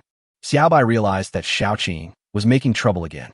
Xiaobai, who couldn't bear it, thought about it, and at a certain moment, she suddenly stepped forward and said to Li Fan, "Big brother, Xiaobai knows that you are a good person." Li Fan's eyes twitched. At that moment, somehow, he actually felt like he had been given a nice guy card. But looking at Xiaobai's innocent eyes, he couldn't get angry. He could only force a smile and rub Xiaobai's head. As for Xiaoqing, she laughed so hard that she fell under the table when she saw Li Fan looking frustrated. This girl, I guess she can eat 3 more bowls of rice today. The 4th God's Love Day is approaching. In the blink of an eye, winter has passed for nearly 2 months. After the ice wall was completed, Li Fan and his companions took advantage of the 3rd Divine Love Day to explore the 3 sides of the cliffs again. After confirming that there was no place for monsters to sneak into the valley, they finally felt relieved. Now the entire valley is isolated from the outside world, and it is their territory until the end of winter. However, Li Fan and others did not lose their vigilance.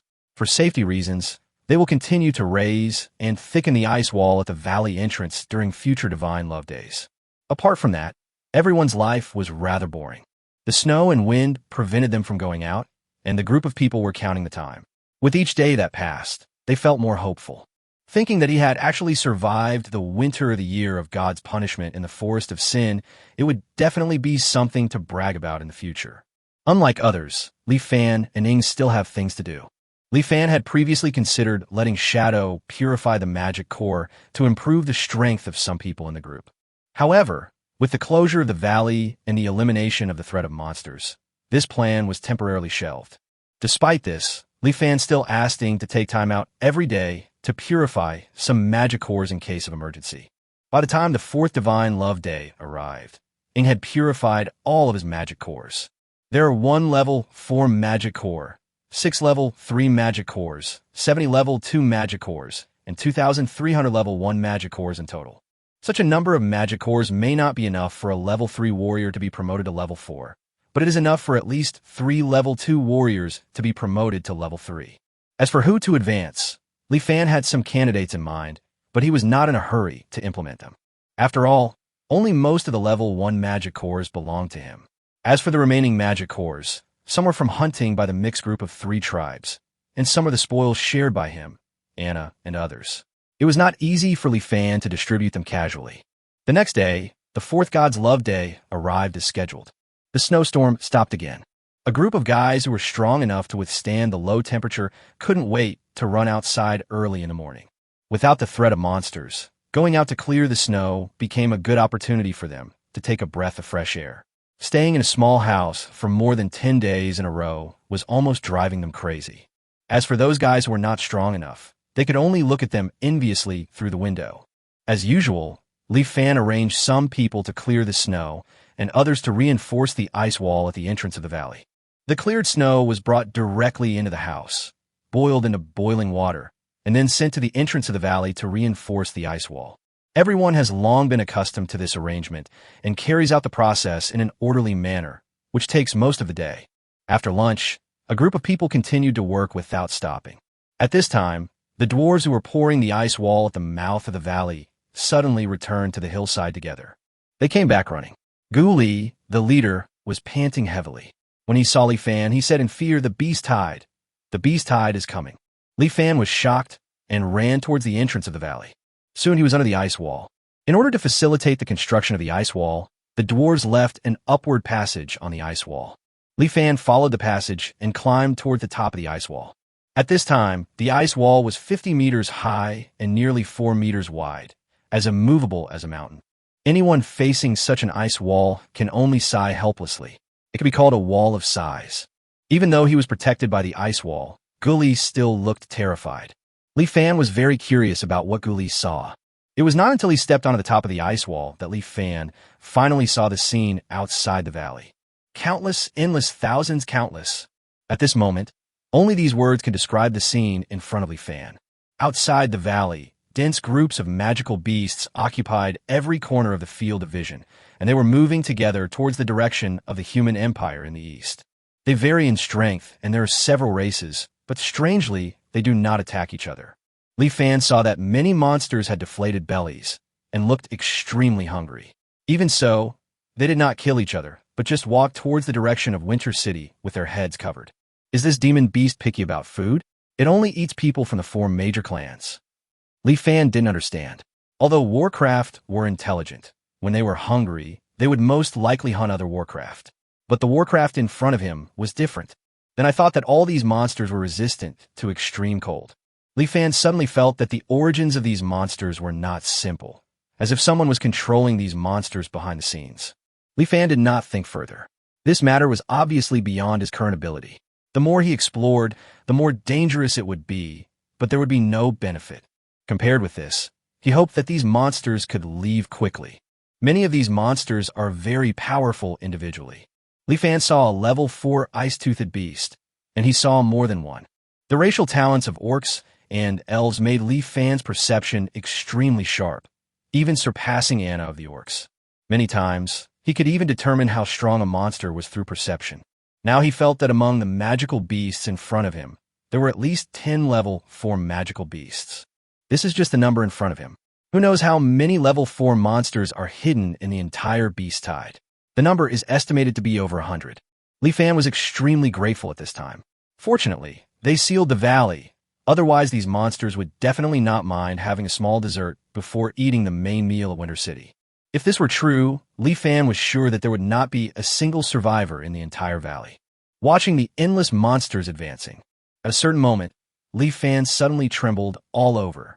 The next moment, he almost instinctively lay down on the ice.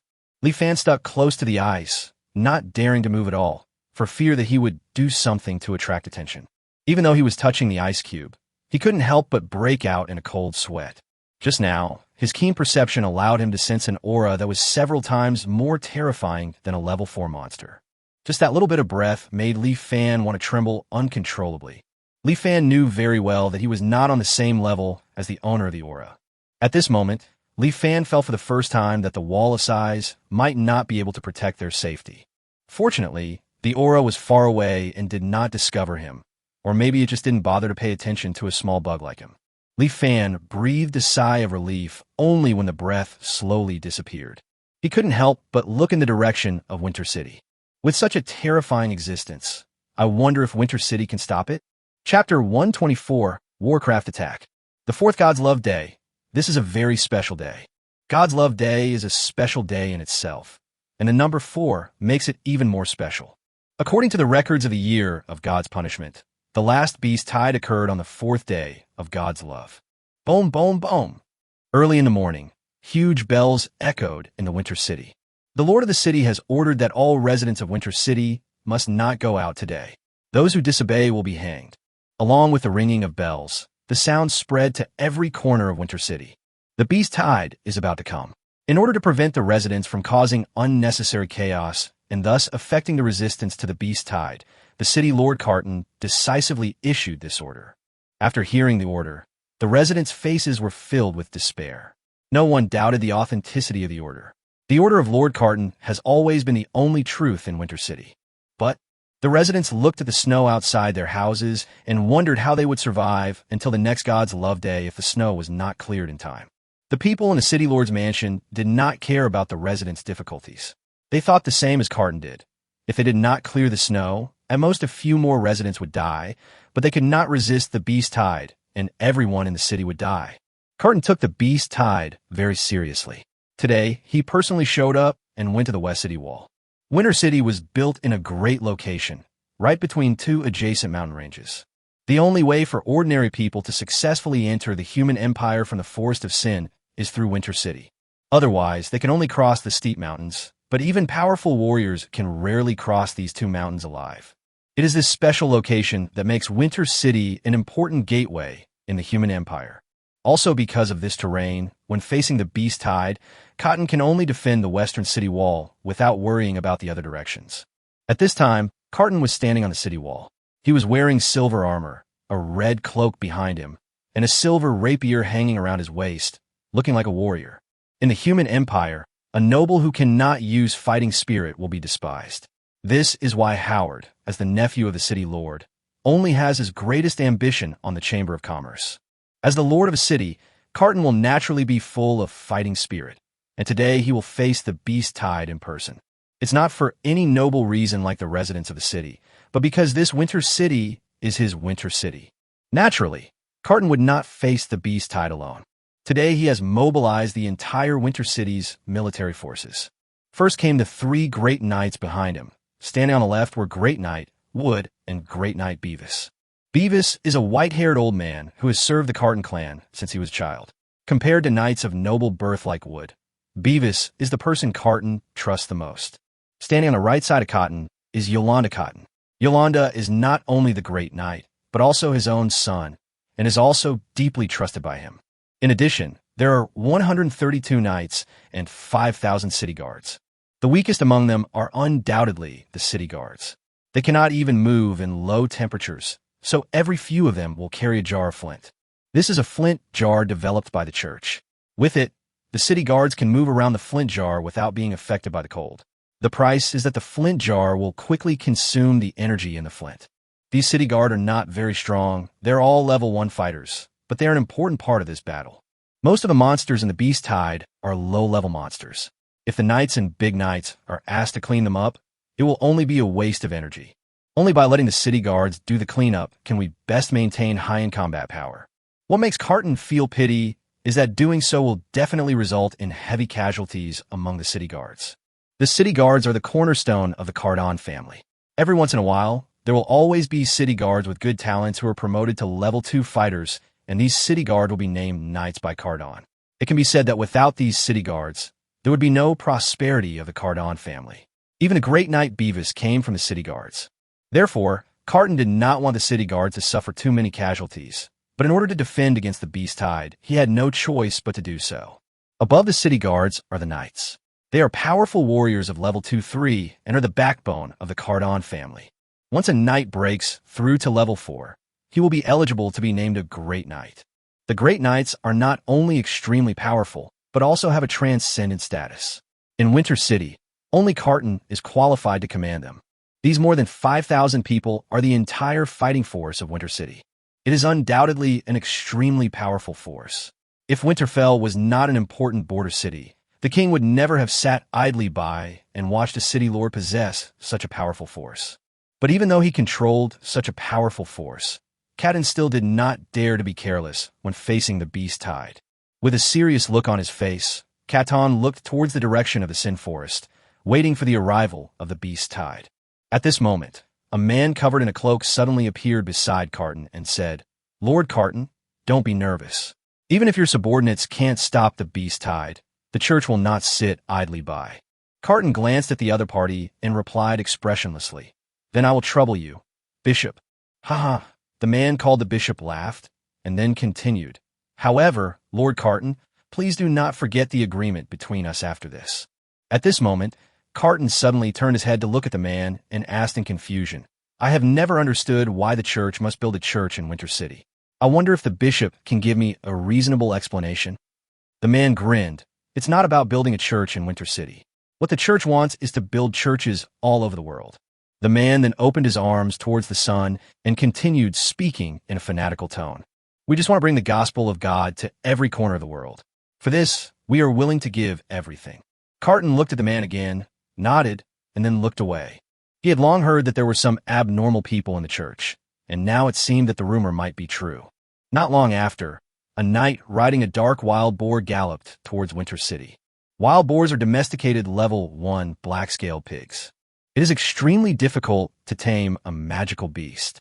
There are less than 20 tamed magical beasts in the entire Winter City, and these magical beasts will not be allowed to be used unless at a critical moment.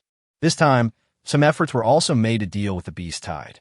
Obviously, the knight riding the black-scaled pig was the one who went to scout the beast tide. The knight quickly arrived at the city wall. He knelt on one knee and said to Carton, "Report to the city lord. The beast tide is already 5,000 meters away and will soon reach Winter City." Carton nodded, then turned back and ordered the city guards on the field, "Prepare bows and slings." Bows and arrows have always been precious instruments, and not many people can use them. Therefore, only about 1,000 people prepared longbows and arrows at this time. This is especially true for slingshots, as there are only 10 slingshots in the entire Winter City. Chapter 125, The 10 People of the Church. Soon after, the first group of monsters appeared in the forest, less than 300 meters away from the city wall. Carton waited quietly, watching as the monster entered the range of the bow and arrow. "Prepare." Following Cadon's order, all the archers pulled their longbows into a half-moon shape, and the slings were also loaded with stones. Put. In an instant, nearly 1,000 sharp arrows flew out together, covering the sky like locusts, followed by 10 huge stones. The groups of monsters on the ground were as numerous as locusts.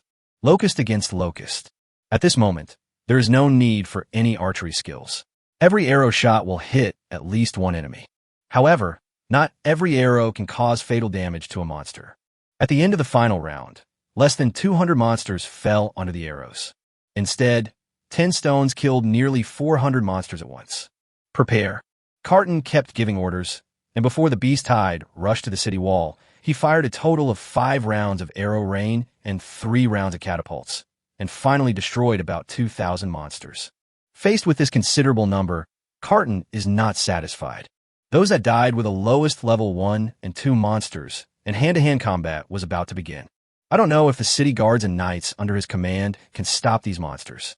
The beast tide finally broke through the city wall, and they roared and jumped onto the wall. However, the monsters at the front were only level 1 and 2 and could not jump over the tall city walls at all. However, as more and more monsters squeezed up, they were stacked up layer by layer, getting higher and higher. It was estimated that they would be able to jump onto the city walls soon. This situation obviously cannot be allowed to happen. When fighting with Warcraft, the enemy will not fight you to the death. Once they climb up the city wall, these guys will rush into the city to hunt the residents, and then find a place to hide. Once the God's Love Day is over and the wind and snow come, the entire Winter City's residents will be their buffet. So no monster can be allowed to climb up the city wall. Father, it's our turn. Yolanda Cotton laughed and walked towards the edge of the city wall in a very arrogant manner. The city lord Lanny Carton did not stop his son. Great Knight Yolanda was a true genius. He became a great knight in his 30s. His strength was unquestionable, and he would protect himself. Seeing this, Wood and Beavis also stepped forward. The next moment, all the city guards and knights saw in horror that the city lord's son Yolanda jumped towards the beast hide below the city. "Ha ha, you beasts! Please respectfully welcome Master Yolanda." With the arrogant words, Yolanda fell heavily into the beast's tide, and the next moment he was instantly submerged by the monsters. Fighting skill, piercing attack. At the moment when Yolanda was submerged by the beast tide, Yolanda's voice was heard in the beast tide. The next moment, everyone on the city wall saw a ray of white light breaking through the encirclement of the monsters, and in an instant, it pierced through all the monsters within 10 meters in front. At that moment, all the monsters within 10 meters in front of Yolanda, as long as the white light touched their bodies, that part of their flesh and blood would disappear without a trace in an instant. As the white light dissipated, nearly 100 monsters fell to the ground with broken bodies, without any breath of life. After a level 4 Do Chi expert has mastered the release of Do Chi, the same Do Chi skill, piercing attack, in their hands, looks completely different from that of a level 3 warrior. If Li Fan saw this terrible destructive power, he would be terrified. Although Yolanda's attack had great destructive power, this small number of monsters was nothing compared to the entire beast tide. The next moment, countless monsters pounced towards Yolanda. "Master, I'm here." Just as Yolanda was about to continue his attack, two figures appeared one after another. It was Wood and Beavis. Both of them are level 4 great knights, and their strength is no less than Yolanda. Wood used a chain hammer, and with one swing of it, dozens of monsters were smashed into meat paste. Beavis used a two-handed greatsword and swept it forward, cutting more than a dozen monsters in half. In front of the three of them, the monsters in front of them were just some small fish. Killing them was as easy as chopping vegetables and melons. There were only 3 of them, but they managed to create a space under the city wall. Seeing this, the knights on the city wall also jumped off the wall and fought with Yolanda and the other 2. Soon the space under the city wall became larger and larger, and not long after, the city gate opened and 5,000 city guards poured out. The battle between humans and monsters was officially declared to have begun at this moment. The battle was brutal. Every minute and every second, monsters and humans died. The blood dyed every inch of snow red, and the flesh covered the entire ground. Life becomes a number at this moment. Some city guard were terrified and wanted to escape, but they didn't dare to, because if they escaped, they would be dead, and their families would die with them. In order to learn fighting skills, he has become the property of the Carton family, and the Carton family has the right to kill him without paying any price. So, even though they were scared to the point of peeing their pants at the bloody scene, all the city guards could only drag their wet pants and continue to rush towards the beast tide. In this regard, Warcraft is much stronger. They are stimulated by the smell of blood and have lost their minds. They don't know what fear is at all. They only want to tear the humans in front of them to pieces. Therefore, not only are they not afraid, but they become more and more crazy as the battle goes on. The two sides fought back and forth. Such an evenly matched fight did not last long. As most of the level 1 and 2 monsters were killed, level 3 or even level 4 monsters appeared in the back. At the beginning, Winter City was still able to compete with the enemy under the leadership of 3 great knights and hundreds of knights. But as the number of level 3 and level 4 monsters increased, even the 3 great knights, including Wood, were caught in a tough battle. As for the knights, they were either held back by level 3 monsters or killed by the siege of monsters. The remaining city guards were suddenly caught in a one-sided situation. By now, nearly 2,000 city guards had died, and 20 knights had also died. As a result, combined with the damage caused by bows and catapults before, the beast tide has lost nearly 5,000 monsters. However, Carton shook his head in disappointment. He knew that this was the limit of Winter City. The remaining monsters are all-powerful beings and are the backbone of the beast tide. If the battle continues, the city guards will be wiped out soon. These city guards and knights were all his property, and seeing this, Carton was reluctant to let these people continue to die. At this time, Carton sighed and said to the man beside him, whom he called the bishop, "My lord bishop, it's your turn to take action next." "Ha ha, Lord Carton, please rest assured. Leave the next magical beasts to our church," the man said, a confident smile appearing under his cloak. Seeing this, Carton was also very curious about what methods the church would use when facing these beast tides. As far as he knew, the number of people from the church who came to Winter City this time was not large, and there were only 11 bishops. If 11 people were placed in the beast tide, they probably wouldn't even cause a splash of water. So how would these 11 people from the church deal with the remaining 5,000 monsters? Just as Carton was puzzled, 10 people also wearing black robes suddenly appeared behind the bishop. The bishop pointed in the direction of the beast tide and said slowly, "Kill all these monsters." As the bishop finished speaking, the next moment, the 10 men in black robes suddenly kicked their legs together and jumped off the city wall. The falling wind blew up the cloaks on their heads, and Carton realized that these 10 people were actually 10 young men and women.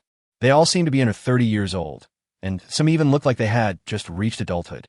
It was these 10 people who now rushed forward towards the beast tide without hesitation. Each of them was not even wearing any armor, but only holding a sickle taller than a human. Chapter 126, The Black Cross Knights.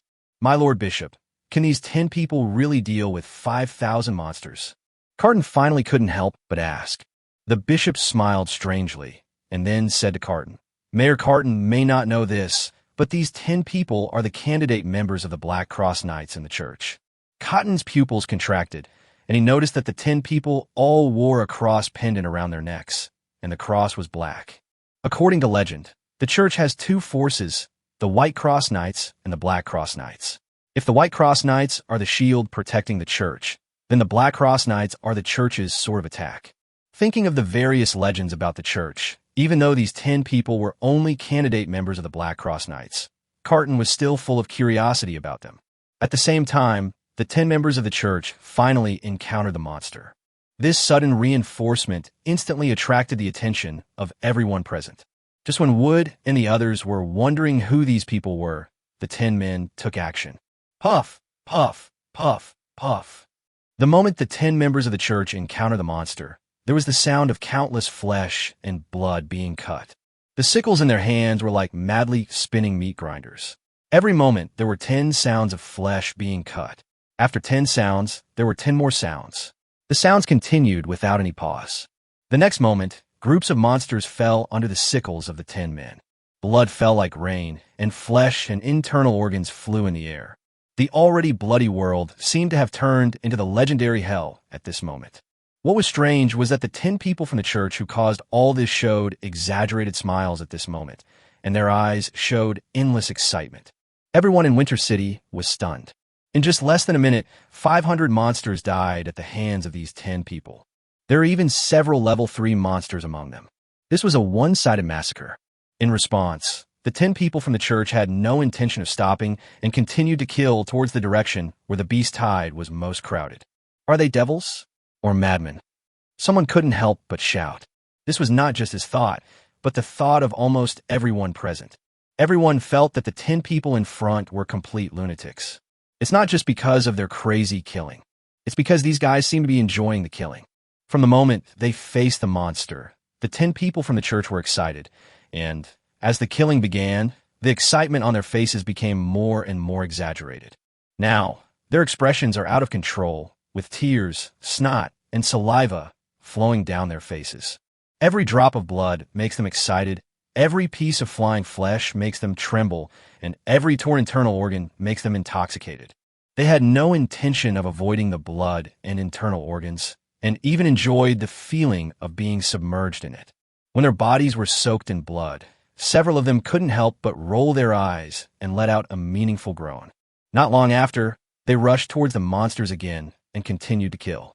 In less than 10 minutes, nearly 2,000 monsters died at their hands. If there hadn't been a surge in level 2 and 3 monsters, and even the appearance of level 4 monsters, they would have killed more. Carton on the city wall showed a rare heavy expression. He suddenly discovered an important thing: why these 10 people in the church were not tired. 10 minutes of relentless fighting didn't even allow the 10 men to let out a heavy breath. They're just a bunch of monsters. There was a deep fear in Carton's eyes. He didn't know how the church had bred such a group of monsters. However, he was very sure that this group of monsters was extremely dangerous, even to the point of being dangerous enough that he regretted agreeing to the church's request to build a church. But now he probably can't regret it. Carton was sure that if he dared to show any sign of regret, these lunatics would happily turn around and swing their scythes at the city guards and knights. Just as these 10 monsters, who seemed to have infinite strength, were about to kill all the monsters, a strange roar suddenly came from the end of the beast's tide. Then nearly 100 level 4 monsters pounced on the 10 people from the church. In response, the 10 people from the church had no fear at all and rushed forward immediately. As soon as the two sides came into contact, blood splattered, some of which were from monsters and some from 10 people. Wood and others who were watching the scene were shocked. Even though Wood and the other 3 were experienced level 4 warriors, they did not have any confidence that they could deal with 10 level 4 monsters alone. 10 people from the church can do it. What is the strength of the other party? It's said to be level 5, but it feels a little worse. It's said to be level 4, but it's a little too scary. Just as Wood and the other 2 were shocked, a strange roar came from the end of the beast's tide again.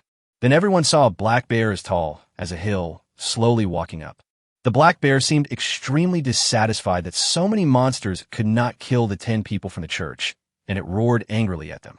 Then, Black Bear stood up and walked towards the 10 people in the church step by step. The core of the beast tide has appeared. This is a level 5 monster. Lord Carton, I'm afraid you need to deal with this core yourself.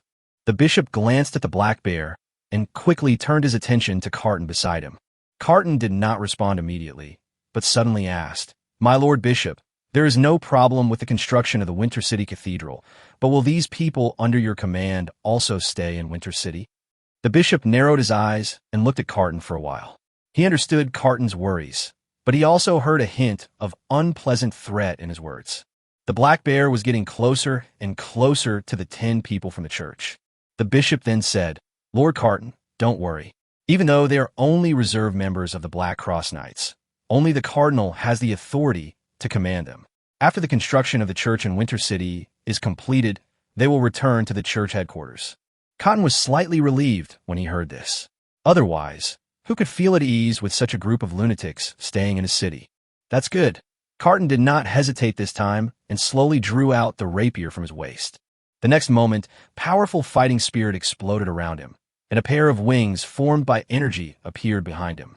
Then everyone present saw that the city Lord Carton flew up into the air and flew towards the black bear.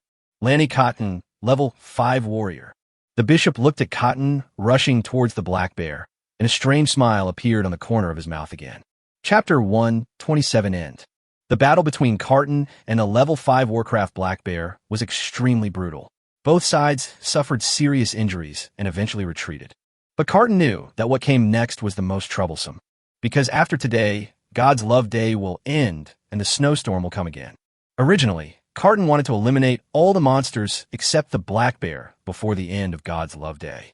Unfortunately, perhaps in retaliation for Carton's previous threat, the bishop did not allow the 10 reserve members of the Black Cross Knights to continue taking action. The remaining people in Winter City were no match for the monsters and could only watch them retreat. Everyone knows that the retreat of the monsters is only temporary, and they will eventually attack again in the wind and snow.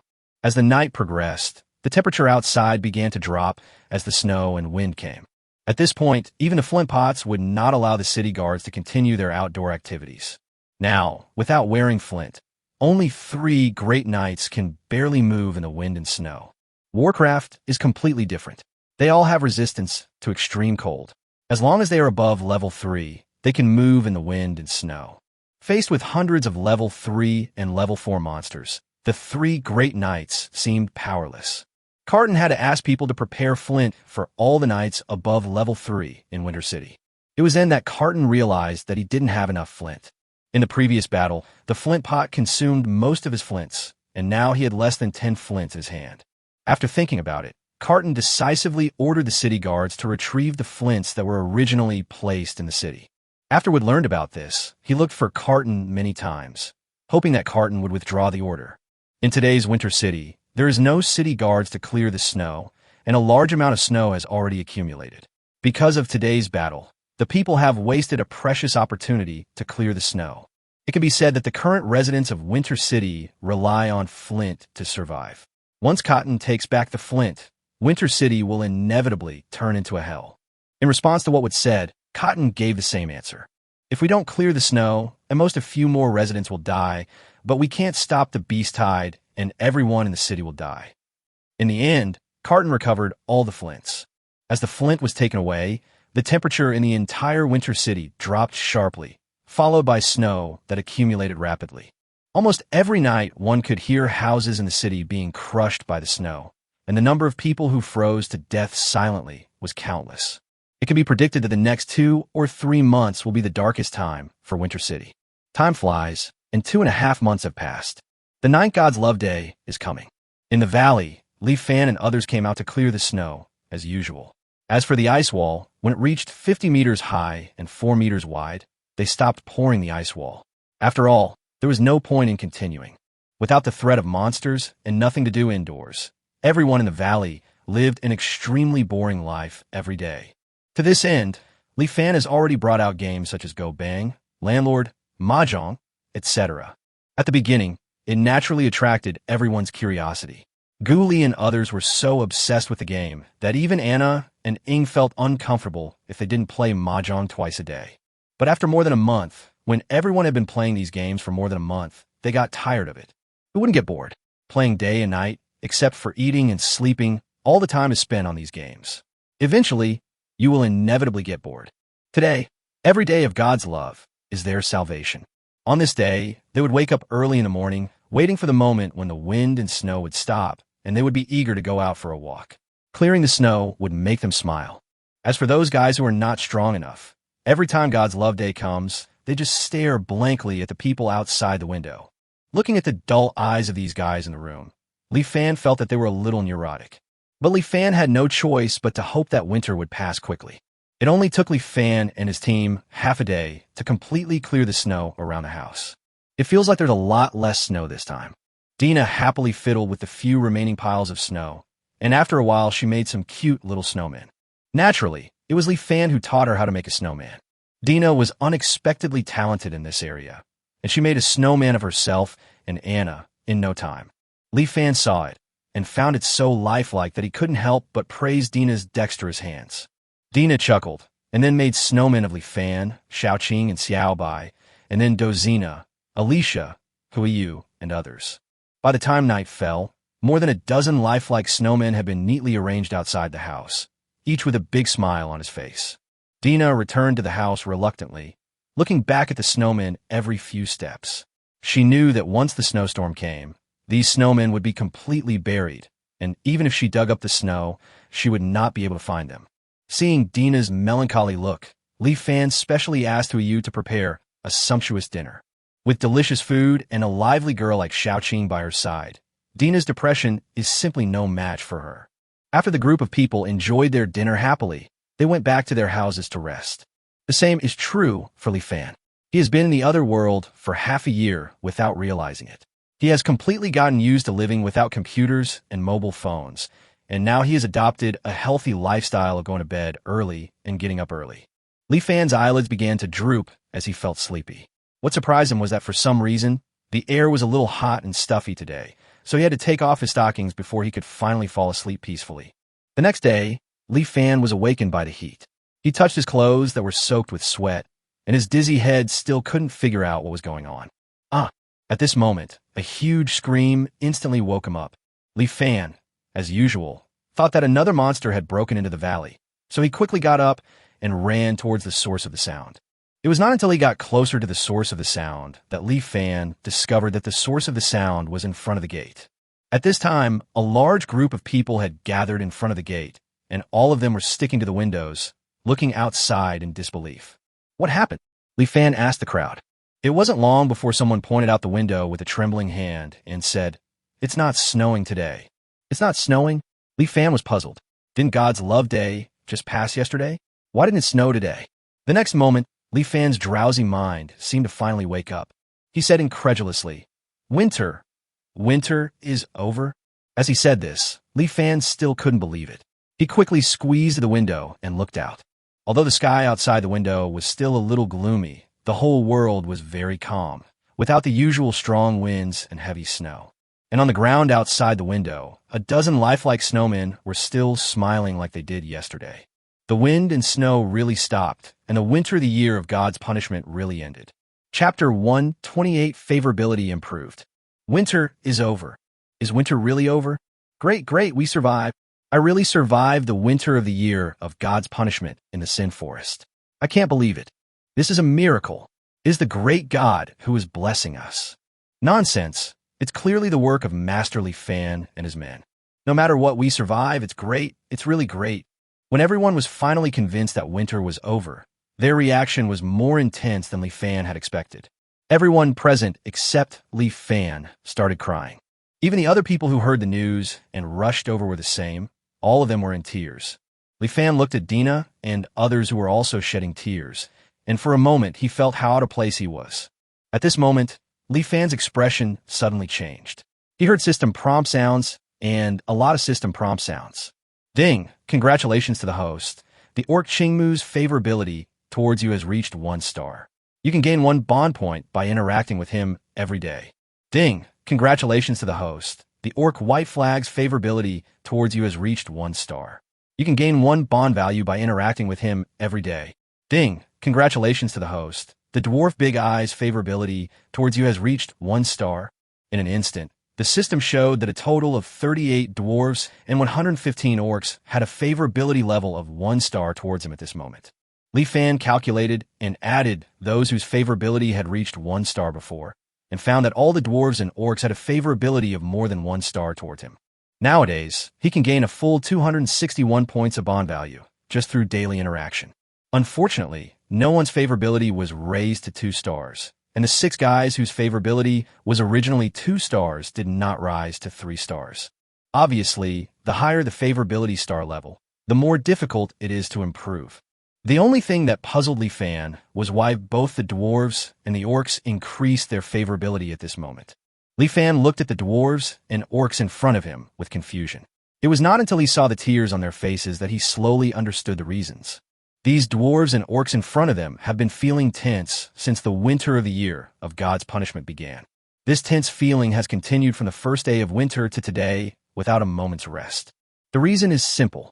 They don't believe they can survive the winter. Unlike Li Fan, a visitor from another world who believes in science, they believe more in the experience of their predecessors. Even if the houses were well insulated, the snow could be cleared, and even the valley entrances were sealed with ice walls. Even after doing so much, they are still worried about accidents happening. After all, historical records tell them, and Aoki Hakuni's experience also tells them, no one has ever survived the winter of the year of God's punishment in the Sin Forest. This is a precedent that has not occurred in thousands of years.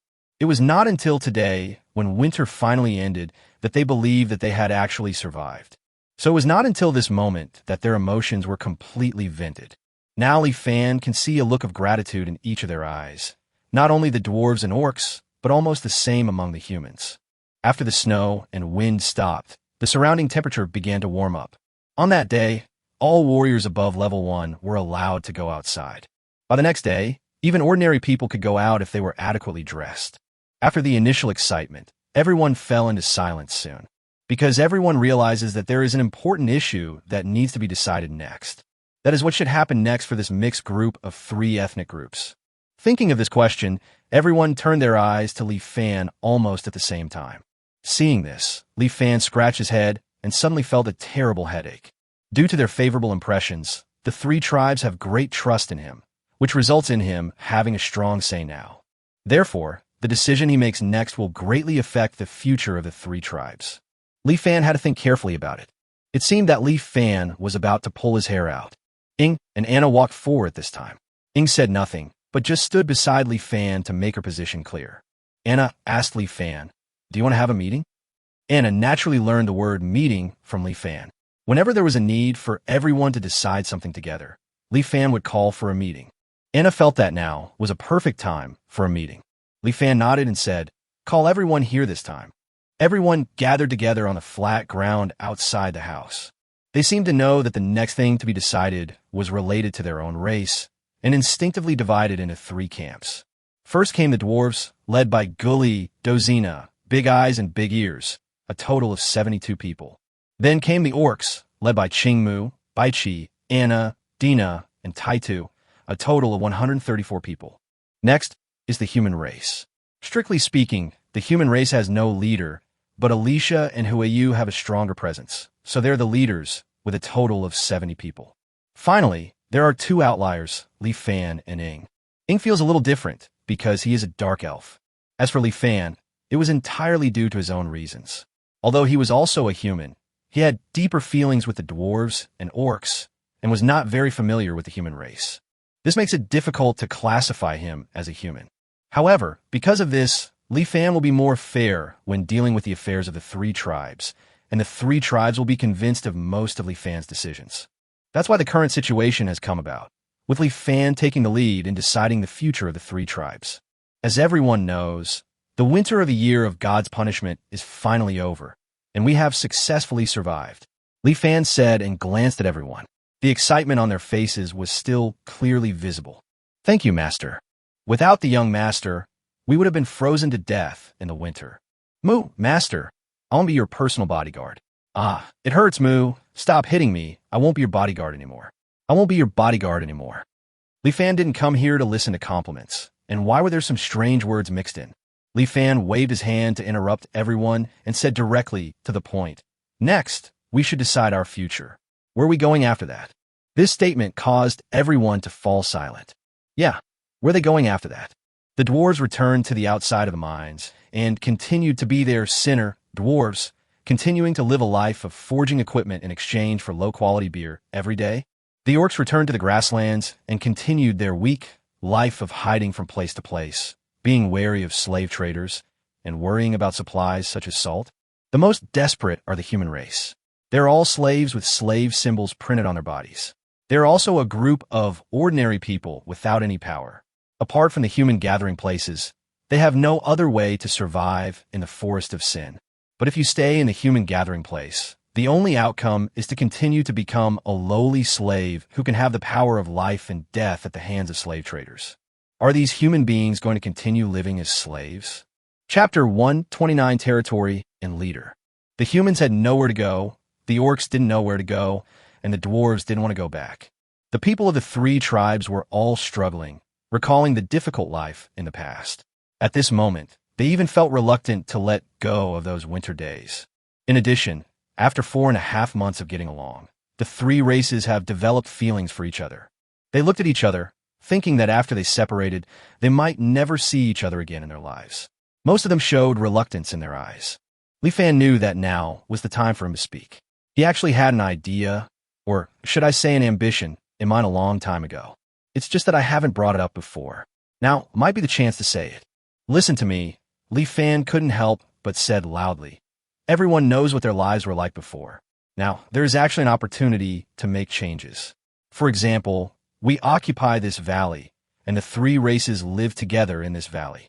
This suggestion was not only for the sake of the three tribes, but also contained a little selfish motive of Li Fan. He never forgot that the system originally wanted him to build a peaceful world with a multiracial mix. And a multiracial territory is undoubtedly the beginning of all this. In addition, the construction of the territory can also allow him to smoothly gain bond value every day.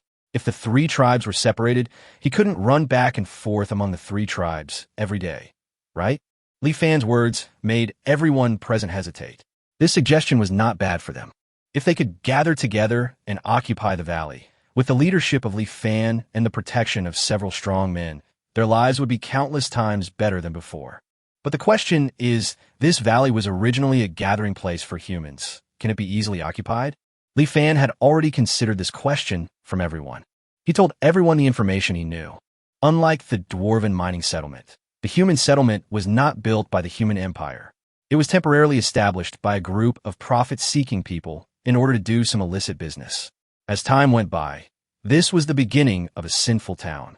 In addition to normal magical beast hunting, the so-called activities also include trading materials with alien races at high prices and capturing alien slaves.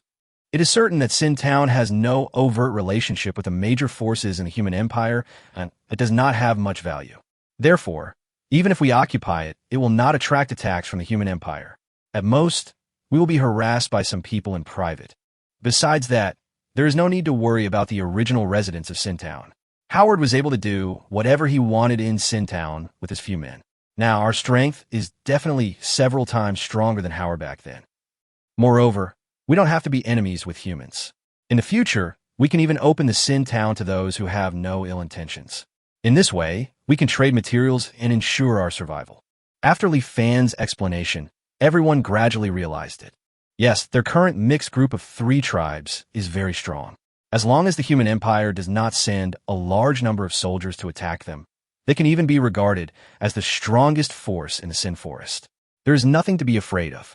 The most abundant things in the Forest of Sin are magical beasts, and the best commodities are orc slaves and elven slaves, and the number is very small.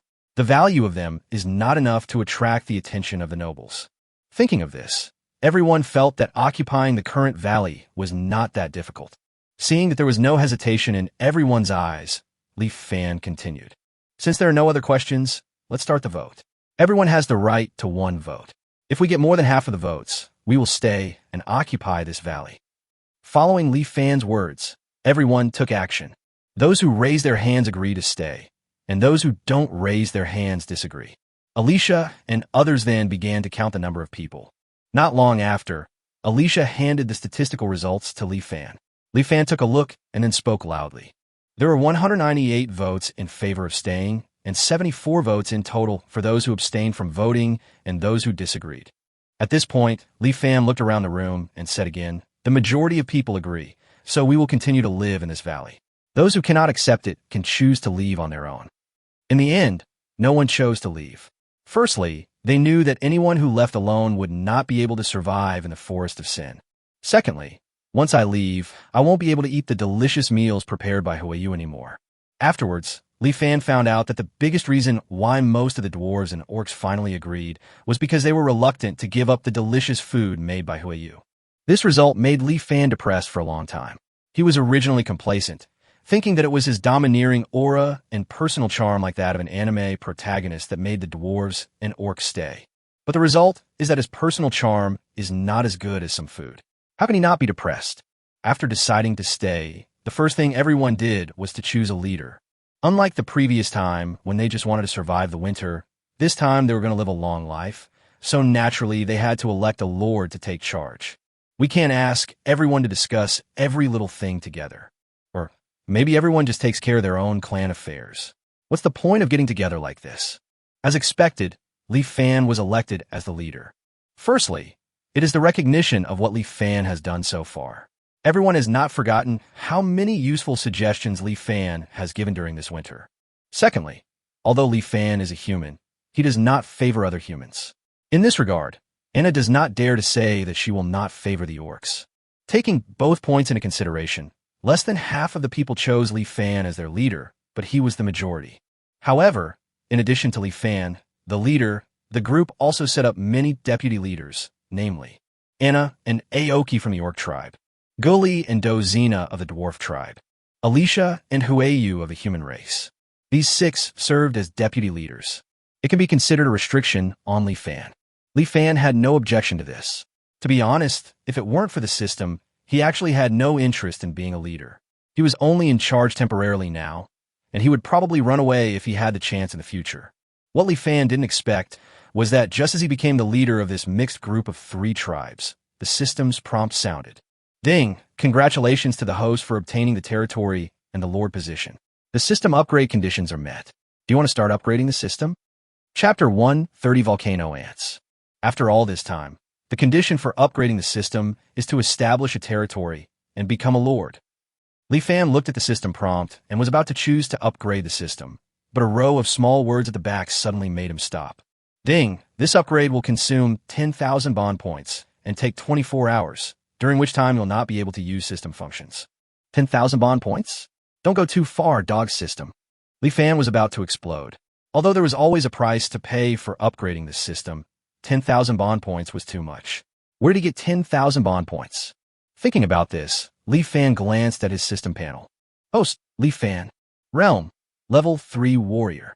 Strength, 23,000. Physique, 23,000. Agility, 13,000. Spirit, 23,000. Talent, elf talent 0.2, orc talent 13.4, dwarf talent 7.2. Talented skills, nature affinity 0.1, beast transformation 3, quick recovery 5, level 1 poison resistance, level 1 magic resistance. Comprehension skill, 20 of the power of a single move. Bond value, 13,000 points. Li Fan then realized that after several months of accumulation, minus the amount he consumed on a daily basis, he had unknowingly accumulated a total of 13,000 bond points. From this perspective, he can afford 10,000 bond points. Besides, he can now gain 261 bond points every day through favorability, and he can earn back 10,000 bond points in just 40 days. Thinking of this, although Li Fan felt heartbroken, he finally reluctantly clicked on the upgrade system. Upgrade started. This upgrade will take 24 hours, and system functions will be unavailable during this period. Remaining upgrade time, 23 hours, 59 minutes, and 59 seconds. As for the fact that system functions could not be used during the upgrade, Li Fan didn't care. Seeing that he had become a lord, Li Fan began to think about what he would do in the future. The first thing was clear. He needed to build the valley's infrastructure first. Now that the wind and snow have just stopped, the surrounding ice and snow have not yet begun to melt, and those people from the 4 major tribes who left the gathering place will not come back so soon. Li Fan estimated that they still had at least 1 or 2 weeks. This period is extremely critical. During this period of time, Li Fan had to build a Real City gate at the entrance of the valley, and at the same time construct fortifications to completely control the valley in their hands. In addition, the houses also need to be rebuilt. Although the houses in the Sin Town and on the hillside can still be lived in, according to long-term plans, these houses will inevitably be demolished. These plans require the participation of cement. This time, Li Fan did not plan to continue using wood ash cement. The quality of wood ash cement was still a bit poor. Now that he had a choice, Li Fan would naturally choose the better Roman cement. The real name of Roman cement is actually ancient Roman concrete, and its composition is very simple. Ancient Roman concrete equals quicklime plus volcanic ash plus water plus sand plus gravel. It is not difficult to obtain water, sand, and gravel. Quicklime can be obtained from limestone, which is available in salt mines and is not a problem. What's missing now is volcanic ash. Fortunately, the path of the volcanic ash has been figured out. Anna and the others once mentioned that there was a volcano in the inner area of the Sin Forest. They gave up at the beginning due to lack of time, but now it seems that they have to make a trip there after all. Thinking of this, Li Fan immediately went to find Anna. Li Fan first learned about the existence of the volcano from Anna. Even if Anna had never been to a volcano, she would have a better understanding of the place. Master, do you need volcanic ash? After becoming the Lord, people started to address Li Fan as Lord. Li Fan felt good at first, until he heard Dina Dozina and the others calling him that. He suddenly felt a sense of alienation between himself and them. This won't do. Li Fan was hoping that their favorability could reach 3 stars sooner. How could he let their relationship become alienated? So at Li Fan's strong request, Dina and the others finally did not choose to call Li Fan by his name directly, but instead compromised by calling him Young Master Li Fan. Yes, I need a lot of volcanic ash to make ancient Roman concrete that is better than wood ash cement. Although Anna didn't know what ancient Roman concrete was, she was still deeply impressed by this magical thing called wood ash cement. In a short period of time, they built stone houses that were several times stronger than wooden houses. If the orcs also had something as magical as wood ash cement, perhaps there wouldn't be so many old and young orcs freezing to death every winter. And ancient Roman concrete was actually better than wood ash cement. Anna immediately became interested in it. However, when Anna thought of the situation on the volcano, she couldn't help but frown. When Li Fan saw this, he knew that this volcano must be a troublesome place. The end result was not beyond Li Fan's expectations. According to Anna, the volcano is still an active volcano, and you can see the magma when you climb to the top of the mountain. Therefore, the temperature around the volcano will be relatively high. Even though the ice and snow have not melted yet, there are already monsters active around it. The most troublesome of them is a magical beast called the volcano ant. Volcano ants are only level 1 magical beasts, and their individual strength is not very strong. However, their numbers are extremely terrifying. There are often tens to hundreds of thousands of volcano ants in a nest. Although these volcano ants are not very strong, it is not easy to kill them. They are not big, only half a meter long, and their petite bodies make them difficult to hit. The most troublesome thing is that they have an extremely hard shell on the surface of their bodies, and ordinary weapons can hardly penetrate the hard shell on their surface. In addition, they have two huge jaws on their mouths. Those jaws are not only extremely powerful, but also contain a toxin called fire poison. Once a person is hit by them, it is easy for the whole body to fester and die. In a nutshell, it's a hassle. Dealing with these volcano ants is completely high risk and low return. If you want to crush them, you can only send out a large number of level 2 warriors, otherwise you will suffer heavy losses. A large number of level 2 fighters. Li Fan and his men now have only 7 level 2 fighters in total, plus 3 level 3 fighters. Him, Ing, and Anna. Exactly 10 people, which is a long way from the word large number. Chapter 131. Mutated Orcs. Although Li Fan and Anna can burst out power comparable to that of a level 4 warrior after using the Beast Transformation skill. However, the Beast Transformation skill cannot be maintained for too long. Even if it can sweep a large area, its effect is extremely limited when facing at least tens of thousands of volcano ants. Beast Transformation skill. When Li Fan thought about this, he suddenly remembered that the Beast Transformation skill was so powerful. Why had he never seen any orcs other than Anna use it? Didn't it say that all orcs who were adults could use the Beast Transformation skill? There are now 99 level 1 orc warriors in the valley. Although they're all weak, if they were all transformed into beasts, they would be a very strong force. If these orcs can cooperate with the blood and chi battle method, blood and life shared, that Anna and Dina have used before, perhaps it will be enough to deal with the volcano ants? When Li Fan expressed his doubts, Anna responded with a sigh. You should have guessed it to some extent. It's not that they don't want to use the Beast Transformation skill, but that they can't use it. At this point, Anna sighed again and explained. In fact, basic attribute points are much more important than you think. It not only represents how powerful you can be, but also represents your potential. You humans divide the sum of basic attribute points into different levels. I remember that ordinary is 5 points, superior aptitude is 6-7 points, 8-9 points is genius, and 10 points and above are chosen by God, right? Orcs also have the same classification in this regard, and this classification is not random. The reason for this division is that the sum of basic attribute points not only affects your combat power, but also affects the number of innate skills you can comprehend and the upper limit of your strength. As for the weak orcs, whose basic attribute points total only 4 points, let alone Beast Transformation and blood combat method, blood and life together, even the most basic quick recovery is only mastered by a small number of them. Besides that, no matter how hard they practice, they will never be able to break through to a level higher than level 3 in their lifetime. That's the biggest reason why they are called weaklings. Li Fan finally understood why the orcs would be expelled if the sum of their attribute points was too low. It turned out that it was related to their comprehension of innate skills and the upper limit of their strength. It seemed that his idea of relying on these weak orcs to deal with the volcano ants was impossible. Li Fan felt a bit of a headache when he thought about this. Cement was obviously indispensable for infrastructure construction, but without volcanic ash, he could not produce cement of sufficient strength. Should we give up cement? Just when Li Fan was worried, Anna hesitated for a moment, then seemed to have made up her mind and said to Li Fan, if you want to deal with volcano ants, there is actually another way that works, and that requires the assistance of one person. Who? Li Fan asked impatiently. Anna looked at Li Fan and said seriously, Xiaoqing. What? Li Fan's head was full of question marks. This little devil could actually help him deal with the volcano ants? Li Fan remembered that this little devil was also a weak orc. How could she deal with the volcano ants? Anna obviously saw Li Fan's doubts and said solemnly, don't underestimate Xiaoqing.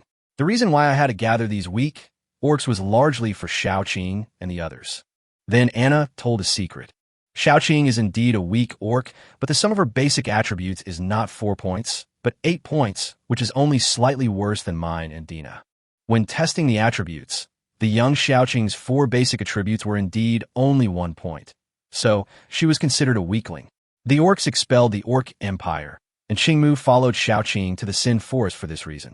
However, What others don't know is that Xiaoqing is a rare mutant orc. What perverted orc? Li Fan widened his eyes. Anna was stunned, glared at Li Fan fiercely, and repeated loudly, "It's a mutant orc." "Oh, it's a mutation. Go on." Seeing this, Anna snorted angrily and continued. So-called mutant orcs are an extremely rare species. As they age, they will undergo some miraculous changes in certain aspects. Take Xiaoqing, for example. Her original 4 basic values were all 1, but as she got older, her spirit value got higher and higher, and recently it has risen to a terrifying 5 points. 5 o'clock. Li Fan was extremely surprised when he heard this. His spirit value is only 2 points, while Xiaoqing's is 2.5 times his. However, Li Fan remembered that the orcs' greatest strength was strength, and their blood and energy did not require spiritual values. Xiaoqing's improved spirit value seems to be quite useless. Anna did not object to this.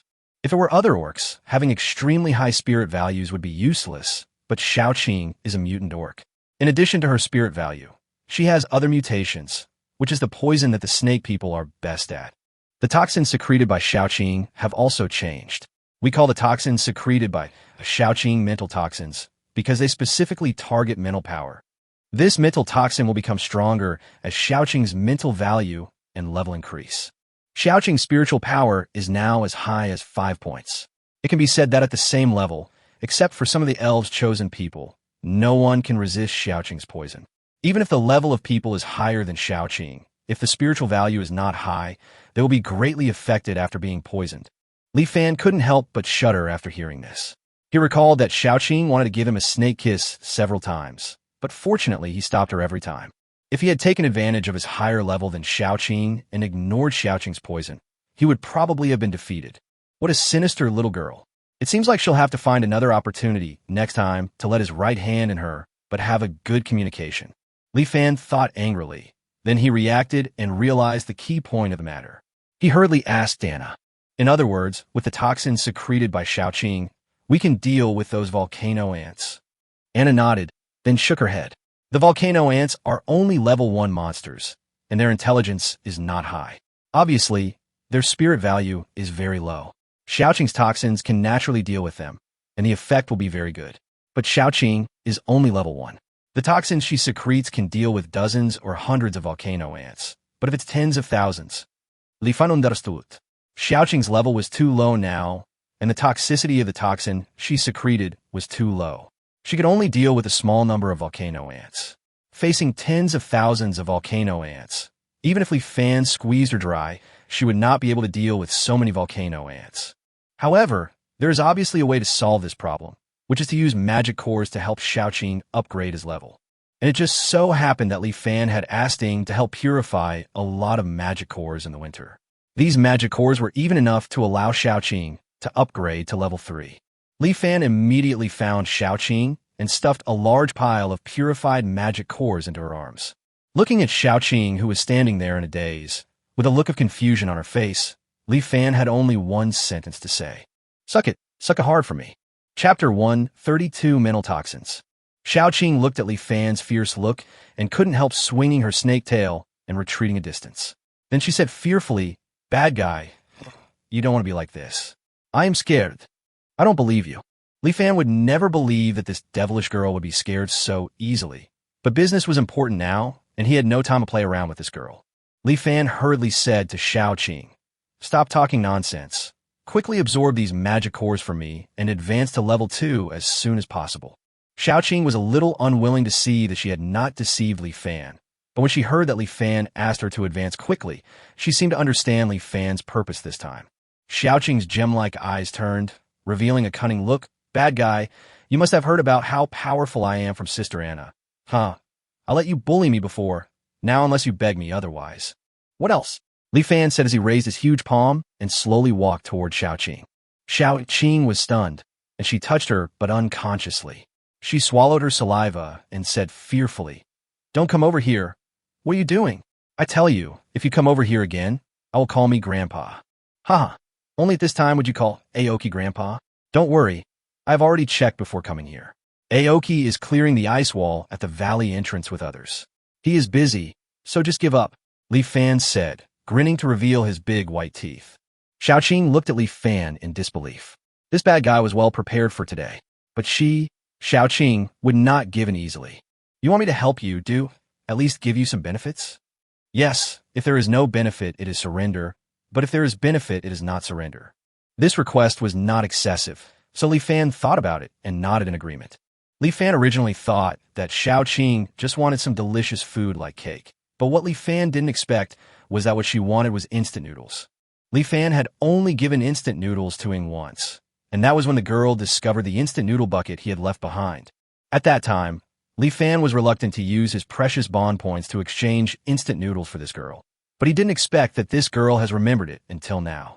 Li Fan didn't know whether to laugh or cry after knowing this. But the system was being upgraded, and he couldn't buy it for the time being. So he promised to give it to her tomorrow, and add super much stuff until the bucket could not hold it anymore.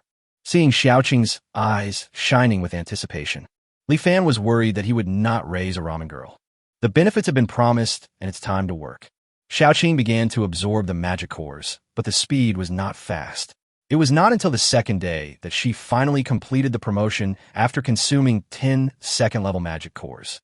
Xiaoqing after level 2 is not much different from before. Seeing this, Li Fan was worried that it was not safe enough, so he planned to let Xiaoqing directly upgrade to level 3. The magic cores in his hand were enough for Xiaoqing to advance to level 3. When Xiaoqing heard this, she quickly waved her hands to refuse, looking like she was full. Li Fan then realized that after improving his strength, it takes a long time for the body to get used to it before it can improve again. His continuous upgrades in a short period of time is a complete exception. Li Fan could only give up. In fact, Li Fan's worries were unnecessary. Xiaoqing, a level 2 warrior, had 500 points of mental power, which was more than enough to deal with a level 1 volcano ant. After figuring this out, Li Fan felt relieved. The next step is naturally to collect Xiaoqing's venom. Li Fan originally wanted to exchange for a snake venom collector, but Xiaoqing said it was not that troublesome. Xiaoqing opened her mouth and showed her fangs to Li Fan in a protest.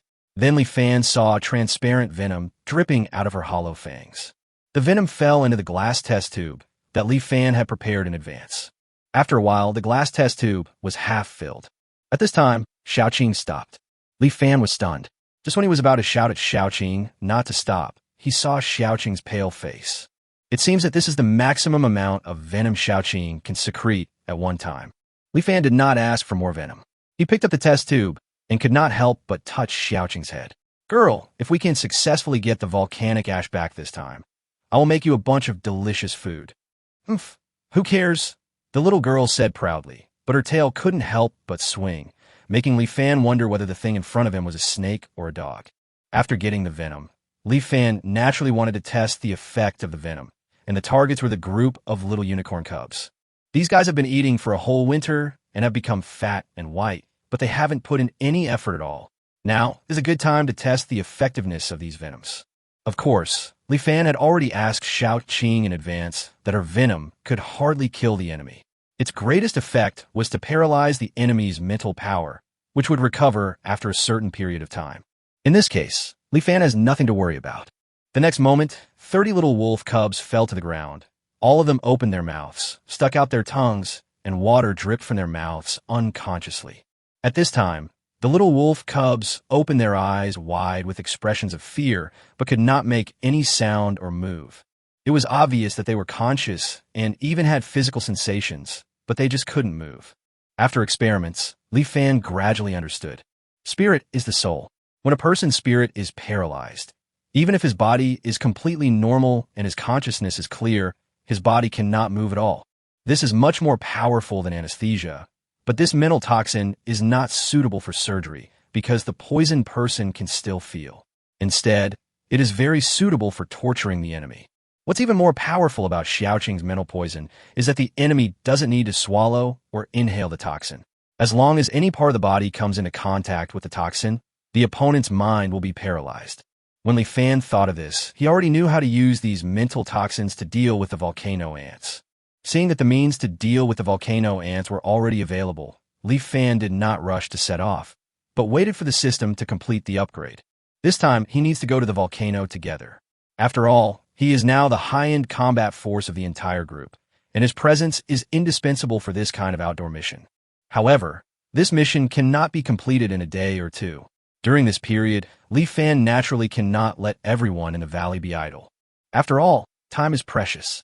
So he planned to have the orcs prepare sand, gravel, and limestone during this period.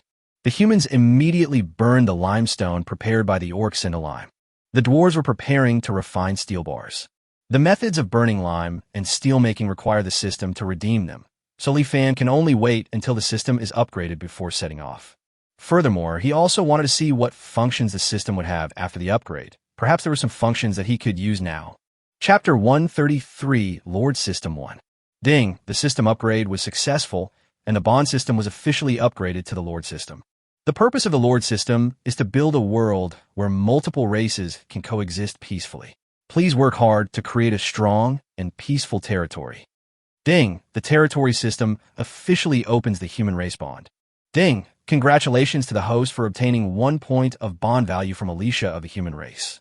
Ding, congratulations to the host for unlocking the human talent, basic agility value, +1.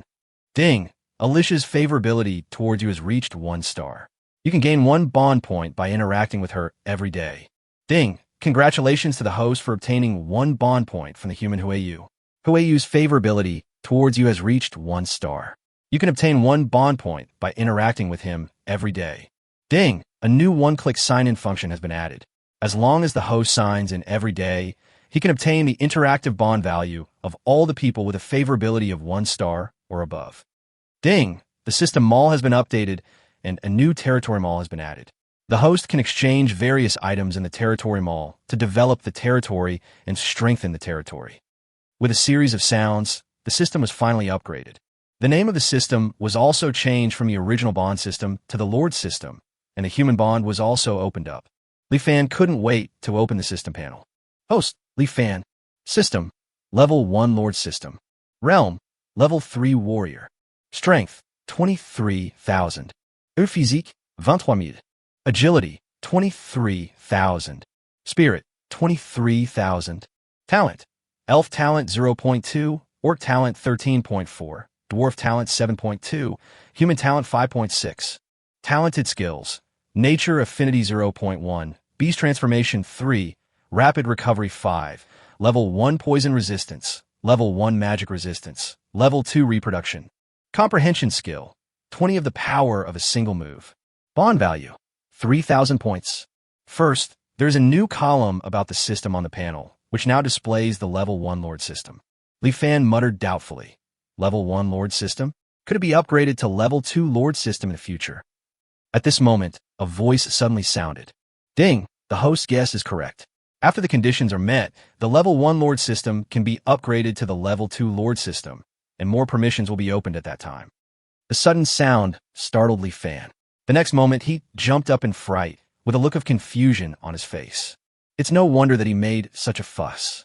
This was the first time that the system took the initiative to answer his questions since he got the system. After a while, Li Fan asked doubtfully, could it be that after the system upgrade, the dog system has finally become intelligent?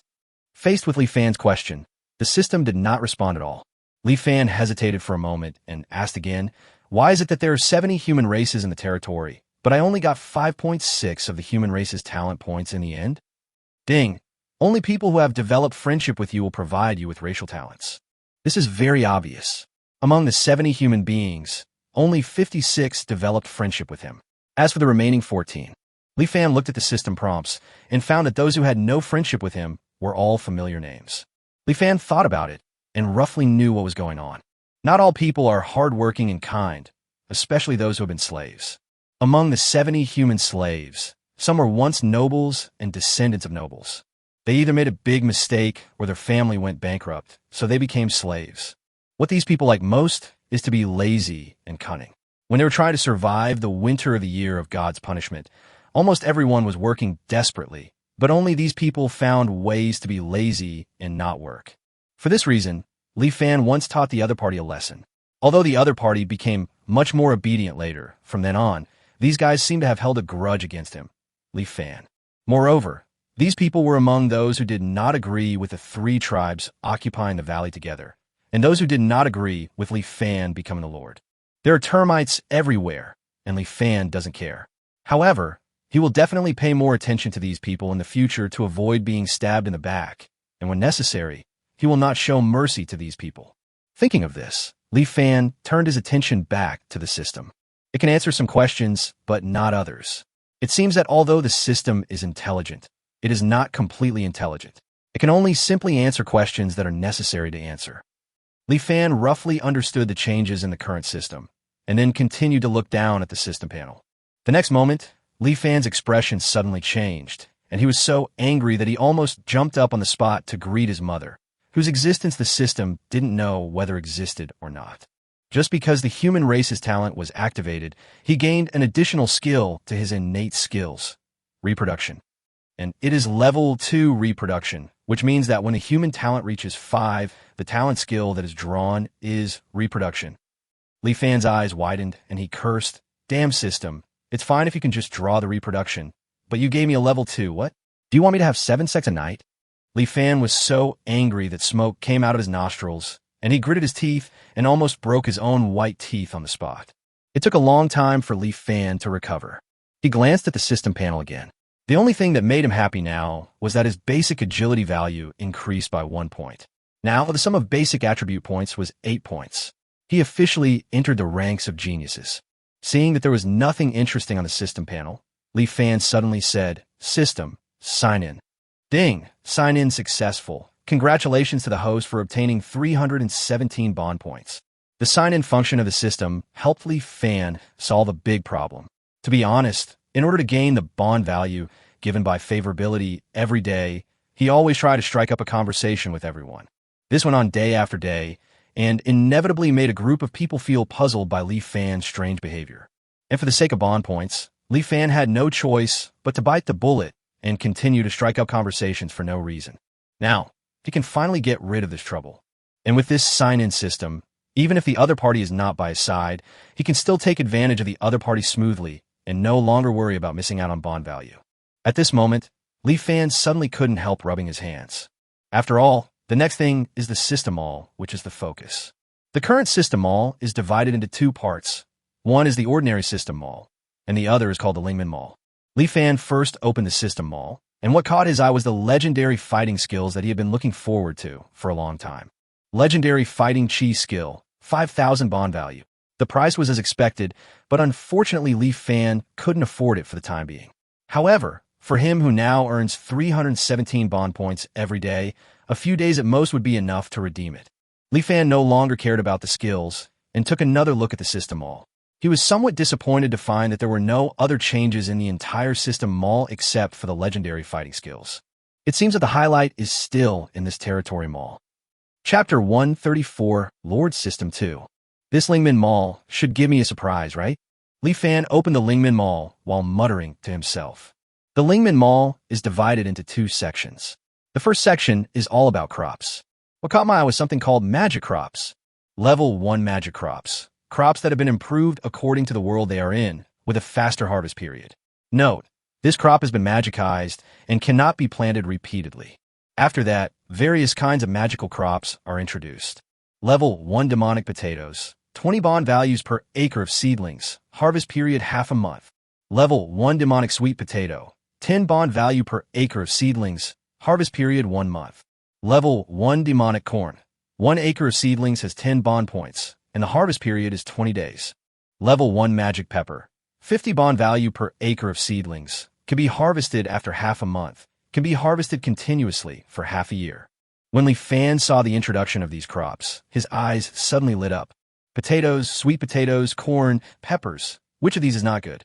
Moreover, after being demonized, their harvest period is pitifully short, and almost all of them can be harvested within a month.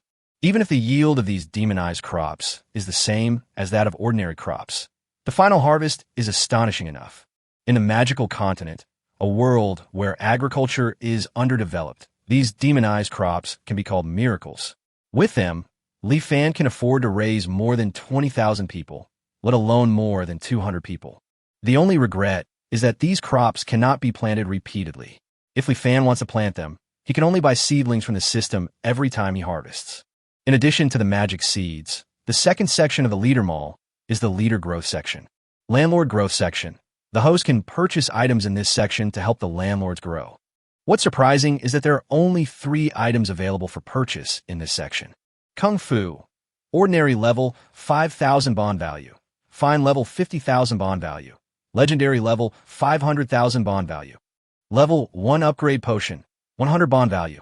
Section 1 Alien Growth Gymnastics, 10,000 bond value. Although there is less content in this version, Li Fan was stunned for a long time. He didn't know where to start complaining for a long time. The next moment, Li Fan couldn't help but gritted his teeth and asked the system, "Why are things in this section so expensive?" Li Fan looked at the entire board, where there were items with bond values of thousands or tens of thousands, and instantly recalled the embarrassing scene when he was dominated by the bond values. The system did respond to this.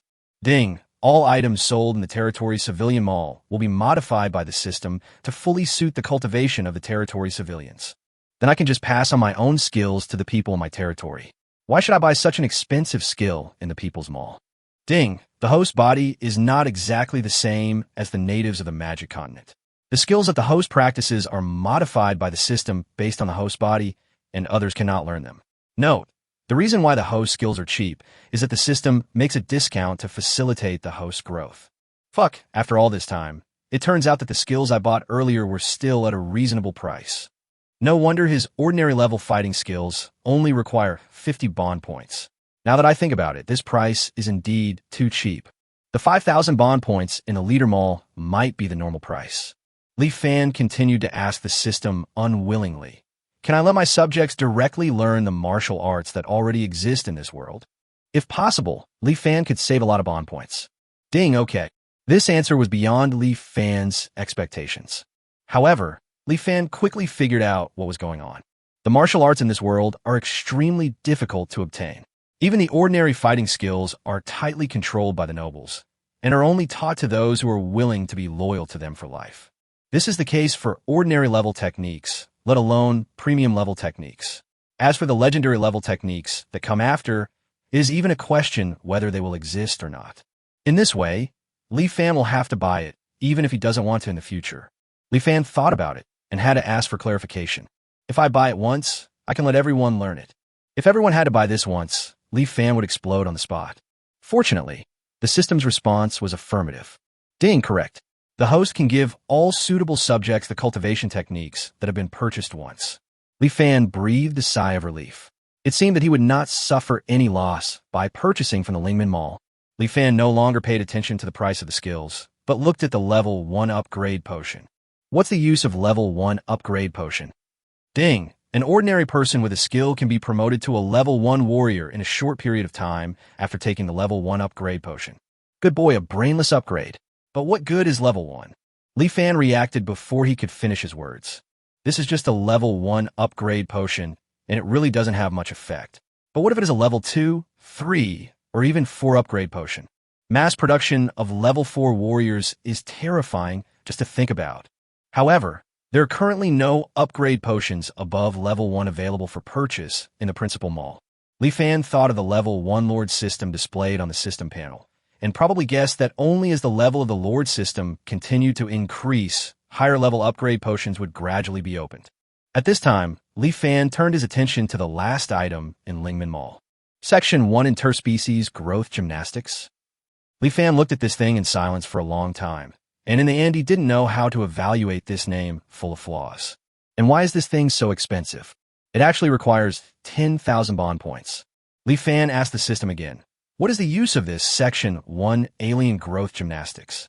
Ding! As long as the subject performs Section 1 Alien Growth Gymnastics once a day, after multiple participation, all subjects who participate may have their basic attribute points increased by up to 1 point.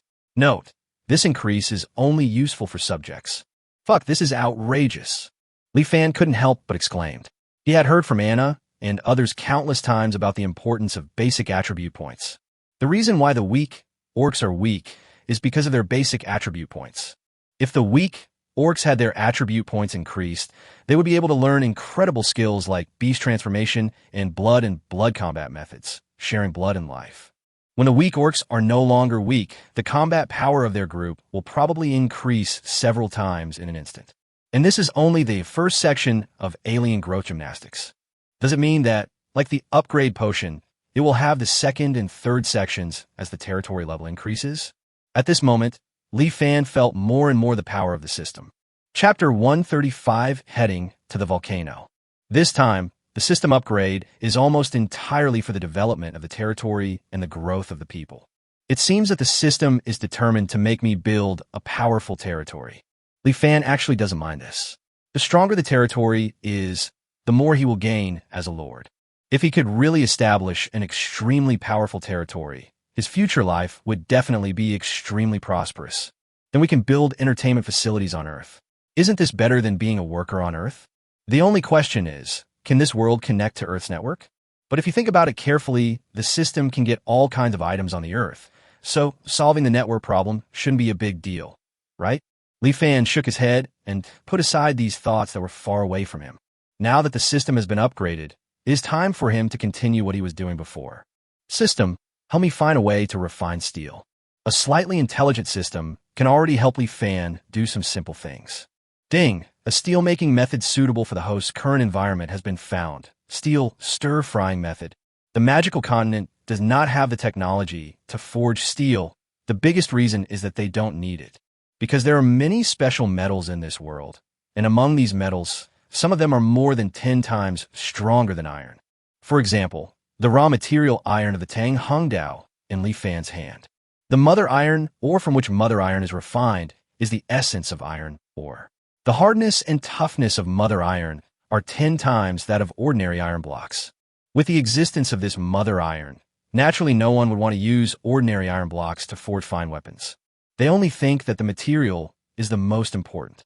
If this happened to Li Fan, he would think the same way. The effect of mother iron is so good. Why would anyone use steel bars when we can use mother iron to build houses? Unfortunately, the output of raw iron is too small.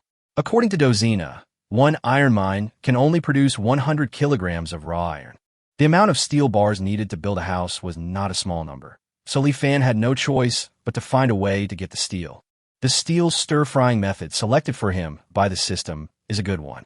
The steel-making method can use iron blocks to refine 3 types of steel: low-carbon steel, medium-carbon steel, and high-carbon steel. Among them, low-carbon steel is the steel bar suitable for building houses. The only bad thing is that all the books exchanged from the system will appear directly in his mind. Although this saved him time in reading and comprehension, it also meant that after exchanging books such as steel stir-frying methods, he could only explain the principles in person to the dwarves and explain clearly how to perform each step, which was too troublesome. Li Fan chose to exchange steel speculation method with some helplessness. Ding, please choose one. The host directly absorbs the knowledge in the book. 2. Spend 10 times the bond value to materialize the book. The book will be automatically translated into the language of the magical continent. Have you updated this feature? Li Fan was overjoyed, although the materialization required 10 times the bond value. For these books with a bond value of 1 point each, Li Fan did not care about the consumption of those few points. He immediately spent 10 bond points to exchange for steel stir-frying method, and then spent another 20 bond points to exchange for identifying limestone and burning lime. Li Fan gathered everyone and gave the book, Identifying Limestone, to the orcs, asking them to collect sand, gravel, and limestone. He also gave the burning lime to Alicia, asking her to lead people to burn the limestone brought back by the orcs into lime. Finally, the steel-making method was handed over to the dwarves, allowing them to forge steel bars in advance. There were still a lot of iron blocks brought back from the dwarf gathering place, which was more than enough for them to use. Finally, Li Fan did not forget to instruct that if anyone had time, they should go and clean up the vacant land behind the Sin Town, and it would be best to cultivate it into farmland. The valley where they were located was large enough to build 2 large cities, so they didn't have to worry about the living area at all. Seeing this, Li Fan thought about temporarily reclaiming the farmland in the valley. This would be convenient and would also ensure that the farmland would not be destroyed by the monsters outside. However, the climate is still too cold now, so we can only cultivate farmland but not plant crops. Fortunately, a lot of food was left over, enough for them to live for a while. After explaining all this clearly, Li Fan led his men and followed Anna towards the volcano. Not many people went to the volcano this time. Now that we have a way to deal with volcano ants, we don't need too many people. Therefore, those who came this time were all elites. They're Li Fan, Ing, Anna, Dina, Dozina, Gully, and Taitu. They are all strong men above level 2. The remaining few level 2 warriors, Big Eyes, Big Ears, Qingmu, and Baichi, stayed in the valley to prevent sneak attacks from some monsters. After all, since the beast tide happened, we always have to take some precautions. However, after Li Fan and others had been setting off for a while, Li Fan found that his worries were probably unnecessary. After Shadow's investigation, Li Fan discovered that there was no trace of warcraft around. Those magical beasts with extreme resistance to cold appeared suddenly and disappeared just as suddenly. I don't know if it's because they were all left in Winter City or for some other reason. In short, there were absolutely no traces of any monsters left on the surrounding snow. Since there are no monsters around, Li Fan and others can speed up. According to Anna, the volcano is located in the north of the central area of the Sin Forest. Li Fan and others continued to move forward in this direction. Without encountering any magical beasts, they quickly discovered the location of the volcano. After all, it is an active volcano, and the rising black smoke can be seen from a distance. When they reached the foot of the volcano, everyone could clearly feel that the temperature around them had risen a lot. We are likely to encounter magical beasts next, but these magical beasts are secondary. The main thing is to be careful of the volcano ants Anna mentioned. Try not to alarm these volcano ants and find their nests. The volcano is located in the inner area of the Sin Forest. Most of the monsters living here are level 2 and 3 monsters. If a fight really breaks out, it will definitely cause a lot of noise. Everyone had to be careful. Fortunately, they have Shadow. Ing activated the stealth skill and walked in front. With Shadow's reconnaissance, everyone successfully avoided most of the monsters.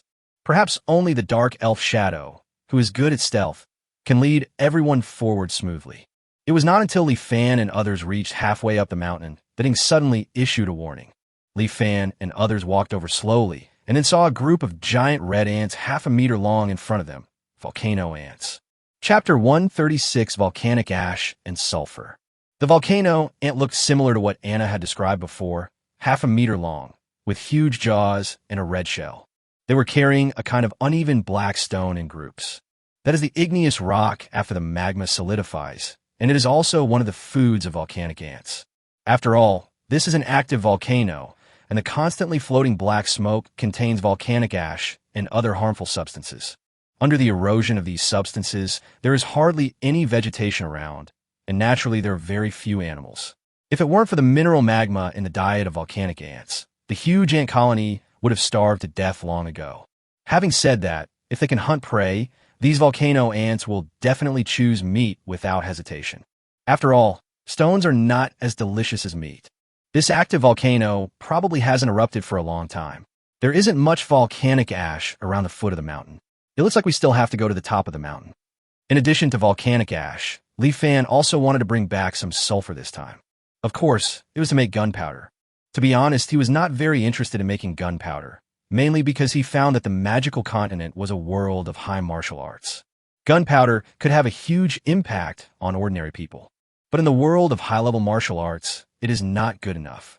The power of a kilogram of black powder explosion is estimated to be similar to a full-strength attack from a level 2 fighter using fighting skills. For Li Fan now, such power inevitably makes him feel a little disgusted. As for developing to the technological level of the 21st century on Earth, even if he had countless knowledge support, no one knew how many years it would take. During this period, he had probably already advanced to level 5 or 6 or even higher and turned into a human nuclear bomb. Thinking of this, he really had no interest in making gunpowder. However, he now had charcoal and saltpeter, and even knew that the best ratio of gunpowder was 10 sulfur, 15 charcoal, and 75 saltpeter. In other words, as long as he got the sulfur back and processed it a little, he could get a bunch of good black powder. Since it was something that came easily to him, he just did it. Besides, sulfur can be used to make sulfuric acid, saltpeter can be distilled to produce nitric acid, and glycerin can be separated from easily available lard. Sulfur, nitric acid, glycerin. If these things are handled correctly, they can be used to make a high explosive nitroglycerin. If nitroglycerin were really produced, its power would at least be comparable to a full-strength attack by a level 3 warrior using fighting skills. This kind of power can already be used in many places. With this mentality, Li Fan planned to bring back the volcanic ash and sulfur together. To this end, the volcano ants in front of him became his obstacle. And obstacles must naturally be cleared away without mercy. Li Fan did not alarm these volcano ants, but took out the mental venom squeeze from Shaoqing. Then it was handed over to Dina, who was best at archery, and Dina dipped the arrowhead in the poison.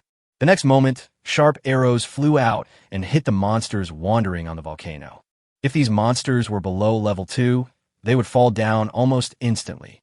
And several level 3 monsters only held on for a short, while before they couldn't help but tilt their bodies and fell down. Although they were still conscious, they were unable to move at all and could only watch Li Fan and the others drag them away. Dozens of magical beasts were thrown not far from the volcano ants. The volcano ant looked at the food falling from the sky in front of it without any hesitation and pounced on it almost immediately. When worker ants find food, they often taste it first. These volcano ants were no exception. After some effort with their powerful jaws, they finally bit off a few bites of fresh meat from the monster. After tasting it, they seemed very satisfied, and immediately some volcano ants went back to call for help. The remaining volcano ants tasted the food while trying to find ways to take it back. However, not long after, these volcano ants were also poisoned by the mental toxins in the monster's body and soon fell to the ground, unable to move. Ants don't waste food. These immobile volcano ants are also regarded as food by other volcano ants. They are either eaten on the spot or dragged back to the nest and eaten by other volcano ants. Then the mental toxins spread to the entire volcano ant colony like a plague. This is actually the principle of ant medicine. A small packet of ant medicine can make all the ants in an ant nest lie down and cross their legs. And now, Li Fan simply replaced the ant medicine with mental toxin. Li Fan was not worried about the mental toxin being diluted too much. Before, he just let the one-horned wolf cub smell the scent of the mental toxin, and it paralyzed 30 wolf cubs. This time, he injected half of the glass test tube of venom into the bodies of a dozen or so monsters. As long as the volcano ants are not smart enough to give up these monsters, the entire volcano ant colony will not be spared in the end. The facts were pretty much as Li Fan had expected. 2 hours later, he could no longer see any active volcano ants, and he estimated that the situation inside the ant nest was similar. However, Li Fan still missed some places. He found that with only 8 people, they could not kill all the volcano ants. After an hour, everyone was almost exhausted, and in the end, they only managed to deal with about 1,000 volcano ants. This number is nothing to the tens of thousands of volcano ants. The main reason is that the shell of the volcano ant is too hard, like an alloy. Even if they have top-grade weapons, they have to kill these volcano ants slowly and carefully, one by one. In the end, a lot of effort was spent, but very little was achieved. Seeing this, Li Fan had no choice but to give up the idea of killing all the volcano ants. He planned to get the volcanic ash and sulfur as soon as possible and leave before the volcano ants resumed their actions. However, before leaving, he used his space ring to collect some corpses of volcano ants. The shells of these volcano ants were so hard that they could perhaps be made into good equipment. At the top of the volcano, thick black smoke continued to emerge from the crater, which was not only mixed with volcanic ash and other particles, but also had a strong smell of sulfur. Li Fan and others easily found the yellowish-brown sulfur and volcanic ash on the ground. Collecting this sulfur and volcanic ash is not a difficult task. With the space ring, everything becomes very simple. Let Taitu and Gully use his and Dozina's space rings respectively to collect volcanic ash and sulfur. Li Fan walked to the edge of the crater and took a look. What caught his eyes was naturally the constantly rolling yellow-red magma. At the same time, a hot breath kept rising, almost curling Li Fan's hair on his forehead. Li Fan hurriedly retreated, and at this time a black crystal on the edge of the crater caught his attention. There are still quite a few of these black crystals around. Could it be a special, or? Li Fan frowned and looked at the black crystal, which was only the size of a fist. He took a deep breath, then leaned forward and grabbed the black crystal in his hand in a very short time, then quickly stepped back. What's this? Li Fan shook the black crystal in his hand towards everyone. Everyone frowned. Obviously, none of them knew him. Seeing this, Li Fan put the black crystal into his space ring, intending to take it back to show Qingmu Baichi and the others. As the saying goes, an old person in the family is like a treasure. These old people may not have much else to offer, but at least they have seen a lot. Chapter 137 Beware of Bears. It seemed that Taitu and Gully had filled the two space rings with volcanic ash and sulfur. Li Fan and others did not stop and immediately walked towards the foot of the mountain. They estimated that the volcano ants would wake up soon. This operation went much more smoothly than expected, and they might be able to return to the valley before dark. The group walked smoothly to the mountainside, when the figure leading the way suddenly stopped. Li Fan and others knew that Ing had discovered something. Li Fan looked around vigilantly. Seeing that there was nothing unusual around him, he asked Ing, "What's wrong?" Ing frowned and said uncertainly, "There seem to be more traces around, and these traces are not left by monsters." "If these are not traces left by monsters, is there someone else nearby?" Li Fan was a little puzzled. "I didn't find any traces when I came, but I found some when I left, which undoubtedly means that someone had been there during that time. The ice and snow have not melted yet, so no one should enter the Forest of Sin at this time, which means that this person was already in the Forest of Sin." Li Fan estimated that the other party relied on the heat from the volcano and the surrounding monsters to survive the winter of the year of divine punishment. However, the other party was not killed by the volcanic ash and sulfur. Either he was very powerful or he was lucky enough to find a good shelter. Li Fan thought about it and decided to ignore the other party. Now, he doesn't even know what ethnic group the other party is or whether they're an enemy or a friend, so there's no need to take the risk of contacting them. At least they should wait until they're fully prepared before engaging in contact, rather than now, when they have consumed most of their energy. "Let's keep going. You don't need to scout ahead anymore. Please keep an eye out for anyone following us." It has to be said that Ing is extremely important to Li Fan, especially in the areas of reconnaissance and counter-reconnaissance. No one present can compare with Ing. Just because of Ying's existence, Li Fan has avoided countless troubles. Li Fan secretly decided that if he met the light elf who betrayed Ing in the future, he would definitely give him the 10 most cruel tortures of the Qin dynasty, so that Ing would calm down.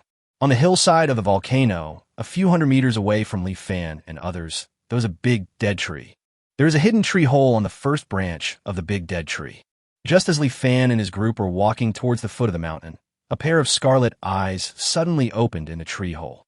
Those eyes were as beautiful as rubies, and they were wide open at this moment, staring at Li Fan and the others.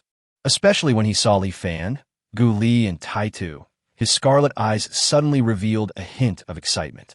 Just as the owner of the scarlet eyes was about to walk out of the tree hole, the other party suddenly shook all over. The next moment, the pair of scarlet eyes revealed a look of fear and quickly shrank back into the depths of the tree hole. At the same time, the bodies of Li Fan, Anadina, and the other two shook at the same time, and their faces turned pale at a speed visible to the naked eye. The three people with the sharpest perceptions sensed a terrifying aura almost at the same time. This aura was so terrifying that they had no idea of resisting it. "Go fast!" Li Fan and the other two shouted hurriedly, then ran forward without even daring to look back. The remaining few seemed to sense the terrifying aura at this time. Everyone looked frightened and didn't dare to stop for even a second. They just followed Li Fan and the others and ran away desperately. But it was too late. Just as several people were running for their lives, a dark shadow suddenly fell from the sky and slammed in front of them. At that moment, the earth shook and a huge body blocked the way of Li Fan and his companions in the dust. After the dust settled, Li Fan and his companions were horrified to see a black bear as big as a hill standing in front of them. It was a black bear with fur as smooth as silk. Unlike other black bears, the crescent on its chest was not white, but ice blue. Level 5. Level 5 monster. Looking at the huge body in front of them, everyone instantly guessed the identity of the black bear in front of them. At this time, everyone finally understood why that aura was so terrifying. Because the owner of this aura is actually a level 5 magical beast. Moreover, Li Fan had sensed the aura of this demon beast before. It was the same terrifying aura in the beast tide. Why is this level 5 monster here? Didn't it follow the beast tide to the direction of Winter City? At this time, no one could answer Li Fan's doubts, and he had no time to continue thinking about this problem, because the black bear had opened its bloodshot eyes and was staring at them. A lot of saliva flowed from the corners of the black bear's mouth at this time, and it was obvious that it had regarded Li Fan and others as prey. Facing a level 5 monster, even if Anna activated the beast transformation skill, she had no ability to resist. Everyone felt despair. They never thought that they would encounter a level 5 monster just by looking for volcanic ash. Are we all going to die here? Li Fan was unwilling to give up. At this moment, he suddenly discovered that the black bear had wounds on its body, and not just one or two wounds, but dozens of wounds. All of these wounds were caused by sharp weapons, and some were big and some were small. It's just that these wounds seem to have happened a long time ago, and most of them have healed. Only some serious wounds that penetrated the black bear's body had not yet healed completely. Perhaps because of the black bear's actions just now. These wounds were torn open, and some blood flowed out. Let's try our best. Everyone should run separately. Whoever can run will run. Li Fan roared, and everyone hesitated for only a moment before they all took action. When the black bear saw this, his bloodshot eyes revealed a human-like look of disdain. The next moment, the black bear raised his paws and slammed them hard on the ground. Boom! The entire volcano began to shake at this time, and the magma in the crater even splashed out because of the vibration. Then everyone saw a large crack extending rapidly forward along the black bear's front paw, and finally blocking the way for all of them to go down the mountain. Is this the power of a level 5 monster? Li Fan felt despair again. Faced with such a huge gap in strength, they had no chance of escape at all. Chapter 138, The Disliked Li Fan. Now I have to lie on the board and cross my legs. Li Fan smilat bitterly. Who could have thought that they had just miraculously survived the winter of the year of divine punishment? But now he is about to die at the hands of a monster, and they delivered it to his door personally. Life is really unpredictable, and everything changes. The black bear was slowly approaching the crowd. Perhaps because it was Li Fan who had just yelled at everyone to run. The black bear made Li Fan his first target. Li Fan thought quickly in his mind. He still had 3,000 bond points. What would he buy? To Li Fan's regret, there were no weapons of mass destruction, such as rocket launchers, available for purchase in the system mall. If there is one, Li Fan would buy one, even if it means spending all his money to give this black bear a shot. Until the black bear came to him, Li Fan still couldn't think of any good solution. Li Fan has always been clear that in the face of absolute strength, any cleverness would seem ridiculous. Now, perhaps the only thing he could do was to exchange a bunch of aioli from the system mall at the moment the black bear ate him, so as to disgust the big guy in front of him. Seeing the black bear approaching Li Fan and biting him, the people next to Li Fan all moved. Among them, Ing and Taitu were the most impulsive. Ing took out the dagger without hesitation, and Taitu also took out a big hammer from his waist. The two men were about to pounce on the black bear. Roar! An angry roar came from the black bear's mouth. The sound was so loud that it seemed to be able to shake the sky down. The next moment, everyone covered their ears and showed painful expressions. Several people who were only level 2 in strength had blood flowing out of their ears. At this time, the black bear seemed to think that this was not enough, and then a layer of blue ice condensed under its feet and quickly spread towards everyone, freezing everyone's feet in an instant. The ice was extremely hard. Everyone suddenly found that their feet were firmly fixed by the ice, and they could not break free. As the black bear did this, a grim smile appeared on the corner of its mouth like a human, as if it was happy that it could finally eat in peace. The black bear opened its bloody mouth impatiently and put its big head in front of Li Fan again. However, at a certain moment, the black bear suddenly froze. A hint of doubt flashed across its human eyes. Sniff! The black bear suddenly closed its big mouth and sniffed Li Fan several times. Then it was silent for a moment, and more doubts appeared in its human eyes. Li Fan was also stunned when he saw this. No, this scene looks like he has a strange smell. He, Li Fanka, is different from the rude dwarves and orcs. He takes a bath regularly. However, what made Li Fan speechless was that the black bear did stop after smelling the scent on him. And more than once. Sniff! Sniff! After that, the black bear kept sniffing Li Fan several times, and each time it would be silent for a while. After repeating this several times, Black Bear's eyes were filled with confusion and uncertainty. The look it gave Li Fan and the others was also full of hesitation.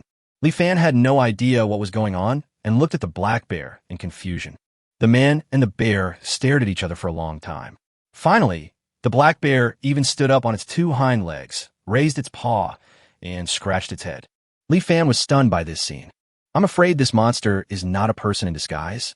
And in this strange scene, the black bear's eyes suddenly lit up, and it seemed to have figured something out. Then Li Fan and his friends saw the black bear suddenly turn around and walk to the side for dozens of meters. There was a level 3 monster there. It was probably frightened by the breath of the black bear. It collapsed on the ground and dared not move. It even became incontinent. The black bear walked up to the level 3 monster and slapped it without hesitation. The next moment, the level 3 monster died on the spot. The black bear then picked up the level 3 monster, not caring at all about the fact that it had just lost control of its bladder, and threw it directly into his mouth and started chewing it. The scene was extremely brutal, with blood splattering, flesh flying everywhere, and bones breaking one by one with crisp sounds. Soon, a magical beast weighing several thousand pounds was eaten clean by a black bear as big as a mountain. The black bear, after finishing its meal, turned around and looked at Leaf Fan with disdain. It felt as if he was saying, "I have plenty of food, and I'd rather eat this than you." After showing this look, the black bear twisted its big bear butt and walked away under the incomprehensible gazes of Leaf Fan and others. Gone? Leaving now? At that moment, Leaf Fan had an impulse. He wanted to stop the black bear and ask it why it looked at him with disdain. Did he really have a strong odor? Or was he really unpalatable? Why? Why should you, a black bear, throw away the meat that is right in front of your mouth? Why is Leaf Fan not worthy of being eaten by you? Leaf Fan felt that this was the most frustrating moment in his life. Of course, Leaf Fan still had some brains, so he held back his frustration and didn't do anything irrational like stopping the black bear. However, being rejected by a bear today still caused him great psychological harm. Moo, Master is awesome. How long has it been since Master took a shower? Even a level 5 monster wouldn't eat you. Moo, according to what Master said. I remember now. Moo, Master is awesome. Get out of here. Get as far away from me as possible. Leaf Fan wanted to kick Taitu to death, this guy who didn't know how to read the atmosphere. But then he remembered that his feet were still frozen by ice. Seeing that everyone around him was looking at him with strange eyes, a shadow not far away seemed to secretly lean over and sniff. Leaf Fan immediately said to them angrily, "Let's go, are you still waiting for that black bear to come back and eat us?" Oh, everyone then realized, yes, although they didn't know why the black bear let them go just now, there was no guarantee that the black bear would suddenly change his mind, and then they could really lie down and rest. Everyone hurriedly began to clear the ice under their feet. Then a group of people ran towards the valley without even daring to look back. But on the way back, Leaf Fan could clearly feel that everyone was still looking at him with strange expressions. This made Leaf Fan unable to help but smell the smell on his body. However, no matter how many times he sniffed, he did not smell any strange odor. But Leaf Fan still decided to take a good bath when he got home. After Leaf Fan and others left, the scarlet eyes opened again in the tree hole of a big tree in the distance. This time, those ruby-like eyes revealed endless doubt and curiosity. The owner of the eyes hesitated for a long time and wanted to step out of the tree hole, but seemed to be afraid of something and finally shrank back into the depths of the tree hole. Chapter 139, Photo Stone. After escaping death, Leaf Fan and his group returned to the valley before dark. The first thing Leaf Fan did after he came back was to boil a large bucket of hot water for himself. He even exchanged them for soap and bath towels. An hour later, Leaf Fan appeared in front of everyone again and looked like a freshly steamed shrimp with every part of his body covered in red. The few people who knew the reason looked at Leaf Fan strangely, as if they wanted to laugh but didn't dare to. Only they knew how much psychological damage the big black bear's disgusted look before it left had caused Leaf Fan. However, everyone felt that the level 5 monster black bear definitely didn't dislike Leaf Fan because of his smell. After all, the big black bear can eat the monster that just lost control of its bladder without hesitation. As for why the big black bear let them go, no one knew the specific reason.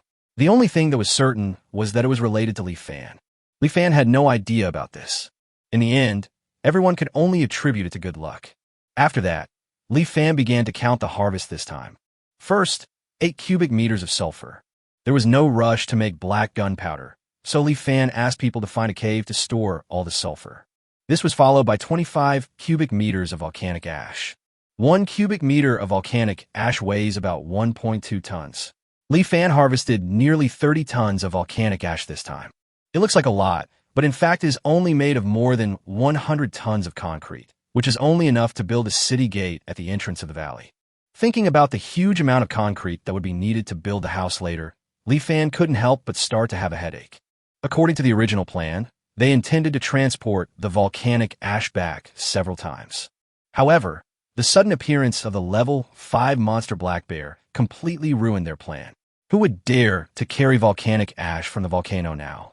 It seems that the construction of a new house will have to be put on hold for the time being.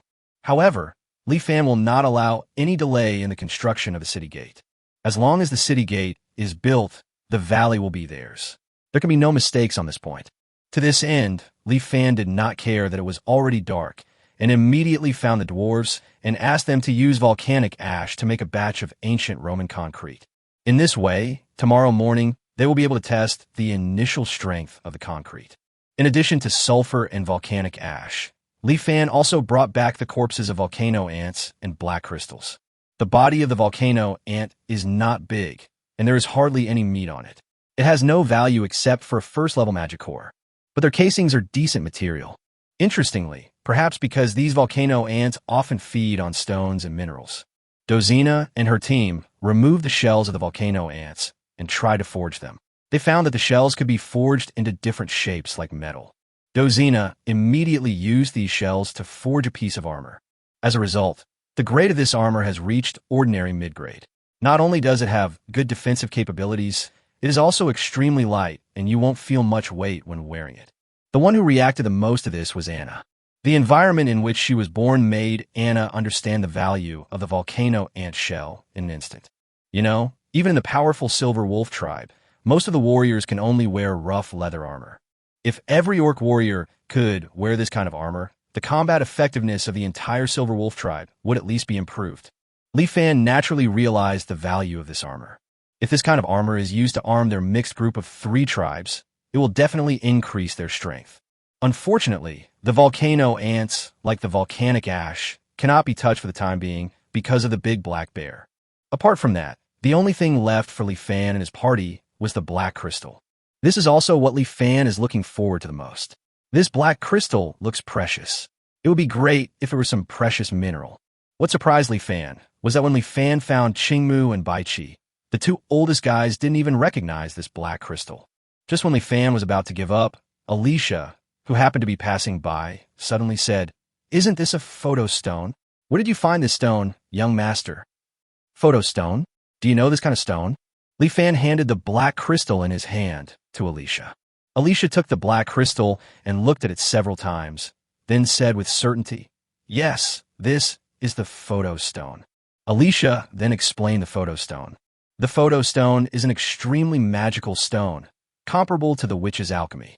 It is a magical stone that cannot be made.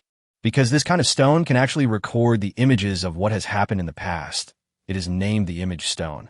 Once this stone was discovered, it became popular for a long time, and the price was even as high as 1 gold coin per piece. But then someone discovered that this kind of stone not only requires a constant supply of energy to retain images, but also that the images it leaves behind are random. Maybe you want to leave a picture of your smiling face and stay in front of the photo stone for several hours without leaving any image. But as soon as you leave the photo stone, you suddenly succeed in leaving an image. Due to these 2 defects, the photo stone quickly faded from people's sight. Even if it is given to children to play with, they will be disliked because it wastes magic cores to provide energy. This has led to the situation that nowadays, even if the photo stone is thrown on the side of the road, no one would be willing to pick it up. After hearing this, Li Fan roughly knew what this photo stone was. Simply put, it is a broken camera. Not only does it need expensive magic cores as batteries, but it cannot even shoot as it pleases and can only take random pictures. This kind of stone is of no use to Li Fan. After all, if he needs it, he can directly exchange the bond points for a camera. Why would he need this garbage? Forehead. Li Fan, who was about to say that the photo stone was rubbish, was suddenly stunned. Then he seemed to have thought of something and couldn't help but reveal a slightly obscene smile at the corner of his mouth. The next moment, he hurriedly put the photo stone in his hand carefully into the space ring. It is as if a huge treasure is being preserved. The next morning, a group of people couldn't wait to verify the strength of ancient Roman concrete. The concrete made by the dwarves last night has basically solidified. After the experiment, everyone was sure that the strength of this concrete was definitely higher than that of wood ash cement. Li Fan also knew that the greatest feature of ancient Roman concrete was that its strength increased with age. If it could be soaked in sea water, it would not only not decay after thousands of years, but would become surprisingly strong. Using this kind of concrete combined with steel bars, it is definitely possible to build the strongest city gates and towers. The reason why there are city gates and towers is because Li Fan plans to build a tower-type city gate. To put it simply, there is a city gate with a doorway at the bottom and a city tower and arrow tower at the top. This classic city gate was definitely one of the best choices for defending against enemies in an era without hot weapons. Chapter 140 Infrastructure and Reclamation. Most of the construction of tower-type city gates requires ancient Roman concrete. However, the most important city gates certainly could not be made of concrete. The best choice is, of course, a steel gate made of iron blocks. Li Fan originally planned to build a gate made entirely of steel. But when he did a simple calculation, he found that a steel gate that was 8 meters wide, 10 meters high, and 0.5 meters thick actually weighed a full 624,000 kilograms. This number really shocked him. To build such a gate, it would take the cooperation of several level 3 warriors to open and close it every day. Obviously not suitable for them now. Li Fan could only use wood as the door like the ancients did and cover the outside of the door with a thick layer of steel. In fact, such a city gate is already very strong and cannot be easily destroyed by a level 2 or even level 3 warrior. In the end, everyone followed this plan and started building the city gate. During this period, Li Fan, who strives for the best, is still obsessed with the gate made entirely of steel. Although they cannot afford such steel doors now, it may not be the case in the future, especially when you have upgrade potion. In this case, Li Fan naturally has to make plans for the future. Before this, they had brought back a total of 1 million kilograms of iron from the dwarf gathering place. It looks like a lot, but it's actually only 500 tons, and it's even less after being refined into steel. After building the tower-type city gate, there were not many iron blocks left, let alone forging a large city gate made entirely of steel. There aren't enough iron blocks. Li Fan originally thought that they had enough iron blocks, but now he saw that they were not enough and could not help but sigh. The next moment, Li Fan suddenly turned his gaze to the south, where the dwarves gathered. At that time, Gully did not move all the iron blocks in the dwarf gathering place, because at that time the space rings of Li Fan and Dozina added up to only 13 square meters. It took too much time to carry it back and forth. In fact, there's still a lot of iron blocks left in the dwarf settlement. The ice and snow have not melted yet, and it is estimated that the dwarves have not returned to the gathering place yet. Li Fan squinted his eyes and thought for a while. Then he found Gully and Dozina. We don't have enough iron. Li Fan sighed again towards Gully and Dozina. When Gully and Dozina heard this, they were immediately speechless. How could they not understand the meaning of Li Fan's words? However, one of them was a sinner dwarf, and the other was forced to escape by the leader of the gathering place. Therefore, neither of them had a good impression of the dwarf gathering place, and naturally would not object to what Li Fan wanted to do next. Li Fan smiled with satisfaction when he saw this, and then he took out his space ring. When Gully saw this, he knew that Li Fan had given this task to him. After all, he was the one who moved all the iron blocks before. Gully took the space rings of Li Fan and Dozina. He habitually looked at the space rings of Li Fan and the other person, mainly to see if there was any debris that had not been cleaned up. At this moment, Gully was suddenly stunned. The next moment, he looked at Li Fan with a twitching mouth and asked in disbelief, "Why did your space ring get bigger again?" Li Fan coughed dryly upon seeing this. After the last incident with volcanic ash, he deeply realized the importance of the space ring. I thought the space ring could be used anywhere. Li Fan finally gritted his teeth and directly upgraded the 25 cubic meter space ring to 50 cubic meters. As a result, another 2,500 bond points left him, and now he only has 1,100 bond points left. Although bond points are precious, you can always get some if you save them up. Now it is more important to collect resources. Now, with this 50 cubic meter space ring, plus Dozina's, it is 55 cubic meters. In this way, Gully can move nearly 429 tons of iron blocks in one trip, which is a full 858,000 kilograms. As long as Gully carries the iron blocks a few more times, they won't be short of iron blocks for a long time. Gully also guessed Li Fan's thoughts, and the corners of his mouth twitched again. Even if the dwarf settlement was built on a mine, the maximum amount of iron stored was 10 million kilograms. As long as he moved it back and forth a dozen times, he could empty the entire settlement. Li Fan was planning to let him wipe out all the iron blocks in the dwarf gathering place. By then, the entire dwarf empire will be shaken by this, right? Gully hesitated when he thought about this, but finally he gritted his teeth and left the valley. Done it. Those bastards in the gathering place stole so many good things from us. And in the end, all they gave us was low-quality beer and a pitiful amount of salt. Since you treated us like this in the beginning, don't blame me for going too far now. Thinking of this, Gully walked towards the dwarf gathering place without hesitation. He decided that this time he would empty the dwarf gathering place and not leave even a little bit of iron for the other side. Dozina, who was standing by, saw Gully's expression and seemed to understand what he was thinking. This immediately made Dozina think of how terrible the whale would be when the bastard leader of the gathering place came back and looked at the empty dwarf gathering place. Ha! Dozina couldn't help laughing out loud when she thought of this. She felt that she had to drink something tonight. After all, today was a good day. The orcs and humans are making ancient Roman concrete. The dwarves built the city gate according to the drawings that Li Fan exchanged.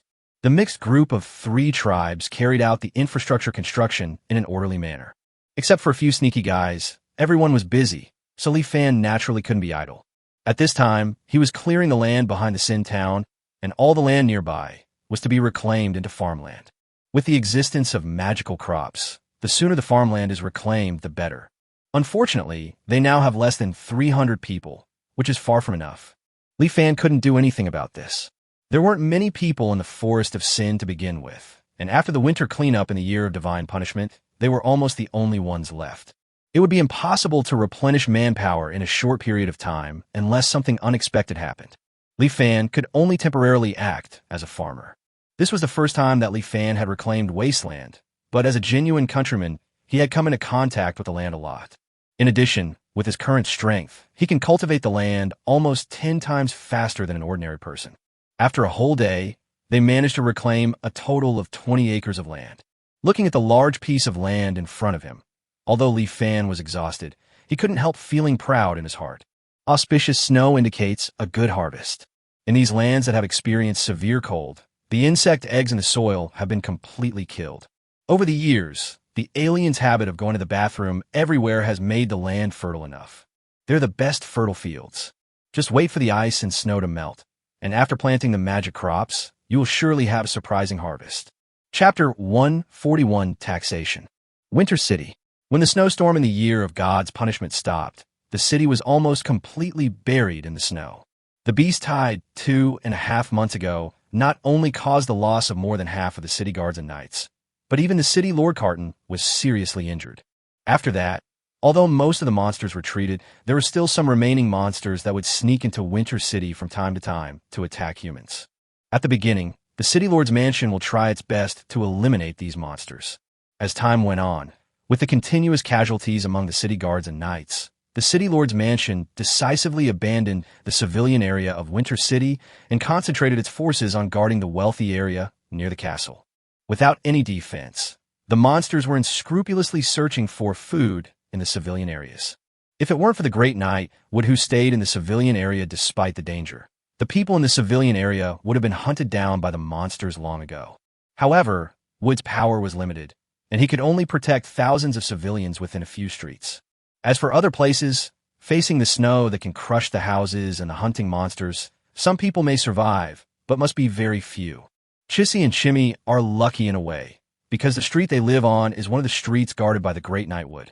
In the house buried in snow, Chishi held Chimi in his arms with his head raised, his slightly red and swollen eyes staring blankly at the ceiling. From time to time, the ceiling above my head would creak under the weight. I don't know when it will collapse. Chishi thought that if the roof really collapsed, he would definitely protect his sister Chimi. After all, he had promised his mother that he would protect his sister for the rest of his life. Thinking about this, Chishi looked down at his sister Chimi in his arms. Chimi fainted from crying again. Ever since her mother passed away, she would cry until she fainted whenever she saw her mother. Chimi had no choice but to take advantage of a day of divine punishment, wrap his mother's body in a blanket, and temporarily leave her outside the door. Fortunately, the snow was deep enough, and fortunately the Great Knight was there, so the monster did not dig up my mother's body. Otherwise, when spring comes, he won't be able to bury his mother next to his father's grave. Thinking of this, Chishi was afraid of waking up Chimi, so she could only cover her mouth with one hand and wipe away the tears that were about to flow with the other hand. Unfortunately, this tiny movement still alarmed Chimi. Chi bit his tongue hurriedly, and under the stimulation of pain, he finally held back his tears. Then he quickly wiped the remaining tears with his sleeves. If his sister Chimi saw the tears on his face, she would definitely start crying too. "Brother, where is mother?" Chimi asked weakly. Even though his mother had been left outside, Chimi still cried often. The constant crying made Chimi's body extremely weak. Now she was so weak that she couldn't even tell whether her mother had died. Chi could only say comfortingly, "Mother's gone to find food and will be back soon. You should take a nap first. I will call you when mother comes back." Chimi nodded obediently. "I'll listen to my brother, but I'm so hungry and I miss my mother. Can she come back soon?" Chi opened his mouth, but didn't know how to answer Chimi's question. Just then, there was a noise from their house, and then a strong arm reached into the house through the snow. The arm quickly retracted, leaving only a piece of white bread. When Chimi turned around, he saw the white bread at once. "It's white bread, brother. Is mother back? But where is she?" Chimi kept turning his head to look for his mother. Chi did not answer, but picked up the white bread and stuffed it into Chimi's pocket. Then he said, "Of course mother is back, but she's going to find food for us tomorrow. Otherwise, we will be hungry tomorrow. You wait a little longer, mother will be back soon." Perhaps because he was too hungry, Chimi did not doubt it. He broke off 1/3 of the white bread and started eating it in big mouthfuls. He fell asleep again without realizing it. Chi looked at the remaining 2/3 of the white bread, and his eyes became red again. In the end, he only broke off a small piece, ate it in 2 bites, and then endured the hunger and carefully hid the rest of the white bread. Chi knew very well who had brought the white bread.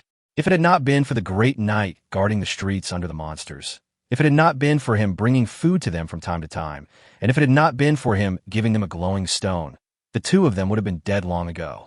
Chi knew all this, so he had to save food and try not to cause trouble for the Grand Knight. With such thoughts in mind, sleepiness came over Chi without him noticing. In a daze, Chi remembered the great knight who had helped him shovel snow, and he muttered to himself, "They're all knights? Why are most of the knights of Winterfell different from the Lord Knight? But the Lord Knight is so handsome. The great knight is a true knight. Can I become a knight in the future? If I could become a knight, I would be able to save people like my mother, or at least protect my sister Kimmy." In the castle of Winter City, Carton sat at the desk in the study, and a man dressed as an official stood beside him. The man dressed as an official is a tax collector. At this time, the tax collector took out a piece of parchment, handed it to Carton, and said, "Lord City Lord, this is a tax collection order from the imperial capital." The letter said that due to the losses caused in the winter of the year of divine punishment, the king ordered the collection of this year's household tax in advance. There are 3 types of taxes in the human empire. 1. Land rent tax. 2. Income tax. 3. Household tax. Land and income taxes are just what they sound like, but the household tax is a tax that everyone living in the Imperium of Man must pay. Council tax is different from land rent tax and income tax. The biggest beneficiaries of land rent and income taxes were local lords, while household taxes were paid directly to the imperial treasury. It can be regarded as a tax established by the empire to ensure the fullness of the treasury. In the past, household taxes would not be paid until after the autumn harvest together with land rent tax and income tax. However, this year of divine punishment had caused heavy losses to the human empire, and with the treasury empty, the king finally ordered the early collection of household taxes. Chapter 142 Celebration and Commendation Meeting 1. In the human empire, whenever household taxes are paid, a central tax collector is sent from the imperial capital. Ultimately, central tax collectors worked with local officials to record the household taxes paid by civilians to ensure that household taxes would not be collected twice by local officials. Carton is not very interested in this kind of thing that has no benefits at all. When the time comes, you will work with the central tax collectors to complete the collection of household taxes. Carton gave a casual instruction to the tax officer beside him and stopped paying attention to the matter. Seeing this, the tax officer asked uncertainly, "Lord City Lord, Winter City has just experienced the winter of the year of God's punishment, and almost all the residents in the city have lost their savings. Should we continue to collect this household tax?" "Keep collecting," Carton replied without any emotion. "But now they can't produce anything valuable," the tax officer couldn't help but say. After hearing this, Carton looked up and glanced at the tax officer. His sharp and ruthless eyes made the tax officer shudder on the spot. "Why? Household tax is a tax that the king has to collect. You don't want the common people to pay it, but you want me, the city lord, to pay it. No, that's not what I meant. The tax officer was so frightened that he almost fell to the ground. Seeing this, Carton retracted his gaze. He suddenly grinned, and at this moment he said something that seemed to freeze a person into ice. Since the common people can't afford the family tax, let them sell themselves into slavery. The tax officer was frightened again and looked at Carton in disbelief. He is one of Carton's confidants. Otherwise, he would not have been able to sit in the position of tax collector of Winter City. He thought he understood Carton, but he didn't expect the real Carton to be so ruthless. There are thousands of civilians, and they were going to turn them all into slaves. The tax officer saw it clearly, and when Carton made this decision, he did not hesitate at all. For a moment, the tax collector looked at Carton with fear in his eyes. Carton didn't care about the tax collector's look. The human empire suffered huge losses this winter, but did Winter City suffer no losses? On the contrary, the losses of Winter City this time were extremely shocking. In addition to the destroyed city, what really saddened Carton was the countless deaths of city guards and knights. These city guards and knights were the foundation of his army. He didn't know how much time and money it would take to replenish the lost manpower. Not only the king was short of money, he was also short of money, a lot of money. Since he couldn't make any money from household taxes, he would turn the civilians who couldn't pay the taxes into slaves. In this way, there's a lot of profit to be made. Thinking of this, Carton suddenly showed a happy smile. The tax officer at the side looked at the cold smile on Carton's face. He seemed to have seen through Carton's plan and couldn't help but remind him. But Lord Mayor, after Winter City experienced the winter of the year of God's punishment and the beast tide, it was considered lucky if 3 out of 10 civilians in the city survived. There are not many civilians left in Winter City now. If civilians who cannot pay taxes are forced to sell themselves as slaves, Winter City may become an empty city. How could Carton not have considered the tax collector's concerns? While looking out the window at the civilian area buried in snow, he said confidently, "Don't worry. I've received news a long time ago that the river above the neighboring city of Chambord has frozen into ice due to the accumulation of snow. In this winter, the ice has blocked a terrifying amount of river water. Once the ice and snow melt, a horrific flash flood will erupt above Shampoo City, carrying countless ice cubes and completely submerging the entire city. Right now, the Lord of Shampoo City, Ibby Buckstone, is already trying to reap the city's rich people. He will probably flee overnight soon. I have someone secretly spread the news of the flash flood to the city. It won't be long before countless rich people and civilians flee Shampoo City in panic and eventually pour into Winter City, which is the closest to Shampoo City. At that time, we can make some extra money from selling the land and houses. And now these civilians remaining in the city will become an obstacle for us. Wouldn't it be a good thing to turn them all into slaves?"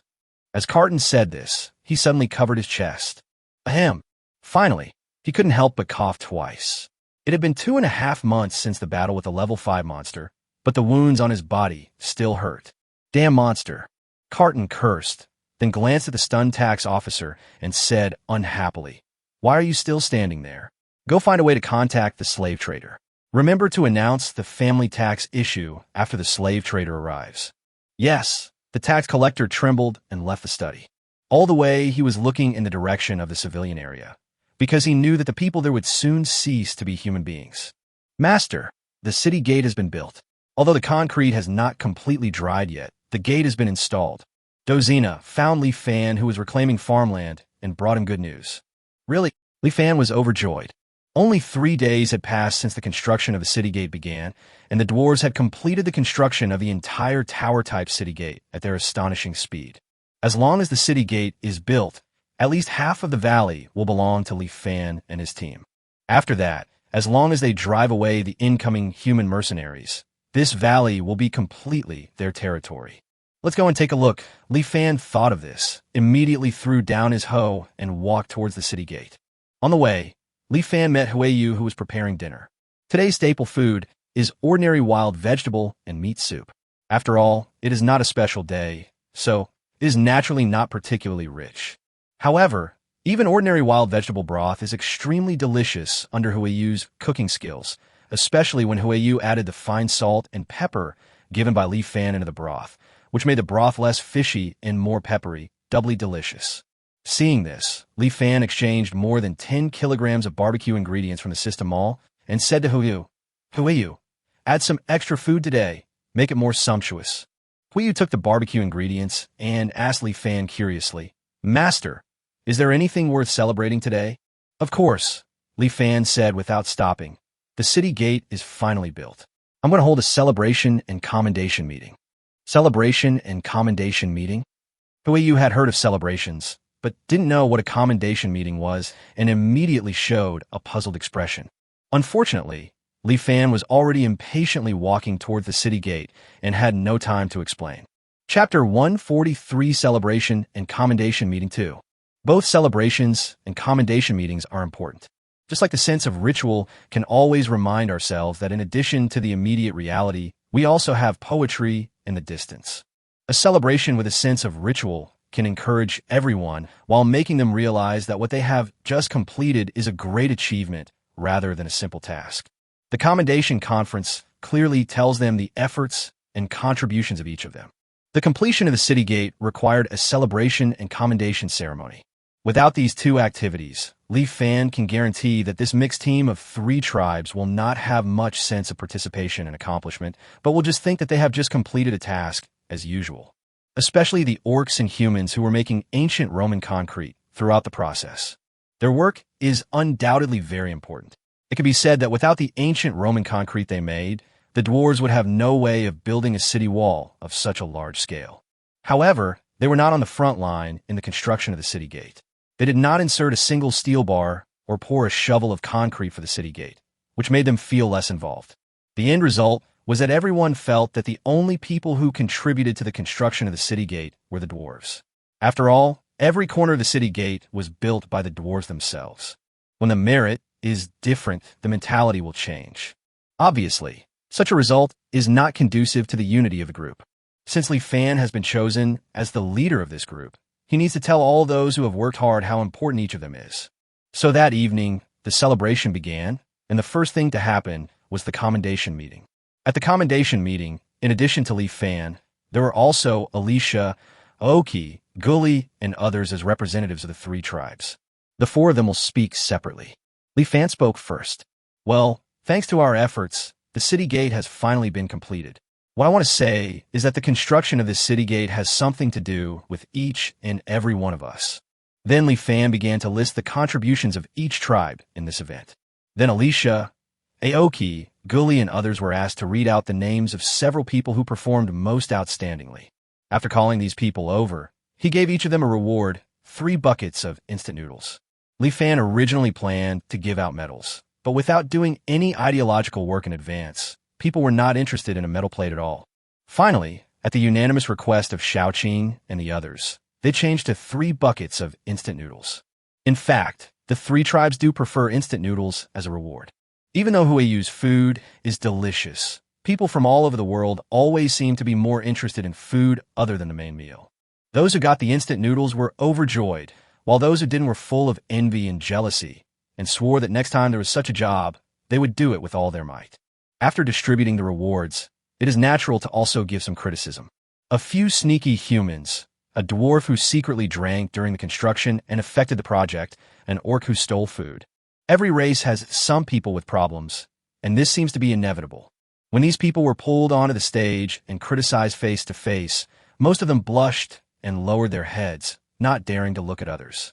Of course, there were also a few who gritted their teeth, revealing a hint of anger and hatred. These people are undoubtedly pests in the group. Li Fan cannot tell them to get out of the valley with just a look, otherwise what others will think. However, Li Fan secretly took note of all these people.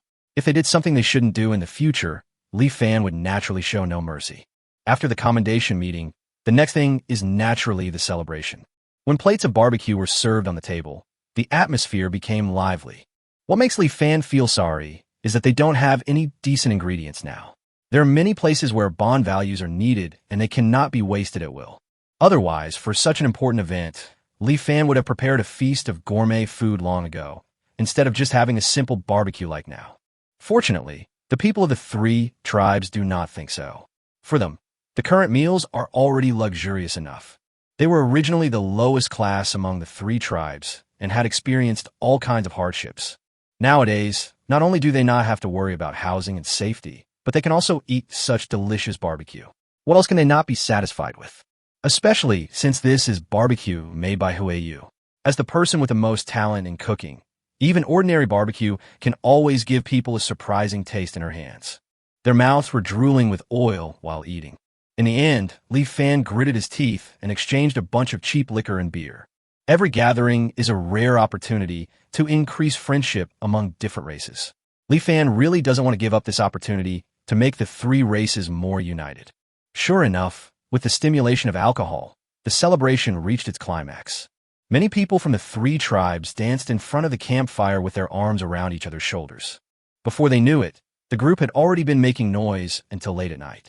Just when everyone was clamoring and didn't want to leave. Boom! Suddenly, a loud noise came to their ears from the direction of the city gate. The loud noise was so sudden, without any warning, that everyone present was stunned for a long time. Li Fan was the first to react. Could it be that the city gate collapsed? That shouldn't be the case. I just checked most of the city gate, and the quality is absolutely good. There shouldn't be any problems. Just when Li Fan was puzzled, there was a slight vibration from the ground. Then the sound of boom boom continued to reach their ears. The sound came from far away and gradually approached, as if a huge monster was running towards them. At this moment, Li Fan and the others' expressions changed. Almost everyone thought of a possibility. A huge monster has attacked the valley.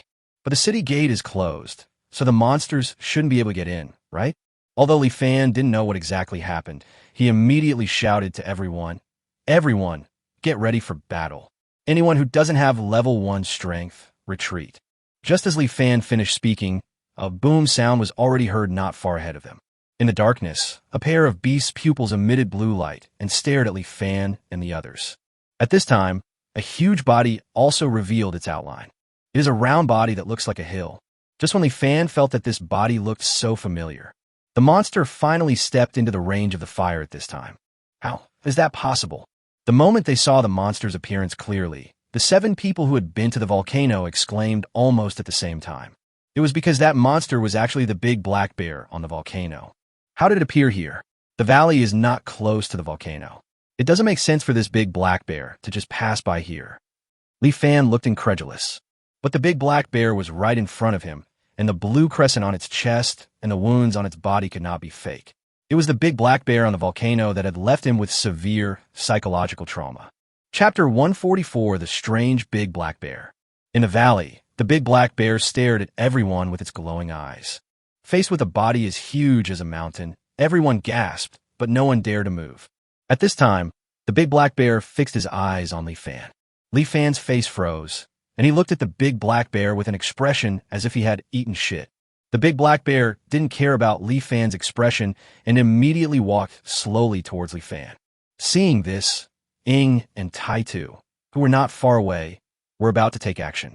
"Don't move, it's okay." Li Fan hurriedly stopped them. It's not that Li Fan is really not afraid of this big black bear, but this big black bear is a genuine level 5 monster. For those of them whose highest level is only level 3, level 5 can completely crush them all. Since I can't resist, I might as well try and wait and see. After all, the big black bear had let them go once before, so maybe the same result would happen this time. Finally, the big black bear stopped in front of Li Fan. A large black bear on all fours is 20 to 27 meters tall. Li Fan looked up and looked into the eyes of the big guy. The man and the bear stared at each other like they did at that volcano. The next moment, the big black bear lowered its head. Under the horrified gaze of everyone, he sniffed towards Li Fan. Sniff! After smelling it, the big black bear fell silent, and then looked at Li Fan with some disgust, as usual. Li Fan was confused. At this moment, a ridiculous idea popped up in his mind. Could this level 5 monster black bear have chased me all the way from the volcano to this valley, just because he dislikes me? Not only Li Fan was confused, but everyone present was confused, especially Ing and others who had been to the volcano with Li Fan. At this time, the same idea as Li Fan's came to their minds. This monster came here specifically to dislike Li Fan. Is it necessary? If you dislike me, why don't you stay away from me? Li Fan really wanted to yell this at the big black bear, but he didn't dare because the big black bear's fist was not only harder than his, but also countless times bigger than his. Just when everyone didn't know what to do, the big black bear suddenly moved. It twitched its nose a few times, and the next moment it suddenly ran toward the table. It started eating the barbecue on the table without hesitation and stuffed the barbecued meat with wooden skewers directly into its mouth. Under the bloody mouth, both the grilled meat and the wooden skewers were chewed into pieces in an instant. The moment it swallowed the barbecue, the big black bear's eyes suddenly lit up. The next moment, it turned into a ruthless eating machine. In just a few minutes, not only all the barbecue and vegetable broth, but also some white wine and beer fell into the big black bear's stomach. That was enough food for more than 200 people. Although more than half had been eaten, the remaining amount was enough to feed at least 100 more people. For the black bear, such a huge amount of food can only fill its stomach. For this reason, the big black bear patted its belly with some reluctance. But when it looked around and found that there was no food left, it immediately showed a look of regret. Boom! The big black bear who had just finished eating barbecue moved again. Just when everyone was wondering if it was hungry and wanted to catch a few people to fill its stomach, the big black bear suddenly turned around and walked towards the city gate. Everyone watched it approach the city gate step by step, and then they realized, "Are you leaving?" Everyone widened their eyes, somewhat unable to believe it. A monster that is known for its brutality and bloodshed could actually be so friendly this time, especially when the opponent still possessed overwhelming power. However, this is the fact, and soon after, another boom sound was heard from the direction of the city gate. When everyone rushed over, they found that there were 2 traces of climbing left on the city gate. It was obvious that the big black bear had climbed in through the city gate and was now climbing out again. At this moment, everyone finally confirmed that the big black bear had really left. So, this big black bear might just be passing by and came in to eat something, and now it's finished eating, so it's gone. Ghoulie said this uncertainly, but he himself didn't believe what he said. Everyone looked at each other, their eyes full of confusion, and they felt that what happened tonight was too magical. The next day, everyone spent the night in fear, fearing that the big black bear would suddenly come back. Fortunately, this did not happen. Li Fan hesitated for a moment and decided to let the dwarf repair the marks on the city gate and the city wall first. The next moment, everyone was discussing whether to raise the city wall. Although their city gate was only 8 meters wide and 10 meters high, the city wall was built to 30 meters high and there was a tower on top. Such a city gate is enough to deal with most monsters and enemies. However, it is not enough to face level 5 monsters. After discussion, everyone finally gave up the idea of raising the city gate.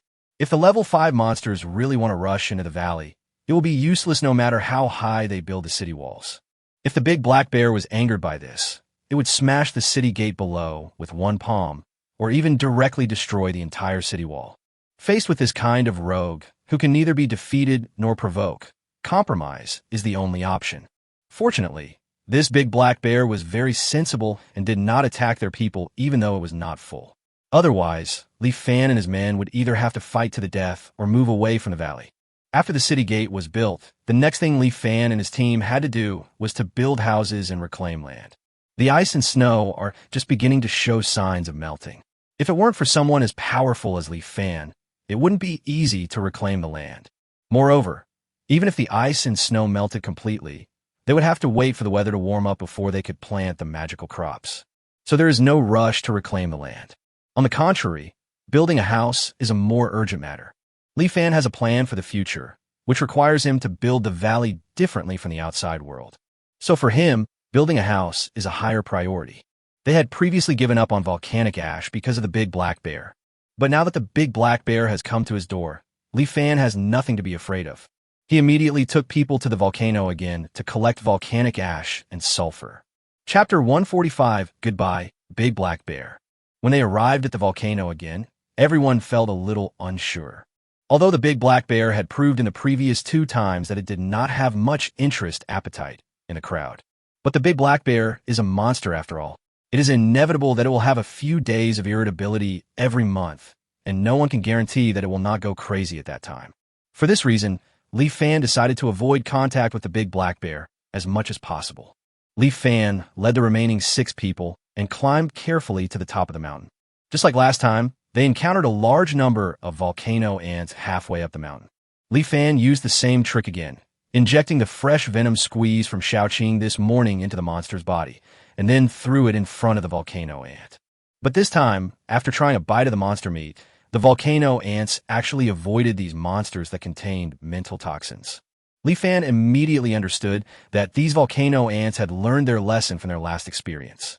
Most of the monsters are intelligent, and even the level 1 volcano ants seem to understand that every failure makes you wiser. This is not a good thing for Li Fan and his team. When the venom is no longer effective, they will have no way to deal with such a large number of volcano ants. After discussion, Li Fan and others decided to let him lead the way, avoid the volcano ants, sneak to the top of the volcano, use the space ring to get enough volcanic ash, and run away. However, the number of volcano ants was beyond their expectations. Even when they reached the top of the volcano, colonies of volcano ants could still be seen everywhere around them. In the end, everyone was inevitably discovered by the volcano ants. Li Fan killed a volcano ant with one knife, and then avoided the attack of another one. The number of volcano ants is increasing, and there are already hundreds of them. Li Fan knew that this operation had failed, so he could only say to the people around him, "Let's retreat." The number of volcano ants is increasing. We can only think of other ways to get the volcanic ash later. Everyone could only rush towards the foot of the volcano together.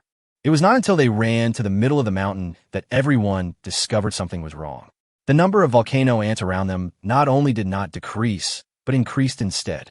At this time, almost everywhere in sight was filled with volcano ants, and a number was probably over 10,000. Could it be that these guys are ambushing us this time because of the lesson they learned last time? Li Fan felt something was wrong. He had heard that volcano ants had low IQs, so that's why he wanted to take the risk to get the volcanic ash. Who would have thought that these volcano ants were much smarter and more vengeful than imagined? After only suffering a loss once, he learned how to ambush. It's not a possibility that he will be left behind.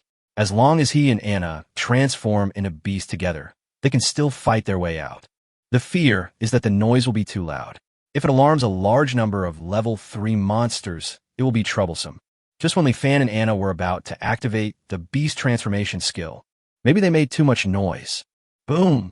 Familiar vibrations and sounds suddenly sounded. Li Fan and the others' expressions suddenly changed, and they looked at each other. They immediately guessed what was coming. So, except for Li Fan himself, everyone focused their attention on him. Li Fan's eyes twitched, and he looked in the direction where the sound came from. As expected, more than 10 seconds later, the round body that looked like a small hill appeared. It was the big black bear of level 5 Warcraft.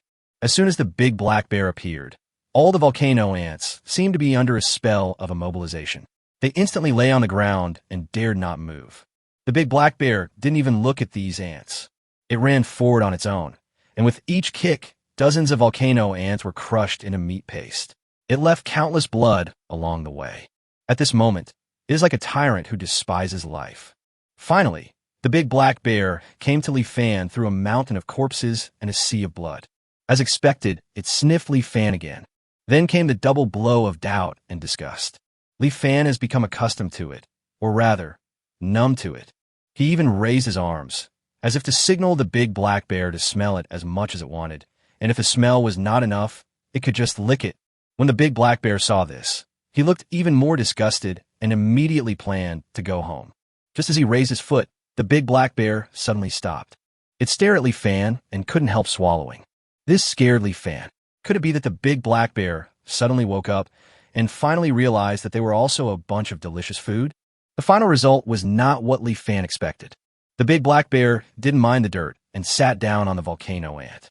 In an instant, hundreds of volcano ants died under its plump butt. The big black bear didn't even look at the volcano ants, but gestured towards Li Fan. Li Fan looked at the big black bear with a strange look on his face. He seemed to understand what the big black bear was saying. The big black bear was seen roaring roar, roar, roar, and pointing at its bloody mouth with its paw. This was clearly asking Li Fan for food. Li Fan immediately thought of the big black bear's eyes glowing after it finished eating the gray feather barbecue yesterday. Obviously, the big black bear was also conquered by Hueyu's craftsmanship. Seeing this, Li Fan reluctantly took out dozens of kilograms of food from his space ring. These are the lunches that Hueyu prepared for them. They look like a lot, but compared to the size of the big black bear in front of them, they are only enough to take one bite. The big black bear didn't care whose lunch it was. When it smelled the tempting aroma, its eyes suddenly lit up again. It scooped up the food and stuffed it into its mouth. After a few smacking sounds, it swallowed it. Then a simple and happy smile appeared on the bear's face. The next moment, it couldn't wait to point its bloody mouth at Li Fan again. Li Fan couldn't help wiping the cold sweat from his forehead. They were not big black bears, and their appetite was limited. Those dozens of kilograms of food were already all they had. The big black bear in front of him seemed to be unsatisfied. Li Fan could only bite the bullet and say to the big black bear, "It's gone." The big black bear didn't understand what Li Fan said, but after Li Fan gestured twice, it understood. "That's all gone. Where's the tooth filling?" The big black bear's eyes seemed to be saying this, and then it cast a look of disgust at Li Fan. Roar, roar, roar. The next moment, the big black bear roared at Li Fan, as if saying, "Remember to bring more next time, or I'll beat you to death." After roaring, it twisted its plump buttocks and walked slowly away into the distance. Seeing this, Li Fan glanced at the volcano ants around him and hurriedly called out to the big black bear. "Dahe, Brother Xiong, wait a minute." Chapter 146, Basic Operation 6. "Brother Xiong, please stay." After hearing Li Fan's voice, the big black bear actually stopped and turned its huge bear head to look at Li Fan. Seeing this, Li Fan pointed at the volcano ants and then started making gestures. The meaning is simple. I hope the big black bear can help deal with the problem of these volcano ants. Now that he already knew that the big black bear had no ill will towards him, how could Li Fan not give it a try to see if he could hold on to the big bear's legs? However, Li Fan did not have much confidence in this, and was a little worried that he would anger the big black bear. Fortunately, the big black bear just frowned like a human, and then looked at Li Fan with extreme disgust. Obviously, it found it troublesome and didn't want to help Li Fan. Seeing that the big black bear was about to leave, Li Fan became a little anxious. If they could get the big black bear to help, they could get rid of these volcano ants once and for all. On the contrary, if the big black bear did not help, Li Fan would not be able to deal with so many volcano ants for the time being. If he could not get the volcanic ash, the construction of the house would be seriously delayed. Thinking of this, Li Fan decided that he must not let the big black bear run away at all costs. Li Fan immediately called the big black bear again. Seeing the other party's impatient expression, he pointed at the volcano ant, made an eating gesture, and said at the same time, "Help me solve the volcano ant problem. Next time I'll bring you some delicious food. A bunch of delicious food that'll fill you up." The big black bear naturally didn't understand what Li Fan said, but it understood Li Fan's gestures. The big black bear's originally disgusted look suddenly turned into greed. Thinking of the delicious food yesterday, it swallowed its saliva again. Seeing that the big black bear was interested, Li Fan couldn't help feeling a little proud. The brave will die of overeating, and the timid will die of starvation. Although the action just now involves some risks, the rewards are also great. If we succeed in hooking up with the big black bear, not only can we get rid of the volcano ants, but we may also be able to ask the big black bear for help if we encounter other troubles in the future. Now it depends on how the big black bear will deal with these volcano ants. Kill them one by one? Even for a level 5 monster, it would probably take several days, or even more than 10 days to eliminate all the volcano ants. The big black bear definitely doesn't have that patience. Could it be magic? This big black bear has ice attribute, and must be using forbidden magic like freezing thousands of miles. Can level 5 Warcraft use forbidden techniques? Seems unlikely. Just when Li Fan was wondering how the big black bear would deal with the volcano ants, the big black bear suddenly walked towards Li Fan. Under Li Fan's puzzled gaze, the big black bear suddenly turned its back to him and pointed its plump buttocks at Li Fan. The next moment, the big black bear raised one of its hind legs and its whole body shook as if it was brewing something. Li Fan was puzzled at first, but the next moment he finally realized what was going on and a look of horror appeared in his eyes. Without any hesitation, Li Fan grabbed the iron head beside him and blocked it in front of himself. At this time, the big black bear finally finished its preparations, and then a stream of yellow water gushed out from its butt and shot towards Li Fan. Li Fan rolled to the side, desperately. Only Tai-Tu, who was unable to react in time, was left standing in front of the water. After a full minute, the yellowish water flow finally stopped. After fulfilling his promise, the big black bear looked back at Li Fan calmly. Roar, roar, roar. He roared like a warning, asking Li Fan not to forget the agreement. Finally, he gave Li Fan a look of disgust and left without looking back. At this time, Tai-Tu, who seemed to be washed by a flood, had a confused look on his face. He finally reacted slowly. Then he was seen staring blankly at the yellow liquid dripping from his body, and his pair of big bull eyes slowly lost their luster. Li Fan, who escaped the danger, patted his chest and breathed a sigh of relief, while looking at Taitu with some guilt. Taitu noticed Li Fan's gaze, and he instantly remembered the culprit, but there was one thing he could not understand. Why did Li Fan, who could obviously dodge it, still pull him in front of him to block the first sound flood? Li Fan felt Taitu's puzzled eyes, looked at Taitu's miserable appearance, and smelled the pungent smell on the other person from a distance, so he felt a little embarrassed. Uh-huh.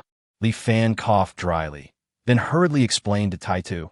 Magic beasts usually use urine to leave their scent to declare that this is their territory. The big black bear is a level 5 magical beast. As long as you have its scent on you, other magical beasts dare not approach us. Everything was just as Li Fan said. After the big black bear left, the volcano ants around them were able to move again. However, this time the volcano ants not only did not attack them, but instead quickly retreated away from them. The reason was naturally because of the smell on Taitu's body. Seeing that his guess was correct, Li Fan gradually gained some confidence and continued to say to Taitu, the situation was urgent at the time, and I didn't prepare a bottle. If all the smell fell on the ground, I'm afraid there wouldn't be much left. So I can only, Taitu, this is for everyone.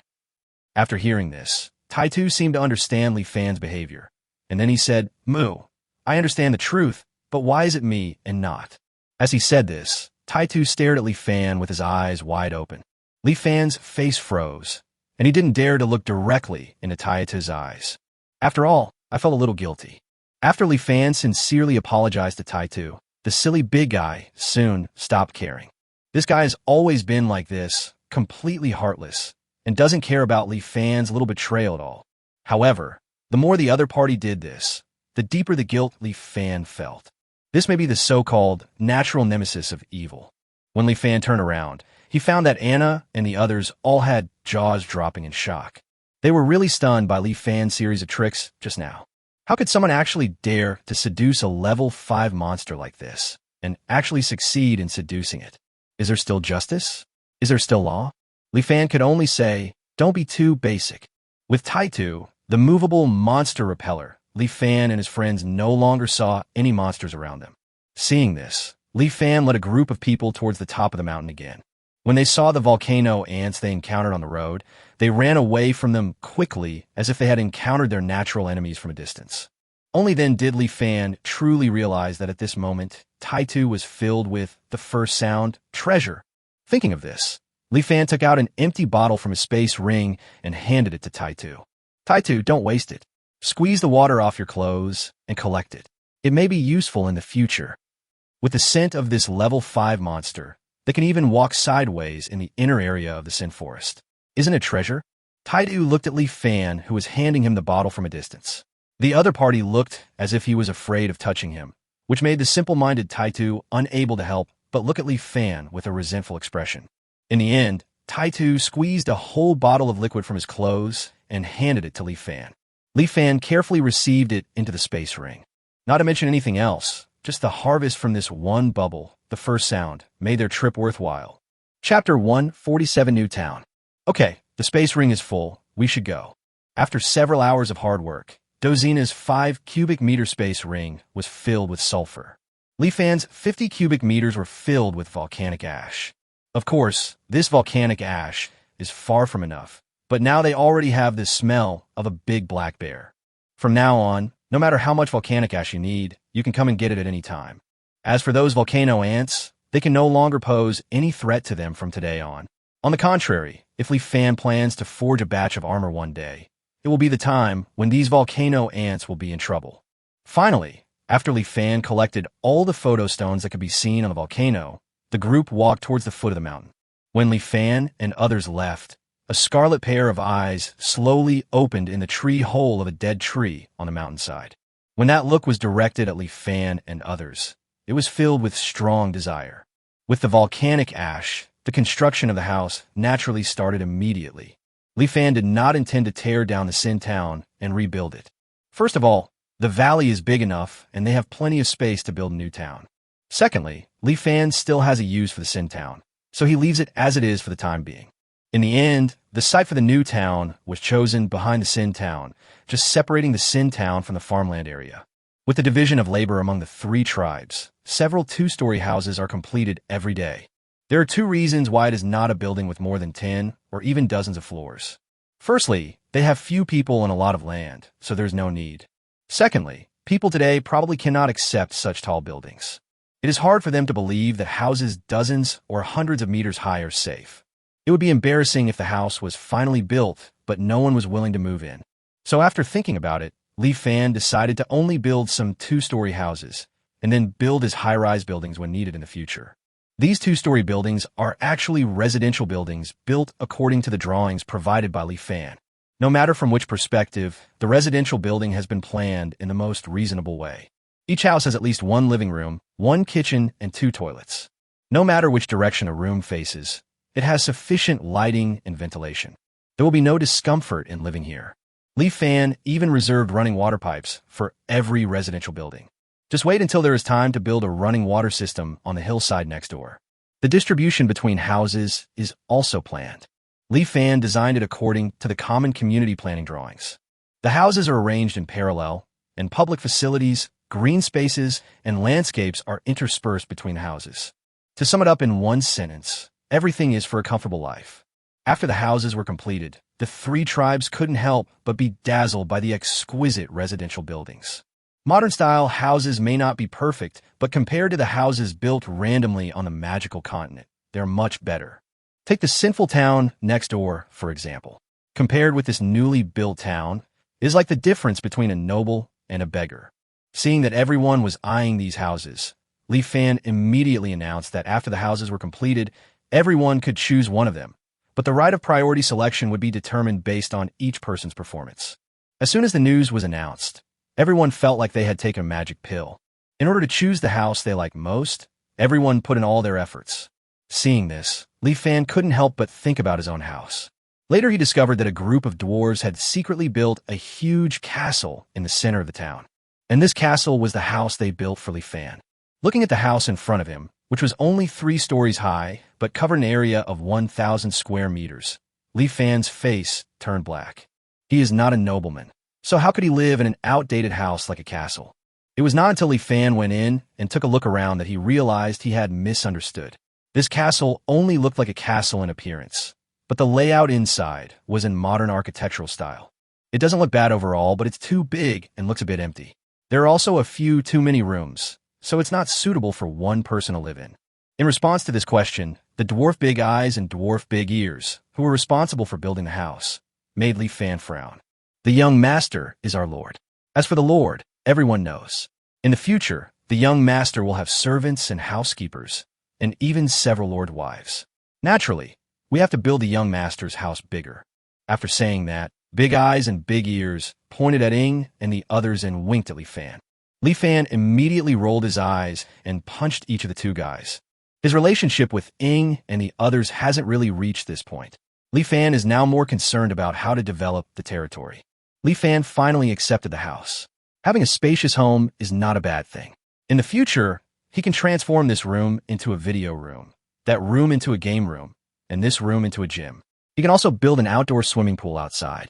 However, before Li Fan had finished planning his room, his idea was shattered.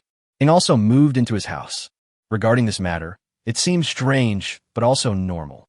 After all, Ing is now his personal bodyguard, so it is normal for them to live together. But it became very strange when Alicia Hu, the Dina sisters, Dozina, and even Xiaoqing and Xiaobai were about to move in. Everyone has their own reasons for this. Alicia feels that she is now Li Fan's secretary and needs to cooperate with Li Fan to deal with some things frequently. It would be very inconvenient if they didn't live together. Huiyu thought that as the only cook, where else could she live if she didn't live with the Lord? As for the sisters Dozina and Dina, they suddenly decided to move in after hearing about Alicia and Huiyu's decision. Dozina is about to move in, and it's hard to ignore Dozina's father, Dog Li Fan. Doge did not agree to live in the castle, but chose a 2-story house nearby. However, when Dozina decided to move in, he patted Li Fan's shoulder hard, showing a serious expression, and finally left without saying anything. As for Xiaoqing and Xiaobai at the end, they were of course taken away by Qingmu and Baiqi. Li Fan still remembers the scene when Qingmu was so angry that he was fuming when he saw Xiaoqing throwing a tantrum and refusing to leave. These two little girls wanted to move in purely for Huiyu. Although they were eventually pulled away by Aoki Shirahara, the two girls ran to the castle at least 3 times a day after that and ate all their meals in the castle. It seemed to make no difference whether they lived in the castle or not. Chapter 148 Big Rice Bucket. New towns are constantly being built. On the 4th day, it had begun to take shape. During this period, Gully worked intermittently and finally moved all the iron blocks in the dwarf gathering place. Looking at the mountains of tens of millions of pounds of iron and millions of pounds of charcoal, Li Fan couldn't help but silently thank the dwarves for their second selfless dedication in his heart. There was enough iron to build a house. However, it is not easy to turn all these iron blocks into steel. Li Fan specially built a forging room for this purpose. The forging room naturally cannot be built near residential buildings. Otherwise, it will be impossible to live with the constant clanging sounds all day long. Li Fan arranged the forging room on the south side and decided that the area would be their industrial zone in the future. It was also on this day that the long-awaited sun finally came out and the ice and snow began to melt on a large scale. It is estimated that it will not be long before the fields can be cultivated. It just so happened that Li Fan and his men didn't have much food left if they could farm in time. The first crop of potatoes can be harvested before the food runs out. This is a very important matter. Nowadays, except for the volcano, there are almost no magical beasts anywhere else in the Sin Forest. Apparently, most of the monsters did not survive the previous winter. It would probably be difficult for Li Fan to continue to rely on hunting monsters to make a living. Magic crops become extremely important at this time. Now Li Fan only hopes that the weather will warm up quickly so that he can plant the demonized crops in time. What makes Li Fan happy is that his wish should come true. Because of the year of divine punishment, last year's winter lasted for nearly 5 months, and now it is March this year. The weather warmed up even faster than Li Fan expected. Just when Li Fan thought everything was going well, an uninvited guest, the big black bear, suddenly came to visit. This time it arrived in broad daylight, so the city gate at the entrance of the valley was not closed, thus preventing the city wall from being damaged by its climbing. As soon as they met, the big black bear used the usual 3-step attack on Li Fan. First smell, then doubt, and finally despise. But the next moment, roar, roar, roar. The big black bear suddenly roared with curses, and the saliva bigger than his fist almost sprayed on Li Fan. Looking at this angry look, it was as if he was saying that Li Fan was a big liar who did not keep his word. Li Fan was extremely confused, as he had not forgotten the agreement he had made with the big black bear. It's just a small matter of letting the big black bear have a good meal. There's no need to cheat. On the second day after leaving the volcano, he asked Huiyu and his men to prepare 2 tons of food and then asked Taitu to deliver it to the volcano. When Taitu came back, he made sure to bring food to the big black bear. Why is this guy still angry now? Just when Li Fan was confused, the big black bear roared and gestured with its paws. Everyone was confused, but Li Fan really understood it. Li Fan summed it up and realized that the big black bear was saying that Li Fan had clearly promised to let it eat its fill, but the food the day before yesterday did not fill it up at all. It even waited for a whole day yesterday, but seeing that Li Fan had no intention of continuing to send food, it came here today. Li Fan was stunned. That was 2 tons of food. He was still not full. This guy was eating too much. Although Li Fan was helpless, he had promised it after all, so he couldn't go back on his word, right? He had no right to go back on his word with the big black bear in front of him. Li Fan could only ask Huiyu to take a group of people to prepare food for the big black bear. However, after a while, when Li Fan saw the results of the big black bear's battle, his head began to buzz. This big guy actually ate a full 5 tons of food, which is 10,000 kilograms. Huiyu and dozens of dwarf orcs who helped with cooking were now exhausted. Although Li Fan knew that it was normal for a black bear with such a huge body to eat a little more, this 100 million was too much. The big black bear ate more in one meal than more than 200 of them. Thanks to it, the food that was originally limited has become even less now. I don't know if we can last until the day when we can grow magical crops. After eating, the big black bear had no attachment to this place at all and walked leisurely out of the valley. Just when Li Fan thought he had finally gotten rid of this disaster, the big black bear suddenly turned around and roared at Li Fan a few times. This time, not only Li Fan guessed what the big black bear was saying, but others also guessed it. This guy actually asked Li Fan to deliver 5 tons of food to the volcano every day. Li Fan got furious on the spot, clenched his fists, and then slowly loosened them. Li Fan's mouth twitched, but he still smiled and said, "Brother Xiong, we don't have that much food. If you keep eating like this, we will be hungry in a week. Why don't we forget about it for now? When we start farming in the future, we will definitely let you eat to your heart's content." Li Fan took great pains to make the big black bear understand that they were really short of food. But why would this big black bear care how much food Li Fan and his friends lacked? It only cared about whether it could get something delicious to eat. Roar, roar, roar. After a series of roars, the big black bear's meaning was very clear. There was no room for negotiation. Li Fan couldn't help but clench his fists again. Seeing this, the big black bear suddenly stretched out its paw and slammed the ground with a bang.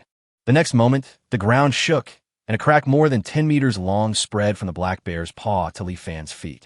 It is hard to imagine how terrifying this force is. If this slap had been given to Li Fan, I'm afraid not even a bone would be left. Seeing this, Li Fan unclenched his clenched fists again. They can't beat it. This one is a level 5 Warcraft bear. It can kill all of them by itself. As the saying goes, a real man can bend and stretch. Things may change over time. As long as he is given time, he will always have a chance to take revenge. Just bear with this guy for now. But 5 tons of food a day is still impossible. Alicia has calculated that they currently have less than 150,000 kilograms or 75 tons of food stored, while they themselves consume about 3 to 4 tons of food every day. If a black bear is provided with 5 tons of food every day, the food will not even last until the 10th day. Even the demonic potatoes, which have the shortest harvest period, take 15 days to harvest. Where will they find food for the remaining 5 days? Finally, after Li Fan's strenuous efforts, the big black bear finally made some concessions. Li Fan and his team only needed to provide 1 ton of food every day. Afterwards, the big black bear finally left. Seeing that the big guy had been sent away, Li Fan breathed a sigh of relief. He never expected that he thought he was hugging a big, thick leg, but in fact he got a big glutton. It seems that the planting of magic crops has to be brought forward. Chapter 149, Growing Up. In Winter City, when the ice and snow began to melt, the residents of the city couldn't wait to go out of their houses. Although they were shivering from the cold, their steps were firm and unwavering. Because the long winter had used up all their food, if they didn't work, they and their families would starve to death. These people were undoubtedly lucky because they survived the winter. Of the hundreds of thousands of people in the entire Winter City, only less than 30,000 survived. Among them, except for the people in the city lord's mansion and those rich people, only about 10,000 civilians survived. Many of them blocked the wind, snow, and low temperatures, but they could not stop the monsters from entering the city. This has led to a particularly high death rate among civilians, which is more than 100 times higher than that of the rich. Barely 1 in 10 civilians survived. So, these civilians who survived are lucky. However, these civilians are unfortunate. In the direction of the city gate, a notice was posted in the most conspicuous place. Almost all civilians are illiterate, so the city lord's mansion was particularly considerate and arranged someone to read the notice next to it. The king has ordered that this year's household tax be collected in advance. Everyone needs to pay a household tax of 20 silver coins within 3 days, regardless of whether they are adults or children. Otherwise, their private property will be confiscated. Those who do not have enough property will be reduced to slavery. This notice hit all civilians like a bolt from the blue. In order to survive the winter of the year of God's punishment, all of them worked desperately to collect supplies. Greedy businessmen took advantage of this opportunity to drastically raise the prices of all kinds of goods. They were exploited by merchants, and their entire family property was emptied. Most civilians couldn't even save wheat seeds for spring planting. Now they're being told to collect council tax in advance. How are they going to raise the household tax of 20 silver coins per person? The most horrifying thing is that those who cannot pay household taxes will be reduced to slavery. Who doesn't know what slaves are like? In an instant, the entire city gate was filled with distraught people. Chi-Chi pushed the door with great effort, but the snow outside blocked the bottom of the wooden door, and he had to work very hard to succeed. As soon as the door opened, Chi-Chi hurried to the corner of the eaves.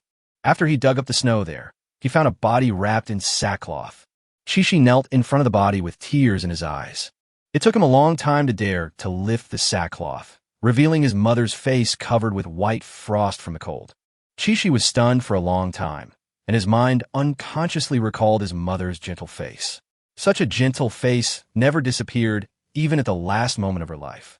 Chi still remembers her pale-faced mother that day, forcing herself to smile and tell him not to worry, but also asking him to take care of Haomi.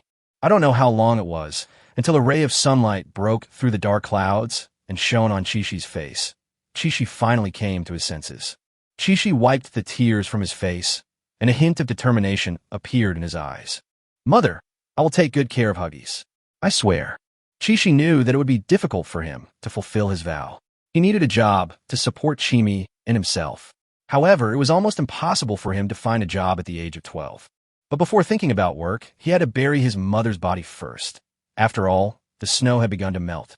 Chi walked to the next door, hesitated for a moment, and then knocked on the door. Grandpa Tucker, are you home? Can I borrow your cart? The room was completely silent, and Chi had a bad feeling.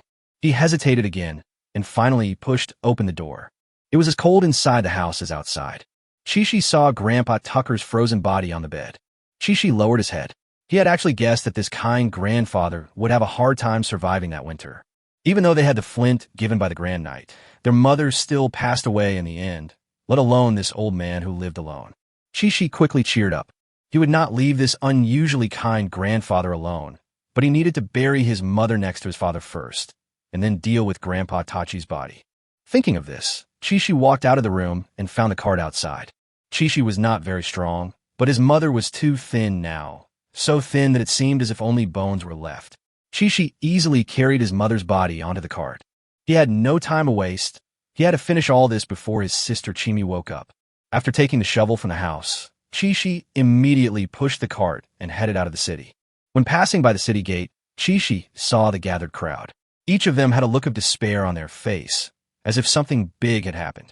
Chi didn't have the energy to pay attention to these things and pushed the cart out of the city gate.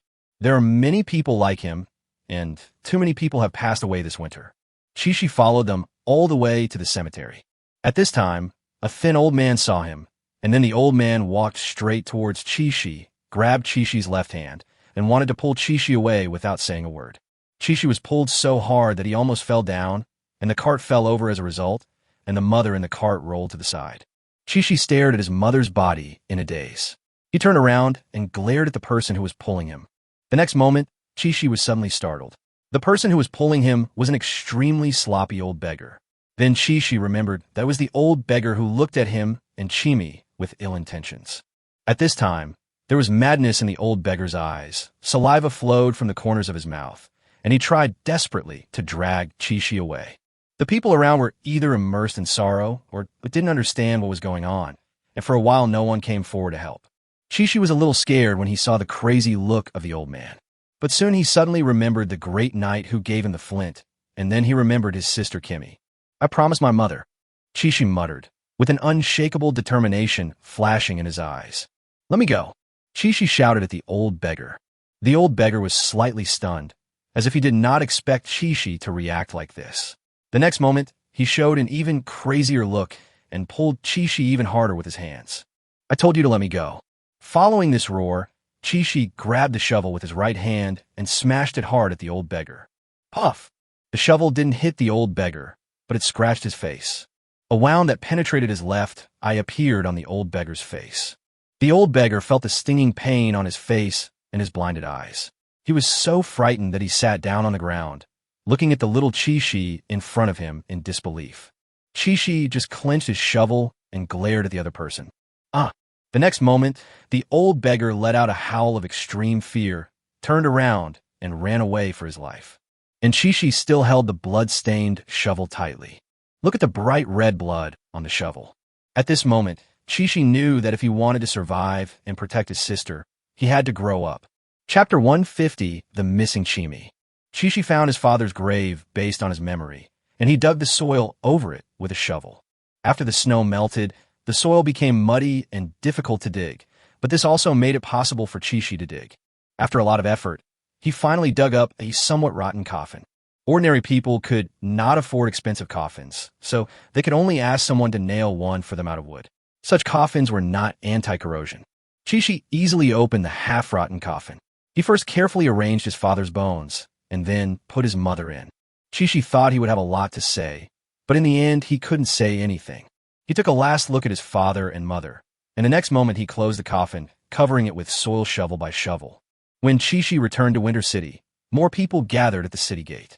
They were talking loudly about something, and besides despair, there was also some anger on their faces. Chishi couldn't help but walk over, and then learn the reason from their conversation. If we can't pay the family tax, we will become slaves. Then won't Kimmy and I... Chishi's face suddenly turned pale, and for a moment he was completely confused and didn't know what to do. At this time, a civilian shouted angrily, "The king and the city lord are not going to let us civilians live. Let's go to the city lord's mansion to protest." However, someone soon stopped him. "Don't go. That's what Fade and the others did just now." As a result, a group of city guards rushed out of the city lord's mansion and beat them all to death. When these words came out, everyone was stunned. Yes, the people in the city lord's mansion are all powerful people who have practiced fighting spirit. How can ordinary civilians like them possibly fight against them? Are we really just going to be slaves? What else? Escape to the wild? It won't be long before you are eaten by monsters. When everyone was silent, someone suddenly shouted, "Sinful Town." Everyone was stunned and slowly remembered this place. Yes, we can also go to Sin Town. Chishi also found the name familiar. Winter City is the only boundary between Sin Town and the human empire. Every year, countless people pass through Winter City to go to Sin Town, and countless people return to Winter City from Sin Town. As residents of Winter City, you have naturally heard of this special place to some extent. The reason why it is special is that the Sin Town was not built by the king or any noble. So there is no taxation whatsoever, and of course, no legal protection whatsoever. So Sin Town is a paradise for the strong. Although it is not a hell for the weak, it is definitely not a good place for the weak. It's better than being a slave, right? This sentence is the voice of everyone present. Many people have already been tempted at this time. Lord City Lord, the slave traders have arrived in Winter City, and the news of the household tax has been announced. Currently, no one has come to pay the household tax. The tax officer reported the news at hand to Carton. Carton nodded. Everything was as he expected.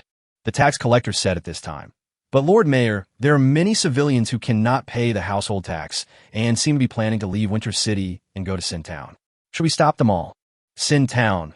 Carton was stunned, then sneered and said, "I almost forgot there is such a place."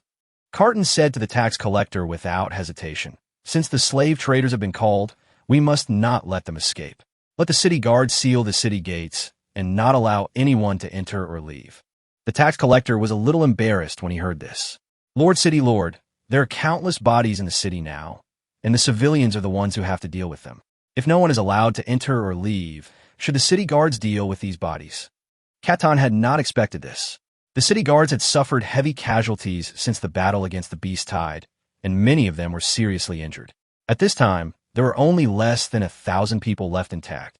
If they were asked to deal with all the tens of thousands of corpses in the city, it would not only be time-consuming, but would also cause complaints among the city guards. In fact, Cotton could also hire a group of civilians to deal with these corpses, but this time not a single copper coin of the household tax would be his, which means that he would lose as many copper coins as the number of civilians he hired. Carton thought for a moment before saying, "Then allow the civilians who are handling the bodies to leave, as well as the elderly, the weak, the sick, and the disabled. However, those strong young men and women must not be allowed to escape, especially those with families." When the tax officer heard this, he already knew what to do, and then he reported the last matter. "Lord City Lord, there is movement in the church you asked me to pay attention to." Explain. Today, the church adopted a large number of orphans and also attracted many wealthy believers. I heard that each of the wealthy believers contributed a large amount of gold coins to the church. Carton frowned when he heard this. He could understand recruiting rich believers, but what was the point of adopting a large number of children? Just for charity? Maybe, after all, the church often does such hypocritical things. At this time, Catan had a lot of things to deal with, so he was too lazy to pay attention to these little tricks of the church. One go to Sin Town. Chishi seemed very confused, but he couldn't let Chimi become a slave. Even as a commoner, he knew that slaves were no longer considered human beings. Chishi had often heard of slave owners beating slaves to death. The empire didn't care about this at all, because slaves were the private property of slave owners, and slave owners had the right to kill slaves. Chimi must never become a slave. Chisi said, firming up his decision. Even if we go to Sin Town, I will protect Huggies. Thinking of this, Chi-Chi hurriedly pushed the cart and headed towards home. Chimi, are you awake? As soon as Chi-Chi returned home, he carefully opened the door. If Chimi was not awake, he didn't want to wake Chimi up so that he would have time to deal with Grandpa Tachi's body. However, when Chi-Chi walked into the house, his expression suddenly changed. There was no sign of Chimi at home. Chimi, where are you? Don't scare me. It's my fault. I shouldn't have gone out while you were sleeping. Please forgive me and come out quickly. Chi-Chi's loud shouts received no response from anyone. Kimmy, where are you? At this time, Chi-Chi's face had turned pale. He hurriedly ran to the street, shouting Chimi's name loudly. However, he ran all over the street, but still did not see Chimi. Chi-Chi couldn't help but think of the old beggar. Did Chimi get taken away by those people? Chi-Chi's already pale face suddenly turned pale. If Chimi really fell into the hands of those people, the end might be. Chi-Chi didn't dare to think any further. He thought of the Great Knight, but he had no idea where the Great Knight lived or even his name. Even if he went to ask the city guards, they would definitely not tell the child the location of the Great Knight. Chimi! Chi-Chi couldn't help but let out a desperate cry. Chapter 151 Demonic Potato Seedlings. Just when Chi-Chi was getting as anxious as an ant on a hot pan, not far away, a middle-aged man walked towards Chi-Chi. The middle-aged man first glanced at the cart beside Chi-Chi, and then asked Chi-Chi, Chi-Chi, what's wrong with you? When Chi-Chi saw that it was his neighbor Uncle Gru, he quickly asked, Uncle Gru, have you seen Chimi? Then Chi-Chi told him what had just happened. So Tachi is dead too. A strange light flashed in Gru's eyes after hearing this. He suddenly said, I remember now. Kimmy was taken away by Charity. She saw Kimmy crying outside the house before and thought something happened to you. It just so happened that the family tax incident spread, so she took Kimmy away from Winter City. Is that so? Chi-Chi felt a little relieved when he heard that Chimi was not taken away by the old beggar. However, although Charity is a kind aunt who often gives them candy, Chi-Chi is still very worried. He is struggling whether to chase after her immediately, but what should he do with Grandpa Tachi's body? Seeing this, Gru quickly continued. If you want to catch up with Chimi, you have to hurry. Most people are now forbidden to leave the city gate. It just so happens that we can use a cart and pretend to leave the city to bury old man Tachi, and then leave the city together. When Chi-Chi heard this, he nodded in agreement without any doubt. Wait until Gru put Tachi's body onto the cart. Just as Chi-Chi was about to push the cart, Gru suddenly stopped Chi-Chi. Wait a moment. Chi-Chi looked at Gru in confusion. Gru showed a hint of ruthlessness in his eyes. The next moment, he picked up the shovel on the cart and smashed it toward his left leg. Gru let out a scream, and his legs began to twitch continuously.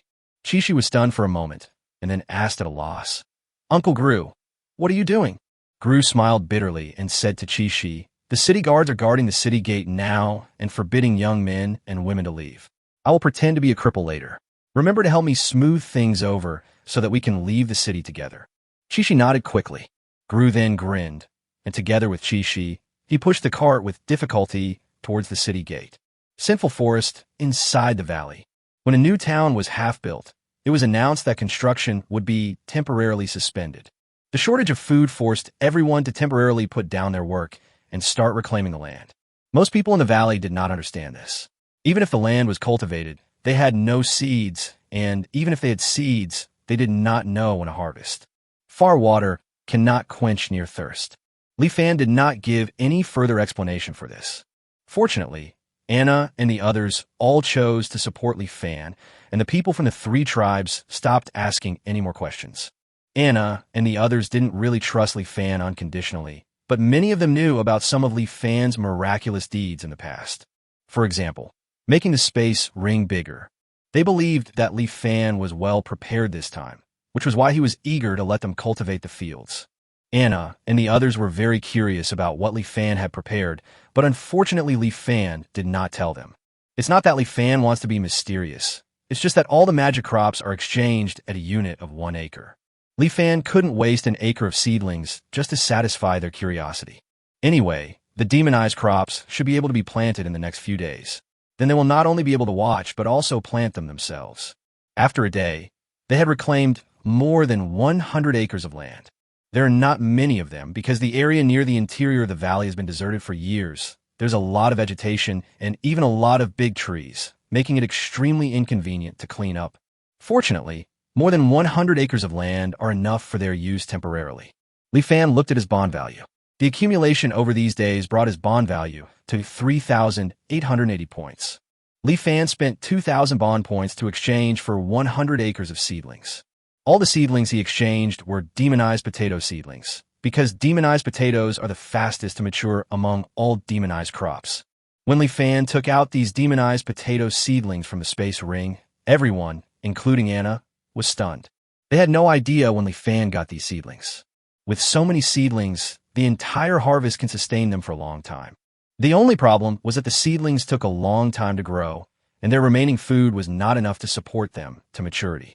Li Fan still had no explanation for this, and there was no need to explain. According to the system's introduction to the magic potatoes, it only takes half a month from planting to harvesting the magic potato seedlings. So in the next period of time, they will see with their own eyes that this magical potato grows at a speed that subverts their cognition. At that time, they will naturally no longer doubt Li Fan's decision. It took half a day for everyone to plant all the magic potato seedlings.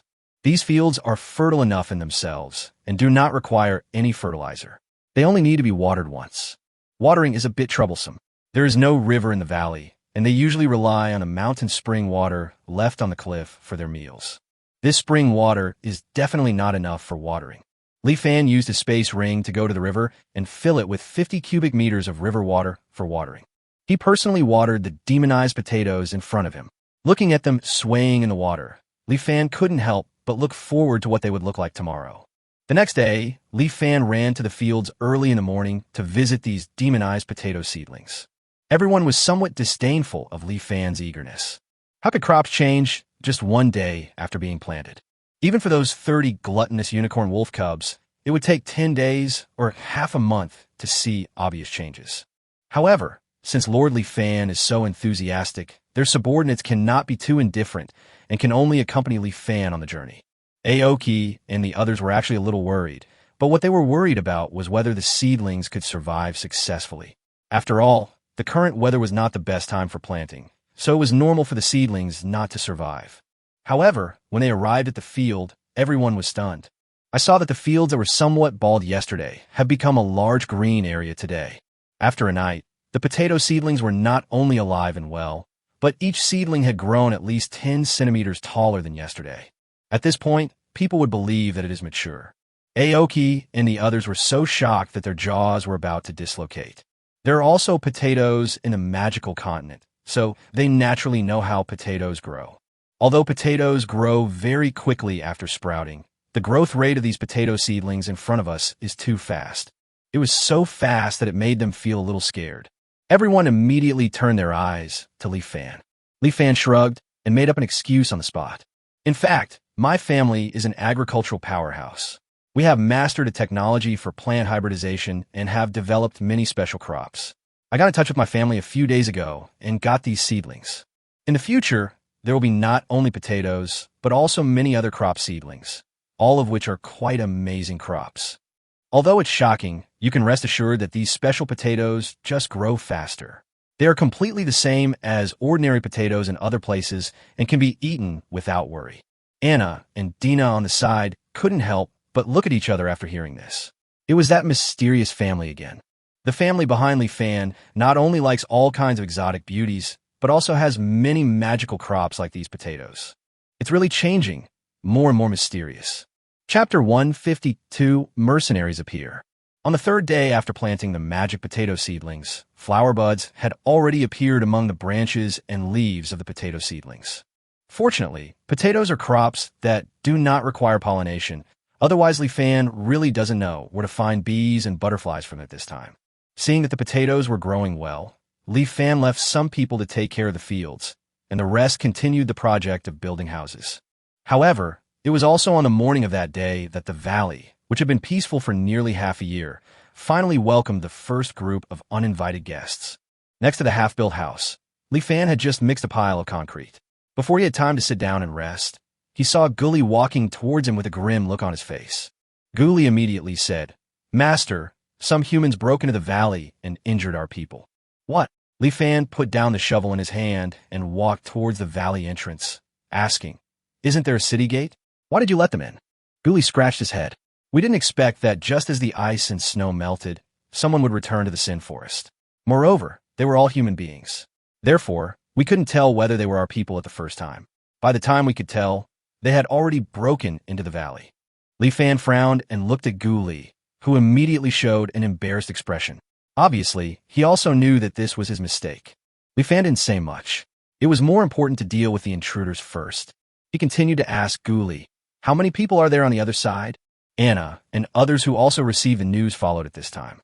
Ghoulie replied, there are 80 people in total. They don't look very strong, but they are very arrogant. Our people just asked them a few questions, and they attacked us without any explanation. If they hadn't hidden on the city wall, they would have been caught by those people. There are quite a few of them, but they are not very strong. Li Fan immediately understood who they were. They should be the mercenaries that were originally entrenched in the Sin Town. They are finally back. Li Fan had anticipated this day since he planned to occupy this valley, so he was not panicking at this moment. Anna and the others were also mentally prepared and were all ready to go. Li Fan saw sweat on his forehead and quickly stopped them, saying, don't be impulsive. Let me talk to the other party first. If the talk doesn't work out, then we can do it. Ghoulie glared and asked in confusion, what is there to talk about? They actually hurt my people. Can't we just beat them up and drive them out?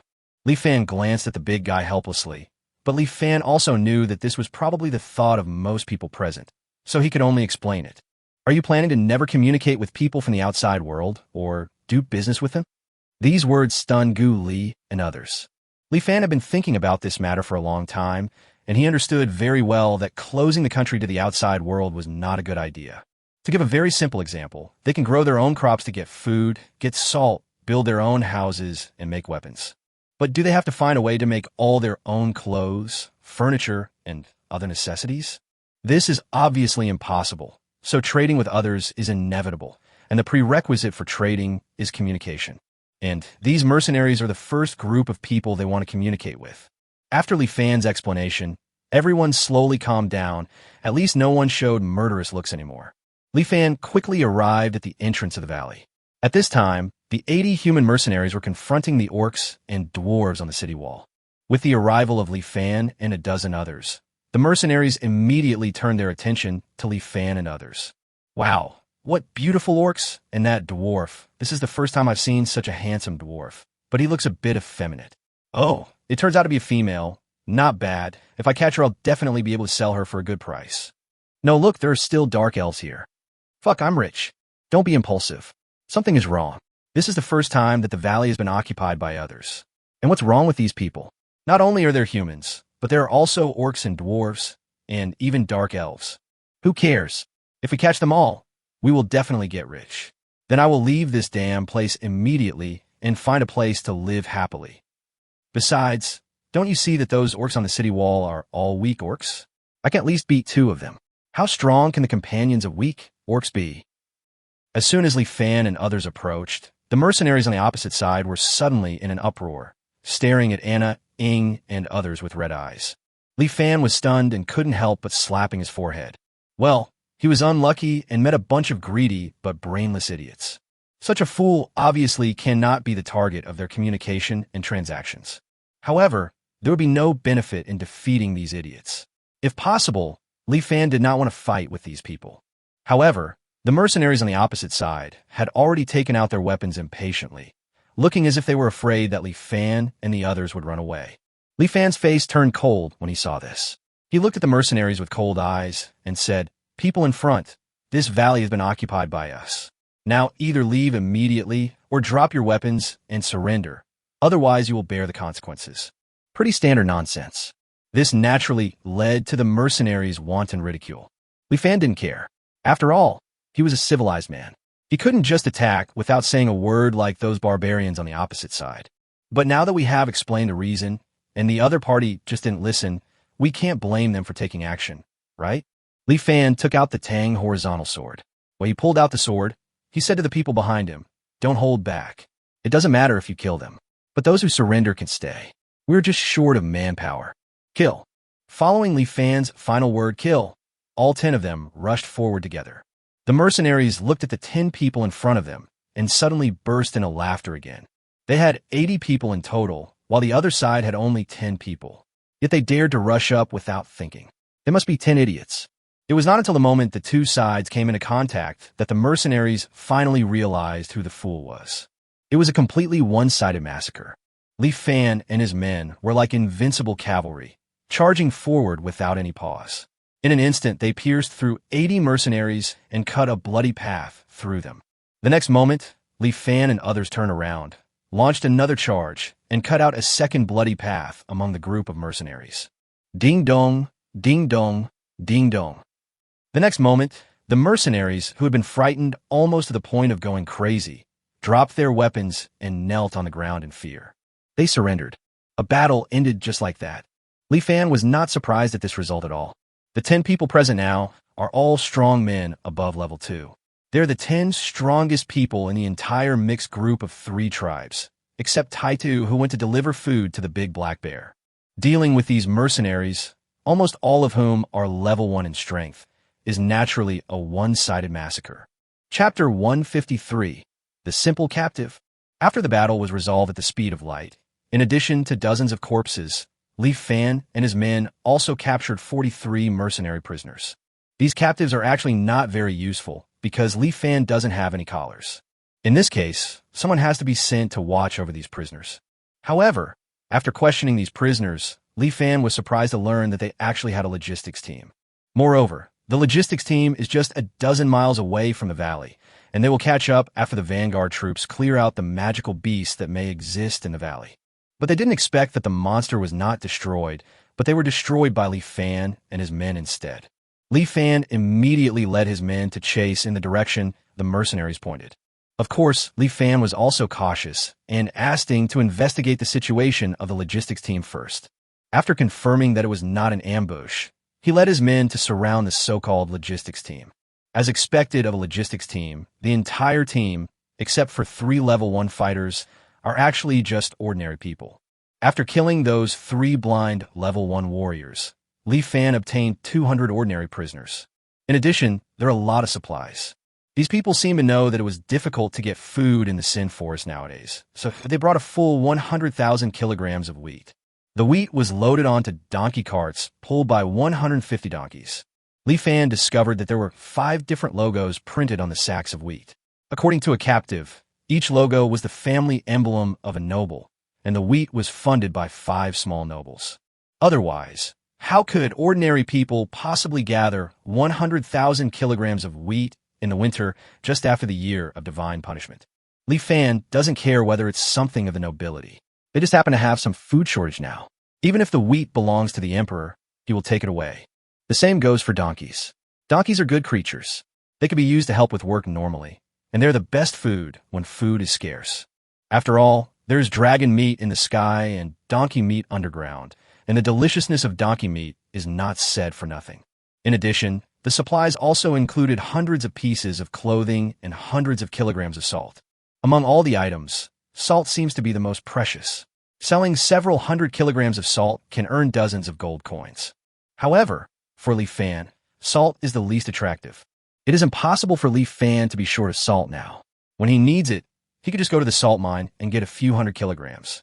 In fact, after becoming the Lord, he told this matter to several close people around him. When Anna and Aoki Shirahata found out, they felt incredible but did not feel any dissatisfaction.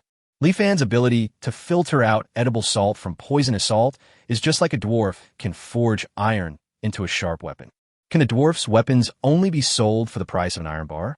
Since Li Fan has this ability, it is normal for him to get paid for it. The orcs at that time did need salt, and the relationship between the two sides was completely mutually beneficial. At this point, even Anna and the others were too lazy to even look at the hundreds of kilograms of salt. Unless the salt can be exchanged for gold coins immediately, the salt is not even as important as those hundreds of pieces of clothing. Don't underestimate these linen clothes. It is hard for outsiders to imagine that there are nearly 300 people in their mixed group of 3 tribes, but only dozens of humans who were once slaves have linen clothes to wear. As for the rest of the people, including Anna and the others, they were all wearing animal skins. Anyone who knows a little about animal skins knows that if the skins are not professionally processed, the smell on them can make you question your life. Even if they are professionally processed, if they are not cleaned regularly, they will still leave a smell that makes you question your life. Even women like Anna are no exception in this regard. You can imagine how precious these linen clothes are. It is precisely because this situation occurs frequently that Li Fan wants to open up trade as soon as possible. Seeing so many good things, Li Fan naturally took them all back without hesitation, including the donkey and the cart. With the addition of these 200 people, the population in the valley almost doubled. However, at this time the 200 prisoners were extremely panicked. Many of them were commoners living under the nobles' territories, and they had to go to the Sin town because of the nobles' orders. The purpose is to facilitate the nobles and mercenaries to complete transactions. However, they didn't expect that they would be captured as soon as they arrived near the Sin town. When they thought about becoming someone else's slaves, they all looked pale. Seeing this, Li Fan did not intend to let these innocent people go. He now needs a large number of manpower. Since these ordinary people are supposed to stay in Sin town, Li Fan naturally wants to keep them. Of course, Li Fan would not really turn them into slaves. He was just thinking of a way to make all these people stay willingly. Li Fan soon had an idea. Li Fan first gathered these people together, and then immediately asked Huiyu to prepare a lot of delicious food. Various delicacies were distributed to the prisoners. At first they were unwilling to eat. After all, who would have a mood to eat after being captured? However, they were soon overcome by the aroma of delicious food. After trying one bite after another, I couldn't stop. It was not until these guys were so full that they could not move that Li Fan walked forward with a smile on his face. Everyone, I'm the Lord here. Just now, your companions, those 80 mercenaries, attacked my territory, so I captured you all. Of course, I know that you're all innocent, but several of my people died in the attack, and many were injured. I'm facing huge losses, so I naturally cannot let you go easily. So, I have a proposal now. You all stay and work for me. During this period, we will provide you with food and shelter. As long as you work for us for half a year, you can stay or leave as you please. I wonder what you guys think. Li Fan spoke half-truthfully, trying his best to appear to be on the right side, which would effectively reduce the hostility of the captives. At this time, he looked at the prisoner in front of him. These people, who originally thought they were going to become slaves, were immediately overjoyed when they heard that they would no longer be slaves. And, thinking that as long as they work, they can continue to eat delicious food like the one just now, they become more and more tempted. As for working for half a year, it's better than being a slave. In the end, without a doubt, all 200 people agreed. Many people were even feeling lucky that they had met such a kind lord like Li Fan, who was so friendly to them, the invaders, and therefore they were grateful to Li Fan. Ding! Congratulations to the host for obtaining 1 human bond value, and the human talent increased by 0.1. Ding! Congratulations to the host for obtaining 1 human bond value, and the human talent increased by 0.1. Listening to the system's prompt, Li Fan couldn't help but grin. Looking at these simple captives in front of him, he became more and more satisfied. Since you have stayed for a while, be prepared to stay forever. Chapter 154, Rapid Growth. The 200 ordinary human captives were innocent. The 43 captured mercenaries were not like that. They actually beat and injured several orcs, although the injuries were not even superficial. But being injured is being injured, and these experienced mercenaries obviously will not easily surrender to Li Fan. Considering these 2 points, Li Fan is not so easy to talk to these mercenaries. Seeing these mercenaries dare to secretly reveal resentful eyes, Li Fan immediately asked the dwarves to carefully make a batch of handcuffs and leg irons and put them on these mercenaries. The next moment, these mercenaries were taken to the construction site and started doing the heaviest work. If anyone was negligent in the slightest, Li Fan would have someone whip him. But all they ate was wheat porridge as thin as water, and they lived in a smelly stable. Anyone can see that Li Fan's attitude towards these mercenary captives is extremely bad, even more cruel than that of the slave owners. Li Fan deliberately showed these scenes in front of the 200 ordinary prisoners. What's interesting is that when the 200 ordinary captives saw the miserable appearance of the 43 mercenaries, they immediately felt grateful to Li Fan, and almost every day someone would develop friendship with Li Fan. That's human nature. If a person who has done good things all his life does a small bad thing one day, his true colors are revealed. If a person who has done evil for most of his life suddenly does a small good deed, it is called a prodigal son. The more Li Fan behaves like a villain now, the more he will show a little kindness in the future, and this kindness will be infinitely magnified in the eyes of 200 ordinary prisoners. This allowed Li Fan to easily gain the favor of 200 ordinary captives. Li Fan felt no guilt at all for using such despicable means to gain friendship and favor. After purchasing the magic crops, he discovered that the 317 bond points provided every day were not enough for him to use. Li Fan not only needs to exchange demonized crops for food, he also needs to use bond values to improve his own strength and the strength of all his subjects. Not to mention anything else, just talk about Howard's uncle, the city lord. He may come to seek revenge on him at any time. There are too many places where he needs to use bond value. Therefore, Li Fan is now in urgent need of subjects who have a favorable impression of him. Under normal circumstances, it would take an unknown amount of time to make 200 ordinary prisoners feel favorable towards him. Li Fan had no choice but to resort to this despicable method. Although the method is despicable, it is very effective. At least 50 of the prisoners now have friendship with him. Li Fan even felt that if he announced now that these 200 people would no longer be prisoners, then someone among these 200 people would immediately have a favorability level towards him of 1 star. In the end, Li Fan did not do so immediately, because he wanted the favorability of all these 200 people. So we can't rush this matter. As for the 43 mercenaries who suffered as a result, it can only be said that they deserved it.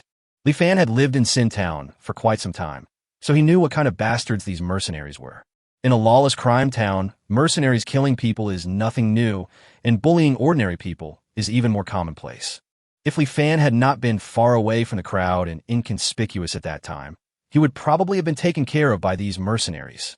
Therefore, he would never feel guilty about the mercenaries, and he never considered letting these people join his territory.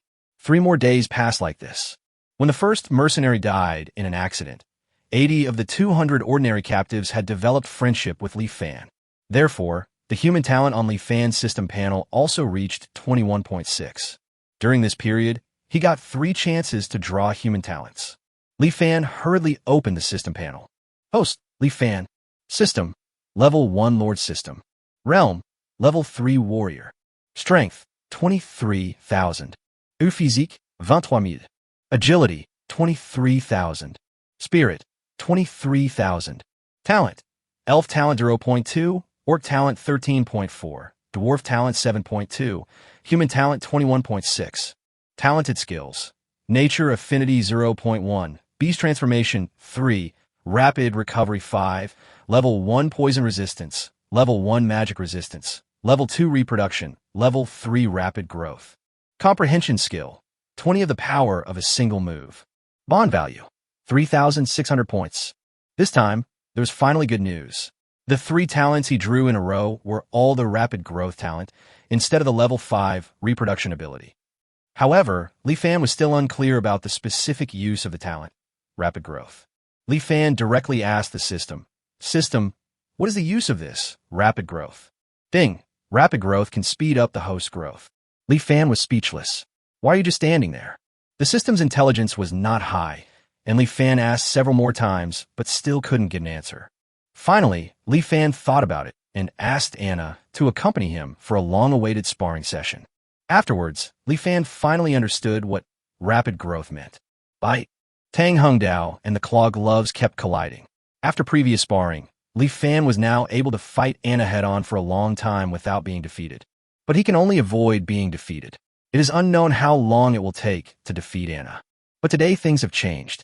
The two were evenly matched at the beginning, but after each subsequent confrontation, Li Fan's advantage would become slightly greater. After practicing for 10 minutes, Anna gradually felt that she could no longer withstand Li Fan's attacks. With every fight, Li Fan improved. His attacks became more decisive and fiercer. I'm going to lose if this continues. Anna found this unbelievable. She didn't understand how Li Fan had suddenly made such great progress. Then a look of unwillingness to admit defeat appeared in Anna's eyes. After all, she was a genius who had been fighting for more than 10 years, while Li Fan was just an ordinary person a few months ago. Anna really couldn't accept the fact that she was no match for Li Fan. Anna tensed her whole body and pounced towards Li Fan. Anna became serious. Li Fan also concentrated all his attention. His right hand holding Tang Hungdao moved along the side of his waist and retracted behind him. The next moment he stabbed at Anna fiercely. It is the imitated fighting skill, Piercing Strike. Li Fan had imitated this move before and felt that the effect was good. He even practiced it several times afterwards. Nowadays, he has performed this move very standardly.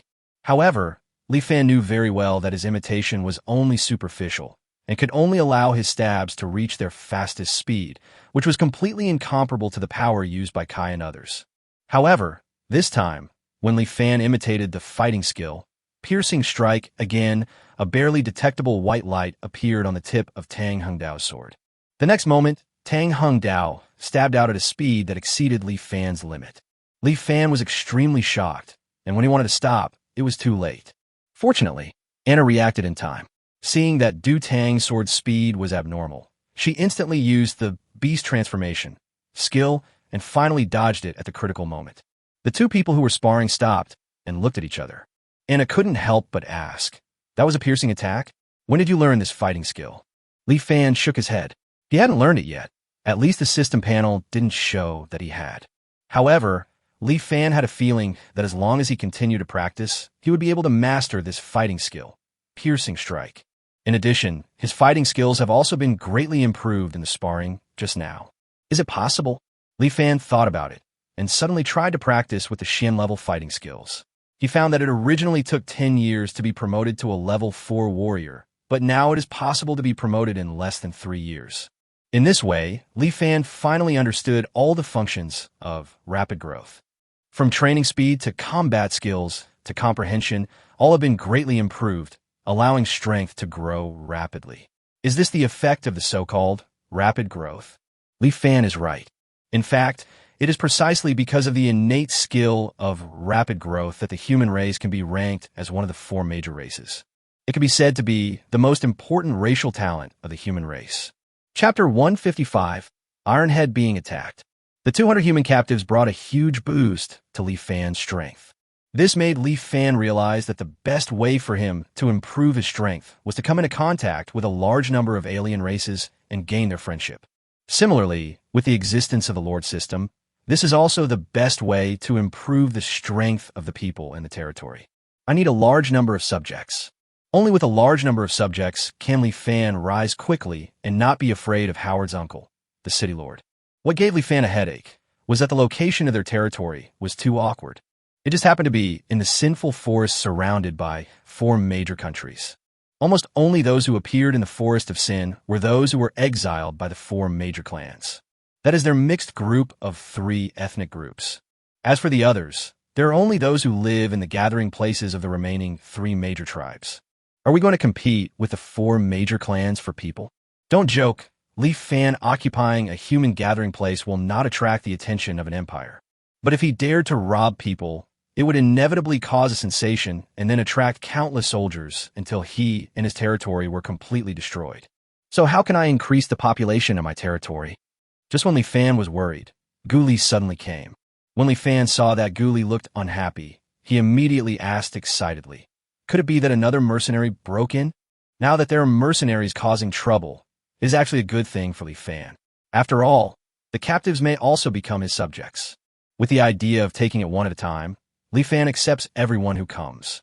However, Gu Li shook his head and said worriedly, "It's Taitu. Taitu hasn't come back yet." Taitu? Didn't he go to deliver food to the big black bear? Li Fan was a little confused. Taitu had always been in charge of this matter, and it wasn't even evening yet. Wasn't it strange that Taitu didn't come back? Gu Li said anxiously, "Something is wrong." Although the valley is some distance away from the volcano, Taitu is a level 2 warrior, and his speed is nearly 100 times faster than that of an ordinary person. He usually comes back before lunch, so as not to miss the lunch prepared by Huiyu. However, today he has not come back yet. Perhaps it was because Taitu and Gu Li didn't have much brains, but the two of them became good friends without realizing it. So Gu Li knew Taitu's habits very well. This made him feel something was wrong immediately. Li Fan also felt something was wrong when he heard this. Just when Li Fan was considering whether to go to the volcano to look for it, Big Eyes suddenly ran over with a panicked look on his face. "Master, that big black bear is here again." Big Eyes pointed in the direction of the city gate with a strange expression. With a slap, Li Fan slapped himself on the head. Why did this troublesome guy come to make trouble at this time? No, Taitu went to bring food to it. Could its coming this time be related to Taitu? Li Fanguli hurriedly ran towards the entrance of the valley. Soon he saw the round body of the big black bear halfway. At this time, the figure of the big black bear had attracted the attention of more than 200 captives. Unlike Li Fan and his friends who were used to it, all the captives looked at the big black bear with horror, as if each of them had seen the god of death. This is normal. A black bear on all fours is 6 or 7 meters tall, with a huge body weighing nearly 100 tons. It is obvious at first glance that it is not an ordinary monster. Even the mercenaries with fighting spirit collapsed to the ground in fear, not to mention the remaining ordinary people, some of whom fainted from fright.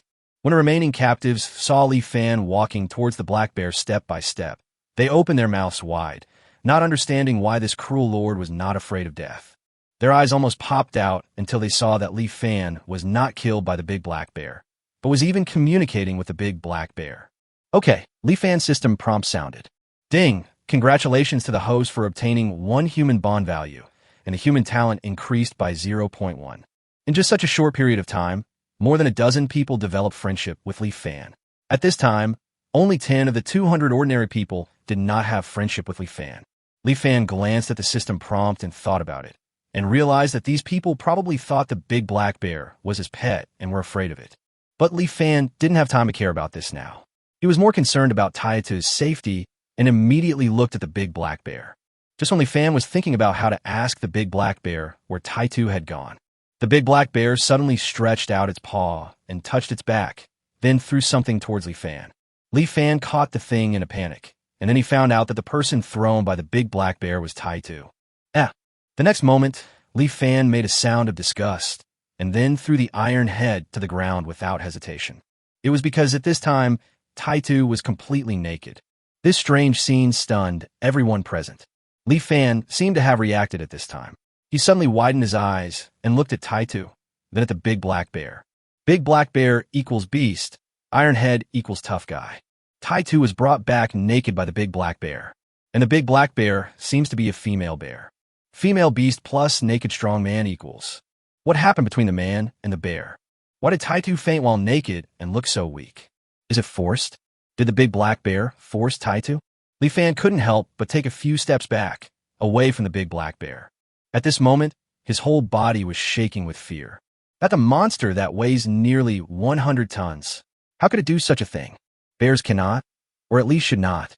At this moment, Li Fan suddenly wanted to return to Earth. The other world is too scary. Chapter 156, The Vampire with Problems. Just when Li Fan was daydreaming, Gully was putting a pair of animal skin pants on the unconscious Taitu and trying to wake him up. However, at this time, Taitu's brows were furrowed, his eyes were tightly closed, and he refused to open them, as if he was trapped in a nightmare. At this time, Aoki and others also heard the news and rushed over. Hearing Li Fan's horrified narration, several black lines suddenly appeared on Qingmu's forehead. He felt that the big black bear just didn't understand what Li Fan said, otherwise it would have slapped Li Fan to death. Qingmu did not continue to listen to Li Fan's guess, but walked to Taitu's side and carefully examined Taitu's body. There are no injuries on Taitu's body. It is obvious that Taitu has not fought with anyone. It is very likely that he was ambushed. He is very weak. I can feel that there is not much blood and energy left in his body. However, his life is not in danger. Hey, there are scars on the neck. This is... The old saying that an old man in the family is like a treasure is indeed true. Aoki soon made a discovery. He looked carefully at the wound on Taitu's neck. Then he said solemnly, "It's a bite mark caused by 2 teeth. It seems that only that race can cause such a bite mark." Bai Chi, who was standing by, looked strange after hearing this and said, "You're not saying they're vampires, are you?" A strange look appeared on Aoki's face at this time. After hesitating for a moment, he nodded. "That should be right. It's the vampires." Vampires? This was the first time Li Fan heard the name of this race. It felt very similar to vampires. He guessed that the two were similar. Li Fan immediately became interested and asked Qingmu and Bai Chi, "What are vampires like?" "The vampires are..." Qingmu was about to say it, but suddenly turned around and looked at Li Fan. Qingmu looked at Li Fan carefully for a while. The next moment, Aoki suddenly turned around and looked at Bai Chi, and then the two nodded tacitly, as if they had reached some consensus. "It's better that you don't know. Also, Taitu was attacked on a volcano, right? So from now on, let's keep away from that volcano." Aoki said this, then turned around and left with Bai Chi. Li Fan was stunned, and immediately cursed in dissatisfaction.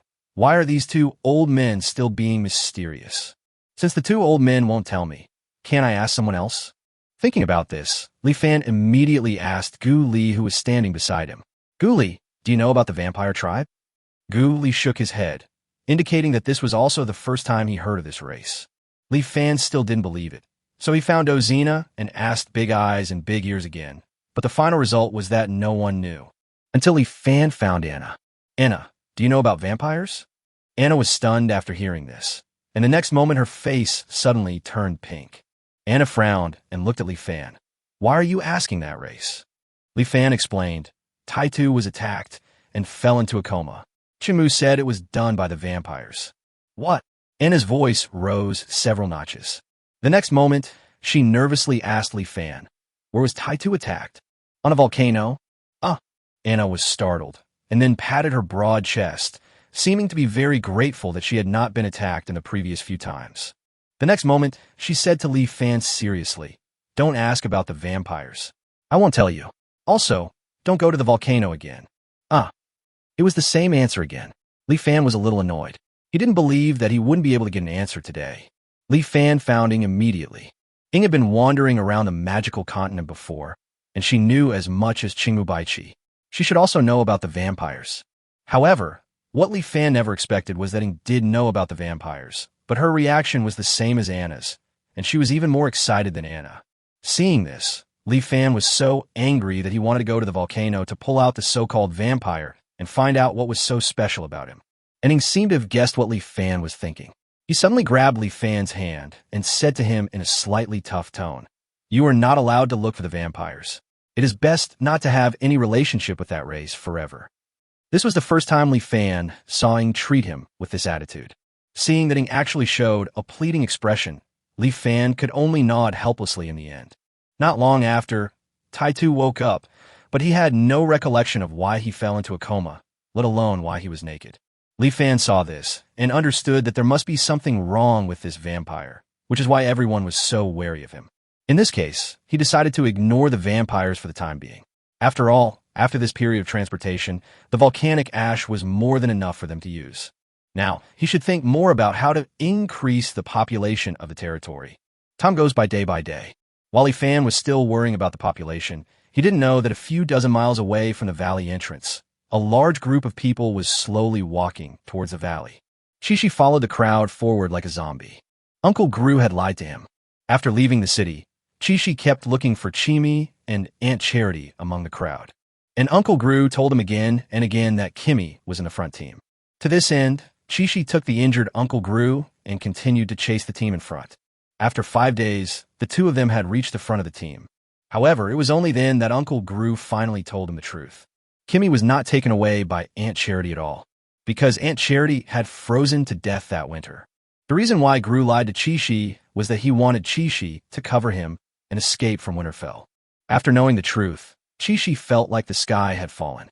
If everything is as Uncle Gru said, then that means Kimmy is still in Winter City.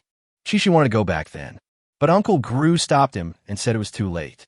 They had been walking towards the Sin Forest for 5 days and would need another 5 days to go back. In 10 days, Chimi would have been taken away by the slave traders. Moreover, Qiqi was only a 12-year-old boy. If he didn't follow the main group, one night would be enough for him to be taken away by wild beasts 5 or 6 times. There was no way he could return to Winterfell safely. If Qiqi dies, there will be no chance to find Chimi in the future. As he spoke, Uncle Gru knelt down and kept apologizing to Qiqi. Qiqi didn't go back alone to look for Chimi in the end. Uncle Gru was right. If he died, we would never be able to find Chimi. But after that, Qiqi's eyes lost all light, and he followed the group like a corpse, until he came to a valley and saw the huge tower-like city gate at the entrance of the valley. Chapter 157 Refugees. The tall tower-shaped city gate blocked everyone's way. Looking at the huge city gate and the majestic tower on top of the gate, all the civilians who fled here were shocked.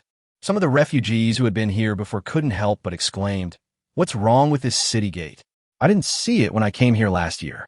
In the past, there was no defense at the entrance of the valley. At most 2 people were assigned to watch it every night, but now what is blocking their way is a behemoth that even Winter City cannot find. In front of such a city gate, Each of them is as small as an ant. If the city gate is not opened, they may never be able to enter the valley in their lifetime. Look, there are people on the wall. Following these words, a group of people soon saw the figures of dwarves and orcs on the city wall. The next moment, everyone's eyes were filled with fear. Isn't this a gathering place for humans? Why are there dwarves and orcs here? Their voices trembled as they said this. Countless rumors say that humans, dwarves, and orcs are mortal enemies, which makes all those who have never actually seen dwarves and orcs believe it to be true. So, when they found out that this place had been occupied by humanity's mortal enemies, how could they dare to stay here any longer? At this moment, all the refugees were wondering whether to turn around and escape immediately. But most people just took a few steps back and then stopped, because they know very well that they have no way out. Is it possible to return to Winterfell? Not to mention becoming slaves, they almost entirely relied on weeds and tree roots to avoid starving to death along the way. And later on, they could only eat tree bark. It could be said that all edible things along the way were eaten up by them. Now, if they were to return along the same route, the only possibility would be that they would starve to death along the way. Thinking of the dilemma they were facing, an atmosphere of despair enveloped all the refugees. Master, this is not good. Gu Li's loud voice rang out, and Li Fan immediately felt a headache. Every time this guy comes to see him recently, it's nothing good. Li Fan once thought that Gu Li was a jinx. Why? Li Fan sighed and asked Gu Li helplessly, what happened? Another mercenary broke in, or someone was attacked again. Gu Li shook his head and said, there are many humans outside the city gate. A lot of humans. Li Fan was shocked and asked quickly, how many people are there? Are you sure they are not mercenaries? Now he was almost going crazy wanting the population, and when he heard the word a lot, he immediately became interested. Gu Li scratched his head and said uncertainly, too many to count, at least several hundred people. They shouldn't be mercenaries. After all, mercenaries wouldn't be as embarrassed as they are. They're more like refugees fleeing. More than several hundred refugees. Li Fan's breathing became rapid. Isn't this the population he's been thinking about? He has only been talking about it for a few days, and now it comes to you? Could it be that he is actually God's favorite child? Li Fan was a little bit unbelieving, and hurriedly ran towards the city gate with Gu Li. Having learned from the last lesson, this time, Gu Li closed the city gate when he saw a figure from afar, so no one entered the valley. Li Fan followed Gu Li and ran towards the city wall. On the way, he found that Anna and the others followed him. After climbing up the city wall, Li Fan looked at the people outside the valley. Just as Gu Li said, they were a group of refugees. Their clothes were tattered, and everyone was covered in mud. Their faces were as pale as dirt, and they looked like they would collapse at any time. At this moment, everyone had a dull look in their eyes, looking in the direction of the city wall, like livestock waiting to be slaughtered. Li Fan took a rough look at the number of these refugees and found that there were more than what Gu Li said, totaling to thousands of people. Li Fan was excited. He took a deep breath and spoke to the refugees outside the city. Hello, everyone. I'm the lord of this valley. Can anyone tell me why you are here? Li Fan did not let these people in mindlessly. You should at least ask where they came from. It's humans. There are humans among the dwarves and orcs. He also said that he is the lord of this place. Humans are the lords of dwarves and orcs? How is that possible? The refugees of the city gate discovered Li Fan and immediately started a noisy discussion, pointing at Li Fan and talking nonstop, but no one came out to explain the situation. This is not surprising. No one wants to be the first to take action at this time, and everyone is not familiar with each other, so it is difficult to find a leader immediately. After a long while, an old man who had difficulty walking came to the front with the help of others. No matter where you are, older people are always more convincing. At this time, the oldest man among all the people stood up, and the rest of the people immediately stopped talking and waited for the old man to speak. The old man took a deep breath, and then he used all his strength to say to Li Fan on the tower with difficulty, Lord, we are a group of refugees who fled here from Winter City. We heard that there's a sinful town here, a gathering place for humans, but they didn't expect that this place seemed to have been occupied by dwarves and orcs. Although Li Fan didn't know why they wanted to escape from Winter City, he could feel their dilemma at the moment. This is an opportunity. The moment of crisis is also the best time to win people's hearts. If Li Fan took them in at this time, it would undoubtedly be a timely help. Improving favorability is inevitable. Once Li Fan raises their favorability to 1 star, he will be able to obtain a large amount of bond value, which will allow himself and the people in the territory to achieve rapid improvements. Thinking of this, Li Fan turned around and said to Anna and the others, I plan to take these people in. Although Li Fan is the Lord, it does not mean that he could decide everything by himself, especially the decision that will affect everyone in the 3 tribes. Therefore, before accepting these refugees, Li Fan needs to convince Anna and the others first. Anna and the others all hesitated. To be honest, they did not understand Li Fan's recent behavior. Whether it was the captured mercenaries before or the 200 prisoners later, there were very limited things these people could do, but they also had to consume a lot of food. It would be better to leave it to the original mixed group of 3 tribes. It is even more so now. The humans Li Fan plans to accept are all ordinary people. They cannot provide much help to this territory, but they will consume a lot of resources in the territory. No matter how you look at it, it's not worth it. Li Fan could guess the doubts of Anna and the others, but the answer to this question was related to the existence of the system, which meant that he was destined to be unable to answer this question directly. When everyone was silent, Qing Mu stood up and said, Wasn't the deputy lord selected for this moment? If you have any questions, just ask them directly. After hearing the answers, we can make a decision together. Following Aoki's words, everyone came to their senses. The next moment, Anna, Aoki, Gully, Dozina, Alicia, and Hueyu were all called out. It was Qing Mu who stood up again. He faced Li Fan and asked, Li Fan, we have watched all the decisions you made along the way, and you rarely made mistakes. Therefore, as long as it is a decision you make, we will almost always agree. But this time, we still hope you can give a reason. As they spoke, everyone looked at Li Fan. Li Fan took a deep breath. He knew that what he was going to say next would not only determine whether he could take in those people outside, but would also affect his prestige and whether he was qualified to continue to be the Lord. Thinking of this, Li Fan had to think seriously about what he was about to say. Chapter 158, Decision and Voting. We are a mixed group of 3 races, but we are actually a group of homeless people. Orcs cannot go to the Orc Empire, dwarves cannot go to the Dwarf Empire, and humans cannot even get close to Winterfell. Nearly 300 people originally hiding had to find a new hiding place after a while. Until they occupied this valley, they barely had a stable residence. The valley is huge, bigger than 2 cities. But do you plan to hide in this valley for the rest of your life? The entire valley is surrounded by cliffs and city gates.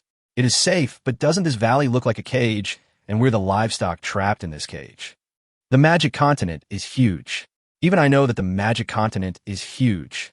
The Sin Forest is countless times larger than the valley, and it is only a small part of the continent. There are countless regions outside of the huge 4 kingdoms, and beyond that there is a vast ocean. What about beyond the ocean? Perhaps there is a world we have never heard of. If there is such a vast world, are we going to be trapped in this tiny place for the rest of our lives? Have you really never thought about going out to see the vast world outside? However, we cannot go now. Why? Because we are the weak orcs, the sinner dwarves, the slave humans, and the excluded dark elves. None of the 4 major clans will let us leave the Sin Forest. They won't even let our descendants go. But we are too few in number, less than 300 people, and we can't cause any trouble anywhere. If we want to escape from the prison of the Forest of Sin one day in the future, it will definitely not be enough for us to rely on just these people. We need to gather more and more people, more and more races, to build a large enough force, or even a new country.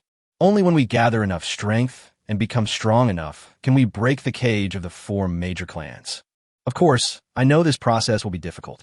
But Aoki, Anna, Gully, Dozina, Alicia, Hueyu, I hope you can believe me this time. I will make you stronger. I will lead you out. I will make sure no one dares to stop us. And I will extend our freedom to every corner of the world. Li Fan said this solemnly. These words that would have made him roll on the ground in shame, he could now say them out loud. Because this is what he really thinks. The Forest of Sin is not a beautiful place. It is full of dangers, and there is no place for people to linger. Although Li Fan was a homebody when he was on Earth, he didn't want to be trapped in such a place for the rest of his life. Now that he had come to a world with many races, he wanted to see the wider world. There is no one who does not desire freedom, especially those who have been bound. The weak orcs, the sinner dwarves, the slave humans, the dark elves, these people were all bound. They are trapped in one place for their entire lives until they die. However, What is even more terrifying is that if they have offspring, their offspring will also continue the same fate. At this moment, Guli thought of his son, and Xingmu Baiqi thought of Xiaoqing and Xiaobai. Alicia, Huiyu, and Dozina, who have no offspring yet, can't help but think about the future. Even Anna thought of Dina. In addition, she also thought of her previous goal, which was to find out the truth about the Silver Wolf clan being framed. However, relying on the current orc tribe, they can't even get out of the orc tribe gathering place, let alone find the truth.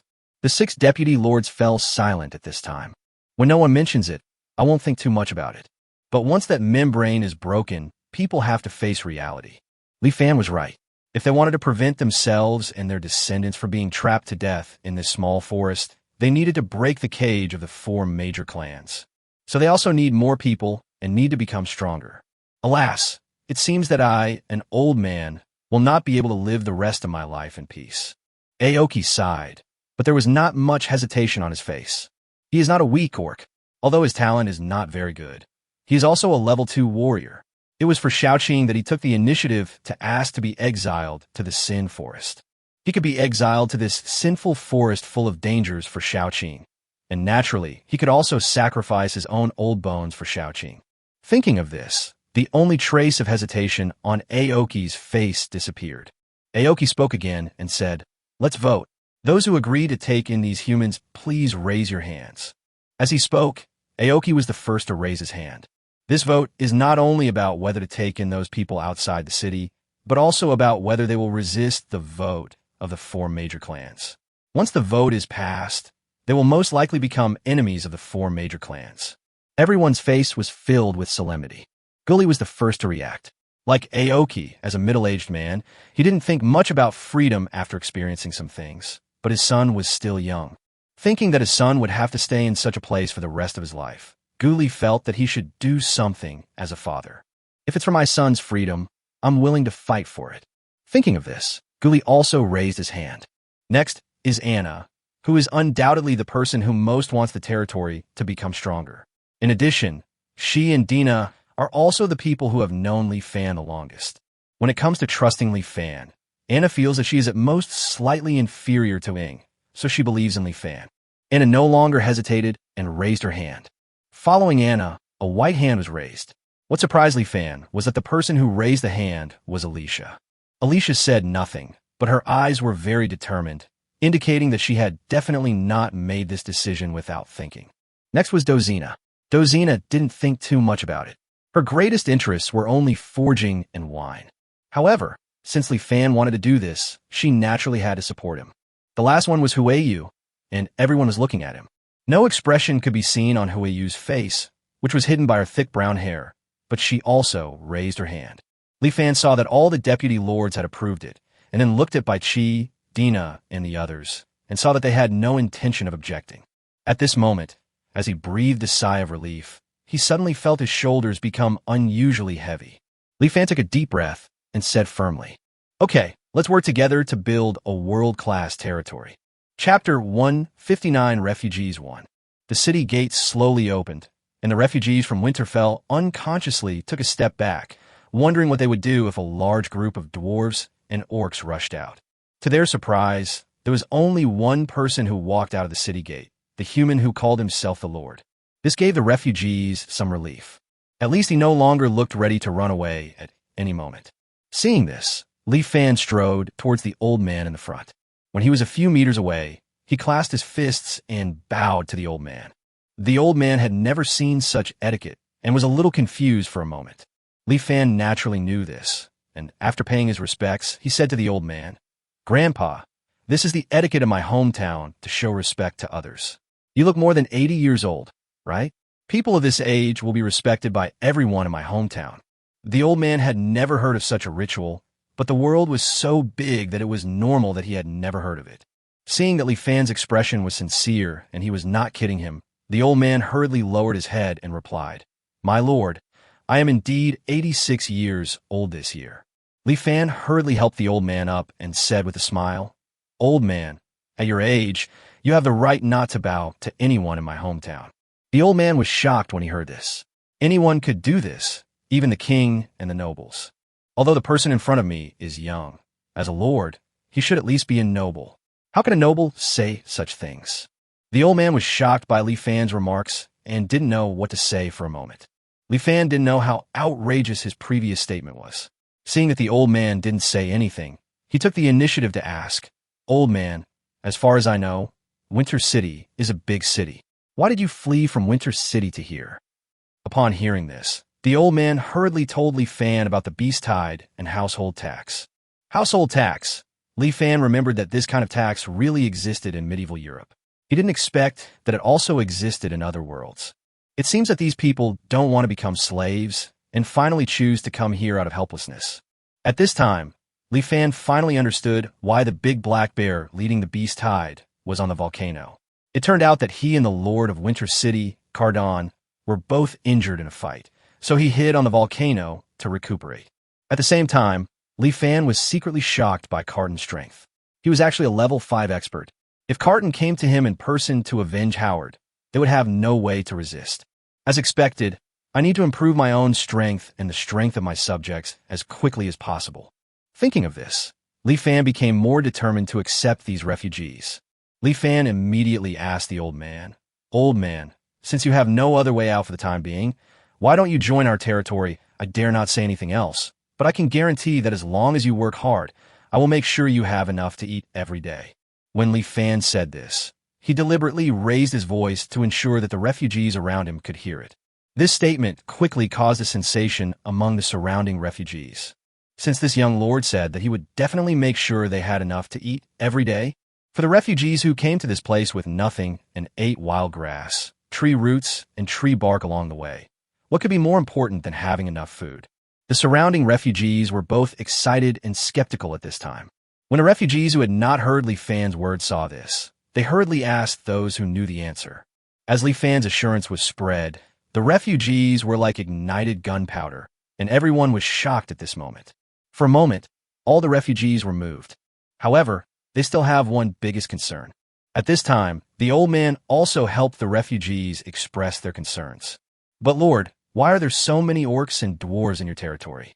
Are they all your slaves?" "Slaves? No, there are no slaves in my territory. As for those orcs and dwarves, they are also citizens of this territory." "What?" the old man exclaimed in disbelief. For a moment, the refugees looked at Li Fan with suspicion. If they had not taken Li Fan's identity into consideration, they would have probably cursed Li Fan as a liar.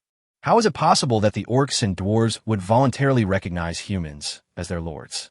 Li Fan didn't care about the refugees' suspicion, but asked the old man, "Grandpa, why can't the orcs and dwarves be the subjects of my territory?"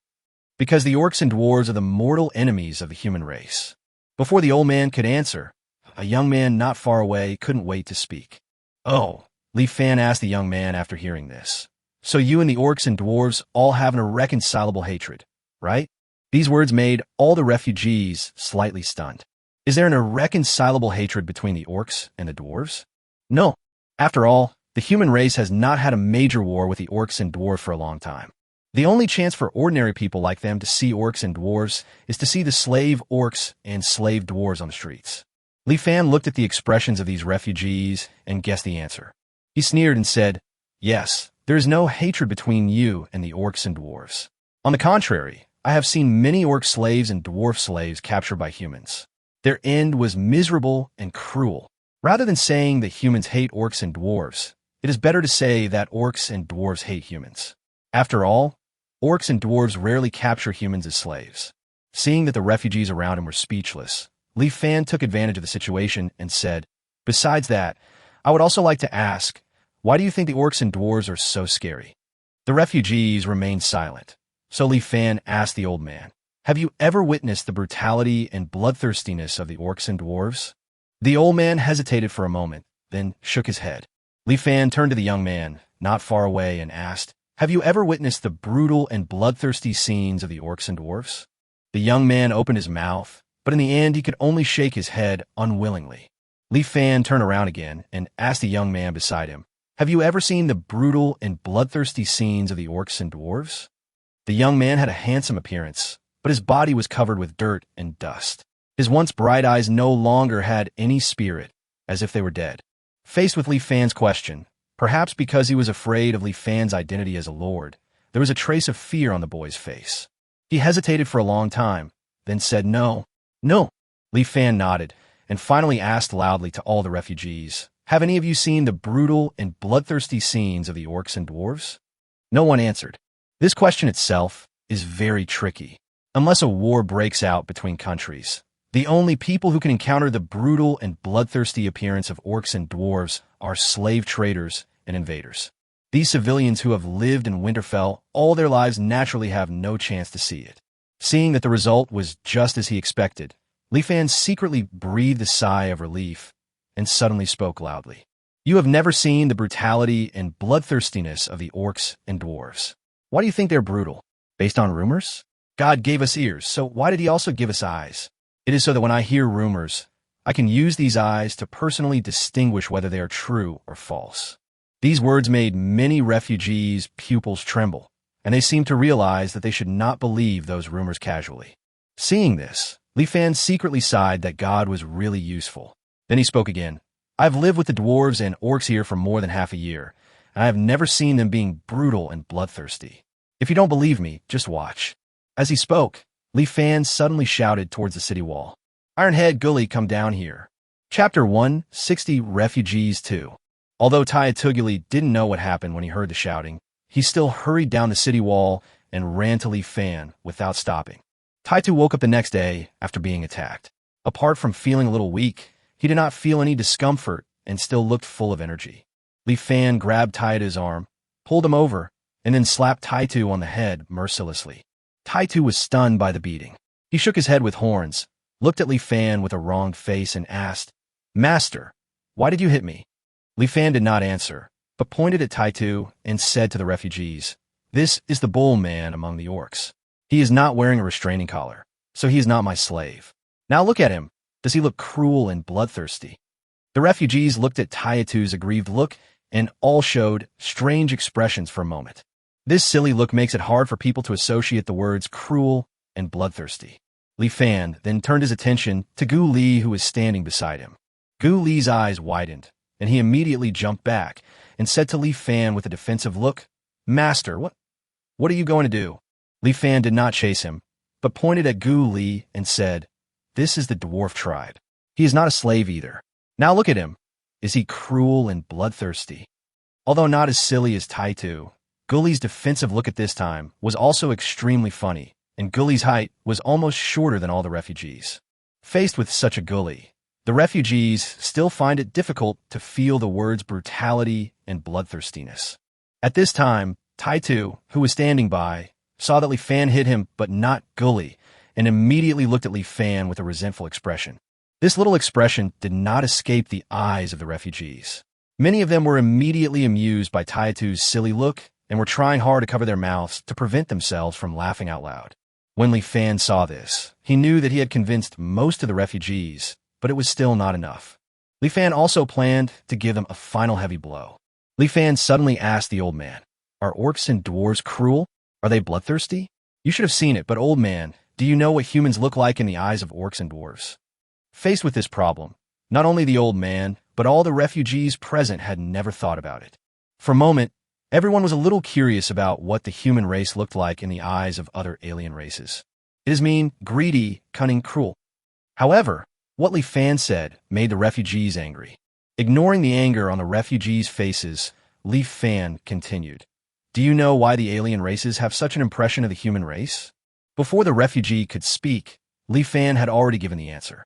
Because there are things like the mad blood potion confinement collar, because there are slave traders, and because humans are the race with the most slave traders. The refugees were all stunned. They didn't know what the blood madness potion was, but they had heard of the confinement collar and the notoriety of the slave traders. They had to flee here because they were worried about becoming slaves of slave traders. This made them involuntarily think that all the orcs and dwarves they had seen were slaves of the slave traders. There are indeed a lot of alien slaves in the human empire. Perhaps that is why, in the eyes of other races, all humans are like slave traders. Thinking of this, the refugees present immediately showed indignation again. When Li Fan saw this, he knew it was almost time. Li Fan showed a sad and angry expression at this time, and shouted, "I don't want the innocent human race to bear the stigma brought by slave traders." Slave traders can't represent us at all, so we have to do something. As he spoke, Li Fan looked at the old man sincerely and asked, Old man, can you join my territory? We can use time to tell these friendly orcs and dwarves that we humans are also friendly. These words seemed to touch the old man's heart. The old man's eyes suddenly widened, and he pushed away the person who was supporting him, staggering to Li Fan. He bowed to Li Fan fiercely and said, My lord, I do. Li Fan hurriedly grabbed the old man, helped him up, and showed a touched expression on his face. This scene made Taitu and Gully behind Li Fan stunned. The two didn't know what was going on at this moment. Their only feeling was that Li Fan was a little different from usual, but they couldn't tell clearly what was different. Fortunately, the two of them don't use modern words, otherwise they would definitely sigh. Life is a play. It all depends on your acting skills. With the participation of the old man, the refugees also became interested. The refugees thought of how polite Li Fan was at the beginning. It shouldn't be possible for such a person to deceive them. It was hard for the refugees to imagine that a lord would go to such great lengths to deceive common people like them. Therefore, after the old man, some people who had been interested for a long time were soon moved and expressed their willingness to join Li Fan's territory. As more and more people joined, the rest of the people followed the trend and agreed to join. While Li Fan was feeling proud, he saw the handsome young man not far away, still standing there in a daze. Li Fan walked towards the young man. Don't you want to join my territory? The young man became a little nervous when he saw Li Fan. He shook his head and opened his mouth, but said nothing.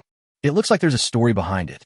Seeing this, Li Fan said to the boy, From the moment we are born, we are destined to die. No one can avoid it. Since we are all going to die, why do we still try so hard to live? This made the boy stunned, and he couldn't help asking why. Because each of us has our own mission. Brave men live to defeat dragons. Heroes live to save more lives. And we now live to change the image of humans in the eyes of orcs and dwarves. In the future, we will live for our families and live to give them and ourselves a better life. As he spoke, Li Fan patted the boy on the shoulder and said, Try to survive, boy. The young man was stunned for a long time after listening to Li Fan's words. Seeing this, Li Fan turned and walked towards the city gate. He just casually fed the confused boy some chicken soup. As for whether the alien drank the chicken soup or not, he had no control over such matters. And it turns out that people from other worlds also drink eggs. Not long after Li Fan turned around, the stunned boy suddenly muttered, He's right. I still have a mission. I promised my mother to take good care of Chimi. As long as I'm alive, I will find Chimi and give her a better life, as he said. I must live and find Chimi. Just when Li Fan was about to reach the city gate, a loud shout suddenly came from behind him. My lord, I would like to join your territory. My name is Chishi. Thank you. Li Fan turned around and saw Chishi's eyes glowing again. He nodded and replied, You're welcome, Chishi. And my name is Li Fan. Chapter 161, Settling Refugees. In the valley, next to the sinful town, Huiyu had dozens of large iron pots set up on the open ground. The flame under the iron pot was burning vigorously, and the wheat porridge in the pot quickly became thick. At this time, Huiyu added a large amount of thinly chopped monster meat into the wheat porridge. As the mixture kept stirring, the aroma of meat and porridge soon spread around. The refugees, who were feeling uneasy after just entering the valley, were immediately attracted by the meat porridge. Seeing that the meat porridge was almost done, Huiyu gave it a simple seasoning and then sprinkled in a lot of tender green wild vegetables. After stirring, a big pot of delicious meat porridge is ready. The refugees who were watching all this not far away were shocked. It was hard for them to imagine why a pot of porridge could be so delicious. They swallowed their saliva frantically, their eyes fixed on the meat porridge in the big iron pot, wishing they could pounce on it right away. Unfortunately, there were many orcs and dwarves around them, maintaining order. Although these orcs and dwarves had kind faces, they were extremely large in stature, which made them dare not act rashly. Just when the refugees were about to lose their patience, Alicia brought in 10 sets of tables and chairs. She and 9 other people sat on these tables and chairs, and on the table was a pen and a thick stack of spreadsheets. Everyone line up. As long as you line up and complete the registration, you can eat meat porridge. Taitu and Gully, who were maintaining order on the side, shouted loudly at this time, and the refugees began to riot. At first they couldn't understand what Taitu and Gully said, but after Taitu and Gully's explanation, the refugees quickly understood what to do. In the end, thousands of refugees lined up into 10 teams and walked up to Alicia one by one. Name, Ur. Gender, male. Age, 36 years old. The occupation you once held, merchant. Is there anyone else home? And my wife and son. Their names. Only after all the family information was recorded in the form did Alicia let the UR family go to find Huayu. Seeing this, UR couldn't wait to bring his family to the big iron pot. However, he found that there was also a queue here, and there were orcs and dwarves around to maintain order. Fortunately, these orcs and dwarves were not rude and were kind enough to tell them which team had fewer people. UR and his family lined up behind the shortest queue. Not long after, it was finally UR's turn. The person next to the big iron pot first handed each member of the UR family a large wooden bowl and a wooden spoon, and then scooped a large spoonful of sticky meat porridge into the bowl of him and his family. Wooer looked at the meat porridge in the bowl and couldn't help swallowing. Remember to return the wooden bowl and spoon after eating. The person serving the porridge reminded. As UR nodded, he couldn't wait to take his wife and son to the open space nearby. They were so hungry that they squatted on the ground and started eating. Slurp. Call. After swallowing the meat porridge, Wooer let out a deep breath. He felt like he was almost going to heaven. No one could imagine how moved they were when they ate the meat porridge after eating wild vegetables and tree roots along the way. The deliciousness was so great that Wooer would almost exchange everything for this bowl of meat porridge. The Wooer family didn't care that the meat porridge was hot and finished the big bowl of meat porridge in no time. Seeing this, the person serving the porridge couldn't help but remind Wooer, "Don't worry, you can come back for more if you're not full, but remember to queue up again." After hearing this, Wooer ate up the meat porridge in the bowl even faster and then immediately pulled his wife and son to queue up for porridge again. After the UR family had finally eaten their fill, someone came and took them into the Sin town and arranged a room for them in the town. The house hadn't been cleaned for a long time, it smelled a bit musty, and there was no quilt, but for the UR family, it was not a big deal. It just has a smell, but it's better than being in the wild. Although there is no quilt, I got a lot of hay, which is enough to last for a few nights. Not long after, the Wooer family finally had their first good sleep in 10 days. This happens to all refugees. Master, including the 200 captives from before and the current refugees, they have all been registered and settled. Alicia found Li Fan with the register information. Seeing this, Li Fan took it and took a quick look at it. After gathering the refugees, the population in the valley instantly doubled. Li Fan also realized at this time how unqualified he was as a lord before. There are many defects in management and many unreasonable arrangements of personnel. There will be no mistakes when there are few people, but once there are more people, problems will probably arise immediately.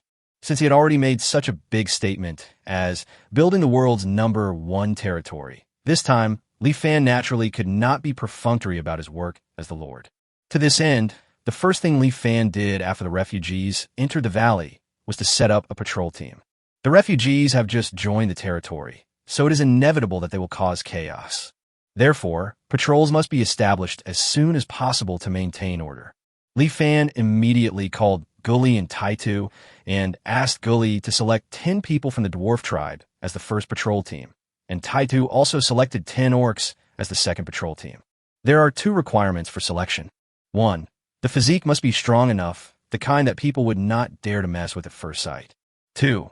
The face must be innocent and kind, the kind that old ladies will want to pull over and chat with when they see him. Only such patrols can have sufficient deterrent power while not causing panic among the refugees. The mission of these 2 patrol teams is to maintain order and resolve some minor disputes that may arise. If there are any disputes that cannot be resolved, they will be reported to Li Fan and others. The second thing Li Fan did was to register everyone to facilitate subsequent management. However, the refugees had just arrived in the territory, and with orcs and dwarves around them, they must have felt uneasy. If they could have a full meal at this time, it would definitely make them feel more at ease.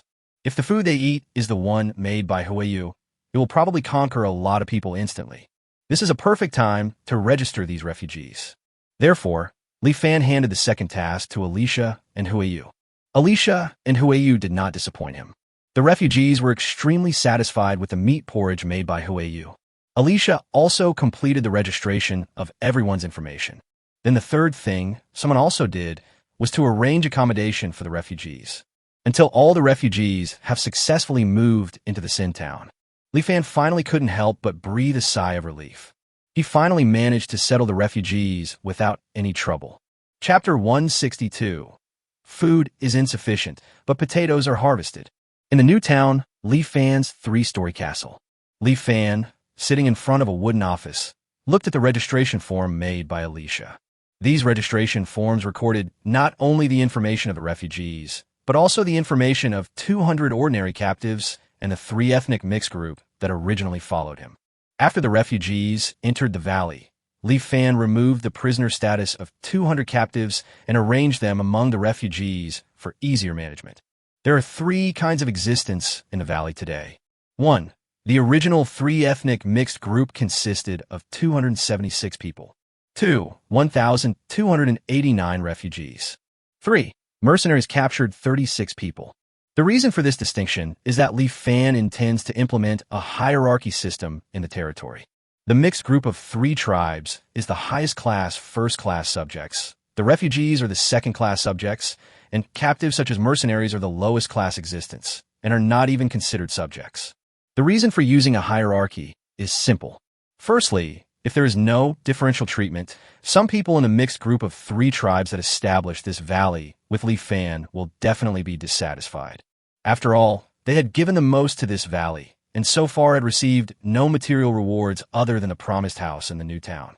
If only the refugees were given the same treatment as they were once they entered the valley, it is inevitable that some people will be psychologically unbalanced. Secondly, if the refugees could easily receive the same treatment as the mixed group of three ethnic groups, how could these refugees still work hard for Li Fan? After considering the above 2 points, Li Fan decided to implement a hierarchy system after discussing with several deputy lords. Of course, Li Fan also knew the flaws of the hierarchy.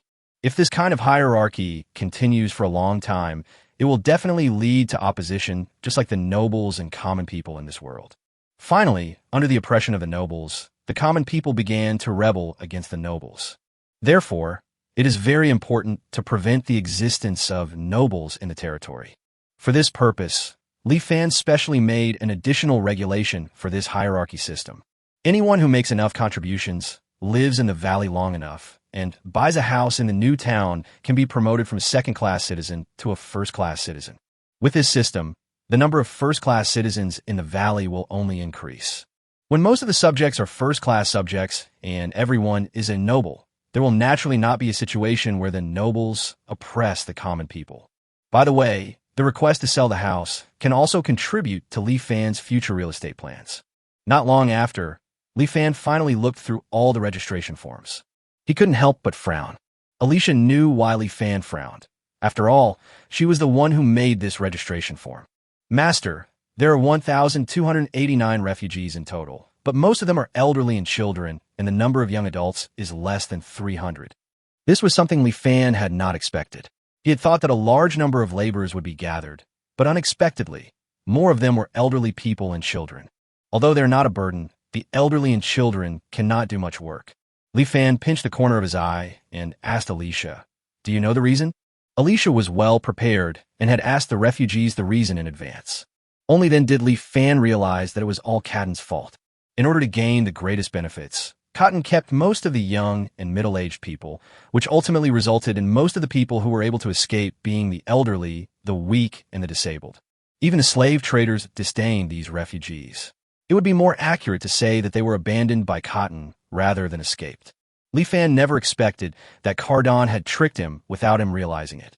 But now that things have come to this, Li Fan can't just drive these refugees away. Besides, these refugees may not be useless. Alicia said at this time, "But master, we don't have much food left. Even with the 100,000 kilograms of wheat brought by the mercenaries, we only have less than 40,000 kilograms of food left. I'm afraid we can't even last 3 days, and that's without taking care of the big black bear." This was the umpteenth time they had been troubled by food. But this time Li Fan was not in a hurry. He silently calculated the time. Then he smiled and said to Alicia, "Don't worry about the food." Alicia blinked her big eyes, a little confused. Li Fan just looked towards the fields. 3 days later, Li Fan and his team ran out of food as expected. Fortunately, the big black bear did not come to cause trouble during this period. Otherwise, Li Fan really didn't know where to get food for it. On the same day, in the fields, the stems and leaves of potatoes planted 15 days ago had completely turned yellow. Li Fan got up very early. Everyone in the valley gathered early in the morning. In fact, Anna and the others had already gotten up. The group of people also knew that they had no food, so they all came to the fields, looking at the withered yellow potato seedlings in the fields with anticipation. It could be said that these 100 acres of potatoes are the future hope for all of them. If the potatoes do not mature in 15 days, as Li Fan said, then a large number of them will probably face the situation of starving to death.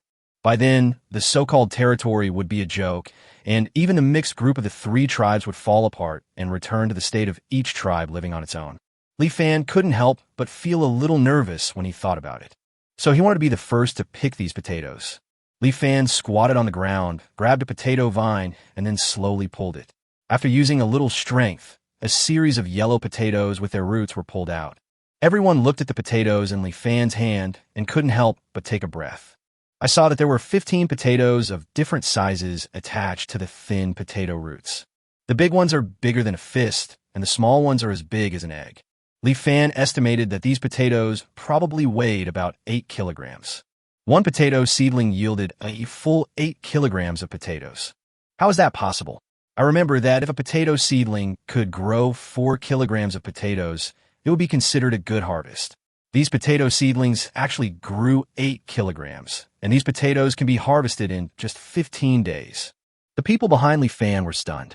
They looked at the potatoes in Li Fan's hand in disbelief, and for a moment, they felt like they were dreaming.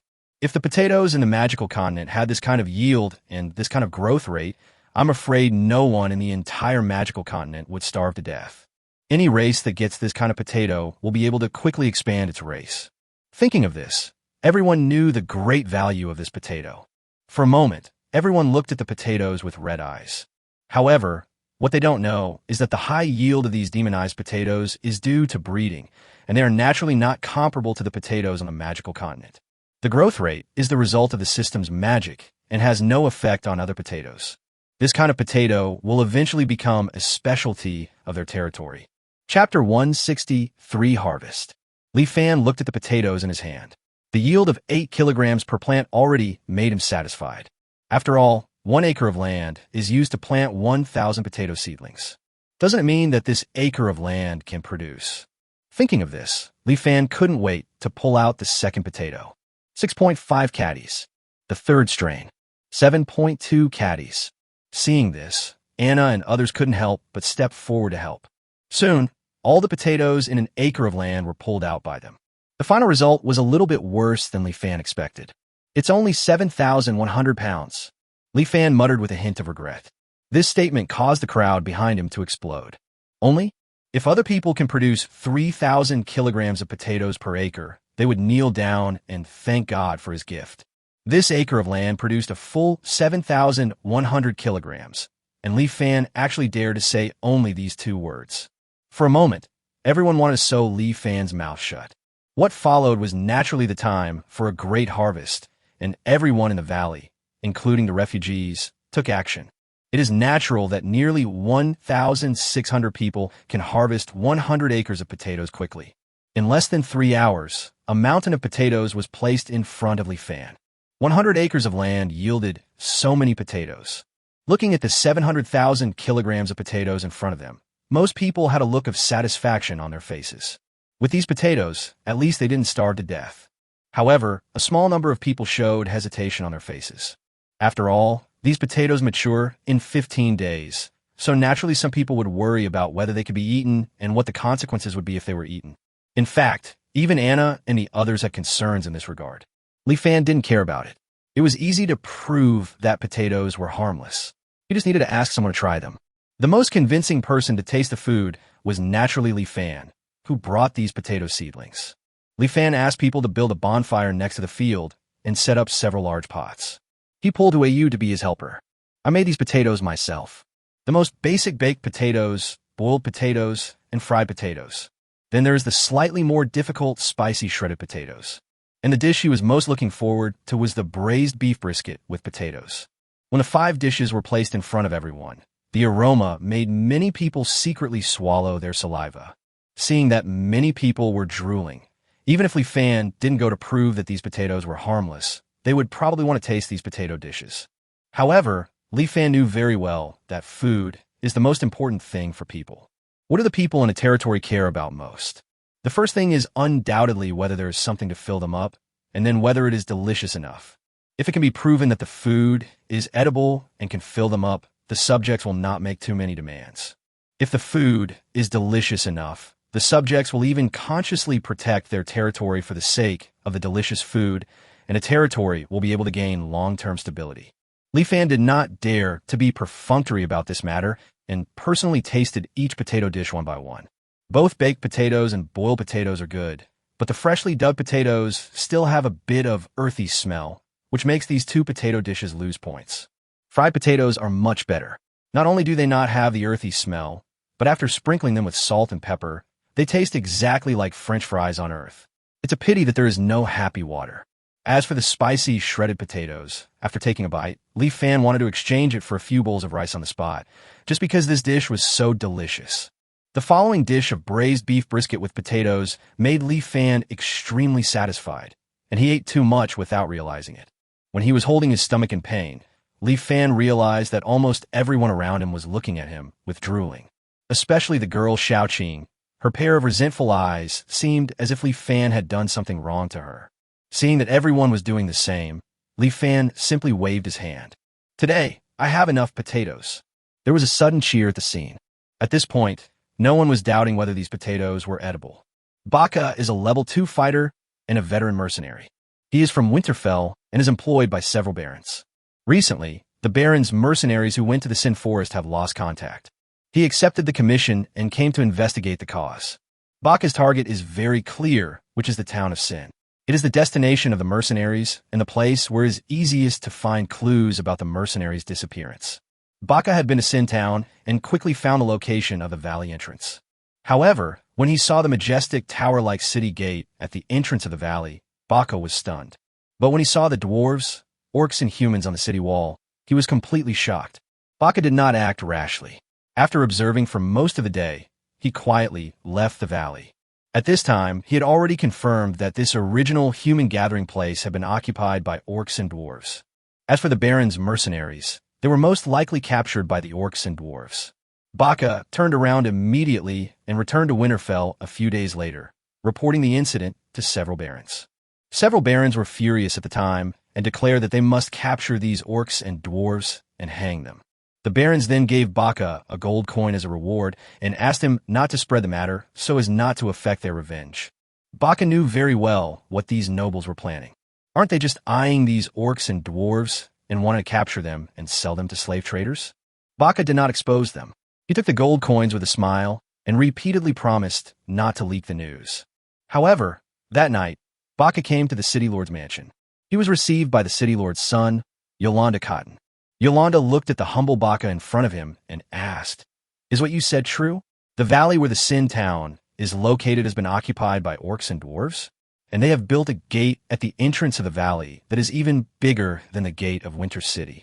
"Yes, Master Yolanda, I saw all this with my own eyes." Although Baka was a level 2 warrior, he did not dare to be presumptuous in front of the level 4 knight Yolanda. Baka was not afraid of offending a few barons. But if he offended the person in front of him, regardless of the other party's identity, the other party's strength could kill him in an instant. Baka thought about this, recalled the scene at that time, and added, "In addition to some orcs and dwarves, I also saw quite a few humans.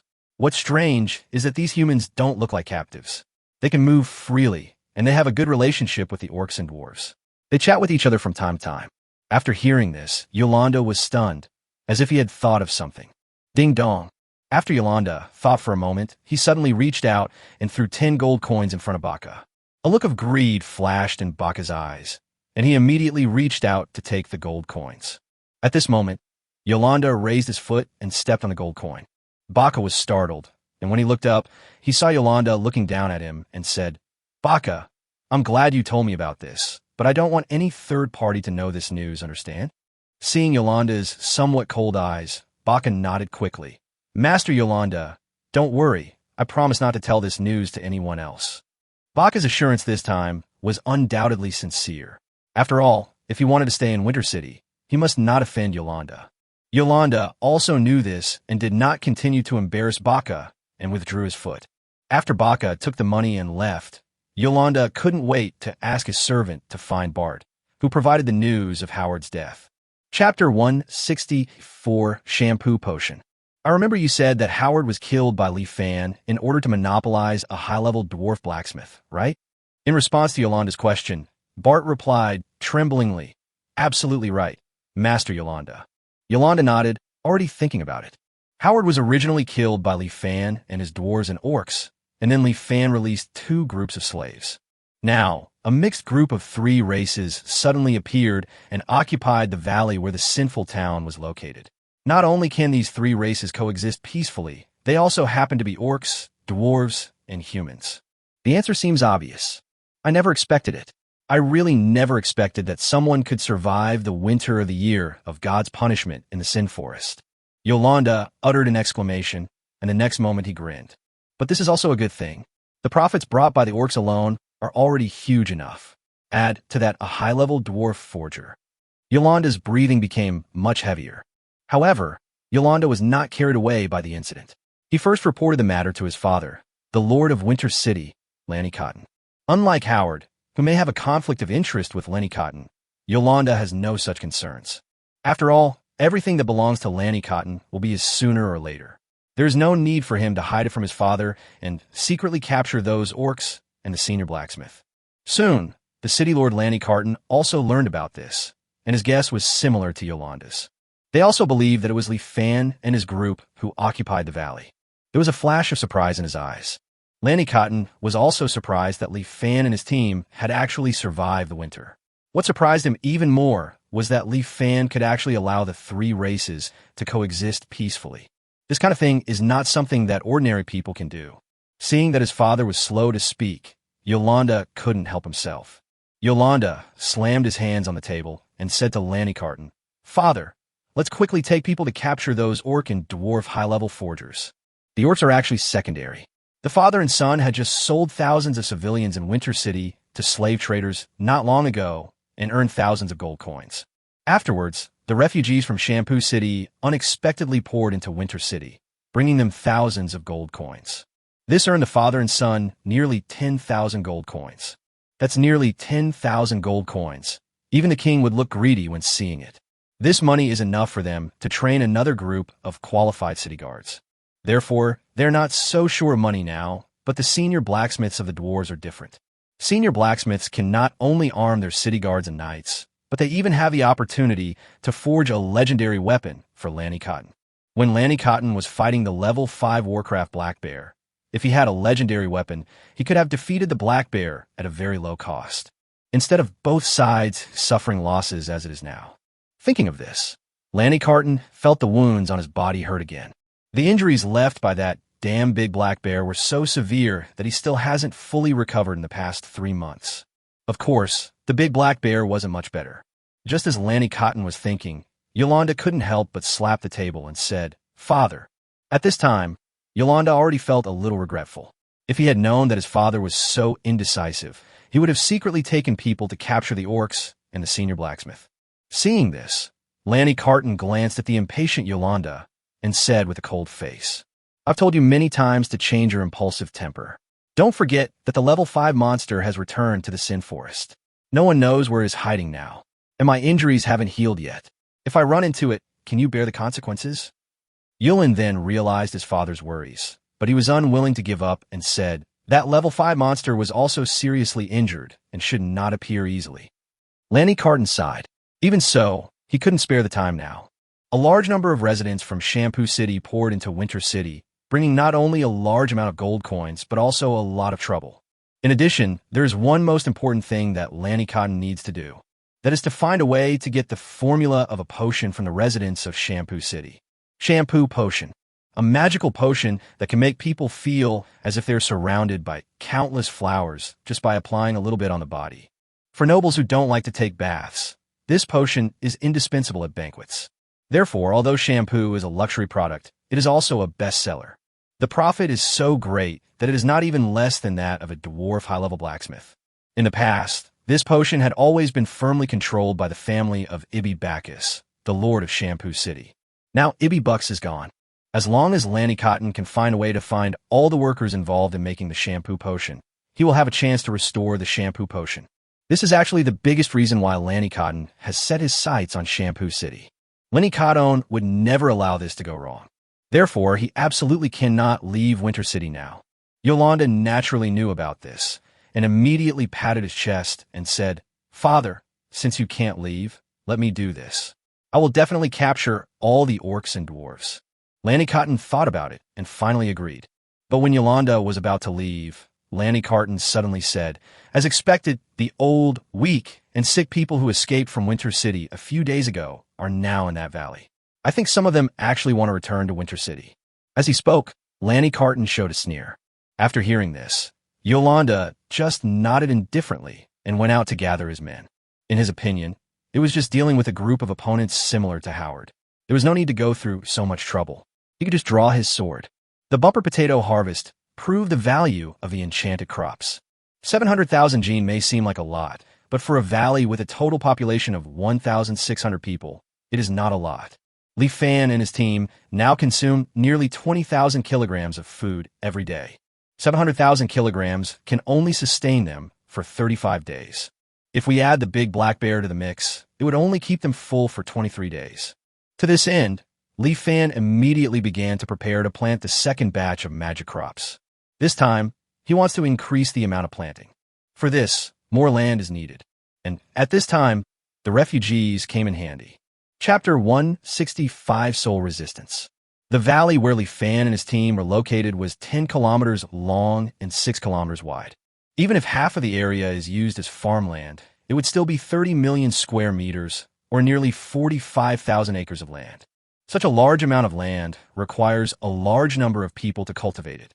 Therefore, all refugees who are not disabled were sent to cultivate these lands. Many of them are farmers themselves and are familiar with this job.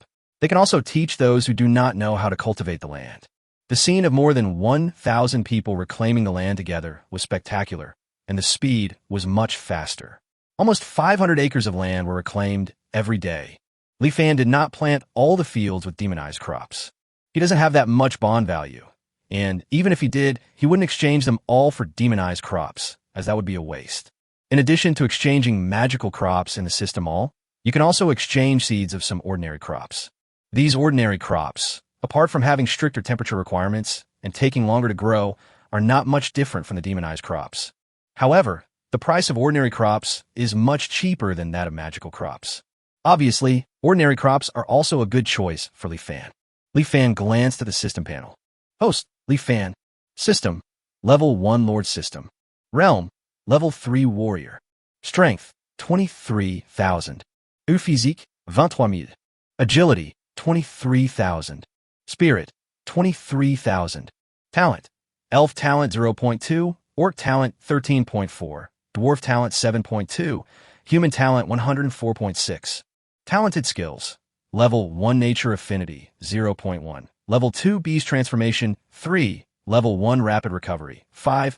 Level 1 Poison Resistance, Level 1 Magic Resistance, Level 3 Reproduction, Level 3 Rapid Growth, Level 1 Soul Resistance. Comprehension Skill, 25.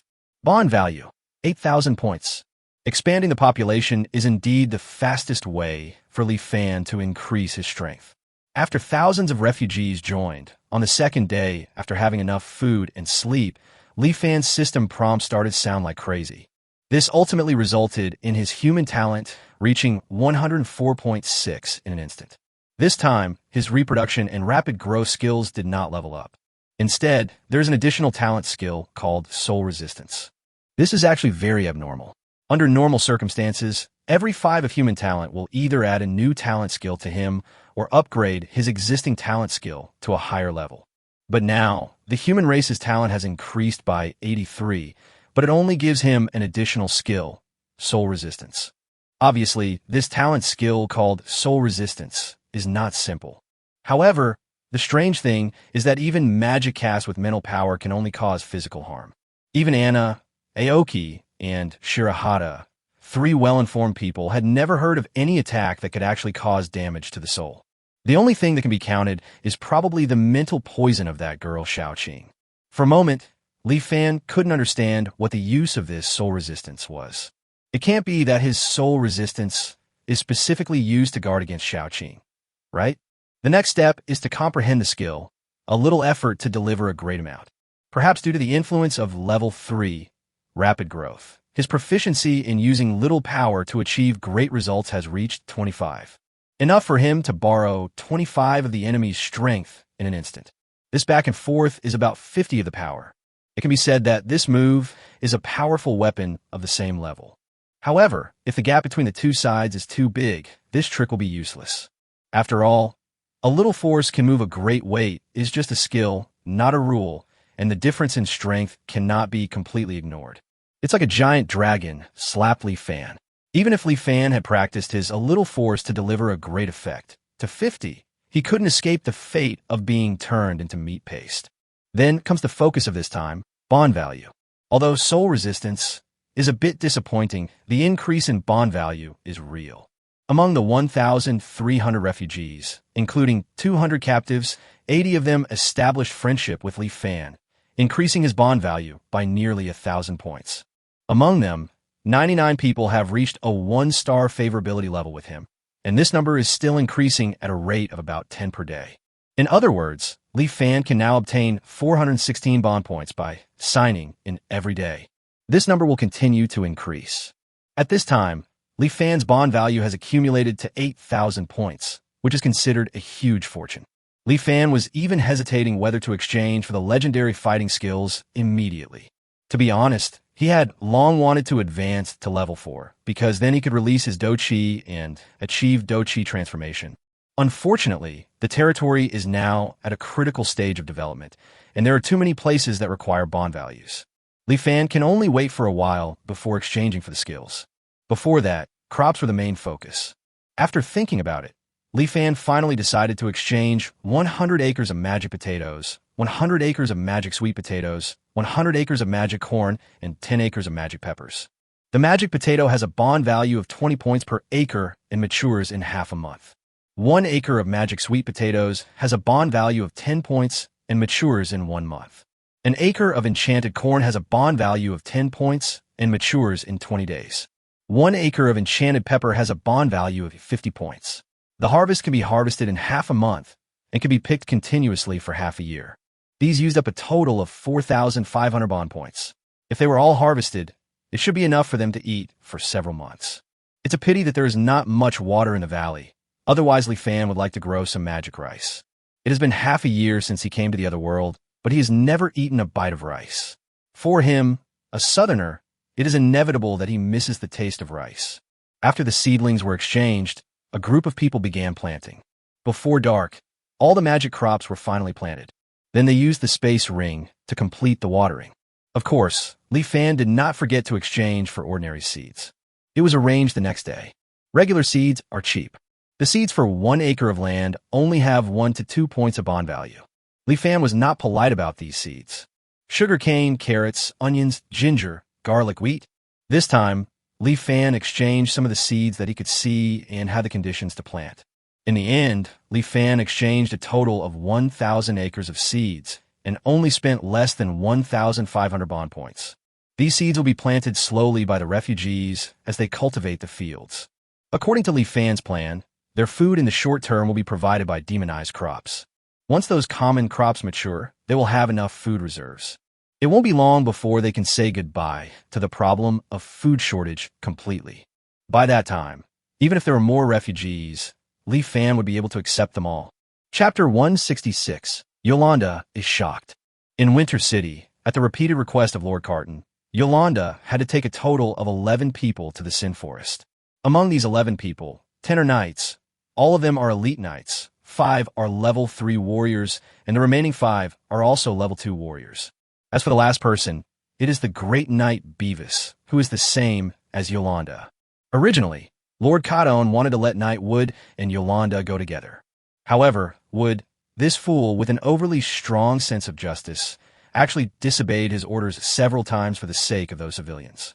Lord Carton felt that if Wood was allowed to go with them, there was a greater chance that something bad would happen in the end, So he left him in Winterfell and asked his trusted confidant Beavis to accompany Yolanda.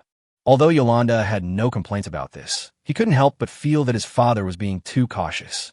According to what he knew, Howard had almost forcefully Fan and his men into a desperate situation with his 4 level 3 fighters, 4 level 2 fighters, and a bunch of useless level 1 fighters. It has only been half a year now. In such a short time, even a genius like him cannot improve his strength much. How much stronger can Li Fan and the others become? Therefore, Yolanda once thought that as long as he, a level 4 knight, took action, he would be able to deal with everyone. Now adding 10 elite knights is not enough, and they even have to bring the great knight Beavis. It's such a shameful waste.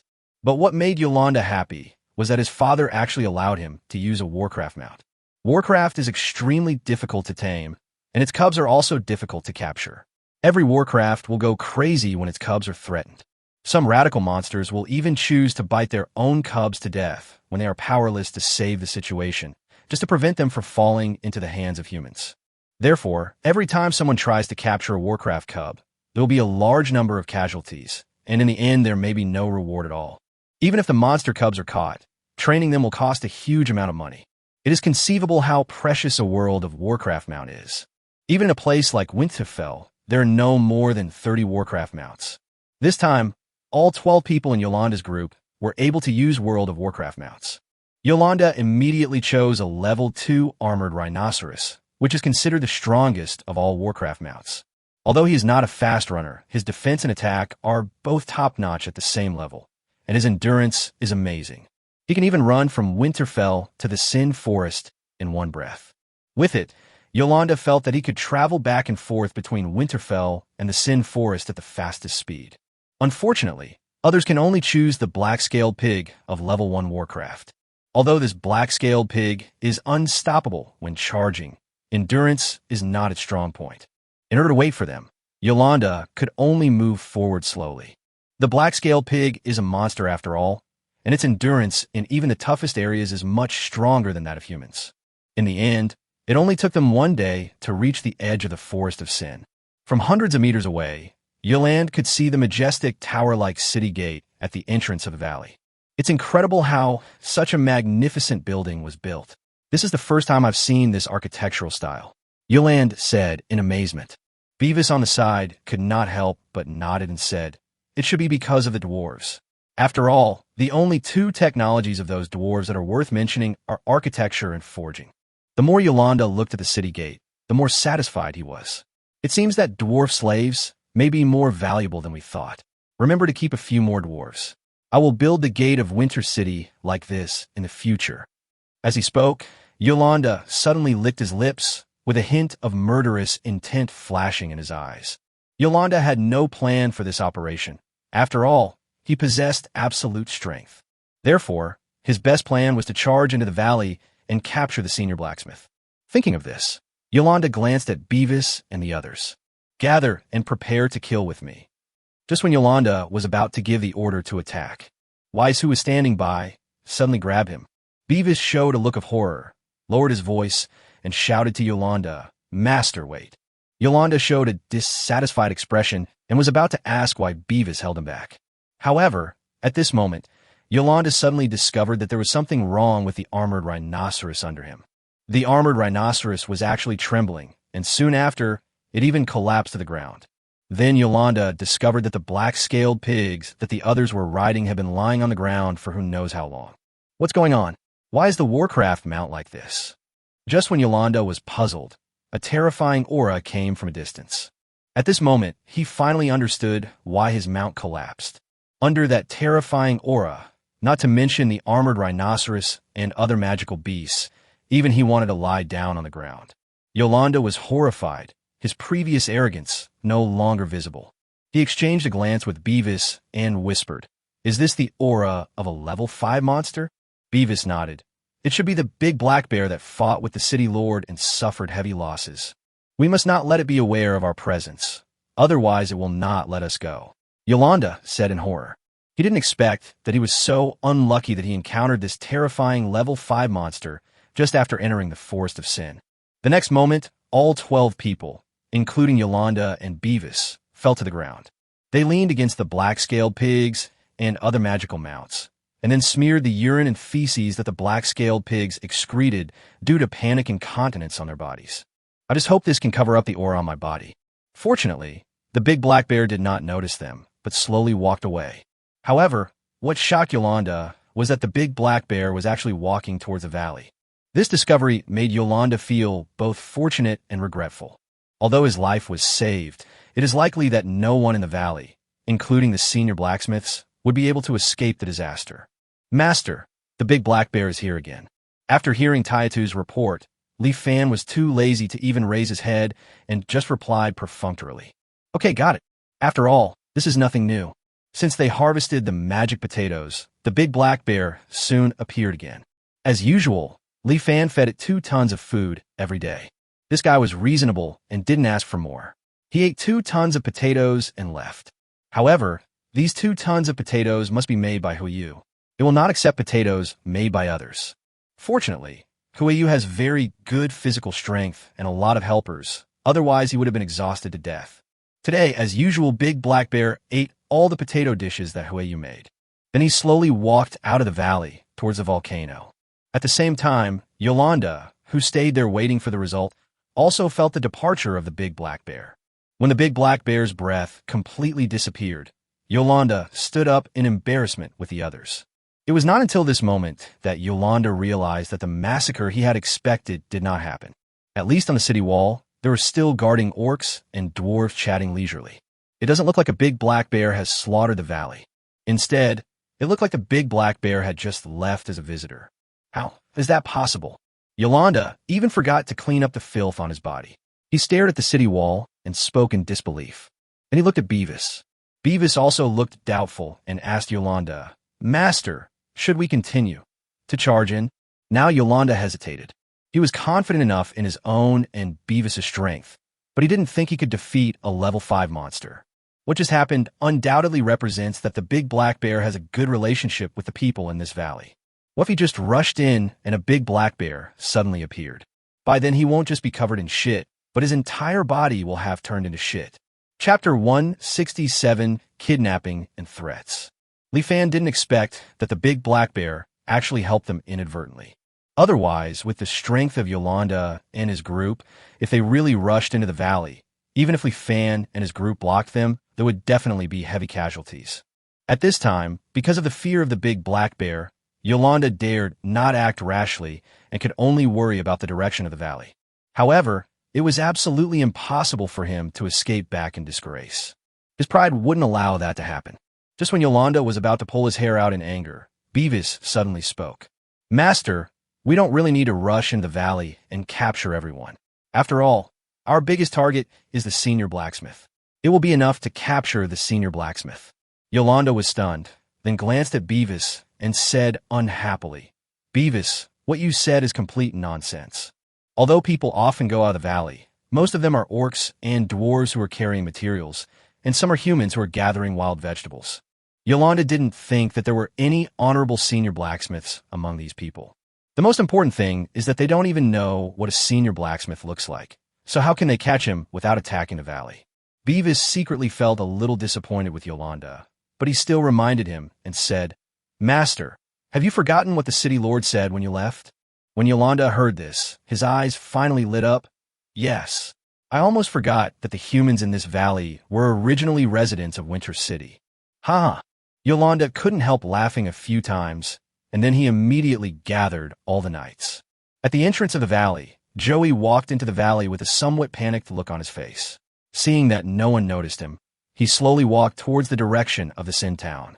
As a refugee from Winterfell, he spent most of his time cultivating the fields. Although the lord of this valley would give him half a day of rest every few days, this was much better than other lords. However, Joey was still very dissatisfied. After all, they did so much work, but in the end they got no reward except some food. As for what the lord said about second-level citizens being promoted to first-level citizens, their treatment will be improved. Who knows whether it is true or false? And the lord didn't even give them any wine. Normally, he would feel uncomfortable if he didn't drink for a day, and now he hadn't touched alcohol for nearly 20 days, which made him feel as if ants were crawling all over his body. Joey missed the tavern in Winter City very much at this moment. While thinking about this, Joey stepped into a large manor. There were a dozen people lying on the ground doing nothing, chatting about some topics that were not suitable for children. In the absence of any means of entertainment, only topics like this can allow them to pass the time happily. Hey Joey, I told you there's nothing interesting outside the valley, and you might even encounter monsters. Do you believe me now? As soon as Joey entered the manor, people around him made joking remarks. Joey didn't respond, but looked at these people. These were his acquaintances and drinking buddies in Winterfell. They were not assigned to this big manor by luck. They just saw that this manor was nice, so they used threats and intimidation to force the people in the manor to exchange homes with them, so that they could get together. Joey felt that these people should want to return to Winterfell, just like him. After all, they were known as scoundrels in Winter City who liked to drink but didn't like to work. How could they possibly endure this kind of life in the valley? Hey Joey, what's wrong with you? You look a little strange. Someone noticed that Joey's expression was not right and asked again. This time Joey spoke up and said, "Do you want to go back to Winterfell?" As soon as these words came out, everyone was stunned. The next moment, someone frowned and asked, "Joey, what do you mean? You know that we can't pay the family tax. If we return to Winter City, we will only become slaves." Not necessarily, Joey grinned and said, "Guess who I just ran into? It's Alec Knight. Knight Alec, that bastard Knight I often meet in the tavern. I accidentally touched him before, and he beat me up so badly that I couldn't get out of bed for 3 days. Asshole, I spent those 3 days greeting his beautiful mother warmly." Joey frowned and said, "That was all in the past. Now there is an opportunity. As long as we complete Knight Alex's mission, we can not only return to Winter City, but also get a large reward, which is enough for all of us to live happily for a while." Joey, do you believe what Knight Alex said? Did you lose your mind because you haven't drunk for a few days? Joey grinned and said, "Of course I don't believe what Knight Alex said, but what if it was said by Knight Yolanda, the son of the city lord?" Joey left the manor with a dozen accomplices and came to the construction site of the new town, looking for someone. They had been in the valley for several days. Although they were not familiar with the orcs and dwarves, they could chat with the earliest group of humans. Therefore, they knew that the dwarf senior blacksmith was a female dwarf named Dozina. And Dozina also has a father who has no fighting ability, Doge. Soon, Joey spotted Doc. They did not act in a hurry, but waited until Doge started to rest before slowly following him. At this time, Doge secretly came to an empty alley, then took out a bottle of cheap beer from the corner and poured it into his mouth. Li Fan has strictly prohibited drinking while working, but for a dwarf who loves alcohol, it is impossible to completely control himself. Sometimes Doc would secretly treat himself to a bottle or two. "Hey, I smell alcohol." Just as Doc finished half a bottle of beer in one breath, someone's voice suddenly came from outside the alley, and then a group of people walked in. Joey looked at the beer in Doc's hand and said angrily, "It's indeed beer. It's not fair. Why can you drink beer? It's been a long time since we last had any alcohol." As he spoke, Joey and his friend approached Doc. Doug was a little embarrassed. If this got out, he would probably be scolded by Li Fan and Dokina again. Doug smiled and said to Joey, "Boy, people who work hard should be rewarded. As long as you work hard, you will have a chance to drink soon, but before that, I will let you enjoy yourself first." As he spoke, Doc handed over the beer. After being rescued by Li Fan and living with some humans for nearly 5 months, Doge no longer has any prejudice against humans. Although it was the first time he saw this human, Doge still acted friendly. That's more like it. Joey took the bottle with a smile and poured the wine into his mouth. Just when Doug was about to ask the other party to leave some for him, he suddenly felt a pain in the back of his head and lost consciousness. Not long after, 2 humans pushed a cart of garbage out of the city gate. As usual, the dwarves and orcs at the city gate ignored each other. This was normal. After 1,600 people lived together, there would naturally be a lot of garbage. Li Fan personally arranged for people to clean it up every day. The only strange thing is that there is a lot of garbage today. It was just cleaned up this morning, but now there is more garbage again. In the evening, Dozina walked towards the castle. Kueyu said he would make beef stew with potatoes tonight, and she was very much looking forward to it. However, before Dozina could reach the castle, a human stopped her. Seeing that the other party was staring at her, Dozina had a bad feeling. "Human, are you here to see me?" Dozina said, also staring at the other party. "This human looks very unfamiliar. He should be one of the new refugees. I don't know what he wants from me." At this moment, Joey couldn't help but exclaimed in admiration at Dozina in front of him. It was the first time that he encountered a dwarf who was so impressive that he was impressed. Moreover, the other party was a high-level blacksmith. But Joey did not lose his mind. He threw two things at Dozina. When Dozina saw this, her eyes widened and she stared at Joey fiercely. All I saw on the ground was a piece of clothing and a beard. The clothes were of Doja's, and the beard was the same color as Doja's beard. Seeing that Dozina was about to explode, Joey said, "If you don't want to never see your father again, shut up and follow me obediently." Having said that, Joey turned around and left. Dozina bit her lip, but finally followed. Chapter 168 Missing. In the castle in the evening, Huayu placed a large pot of stewed beef with potatoes on the table. "It's time to eat." Following Huayu's words, Xiaoqing pulled Xiao by and sat on the chair in an instant like the wind. Her cyan snake pupils stared at the stewed beef with potatoes. She swallowed her saliva and urged, hurry up, Li Fan, hurry up. Why are you in such a hurry?" Li Fan said this, but his body was very honest. He quickly sat down at the table, holding the chopsticks in his right hand, and was ready to launch an attack as soon as everyone was present. Soon, Anna, Dina, Alicia, Ing, and others arrived. At this time, only Dozina was left. A few minutes passed, and Dozina still didn't show up. Xiaoqing couldn't help but ask, "Why hasn't Dozina come back yet? I'm starving. Can I eat first?" Xiaoqing looked at Li Fan and said, "Bad guy, didn't you tell me that children need to eat on time to grow up? I'm still young. Can I eat first?" Li Fan didn't have the habit of waiting for everyone to arrive before starting to eat.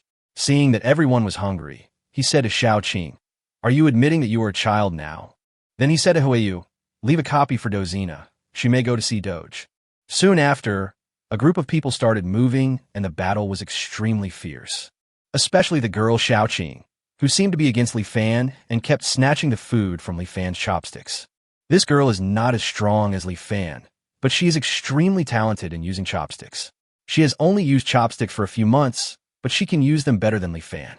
Xiaoqing snatched away several pieces of beef from Li Fan. Looking at Xiaoqing's smug look, Li Fan felt so angry that his teeth were itching. "If you don't let me eat, you can't eat well either." Li Fan thought about it and couldn't help but reveal a cruel smirk on his face. The next moment he stopped smiling and said to Xiaoqing, "Xiaoqing, let me tell you a joke. Do you want to listen?" Xiaoqing looked at Li Fan suspiciously, but couldn't help being curious and said, "Bad guy, are you up to something bad? But if you want to tell a joke, tell it to me. You know flies, right?" "Huh, aren't you talking nonsense?" "Good." Just when Li Fan was about to tell a joke, he suddenly noticed the curious gazes of several other people. Then he remembered that there were several people eating here. Seeing this, Li Fan suddenly leaned close to Xiaoqing's ear. Xiaoqing sensed the hot breath beside her ear and her whole body stiffened suddenly, with her face turning pink. This scene made the other people present frown in unison, and the atmosphere at the table suddenly became a little subtle. However, they didn't know that Li Fan was doing this for their own good. At this time, Li Fan leaned close to Xiaoqing's ear and started telling his own jokes. There was a little fly eating with its mother in the toilet. When Xiaoqing heard this, she frowned, feeling that things were not simple. However, without giving her a chance to refuse, Li Fan spoke quickly. The little fly asked its mother, "Mom, why do we have to eat in the toilet?" The mother fly immediately gave the little fly a big nose and said angrily, "Child, don't say such disgusting things while eating." "Ha ha ha, isn't it funny?" Xiaoqing's whole body stiffened, and the words flies, toilet, and eating unconsciously came to her mind. The next moment, she looked at the beef in her hand and suddenly felt that it didn't taste good anymore.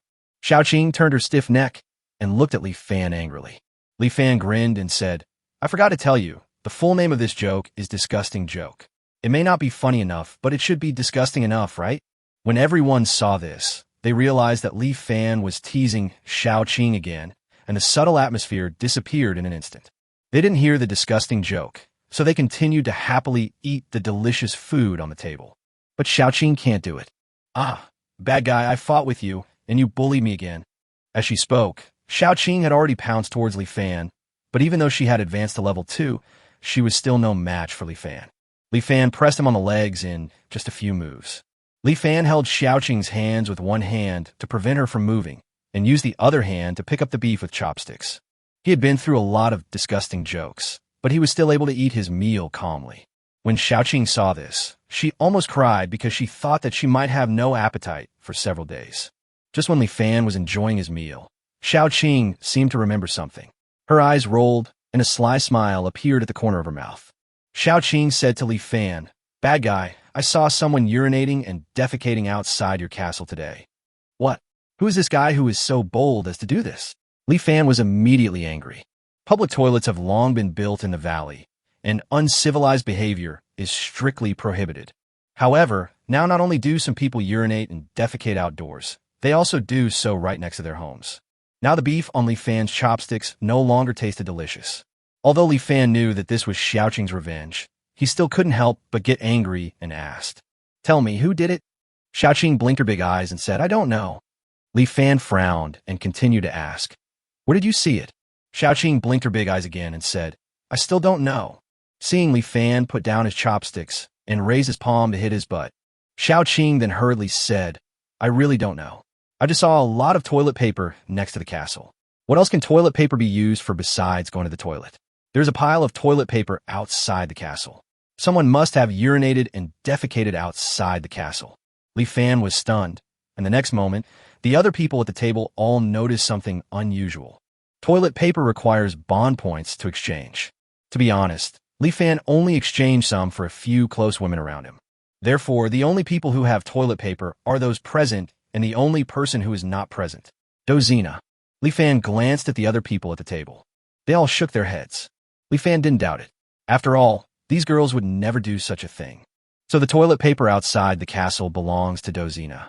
At this moment, Li Fan noticed something unusual, immediately let go of Xiaoqing, and quickly ran out of the castle. Except for Xiaoqing and Xiao Bai, the others also noticed it and hurriedly followed Li Fan. Soon, Li Fan found the toilet paper Xiaoqing mentioned in the corner of the castle. The toilet paper had not been used, but was torn into pieces, as if it had been torn off in a secret and anxious manner. In an instant, Li Fan realized that something had happened and immediately gave orders to the people around him. "Ing, go to Dog's house right now to see if Dozina is there.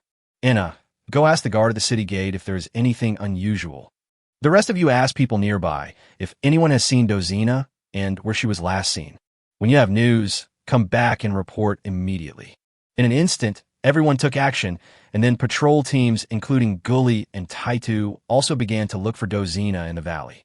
In less than 10 minutes, everyone had confirmed that Dozina and Doge were all missing, along with a dozen other humans. Chapter 169. Heart-beating Yolanda. Dozina and Doc should have been kidnapped, otherwise they wouldn't have secretly left behind the clue of toilet paper. Li Fan said with a grim expression. Gu Li, who was standing by, immediately asked, "What should we do?" Li Fan said without hesitation, "Chase." According to what the dwarves said, they saw Dozina not long ago. Even if Dozina and Doge were kidnapped, they should not have gone too far. We can still catch up with them. Anna immediately asked, "But Dozina and the others should have left the valley by now. The valley is so big. Where should we chase them?" Li Fan thought for a while, analyzed, and said, "Since Dozina secretly left the clue of toilet paper, it means that she was only threatened and not controlled. It is obvious that Doge was kidnapped first, and then she had to leave with the kidnapper. In this case, Dozina should continue to leave clues on the road. As long as we find the clues left by Dozina, we can find her." Li Fan looked back at Anna and the others and said, "There are only two possible people who kidnapped Dozina. One is the leader of the dwarf gathering place, and the other is someone related to Howard. It's unlikely that he's the leader of the dwarf gathering place. He doesn't even know where Dozina is, so this time it must have been done by someone from Winter City." According to what the refugees said, the Lord of Winter City, Carton, is a level 5 warrior. "So, you guys still want to go?" No one said anything. They just looked at Li Fan and waited for him to give orders. They have also experienced life and death together. During that winter period, they were always hovering between life and death. How could they retreat now? Seeing this, Li Fan also took a deep breath. "Okay, then let's go save Dozina." The other party didn't come in so blatantly. The Lord of Cardon City is probably not here. We still have a chance. Next, except for Xiaoqing, all the strong men above level 2 will follow us. Xiaoqing was stunned and opened her mouth. Although she was unwilling, she did not refute. Although the sum of her basic attributes is as high as 8 points, her strength, agility, and physique are only 1 point each. She is still at the level of a weak orc and has no combat power at all. Naturally, Li Fan will not take her with him. The next moment, those at level 2 were Dina, Aoki, Baichi, Guli, Taitu, Big Eyes, and Big Ears. Level 3, Anna, Li Fanning, the 10 strongest people in the entire valley chased out of the valley together. Their figures quickly disappeared from sight. By the window of the castle, Huiyu looked at Li Fan and the others, and his eyes under his long hair seemed to reveal a hint of struggle. Well, Huiyu sighed and then returned to the castle. Not long after, a small figure jumped out of the window and followed Li Fan and the others from a distance. When Yolanda saw Dozina for the first time, he was also amazed. Like Joey, he didn't expect that a dwarf would have such a beautiful woman, not to mention that she was a senior blacksmith. At this moment, Yolanda felt that compared to imprisoning the other party, perhaps completely subduing him would be a better choice. Thinking of this, Yolanda showed a meaningful smile. He walked toward Dozina and reached out to grab Dozina's chin. How could Dozina allow the other party to do what he wanted? She immediately slapped Yolanda's right hand away. Bold!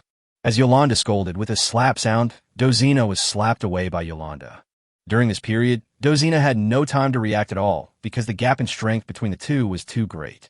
Dozina climbed up, spat out the bloody saliva in her mouth, faced Yolanda, and asked, "Where's my father?"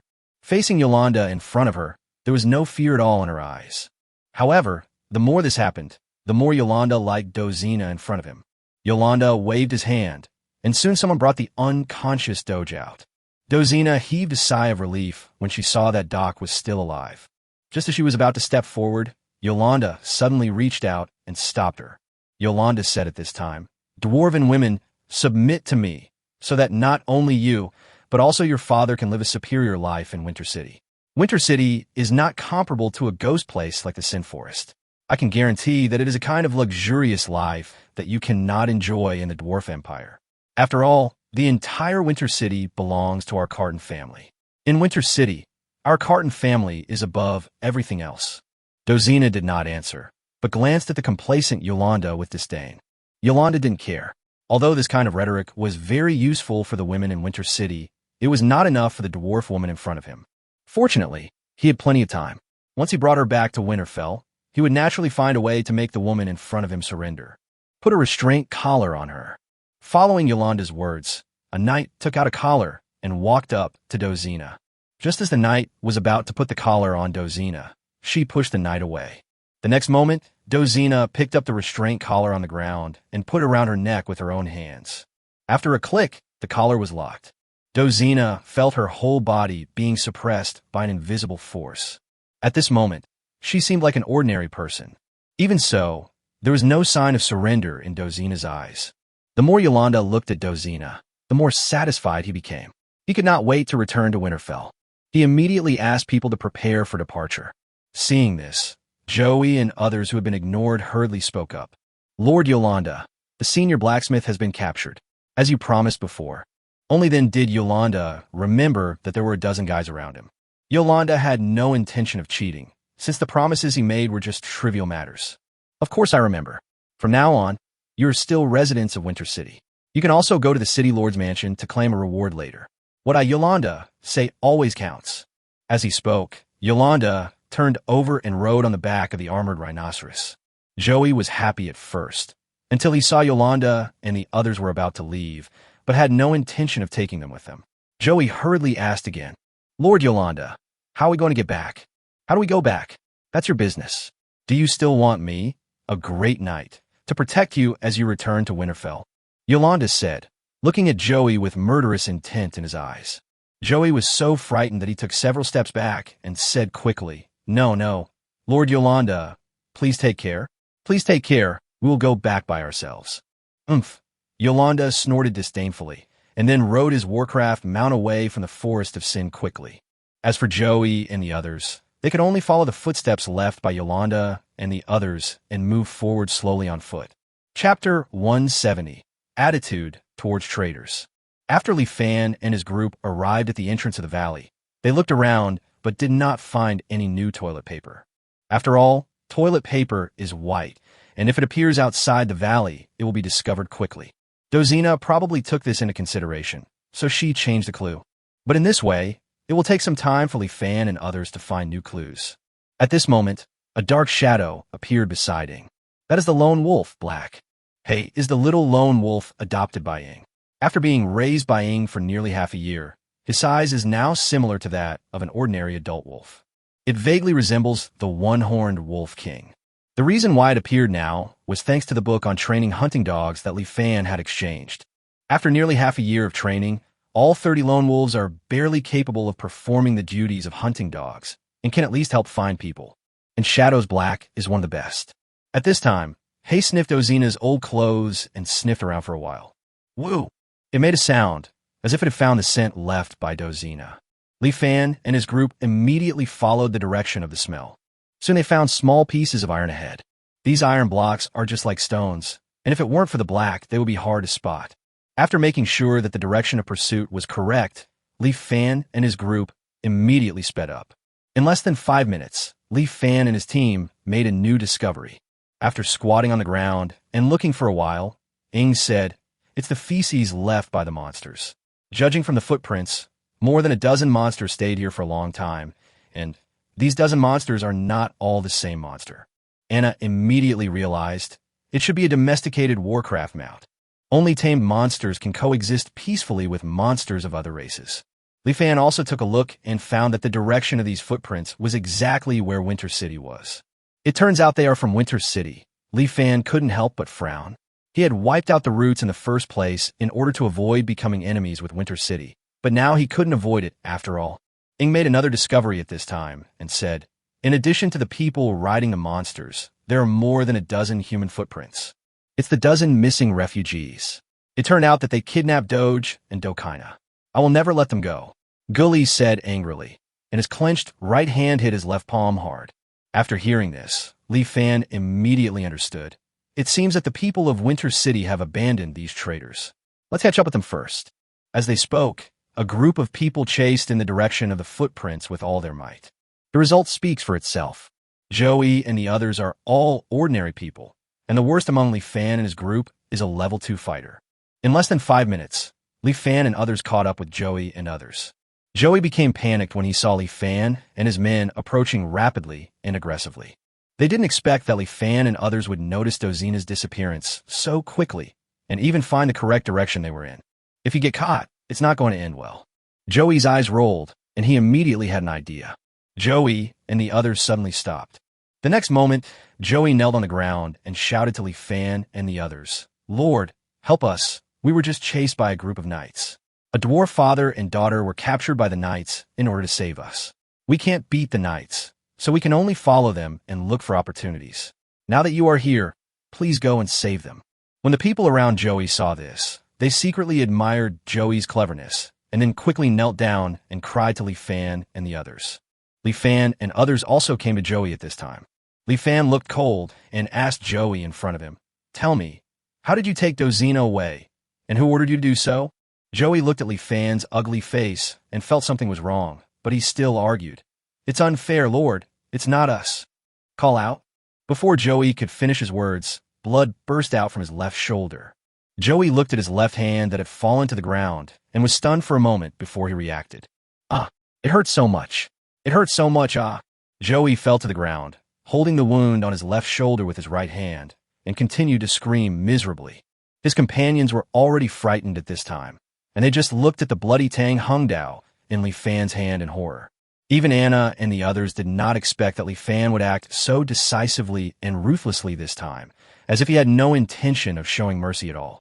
In fact, Li Fan really had no intention of showing mercy.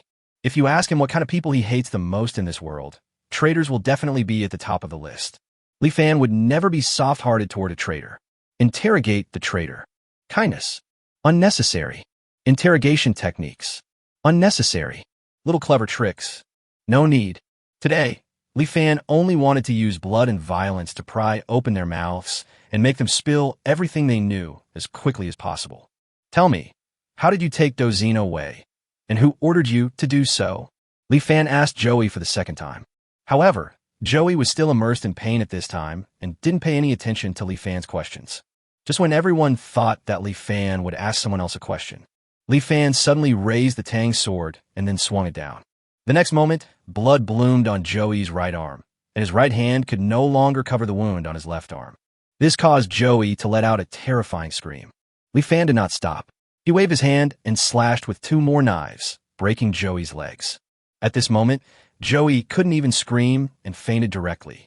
The rise and fall of his chest became slower and slower, and it was obvious that he was not going to survive. Li Fan then pointed Tang Hungdao at another traitor. Tell me, how did you take Dozina away?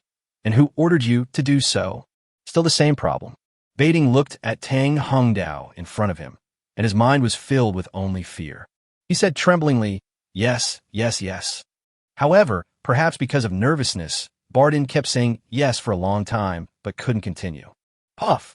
Seeing this, Li Fan swung his knife without hesitation and cut off one of Baiting's arms. No one expected that Baiting was about to speak, but he just stuttered because of fear, so Li Fan took action. Baiting couldn't say anything now. He just covered his wound and screamed. Li Fan looked at Baiting with such cold eyes that Anna and the others beside him felt a little scared. Afterwards, Anna and the others saw Li Fan raise the Tang Hungdao again, and Bardin's other arm was also broken. After that, Bardin was no longer able to breathe. The remaining traitors were almost going crazy at this time. They were really scared and deeply regretted why they had taken on this task in the first place. The lord in front of them was a complete devil. Oh my god, they actually provoked a devil. At this moment, they just want to tell everything they know. As long as they can get the madman in front of them to stop, they don't care even if they are killed afterwards. A group of traitors began to scramble to tell everything they knew. As a result, Li Fan successfully understood everything that had happened and also knew the source of this plan. Yoland, the son of the city lord. What surprised Anna and the others was that the entire interrogation process took less than 3 minutes. Chapter 171, Catch Up. 2 Great Knights, 10 Knights. The Great Knights are level 4 fighters, and the Knights are at least level 2 fighters. And they all have Warcraft mounts. This is the information Li Fan learned from a dozen traitors. After getting this information, Li Fan glanced at these traitors. Li Fan now has no time to care about these traitors. However, killing them would be too easy for them. So Li Fan decisively broke the legs of all the traitors and then knocked them unconscious. This way, these traitors will have no chance of escaping. Now all these traitors can do is pray. Pray that a group of monsters will come and eat him. Otherwise, he will have to wait for Li Fan to come back and bring judgment to them. After dealing with the traitor, Li Fan and others did not stop for a moment and chased forward again. But at this time a problem was put before everyone. Yolanda and his friends all have Warcraft mounts. If everyone chases at full speed, they will certainly catch up, but conversely, they will consume a lot of physical energy. There is already a gap in strength between the two sides. Catching up with the other party when one is seriously exhausted is tantamount to seeking death. However, if they did not chase them at full speed, they would not be able to catch up with Yolanda and the others even after they reached Winterfell. World of Warcraft mounts are really important. Li Fan sighed. It's a pity that Hay and the other unicorn wolves haven't grown up yet. Otherwise, they would definitely be Warcraft mounts that are not inferior to the black-scaled pigs. Just when Li Fan was struggling over whether to catch up at full speed, Anna suddenly spoke. The 2 of us will catch up with them at full speed first to delay time and wait for the rest of the people to gather together before taking action. Li Fan had actually considered Anna's suggestion. The method is very simple. After Anna transforms into a beast, she takes Li Fan and Dina to chase after them at full speed. With Anna's speed after transforming into a beast, it won't take long for her to catch up with Yolanda and the others.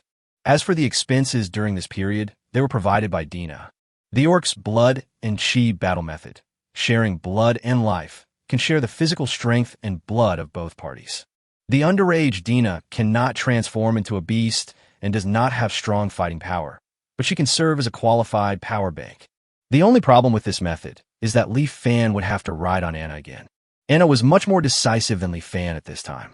She immediately activated the beast transformation skill, and after Dina climbed onto her body, she said to Li Fan, "Come up, come up."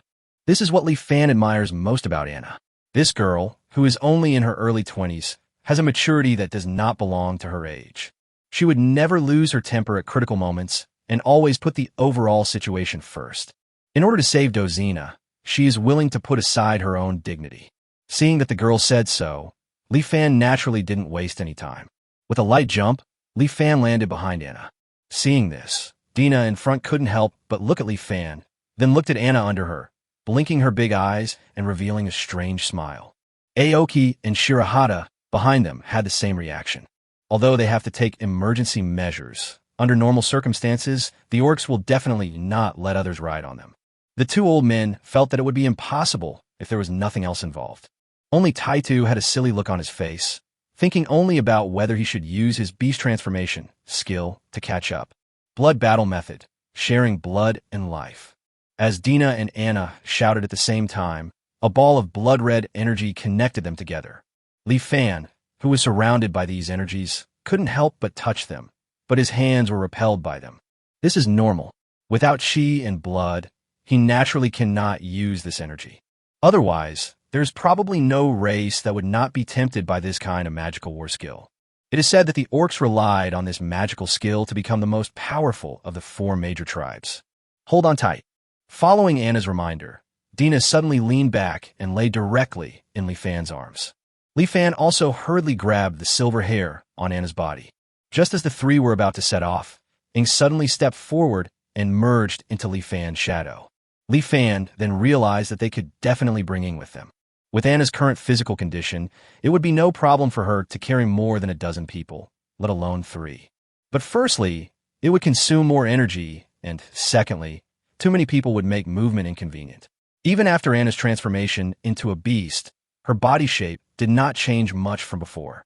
However, Shadow, who can use this Shadow Fusion skill, does not have to worry about these 2 aspects at all and does not need to ride on Anna. The next moment, the 4 of them moved forward together. Anna ran at full speed, almost turning into a streak of silver light, darting through the forest. Yolanda was riding on the armored rhinoceros, and in front of him was Dozina.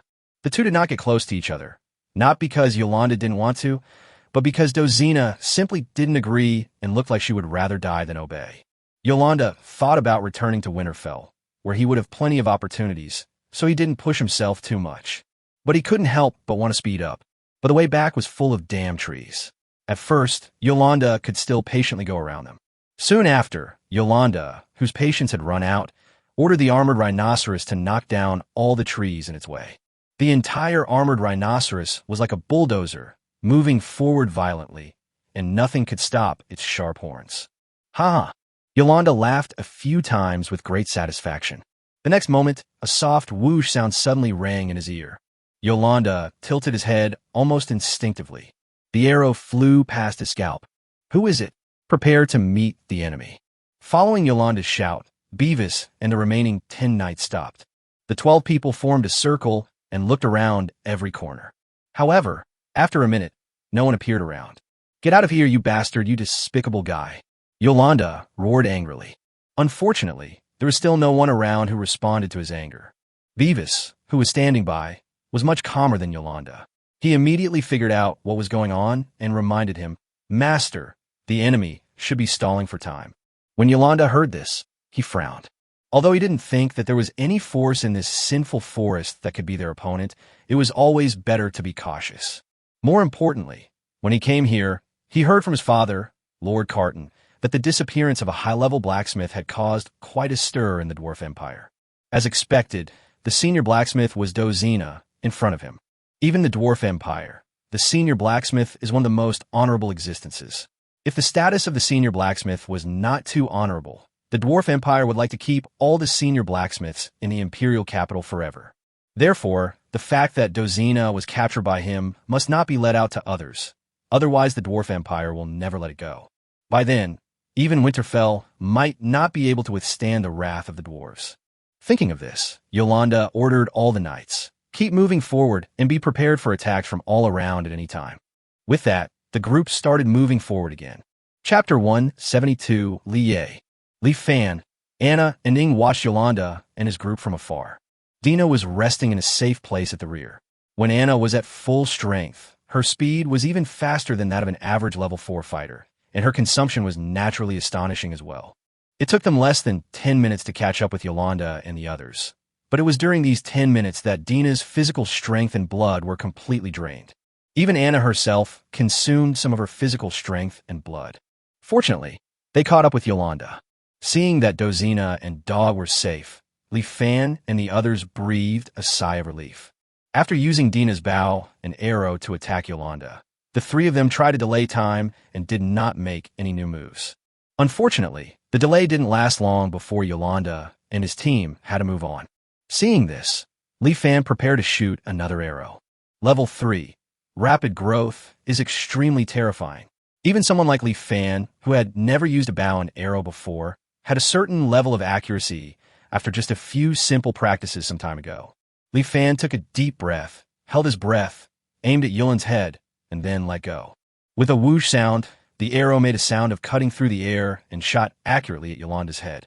Yolanda, who was sitting on the back of the armored rhinoceros, seemed to sense the arrow and dodged it by turning his head.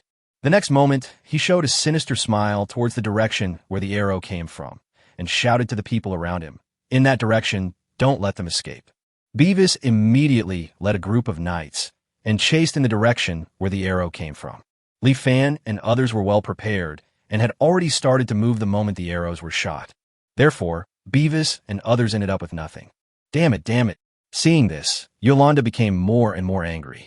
He turned his gaze towards Dozina and said fiercely, "Since you used a bow and arrow, it shouldn't be those dwarves with brains full of muscles. So it must be your companions who came to rescue you, right?" Dozina's expression remained unchanged, but her heart was already in turmoil. Leaving the clue of toilet paper behind was just a struggle. She was actually prepared to be taken to the human city. What Dozina didn't expect was that Li Fan and his team not only found the clues, but also caught up with them so quickly. At this moment, Dozina couldn't help but her eyes turned red. Yolanda failed to get an answer from Dozina, and his expression became increasingly ugly. However, at this moment, the corners of his mouth suddenly curled up, as if he had thought of something. Then he shouted to the knights with a sinister look on his face, "Bring that male dwarf here." When Dozina heard this, she immediately understood what Yolanda was going to do and shouted angrily, "Stop! If you dare to hurt my father, I swear I will never make a piece of equipment for you even if I die." Yolanda didn't care about Dozina's threat at all. When he arrived at Winterfell, he had ways to deal with this dwarf woman. Thinking of this, Yolanda grabbed Doc's collar and lifted him up to him. Yolanda drew out his slender sword, pointed it at Doge, and shouted to the front, "Rats hiding in the dark, get out of here right now, or this male dwarf will be in trouble."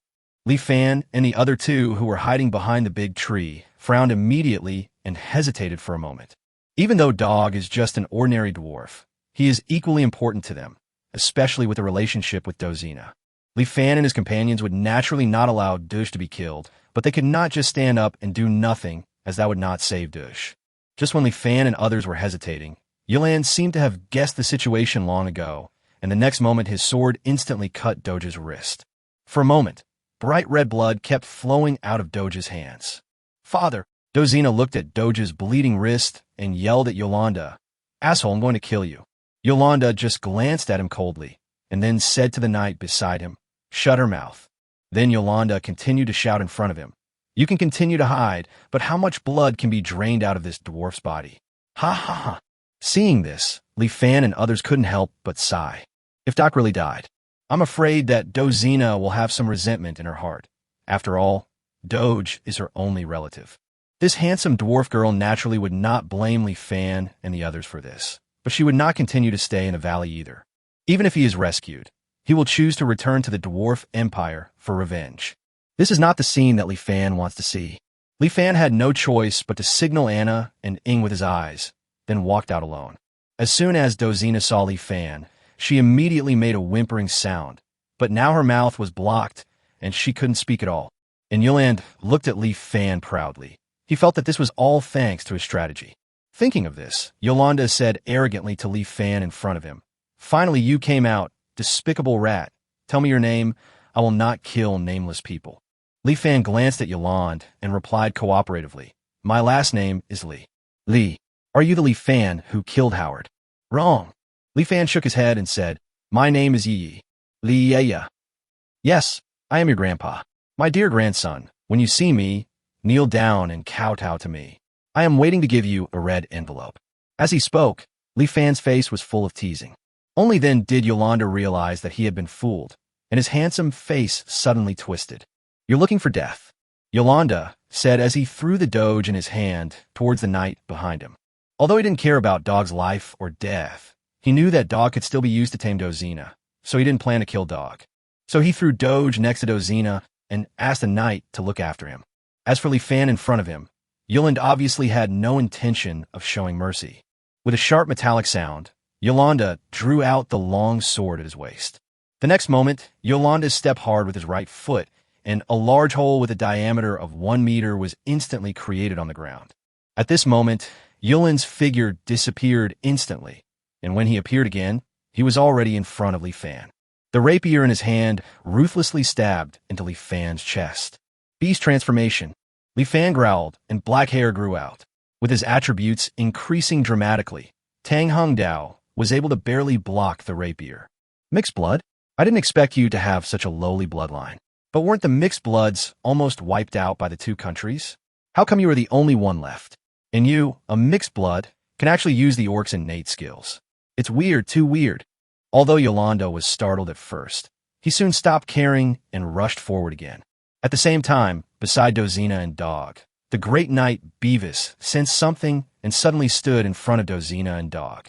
He looked at Anna and Ing in front of him and sneered. I have long guessed that you have an accomplice. Do you think you can rescue these two dwarves like this? You are too naive. As he spoke, Beavis pulled out a large sword from behind him. Chapter 173, Strength Gap. Li Fan was no match for Yolande, and he had actually anticipated this. What surprised Li Fan was that the gap in strength between the two sides was greater than he had imagined. Li Fan could feel that Yolande's basic attribute points were very high, at least 8 points, the same as his. Moreover, the other party is also practicing a top-notch martial art. Therefore, even after using the beast transformation skill, Li Fan was still suppressed by Yolande. Even if Li Fan had not used the magical effect of a little force to determine a great amount from time to save him, he would have fallen under Yolande's sword long ago. However, it was only a matter of time before he was defeated. On the other hand, Anna and Ying's situation is even more critical. Beavis, a level 4 warrior, attacked together with 10 knights. Anna and Ying didn't dare to confront head-on and could only keep retreating. Fortunately, Guli, Aoki, and others finally caught up. The next moment, Qingmu, Baichi, and Taitu growled almost at the same time. Beast Transformation 3. These three were not weak orcs. Seeing the dangerous situation, they used the Beast Transformation skill without any hesitation. In an instant, the shapes of the three people changed. At this time, green scales appeared on Aoki's arms, neck, and cheeks, and he looked more and more like a snake. A lot of white fluff appeared on Baichi's body, and his eyes shone with ruby-like luster. As for Taitu, long cow hair grew on his back, his feet turned into animal hooves, and his big nose completely turned into a cow's nose, which continuously spewed out white gas with his breathing. Under the Beast Transformation skill, the three people's body shapes changed, but the changes were similar to Li Fan's, and they still had human forms. Unlike Anna, she looked completely different. Obviously, the Beast Transformation skills of these three people are at most the same as Li Fan's, only level 2, not level 3 like Anna. Therefore, their increase was only 3 times. The three originally level 2 fighters could only barely hold off the level 3 fighters at best. Beavis saw through the strength of Aoki and the other two at a glance, and immediately ordered 3 level 3 knights to block them. Then he sent out 4 level 2 warriors to deal with Gully and Big Eyes and Big Ears. At this time, there were 2 level 3 fighters and 1 level 2 fighter left beside Beavis. Beavis asked 2 level 3 warriors to deal with Aang, and the remaining level 2 warrior to keep an eye on Dozina and Dog, while he dealt with Anna himself. When the war begins, almost everyone has their own opponent. This scene is very similar to when Li Fan and his team dealt with Howard's men. The only difference is that this time the gap in strength between the two sides is even greater. At this time, most of the people on Li Fan's side were like walking on a tightrope, and they would lose their lives if they were not careful. The most dangerous person is Li Fan himself. He could only hold on with difficulty under Yolande. After using a little force to deliver a great effect, many times, Yolande had almost understood it, and the effect was getting worse and worse. At this time, Li Fan had more than a dozen wounds on his body, looking extremely miserable. Next came Aoki, Baichi, and Taitu. The three of them were no match for the 3 level 3 knights, and the Beast Transformation skill was rapidly draining their strength. At this time, The three of them had already begun to gasp for breath, and they probably couldn't hold on for much longer. The shadow on the other side wasn't feeling well either. She had to deal with 2 level 3 knights alone, which was extremely difficult for her, who practiced ordinary martial arts. If she hadn't relied on the mysterious dark attribute magic of the dark elves and the flexibility of the shadow fusion skill, she would have been defeated long ago. However, as the 2 level 3 knights used their fighting skills, it was only a matter of time before Aang was defeated. As for Gu Li, big eyes and big ears, they don't have too many disadvantages. These 3 level 2 dwarves have no means of attack except brute force, but they possess the level 1 physical resistance talent skill. Under this talent skill, the physical attacks of level 1 warriors cannot cause any harm to them, and even the physical attacks of level 2 warriors will be greatly weakened. Combined with the armor on the 3 of them, it is not difficult for 3 dwarves to block for level 2 knights. But on the other hand, it would be impossible for the 3 of them to defeat the 4 knights in a short period of time. The only person whose situation was good was Anna. Although her opponent, Beavis, is also a level 4 knight, Beavis's basic attribute points are at most the same as Yolanda's, which is not as high as Anna's. And the fighting skills that Beavis practiced were not top-notch ones. Therefore, Anna is level 3, while Beavis is level 4. In the end, Beavis was no match for Anna. Beavis had already suffered a lot of injuries from the attack of Anna's fine-grade claws, and the big sword in his hand became bumpy. It was estimated that he would not be able to hold on for long. It's just a pity that Anna had consumed a lot of physical strength before, and now she can't kill Beavis with one blow. It is still unknown who will win or lose in the end. Li Fan could see that the situation was very bad. He didn't expect that among the 10 knights led by Yolanda, 5 of them were level 3 knights. Moreover, Dozina and Doge were guarded by a level 2 knight, so even if they defeated Yolanda, they would still be threatened. Obviously, it would be irrational to continue fighting. Seeing that things were hopeless, everyone was surrounded by danger. Li Fan gritted his teeth and immediately decided to let everyone retreat first. Otherwise, if Dozina and Doge were not saved, I'm afraid they would be killed first. Even if Dozina and Doc were captured and taken to Winter City, there was still a chance that they could be rescued. But if they lose at this time, then there will be no hope at all. Li Fan fiercely slashed at Yuland in front of him, temporarily forcing Yuland back, and then shouted to everyone, "Execute the next plan." In fact, Li Fan and his team did not make any customized plans, but everyone understood that Li Fan was asking them to evacuate. For a moment, although everyone was unwilling, they were still accumulating strength, preparing to burst out and take the opportunity to escape. Yuland was not a fool. He quickly noticed the abnormality of Li Fan and the others, and guess what they were thinking? He naturally wouldn't let this happen. To be honest, he was frightened by the strength of Li Fan and the others. He had never expected that in a place like the Forest of Sin, there would actually be a force that could almost rival them. What's even more incredible is that Li Fan and his team were almost forced into a desperate situation by Howard. After only one winter, Li Fan and his men had grown to the point where they were able to contend with 2 great knights and 10 knights. While Yolanda was surprised by this, he also felt a little apprehensive. If Li Fan and the others are allowed to continue growing, they may pose a threat to Winter City in the future. This kind of thing is obviously not allowed to happen. And today, Yolanda is going to nip all of this in the bud. Chapter 174, A Cat Brings About a Reversal. Beavis and my knights, you are not allowed to let go of any enemy in front of you today, otherwise you will be prepared to accept my wrath. Yolanda shouted with a fierce smile. At this moment, he was determined to keep Li Fan and the others. As Yolanda spoke, Li Fan and the others could clearly feel that their opponents were getting more and more desperate. The fighting between the 2 sides became more and more brutal, and many wounds were left on each other's bodies. Li Fan saw that everyone was getting more and more dangerous, and he was too lazy to hide it, so he shouted, "Leave when you get a chance." Dream!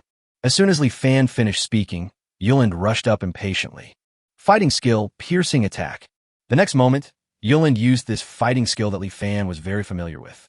Seeing a large amount of white light condensing on the tip of Yuland's sword, Li Fan's pupils shrank slightly, and he retreated frantically. It's too late. As Yolanda grinned, a beam of white light with a diameter of half a meter shot towards Li Fan. While Li Fan dodged sideways, he also blocked Tang Hung Dao in front of him. However, after the white light passed, a blood flower bloomed on his body. The only good news was that Yolanda's attack did not hit his vitals, and in the end it only took away a piece of flesh about the size of a fist from his waist. Blood continued to flow out, and Li Fan could even see his kidneys through the wound. He clenched his teeth tightly and managed to prevent himself from screaming. Li Fan hurriedly exchanged a bottle of intermediate healing potion from the systemol and drank it himself. Although the wound is not small, it is not fatal, and the intermediate healing potion is enough. Sure enough, as soon as he drank the intermediate healing potion, the wound on his waist stopped bleeding, and then the wound began to heal slowly. What kind of potion is that? It's so magical. It's like the holy medicine of the elves. Although the effect is a little weak, it's still a good thing. Yolanda showed a greedy look. I didn't expect you to have such a good thing. It seems I can't let you get away. Ha ha ha. As he spoke, Yolanda laughed arrogantly while circulating the fighting spirit in his body. The next moment, green fighting spirit suddenly condensed under his feet. Fighting skill, wind step. As Yolanda growled, his feet seemed to be held up by the wind, standing in midair. At this moment, Yulin took a hard step and flew towards Li Fan like the wind. The speed was actually half faster than before. Now, it was difficult for Li Fan to even see Yulin's figure clearly. For a while, wounds kept appearing on Li Fan's body.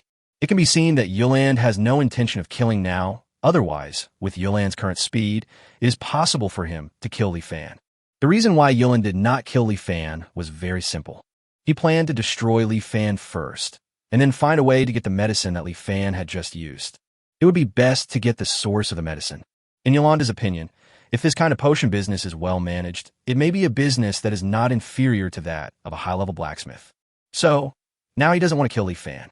However, Yoland was still very happy to make Li Fan unable to move like a disabled person. Seeing that Li Fan had no ability to resist in Yoland's hands, the others became very anxious. Anna and Ning tried to come over for support several times, but were stopped by Beavis and the other two level 3 knights. As for Tai Tu and the others, they were too busy taking care of themselves to be distracted at all.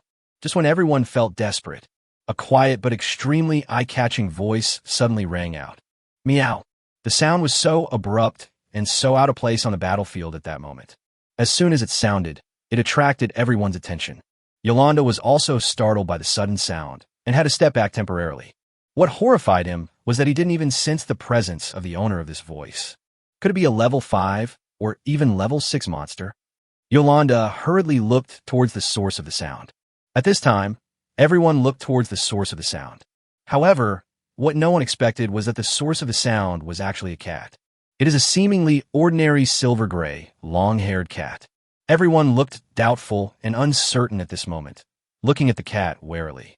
Meow. At this time, the silver-gray, long-haired cat called out again. At this time, everyone realized that the cat was actually calling to Li Fan. Li Fan was slightly stunned when he saw this.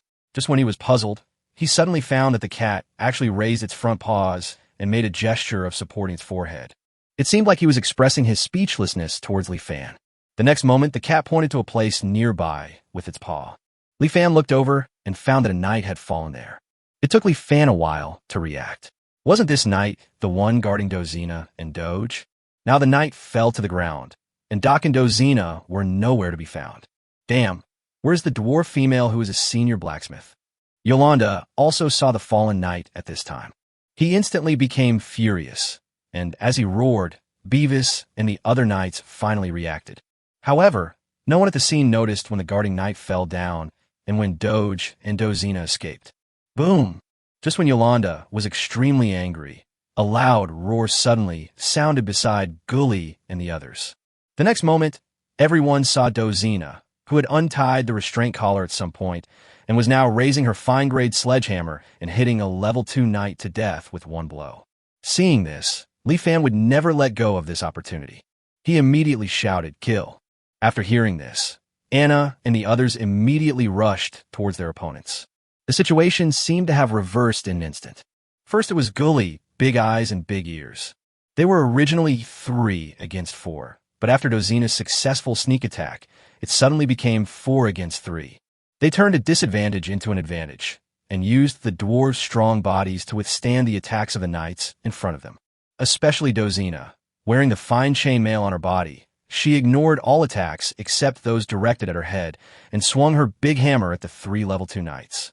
Not long after, another level 2 knight fell. Then comes the 3rd level 2 knight. The 4th one follows closely behind. In less than a minute, all the level 2 knights fell.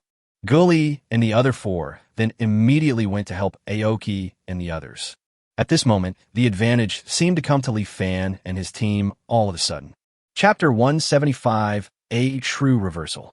No one expected that a cat could reverse the situation in an instant. Strangely, however, Yolanda was not anxious about this. On the contrary, after he looked at the silver-gray long-haired cat several times and confirmed that it was not a high-level magical beast, he suddenly breathed a sigh of relief. At this time, Yolanda grinned grimly. He ignored the besieged level 3 knights and continued to rush towards Li Fan in front of him. After knocking Li Fan back more than 10 meters with a sword, Yolanda looked at Li Fan, who was coughing up blood, and said disdainfully, "Do you think that just adding a level 2 dwarf can change the situation? Don't dream." The facts are exactly as Yolanda said. Dozina's 4 level 2 fighters simply couldn't make much of a difference to the situation. Qingmu, Baichi, and Taitu were still suppressed by the 3 level 3 knights. As for Dozina and the others, as soon as they approached, they were easily knocked away by the swords of these level 3 knights. When facing a level 3 knight, without the help of explosive skills like beast transformation, a few level 2 warriors can only cause some minor troubles at most. At this time, Anna and Ing were also in a very bad situation. After a long battle, both of them had consumed a lot of physical strength, and they didn't know if they would collapse in the next second. Faced with such a disadvantageous situation, Li Fan did not care about Yolanda's sarcasm. He slowly raised his head. Yolanda looked at the expression on Li Fan's face and immediately felt something was wrong. It was because Li Fan was actually smiling at this moment, and his smile was ferocious, revealing 2 rows of white teeth. "You're just pretending, right?" Yolanda yelled at Li Fan uncertainly. Li Fan didn't say anything. He took a deep breath, gripped Tang Hungdao tightly, and suddenly rushed towards Yolanda. This made Yolanda even more confused. Li Fan in front of him couldn't beat him at all, so where did he get the courage to rush forward? Yolanda couldn't think of an answer, so he gritted his teeth and slashed at Li Fan with his sword. In his opinion, as long as he killed this guy, any conspiracy would be a joke. The knife and the sword collided, but this time Li Fan was not knocked away by Yolanda. Yolanda was stunned, and the next moment he realized that his movements seemed a little slow. It was as if his body was somewhat out of his control. It was precisely because of this abnormality that Li Fan was able to block his attack. When Yolanda was puzzled, Li Fan suddenly swung Tang Hungdao wildly. Level 3, Rapid Growth, allows Li Fan to possess extremely sophisticated combat skills.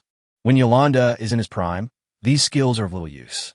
Now Yolanda's body was showing abnormalities, and the continuous attacks formed by these techniques made Yolanda exhausted from defending. At a certain moment, Yolanda was actually forced back by Li Fan's knife. Yolanda's expression suddenly turned ugly. He didn't know why his body was acting abnormally. The next moment, he seemed to finally react and couldn't help but touch his forehead. There was a scratch there, the only wound on his body, which was caused by the arrow shot by Li Fan in the initial sneak attack. At this time, Yolanda touched the wound and finally reacted. "It's poison. You despicable guy used poison." Yolanda was furious. He didn't expect the other party to use poison. However, what surprised him even more was that ordinary poisons had no effect on him, a level 4 knight. However, the poison used by Li Fan did work. Although the effect was not obvious, it still made Yolanda feel frightened. "If this poison is used on the knights under my command, wouldn't it be?" When Yolanda thought of this, he suddenly opened his eyes wide and then looked at the knight in the distance. Seeing this, Li Fan's blood-stained mouth once again revealed a hideous smile. How could Li Fan catch up without any preparation and fight with an enemy stronger than himself? From the very beginning, Li Fan had everyone apply poison on their weapons. These toxins naturally came from Xiaoqing. Logically speaking, Xiaoqing is only level 2, and her poison can only deal with some level 2 fighters at most. However, Xiaoqing is a mutant orc, and her poison is a unique kind of toxin that targets the mind. Plus Xiaoqing's ridiculously high mental power. Even Yolanda and Beavis at level 4 could not completely resist this mental toxin. As for those level 2 and 3 knights, there's no need to mention them. In fact, mental toxins have already begun to take effect. The reason why Dozanaguli and his men were able to deal with the 4 level 2 knights so quickly was not just due to the dwarf strong bodies. The real reason was because the mental toxins had unknowingly affected the bodies of the 4 knights. It was because Li Fan discovered this that he gave up escaping and started a counterattack. The stronger the person, the longer it takes for the poison to take effect. Now, Yolanda, the first one to be poisoned, has been affected by the mental toxin. How could 5 level 3 fighters survive? As Yolanda looked over, the bodies of the 5 knights had become stiff to varying degrees. When Qingmu, Baiqi, and Taitu saw this, they knew that the opportunity had come. They took a deep breath and mobilized all their strength. The next moment, the 3 of them launched an attack like crazy. Aoki swung his snake tail at one of the knights. When the other party stretched out his hand to block his tail, Aoki took advantage of the moment when the knight's body stiffened and bit the knight's hand. The venom flowed into the knight's body through Aoki's teeth. Under the erosion of the 2 toxins, the level 3 knight could hardly stand. Upon seeing this, Aoki pounced forward instantly, and his snake tail tightly wrapped around the other's body. Even though the opponent almost cut off his tail with his sword, Aoki did not let go of the tail. On the contrary, the injury aroused the ferocity of the Aoki orc. He opened his mouth and bit the knight's neck, injecting venom into the opponent's body like crazy, as if it was free. Not long after, the level 3 knight's body turned purple and black, and after showing a look of horror, he slowly fell down. At the same time, Baiqi and Taitu also fought desperately. In the end, with one of Baiqi's eyes blinded, he used his claws to scratch a knight's face. Taking advantage of the moment when a knight screamed, Baiqi tore the opponent's throat with one claw. The second level 3 knight fell. The final Ironhead is also crazy. At this moment, his eyes were bloodshot like a real mad bull. Accompanied by the sound of mooing, Taitu rushed towards the 3rd knight regardless of anything, using his big horns. The knight was affected by the poison and saw that he could not avoid it, so he raised his sword and chopped at Taitu in anger. Although Taitu's back was cut with a deep wound that could be seen to the bone, his pair of big horns successfully pierced through the chest of the 3rd knight. In an instant, a large amount of blood gushed out from the 3rd knight's chest, almost dyeing Taitu's entire body red. Then the knight showed the same look of horror, fell to the ground and died. Everything happened very quickly, and 3 level 3 knights died together. Of Yolanda's original 12 men, only he, Beavis, and the last 2 level 3 knights were left. Chapter 176. Not painful enough, not scary enough. Damn it, I'm gonna kill you, Li Fan. I'm definitely gonna kill you. Looking at his subordinates who had suffered heavy losses, Yuland immediately yelled at Li Fan. This impotent rage only made Li Fan feel happy. Ha! Li Fan laughed a few times with his bloody mouth, and the next moment, he pounced on Yuland again. Between the 2 sides, Yuland is still stronger, but Li Fan's current task is just to delay Yuland. On the other side, the 2 level 3 knights who were confronting him panicked because Aoki and others were surrounding them. Although Aoki, Shirahata, and the others were all covered in wounds and looked like they would fall down at any time.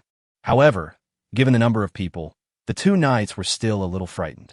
Coupled with the mental toxins, they are unable to perfectly control their bodies. These 2 level 3 knights have already thought about escaping. Another person who had this idea was Beavis. The mental toxin did not have much effect on him as a great knight, but he was no match for Anna in her beast state. Now, it was even worse. After Anna cut 4 deep wounds on his chest that were visible to the bone, Beavis could no longer bear it and shouted at Yolanda. Master, retreat. After hearing this, Yolanda noticed the miserable condition of Beavis. This made him terrified. No matter how many level 3 knights there were, they were no match for a level 4 knight. The level 4 Great Knight can be said to be one of the most valuable assets of Winter City. If something happened to Beavis, Lord Cotton would not let him off easily, even if the city lord was his father. Seeing this, Yolanda showed an extremely unwilling look.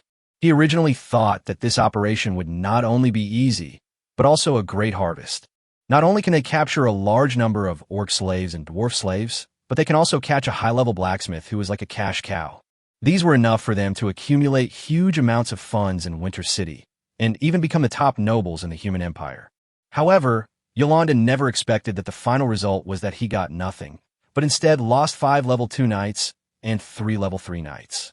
Yolanda seemed to be able to foresee how furious his father would be when he returned to Winterfell. How could Yolanda accept this? But he didn't dare to gamble with his life and Beavis's life. At this point, the battle situation had turned in favor of Fan and his team. The only two remaining level 3 knights were about to be defeated. If he didn't leave, Beavis would be next, and he wouldn't be able to escape in the end. Yolanda did not dare to hesitate any longer. After forcing Fan to retreat with a sword, he finally gritted his teeth and shouted to Beavis and the others, "Retreat, everyone retreat." As he spoke, Yolanda turned and headed towards Beavis and the others. "You can leave when you want to, and come when you want to." Fan gasped and stared at Yolanda's back. His lungs were burning with pain, and to be honest, he couldn't hold on for much longer. Even if Yolanda held on for a little longer, he would probably collapse. However, he refused to fall down now, and he wanted to give Yolanda a fierce blow. From a long time ago, Fan was not a person who was willing to suffer losses. Just like the first lone wolf he faced. In Fan's opinion, as long as they are enemies, no matter whether he can beat them or not, he will bite off a piece of flesh from them. Only in this way will the enemy feel pain and fear. And now, although they have killed Yolanda's 8 knights, Fan feels it is not enough. At this moment, Yolanda must not be feeling enough pain or fear. Anna. At this time, Fan shouted to Anna, who was near Beavis. When Anna turned around, the two looked at each other. Without any communication, the two of them seemed to have planned it. The next moment, Fan took a deep breath and chased in the direction of Yolanda. At this time, Anna also pounced on Beavis, constantly attacking and entangling Beavis, preventing him from leaving. Anna was also very tired at this time, and she felt that her beast form would be released at any time. Both her physical energy and blood consumption were reaching their limits. However, Anna decided to stop Beavis. She didn't want to let Yolanda go just like that. She had to at least teach Yolanda a profound lesson. After all, the orcs were not the kind of people who would suffer losses. Yolanda, who had rushed over, saw that Beavis was being held back by Anna and couldn't get away, and was about to step forward to help. At this time, Fan, who was following closely behind, suddenly pounced on Beavis. They want to keep Beavis. Yolanda saw through Fan and their plan in an instant. These crazy people. After being surprised, Yolanda naturally would not let this happen and immediately stepped forward to help Beavis out of trouble. However, what neither he nor Beavis expected was that Fan and Anna, who had originally pounced on Beavis, suddenly turned around and pounced on Yolanda together. Yolanda then realized that the two men's target was him, and holding Beavis back was just a cover. Yolanda was shocked, yet also a little disdainful. He didn't think that Fan and Anna could keep him here with their current situation. Fighting skill, piercing attack.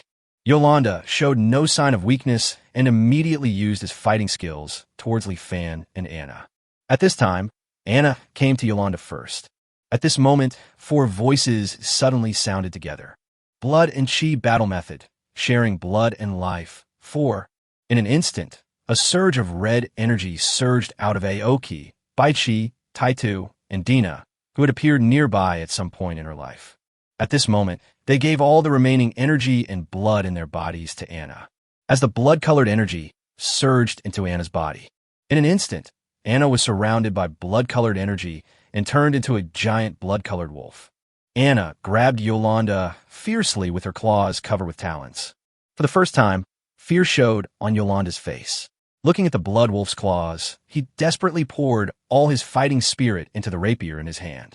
Fighting skill, piercing attack. This attack was undoubtedly Yolanda's strongest attack, containing almost all the fighting spirit in his body. In contrast, the power of this attack was also unusually surprising. At this moment, a huge white beam of light with a diameter of 3 meters shot out from the tip of Yolanda's sword. In an instant, the white beam of light collided with the blood wolf's giant claws. The two sides were in a stalemate for a moment, and it was obvious that the blood wolf was more intimidating. Surprisingly, the white beam of light was the better one in the end.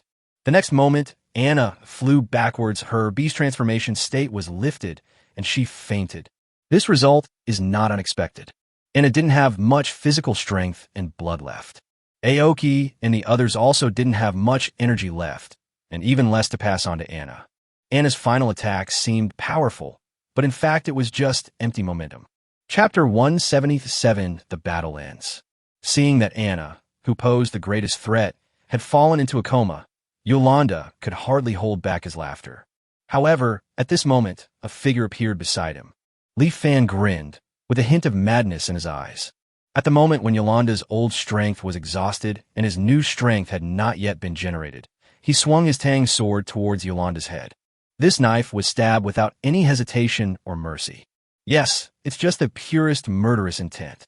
Yolanda was shocked, with a look of horror on his face, seeing that he couldn't dodge. At the critical moment, Yulin's eyes showed a fierce look, and he suddenly stretched out his left hand to grab Tang Hengdao. The consequences of grabbing a sharp blade with bare hands can be imagined. Puff! Yolanda's entire left arm was like a piece of wood hit by an axe, and it was split in two from the fingers to the shoulder. The tragic price brought about good results. Tang Hengdao paused for a moment, and his original trajectory shifted. Yolanda took advantage of a split second to barely dodge the blade with his head, leaving only one ear behind. Ah! Master! The moment Yolanda's scream rang out, Beavis finally rushed to Yolanda's side. Beavis hugged the fallen Yolanda, then swung his sword to block Li Fan's next attack with Tang Hengdao. Then he leapt with all his might and pounced on the back of the armored rhinoceros. At this time, Beavis no longer had any intention to kill, and he only wanted to take Yolanda away from this place as soon as possible. Without hesitation, he thrust his broadsword into the armored rhinoceros's butt. Puff! The armored rhinoceros was stimulated by the pain and went berserk, charging forward without caring about anything. The remaining 2 level 3 knights also took the opportunity to grab the armored rhinoceros tail and were taken away together. Li Fan looked at the back of the armored rhinoceros and did not chase after it, because he didn't have the energy to chase. The next moment, Li Fan fell directly to the ground, with only the strength left to gasp, although he felt a little regretful that he couldn't keep Yolanda. However, Li Fan felt that the lesson of losing half an arm and an ear should be enough to hurt the other party and scare him. If that's still not enough, just add a head next time. The battle was over, but everyone was not taking it easy, just because this battle was too brutal. At this time, except for the 4 dwarves, Dozina, Gully, Big Eyes, and Big Ears, no one could stand. And everyone had wounds on their bodies. It looks as miserable as it can be. Fortunately, none of the wounds were fatal. Li Fan exchanged medium-grade healing potions for Qingmu, Baichi, and Taitu, the 3 guys who were seriously injured. As for the others, they exchanged for lower-grade healing potions. After drinking the healing potion, everyone's condition finally improved. But they still didn't dare to stay there for long. It is no exaggeration to say that if 1 or 2 level 3 monsters suddenly appear now, it will be enough to wipe out all of them. The good news is that Yolanda left them 11 black-scaled pigmouths. This made the return journey much easier for everyone. Dozina found the unconscious Doge a few hundred meters away. The wound on Doge's hand had stopped bleeding long ago. Li Fan did not waste the bond value to exchange healing potions for Duoge. After everyone was riding on the black-scaled pigs, Li Fan took a last look around. The long-haired cat with silver-gray fur had disappeared at some point. According to Dozina, she and Doc were saved by this cat. At that time, the cat suddenly appeared beside them and scratched the back of the guarding knight's head with one claw. The knight fell down almost instantly. Then the cat destroyed the confinement collar with one claw. This surprised everyone. After the confinement collar was recognized by its owner, it could not be removed at will. Only the owner of the confinement collar could remove it, otherwise it would hurt the slave. Li Fan bought Ying and let the collar recognize its owner again before he untied Ying's confinement collar. The confinement collar around Dozina's neck was obviously Yolanda's. I don't know how the cat managed to get rid of the collar without hurting Dozina. Things are simple after that. The cat suddenly spoke and asked Dozina to hide Doc in a safe place first and then come back to help. By the time the battle was over, the cat had already sneaked away. Li Fan waited there for a few more minutes. Seeing that the strange long-haired cat did not show up, he knew that the other party did not want to contact him. Li Fan didn't force it. In fact, thinking back to the letter that appeared when I got the flint last time, there was already a grinning kitten pattern on it. Li Fan knew that the cat was in the valley. As long as the cat is still in the valley, they will meet again one day in the future. Thinking of this, Li Fan did not stop and immediately led everyone back. On the way, they met the dozen or so traders who had been knocked unconscious.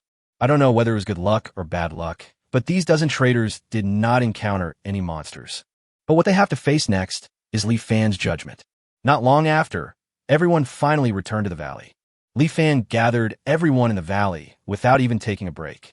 In an open space, on a makeshift execution platform, a dozen traitors knelt in a row. Below the execution platform were thousands of citizens, not only humans, but also orcs and dwarves. Everyone was talking among themselves. Apparently, they had heard about what had happened not long ago and understood the reason for being gathered together this time. At this time, Li Fan walked towards the execution platform.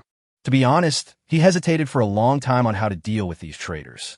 He really wanted to use some cruel punishments to make all traitors regret coming into this world. However, the issues to be considered are different depending on the location. Now that he is a lord, he can no longer do whatever he wants just for the sake of momentary pleasure. Otherwise, you will gain no benefit except leaving an impression of brutality in the minds of your subjects. So after thinking about it, Li Fan decided to leave the future of these traitors to be decided by the people. Chapter 178, First Law. Li Fan walked towards the execution platform step by step. Not only him, but also Anna, who had just woken up, and Aoki and the others all followed him onto the stage. These 10 people who had just experienced a bloody battle not only did not change their torn clothes, but they even did not clean up the bloodstains that had dyed their entire bodies dark red. This made them look extremely embarrassed. This embarrassed look also caught the eyes of the people below the stage and immediately stunned thousands of them.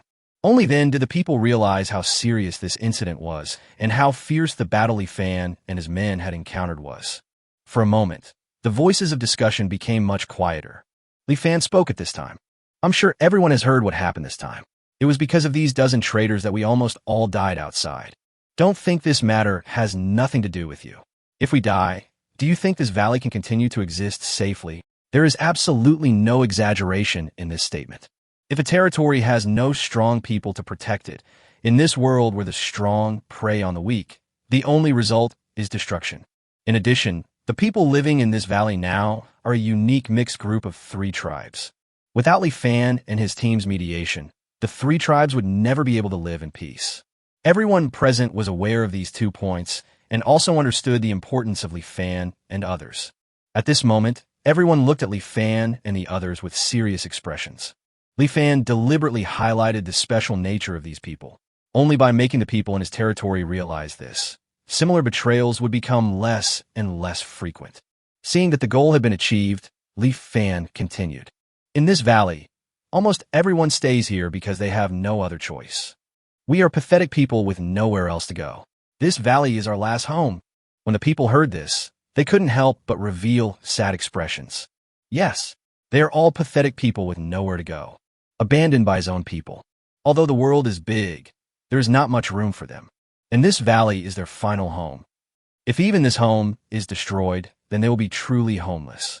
And now, because of a dozen traitors, our home is almost destroyed. Li Fan added a sentence at this time. This sentence works very well. For a moment, all the citizens stared at the traitors on the execution platform with angry eyes. It was these people who almost destroyed their home. A dozen traitors also noticed the hateful gaze. Their faces suddenly turned pale, as if they had a premonition of their own fate. All the traitors were trembling and kept shouting words like, "I was wrong," and "Please spare my life." However, they're no longer qualified to regret. Li Fan took another step forward, and seeing that all the people in his territory were focusing their attention on him, he shouted loudly, "The territory does not belong to me alone, the Lord. It is the home of all of us. These traitors want to destroy the home of all of us, so I decided to let all of us decide on the punishment for these traitors. Now, tell me, how are you going to punish these traitors?" Hanging, hanging. Li Fan had just finished speaking when the responses from the people came flooding in. Li Fan still underestimated the indifference of people in this world towards life. Li Fan originally thought that these subjects would hesitate for a while, and even the Virgin Mary would say to let these traitors go. However, the fact is that almost all the people in the territory were shouting the word hanging. At this moment, there was only hatred for the traitor in their eyes. Li Fan felt relieved to hear this. At least in some ways, the people in the territory cared about their home in the valley. Well, then we will hang all these traitors. Following Li Fan's words, the torture instruments were quickly prepared. A hemp rope was hung on a high-hanging log, and one end of the rope was tied into a noose and put around the necks of a dozen traitors. When the other end of the hemp rope is pulled, the noose immediately tightly bound the traitors' necks. The next moment, more than a dozen traders were hung in the air together. They continued to struggle in the air until a minute or two later, when they finally dropped their hands and feet powerlessly. After the execution, they were released. At this moment, everyone could see their wide eyes and long tongues sticking out. This terrifying appearance frightened many of the subjects. Li Fan took the opportunity to say, "This is the result of being a traitor. They are the first batch of traitors, but not the last batch. If a traitor appears among us again, what should we do?" Although many people were shocked by the fate of the traitor, they still spoke firmly when faced with Li Fan's question. "Hanging, hanging. Okay, from now on, all traitors among us will be hanged." Just like that, with Li Fan's words, the first law in the valley was born. The betrayer will be hanged. Li Fan believed that with this punishment, anyone who wanted to betray would think carefully about whether they could bear the consequences of betrayal. The day after the execution, Li Fan was waiting for something from early morning until noon. "Master, master!" Guli finally appeared and shouted to Li Fan, "The big black bear is coming." Li Fan was overjoyed after hearing this. He had been waiting for the whole morning just for this big black bear. To be honest, they are no match for Winterfell right now. Especially, there's a lord of Winter City named Carton, who is a genuine level 5 warrior. A warrior of this level is enough to destroy the entire valley alone. Although Li Fan felt great after chopping off one of Yolen's hands and one of his ears, he also angered Catan. He needs to be on guard against Catan's attacks at all times. In order to guard against Catan's attack, Li Fan set his sights on the big black bear. The big black bear is also a level 5 creature, and it has attacked Winter City. The wounds on its body that have not healed yet were caused by the lag. It can be said that the big black bear and Catan are two mortal enemies. If the big black bear can be kept in the valley, it will not only be a deterrent, but also a trump card against Catan. In the past, the big black bear would always come to the valley to eat a meal and then leave without mercy. And this time, Li Fan decided to keep the big black bear in the valley completely. Chapter 179 Hesitation will lead to defeat. On the open space, Huayu led 100 people to set up 50 pots. They were constantly busy making pot after pot of delicious food. The big black bear was obviously used to this and didn't urge Huayu. He just stood there drooling. Seeing this, Li Fan walked towards the big black bear. "Hey, brother Xiong. Sister Xiong, you're here." Li Fan greeted the big black bear warmly. The big black bear was obviously more interested in the food at this time, but it still leaned over to sniff Li Fan as usual, and then, as expected, showed a look of disgust and ignored Li Fan. The corner of Li Fan's mouth twitched. He still couldn't figure out what magical smell the big black bear smelled on him. So much so that every time the big black bear sees him, it has to sniff him. However, the big black bear just smelled it, but always showed a look of disgust every time. Who are you blaming? Although Li Fan was annoyed, he had to admit that it was because of the magical smell on his body that he had the opportunity to get to know this big black bear. Otherwise, Anna, Ing, and the others would have become bear daddies by now. Li Fan consoled himself that he couldn't get angry with a beast and continued to say to the big black bear with a smile, "Sister bear, we were short of food before, and we couldn't feed you enough. This time we have a good harvest, so we plan to let you eat as much as you want today." This time, Li Fan did not use his fingers to make the bear language. In fact, level 5 monsters have very high intelligence. The big black bear just had never communicated with humans before, so it couldn't understand what Li Fan and the others said. After spending some time together, the big black bear was now able to roughly understand what Li Fan was trying to express. Just like now, when the big black bear heard what Li Fan said, his eyes suddenly lit up and he showed an expression of appreciation towards Li Fan. Li Fan looked at the big black bear's human-like greedy look, and for the first time he felt that this big black bear was actually a little cute. He then stepped forward to help Huayu to prevent the big black bear from getting impatient. Huayu is making potato dishes today. Potatoes not only have a high yield, but are also easy to store. They can be kept in a cellar for a year. The valley has just experienced a bumper potato harvest and has stored a full 700,000 kilograms of potatoes. Li Fan felt that so many potatoes should be enough to feed the people and the big black bear in the valley. Soon, pots of potato dishes came out. The big black bear couldn't wait to walk to the iron pot. It was not afraid of the heat. The big bear paw picked up a large iron pot and poured it into its bloody mouth. In less than 10 seconds, a pot of potatoes weighing hundreds of pounds disappeared. But the big black bear was not satisfied with this speed, so he used both paws to attack left and right. This big black bear weighs dozens of tons and eats about 5.6 tons of food every day, which is more than 10,000 kilograms. The 50 pots on the open space could not fill the big black bear's stomach. After eating all the potatoes in the big iron pot, the big black bear called out to Li Fan a few times. Li Fan could guess what this meant. It's just that he wasn't full, so he asked Li Fan and the others to continue working. Li Fan looked at the 50 empty iron pots, and his eyebrows couldn't help twitching. He felt that the black bear's appetite might be higher than he expected. However, Li Fan did not regret it, and still had someone transport the potatoes from the cellar. Piles and piles of potatoes filled up 50 large iron pots. Kuiyu and the others started cooking again. Half an hour later, the big black bear started moving again, looking at the potatoes disappearing pot after pot. Even though Li Fan was mentally prepared, he still couldn't help but want to call the police. This is too much to eat. Only after he had finished eating all 50 large iron pots in the second batch did the big black bear finally burp in satisfaction. The big black bear was satisfied. At this moment, Li Fan felt his heart bleeding. Perhaps because Li Fan promised to keep him full, the big black bear ate to his heart's content this time. It actually ate a total of 7.5 tons of potatoes, which is 15,000 kilograms of food. You have to know that the entire valley has 1,600 people, and the daily food consumption is only about 20,000 kilograms, and this is when the dwarves and orcs are particularly good eaters. However, the big black bear ate nearly the same amount of food as 1,600 people in one meal, although black bears only eat a ton a day most of the time. But Li Fan didn't think the big black bear would be considerate enough to save food for him. In other words, if Li Fan chose to keep the black bear in the valley, he might have to consume an extra 23,000 kilograms of food every day. His 700,000 kilograms of potatoes are probably only enough to last until the next harvest. This made Li Fan hesitate for a moment, wondering whether to give up the big black bear, the big eater. However, for the safety of the valley, Li Fan had no choice but to accept it. Fortunately, he had foresight last time. In addition to planting a lot of magical crops, he also planted a lot of ordinary crops. As long as he can hold on through this period of time, Li Fan won't have to worry about the big black bear eating him bankrupt. After the big black bear had eaten its fill, it turned around and headed out of the valley, just like those ruthless men who pulled out their dicks. Seeing this, Li Fan hurriedly stopped the big black bear. Sister Xiong, you have to run back and forth every day? How troublesome. Otherwise, you can live in this valley from today on. Li Fan started his own deception.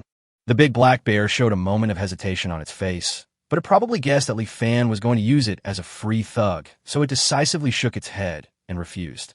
Li Fan had anticipated this. Seeing that the big black bear was about to leave, he exchanged a bottle of medium-grade healing potion from the system mall.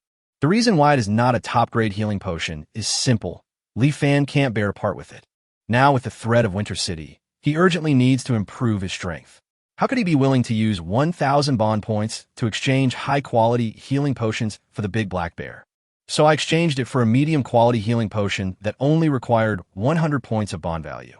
Although mid-grade healing potions are certainly not as good as high-grade healing potions, they should at least have some effect, right? Thinking of this, Li Fan uncorked the bottle of medium-grade healing potion. The smell of the mid-grade healing potion drifted towards the big black bear at this time. The big black bear stopped suddenly, then turned its big head and looked at the red potion in Li Fan's hand in surprise and suspicion. When Li Fan saw this, he knew there was hope. When Warcraft is injured, it is actually the same as humans. If it wants to recover quickly, it needs tonic food. The method of replenishing Warcraft is extremely simple and crude, which is to eat the flesh and blood of some high-level Warcraft. Only the huge energy contained in the flesh and blood of high-level magical beasts can repair the black bear's body as quickly as possible. Of course, the flesh and blood of strong people from races such as humans, orcs, and dwarves can also play this role. This is why the big black bear attacked Li Fan and others. This is also the reason why the black bear does not leave the volcano. After all, in the winter of the year of God's punishment, only on the volcano will there be magical beast activities. Now, although winter has passed, there are not many living monsters in the Sin Forest. This is why the black bear's injuries have not healed until now. At this moment, as soon as the big black bear smelled the scent of the mid-grade healing potion, its Warcraft intuition told it that this red potion could quickly heal its injuries. For a moment, The big black bear hesitated. If you hesitate, you will fail. Chapter 180 Angry Lanny Carton. At the gate of Winter City, Beavis walked into the city in a panic, carrying Yolanda on his back. Since the end of the battle, Beavis and his companions have been riding armored rhinos all the way to Winterfell. However, Beavis's sword was too fierce, and the armored rhino could not hold on and fell down halfway. Beavis had no choice but to abandon the armored rhino and the remaining 2 level 3 knights, and ran back to Winterfell alone, carrying Yolanda on his back. Without his Warcraft mount, it took him a day and a half to return to Winterfell. It was already the 3rd day after the battle. Although Yolanda's wounds had been simply bandaged, he was still in a complete coma and had a high fever. Beavis didn't dare to delay. Without even looking at the city guards beside him, he ran all the way to the city lord's mansion. Not long after, when Yolanda was receiving treatment, the city lord Lanny Carton also heard the news and rushed over. Lanny Carton looked at Yolanda lying on the bed, his expression becoming gloomy at a speed visible to the naked eye. Yolanda is now as pale as paper and his left ear is gone. The most important thing is that his left hand from fingers to palm, wrist, elbow, arm, and even hand bones was all cut in half. This is countless times more painful than cutting off an arm. More importantly, such an arm can no longer be used. The other half of the arm was left in the Sin Forest. The situation was urgent, and Beavis had no time to pick up that half of the arm. Now, in order to keep Yolanda alive, they had no choice but to cut off the remaining half of his left arm. Soon after, Yolanda's left sleeve was completely empty. Yolanda was also awakened by the pain at this time. Although he was still a little confused at this time, he quickly noticed his empty left shoulder. He shouted in horror to Lanny Cotton, who was standing beside him. "Father, father, where's my left hand? Where's my left hand? Oh, my left hand."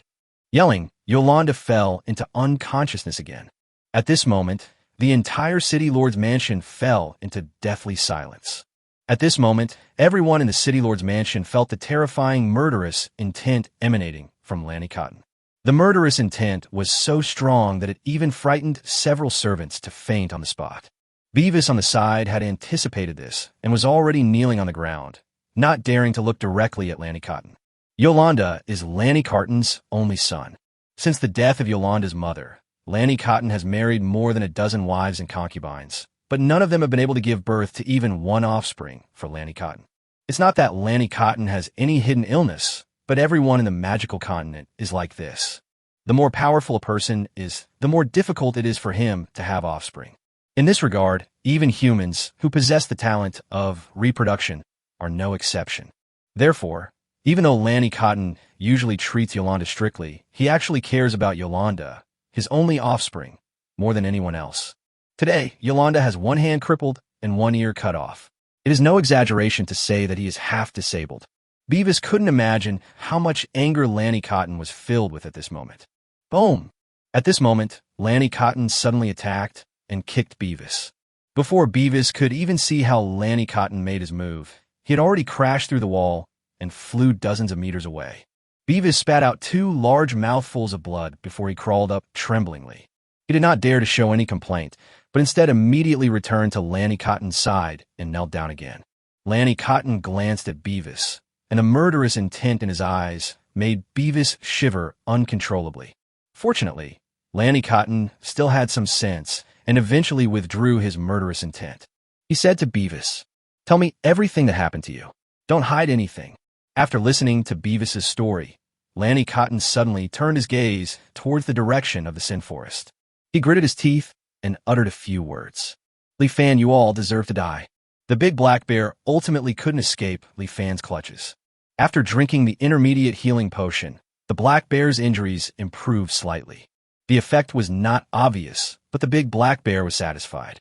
After all, this effect is much better than staying on the volcano. So after Lifan promised to give it a bottle of medium-grade healing potion every day and provide food and accommodation, the big black bear happily found a nest for itself under a cliff. In fact, Lifan can also exchange high-quality healing potions for the big black bear. In this way, the injuries on the big black bear will definitely recover quickly. However, Lifan did not do so. One reason is that I am reluctant to give up the bond value. Secondly, if the injuries on the big black bear healed too quickly, how would he be able to keep the big black bear? Li Fan didn't think that the big black bear was the kind of bear that would sacrifice itself to show gratitude. Therefore, he would rather use medium-grade healing potions to slowly keep the big black bear company, waiting until the big black bear gets used to life in the valley. At that time, even if Li Fan drove it away, it probably wouldn't leave. After dealing with the big black bear, Li Fan did not feel at ease. According to the refugees, Winter City not only has a level 5 city lord named Catan, but also 3 level 4 great knights, nearly 100 knights, and nearly 3,000 city guards. This number is because Winter City lost more than half of its people in the Beast Tide, otherwise the number would have been even greater. Not to mention the 3 great knights, the nearly 100 knights are either level 2 or level 3 fighters, and the city guards are all level 1 fighters. Such a terrifying force is actually his enemy. How could Li Fan not worry about this? This made Li Fan realize that the combat power of their territory was insufficient. It's not just the lack of high-end combat power. Low-end combat power is also seriously insufficient. It is obvious that they are unable to compete with Winter City now, even with the big black bear. So Li Fan decided to let the people in the valley start practicing martial arts. The most basic condition for practicing a technique is that you have to have a technique to practice. Li Fan can indeed exchange skills in the territory mall, but doing so requires a large amount of bond points. In fact, Li Fan has a way to obtain the skills without spending any bond points. The skills of the dwarves and orcs are very simple. There are people practicing in these two races, so it is not difficult to obtain skills. After Li Fan discussed with Duo Xena and Anna, Duo Xena and Anna were even willing to contribute their own top-notch skills. If they were still in the Dwarf Empire and the Orc Empire, they naturally couldn't do this. Even if they were willing, their families would not agree. Even if their families agreed, the nobles in the Empire would not agree. However, in this valley, there are no such obstacles at all. Therefore, not only can all the dwarves and orcs start practicing, but they also learn top-level skills. It can be predicted that their combat effectiveness will increase greatly. Chapter 181 National Cultivation Plan. The dwarves and orcs were all arranged, and humans, as the most numerous race in the valley, naturally could not be left behind. In fact, Li Fan had already prepared for the fighting skills needed by the human race.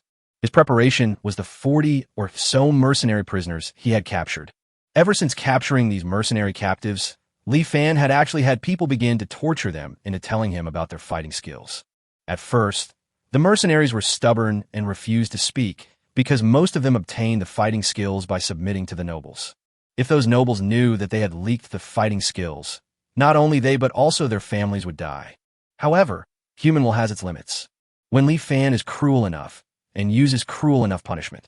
When the mercenaries were almost dead, he finally got the complete fighting skills. Although this technique is only of ordinary level, it allows Li Fan to save 5,000 bond points. As for the top-grade fighting skills, Li Fan was not considering it this time, because he simply can't afford it. Although I have obtained the fighting skills, it is a troublesome matter to decide on whom to practice it. First of all, there must be many people practicing. The strong come from countless cornerstones. Only with enough cornerstones can strong people continue to be born for Li Fan's territory. However, Li Fan does not want all the strong men, especially after Joey and others betrayed him. Raising a traitor is the most difficult thing for Li Fan to accept. Therefore, in the territory, if you want to practice martial arts, there is a rule that only Li Fan knows. This is also a rule that only Li Fan can use. That is, only those who have a 1-star favorability towards him are qualified to practice the technique. Long ago, Li Fan discovered this favorability system not only brings him bond value, but also serves as a screening function. Li Fan is the lord of this territory. As long as the favorability towards him reaches 1 star, then at least the probability of this person betraying the territory will become very small. Therefore, Li Fan only intends to provide fighting skills to those who have a favorability towards him of 1 star or above. Even the allocation of resources in the territory in the future will be based on favorability. As for those who have not even established friendship with him, they will be exiled to the fringes of the territory. Li Fan found Alicia and got the registration form of all the people in the valley from her. Then he followed the system's prompts and selected those humans whose favorability towards him reached 1 star. The dwarves and orcs are few in number, and their favorability towards him has all reached 1 star, so there is no need for this kind of screening. However, the human race is large in number and mixed with good and bad people, so Li Fan had to be cautious. After careful screening, Li Fan found that there are a total of 185 humans whose favorability towards him has reached 1 star. Among them, there are 70 first-class human leaders, 56 of whom have a favorability of 1 star, and there are 1,300 second-class human leaders, 129 of whom have a favorability of 1 star. This number is still increasing by about 10 per day. Li Fan had an idea in mind, so he asked Alicia to gather everyone together. In the open space, people from the entire valley gathered together. After the execution of the traitor 2 days ago, everyone thought that this was another similar incident and felt a little uneasy for a while. At this time, Li Fan asked Alicia to find those 185 people. The 185 human beings thought they had made some mistake and were then dragged before the crowd, each with a look of panic. However, when they found that Alicia and Huiyu were also in the team, they immediately felt relieved. After all, these 2 people are not only deputy lords, but also the closest people to Lord Li Fan, and they even live in the Lord's mansion. It shouldn't be a bad thing if both of them are here too. At this time, Li Fan spoke up. Without any nonsense, he directly explained the reason for gathering everyone together this time. My fellow citizens, the people standing beside me are all those who have made great contributions to the valley recently. After discussion, we decided to give them the opportunity to practice fighting spirit. Li Fan did not say this casually. Most people who have a good impression of him as a lord are people who know how to be grateful. Therefore, they're also the hardest working group when they're working normally. No one questioned Li Fan's reasoning. After Li Fan said this, all the people in the territory were stunned, especially those human beings. As civilians, they know best how precious fighting spirit is. For a moment, all the humans were in shock. Half a minute later, someone asked in disbelief, "What did the Lord just say? He wants to give us commoners a chance to practice fighting spirit? Ah, the Lord must be planning to recruit slaves, right?" In the human empire, nobles who master fighting spirit will only pass it on to their slaves and most loyal subordinates. Therefore, it often happens that nobles recruit slaves on the condition of cultivating fighting spirit. The people on the field thought that this was the situation now. Li Fan heard this and immediately retorted, "I will not take any slaves. The reason why they can learn Do Chi is only because they have made the greatest efforts for this territory. Here, I will set a rule that as long as there are enough people who have contributed to the territory, whether they are first-class or second-class citizens, they will have the opportunity to learn Do Chi." As Li Fan made his promise, there was silence again for a moment around the open space. And the next moment, the sound of discussion broke through the sky. "Really? It's actually true. So, I can also learn fighting spirit? Oh my God! Oh my God! I must learn how to fight, and for this I will devote everything I have to this territory." In an instant, all the people in the territory went crazy. No one understood the value of fighting spirit better than them. As long as you master the fighting spirit, even if you can't become a superior person, at least you can live a relatively wealthy life. In their eyes, this is an opportunity to change their lives. For these former refugees, this opportunity is too precious. For a moment, everyone became restless, eager to make contributions to the territory immediately, so as to obtain the qualification to practice fighting spirit. Many people even felt grateful to Li Fan because of this. More than 50 people on the spot raised their favorability towards Li Fan to 1 star. This increased the bond value that Li Fan could obtain every day by more than 50 points. From then on, he could obtain 500 bond points by signing in every day. This made Li Fan extremely satisfied.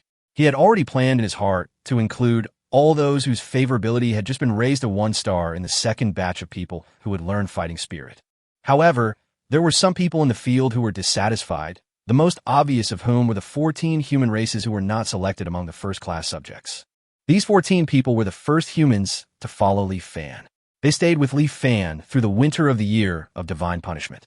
During that time, they were taught a lesson by Li Fan for being lazy and fooling around. They were the only group of people whose favorability towards Li Fan did not reach 1 star. At this time, they didn't know why all the other people in the same batch as them were selected, but they were not. They thought Li Fan was deliberately excluding them, so they looked at Li Fan with resentment. Li Fan actually noticed these gazes, but he didn't care. As for these people, he actually wanted to get rid of them a long time ago. I just haven't found a suitable reason yet. As long as he finds a reason, Li Fan will quickly get rid of all these people. Chapter 182 God's Chosen One. In the open space, Li Fan passed on the fighting skills he had extracted from the mercenaries to the 185 people on the field. They started their first practice right there and then. This scene once again stimulated the audience. For a moment, the people in the surrounding areas looked at the 185 people in the center of the open space with envy. At this moment, a small vortex suddenly appeared in the center of the 185 people. Near the whirlpool, those affected screamed in terror. "What's going on?" Li Fan hurried forward to check. Later, it was discovered that a young man had attracted an energy vortex because he was practicing too fast. This made Li Fan couldn't help but show an interested look. Could it be that a genius has emerged among his more than 1,000 subjects?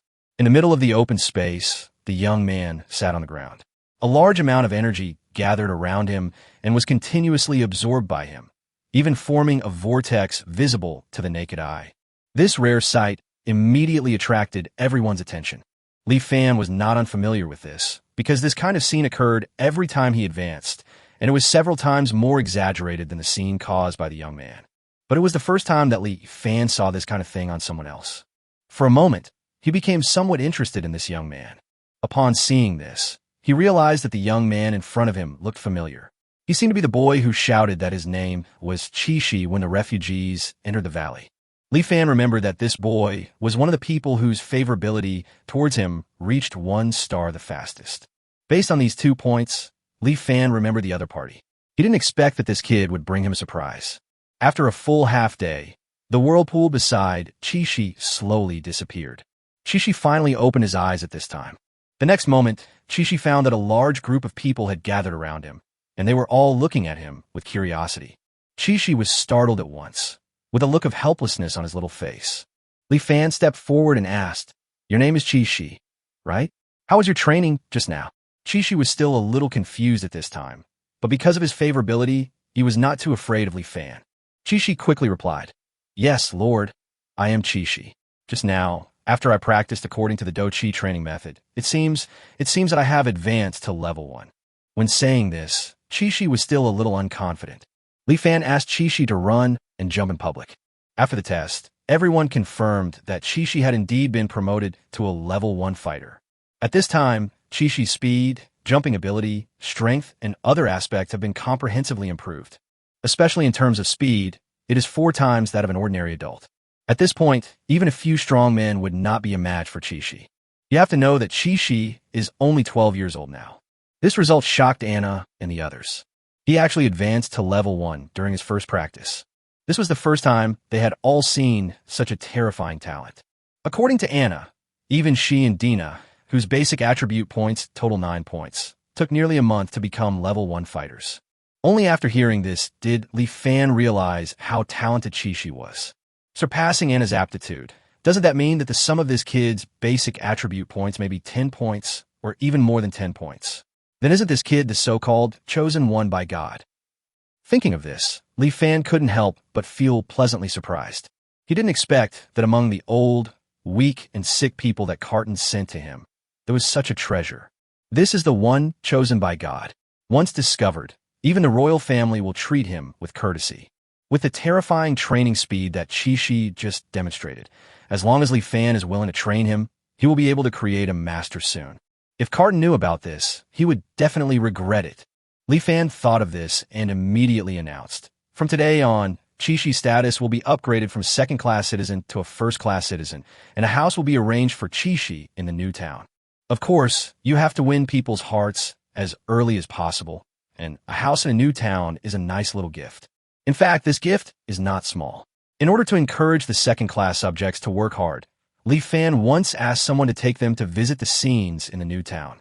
Neatly arranged houses, abundant greenery and entertainment facilities, and humanized design in the rooms. No matter which one it was, these second-class subjects thought they had arrived at a noble's mansion. Even many citizens thought that the noble's mansions, apart from being a little bigger, could not compare to the houses in the new town in any other way. Since then, almost all second-class citizens hoped to own a house in the new town. Unfortunately, the new town has only been built less than halfway and is only available to first-class citizens. That is, the members of the 3-tribe mixed group that initially followed Li Fan. As for the second-class subjects, They will have the opportunity to accumulate wealth through work and eventually buy a house there only after a while, when Li Fan opens currency transactions. For this reason, when the second-class subjects heard that Qi had actually obtained a house in the new town, they immediately looked at Qi with envy. However, Qi said at this time, "My lord, I don't want a house in the new town. If possible, can you please help me find my sister Qi?" When Qi said this, there were two expressions in his eyes. One was expectation and the other was fear. He was afraid that this would anger Li Fan, but he didn't want to give up the opportunity to find his sister. Li Fan naturally would not be angry about this. He first asked Qi about his sister. Qi then told the story of himself and Qi. Only then did Li Fan realize how difficult life was for this 12-year-old boy. No wonder Qi had such a desperate look when they first met. Li Fan really wanted to agree to Qi's request, but he knew he couldn't do it for the time being. Qi disappeared in Winter City. If you want to find Qi, you have to enter Winter City. The current lord of Winter City, Carton, must hate Li Fan to the core. Not to mention Li Fan himself. It is estimated that everyone in their territory is within the range of Carton's hatred. Therefore, Li Fan and his team couldn't even get close to Winter City, so naturally they couldn't help Qi find Qi. Qi seemed to realize this at this time. He lowered his head with a gloomy look in his eyes and said, "I'm sorry, Lord. I shouldn't have made such an impossible request. Please forget my request," Qi said, continuing to lower his head and turn to leave. Seeing this, Li Fan reached out and grabbed Qi's shoulders. Qi was stunned, stopped, and looked at Li Fan in confusion. Li Fan smiled and asked Qi, "Do you remember the question I asked you at the beginning?" Qi was stunned again, and the memory of that time slowly appeared in his mind. From the moment we are born, we are destined to die. No one can avoid it. Since we are all going to die, why do we still try so hard to live? Because each of us has our own mission. The brave live to defeat the dragon. The hero lives to save more lives.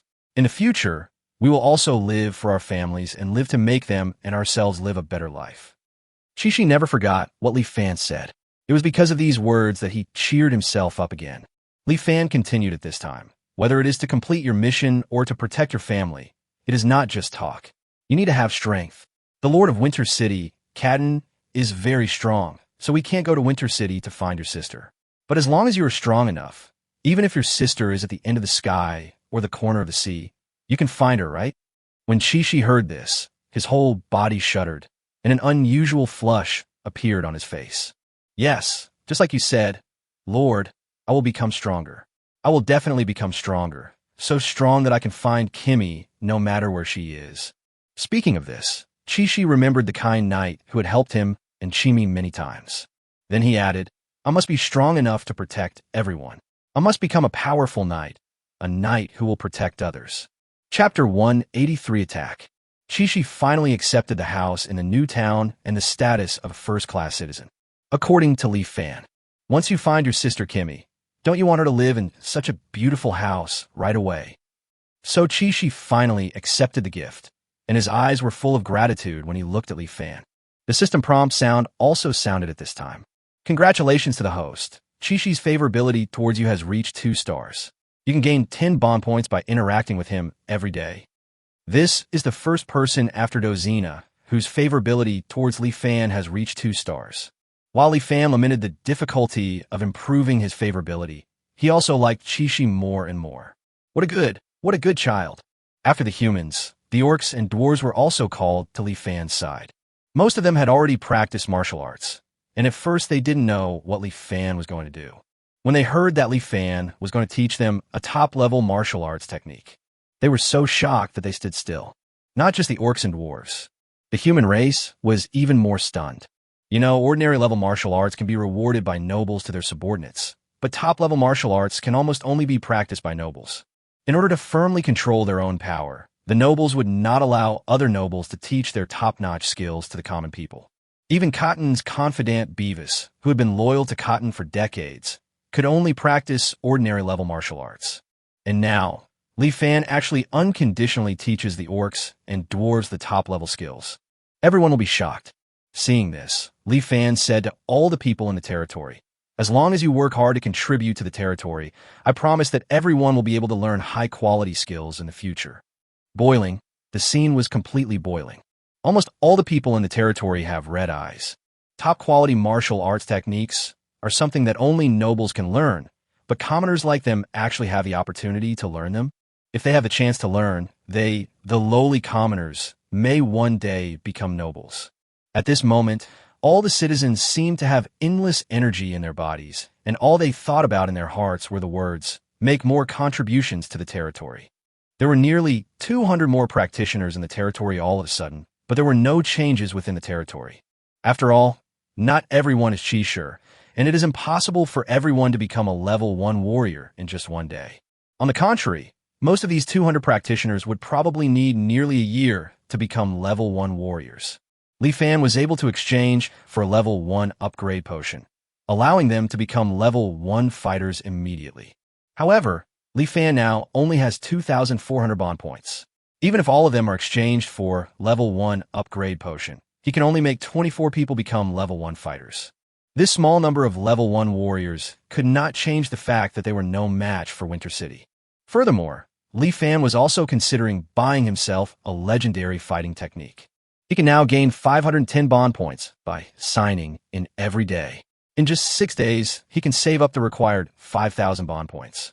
I don't know how much of an improvement this legendary fighting technique can bring to him. Just when Li Fan was full of expectations, boom! A roar that echoed throughout the valley suddenly sounded. At that moment, the entire valley was shaking, as if a major earthquake was occurring. What happened? If it weren't for the initial roar, Li Fan would have thought it was an earthquake. But he heard the roar at the beginning clearly, so he knew that this was probably not a natural disaster. The source of the roar is not far from me. It seems to be right at the city gate. Li Fan didn't care that the shaking was still going on and hurried to the window. As soon as he opened the window, he heard numerous screams. Help me. It is a divine punishment launched by God in anger. We can't escape. Child, where are you, my child? The people in the valley were all in chaos at this time.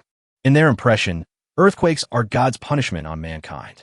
Therefore, many people even knelt on the ground and started praying. This concept is deeply rooted and cannot be changed in a short period of time.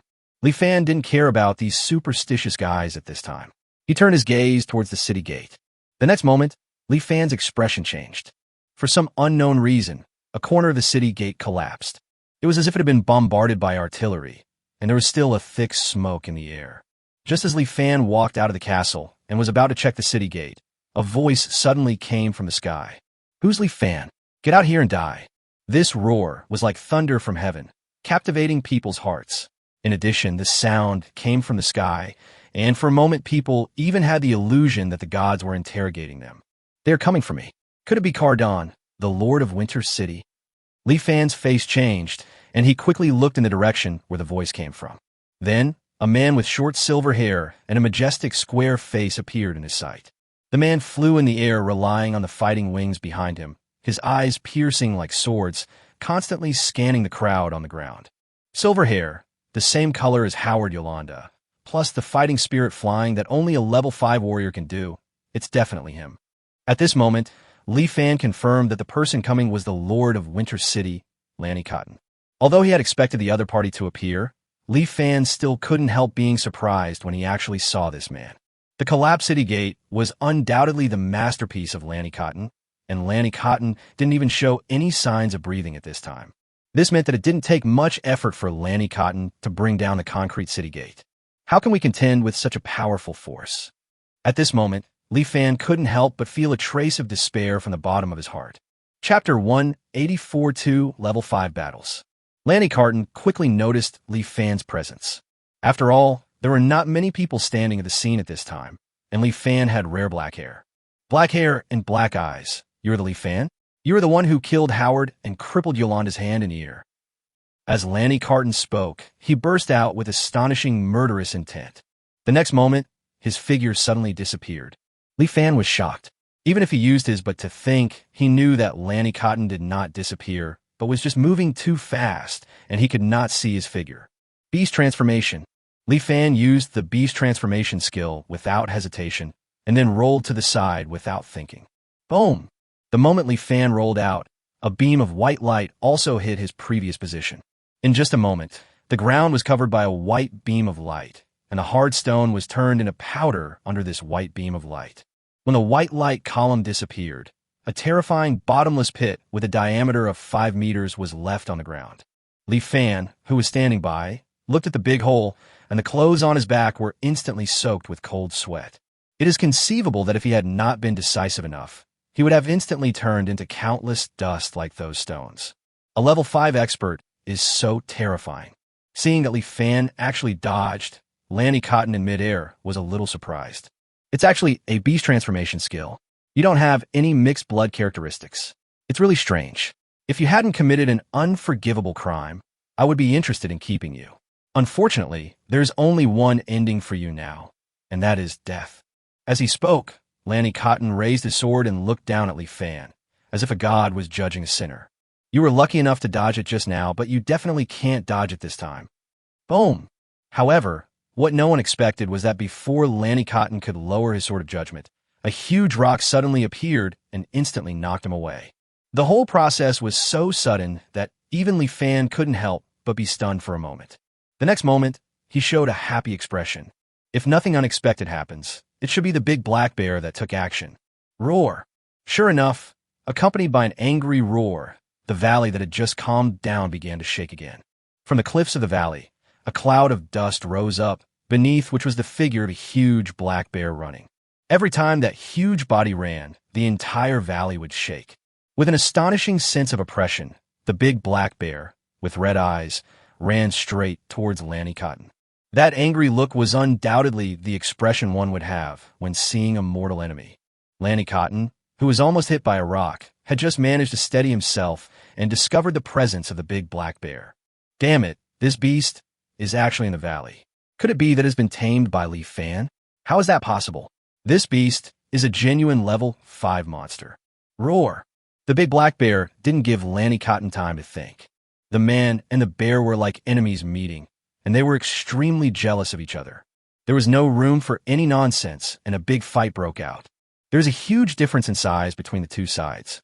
Lanny Cotton then covered the rapier with his fighting spirit, and the rapier, which was originally more than 1 meter long, suddenly extended to 2 meters in length. With Lanny Cotton's superb sword skills, the rapier kept stabbing at the big black bear's vital points. Although the black bear is big enough, it has no weapons. Flesh and blood naturally have no advantage against weapons, especially since the weapon in Lanny Cotton's hand is a high-quality weapon. But the big black bear is also very smart. It condensed a set of dark blue frost armor on its body. This armor not only protects the black bear's vital parts, but also extends the attack range of its claws. This set of frost armor was extremely strong, and Lanny Cotton's rapier pierced the armor, making a sound of metal colliding. Only when Lanny Cotton uses fighting skills can he knock a large piece of blue ice off the armor. However, not long after, new ice cubes immediately condensed where the ice cubes had just been knocked off, giving Lanny Cotton a headache. But it wasn't just Lanny Cotton who was having a headache. The big black bear was also having a headache. Because of their size, black bears cannot fly, and even if they do fly, they cannot fly fast. Faced with Lanny Cotton flying in the air, the big black bear could only passively take the beating most of the time. When the big black bear saw this, it immediately condensed ice cones. Apparently, the big black bear also has the same ice cone magic as the ice tooth beast. The difference is that the big black bear's ice cone magic is much more advanced. Each ice cone was bigger than Li Fan himself. If he was hit by such an ice cone, he would not know whether he would be stabbed to death or crushed to death. Faced with this terrifying ice cone, Lanny Cotton did not dare to confront it head-on, and dodged by flipping up and down and left and right in the air. However, there were so many ice cones that it was difficult for him to avoid them all. Fighting skill, Wind Step. Yolanda has used this fighting skill, and, as expected, Lanny Cotton can also use it. In an instant, Lanny Cotton's speed increased by half. Now, he could not only dodge all the ice cones, but he could even find time to strike the big black bear with 2 swords.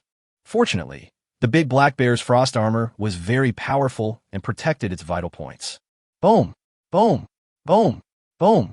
The two sides fought back and forth, and neither side gained much advantage. Instead, it was Li Fan who was in excruciating pain. These two guys were so powerful that the aftermath of the battle alone seemed to destroy the entire valley. The ground was cracking and houses were collapsing. Especially the big black bear Many of its ice cones fell into the fields, and the crops that had just sprouted in large fields were instantly destroyed. It hurts. It hurts so much. Li Fan was so heartbroken that he grimaced. No, if we continue to fight like this, even if we defeat Lanny Cotton, the fields and the town will be destroyed, and we will face the dilemma of having no food again. Thinking of this, Li Fan had a shout to the big black bear. Sister Bear, you guys have to fight outside, otherwise the valley will collapse. The big black bear seemed to realize this as well. Although it didn't care whether the valley collapsed or not, it cared whether there was food to eat. I watched myself destroy a lot of farmland. The big black bear's attack suddenly stopped. When Lanny Cotton saw this, he was extremely surprised at first. He didn't expect that the relationship between Li Fan and the big black bear had reached this point. Li Fan's words could actually make the big black bear hesitate in a life-and-death fight. Then Lanny Cotton couldn't help but be overjoyed. Hesitation was a big taboo in a life-and-death fight, so he immediately took the opportunity to give the big black bear a severe blow. Roar! Unexpectedly, the big black bear suddenly roared, so loud that it hurt Lanny Cotton's ears. Then the big black bear scratched over with its claws. Only then did Lanny Cotton realize that the cunning black bear was actually deceiving him. Fortunately, he was fast enough and stepped back to avoid the bear's claws. But at this moment, suddenly 4 sharp blades made of ice flew towards him along with the big black bear's claw. Shocked, Lanny Cotton used a new fighting skill without thinking. Fighting skill, 5th level air shield. Boom! Boom! Boom! Boom! Accompanied by 4 roars, Lanny Cotton finally blocked 4 icy blades before the last layer of air shield was broken. But the next moment, everything in front of him went dark. The big black bear jumped up without anyone noticing. This jump was a full 50 meters high. The big black bear came in front of Lanny Cotton in an instant. The next moment, the big black bear's paw swung from left to right. Fighting skill, 5th level air shield. Even though Lanny Cotton used fighting skills at the last moment, he was still swept away by the big black bear's palm. Lanny Cotton was like a cannonball, shooting out of the valley. After landing, the big black bear immediately ran towards Lanny Cotton. Only Li Fan was left standing there sighing. Awesome, my sister bear. Chapter 185 Disadvantages. The big black bear successfully moved the battlefield from inside the valley to outside the valley. Li Fan breathed a sigh of relief, but then he looked at the miserable scene around him and felt extremely scared for a moment. Even though he had anticipated the horror of a level 5 warrior countless times, he was still shocked when he actually saw it. The entire valley was in ruins just from the aftermath of the battle. The fight didn't even last a few minutes. Not to mention the cracks on the ground, the collapsed houses and ruined fields were enough to make Li Fan heartbroken. Moreover, this time, more than a dozen humans were killed in the battle. The scene at this moment was extremely chaotic. Looking at the scene in front of him, Li Fan became more determined to exchange for the legendary skills as soon as possible so that he could enter the ranks of level 4 warriors. As long as he possesses the legendary skills, with the amplification multiples of the legendary skills, plus the 3-fold amplification of the beast transformation skill, even if he cannot defeat Lanny Cotton, he can avoid such a situation from happening again. It was also at this time that Anna and the others finally found Li Fan. Everyone shared some information. Only then did Li Fan realize that half of the city gate had collapsed, and 7 guards on duty at the gate had died. Among them, there are 4 orcs and 3 dwarves. When they said this, Gully, Aoki, and the others clenched their fists. Li Fan was no exception. The few humans who died around him were refugees who arrived later. Although Li Fan was sad about their death, it was still within his tolerance. But every orc and dwarf is a brother who has survived the winter with him, and their friendship is worth life. Now he died at the hands of Lanny Cotton. Li Fan felt as if there was a fire burning in his chest. Call. Li Fan took a deep breath and calmed himself down. He doesn't have the power to take revenge now, so what he needs to do is to settle all the people in the valley first. Li Fan didn't know who would win between Lanny Cotton and the big black bear, but now they can't escape. The valley was a natural city, but at this moment it became a natural cage. If they wanted to get out, they had to pass through the battlefield outside first. Moreover, they had nowhere to escape if they left the valley. Just as Li Fan had said before, the world was big, but the valley was their only home.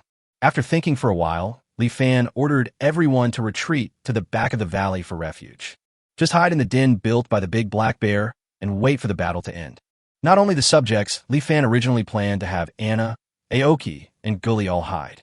He himself went to secretly check out the fight between Big Black Bear and Lanny Cotton. He must witness the outcome of this battle in person, and perhaps he could help the Big Black Bear. As for the others, they can't help at all, so it's useless for them to go. However, Ing disagreed at this time, and Anna and others also stood up.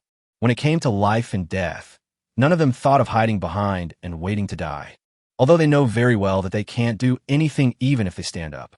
Li Fan was very pleased with this. What his territory needed was this kind of courageous person who never gave up.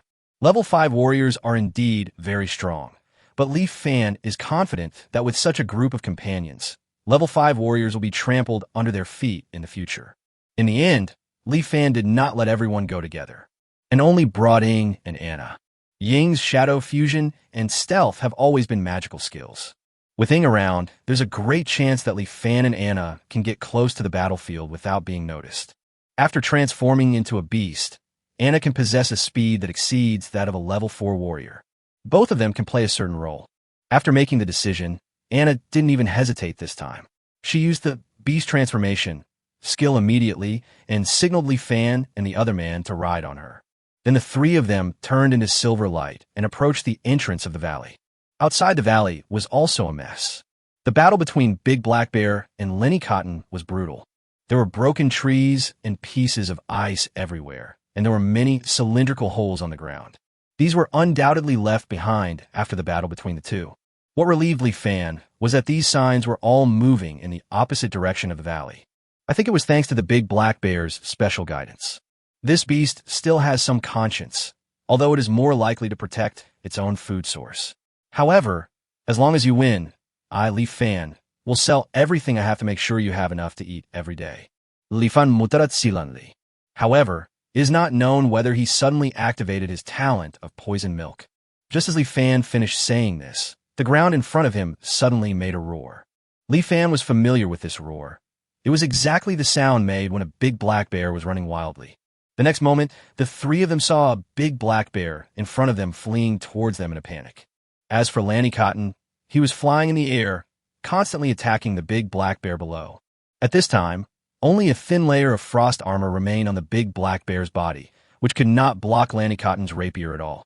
Although the frost armor blocked some of the force of the rapier, it still left wounds on the big black bear's body. Anyone who sees the current scene knows that the big black bear is not far from defeat. What's going on? Just now the big black bear had the advantage. Why does it look like it's about to lose now? Li Fan was stunned when he saw this.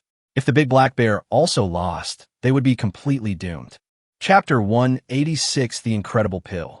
Just when Li Fan was wondering why the big black bear suddenly fell into a disadvantage, Anna and Ing made a discovery. They both said almost at the same time, "It's an old injury. The old injury on the big black bear has recurred." After hearing this, Li Fan quickly looked at the big black bear. Only then did they realize that in addition to some new wounds on the black bear's body that were bleeding, there were also many scabbed wounds that were bleeding. Especially on the abdomen of the black bear, there was originally a blood hole-shaped wound that penetrated the front and back of the black bear's body. Not only did a large amount of blood flow out, but even some of the internal organs were exposed from the wound. It was because of the recurrence of these wounds that the black bear's strength was greatly reduced. Originally, the wounds on Lanny Cotton's body were not much better than those of the big black bear. Don't forget, Lanny Cotton is the Lord of Winterfell. Using the power of a whole city to heal himself, Lanny Cotton naturally recovered faster than the big black bear, who couldn't even eat well. This resulted in the big black bear being at a disadvantage. Li Fan figured out the reason and opened the system mall without any hesitation. He soon found his target. Superior quality healing potion, 1,000 points of bond value. However, when he clicked to redeem, he hesitated. Then he searched again. First aid pill, 1,000 bond points. To be honest, Li Fan has never figured out which one is better, the top-grade healing potion or the first aid pills. The bond values required for the two things are exactly the same. Deep down, Li Fan prefers top-grade healing potions. Because Ing had used top-grade healing potions at the beginning, in the end, not only did he heal his disabled left eye and right hand, but also all the hidden diseases he had suffered from before were cured. However, Li Fan recently discovered a problem. As a user's level becomes higher and the body becomes stronger, the effect of the healing potion will become weaker. The medium-quality healing potion can only speed up the recovery of the black bear's wounds a little bit. Even if we switch to high-quality healing potions, it seems impossible to reverse the battle at this time. On the contrary, it was the first aid pill. Li Fan still remembers the evaluation the system gave to the first aid pill. As long as there is still a breath left, we can save him. Thinking of this, Li Fan finally chose the first aid pill. When exchanging the first aid pills, Li Fan seemed to hear the system's prompt, but the situation was critical at the moment, and he had no time to pay attention to the prompt. Li Fan held the exchanged first aid pill in his hand and watched the big black bear getting closer and closer to him with wide eyes. When the big black bear was only 20 or 30 meters away from him, Li Fan suddenly shouted at the big black bear, "Sister Xiong, attack him from the bottom 3 ways. That is, hit his balls. If you hit him, he'll be disabled." When these words came out, not only Anna and Ing were stunned, but even Lanny Cotton in midair was stunned. Firstly, Li Fan's words were confusing and too sudden. Secondly, Lanny Cotton couldn't believe that there were such vicious people in this world. Putting aside the identity of the enemy, we are all men. How could he say such cruel words? Perhaps the only one who didn't react at the scene was the big black bear. After all, it could only barely understand what Li Fan said. And in the eyes of this monster, it doesn't think there is anything strange about attacking the testicles.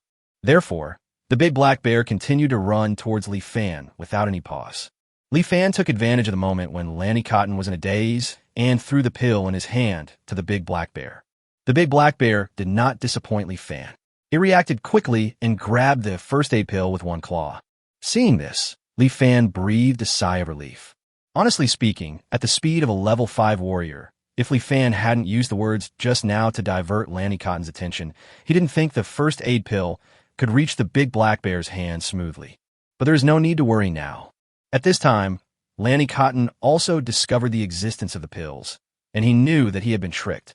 He was extremely angry for a moment, but he didn't know what the pill did, so he had to be careful and on guard. It was also the first time that the big black bear saw the first aid pill. After looking at the pill in its paw, the big black bear cautiously put the pill in front of its nose and sniffed it. And I just smelled it. The next moment, its eyes suddenly lit up like light bulbs, and then it couldn't wait to swallow the pill in one gulp. It feels like it is afraid that someone else will snatch it from it. When Lanny Cotton saw this, he immediately had a bad feeling. Soon, his premonition was confirmed. Roar!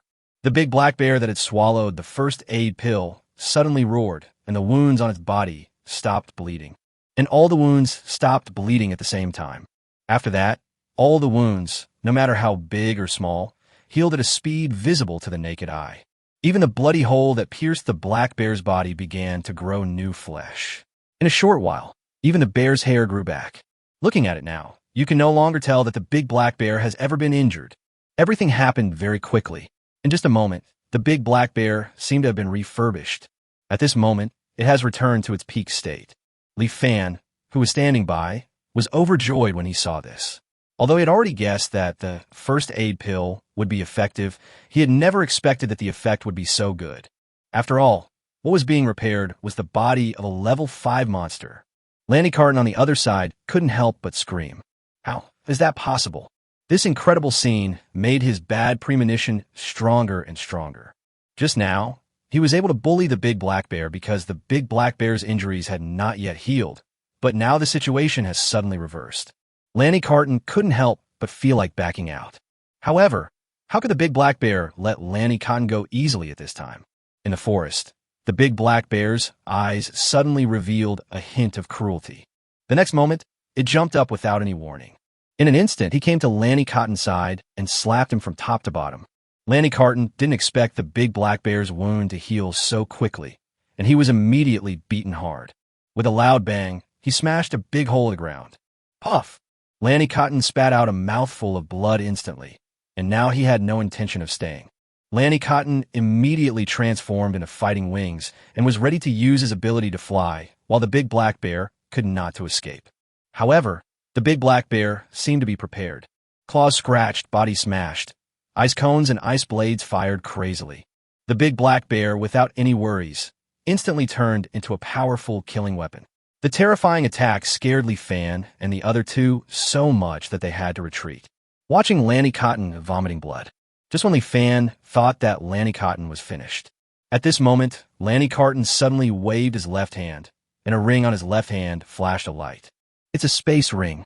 Li Fan instantly realized that something was wrong. However, before he could remind the big black bear, dozens of red stones have flown out of Lanny Cotton's space ring. Seeing the stones flying towards him, the big black bear slapped the stones with his paw with great disdain. Boom! With a series of roars, flames burst out from the middle of the black bear's paws. The sudden appearance of fire scared the black bear so much that it quickly retracted its paw. However, the big black bear found that the fire was so powerful that it did not cause any actual damage to its paws except burning its hair. However, Lanny Cotton took advantage of this opportunity and leaped into the air. He spread his fighting wings and flew towards Winter City without looking back. When the big black bear wanted to chase him, it was too late. He could only watch Lanny Cotton escape. What happened just now seems to be Flint. I didn't expect Flint could be used in this way. It's a pity that Lanny Cotton got away. Li Fan was extremely unwilling, but there was nothing he could do. Chapter 187, Elf Tree and Holy Medicine. Although it's a shame to let Lanny Cotton get away. However, this time, Lanny Cotton learned a big lesson.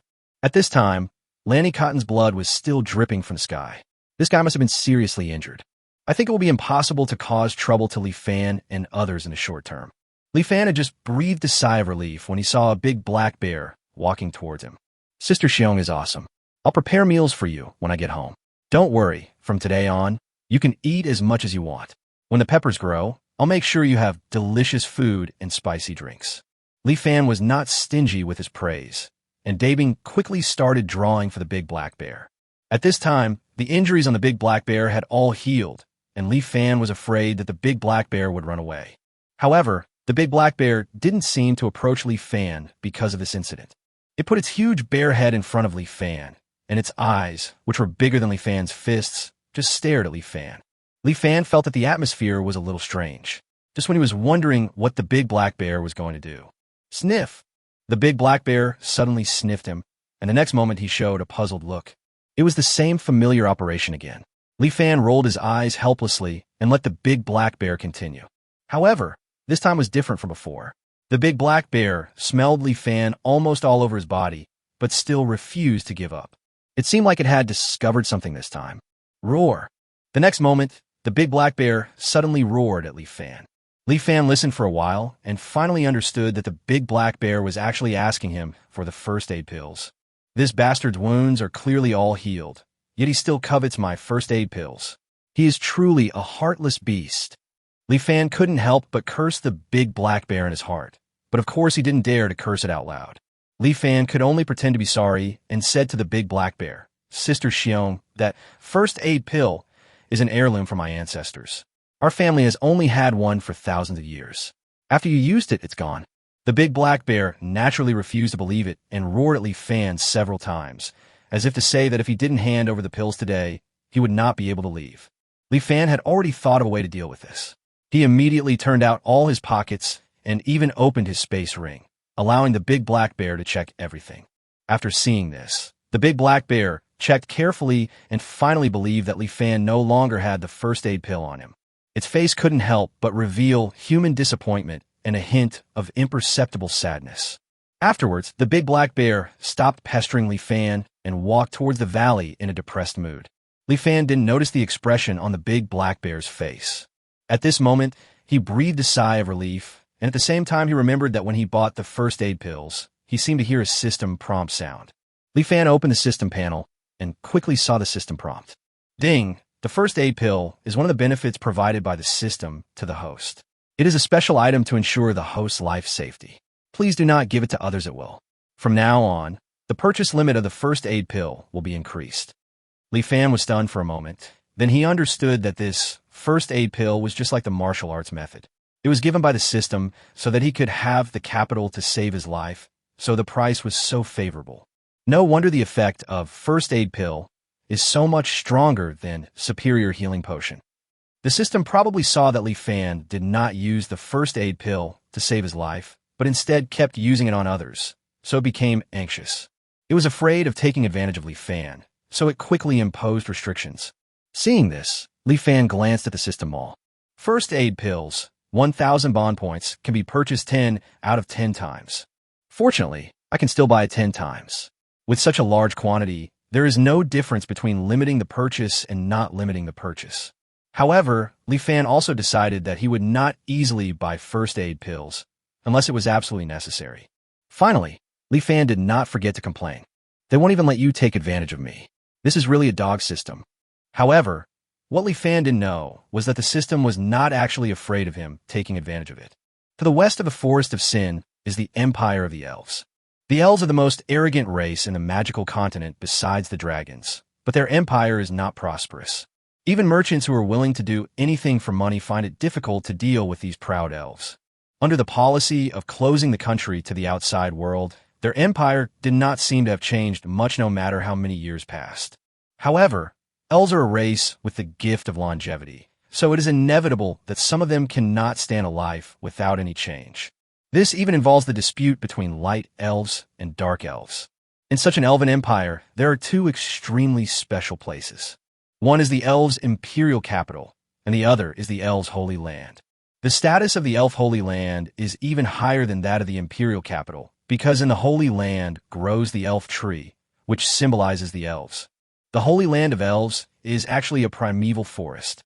There are some ancient trees inside that have been alive for who knows how many years, especially the elf tree in the center of the holy land. There are two theories about the origin of this tree. One theory is that the elf tree has existed since the moment life appeared in the world. One theory is that the elf tree was given to the elves by the elf god when they were born. No matter which one it is, it cannot change the fact that the elf tree is extremely noble. In addition to its symbolic significance, there's another reason why the elf tree is so noble. That is, the elf tree will produce a holy medicine every 100 years. In order to protect such precious elven trees and holy medicines, the elves specially established an elite force to guard the holy land. This unit is called Guardians, and the weakest guardian among them is at least a level 3 warrior. At this time, a team of guardians wearing armor and holding bows and arrows were patrolling the holy land as usual. As guardians, their daily job is to patrol the holy land day and night to ensure that no villains break into the holy land. In particular, we must not let the holy medicine be stolen, as happened half a year ago, when the guardian patrolled the location of the elf tree. With a clang, the bows in the hands of all the guardians fell to the ground. But they seemed not to notice and just stared blankly at the elf tree in front of them, which symbolized the elves. It was not until a long time had passed that an elf screamed. Lost, stolen. The holy medicine was stolen again. Chapter 188 Fallen Leaves and Sparks. Oh no, the holy medicine has been stolen again. Then the guardian let out a scream, and several elves emitting a terrifying aura appeared out of nowhere. They looked in the direction of the elf tree, and the next moment everyone's expressions turned ugly. On the elf tree, there were originally 11 fruits called holy medicines, but now only 10 were left. This is the second time the holy medicine has been stolen since half a year ago. This made all the elves extremely angry. You know, it would take the elf tree 100 years to produce one holy medicine. And now, in just half a year, 2 holy medicines have been stolen. However, what made the elves even more angry was that they had no idea who stole the holy medicine. There were no magical fluctuations, nor any other energy. The holy medicine seemed to have disappeared out of thin air. It is conceivable that if the reason for the disappearance of the holy medicine cannot be found, the remaining 10 holy medicines will be gone. All of a sudden, the entire elf race was mobilized, and countless elves were frantically searching for the culprit. The entire elf empire was in turmoil because of this. This turmoil even affected the elf empire's border city, Redstone City, located next to the Sin Forest. In Redstone City, Luoyi was stunned when she heard the news that the holy medicine was stolen, and then a memory came to her mind. Half a year ago, she went to the elf gathering place in the Sin Forest. Soon after, the settlement was attacked by a group of slave traders posing as bandits. She fought back desperately, but ultimately she was not strong enough and was captured by the slave trader when she was on the verge of death. At that time, she thought she was dead because her injuries were too severe and she was afraid that only the holy medicine of the tribe could save her. Just when she was in despair, a human saved her. She still remembers that human clearly until now, because that human had rare black hair and black eyes, and gave her a feeling that was somewhat different from other humans. Eventually, she took the pill given by the human and was saved. At that time, She was amazed that the pills given by humans could be comparable to the holy medicine of the elves. After escaping, she is still trying to find a way to save her compatriots. At this time, she met a dark elf, Shadow. She begged Ing to help her, but what she didn't expect was that the dark elf who was expelled by the elves agreed without any hesitation. The two of them tried their best and finally saved their compatriots by relying on Shadow's shadow fusion and stealth skills. However, at this time, a light elf, actually, in the end, all the elves who were rescued were taken away by the light elves. I am the only one left, trying to find Ying's whereabouts. Unfortunately, she was a wood elf and did not have skills like shadow fusion and stealth, so she could not sneak into the human gathering place to search. At this time, the news of a year of God's punishment reached the Sin Forest. Although she felt guilty, she had no choice but to return to the elf empire with the elves in the gathering place. It was also when she had just returned to the elf empire that she heard a great piece of news. That is, a holy medicine in the tribe was stolen. Moreover, the theft happened at about the same time as the day when the human rescued him. She once suspected that what the human gave her was the elves' holy medicine, but she quickly rejected it. After all, the holy medicine is hidden in the holy land of the elves, which is more than 1,000 miles away from the Sin Forest. I don't know how long it takes to go back and forth. There is no way it could be the holy medicine that was stolen by that human. So, everything should just be a coincidence. Loya originally thought so until today. The holy medicine was stolen again, and it disappeared right under the nose of the Guardian. No one in the entire elf empire knew who stole the holy medicine. After hearing this news, Loya couldn't help but think of that human for some reason. Hey, why are you daydreaming again? Just as Luo Yi was reminiscing, someone suddenly patted her back hard from behind. Leia turned his head in pain and looked at Huahua in front of him and said helplessly, Miss Huahua, I'm just thinking, not in a daze. Who could tell? You usually don't like to move. If you continue like this, you will no longer be a wood elf, but a piece of wood. Sparks had no intention of admitting his mistake. The fallen leaves have gotten used to it and are too lazy to refute their best friend. Seeing Luya lost in thought again, Huahua asked, What are you thinking about? I saw you have been thinking about it for a long time, just now. Luya hesitated for a moment, then said, Huahua, I want to go to the Sin Forest again. What? You haven't suffered enough. The Sin Forest does not belong to any country. As long as those human slave traders don't go too far, the Empire will not care. If you're caught again, do you think you can still escape back by luck? Sparks said this bluntly. After all, she was a fire elf, and her temper was as hot as her attributes. But Loya knew that Huahua was worried about her. I know, but Shadow, Loya did not mention the holy medicine and the human with black hair and black eyes. Otherwise, Sparks would definitely be even more opposed. However, even so, Sparks still disagreed. Sparks knew about the dark elf Shadow. When Leia first told her about it, she was a little bit unconvinced, but Leia would never lie to her. Thinking of this, Sparks couldn't help but complain. Having the light, elves always said that the dark elves are insidious and selfish, almost like slave traders. How come you met such a stupid dark elf? He actually took risks to save our elves. Sigh. When Leia heard this, he knew that Huahua had agreed. What Leia didn't expect was that Huahua said at this time, I'm still worried about you going alone, so I'll go with you this time. No need. I'll be careful. Leia didn't want Sparks to go on adventures with her. Sparks was right about one thing. In the Forest of Sin, as long as you don't make too much trouble, anything is allowed. She didn't want to implicate Sparks because of her own affairs. Sparks said disdainfully at this time, What are you careful about? If you were a big-breasted idiot, how could you have been caught if you knew to be careful? Luo Ye's face instantly flushed with shame, and she said angrily, I told you that if you call me by this nickname again, I will be angry. I did yell, so show me how angry you are. Let's see if those 2 lumps on your chest can get bigger or even explode. Sparks couldn't help but show a gnashing teeth expression as he spoke. Sparks didn't understand why the wood elves were so big, while their fire elves were almost nothing. The god of elves was not fair at all. As she thought about it, Sparks became angrier and angrier, and said arrogantly, I don't care, I just want to go with you. Don't worry, I'm different from you. Miss Sparks, although my chest is not as broad as yours, I'm a dignified level 3 magician. Who can be my opponent in the Sin Forest? Besides, I'm tired of staying in Redstone City. Although the Elf Kingdom is peaceful enough, it's too boring.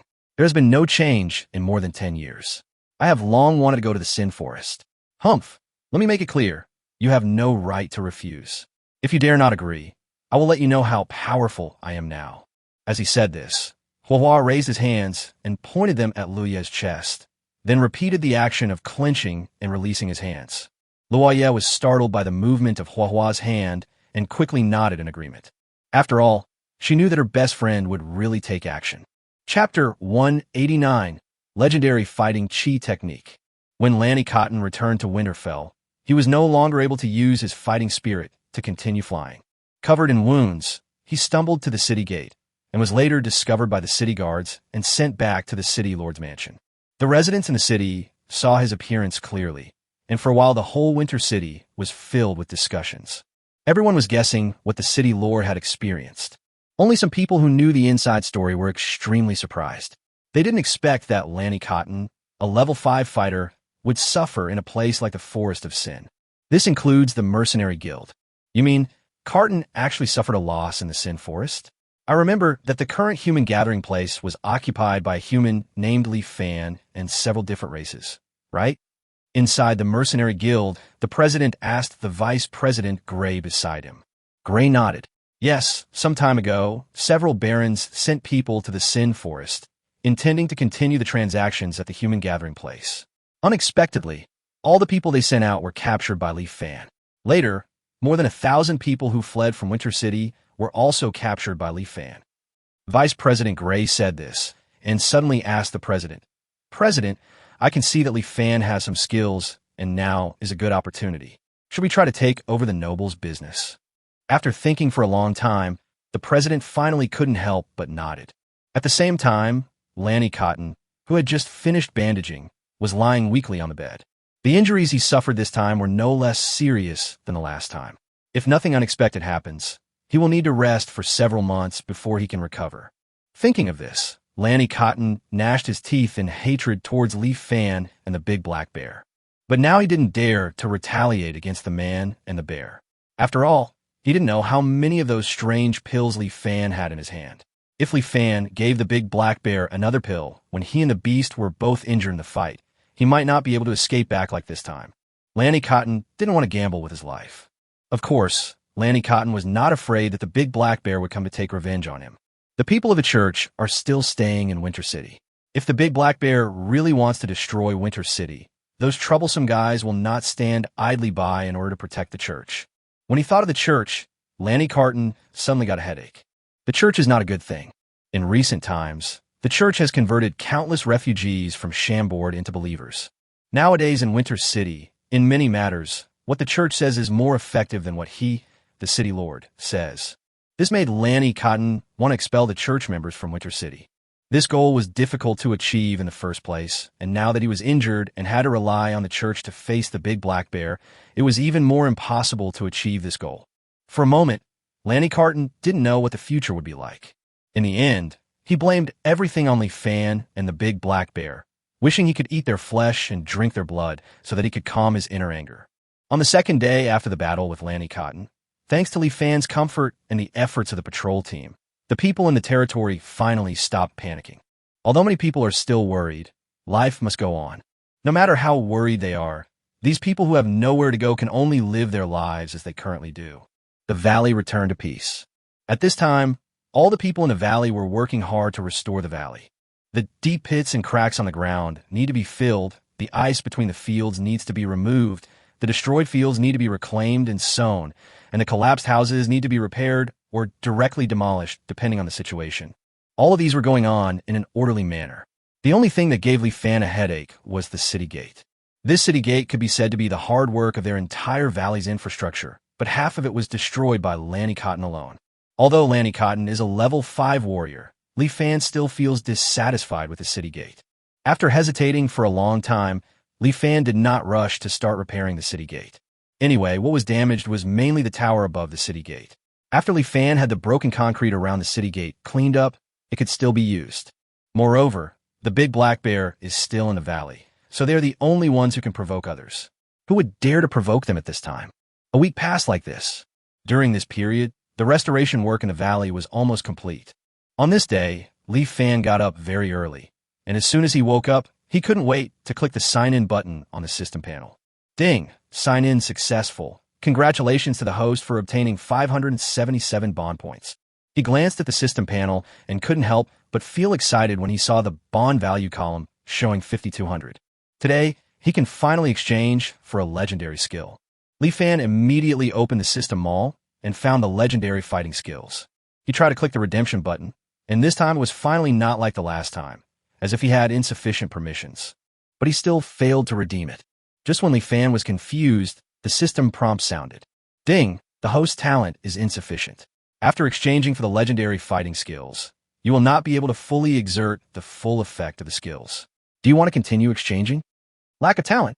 In a magical continent, talent is actually the sum of basic attribute points. The sum of Li Fan's basic attribute points has now reached 8 points, which means he has officially entered the ranks of geniuses. Even so, the system still called it lack of talent. Then, wouldn't it mean that this legendary fighting skill requires 10 points or even more than 10 points to practice? Is this the reason why legendary techniques are rarely circulated? Li Fan was not sure, and the system also said that it was not impossible to learn it, but it was impossible to fully utilize the effects of the technique. Li Fan thought about it for a while and finally decided to exchange it. The next moment, all the knowledge of the legendary fighting skills entered Li Fan's mind. Li Fan kept absorbing for a whole day before he absorbed all the knowledge of the technique into his brain. Afterwards, Li Fan didn't care that it was already dark and immediately began to transform the Do Chi in his body from fine-grade Do Chi to a legendary grade Do Chi. If it were in the past, Li Fan might not even need a day to complete such a transformation. This time, it took Li Fan 3 full days to complete the transformation of his fighting spear quality. Later, Li Fan also understood what the system meant by the inability to fully exert the effectiveness of the technique. As we all know, ordinary level skills cannot increase the power of fighting spirit, but top level skills can increase the power of fighting spirit by 3 times. According to the system's introduction to the legendary skills can increase the fighting spirit by a full 10 times.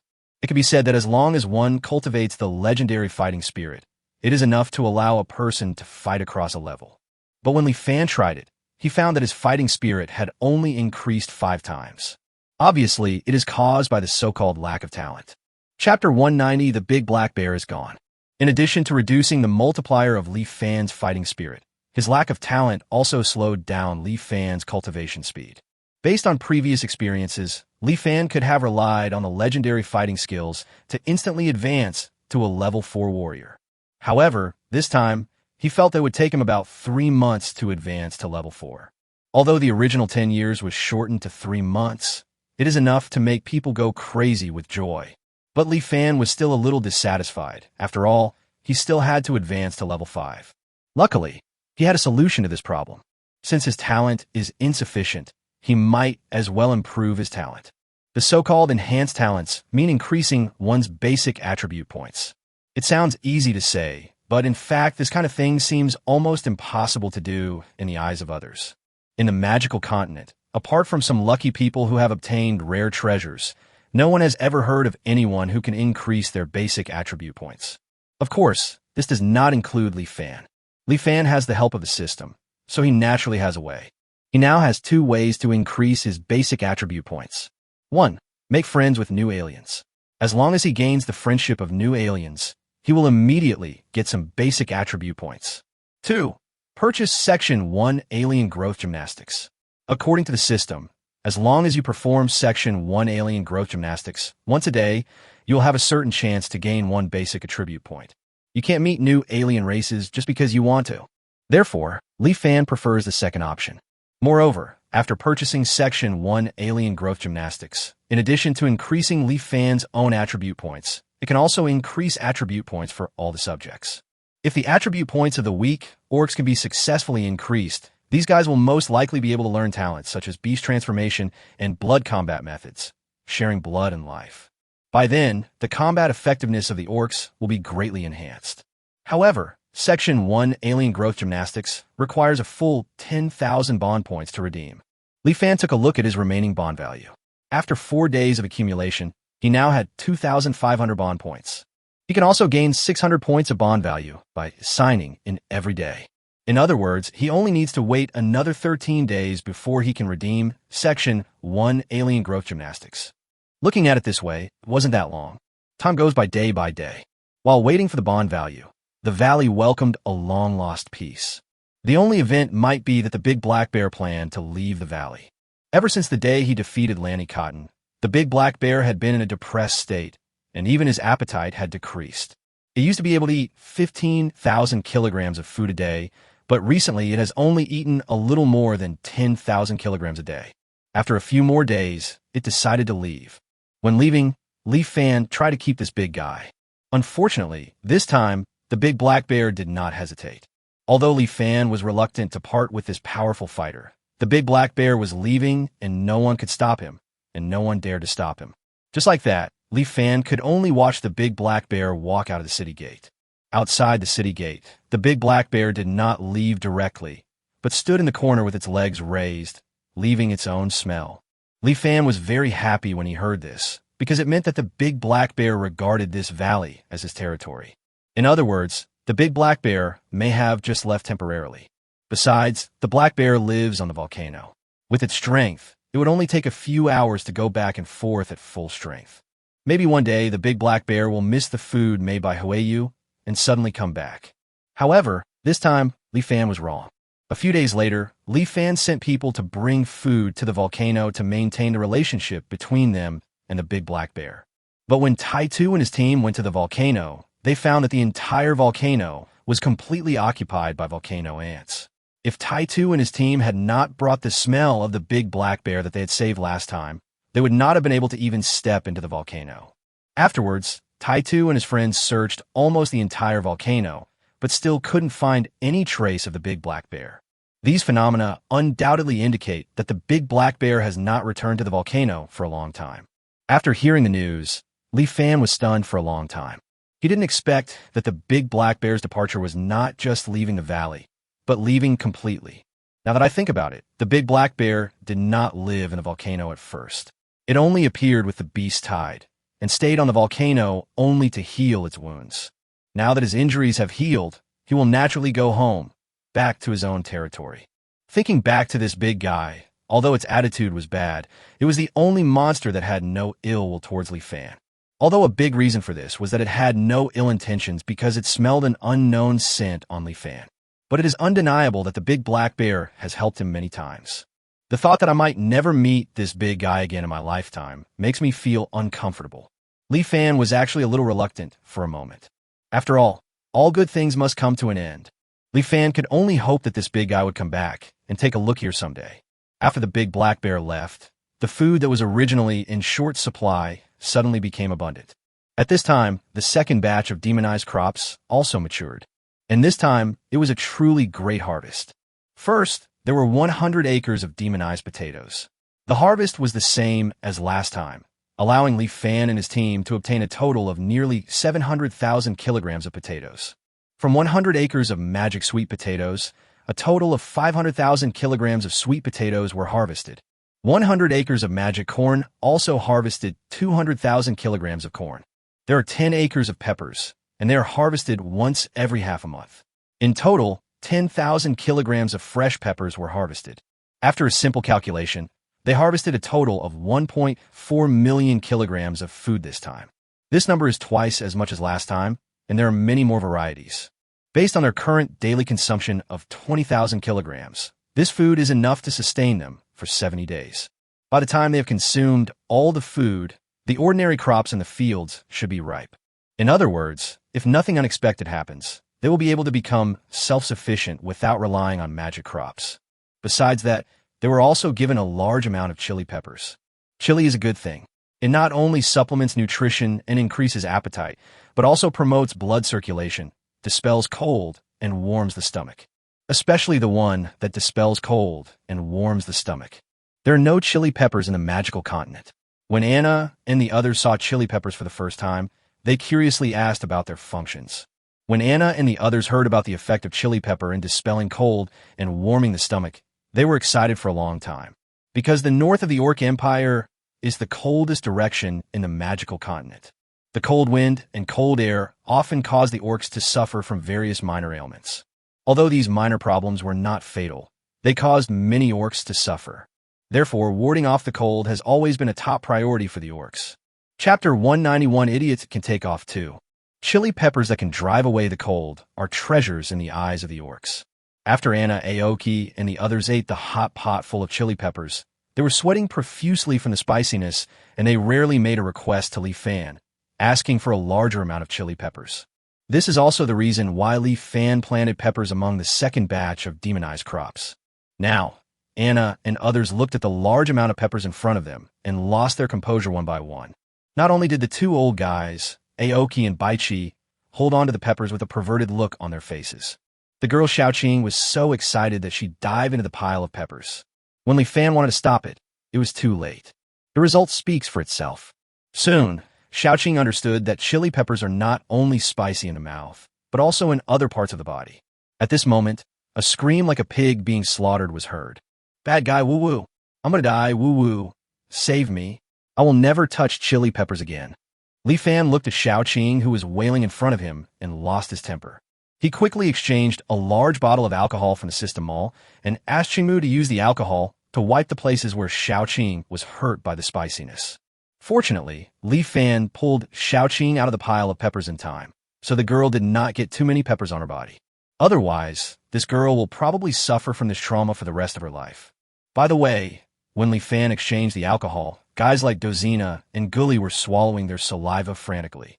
Despite Li Fan's repeated warnings that alcohol is not to be drunk as it can kill people, they nodded, their eyes still fixed on the alcohol in Aoki's hand. Li Fan had no doubt that these dwarves had the courage to die for the sake of good wine. Therefore, he had to tell Aoki many times not to let the dwarves get the alcohol. After that, Li Fan began to process the food he had harvested. Potatoes and sweet potatoes are best preserved by simply putting them all in the cellar. Corn is dried and preserved. The same is true for chili peppers. After drying, only 3,000 kilograms of the 10,000 kilograms of peppers were left. This amount of pepper is not much for the entire territory. However, 10 acres of pepper fields can be harvested for half a year. According to the practice of picking peppers twice a month, after all the 10 acres of pepper fields are harvested, Li Fan will be able to obtain 18,000 kilograms of dried peppers. It is completely sufficient for their own use in the territory. System sign in. Ding, congratulations to the host for signing in successfully and obtaining 700 bond points. Following the system prompt, Li Fan glanced at the system panel. Today, his bond value finally exceeded 10,000 points, reaching 10,650 points.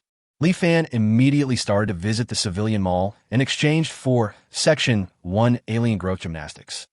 The next moment, a small picture album appeared in the system space. Li Fan took out the small picture book with a twitching eye. If it weren't for the 9 big words, Chapter 1 Alien Growth Gymnastics on the cover, he would have suspected that this was an inappropriate picture book for children bought from some street stall. Li Fan hesitantly opened the album, and, as expected, there were some little people patterns in the album. Of course, I'm not the kind of villain who takes off clothes and does shameful things. Instead, it's a little man posing in a variety of different postures. Li Fan frowned as he looked at the little man's postures, because they were really weird. For example, the running posture of a gorilla, the swinging posture of a snake, the hopping posture of a rabbit, the paddling posture of a dog. None of it is normal. Interestingly, there is a cassette included in the album. It's the kind of cassette that's used in old-fashioned tape recorders. Li Fan looked at the cassette in his hand with a strange expression, hesitated for a long time, and finally exchanged it for an old tape recorder in the system hall.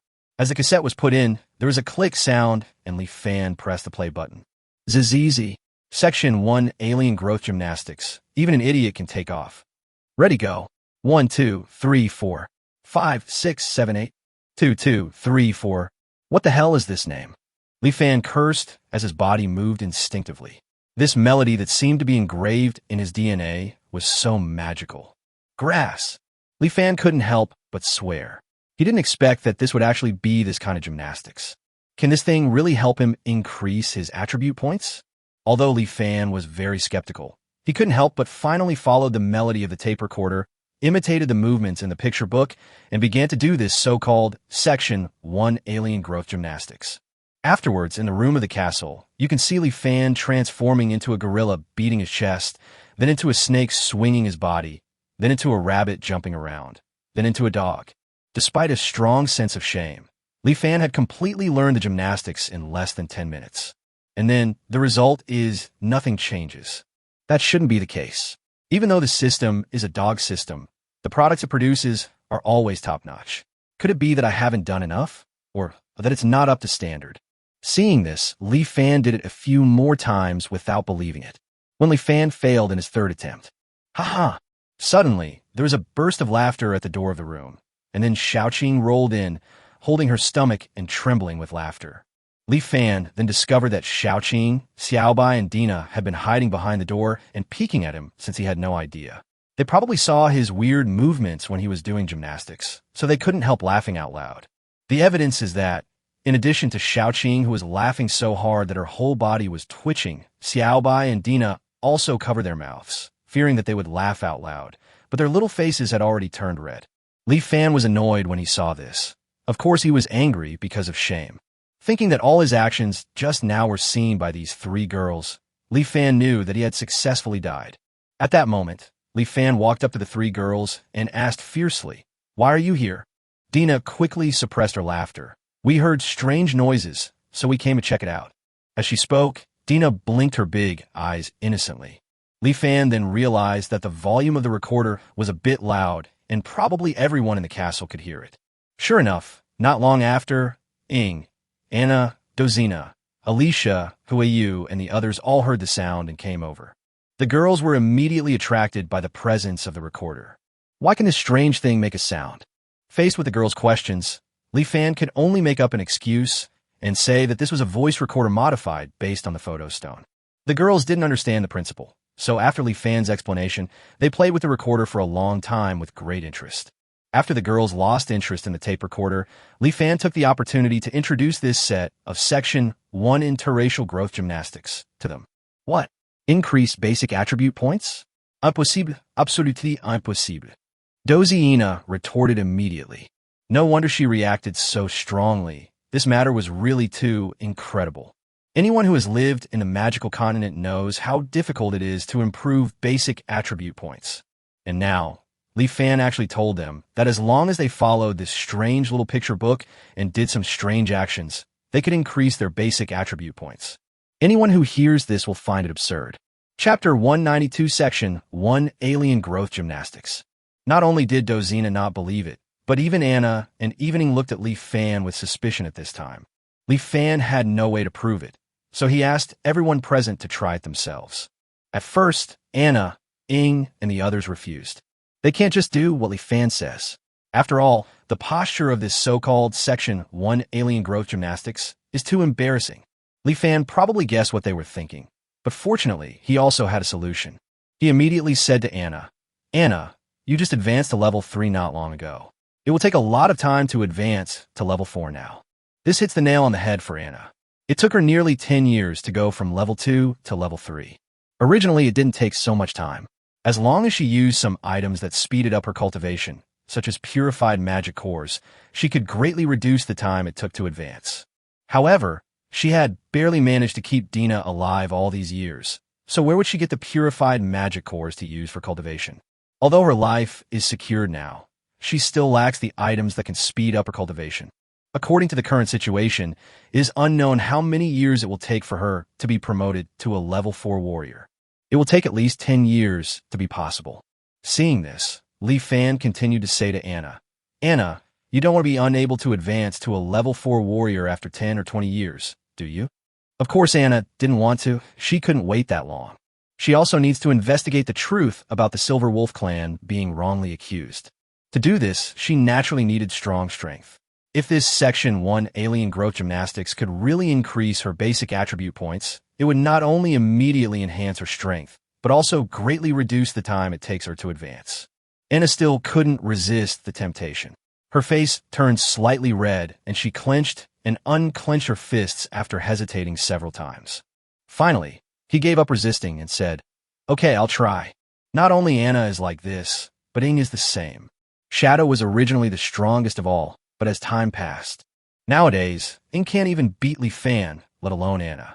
After all, Ing not only practiced ordinary-level martial arts, but also did not have the innate skill of beast transformation that increased explosive power. Because of this, Ing was actually a little anxious. She was afraid that the gap would gradually widen. If Li Fan and his friends advanced to level 5, or even level 6, and she remains at the same level, then even if she possesses magical skills like shadow fusion and stealth, she will not be able to help Li Fan and his friends.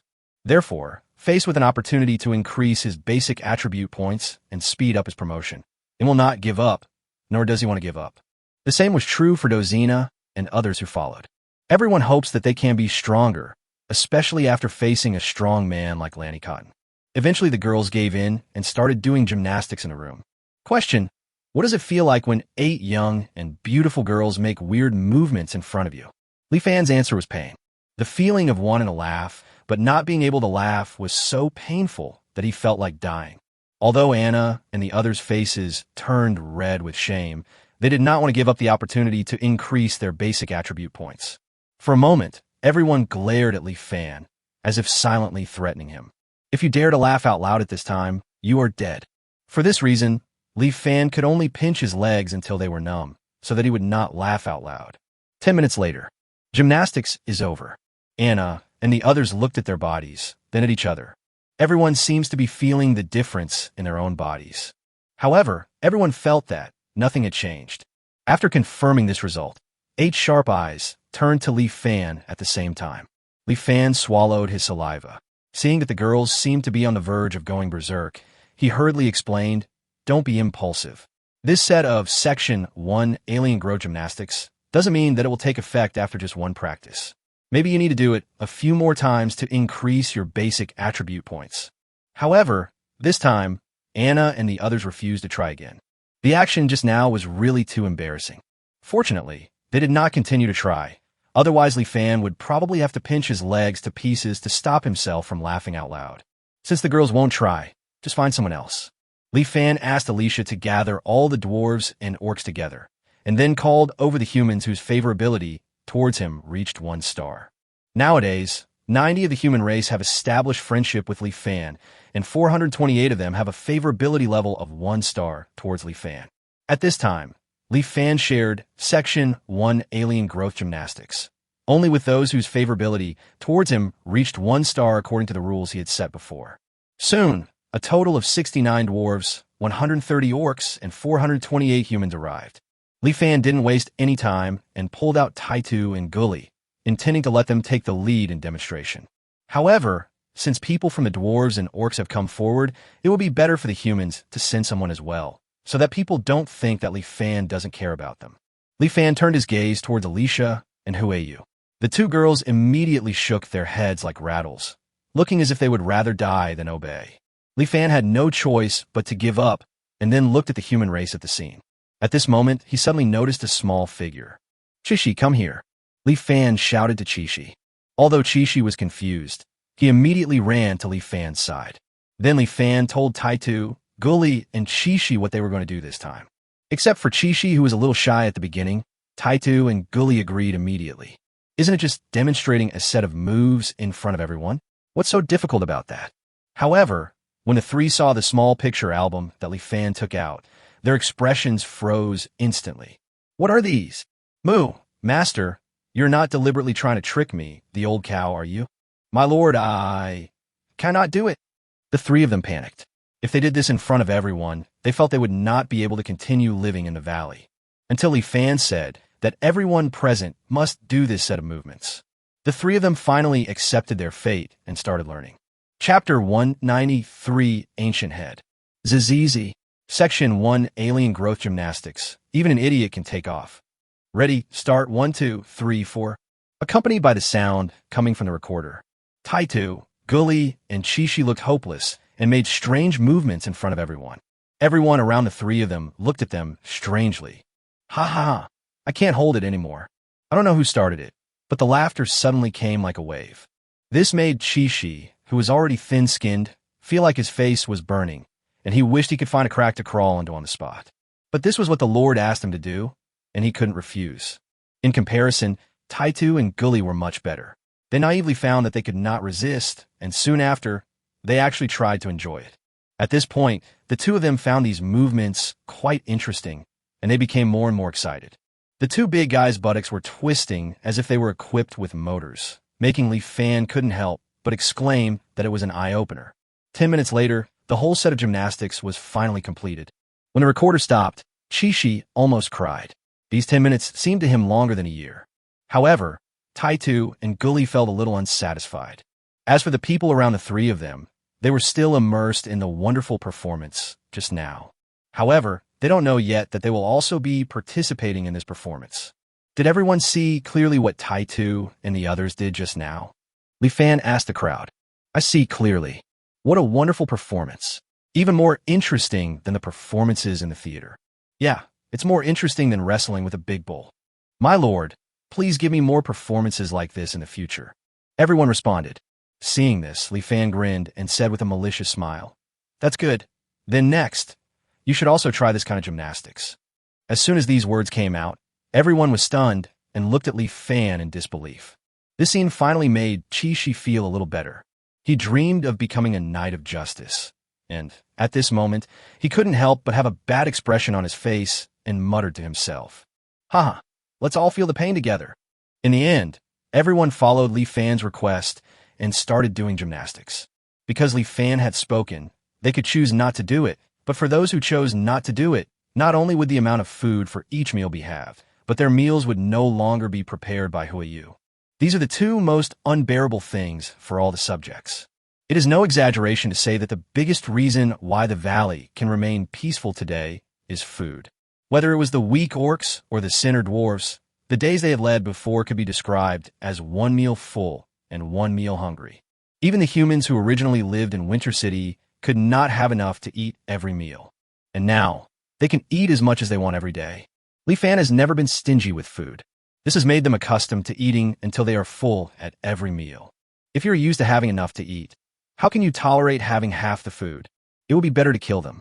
What's even more terrifying is that the food given to them is no longer prepared by Huiyu. Anyone who has eaten Huiyu's food will be fascinated by his cooking skills. It was really incredibly delicious.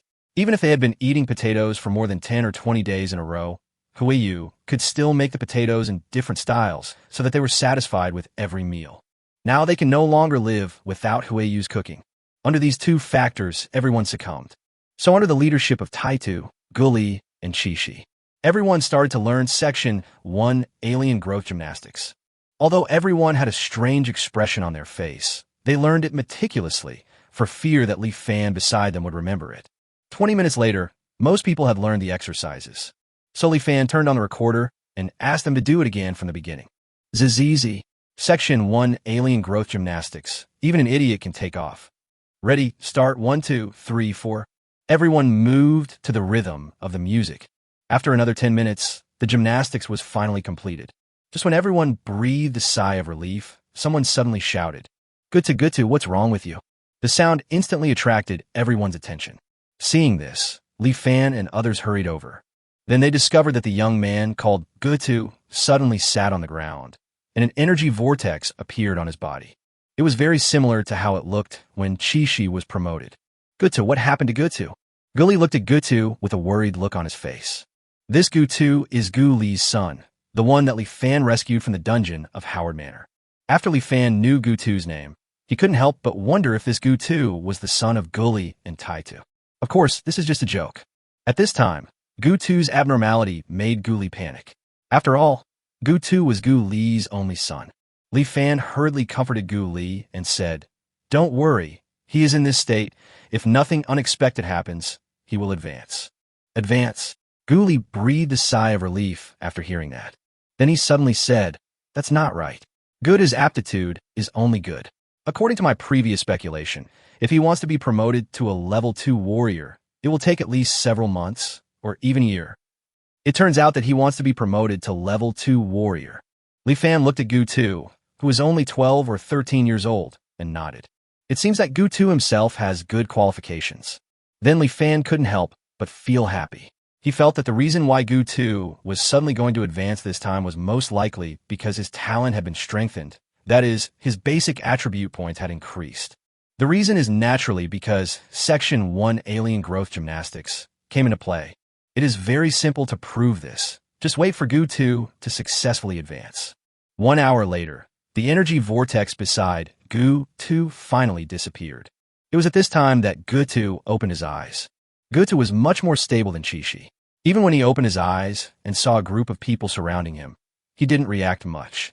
But maybe he's just too naive. At this time, Good scratched his head and looked at Gully and asked, "Dad and Master, what are you doing around me?" Li Fan immediately asked, "Gutu, have you advanced to the level 2 warrior realm?" "Let me try it," Gutu said, and immediately tried running, jumping, and other movements. Sure enough, his speed, strength, etc. all became 10 times stronger, and his physical fitness increased by nearly 15 times. This can be felt from Gutu's defense and endurance at this time. Gutu felt his own changes and said excitedly, "I really advanced.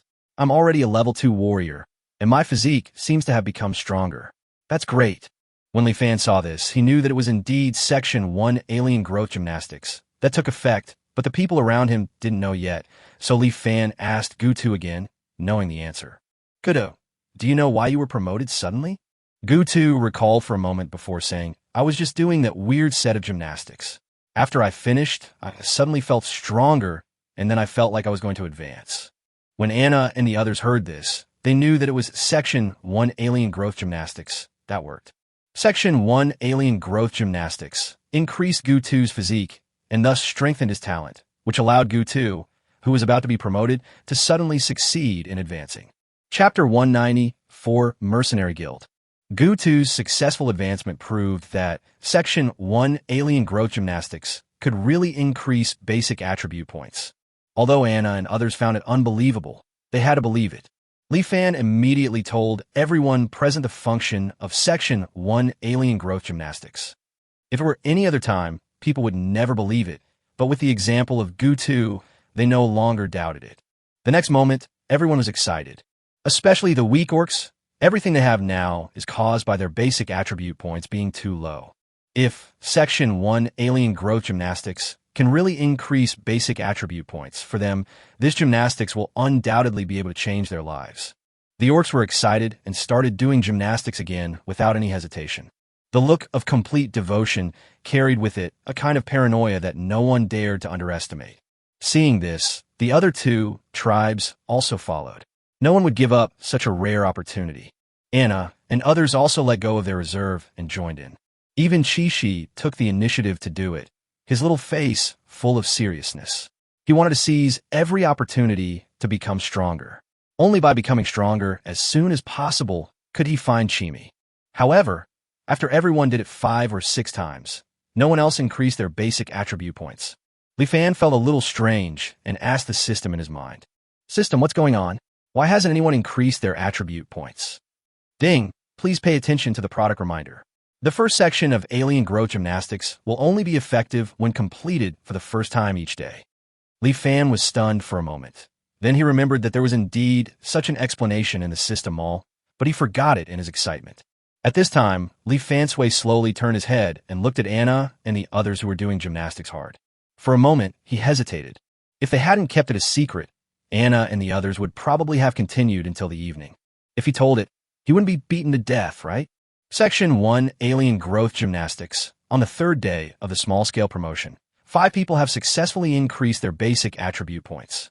One of them was a weak orc, and although this orc did not immediately advance to a level 2 warrior, he did learn the level 1 innate skill, Beast Transformation, afterwards. This was not just about learning a skill, it also meant that this weak orc was finally no longer a weakling. All the weak orcs are mad. If Li Fan hadn't repeatedly confirmed that Section 1 Alien Growth Gymnastics was only effective the first time each day, it is estimated that these weak orcs would be able to do gymnastics 24 hours a day. In fact, the one who was happiest that the weak orcs could get rid of the title of weaklings was Li Fan. You know, nowadays all the orcs are learning top-level skills and top-level blood, and she can increase their attributes by 3 times. If they all increase their basic attribute points, and then all comprehend the Beast Transformation skill, the level 1 Beast Transformation skill can give them a 2-fold increase. In this way, their attributes can be increased by 6 times. Even though they are still level 1 fighters, they can easily kill most level 1 fighters in seconds, and are even able to hold down a level 2 fighter. There are more than 100 such weak orcs in the territory. It is conceivable that once they all increase their basic attribute points, the strength of the entire territory will become much stronger. It is estimated that it can rival half of the knights under Lanny Cotton. Thinking of this, Li Fan felt that perhaps it wouldn't take too long before their valley would have the strength to compete with Winter City. Just when Li Fan was happy for the orcs, a group of people from Winter City suddenly found the valley. Master, it's bad. Mercenaries have appeared at the entrance of the valley. Following Taitu's loud voice, Li Fan stood up instantly. Mercenaries? Are they from Lannikarten? Taitu hesitated for a moment, then shook his head. It doesn't look like that. Besides, they didn't force their way into the valley. They just stood outside the city gate and said they had something to talk to you about. I asked the patrol team to watch them, and then I came to report to you. Looking for me? Li Fan couldn't remember any acquaintances he had. The only ones who could be considered his enemies were Charlie and Bart. Li Fan didn't think that the two of them would come here to seek death. After thinking for a while, Li Fan decided to go to the city gate to see what the other party looked like first. Soon, Li Fan arrived at the city gate. Today, the tower above the city gate has collapsed, but the city wall in the middle is still there. Li Fan climbed up the city wall and looked outside the city. Sure enough, there were 3 humans dressed as mercenaries outside. The 3 men were led by a sturdy middle-aged man, and behind him were 2 people who looked like his subordinates. They waited calmly at the city gate until they noticed Li Fan's gaze, and then the middle-aged man saluted and spoke to Li Fan. You should be the Lord Li Fan here, right? I am Gray from the Winter City Mercenary Guild. This time I came here because our mercenary guild has something to discuss with you, Lord. The man named Gray was respectful and directly stated his purpose. Li Fan nodded, thought for a moment, and then asked the patrol team to open the city gate. Li Fan did not believe the other party easily, but the other party did not look like Lannikarten's man, and the other party did not show any hostility. There's another important reason besides this. Li Fan had long wanted to contact people from the outside world. Only by contacting more people from the outside world could he get more people. For this reason, he naturally could not miss this opportunity. Outside the city gate, Gray couldn't help but breathe a sigh of relief when he saw that Li Fan was so easy to talk to. He was afraid that Li Fan and Yulin were of the same character. If that happened, his goal this time would probably fail. This town. When Gray just passed through the Sin Town and arrived at the newly built town by Li Fan and his team, he was stunned. The 2 towns are next to each other, which now forms a sharp contrast. A messy, dilapidated alley with filth still to be seen. A well-organized and aesthetically pleasing place with whitewashed walls, smooth stone paths, and ornamental vegetation along the roadside. Everything overturned Gray's cognition. He dared to guarantee that even the imperial capital could not compare to this unfinished town in appearance. Li Fan was able to build such a beautiful town in just 1 or 2 months. This made Gray look at Li Fan with higher regard, and he became even more respectful.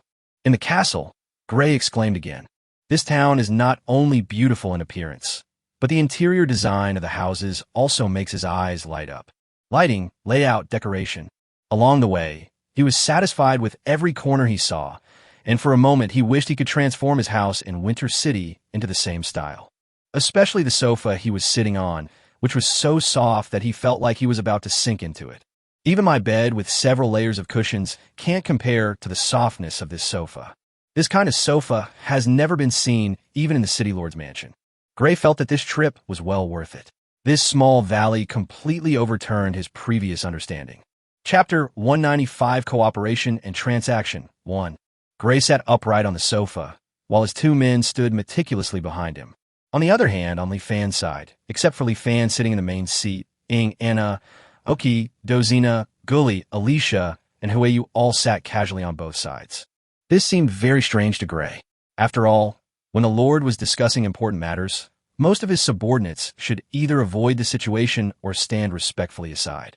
But this time he came to promote cooperation, so naturally he would not meddle in other people's business.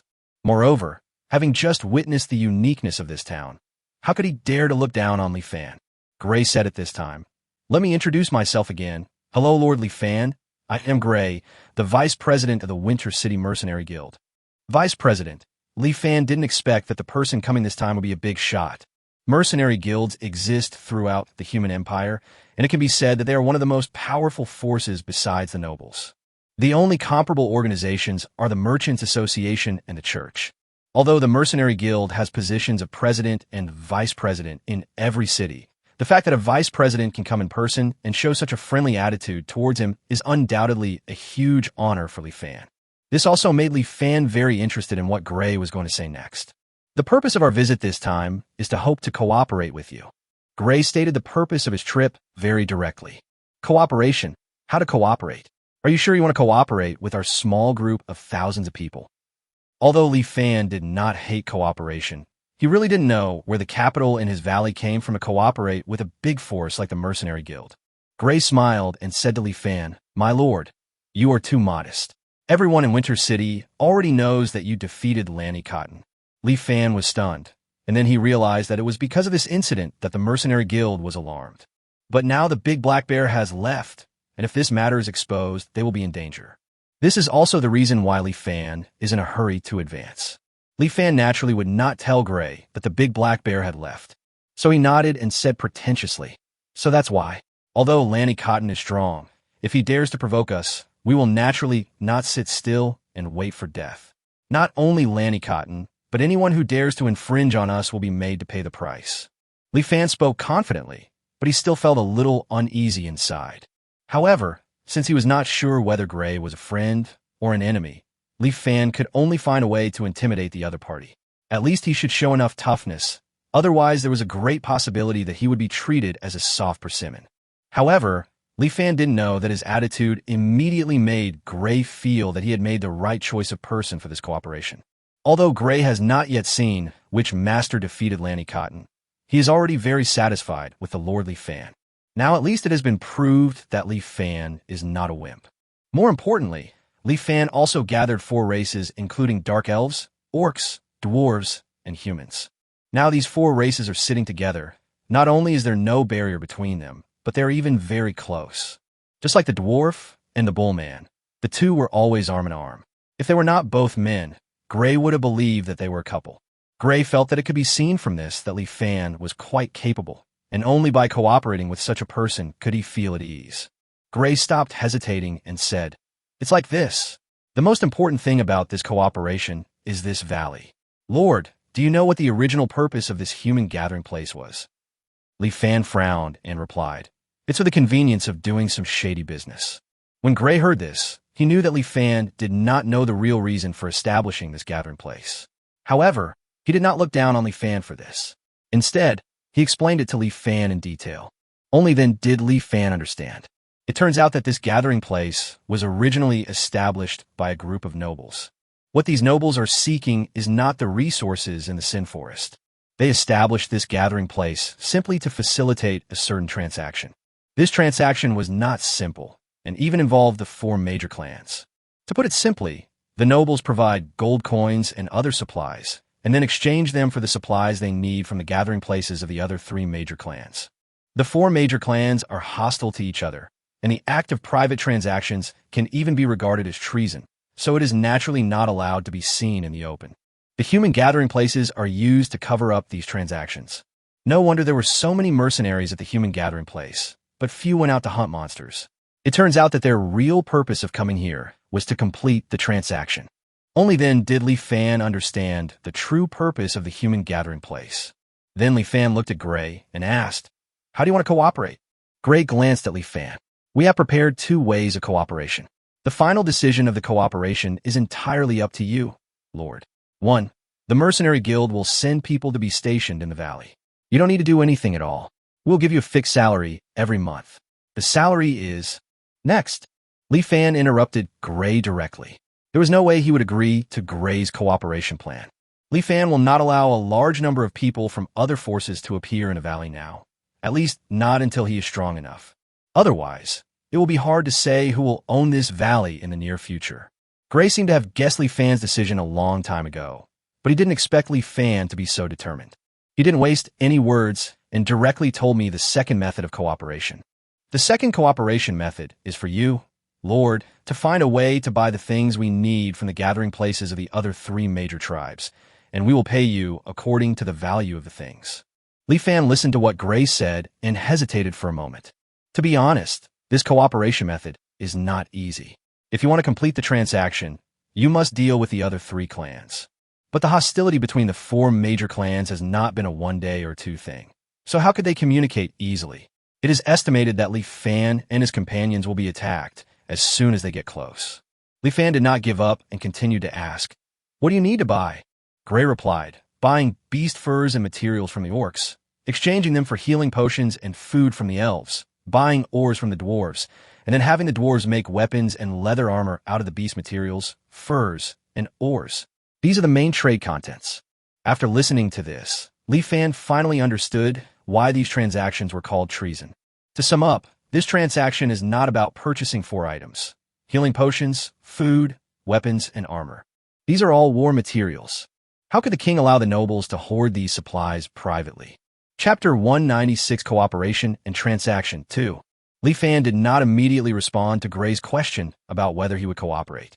Instead, he asked Huiyu to prepare some food to entertain Gray, who was a little unconcerned at first.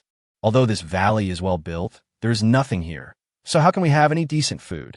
But the next moment, he couldn't help blushing for his arrogance.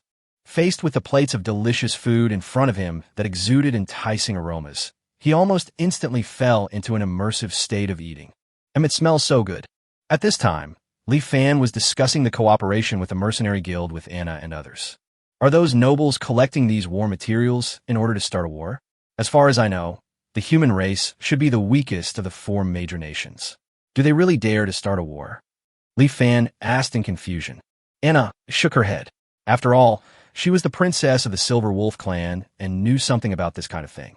Anna explained, wars between the 4 major clans have always existed, but now large-scale wars are rare, and most of them are small-scale frictions. No matter which country it is, military merit is always the fastest way to improve status. Therefore, these nobles collect war materials to secretly expand their own power, so that they can make military merits on the battlefield and gain a higher status. If the purpose is to gain military merit, wouldn't it be enough to just purchase these supplies openly? Li Fan was even more puzzled. Anna rolled her eyes helplessly when she saw this. After being silent for a long time, Li Fan's lack of common sense finally resurfaced. Anna could only explain again. In the human empire, people of different titles are limited in the number of knights and soldiers they can have. If they exceed the limit, they will be attacked by the army. This is a law set by the king to prevent rebellion. Small nobles naturally dare not buy these sensitive items openly. Otherwise, they will immediately attract the king's attention. In order to ensure that they have made enough contributions on the battlefield, they can only secretly purchase weapons and arm their knights and soldiers. Li Fan nodded, but he still had a puzzlement. So he asked again, since these war materials will make the human race stronger, why would the other 3 races agree to the deal? Only after figuring this out can Li Fan find a way to communicate with the other 3 clans and finally complete the transaction. This question is actually not difficult. When Li Fan asked it, he guessed it himself, and Anna's next answer confirmed his guess. You don't think the human race can get those war supplies without paying a price? The reason why the 4 major countries have been able to maintain their superior status is because they each control some important resources. The orcs have the most magical beasts. Because the magic beast mountains run through our orc empire, the orcs are rich in magical beast furs, magical beast materials, and magic cores. The dwarves have the most ores. Most of their places are mines. There are many precious ores that can only be found in their area. The elves have the most food. The land in the west of the demonic continent is not only fertile, but the wood elves also have the ability to stimulate plant growth, which means they can harvest a large amount of crops in a short period of time. They can also create healing potions to heal wounds. The human race consumes the most salt. In the human empire, there is a Dead Sea. Every year, when the tide is high, a large amount of seawater is injected into the Dead Sea, which brings a large amount of salt to the human race. So, the humans use salt to exchange for the elves' healing potions and food, then use salt and some food to exchange for the orcs' monster fur and monster materials, and finally used another part of the food and salt to exchange for the weapons in the hands of the dwarves. What Anna said was almost the same as Li Fan expected, and the consequences that followed were very clear. Although this behavior would make some nobles stronger, it would also strengthen the other 3 clans. The nobles of the other 3 clans also needed military merit, so they invested more and more forces in the battlefield. In the end, no country could benefit except for escalating the battlefield and making it more and more brutal. For example, if the human nobles use the dwarfs' weapons to become powerful and then attack the dwarves, more dwarves will die. If they use the potions given by the elves to attack the elves, more elves will also die. The human race gave the orcs food and salt, so the orcs gained more warriors, and the human race was bound to suffer more casualties. The royal families of the four major countries would naturally not allow such a thing to happen. As a result, these transactions could not be seen in public and could only be conducted secretly in the Sin Forest at the center of the four major clans. Li Fan finally understood the transaction involving the four major clans. And what's interesting is that if Li Fan were to do these deals, he would have a huge advantage, which is that he has plenty of salt. Just think about it. If Li Fan didn't have salt, then the price of salt will be decided by the Mercenary Guild. At that time, how much benefit Li Fan can gain from this transaction will depend on the attitude of the Mercenary Guild. But now, Li Fan himself has a large amount of salt. This means that Li Fan not only does not have to consider the face of the Mercenary Guild, but he can even make other requests. For example, the requirement of bringing him a large population. Moreover, there is no shortage of food in the valley now, and there will be more and more food in the future. This way, they can get rid of the need for elven food, thereby further expanding profits. The more Li Fan thought about it, the more he felt that this would be a deal that would bring him huge profits or even an opportunity for their valley to rise.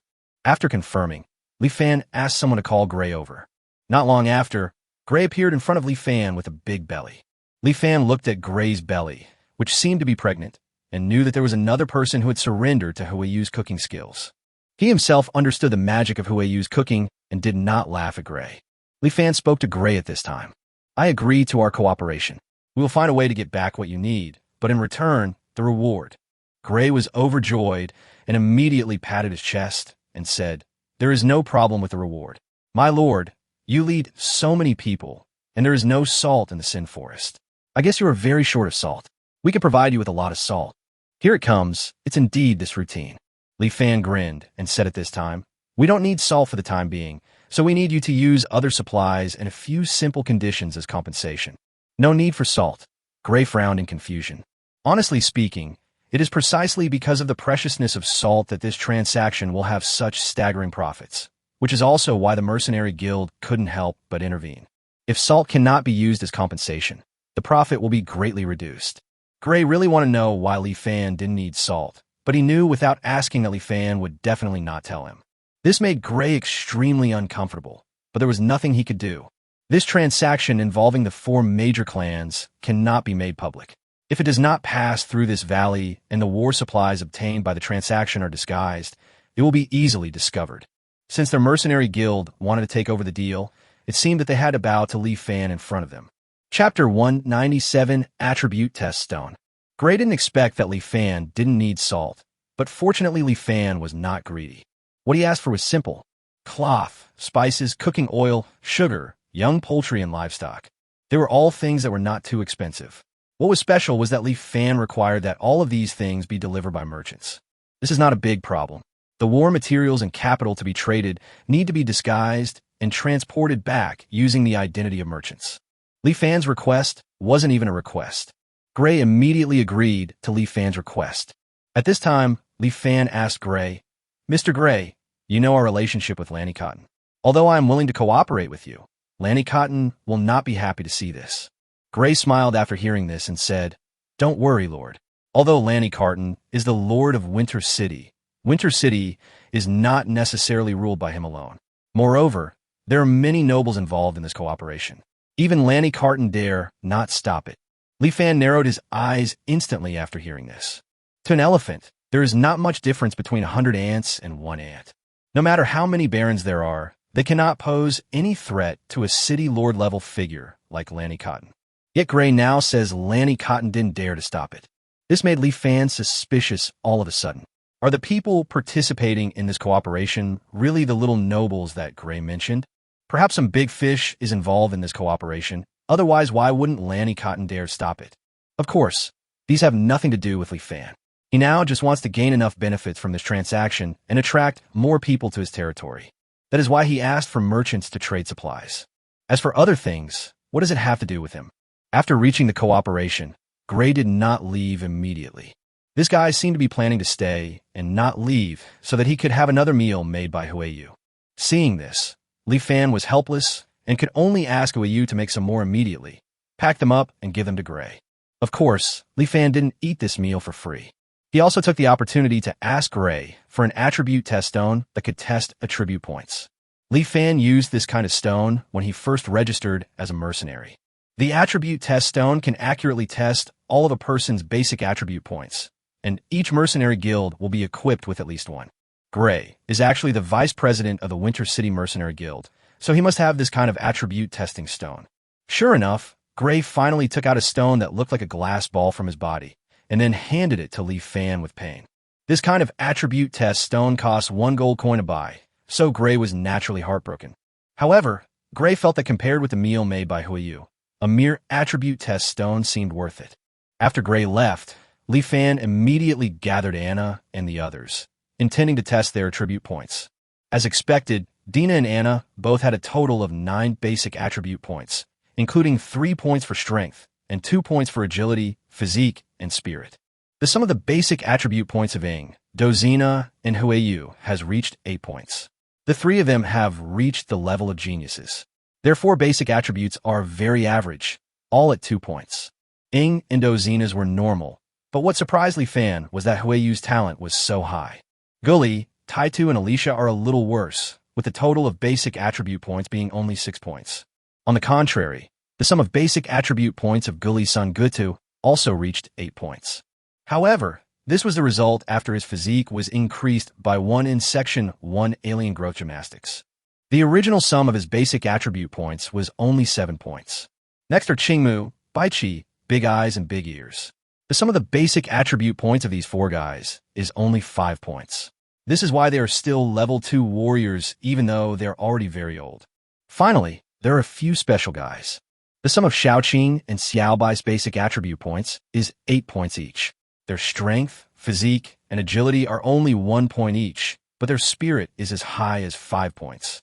It was only at this time that Li Fan realized that Xiaobai was also a mutant orc. Like Xiaoqing, Xiaobai's 4 basic attributes were only 1 point each during the initial test. He was then regarded as a weak orc and expelled from the Orc Empire. Baichi, who was not a weak orc, followed Xiaobai to the Sin Forest. Afterwards, Xiaobai's mental power also mutated, and as she grew older, her mental power continued to increase. This is how we have the current data. Did Xiaobai also develop special abilities like Xiaoqing's mental toxins? Anna and the others shook their heads in response to Li Fan's question. We don't know either, because the bunnymen don't secrete toxins, so Xiaobai doesn't have the ability to produce mental toxins. So far, we haven't discovered any special abilities of Xiaobai, except sleepiness. Li Fan was not disappointed. Xiaobai was a pure and kind girl with rubbing ears. She did not have the funny personality like Xiaoqing. It is enough for a little girl like this to be cute.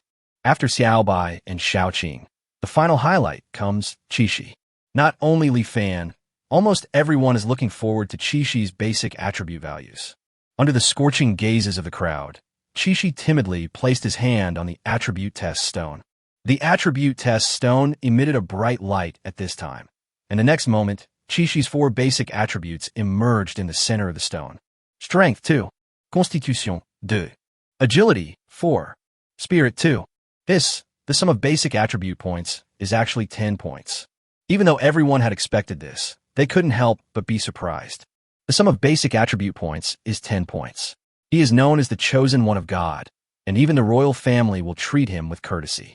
No wonder Qishi was able to advance directly during his first practice. And according to Qishi, he is not far from being promoted to a level 2 warrior, and it seems that it will only take about a year. You know, Qishi has just been promoted, and he is still practicing the worst ordinary level fighting spirit. In this case, it only takes 1 year to advance again. In addition, Qishi can also obtain 1 basic attribute point in Section 1 Alien Growth Gymnastics.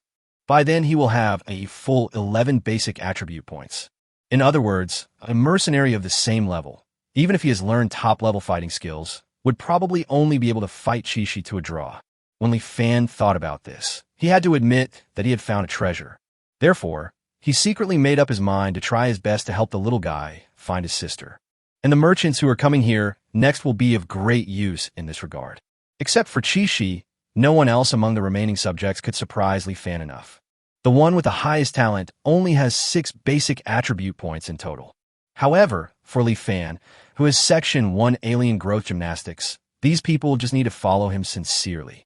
In the future, the sum of their basic attribute points will only get higher and higher. Even making everyone the chosen one by God is not impossible. Chapter 198, Paradise Town and Paradise Street. In the Winter City Mercenary Guild, Gray, who had just returned from the Forest of Sin, didn't even sit down to rest for a while, but couldn't wait to knock on the door of the president's study. Come in. After hearing President Fox's response, Gray pushed the door open and walked in. Fox, who was processing documents with his head down, looked up and saw that it was Gray. He didn't even care about the document he was processing and stood up and asked, "How is it? Are they willing to cooperate?"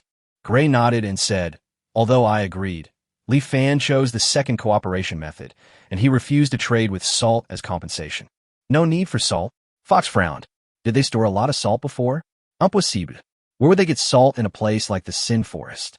Fox thought for a while, then continued to ask, "What do they want in return?" "Cloth, spices, cooking oil, sugar, poultry, and livestock cubs." Li Fan also required that merchants must deliver these things. They were all very common items, and the requirements for merchants to transport them were not high.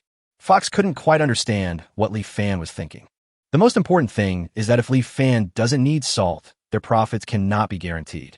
Fox suddenly thought of something and asked Gray again, "Have you agreed on the time for the first transaction?" "Of course." Gray showed a cunning smile on his face. "In 1 month." Fox was overjoyed after hearing this. "Ah, well done. We only have 1 month." No matter how capable Li Fan is, he won't be able to connect with the other 3 tribes in such a short time. If they can't provide the supplies we want, then we'll have to change the way we cooperate with him. How could Li Fan not have anticipated what Gray and Fox were thinking? However, what Gray and Fox didn't know was that Li Fan had recently taken away all of the tens of millions of pounds of iron blocks in the dwarf gathering place. Now that I think about it, perhaps these pieces of iron were originally intended to be traded with humans. With so many iron blocks, plus the 69 dwarves in the territory, Li Fan can make enough weapons by himself. What's more, Li Fan can also refine iron blocks into better steel. In addition, Li Fan and his team also hunted a large number of warcraft while preparing for winter, thus leaving behind a considerable number of warcraft furs and materials. These furs and materials are also used to make weapons and armor. In other words, Li Fan can prepare the weapons and armor required by the Mercenary Guild immediately.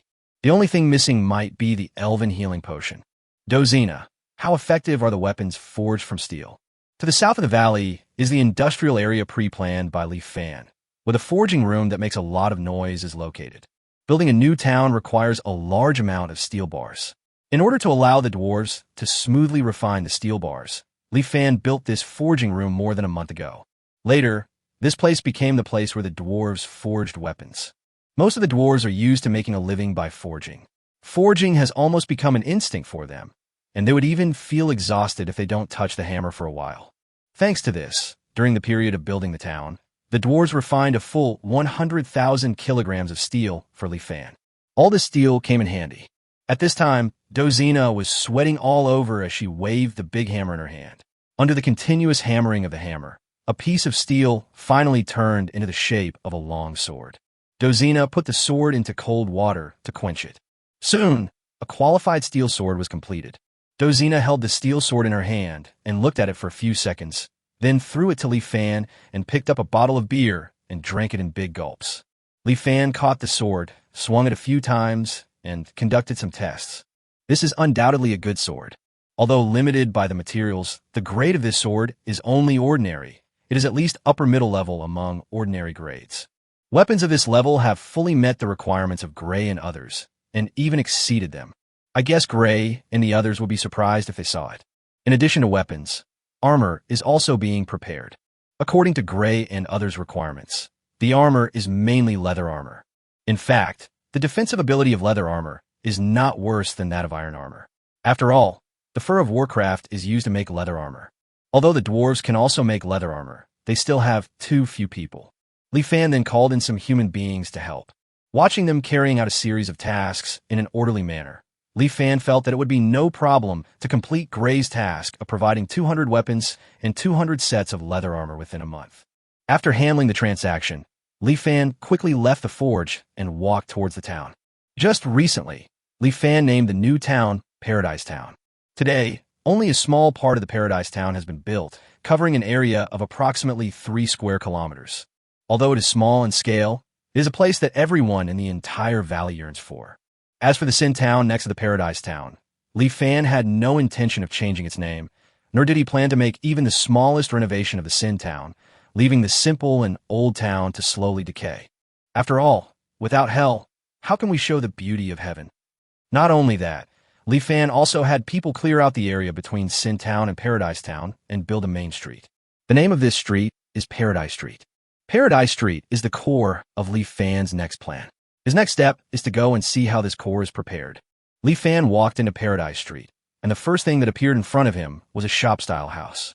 Roll the dough into a circle, then put the meat filling in and press one side with your fingers. At this time, Huiyu's voice was heard from the shop. There were more than a dozen people surrounding her, and each of them was listening carefully to Huiyu's explanation of how to make buns. The method of making buns was naturally exchanged by Li Fan from the system mall. Not just steamed buns, but also steamed bread, dumplings, oil-splashed noodles, noodles with soybean paste, ramen, candies, cakes. Li Fan asked Huiyu to learn all of these and then train a group of apprentices. Huiyu always surprises Li Fan. She can make ordinary dishes become unusually delicious, and the apprentices she teaches never disappoint Li Fan in the end. Each of these apprentices is making rapid progress, and I believe that they will be able to run a shop on their own in the near future. Finally, Paradise Street became lively. In addition to food, Li Fan also asked Qingmu Baiqi to try brewing wine and open a tavern. Originally, it would be better to leave this task to the dwarves. Only those who love wine can brew the best wine. But according to the temperament of the dwarves, they would probably drink up the wine when it is half brewed. In the end, Li Fan had no choice but to let Qingmu and Baiqi take over this task. Of course, in order to ensure that the two could successfully brew wine, Li Fan not only exchanged winemaking books for them, but also prepared all the props and yeast. Even Qingmu and Baiqi, the two novices, should be able to brew some good wine as long as they follow the instructions in the books. Chapter 199, The First Guests of the Valley. Walking along Paradise Street to the middle section, a hotel appeared in front of Li Fan. Li Fan had the dwarves work overtime to build this hotel, which covers an area of more than 2,000 square meters. The style is based on the hotel style on Earth. At this time, Alicia was leading a group of people, cleaning the hotel and explaining the functions of various facilities in the hotel. Everyone is very serious, and I believe these people will be able to get this hotel up and running soon. Seeing that Alicia and the others were extremely busy, Li Fan did not disturb them and continued walking forward. Finally, we arrived at the end of Paradise Street, a park. This is also the last facility on Paradise Street. The park is just an ordinary park on Earth, but it has a lot of recreational facilities. Ping pong table, basketball court, slide, sand, from food to drinks to accommodation, and finally the park for rest and fun. This long Paradise Street was built by Li Fan into a resort-like place, integrating eating, drinking, and entertainment. All of this is the bait prepared by Li Fan. What he wanted to fish for were the upcoming businessmen. The reason why Li Fan had to let the merchants come to trade was because the merchants in the magical world were a group of people who liked to run around. Unlike the mature business system on Earth, merchants in this world still need to run back and forth with goods to make profits from the price difference between the two places. For example, a merchant buys cheap commodity B in place A, sells it at a high price in place C, then buys commodity D and sells it at a high price in place C. Merchants were therefore almost always on the move. Many of the world-shocking news in the magical continent are delivered by merchants. Li Fan plans to take advantage of this characteristic of businessmen and let them promote their valley to attract others to join. To do this, he needed to attract those merchants to the valley first. Like a hotel, merchants entering the valley will definitely need a place to stay. Hotels are undoubtedly their first choice. As for the hotel in the sinful town, Li Fan didn't even consider how such a shabby house could accommodate people. Therefore, Li Fan not only built a modern hotel on Paradise Street, but also asked Alicia to find some young men and women with good looks to train as hotel waiters, in order to give merchants the best experience. In addition, food is also the most impressive. Li Fan exchanged the recipes of various snacks and asked Huiyu to train a group of qualified chefs. Brewing wine and building parks are all for this purpose. Li Fan believed that all the efforts would be worth it as long as his plan succeeded. These constantly traveling businessmen will become the best propaganda tools and eventually bring what he wants to say and his ambitions to the whole world. 1 month passed in a flash. Today, Taitu, Gully, and their 20 patrol team members were all wearing full steel armor made by dwarves and holding spears that emitted cold light in their hands. The saying that clothes make the man is indeed true. At this moment, they were all shining with metallic luster in the sun, and with their mighty and majestic bodies, they looked like the king's knights. Chishi's eyes were shining when he saw this. The two patrol teams stood neatly on both sides of the city gate, waiting for the merchants to appear. Today is the transaction time agreed upon by Li Fan and Gray. They will properly welcome the first guests to the valley today. Karen was originally a merchant in Shampoo City. He used to be engaged in the shampoo business. He even sold the shampoo from Shampoo City to the imperial capital. Because of his unique vision, the shampoo he selected was always the best and was deeply loved by princes and nobles, so he got to know many noble people. He originally thought that he could live a wealthy life with the help of his shampoo business. Until the year of divine punishment, heavy snow and winter caused a flood upstream of Shampoo City. Karen didn't know the news at that time, but the despicable city lord Ibby Bucks said that he was willing to sell a large amount of shampoo at a low price. Karen couldn't resist the temptation and paid a large deposit. Then he heard about the flood, but unfortunately Ibby Bacchus had already escaped with a large amount of gold coins. Although Karen hated it very much, he had no choice but to escape to Winterfell. At this time, he not only lost the shampoo business, but also had most of his savings over the years cheated away by Ibby Bucks. Just when Karen thought his life was about to end in gloom, the Mercenary Guild found him.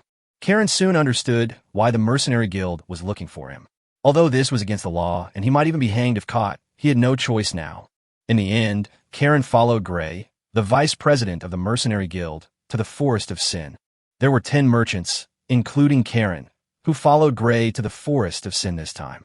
Behind each merchant were several horse-drawn carriages transporting goods. The carriage was loaded with the goods specified by Li Fan. A group of people, under the protection of 20 mercenaries, came to the former human gathering place. This city gate is so majestic. Looking at the city gate in front of them, which was somewhat damaged but still majestic, all the merchants couldn't help but sigh. The same was true for Karen. Originally, he was not interested in this so-called human gathering place. Everyone knows that the Forest of Sin is a place specially used to exile sinners. Such a place must be synonymous with chaos and misery. If it weren't for the illegal activities of those nobles, this place wouldn't have to exist. Karen felt that she would never want to stay in such a place any longer. However, it was not until he saw the majestic city gate in front of him that Karen suddenly became interested.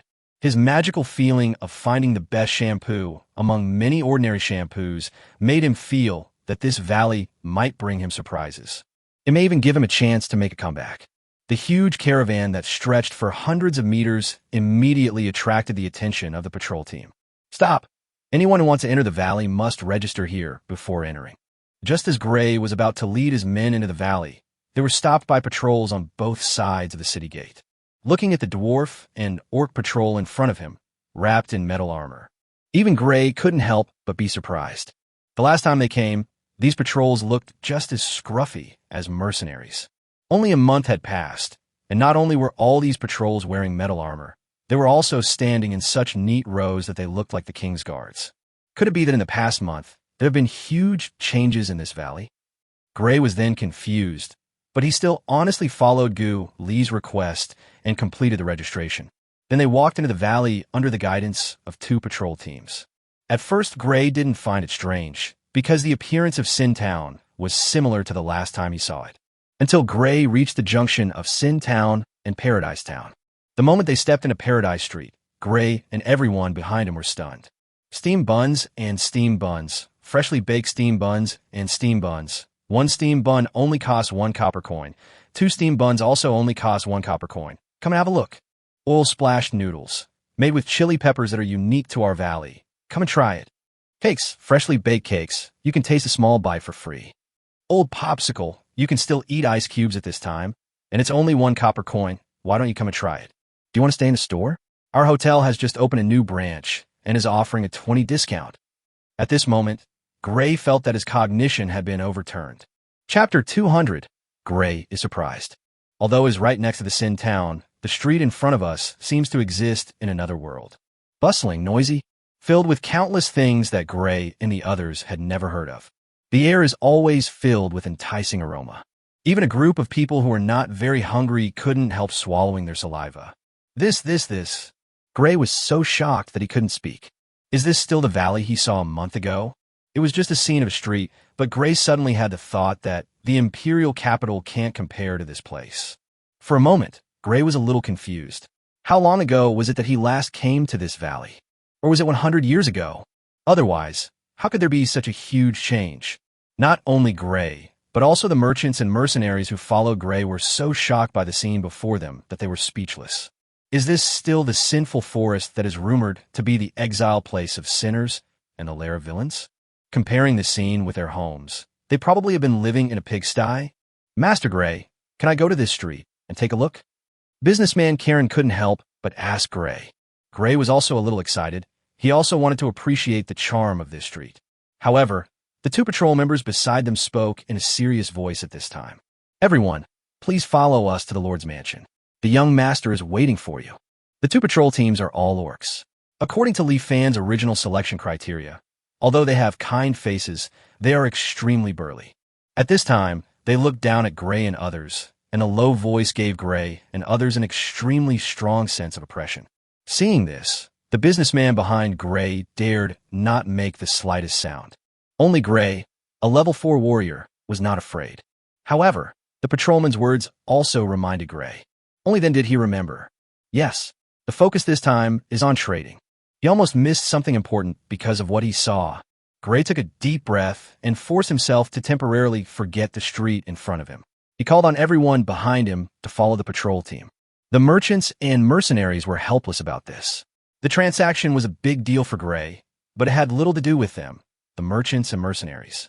They came to this valley for only one purpose, to cover up the truth about Gray's transaction. In other words, they were just here for a formality. Compared to meeting the Lord here, they were naturally more interested in this paradise street. However, they did not dare to disobey Gray's words. They could only look at the various shops around them with envy and follow Gray reluctantly. At this moment, they only hoped that Gray's transaction could be completed quickly, preferably in one meeting, so they can go to the street quickly and enjoy it. The expressions of the merchant and the mercenary were all seen by the two patrol members. The two of them sneered at the same time. Not to mention these new humans, even they could not resist the temptation of this street. In order to test the effect of this street, the young master once asked some of them to tour the entire street as tourists. That day, they experienced the beauty of life. It is no exaggeration to say that if they could live on this street for the rest of their lives, they would be willing to do so, even if it meant shortening their lifespan by 10 years. This street has such great charm. Just like its name, it is a street leading to heaven. Inside the castle, Gray saw Li Fan again, and this time he was more respectful. The reason, of course, is because of the paradise street outside. He has been to the valley twice this year, and each time he has been astounded.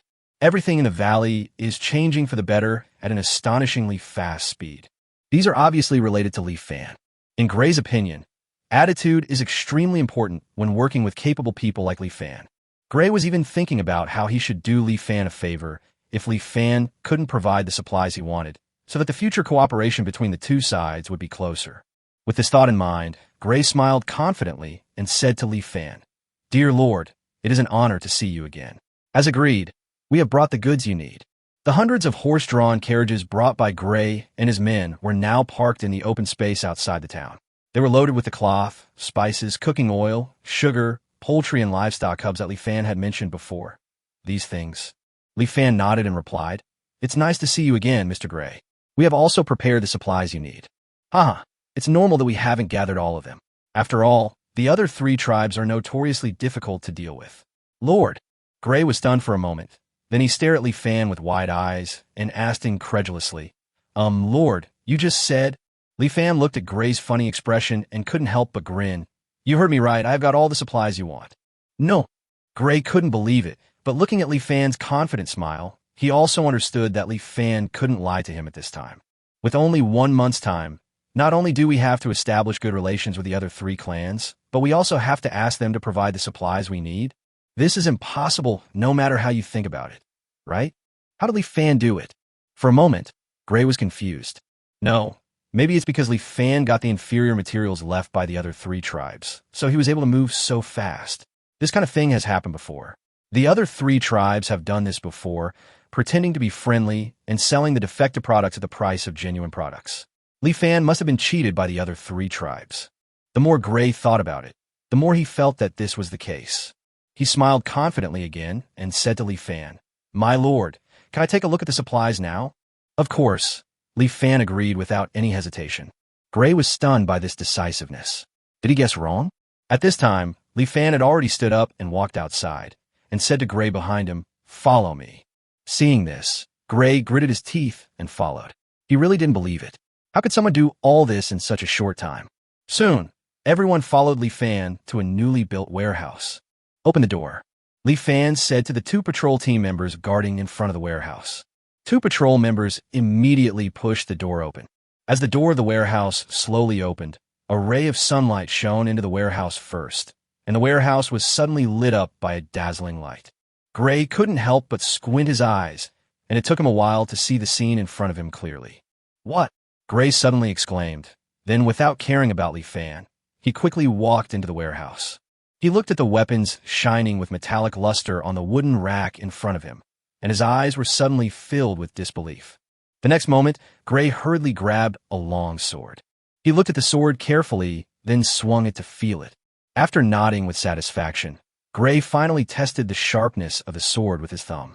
The sword failed to cut his fingertips, but it left white marks on them. This was enough to surprise Gray. After all, he was a level 4 warrior. Apart from premium weapons, only top-quality ordinary weapons could cause some damage to him. Obviously, this sword is not only not a low-quality product, but is even the best among ordinary weapons. The most important thing is that this sword looks like it is made of a block of iron, but it is several times stronger than one made of iron. Gray had seen weapons forged by dwarves, but the dwarves' skills alone would not allow them to forge iron into such an effect. For a moment, Gray was completely confused as to how Li Fan got such an excellent weapon. Gray's doubts are normal. After all, in this world, only Li Fan and his people have mastered the steel-making method. This also means that Li Fan and his people are the only ones in the world who possess the metal steel. Li Fan couldn't tell anyone about this, which meant that Gray was doomed to never get an answer in his lifetime.